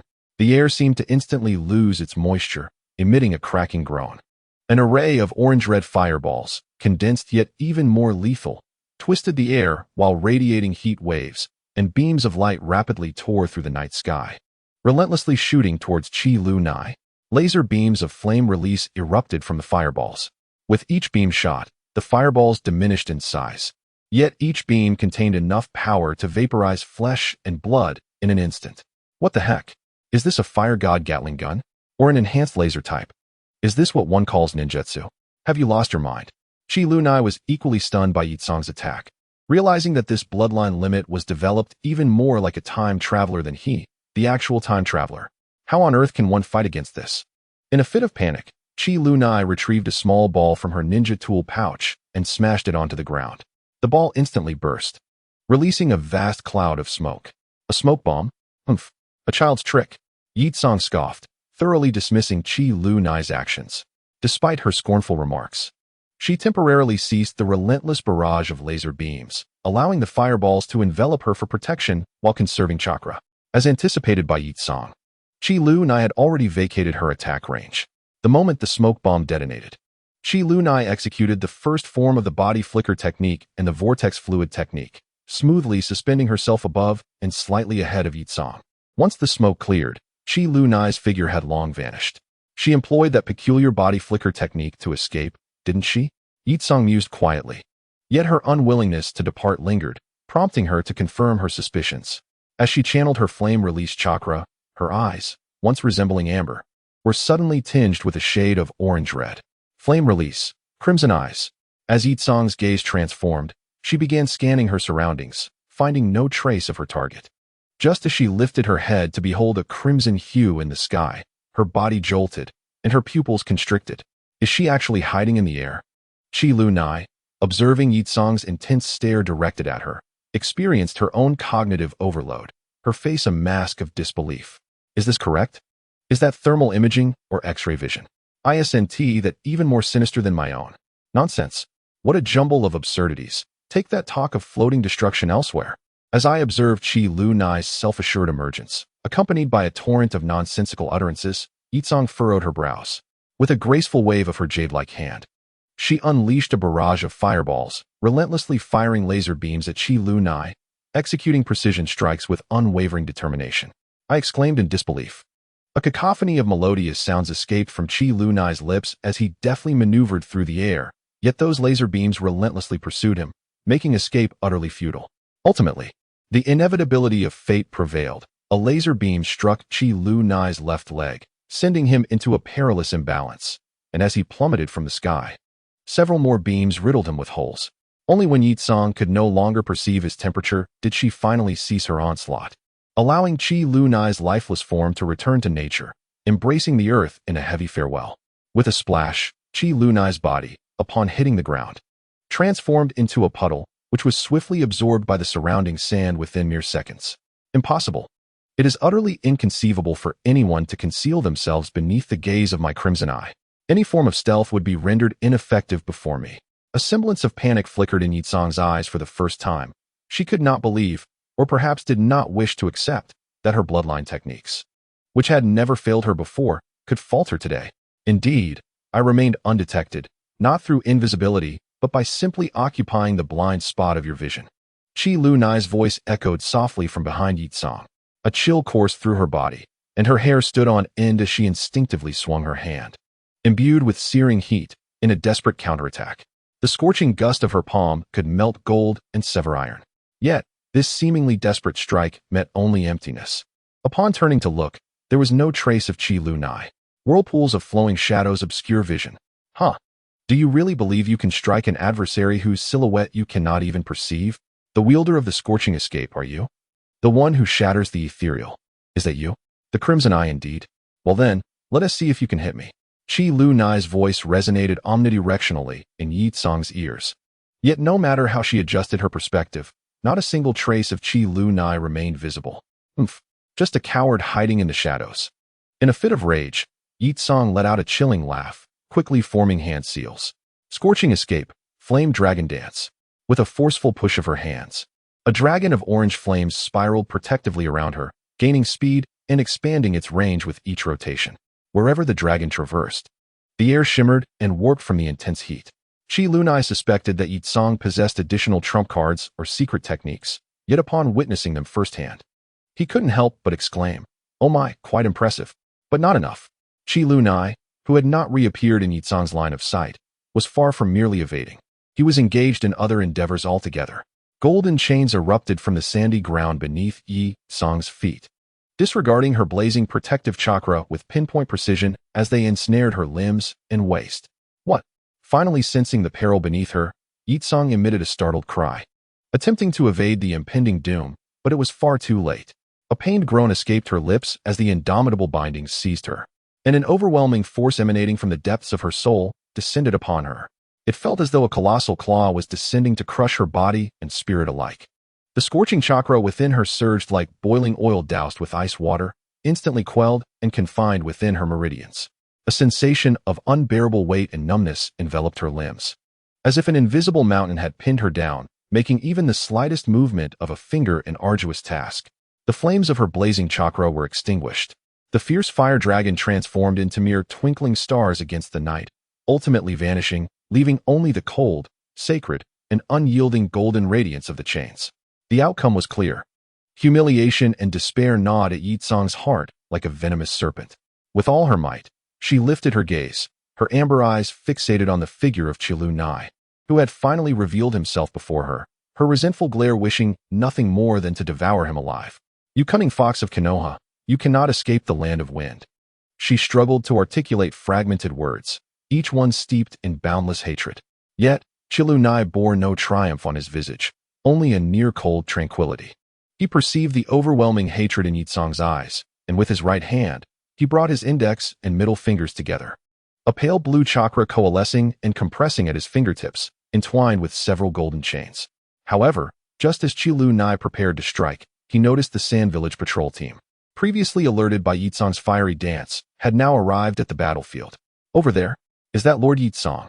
Lord Yi Tsang is under attack. Quick, go to her aid." The shouts from behind Qilu Nai interrupted his gathering of power for the impending strike.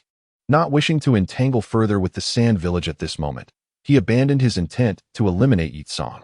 "You are fortunate, your comrades have arrived promptly, and I shall spare your life for now, as well as offer you a small gift for your luck." Qilu Nai shifted his gestures and formed new seals, his azure eyes meeting Yi Tsang's amber ones. The illusionary transformation technique. Yi Tsang felt a chilling torrent of chakra surge towards her mind. The visage of Qilu Nai before her, along with the scene surrounding the golden chains that bound her, shattered like a broken mirror. The world before her instantaneously shifted, and with her chakra suppressed, she lacked the strength to break free from the illusion. Oh, not killing her outright. If he wished to do so now, it would be no more challenging than crushing an ant. The voice of Kurama echoed from within the ceiling space, expressing bewilderment at Qilu Nai's decision to let the tiger return to the mountain. Having been discovered by Sunagakure, killing her now would only provoke an endless pursuit. It would be far wiser to leave her alive, planting a ticking time bomb for Sunagakure. Qilu Nai casually explained this before employing the Flying Thunder God technique to depart from the battlefield. As Qilu Nai vanished, the absence of her chakra caused the adamantine chains binding Yakura to dissipate rapidly, sending her body crashing down towards the ground. Chapter 115. The mission concludes, does it not? Where's my seat? Freed from the restraints and support of the adamantine chains, Yakura plummeted towards the earth. The pain coursing through her body and the restoration of her chakra allowed her to swiftly break free from the illusion's grip. As she dispelled the Jinjutsu, the members of Sunagakure had already encircled her, protecting her closely, while her disciple, Masaki, approached to assess her condition. "Please remain vigilant, esteemed seniors. Although Yakura-sensei is not severely injured, her chakra has been considerably depleted, and there are signs of having undergone a powerful sealing technique. She will require time to recover. Once she regains her strength, I will promptly escort her back to the village for treatment." A girl adorned in the distinctive Sunagakure headscarf and wearing a nin vest, her face marked with 2 purple streaks, knelt before Yakura, cautiously cradling her and meticulously examining her condition. "Is that you, Masaki?" As Yakura slowly awakened, her amber eyes met the delicate face of her disciple, Masaki. Struggling to produce a weak voice, she sought confirmation of Masaki's identity. "Sensei, you've awakened. This is wonderful." Upon seeing Yakura open her eyes, Masaki's emotions overwhelmed her, tears cascading down her cheeks and falling onto Yakura's face. "It's all right, Masaki. I am fine now." Yakura reached out to wipe the tears from the corners of Masaki's eyes, taking in the circle of Sunagakure's shinobi surrounding them, steadfastly shielding her and Masaki. Masaki and everyone. Looking at their silhouettes, Yakura felt a profound sense of gratitude. Yet, as she recalled the vivid experiences from the illusion that felt all too real, her heart began to waver and struggle. Though she understood it was merely an illusion, the sensation of having lived through those events sent shivers down her spine. The betrayal and sacrifice of Rasha. She repeated these words in her mind, grappling with uncertainty regarding what was truly real or whether she had glimpsed the future. Yakura dared not dwell on these thoughts any longer. Supported by her disciple Masaki, she returned to Sunagakure with the patrol team. Meanwhile, Kurenai had successfully utilized the Flying Thunder God technique, retracing his steps marked by the technique seals, and safely departed the Land of Wind. Returning to the temporary encampment in the Land of Rivers, within Konoha, the night breeze carried the distinct scent of the earth from the Land of Rivers, gently swaying the flames of the temporary camp in Konoha. The candlelight flickered within the humble tents, illuminating the weary yet vigilant faces of the patrolling ninjas. The air was thick with the aroma of herbs, sweat, and a faint metallic tang of blood, an unfortunate norm on the front lines of war. Embodying the sorrow of this era, Kizuna moved like a crimson specter, striding boldly through the layers of sentinels. The dust upon him and the din of the camp seemed to clash, yet the patrolling guards merely nodded in respect and trust towards the formidable figure as he passed. He made his way directly to the command center situated in the heart of the camp, casually lifting the heavy curtain. A wave of mixed ink and herbal scents greeted him.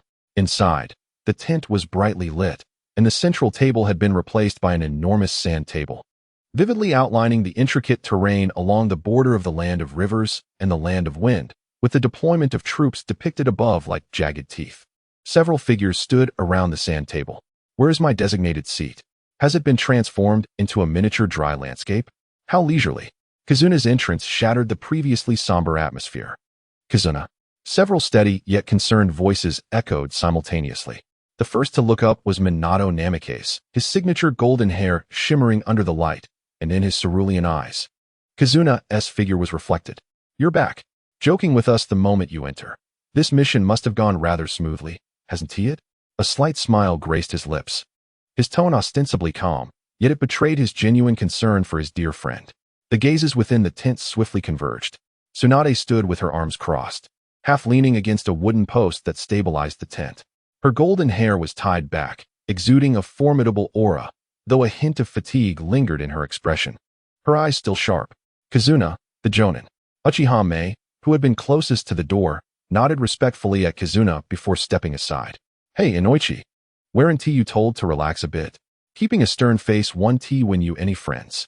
Kizuna approached the sand table, raised his right hand in greeting to Uchiha Mei, and added a teasing remark. Let us save such trivialities for later. What's the situation in Sunagakure? Tsunade interrupted Kizuna's banter, firmly steering the conversation back to the matter at hand. Shikaku has broken free from its seal and has been advancing westward, deep into the heart of the Land of Wind, utilizing the storms of the desert to obscure its tracks. It's virtually impossible for Sunagakure to reseal Shikaku in a short span of time. Who is responsible for the pursuit? Surely, that old hag Chiyo lacks the capability? Tsunade pressed, a hint of derision curling her lips. Of course not. Granny Chiyo's skills are not suited for dealing with tailed beasts of such magnitude. The pursuit is being led by Rashi and Karura, Kizuna clarified. Minato raised an eyebrow. Rashi, you say? It appears Sunagakure is determined to reclaim Shikaku. The sand manipulation techniques of Karura can significantly influence the abilities of Shikaku, and when combined with Rashi's sand gold magnetic escape, it can greatly restrict Shikaku's movements. Thus, on the battlefield, the adversary we must confront remains Chiyo, that old woman. Tsunade expressed her exasperation. Since the Second Great Ninja War until now. During the Third Great Ninja War, Konoha and Sunagakure have been at odds for so many years, yet she finds herself facing the same old rival. To make matters worse, neither side seems capable of gaining the upper hand. This situation would surely be irksome for anyone. Indeed, the main forces of Sunagakure opposing us are commanded by Granny Chiyo and the siblings, Chiyo and Kankuro. Kurenai planted a yellow flag in the red area of the sand table that Sunagakure occupies. Their tactical style, Tsunade, you are well aware of it, sneaky, stable. Adept at utilizing puppets and poison, gradually tightening the noose while simultaneously advancing their front lines, thereby encroaching upon our operational territory. He paused for a moment before adding, furthermore, Sunagakure currently has no suitable candidates to become a Jinchūriki, so even if they successfully capture Shikaku, it would merely resolve one security threat that could unleash sandstorms in the Land of Wind at any moment. Wouldn't Karura be a suitable choice? Given her mastery of sand manipulation techniques, she should be an ideal candidate for becoming Shikaku's Jinchūriki, right? Minato inquired thoughtfully. Chapter 116. Fortunately, low-key. Karura, who has mastered sand manipulation techniques, should indeed be an appropriate candidate to become Shikaku's Jinchūriki, yet Tsunagakure did not select her? Minato asked with a hint of confusion. She is pregnant. At this revelation, Minato fell into silence. What about Yakumo? Surely you haven't forgotten her, one of the few elite experts in Tsunagakure? In an attempt to alleviate the awkward atmosphere, Tsunade hastily redirected the conversation. Oh. She was originally supposed to be urgently dispatched to the southern coastline of the Land of Rivers to guard against a potential ambush from Kirigakure. Kalunai nonchalantly responded to Tsunade's question after a moment of contemplation. Kirigakure? Those water rats want a medal as well? Tsunade furrowed her brows, and then, as if recalling something, she quickly pursued the matter further. Wait. Originally? What do you mean by originally? With a steady expression and an air of pride. Kalunai explained. It means the plans have changed just as I was wrapping up my intelligence gathering and preparing to return to report. I happened to encounter her. Minato and Tsunade exchanged sharp glances, and even Uchiha Mei seemed curious enough to lean in to listen. You fought? Uchiha Mei asked with intrigue. Yes. Kalunai sighed in resignation. She insisted on stopping me, and I had no choice but to engage in battle. To avoid alerting more sand ninjas, I refrained from using large-scale ninjutsu, and fought her using the vortex flow technique and sealing techniques. After a fierce struggle, I managed to subdue her. Regrettably, she ultimately unleashed a formidable scorched release jutsu. The resounding commotion of the blazing dragon attracted the attention of the sand-hidden patrol squad, compelling me to forfeit the opportunity to eliminate her. Nevertheless, I managed to leave a subtle mark upon her. Chi Lu Nai, although we stand as adversaries, your actions are quite perplexing. After a moment of contemplation, Minato spoke softly to Chi Lu Nai. Ah, Chi Lu Nai, you have reached this age, have you not? Or perhaps, you have been led astray by that scoundrel Jiraiya? Tsunade remarked, casting a reproachful glance at Jiraiya. Uchiha Mei furrowed her brow. In the face of the disappointed and disdainful gazes from the others, Chi Lu Nai hardened, her fists clenched tightly, as if a single strike could fell a tailed beast. Is it not merely a jinjutsu enhanced by the chakra of the nine tails? Must you all regard me with such incredulity? If not for Chi Lu Nai's tempestuous temperament, she would not have raised her voice at Tsunade and the others. Oh, a jinjutsu. I thought. Tsunade's gaze shifted to the left, awkwardly adjusting her attire. What did you think? Look me in the eyes. Tell me, what is it? Chi Lu Nai narrowed her eyes, her gaze piercing as she fixated on Tsunade, who was evading her stare with a guilty demeanor. Suddenly, Tsunade straightened her back, defiantly retorting, what of it? I merely thought it was a jinjutsu. I was concerned that your jinjutsu might have been muddled by that fool Jiraiya, hence the potential lack of effectiveness. Observing Tsunade's feigned nonchalance, Chi Lu Nai slightly nodded, temporarily convinced that not a single word she uttered was truthful. She then turned her attention to Minato. He simply gazed at Minato, remaining silent, as if to convey that unless he provided a satisfactory explanation, their discourse would not conclude. I believed it to be the Flying Thunder God technique seal. If the mark is misplaced and discovered by the Sand Hidden, it could be exploited against us, posing a significant threat. Minato raised his hands in innocence, articulating his reasoning with rapid clarity. You had better be cautious. Chi Lu Nai regarded Minato's explanation with an ambiguous smile. However, upon seeing her expression, Minato felt a sudden sense of foreboding. He placed a hand on his forehead, visions of the potential pranks Chi Lu Nai might unleash upon him after the war, leaving him utterly mortified in public, flooded his mind. Finally, Chi Lu Nai shifted her gaze to Uchiha Mei, who stood in the corner of the command post, offering her a benign smile. Now what have you accomplished, Inoki?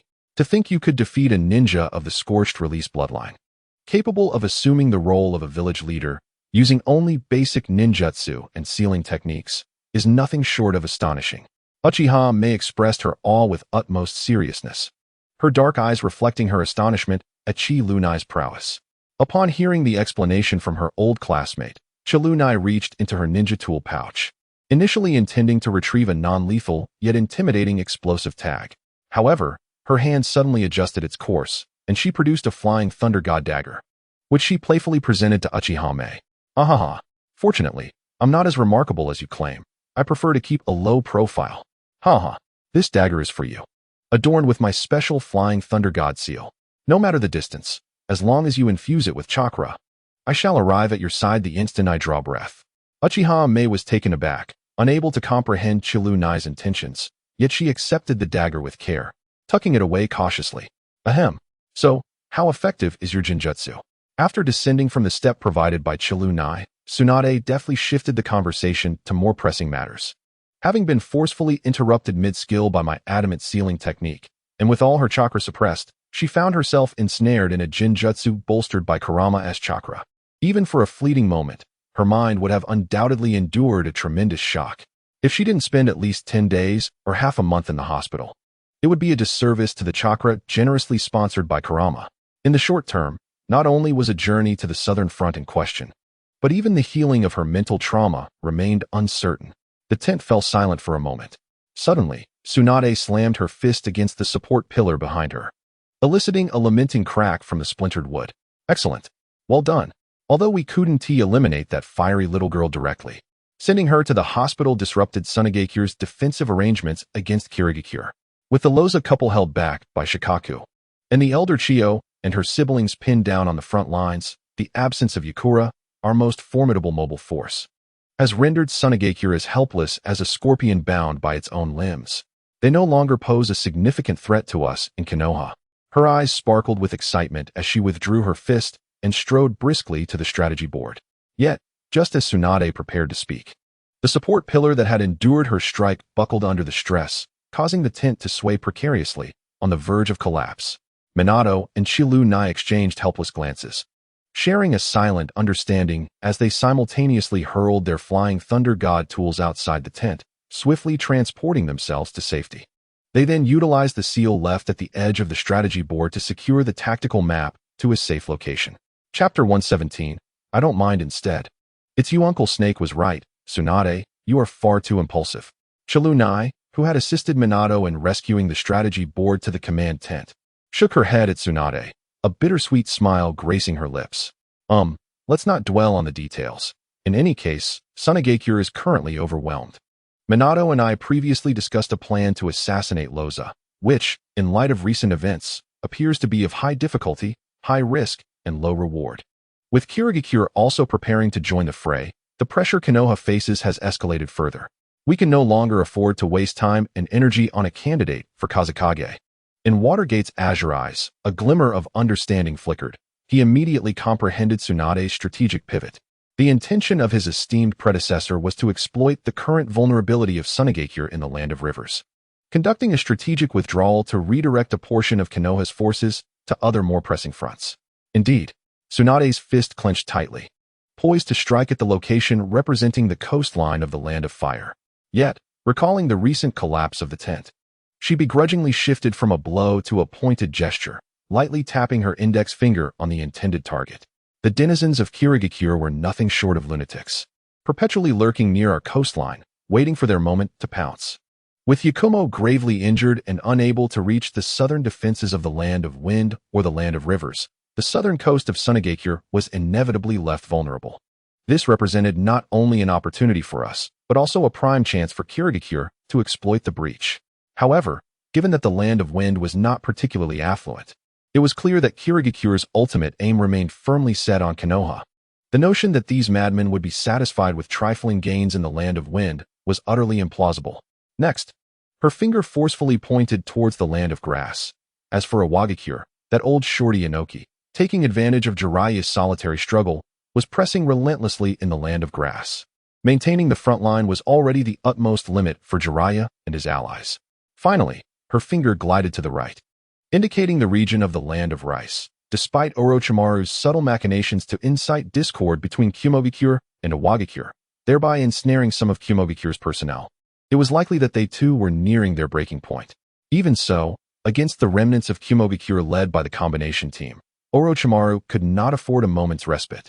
Tsunade inhaled deeply, her gaze piercing as it settled on Uzumaki Kushina and Watergate.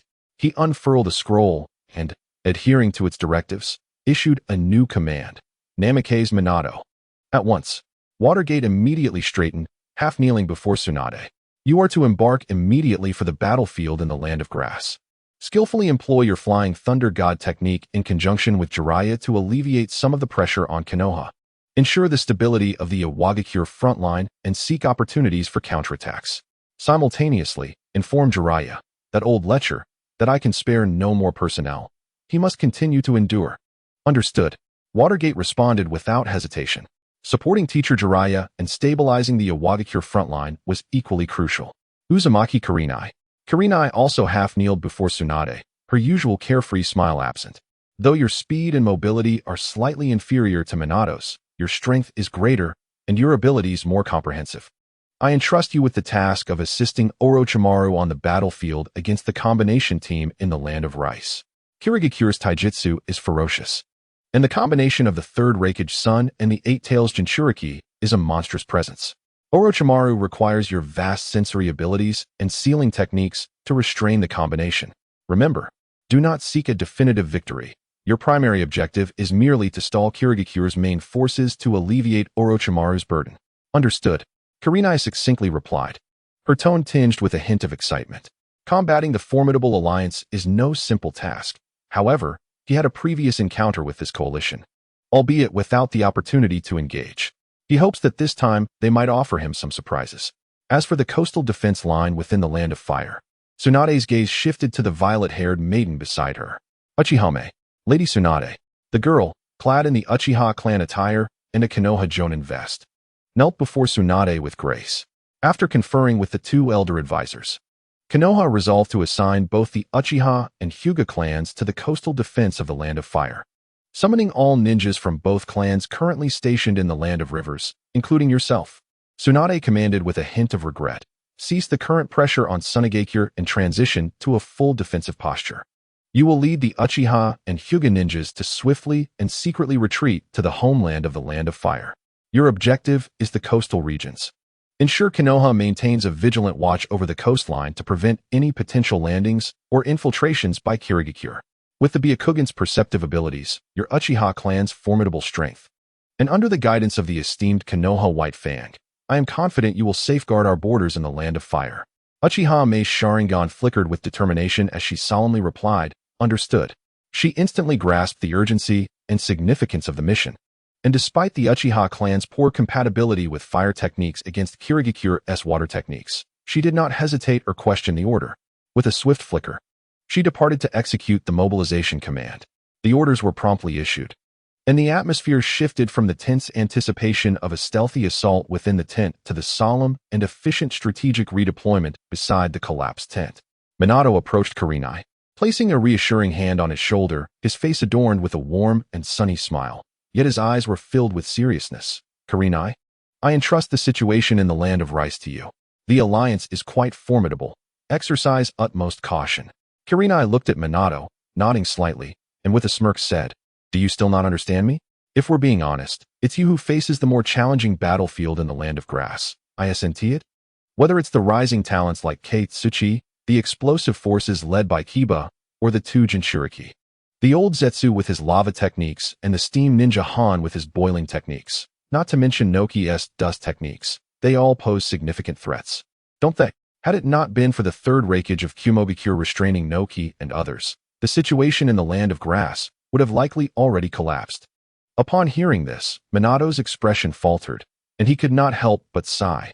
Indeed, if it weren't for Master Jiraiya's presence, the intelligence relayed by Yamanaka Ino, and the deterrence provided by Kushina and the senior K-Sook's adamant seals, along with the desperate efforts of Konoha's ninjas in the Land of Grass, our position would be even more precarious. Kurinai nodded in agreement, echoing the sentiment. Indeed, even retired figures like SHM Sensei have been dispatched to the coastal defense. It seems our living resources in Konoha are quite stretched thin. Chapter 118. A Forefront Battle, Konoha's Forces in Crisis. At last, Suimin paid his respects to Tsunade, addressing her as a senior. Very well, Tsunade-senpai, I shall take my leave now. No sooner had he spoken than his figure transformed into a golden flash, vanishing instantaneously, leaving behind only a faint ripple in the air, a testament to his recent presence. Kurenai also waved a temporary farewell to Tsunade, preparing to depart. However, Tsunade called out to him at that moment. Wait, Kurenai. Her gaze was filled with complexity as she regarded him. The young man who had aided in the re-establishment of both the Uzumaki and Senju clans. He was the current leader of the Uzumaki clan, the strongest Jinchūriki of the Nine Tails, and the most formidable force in Konoha. She spoke solemnly, the intelligence you have brought back, particularly regarding the internal dilemmas of the leaf and sand villages, holds immense significance. It not only illuminates the true weaknesses of the sand village, but also spares us the futility of blindly undertaking high-risk missions. You have done well. Observing Tsunade's sudden pensive silence, Kurenai raised an eyebrow and teased, "So what? Tsunade-ne, you may not realize this, but you are not adept at delivering such sentimental sentiments. Besides, I can take care of myself. Don't forget, I am not alone. Indeed, little girl, as long as I, the old man, am by Kurenai's side. Not even that brute, Gyuki, stands a chance, let alone your great-grandfather." A surge of red chakra erupted from Kurenai's head, with the small Ninetales perched atop, his crimson-slit eyes brimming with confidence and arrogance. Tsunade couldn't help but chuckle at the comical sight of the small Ninetales and gently lifted him into her arms. Hey, little girl, what are you doing? Put me down." The small Ninetales flailed in surprise at Tsunade's sudden action, his 4 tiny paws scrambling in the air, while his 9 tails wagged chaotically until Tsunade embraced him. "Well then, 9 tails, I leave Kurenai in your care." The small 9 tails ceased his struggle, folding his paws behind him with an air of composure. "Leave it to me. As long as I am alive, Kurenai will be absolutely fine." "Thank you, 9 tails." Tsunade smiled as she gently placed the small 9 tails back on Kurenai's shoulder, then rose on her tiptoes to kiss his forehead. "This is my lucky charm." Tsunade quickly stepped back, a hint of shyness in her smile. "Ah, I have truly accepted it. Until we meet again, Konoha." Kurenai laughed in return, waving goodbye as he swiftly transformed into a crimson afterimage, disappearing from sight. "What an arrogant fellow," Tsunade murmured softly to the lingering afterimage of Kurenai. The wheels of time turned heavily amidst the smoke of war, grinding through year after year of scorching summers, leading into the desolate September of Konoha's 49th year. Regrettably, the shadows of war did not dissipate with the changing of the seasons. Rather, they tightened like a noose, suffocating Konoha. The pressure of a forefront battle resembles 4 continuously erupting volcanoes, relentlessly draining the blood and essence of Konoha. Along the Iwagakure front line in the Land of Grass, the iconic golden flash of Minato Namikaze stands as a resilient bulwark, repeatedly repelling the relentless tide of IWNE assaults. His elusive flying thunder god technique, coupled with the instantaneous spiral sphere attacks, has transformed into an inescapable nightmare for the rock ninjas, consistently turning the tide of battle in critical moments. However, the dust release of the diminutive Inoki looms over Konoha like the sword of Damocles, its terrifying atomic disintegration power instilling a deep-seated dread in Minato, who hesitates to penetrate the enemy's core. The vast ninja forces of Iwagakure, akin to an unending flow of earth and stone, exploit a stable supply line from the rear to continuously assault Konoha's defenses. While Jiraiya Sage techniques are undoubtedly formidable, and the formidable barriers created by Tsunade and Kushina have deterred IWA from recklessly deploying their Jinchūriki, Konoha can barely maintain its line against Iwa's overwhelming numbers and the myriad of earth techniques exploiting the terrain. In the direction of the Land of Rice, the offensive from Kumogakure strikes like a tempestuous thunderstorm. The third Reikage, hailed as both the strongest spear and shield, wields his signature jutsu, the Hell Stab, capable of effortlessly tearing through mountains. His formidable lightning-release chakra mode renders him akin to a humanoid-tailed beast. Orochimaru's deceptive snake techniques and his array of survival tactics, combined with the elusive flying thunder god of Kurenai, along with the overwhelming pressure from the Kyuubi's connection and the indomitable barriers, ensnare the Reikage like 2 unyielding ropes. Kurenai, in conjunction with the Kyuubi, repeatedly attempts to bind the Reikage's movements, resulting in violent clashes between water and lightning ninjutsu that erupt into a tempest of thunder and mist. Yet, the seamless coordination between the young A and Killer B, a duo of extraordinary synergy, allows the half-tailed beastified Killer B to act as a mobile artillery, threatening the entire battlefield with his ferocious tailed beast bombs. Despite the exceptional capabilities of Orochimaru and Kurenai, they can only endure, striving to keep Kumogakure's main forces confined within the borders of the Land of Rice, unable to counterattack. On the battlefield of the Land of Rivers, Tsunade and Chiyo, eternal rivals, remain locked in a stalemate. Each of Tsunade's mighty punches sends tremors through the earth, while her exquisite medical ninjutsu grants Konoha's defenses a semblance of regenerative prowess. Chiyo's puppet jutsu and the toxic schemes of Hans resemble a persistent affliction, ever seeking vulnerabilities in Konoha's defenses. Fortunately, The sealed Shikaku was intercepted by Nagato, and Hans found little advantage amidst the cooperation of Yahiko and Konan. Nonetheless, Chiyo's experience and resilience compel Tsunade to remain vigilant, as both sides engage in a bloody tug-of-war. The most heart-pounding pressure, however, is felt along the southeastern coast of the Land of Fire. The third generation of Mizukage has personally taken the helm, wielding immense ice release techniques and enigmatic ocular abilities, creating unprecedented pressure on Kakashi Hitaki and the Uchiha clan, as well as the Hyuga clan, responsible for coastal defense. Even a member of the Hyuga clan's main family fell victim to the elite Jonin Ao of the Mist, losing a Byakugan in his right eye. The vast ocean undeniably serves as the natural battlefield for the Mist, as they relentlessly tear apart and devour Konoha's coastal strongholds. Although the Sharingan of the Uchiha clan can perceive fluctuations in chakra and illusionary techniques, it proves ineffective against the unknown Crimson Mist and the blood-red mirage conjured by the Mizukage. Kakashi's white fang blade remains sharp, having slain numerous Jonin from the Mist. Yet against the Mizukage's formidable ability to freeze the ocean's surface in an instant and the omnipresent threat of assassination, he can only struggle to keep pace. Konoha faces a prolonged coastline of the Land of Fire, under the relentless infiltration and assault from the Mist, with multiple locations in distress. And their defensive perimeter is continuously being compressed. Konoha is retreating step by step. The phrase retreating step by step is etched like a cold brand in the hearts of every high-ranking member of Konoha. Despite the presence of formidable forces like Tsunade, Nagato, Orochimaru, Uzumaki Naruto, Kakashi Hitaki, Uchiha Fugaku, Jiraiya, and Minato Namikaze, steadfastly holding their respective battlefields and exerting every effort to stem the tide of the enemy. The overall situation has become increasingly difficult to reverse. Under the immense pressure from the four great ninja villages, Konoha's defense line resembles a tortoise shell being relentlessly hammered, with cracks spreading until, in a season marked by the chill of autumn winds, it is forcibly pushed to the very edge of the Land of Fire's borders. Near the borders of the Land of Fire, the people of Konoha can distinctly see the movements of enemy ninjas. The rivers of the Land of Fire begin to carry fragments of ninja tools from various countries, occasionally floating with one or two corpses drifting downstream. The villages along the border of the Land of Fire are compelled to evacuate en masse, leaving behind crumbling walls and an indescribable desolation. Warfare on home soil, which should have been an advantage, now weighs heavily like a boulder on the chests of every Konoha ninja. Should the border be breached completely, the flames of war would engulf Konoha's doorstep, threatening the safety of their homeland and the stability of their families.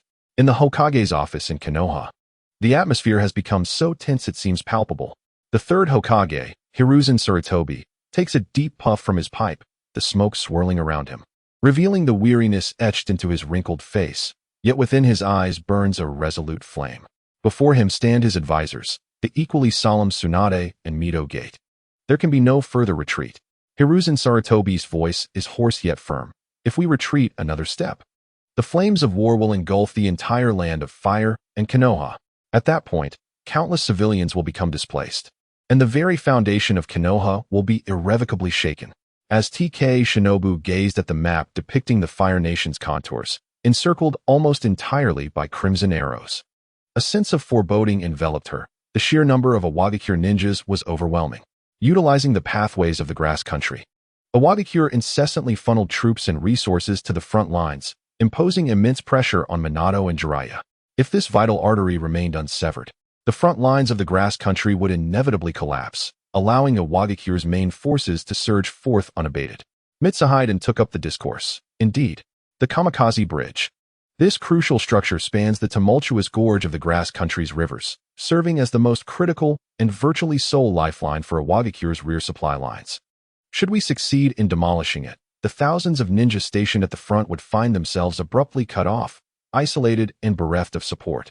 However, the strategic position of the Kamikaze Bridge, situated perilously in enemy territory, would undoubtedly be heavily guarded by Awagakure, possibly even laden with traps awaiting our approach. TK Shinobu astutely highlighted the challenges at hand. Sarutobi Hisashi's gaze sharpened as it fell upon the map of the grass country. The greater the risk, the higher the reward. This could potentially turn the tide of the entire battlefield in the grass country. It is our only opportunity to break the deadlock and afford Konoha a moment of respite. We must act. He rose abruptly. issuing a pivotal command that would soon alter the course of the Third Great Ninja War, perhaps even influencing the distant future. Immediately contact the Grass Country's front command and instruct Minato's team to undertake this mission, ensuring its completion in the shortest possible time. The order sliced through the heavy atmosphere like the sharpest kunai, reaching the war-torn front lines of the Grass Country. At the Grass Country front, near the Konoha encampment, within a forest where sunlight struggled to penetrate, numerous kunai and shuriken were embedded in the trees, clear evidence of prior training. Minato raised his right hand, observing the tear in his sleeve with a sense of pride for his student's growth. Well done, you've truly struck me, Minato smiled. Oh, you hit Teacher Minato. You're amazing. Kakashi, Rin exclaimed, her hands clasped in delight as she praised Kakashi, sharing in the joy of her companion's advancement. However, she noted that merely grazing Minato's sleeve was not particularly commendable. Kakashi maintained an air of calm. Prior to Shikaku's reassignment to the coastal defenses, he had learned much about his teacher Minato and a certain notorious predecessor's formidable feats through his father. Compared to these two titans, he still had considerable ground to cover. Rin, you know I can do that too. Observing the camaraderie between Rin and Kakashi, Obito felt a surge of frustration, insisting that he could achieve such feats as well. Just then, a hand-woven basket struck him on the head. Pure coincidence, wasn't it? He mused, turning to discover it was none other than his future mentor, Kushina. Sister Kushina. Upon seeing Kushina, Rin immediately jogged over to greet her. Has everyone given their best effort? Kushina inquired. Indeed, they have all performed admirably, and I believe a breakthrough will come soon. Minato replied with a smile, as he and Kakashi slowly approached Kushina. Wonderful. Here, this is lunch, Kushina said with a gentle smile, playfully pressing the basket down on Obito's head. This is specially prepared for you by me, Kushina. She tilted her head slightly, gestured, and handed the basket to Rin. Rin extended her small hands and securely received the bamboo basket from Kushina, exclaiming, "This is fantastic. I absolutely adore the meals made by Sister Kushina. Thank you." Hearing Rin's heartfelt words and seeing her sincere eyes filled Kushina with immense joy. Her already sparkling eyes widened even more, shimmering with glimmers of happiness. You are simply adorable. Rin, do you know? You are such a wonderful girl.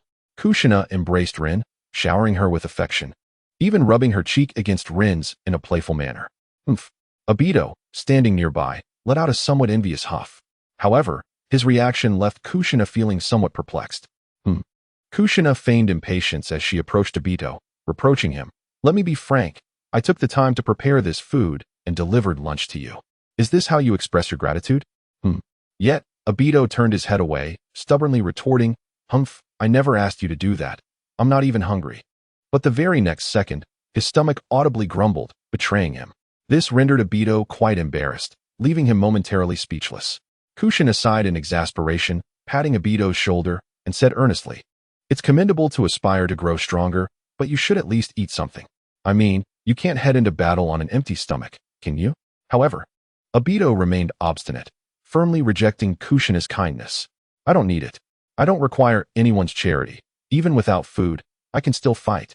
Kushina, undeterred by his words, smiled gently. Oh, you possess quite a bit of spirit.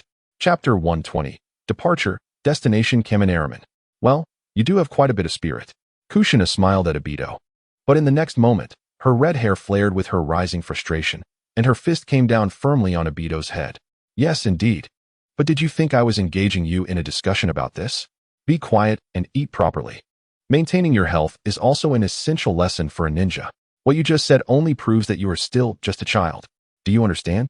Watching Kushina reprimand Obito, Minato, Kakashi, and Rin were already accustomed to it, with Rin merely rolling her eyes and muttering, Here we go again. The atmosphere was somewhat awkward. Yet there was no alternative. They could only attempt to shift the conversation. Shall we simply eat our own meals for now? What do you two think? Kakashi and Rin remained silent, but in perfect harmony, they joined Minato in retrieving their rice balls. Meanwhile, Obito continued to bicker with Kushina, even going so far as to label her a violent person. Who are you calling violent? As dusk approached, Kushina and Minato returned to their temporary camp. Don't you think Kakashi and the others have been improving their skills remarkably fast? Kushina inquired casually while meticulously inscribing the sealing formula, her gaze unwavering. Minato, engrossed in the Minato team photo album, nodded in agreement. Indeed, You are absolutely right. It is quite rare for someone so young to achieve such accomplishments.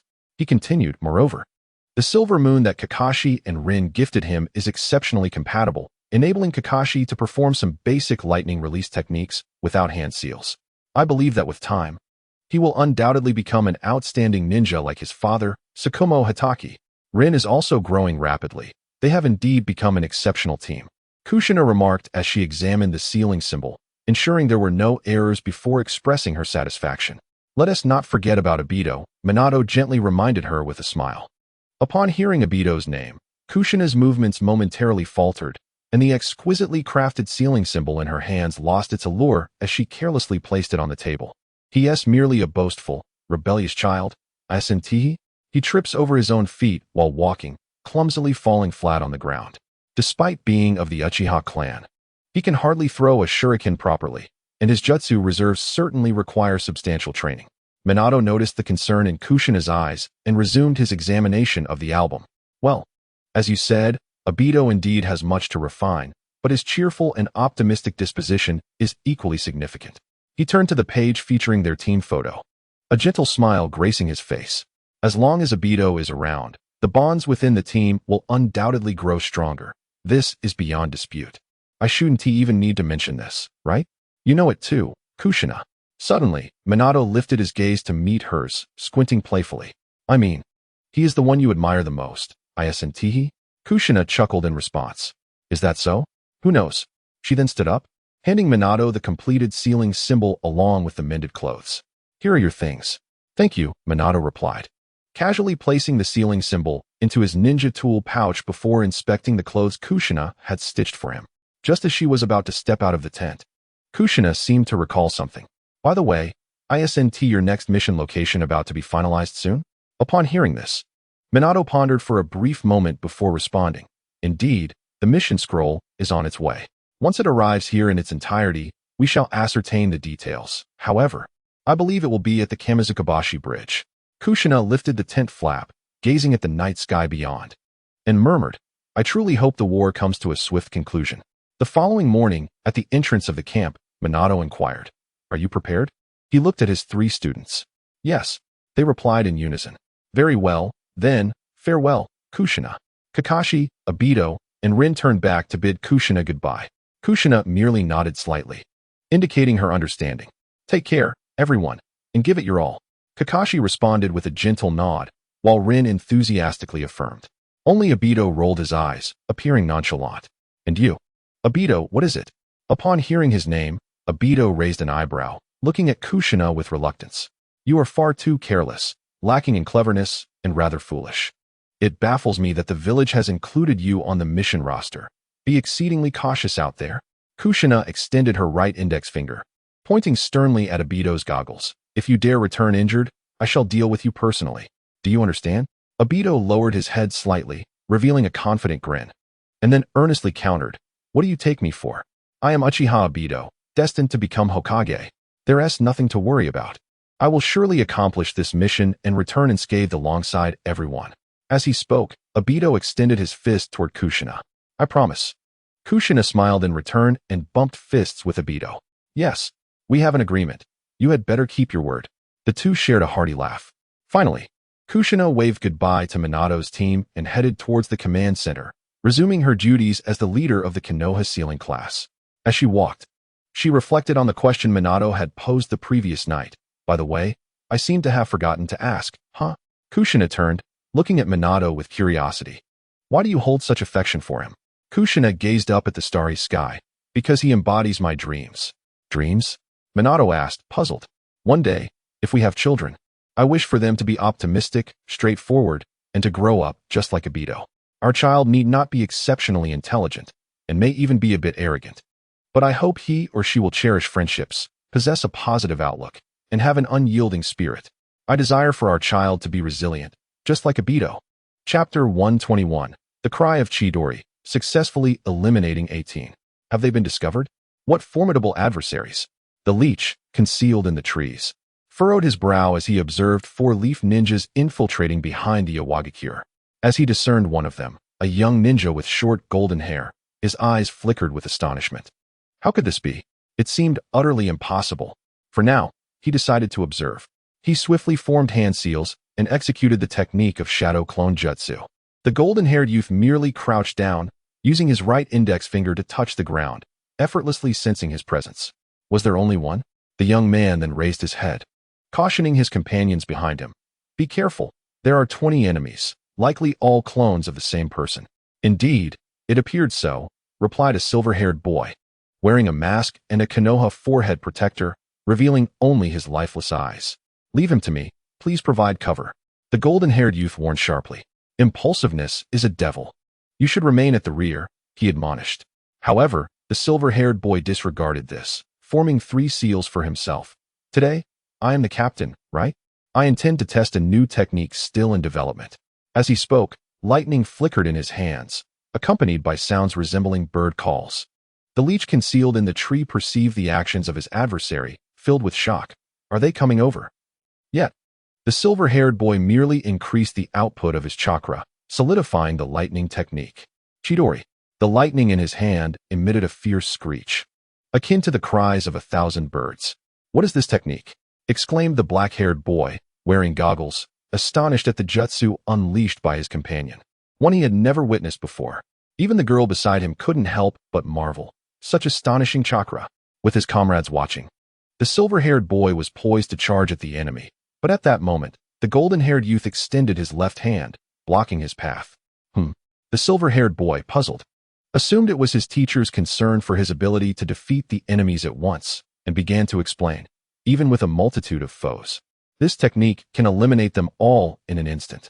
Just like your title, teacher. Moreover, you mentioned that I am the captain now, and the team must obey the captain's orders, right, teacher? Upon hearing this, the golden-haired youth withdrew his left hand, no longer obstructing him. The silver-haired boy surged forward like an arrow released from a bow, obliterating all obstacles in his path, such as exposed tree roots, with the lightning in his hand. The leech in the tree, alarmed, along with 19 shadow clones, swiftly hurled shurikens at the silver-haired boy. Unfortunately, all the ninja tools launched by him, and the clones were effortlessly neutralized by the golden-haired youth behind the silver-haired boy, as their projectiles clashed in midair, failing to impede the silver-haired boy's momentum in the slightest. The previous shuriken confirmed your locations. Watch me. The silver-haired youth quickened his movements once more, leaping nimbly onto the tree trunk. In a fleeting moment, the golden-haired young man's shuriken diverted the actions of the magic leech, allowing the silver-haired boy to thrust his electrified left hand into the enemy's chest with great force. Instantly, the leech's figure erupted, dissipating into a cloud of white smoke. Cursed be it, a mere shadow clone. The silver-haired boy muttered under his breath, his gaze shifting in search of his next target. As he traversed from tree to tree, seeking his quarry, the black-haired boy and the brown-haired girl advanced cautiously. Suddenly, a swirl of white smoke materialized before the boy, and in the next instant, the smoke cleared to reveal the leech, who wielded a kunai aimed directly at the unsuspecting black-haired youth. Just as the leech was about to strike, the golden-haired young man appeared in the nick of time, using a kunai to obliterate the leech's shadow clone. Do not let your guard down, the youth admonished sternly. Yes, the boy, finally snapping back to attention, responded respectfully. Meanwhile, the forest was filled with the sounds of shadow clones being vanquished, as the silver-haired youth, still crackling with lightning, proclaimed the number of clones he had dispatched. The 18th one. Don't get too cocky, brat. The leech bellowed, brandishing a ninja blade at the silver-haired youth. In the next moment, the leech executed a swift slash aimed at the boy's midsection, confident that he could deliver a fatal blow if the boy failed to react in time. However, the golden-haired youth, having discerned the leech's intent, would not allow such a victory.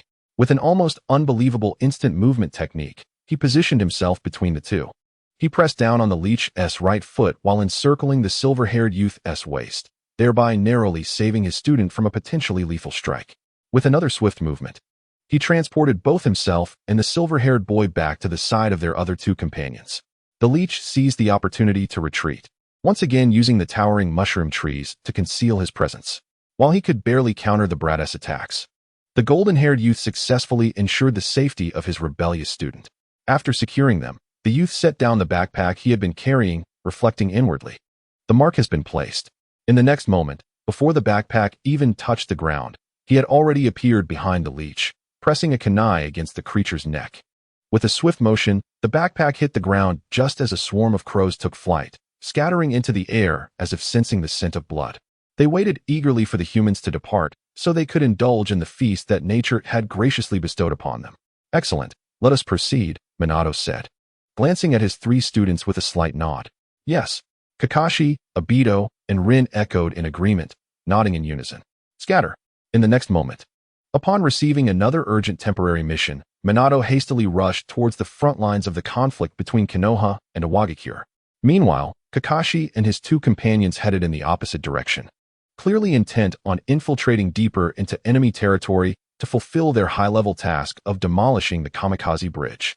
Along their journey, they encountered numerous traps laid by Iwagakure, and as they drew closer to their objective, the frequency of these traps increased. It was not until they passed a small lake that Kakashi remarked, "That guy, the leech. Hasn't he returned since he went to scout? Could he have been taken down by those little brats?" The fiery-haired, eccentric-looking companion, Daisher, glanced curiously at him. "Why not just ask them?" Daisher replied nonchalantly. He then formed a one-handed seal, instantly vanishing from sight. Earth Release, Camouflage Technique. Chapter 122. Task, or Comrades. Is there even a choice? As Kakashi stood on the surface of the small lake, his steps abruptly halted. His nose twitched beneath his mask, and he raised his right hand, signaling his companions, Obito and Rin, to pause. In the next instant, a barrage of sharp bamboo spears shot towards them. Obito reacted swiftly, forming hand seals with remarkable speed and unleashing the fire technique he, as a Uchiha, excelled in. Fire Release, Great Fireball Technique. The searing fireball erupted from Obito's mouth, instantly nullifying the momentum of the bamboo spears, which fell helplessly into the lake, charred and defeated. As the singed bamboo spears floated on the water's surface, a sudden sound of cracking drew Kakashi and Obito's attention. With dual fist blades and a fiery, explosive hairstyle, a figure charged towards them. Kakashi quickly drew his blade. Silver Moon, engaging in fierce combat. Just as Kakashi became entangled in battle, Daisher, cloaked in his earth release camouflage, stealthily approached Rin from behind. Daisher struck Rin on the nape of her neck with a swift chop. After her terrified scream, he incapacitated her, tucking her under his arm, preparing to take her back to Iwagakure's stronghold to extract information regarding the leech and their mission. Hearing Rin's cry, Obito swiftly turned to confront Daisher. However, faced with Rin's precarious situation, he hesitated, unwilling to act recklessly.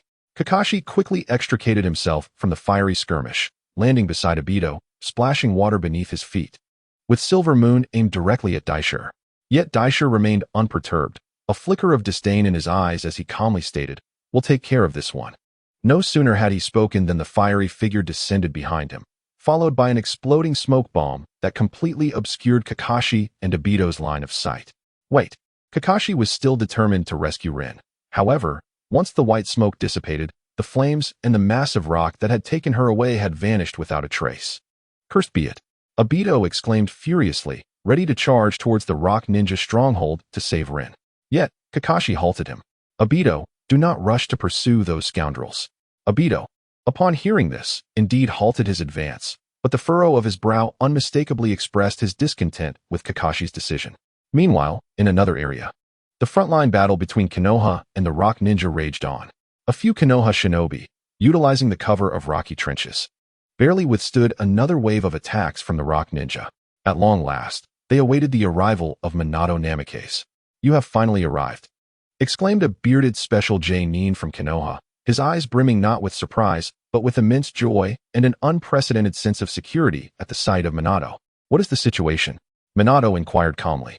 After a moment's contemplation, Aoi Hayakawa provided a rough estimate. "The enemy's numbers are likely over 50. Aside from you, only the 4 of us remain alive." As Aoi spoke, Minato's gaze swept across the ravaged battlefield, where numerous Konoha shinobi lay lifeless, each surrounded by a varying number of ninja tools, predominantly kunai. Although there were some fallen rock ninja among them, their numbers were evidently fewer than those of Konoha. The moment of truth is upon us. Let us rally together. In the distance, behind a colossal boulder, a group of rock ninjas stared intently, their aggressive gazes fixed on Konoha's defense line, as if poised to breach it at any moment. At the commander's signal, the rock ninja nodded in agreement, exuding an air of inevitability regarding their conquest of this battlefield. Conversely, on Konoha's side, Minato instructed, "Everyone, please throw these specially crafted kunai into the enemy's camp. I shall handle the rest myself." He laid out a number of flying thunder god kunai from his pack before the remaining 4 Konoha shinobi, then commanded them. "Is this not too reckless? After all, you are merely..." A newly promoted Special J Nin began to voice his disbelief.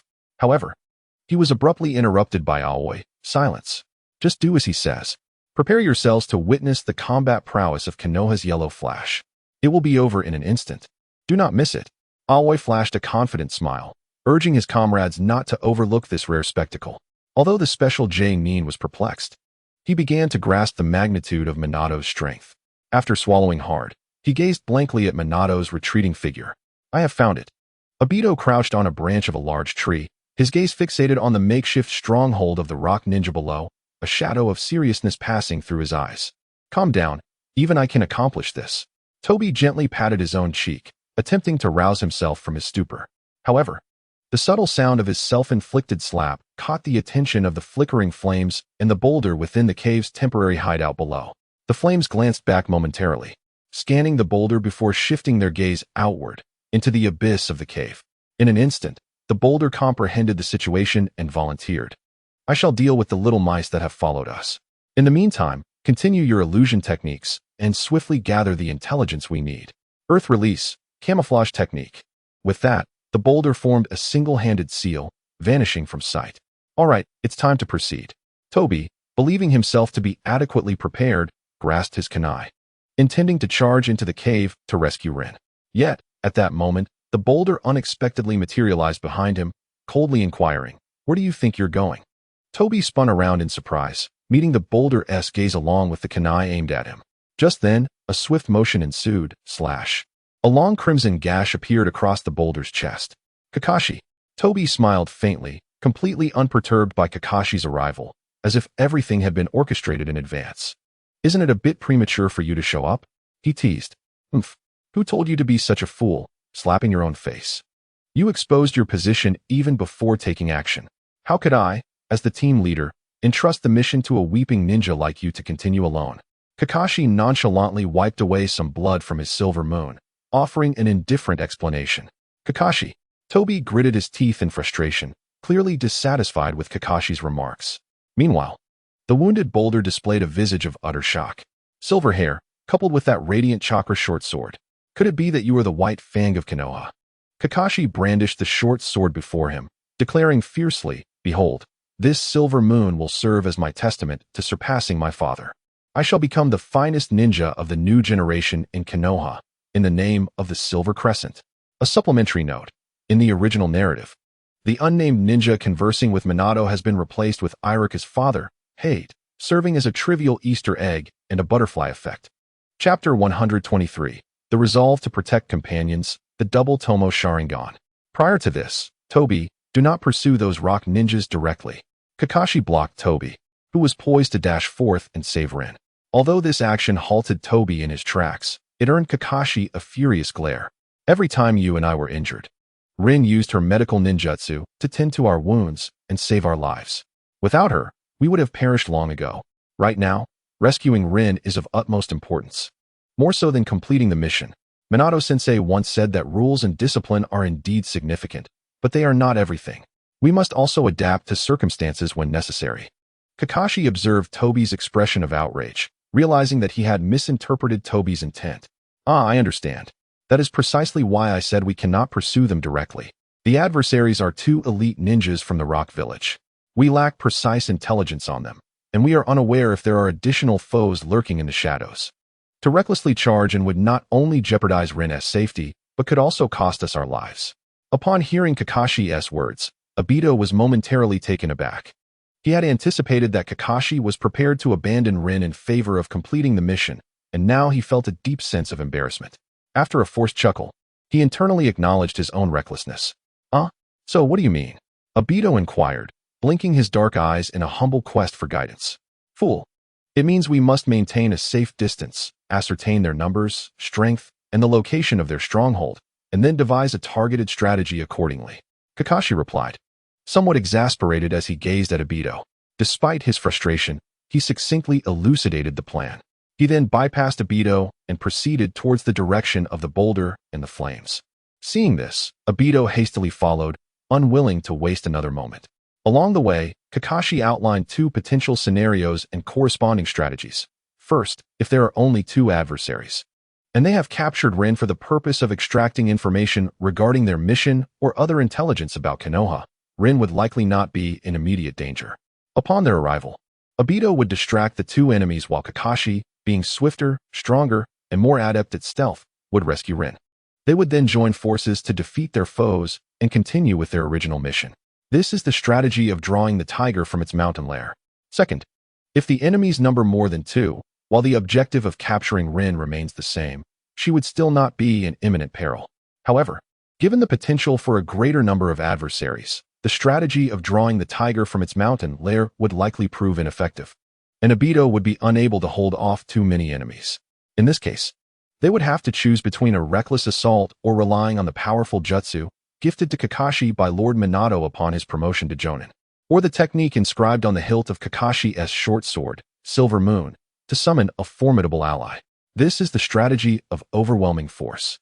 However, as they concluded that the first scenario was applicable, their plan to execute the strategy of drawing the tiger from its mountain lair was completely disrupted by Obito's self-inflicted slap to his cheek. The pursuer after Obito was merely one large stone, while the other elite ninja from the rock village was evidently still within the cave, continuing to interrogate Rin for vital intelligence concerning Konoha. I see, the son of White Fang, then there is nothing to fear. Upon hearing Kakashi's introduction, the large stone felt considerably reassured. He formed another hand seal and activated the camouflage technique, vanishing before Kakashi and Obito. Obito glanced around, while Kakashi sniffed the air, yet they could not detect the concealed presence of the large stone. Indeed, the scent had been completely eradicated, leaving only the faintest shifts in air and sound to indicate the enemy's position.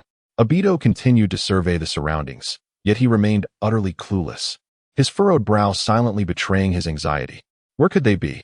In the next moment, footprints appeared on the moss-covered branches behind him, and Kakashi instantly became alert. Issuing a warning, "Obito, watch your back." Kakashi swung his blade, yet due to the enemy's invisibility, he could not perceive their movements accurately. His strike missed its target, resulting in a counterattack from a large stone that left a gruesome wound on his left eye. Ah, my eye. Kakashi's body fell, his left hand pressed against the profusely bleeding injury. Kakashi, Obito exclaimed, throwing several shurikens in front of Kakashi before anxiously lifting him, asking in a flurry, "Kakashi, are you all right?" Kakashi gasped in pain. Although his left eye was temporarily blinded, he was fortunate to be out of mortal danger. The large stone, momentarily repelled by Obito's shurikens, had already positioned itself on another branch of a tree. Even when facing such a youthful adversary, caution was paramount. One must proceed steadily and with purpose. Gazing at the wound on his chest, the large stone felt a lingering dread. As his attack rhythm slowed, it grew increasingly lethal. Kakashi sat up, still clutching his left eye, and could not help but remark, "The enemy is formidable. He has already discarded the kunai stained with my blood." Meanwhile, Obito's eyes glistened with unshed tears beneath his goggles. Kakashi scoffed lightly. "Did sand get into your eyes again? A ninja must not weep. Besides, with goggles on, it is impossible for sand to enter your eyes, right? Self-control must not merely be spoken. One must fortify their spirit as well." Obito pushed his goggles up to his forehead, wiped away his tears, and spoke with deep remorse. "I can only boast with words, always relying on others for assistance. I am but a laggard, all talk and no action. However, when it comes to protecting my comrades, I will certainly follow through." With resolute determination, Obito stood up, gripping his kunai as he charged forward against the howling wind behind him. "Why? You should not be able to see me." The large stone coughed blood, his form slowly becoming visible. His heart had been entirely pierced by Obito's kunai, and his life was swiftly nearing its end. He could not comprehend why this seemingly ordinary boy had suddenly penetrated his prideful camouflage technique. "Obito, you." Kakashi, with his remaining right eye, gazed at Obito, equally astonished. "What are those eyes?" The large stone looked in disbelief at Obito's blood-red eyes, each adorned with two tomo. In that moment of realization, he took his final breath. "Now, it is my turn to protect my comrades." As he beheld the lifeless body of the large stone, Obito declared with unwavering conviction, sheathing his kunai, "Obito, your eyes." With the echo of the large stone's last words, Kakashi finally noticed the transformation in Obito's eyes. So, this is the Sharingan. I can clearly see the formation and flow of chakra. Toby gazed at his hands, savoring the newfound power that had unexpectedly surged within him. Chapter 124. I shall become your eyes, to illuminate the future. Kakashi attempted to rise, but the pain in his eye caused him to stagger, nearly leading him to fall once more. Toby, who had initially sought to revel in the extraordinary strength bestowed by the awakening of the Sharingan, was abruptly roused by Kakashi's actions. Regaining his composure, Toby cautiously assisted Kakashi to his feet and inquired with concern, "Are you all right, Kakashi?" Kakashi extended his hand towards his ninja tool pouch, speaking with a calm demeanor. "It appears my left eye is temporarily incapacitated. However, with this gift from Rin, I can perform some emergency treatment. Once I have tended to this, we must hasten to rescue Rin." With that, Kakashi retrieved an emergency medical kit, a congratulatory gift from Rin for his promotion to Jonin. Understood, Toby nodded in agreement, then began to attend to the wound around Kakashi's left eye socket. Meanwhile, in another corner, the flames continued to interrogate Rin through illusionary means, grasping her hair to tilt her face upward. He observed the dullness in Rin's once vibrant eyes. His gaze filled with malice. "You are surprisingly tenacious," he remarked. At that moment, a chill breeze swept into the cave, stirring the dust as Kakashi and Toby's figures abruptly appeared at the entrance. The flames furrowed their brow, taking note of the two. One with a bandaged left eye yet otherwise unscathed, and couldn't help but curse the large stone that had evidently fallen to these two youngsters. TCH, what useless things. Toby's immediate concern was not the fiery adversary before him. Instead, his Sharingan, adorned with dual tomo, focused on the bound Rin, clearly perceiving the chaotic chakra swirling within her. Rin's chakra is erratic, unlike yours or mine. Despite his lack of theoretical prowess, Toby relayed his observations directly to Kakashi. She must be under an illusion. They seem intent on extracting information swiftly. Based on Toby's description, Kakashi swiftly deduced the intricate details and explained them to Toby. Hearing their analysis, the flames curled his lips into a cold smirk. Heh, it seems these are no ordinary children. I have encountered him before. His speed is remarkable, so proceed with caution. Kakashi gripped the hilt of his short sword, Silver Moon, which was bound to his back, keenly observing the flame's every movement while sternly advising Toby. Oh, Toby also drew forth a kunai, adopting a stance brimming with readiness to engage. In the next moment, the flames unleashed a barrage of fist blades, propelling himself towards Kakashi and Toby in an unpredictable trajectory akin to an Indian missile. Toby ducked to evade the flame's horizontal strike with his left hand. Yet the blow continued toward Kakashi, who had no choice but to block it with Silver Moon. Seeing that his attack had not succeeded, Hwokwang swiftly pivoted, executing an upward strike with his right hand, forcing Obito to struggle defensively. Simultaneously, he slashed down with his left hand, severing a few strands of Kakashi's silver hair. Following this, Kakashi retaliated with a dual strike using his Silver Moon and Hwokwang's fist blades. Leveraging his superior strength, Hwokwang effortlessly deflected Kakashi's short sword. As Obito seized the opportunity to thrust forward, Hwokwang leaped, placing both hands on Obito's back, evading the kunai strike, while once again blocking Kakashi's slash. Then, spinning like a top, Hwokwang rotated in place, his fist blades sweeping through the air, forcing both Kakashi and Obito to retreat. He then crossed his arms before suddenly extending them in a dual horizontal slash aimed at Obito.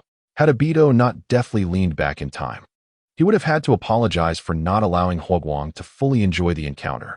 Kakashi, seizing the chance created by Hwokwang's follow-through, unleashed a powerful strike with Silver Moon, aimed directly at Hwokwang. However, this supposed opening was merely a feigned vulnerability orchestrated by Hwokwang. As he observed Kakashi charging toward him, a smug smirk crept across Hwokwang's face, and he swiftly pulled his hands back into an embrace position, clearly preparing a premeditated counterattack.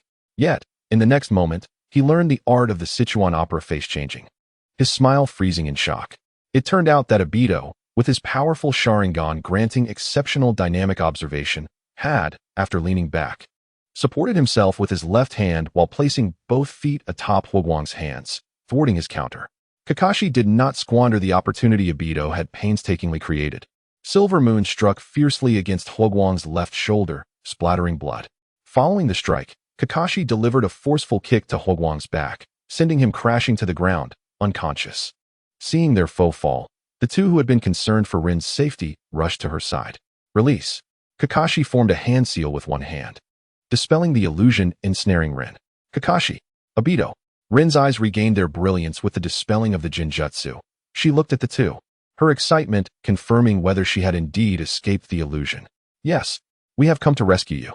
Rin, you are safe now. Obito exclaimed with enthusiasm.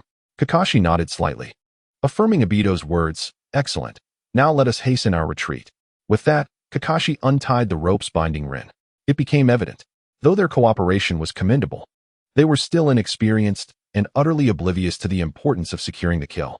At present, they remained firmly within the enemy's grasp.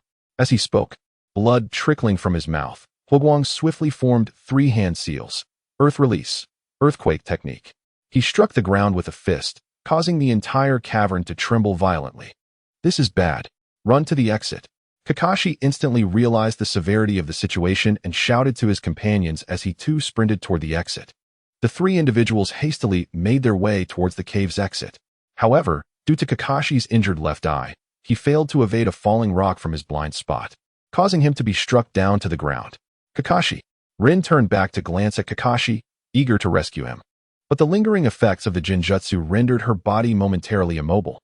She could only watch helplessly as Obito dashed forward, lifting Kakashi and relocating him to a relatively safe position, while Obito himself was pinned beneath a massive boulder, trapping half of his body. It wasn't until the cave's collapse temporarily ceased that Kakashi and Rin heard Obito's intermittent voice emanating from under the rubble. Are you all right, Rin? Kakashi?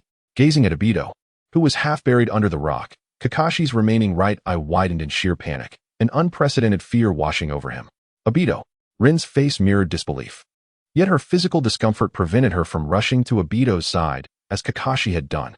Kakashi attempted to push the boulder aside, but after exerting himself for a considerable time, it remained immovable. Instead, he was met with Obito's calm words. Don't waste your energy, Kakashi. I think I'm done for. My right side is nearly crushed, and I can't feel anything. Obito's flat tone pierced Kakashi's heart like a dagger, and he weakly pounded against the boulder, as if striking at the weak, loathsome version of himself. Damn it. If only my strength were greater, if my plans had been more meticulous. If I could recall the importance of the follow-up strikes that Senior Kalunai had once told me about, perhaps we wouldn't be in this predicament. As a medical ninja, Rin watched helplessly as the life of the person she had always cared for slipped away before her eyes, tears of sorrow and regret streaming down her face. Obito. Witnessing Obito cough up another mouthful of blood, Rin could no longer suppress her emotions and called out desperately for him. Oh, I almost forgot. I still owe you a gift for your promotion to Jonin, Kakashi. I'll give you my Sharingan. Both Kakashi and Rin were taken aback by his words, but chose not to interrupt Obito's speech. Regardless of what others in the village may say, you are an extraordinary Jonin. This is my heartfelt gesture. Please accept it. Rin, I implore you to use your medical ninjutsu to transplant my Sharingan, along with my eyeball, into Kakashi's left eye. Upon hearing Obito's request, Rin fought back her tears and called out to Kakashi, who remained engulfed in sorrow. Kakashi, come here. We must begin immediately. Kakashi lowered his head, filled with grief, showing no intention of moving closer. I am dying, but I will become your eyes, to help you see the future. Chapter 125. The late arrival of Minato, Obito's tragedy having regained some strength, the flickering flame now sat with its back to the partially collapsed cave, resting on a stone while sipping on water to replenish its energy. Suddenly, a violent explosion erupted from the still-standing section of the cave, engulfing the surroundings in a cloud of dust. As the gentle breeze swept through, dispersing the lingering dust, a silver-haired youth stood resolutely amidst the ruins, gazing down at the flames that dripped cold sweat from their corners. How troublesome. He is still alive. The flames regarded Kakashi with an expression of indifference, their tone rife with disdain and loathing for their adversary. Observing the tears cascading down Kakashi's closed left eye, the flames sneered mockingly once more. Indeed, a child is merely a child. How can a ninja afford to weep? Come, you crybaby. Let us bring this to a conclusion. Kakashi remained silent, quietly opening his previously closed left eye, revealing a blood-red gaze encircled by 2 black tomo, his icy stare fixed on the flames. At this moment, the flames, finally sensing a shift in Kakashi's aura, felt their expression grow grave. Though the reason eluded them, instinct warned that should they continue to underestimate Kakashi, They might find themselves forever consigned to this place, joining the leeches and the boulders. That child seems to differ from before. Behind Kakashi, beneath the boulder, Obito, with his left eye shut, spoke tremulously, "Kakashi, I entrust Rin to you." "Ah," Kakashi softly replied, then once more drew forth the gleaming silver moon from his back. He struck downwards towards the flames. In response, the flames executed a dual horizontal slash, effectively locking onto Kakashi's silver moon. Just as they intended to kick Kakashi aside and press their advantage, in the next moment, the silver moon in Kakashi's hand flickered with arcs of electricity, momentarily halting the flame's advance. With the keen perception afforded by his two Tomo Sharingan, Kakashi swiftly discerned the flame's vulnerability. He released the silver moon and, in less than a second, formed the seals of the rat, the rabbit, and the monkey.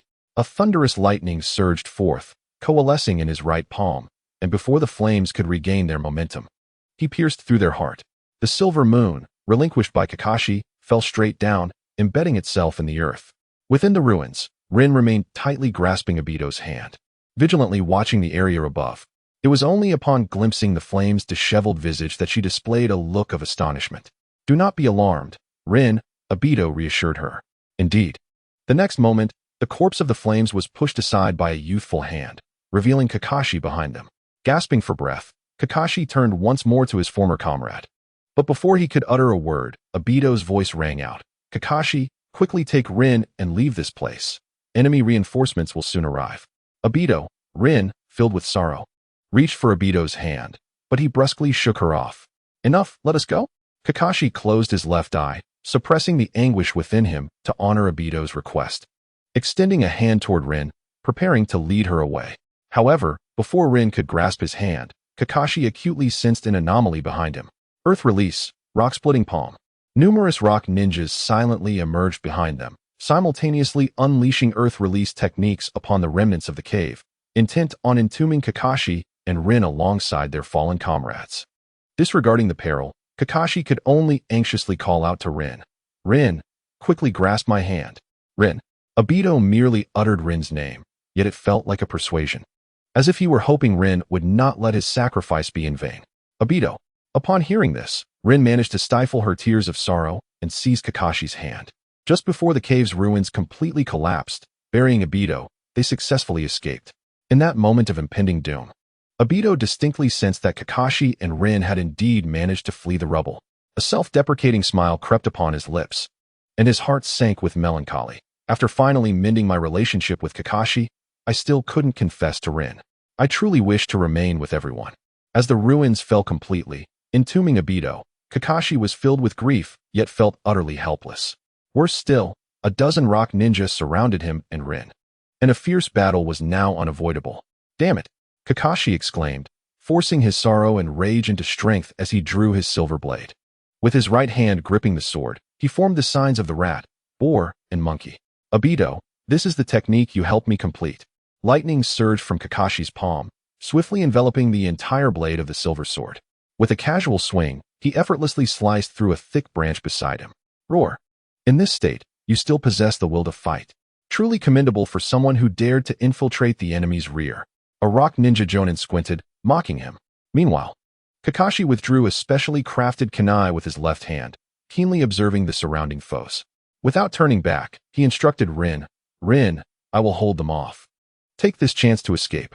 However, Rin surveyed the multitude of enemies and then glanced at Kakashi, who was already considerably fatigued from the ongoing battle, feeling immense concern. "Obito entrusted you to me, so even if it costs me my life, I will protect you," Kakashi declared resolutely. "Kakashi." Rin looked at him in disbelief. "Rin, Obito cares for you deeply. He cherishes you greatly. Therefore, I will risk my life to safeguard you." Tears of sorrow streamed down Rin's face as she vehemently retorted, "But Kakashi, my feelings." Yet Kakashi seemed unperturbed. Speaking over her, "I was once a scoundrel who did not believe in the bonds between comrades." Rin's eyes brimmed with tears as she lowered her head, uncertain of how to respond. "Hurry, Rin," Kakashi shouted, his gaze fixed on the approaching rock ninja. With a decisive roar, he charged toward the enemy, engaging in a fierce battle until his strength waned, and he succumbed to unconsciousness. Time appeared to stretch infinitely, yet it felt as fleeting as a moment. Kakashi struggled to open his eyes, gazing at the starry sky, murmuring softly, "Am I dead? Where's this? You have finally awakened. A familiar voice echoed in his ears. With a look of concern, Minato gazed at Kakashi. Minato-sensei, how could this be? Kakashi sat up, his face filled with confusion as he looked at his teacher. Minato, however, merely nonchalantly produced the specially crafted kunai he had gifted to Kakashi. Have you forgotten? The technique inscribed on this kunai was meant to serve as a marker for my space-time ninjutsu. Kakashi, initially puzzled, quickly deduced that Minato must have completed his mission and come to assist them. I've already defeated them all. Though surprised, Kakashi soon accepted the reality, given his teacher's prowess, and continued to inquire, what about Rin? Where's Rin? Minato pointed forward, and Kakashi followed his gaze, soon spotting Rin's figure not far away. I sincerely apologize for not arriving in time, Kakashi. I learned everything from Rin. Chapter 126. The consequential impact of the battle at Kamizukabashi. The Third Great Ninja War.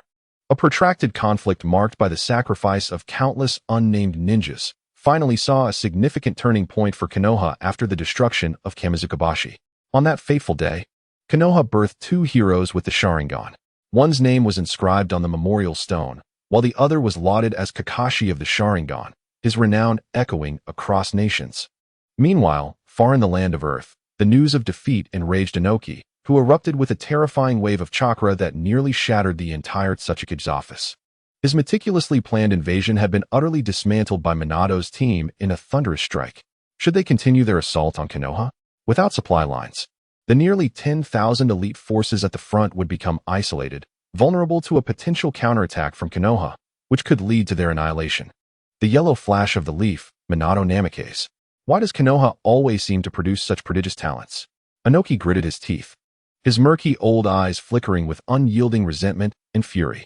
As a shrewd strategist with sharp judgment, he understood that no amount of anger could alter the present circumstances. Resolutely, he lifted his head, his gaze sweeping over the vast map of the ninja world like that of a hawk.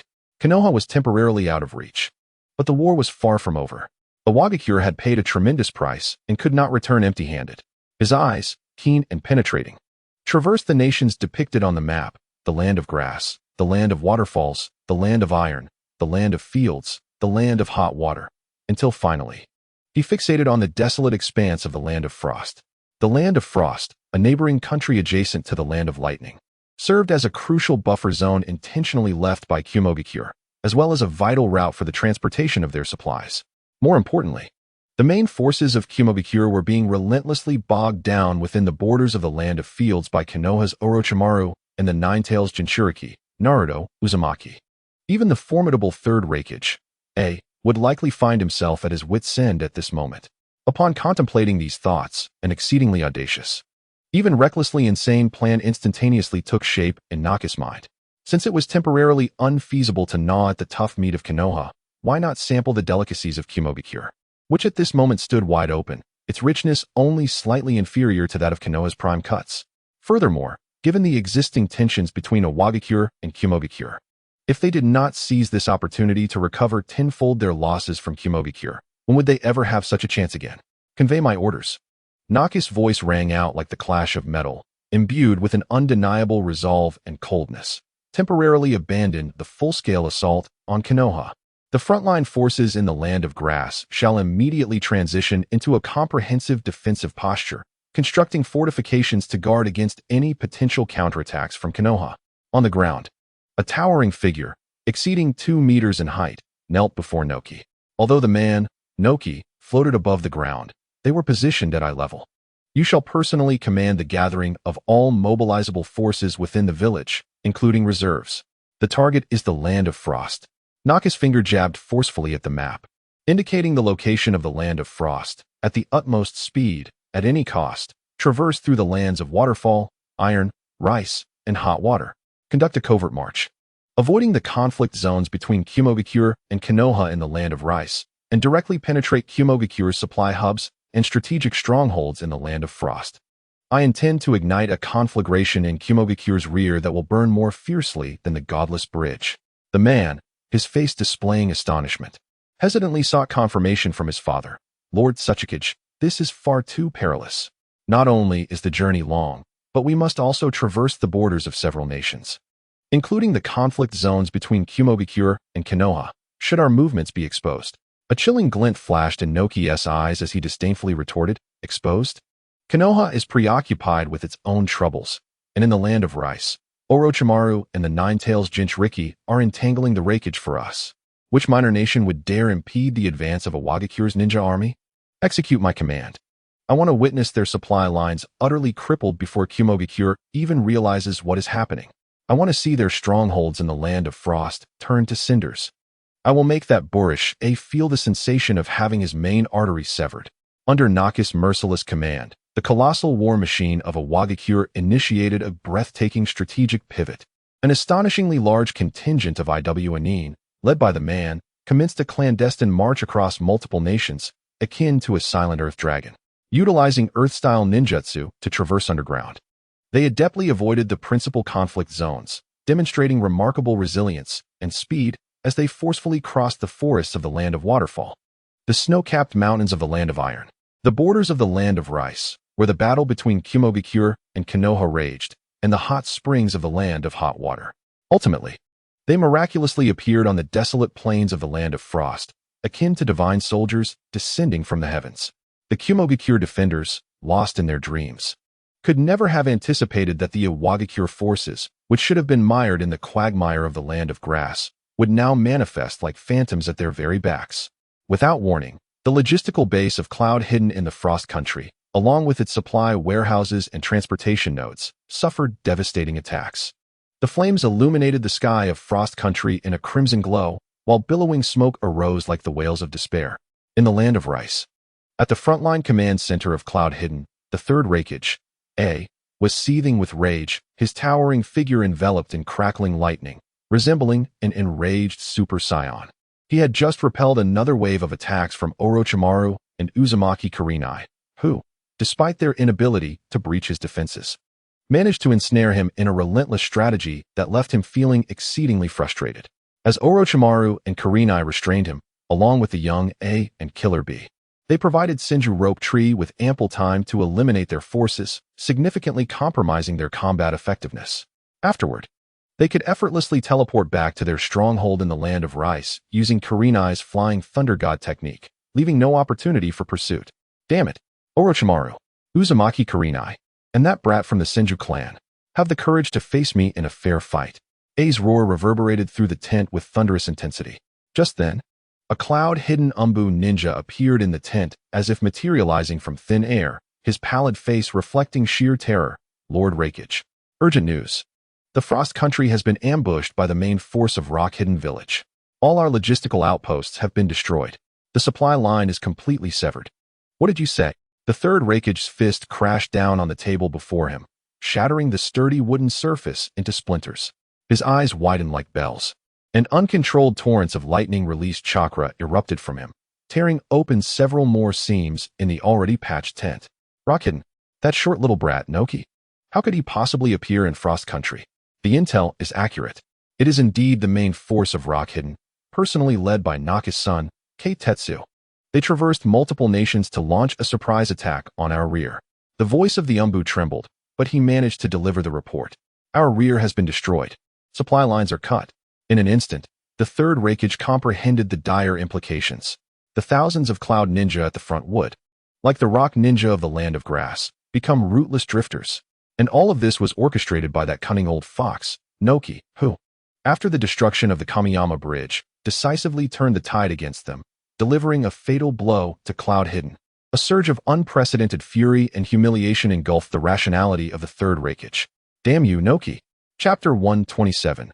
One man holds the pass against thousands. Damn you, Noki. The roar of the third Reikage echoed like thunder across the entire Cloud Hidden camp in the land of rice. The lightning surrounding him blazed with unparalleled intensity, the blue electric light threatening to transform into a tempest of thunder. B. Father. In an instant, young A and Killer B appeared beside the third Reikage, their faces etched with seriousness and anger. This is now entrusted to the two of you. Keep a close watch on Orochimaru and that boy with the 9 tails. Do not allow them to disturb me. The third Reikage, A, seethed with a fury capable of annihilating all, his voice echoing with wrath. I am bound for the land of frost, where I shall personally rend that wretched dwarf, Anoki, and his rabble from a Wagakure into mere fragments. Before his words had fully dissipated, the figure of the third Reikage transformed into a blue bolt of lightning, tearing through the air with boundless murderous intent and the roar of thunder, racing toward the land of frost at an unimaginable speed. He aimed to reclaim and safeguard the dignity of Kumogakure with the unparalleled might of the strongest spear and shield, determined to crush those audacious vermin from Iwagakure who dared to ambush him from behind. In the desolate plains where the land of frost meets the land of lightning, the biting wind whipped up the dust, issuing a mournful wail. The earth was shrouded in hard rock layers, stretching endlessly in shades of gray, imbued with an atmosphere of desolation. Yet, at the heart of this wasteland surged an incredibly violent force, as if it sought to rend the very heavens asunder, the third Reikage. This titan, standing at the pinnacle of the ninja world, renowned as the strongest spear and strongest shield, now faced the relentless tide of Iwagakure's ninja army. Akin to a solitary and proud Super Saiyan, under the direct command of Inoki, thousands of IWA shinobi had formed an unyielding line of earthen defenses, resembling a mobile fortress of rock that encircled him from all directions. Reikage, surrender now, or today shall be your demise. Inoki's voice resonated from above, heavy with the resolve characteristic of Iwagakure, reverberating across the battlefield. Surrender? Ha! Wretched dwarf, do you jest with me? Do you wish for me to die laughing here? The third Reikage's thunderous laughter filled the air, brimming with disdain for his foes and indomitable bravado. The blue lightning that coiled around him resembled a blade tearing through the sky, each breath exuding palpable bolts of thunder. I truly did not foresee your cunning. You wretched dwarf, lurking in the shadows with thousands of IWA shinobi as bait, meticulously setting this trap for me. Yet, do you truly believe that you, mere rodents hiding in the crevices of stone, could shake the thunder? Then let me witness if the bones of Iwagakure are indeed as sturdy as you claim. A flash of lightning flickered in his eyes as he gazed beyond the encircling IWA forces, spotting a rear guard unit, not particularly large, yet bearing the future elite and crucial intelligence of Kumogakure. They were valiantly retreating towards the borders of the land of lightning, beset by a small contingent of IWA shinobi. Observing his comrades, who fought valiantly for their village, he, as the third Reikage, resolved to protect these vital embers with his life. For the land of lightning, for Kumogakure, for the future of our village, you shall not advance another step. The roar of the third Reikage reverberated like thunder. Relying on his body honed to perfection, he relinquished all defenses, propelling the lightning chakra mode to an unprecedented peak. In an instant, he transformed into a bolt of lightning, charging headlong towards the formation of the Yenin forces closest to the Yunin troops. The mightiest lightning release armor, Hell's piercing 4 books convergence. With a sharp crackle, the terrifying lightning morphed into a spear, effortlessly piercing through the formidable wall of earth conjured by over 10,000 rocks, utterly shredding and obliterating the dozens of rock ninjas standing in his path, along with their stone armor. The hard and rocky ground was ruthlessly carved into a straight, charred trench beneath him. Earth release, earth flow wall, earth release, ant hell, earth release, mountain earth technique, earth release, earthquake nucleus, earth release, rock cannon technique. In the face of the relentless and indomitable advance of the 3 Thunder Children, the response came in the form of an overwhelming barrage of earth release ninjutsu. Massive stone walls slowed his progress. The rocky layers beneath him transformed into a voracious whirlpool of quicksand. 2 enormous half-moon-shaped boulders squeezed in from either side. The colossal rocks gradually shattered, burying the 3 Thunder Children beneath them. Simultaneously, countless kunai rigged with explosive tags rained down like a torrential storm. The figure of the 3 Thunder Children disregarded these attacks. Akin to a cannonball, the rock cannon could not leave a single mark upon him, and the various large-scale earth release techniques could not impede his stride in the slightest. His speed remained astonishingly swift, as Hell's piercing 4 books convergence continued to tear through the ranks of the rock ninjas, each impact resonating with the force of a cataclysm. The bodies of the rock ninjas fell like harvested wheat, blood staining the desolate plains. However, the sheer number of rock ninjas was overwhelming. Fearless, they charged forward, forming a barrier of life and stone that fiercely held back this fearsome deity. The battle raged from noon until dusk, continuing through the night and into dawn. This clash endured for 3 full days and nights. The lightning coursing through the body of the 3 Thunder Children no longer shone with the same brilliant intensity as at the outset. Though still ferocious, it had dimmed somewhat. The blue electric sparks began to flicker, and his breathing grew heavy and rapid, each inhalation accompanied by a piercing pain, as if his very cells were being torn apart. After 3 days of unrelenting, high-intensity combat against an onslaught of over 10,000 elite rock ninjas, not to mention the stealthy threats posed by figures like Yuki, Katsuchi, and SH, even his body, renowned for its resilience and dubbed the strongest shield, was nearing its limits. Chakra poured out like a flood unleashed, and the exhaustion of his stamina rendered each attack increasingly arduous. His steps began to falter. A cleverly angled rock cannon struck his shoulder, causing his body to sway slightly. A kunai landed at his feet, the explosive tag attached to it detonating with a loud bang, sending him staggering. Several rock spikes generated from the transformation of chakra crossed and locked his body. Though they failed to inflict any damage, they nonetheless drained his precious chakra and stamina. Under the direct command of Yuki, the encirclement of Yanin tightened like the most resilient of nooses, slowly and steadily constricting as the power of the 3 Thunder Children waned. The rock ninjas, taking turns to engage, shimmered with a resolute light in their eyes, fully aware that victory was within their grasp. If they could vanquish this so-called invincible Reikage, it would herald an unparalleled glory for Iwagakure. As the battlefield shifted, the 3 thunderous warriors, having fought valiantly, successfully retreated to the borders of the Land of Lightning, establishing contact with the reserve forces of Kumogakure, and unleashed a heart-wrenching cry. Protect Lord Reikage. Fight back. Bring back Lord Reikage. Chapter 128. Let us turn the tide of defeat. Everyone halt. The 3 thunderous warriors, expending their last vestiges of strength, emitted a roar more thunderous than the storm itself, halting those who sought to return for reinforcements. His voice pierced through the chaos of battle, carrying an undeniable command and the final resolution of the 3rd Reikage. This is an order. Safeguard the village. Protect the future. Though I may perish today, the indomitable spirit of Kumogakure shall never be extinguished. A grand smile broke upon the 3rd Reikage's face. He was acutely aware that he had reached the end of his strength. Yet, in the face of death, he remained composed. He understood that the 3 days and nights he had fought so fiercely had afforded his comrades a safe retreat, securing their future. His mission was complete. As he beheld the relentless wave of rock ninjas surging forth, their eyes a tumultuous blend of fear and murderous intent. The corner of the 3rd Reikage's mouth curled into a wild yet relieved smile. He straightened his towering frame, drawing forth the last remnants of his purest lightning chakra, unleashing it without reservation. Come forth, you wretched rock ninjas. His roar echoed through the heavens, the final sparks of lightning coalescing around him. Though not as radiant as in his prime, it bore a fierce and tragic will that could shake the heavens. Let me show you what the true spirit of a ninja is. Lightning release, explosive bomb. Like the most ferocious thunder beast, the 3rd Reikage charged headlong into a bloodline ninja of Iwagakure, determined to carve a path through the enemy ranks with the last thunder of his life, striving to eliminate any threats to Kumogakure's future. Boom! A flash of lightning, more blinding than the sun, erupted at the heart of the Iwagakure forces. A terrifying shockwave, interwoven with devastating lightning, engulfed a radius of nearly 100 meters in an instant.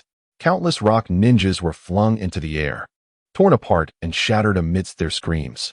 The very earth trembled violently, the hardened ground crumbling into a vast, charred pit. After what felt like an eternity, the lightning finally dissipated.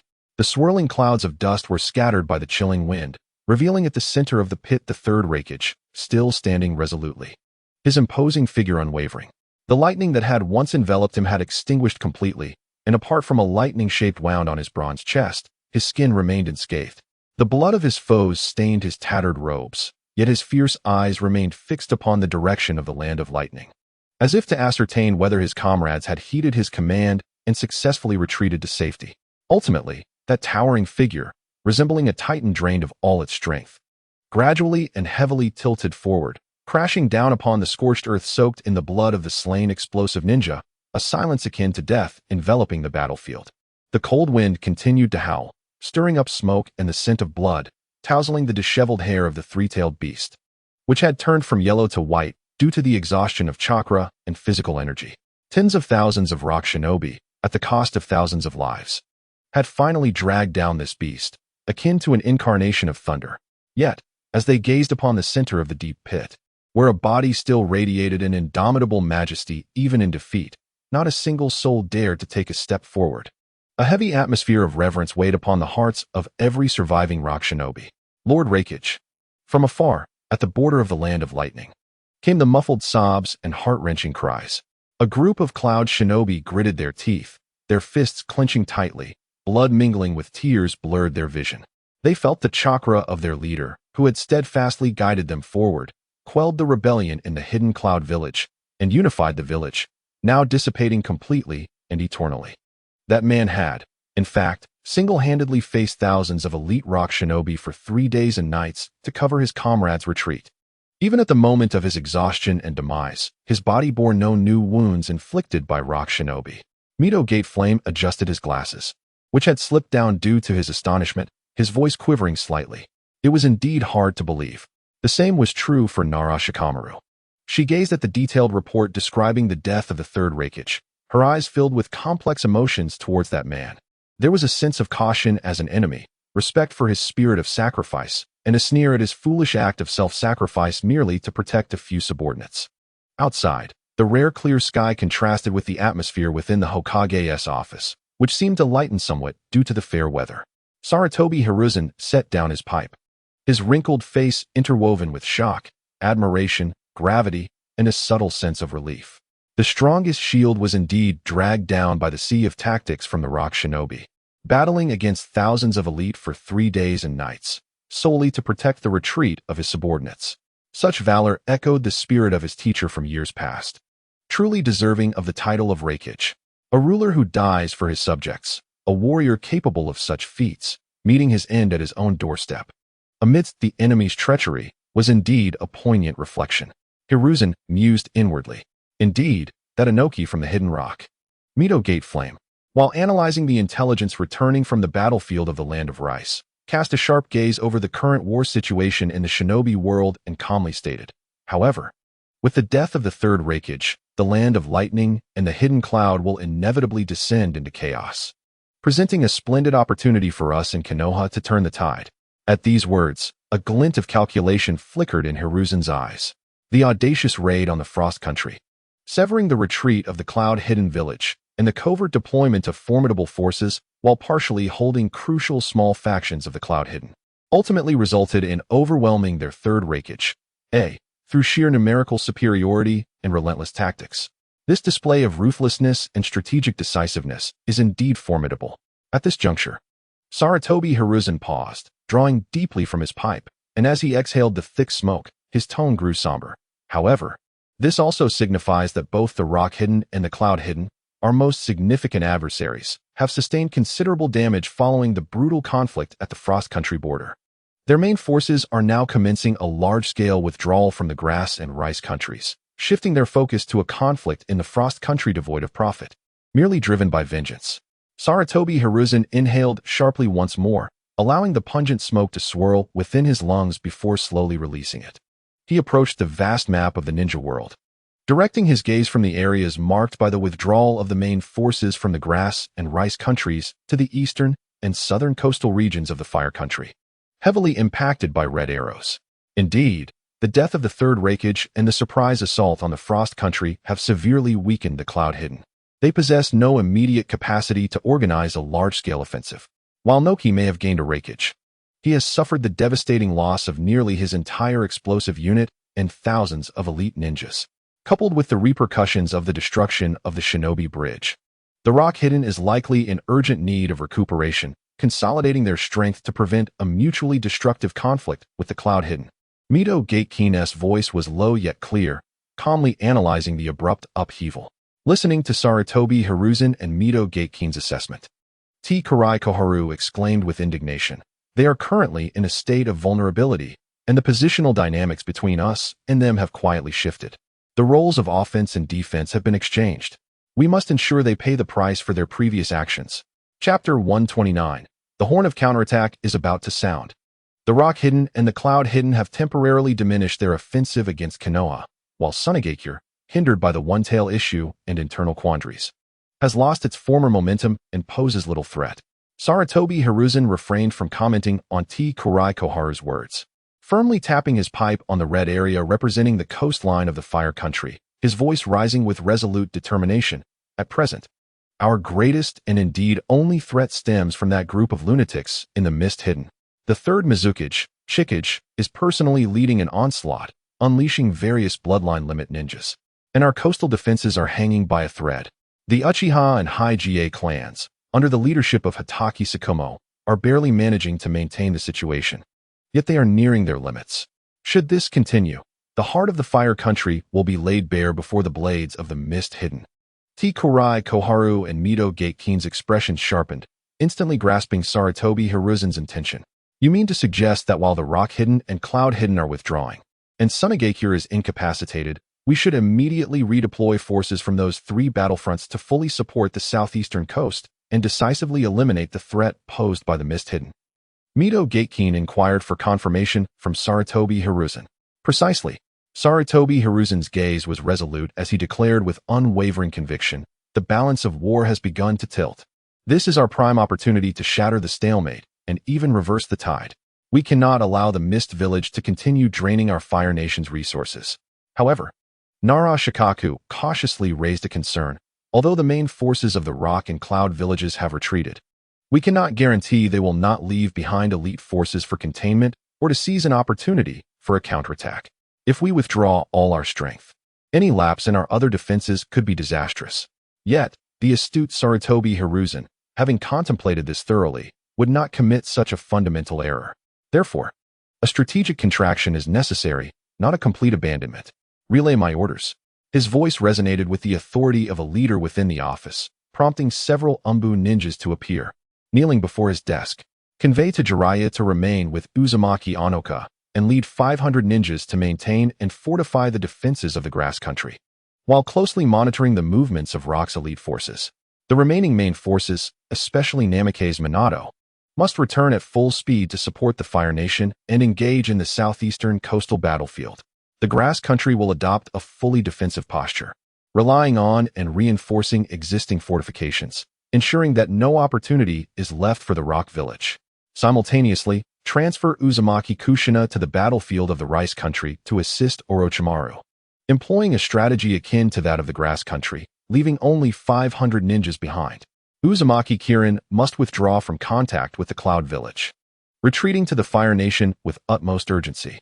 As for the River Country, Sarutobi Hiruzen paused in contemplation before continuing.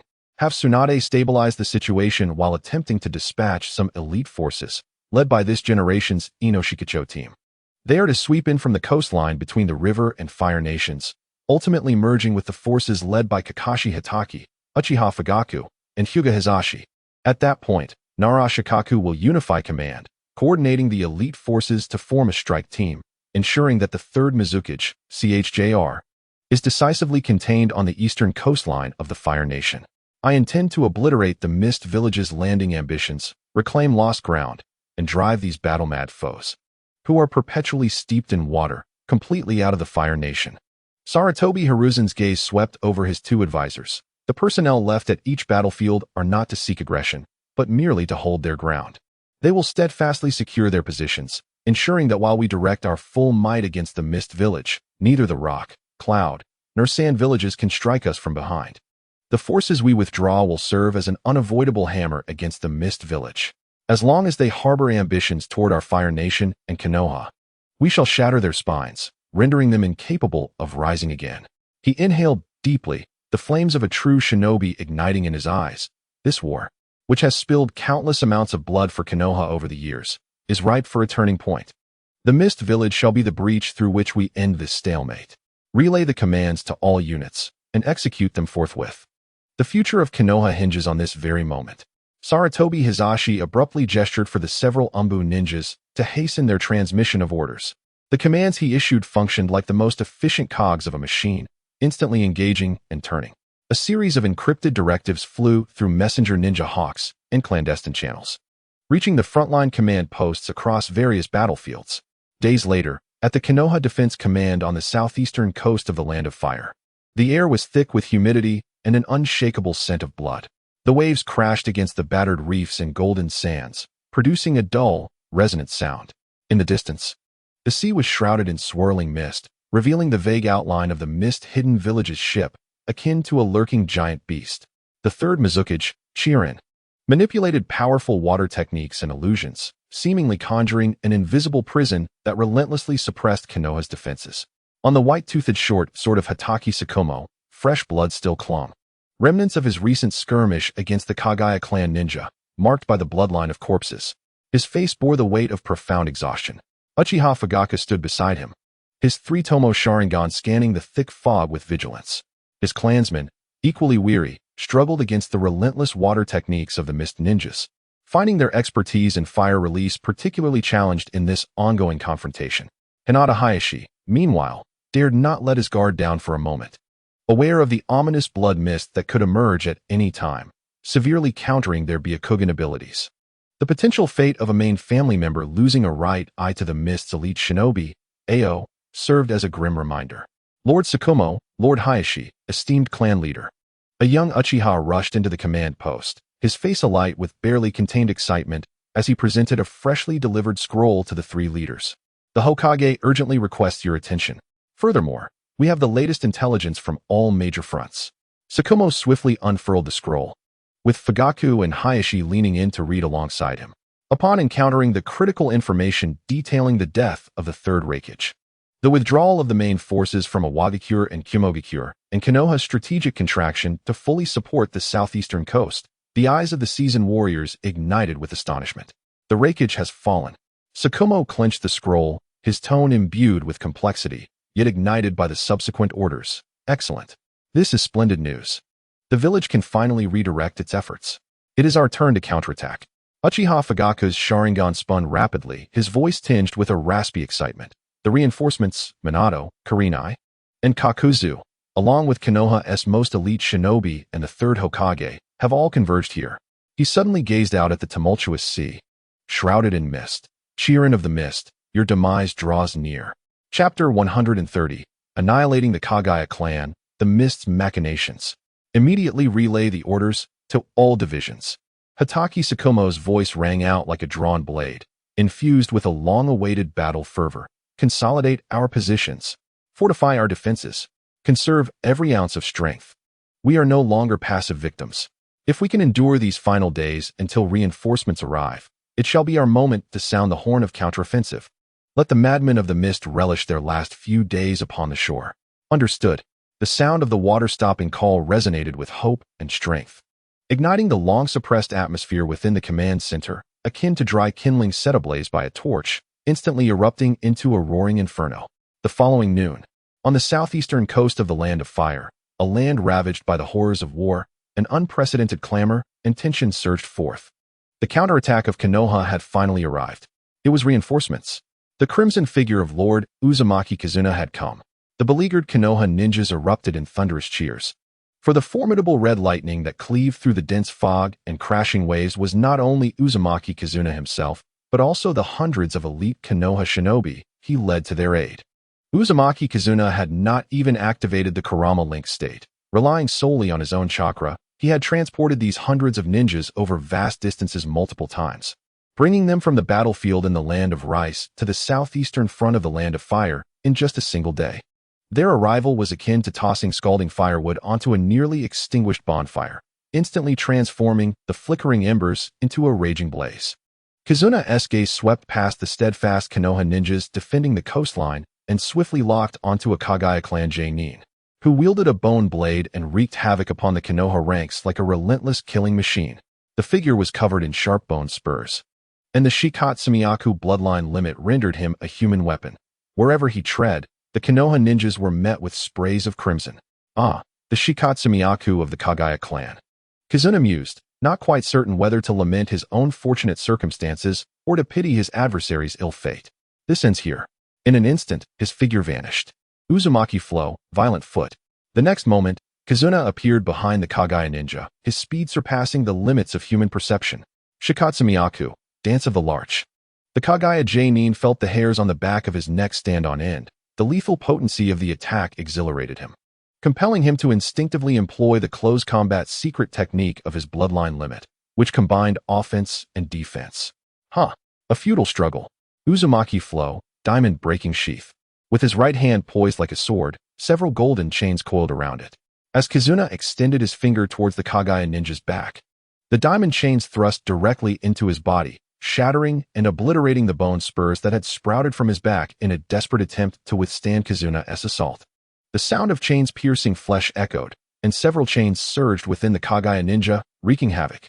Ultimately, they erupted from his internal organs, even bursting forth from his head and mouth. While annihilating all of his vital organs, the chains also penetrated his walnut-sized brain, ensuring he could perish no more. With a thud, the powerful Kagaya Nin's movements instantly froze, his eyes wide with disbelief and horror. The golden chains, dripping with blood, protruded from his front, mouth, and atop his head, silencing him before he could even utter a cry, extinguishing his very life. In one strike, he had slain the mightiest elite beneath the Kagaya clan's leader. As he collapsed to the ground like a marionette stripped of its bones, the Mist Ninja forces were instantly engulfed in panic. The ruthless and brutal thunderous tactics employed by Kunai sent shockwaves across the battlefield. The morale of the Leaf forces soared, while the offensive of the Mist Ninja faltered. Retreat. There's an ambush. This is a trap set by Konoha. Quickly return and report to Lord Mizukichi. The spirit of the Mist Ninja crumbled in an instant. They abandoned what was merely a routine offensive, now solely focused on hastily returning to inform Mizukichi Chilien of the unexpected situation, rather than remaining to become the next potential target for Kunai's lethal strike. Due to the absence of other supporting forces, Shuangma and Kunai chose not to pursue the fleeing Mist Ninja, instead directing Kunai to swiftly assist the reinforcements led by Rikuju. Simultaneously, Chilien, who had just received intelligence from the Land of Frost and battle reports from his subordinates, suddenly opened his previously narrowed eyes wide. His blood-red gaze fixated on a kneeling subordinate who had just escaped from the battlefield. As he spoke in a chilling tone, the flying thunder god of Konoha? How is it possible for him to advance so far with so many people? Infuriating. Relay my orders. Temporarily cease the direct assault on Konoha. Dispatch the 7 ninja swordsmen to stealthily infiltrate the Land of Fire and Konoha, and bring me the corpse of Sarutobi Hiruzen. Days passed, and the troops led by Minato and Rikuju arrived at the southeastern coastal battlefield of the Land of Fire. Rikuju, why is it that the Mist Ninja neither actively attacks us nor willingly retreats? What scheme are they concocting? Akimichi Dingzwa inquired, standing beside the table. The Land of Waves. They aim to compel us to shift the battlefield to their home turf, cloaked in mist throughout the year. The Land of Waves is indeed the most advantageous battlefield for them. We can either proactively confront them for a decisive battle or prolong this stalemate. The longer this war drags on, the more unfavorable the situation becomes for us. If the Rock and Cloud Ninja regain their strength and launch another offensive, we will only face the fate of being consumed and divided. Nara Rikuju furrowed his brow, forcefully tapping a remote island not far from the Land of Fire. Offering a somewhat resigned analysis, the Land of Waves, often referred to as a small nation, is perhaps somewhat overrated, a place without its own ninja village, where the total population may not even surpass that of Konoha. However, surrounded by the sea and perpetually enshrouded in mist, it serves as an ideal natural battlefield for the Mist Ninja.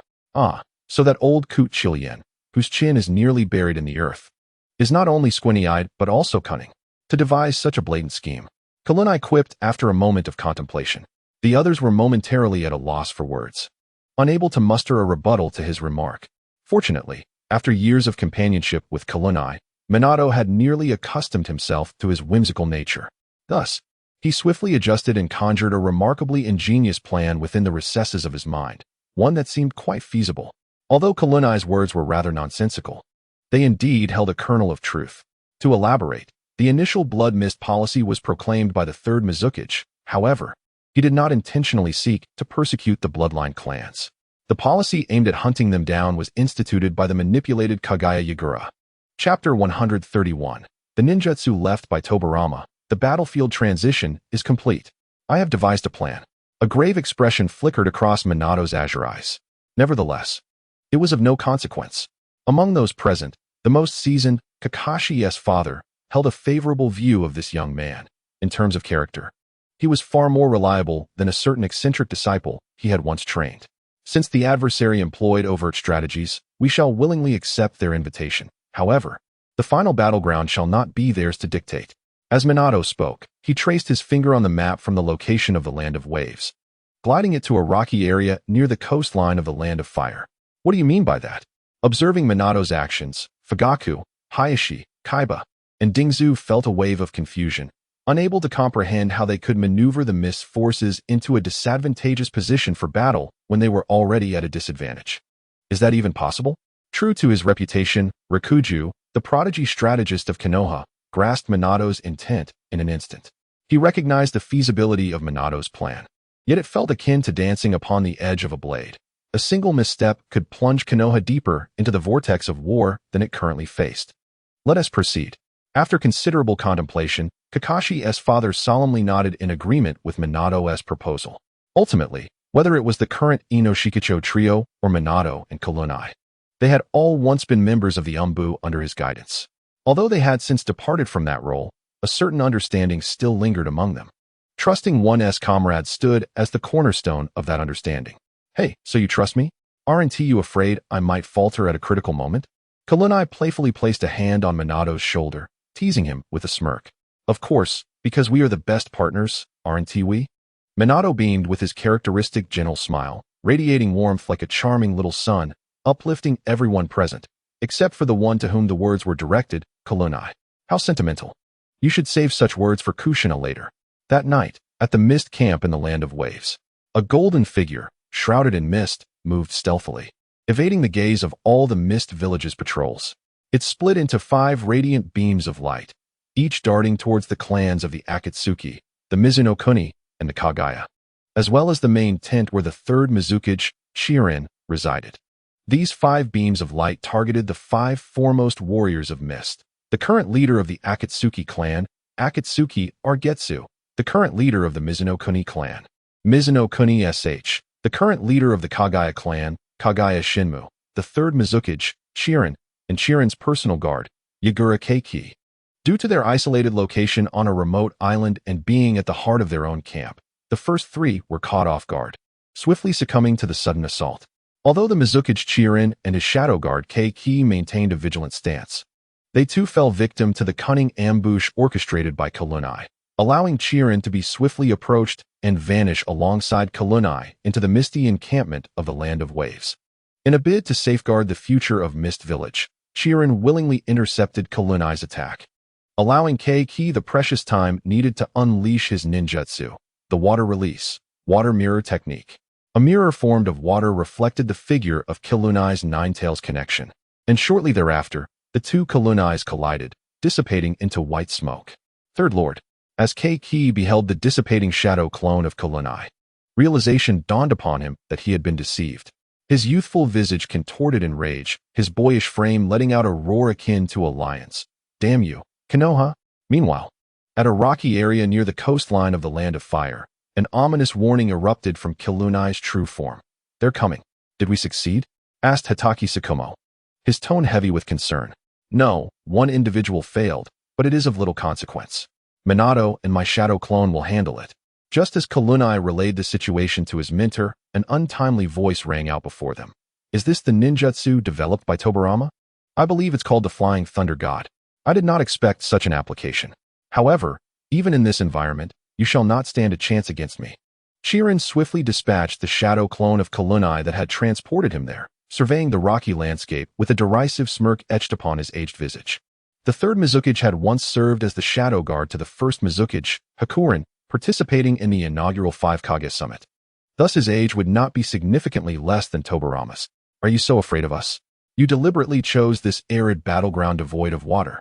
Behind Chirin, Akatsuki Argetsu hunched over, water droplets dripping from his arms as if they were melting, having also dispatched his own shadow clone of Kurenai. He revealed a shark-like grin, his eyes filled with contempt for the people of Konoha. It is the weak who resort to cunning schemes, and they shall ultimately be torn to shreds by my bone blades, especially that red-haired brat who murdered my brother. Kagaya Shinmu slowly approached Chirin, retracting the multitude of bone spikes that sprouted from his body as he walked. Simultaneously, an icy mirror materialized at his side, revealing a delicate, feminine visage, from which Mizuki Schwang gracefully emerged. Is Yagura not present? Did he eliminate his opponent before being transported, or has Konoha dismissed him entirely, not deeming him worthy of being a target in the assassination mission? He subtly sensed the surroundings and found that apart from the 4 from Konoha and their own quartet, there were no other presences, which stirred a hint of confusion within him. Ah, Yagura effortlessly dealt with that person as shadow clone, hence he was not transported alongside them. Akane opened his eyes, his dark crimson gaze fixated on Kalunai and Hataki Tsukumo, while a faint mist of blood began to spread outward with the surge of his chakra. TCH. There's some skill after all. Akatsuki Ron-US straightened his posture, retrieving a bottle of ricin to drink, his tone laced with dissatisfaction towards Yagura. Yet, as a Shadow's guardian, to merely stand by and watch someone be taken away in front of him, ultimately, he is just an ineffectual fellow. Kagaya Shinmu toyed with the short-boned sword he had drawn from his shoulder, casually scoffing. The four from Kirigakure laughed and jested, seemingly indifferent to the presence of the four from Konoha. Is it any wonder that you Kirigakure folks are considered madmen? Even when death is imminent, you still have the leisure to belittle your own next candidate for Mizukage. Is it not a tad disrespectful towards us? Vidra locked down 8 directions spike formation. Kalunai rapidly struck the ground with both hands, and 8 golden chains erupted from the earth at their feet, soaring upward and immediately lunging towards the four from Kirigakure to bind and strangle them. Do you think we can be ensnared by such trivial tricks? Akane huffed disdainfully, his blood mist swirling around him as his figure morphed into an illusion, effortlessly evading the chain's grasp. Akatsuki Ron-U's body began to swiftly dissolve into a puddle, easily slipping through the gaps of the chains. Kagaya Shinmu, meanwhile, erupted with bone spikes, constantly deflecting the chains with a dance-like movement. Mizuki Shuang also conjured an ice mirror, stepping into it only to re-emerge from another ice mirror that had instantaneously formed nearby, just as the Kirigakure group showcased their prowess to evade Kalunai's sealing chains. Hataki Tsukumo suddenly transformed into a streak of white light, charging towards Kagaya Shinmu. The blade in his hand glimmered with a cold sheen, aimed directly at Kagaya's throat. Simultaneously, Uchiha Fugaku and Hyuga Hizashi launched their attacks against Akatsuki Ron-Ue and Mizuki Shuang, respectively. Kalunai, with hands forming seals, dispatched numerous shadow clones to execute sealing techniques, preventing the Kirigakure group from escaping while simultaneously segmenting the battlefield for purple flames formation for consecutive strikes. Chapter 132. The squinty-eyed are indeed monsters. It is not 4 against 4, but rather 4 individual duels. Isn't it? Quite remarkable. It seems that today, the only way for me to extricate myself is to eliminate you. Akane's figure reappeared before Kalunai, his once dark crimson eyes now glowing brightly, leaving one to ponder whether his current form was the true self or merely an illusion. Having long since entered the Ninetales connection mode, Chilu Nai stood silently in place, gazing at the blood mist that gradually enveloped him. He silently commanded an idle shadow clone to share intelligence with him while activating the Kagura Mind's Eye. Your condition is remarkably different from that of the Chunyu disciples, with an astonishing amount of chakra. Is this the power of a perfect Jinchūriki who controls a tailed beast? Indeed, it has exceeded my expectations. Observing the golden-tailed beast chakra cloak adorning Chilu Nai, which resembled a divine robe, his eyes transformed into golden slits. Yet his expression remained calm, devoid of any signs of beastly ferocity or loss of control. The voice of Qi Lian echoed through the ice-blue crystal. Ethereal and chilling, before my eyes, every one of your movements shall be laid bare. Within my domain, all changes in chakra are futile, and without exception, they shall be solidified and sealed. Ninjutsu, crystal prison of 5 seals. Qi Lian formed hand seals, and an enormous 5-sided crystal prism instantaneously imprisoned Chilu Nai within. Is this all you are capable of? Qi Lian found it somewhat amusing that he had once been ambushed by such an individual. It was indeed a lifelong humiliation. Just as he prepared to shatter the crystal and crush Chilu Nai within, golden chains erupted from the ice-blue crystal, and Chilu Nai emerged unscathed from the massive prism. Not ice release, but rather an illusionary disguise of crystal release. The cold aura emanating from the crystal must be an illusion created by your red eyes. Is it a double bloodline limit? No wonder you were the one accompanying Bai Lian and not that beardless little man. Chilu Nai scrutinized the shards of ice-blue crystal in his hands, quickly analyzing the truth behind Qi Lian's ice release and the blood mist, aided by Qi Lian's peculiar eyes and his own past memories. Oh, you possess quite an insight. Despite our village's strict secrecy since that individual took power, you seem to know so much information, even being aware of that person's appearance. Truly impressive. I must admit, I underestimated you earlier. Upon realizing that his opponent had deduced much about him after only a brief encounter, Qi Lian became unusually serious. He could not believe that someone capable of transporting them directly from the land of waves to the land of fire, while simultaneously unleashing the four purple flames formation, could be trivial. Since you choose not to make a move, I shall take the initiative. Vortex Flow's second style, Adamantine Sword Flash. Qilu Nai manipulated the adamantine chains, aiming to strike at the air not far from Qi Lian, confident that the seemingly empty space was indeed where Qi Lian's true form resided. What? As Qi Lian gazed through his crimson eyes, he instantly sensed the looming threat. Evading the assault of the adamantine chains was not particularly arduous for him.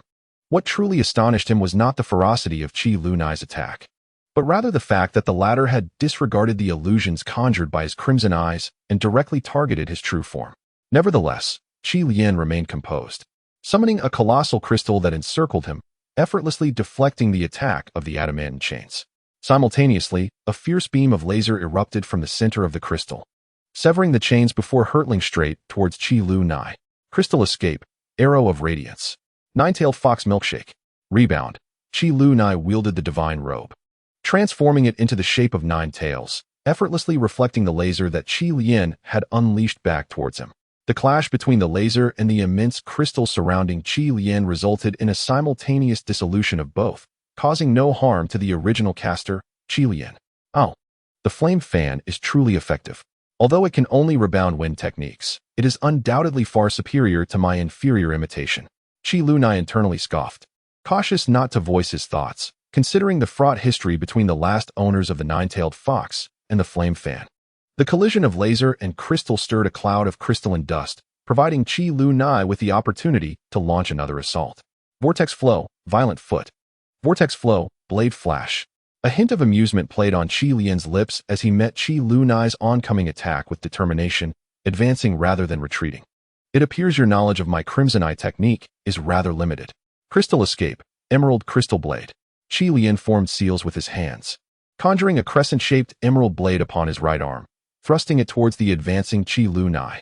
The sharp clang of metal echoed as the crystal blade clashed with Qi Lunai's sword, generating a fierce collision that expelled the surrounding crimson mist, creating a vast open space. While the Crimson Eye allows one to perceive and sense danger, and even fabricate chakra illusions that rival reality, it cannot discern the flow of chakra, the focal points of ninjutsu, nor the instantaneous fluctuations of space, can it? Qi Lunai's figure vanished once more, his voice emerging from the opposite side of Qi Lian. Your Crystal Escape and Crimson Eye indeed possess a comprehensive range of abilities, but both condensation and transformation require time, even a mere thousandth of a second. Qi Lian's expression darkened, taken aback by the opponent's youthful visage, which belied a wealth of combat experience, skill, and an acute sense of timing that far exceeded his expectations. With the comprehensive enhancements bestowed by the nine-tailed fox connection mode, along with the support of shadow clones and the rapid mobility akin to the flying thunder god technique provided by the vortex flow, Qi Lunai was effectively overpowering Qi Lian. Arrogance. Allow me to reveal to you the true terror of the bloodline limit. Qi Lian clasped his hands together, a massive surge of crimson chakra soaring skyward. Crystal Escape. Multiple emerald crystal mirrors. Crystal Escape. Multiple emerald crystal clones. Enveloping Qi Lian were numerous vast, hexagonal, snowflake-like crystal mirrors. And with each passing second, a clone identical to Qi Lian emerged from each of the mirrored surfaces. Each of these manifestations is imbued with formidable chakra, and under the all-seeing gaze of their crimson eyes, they have collectively targeted Qi Lunai, launching an assault from all directions simultaneously. Crystal Release. Crystal Shattering Dragon Technique.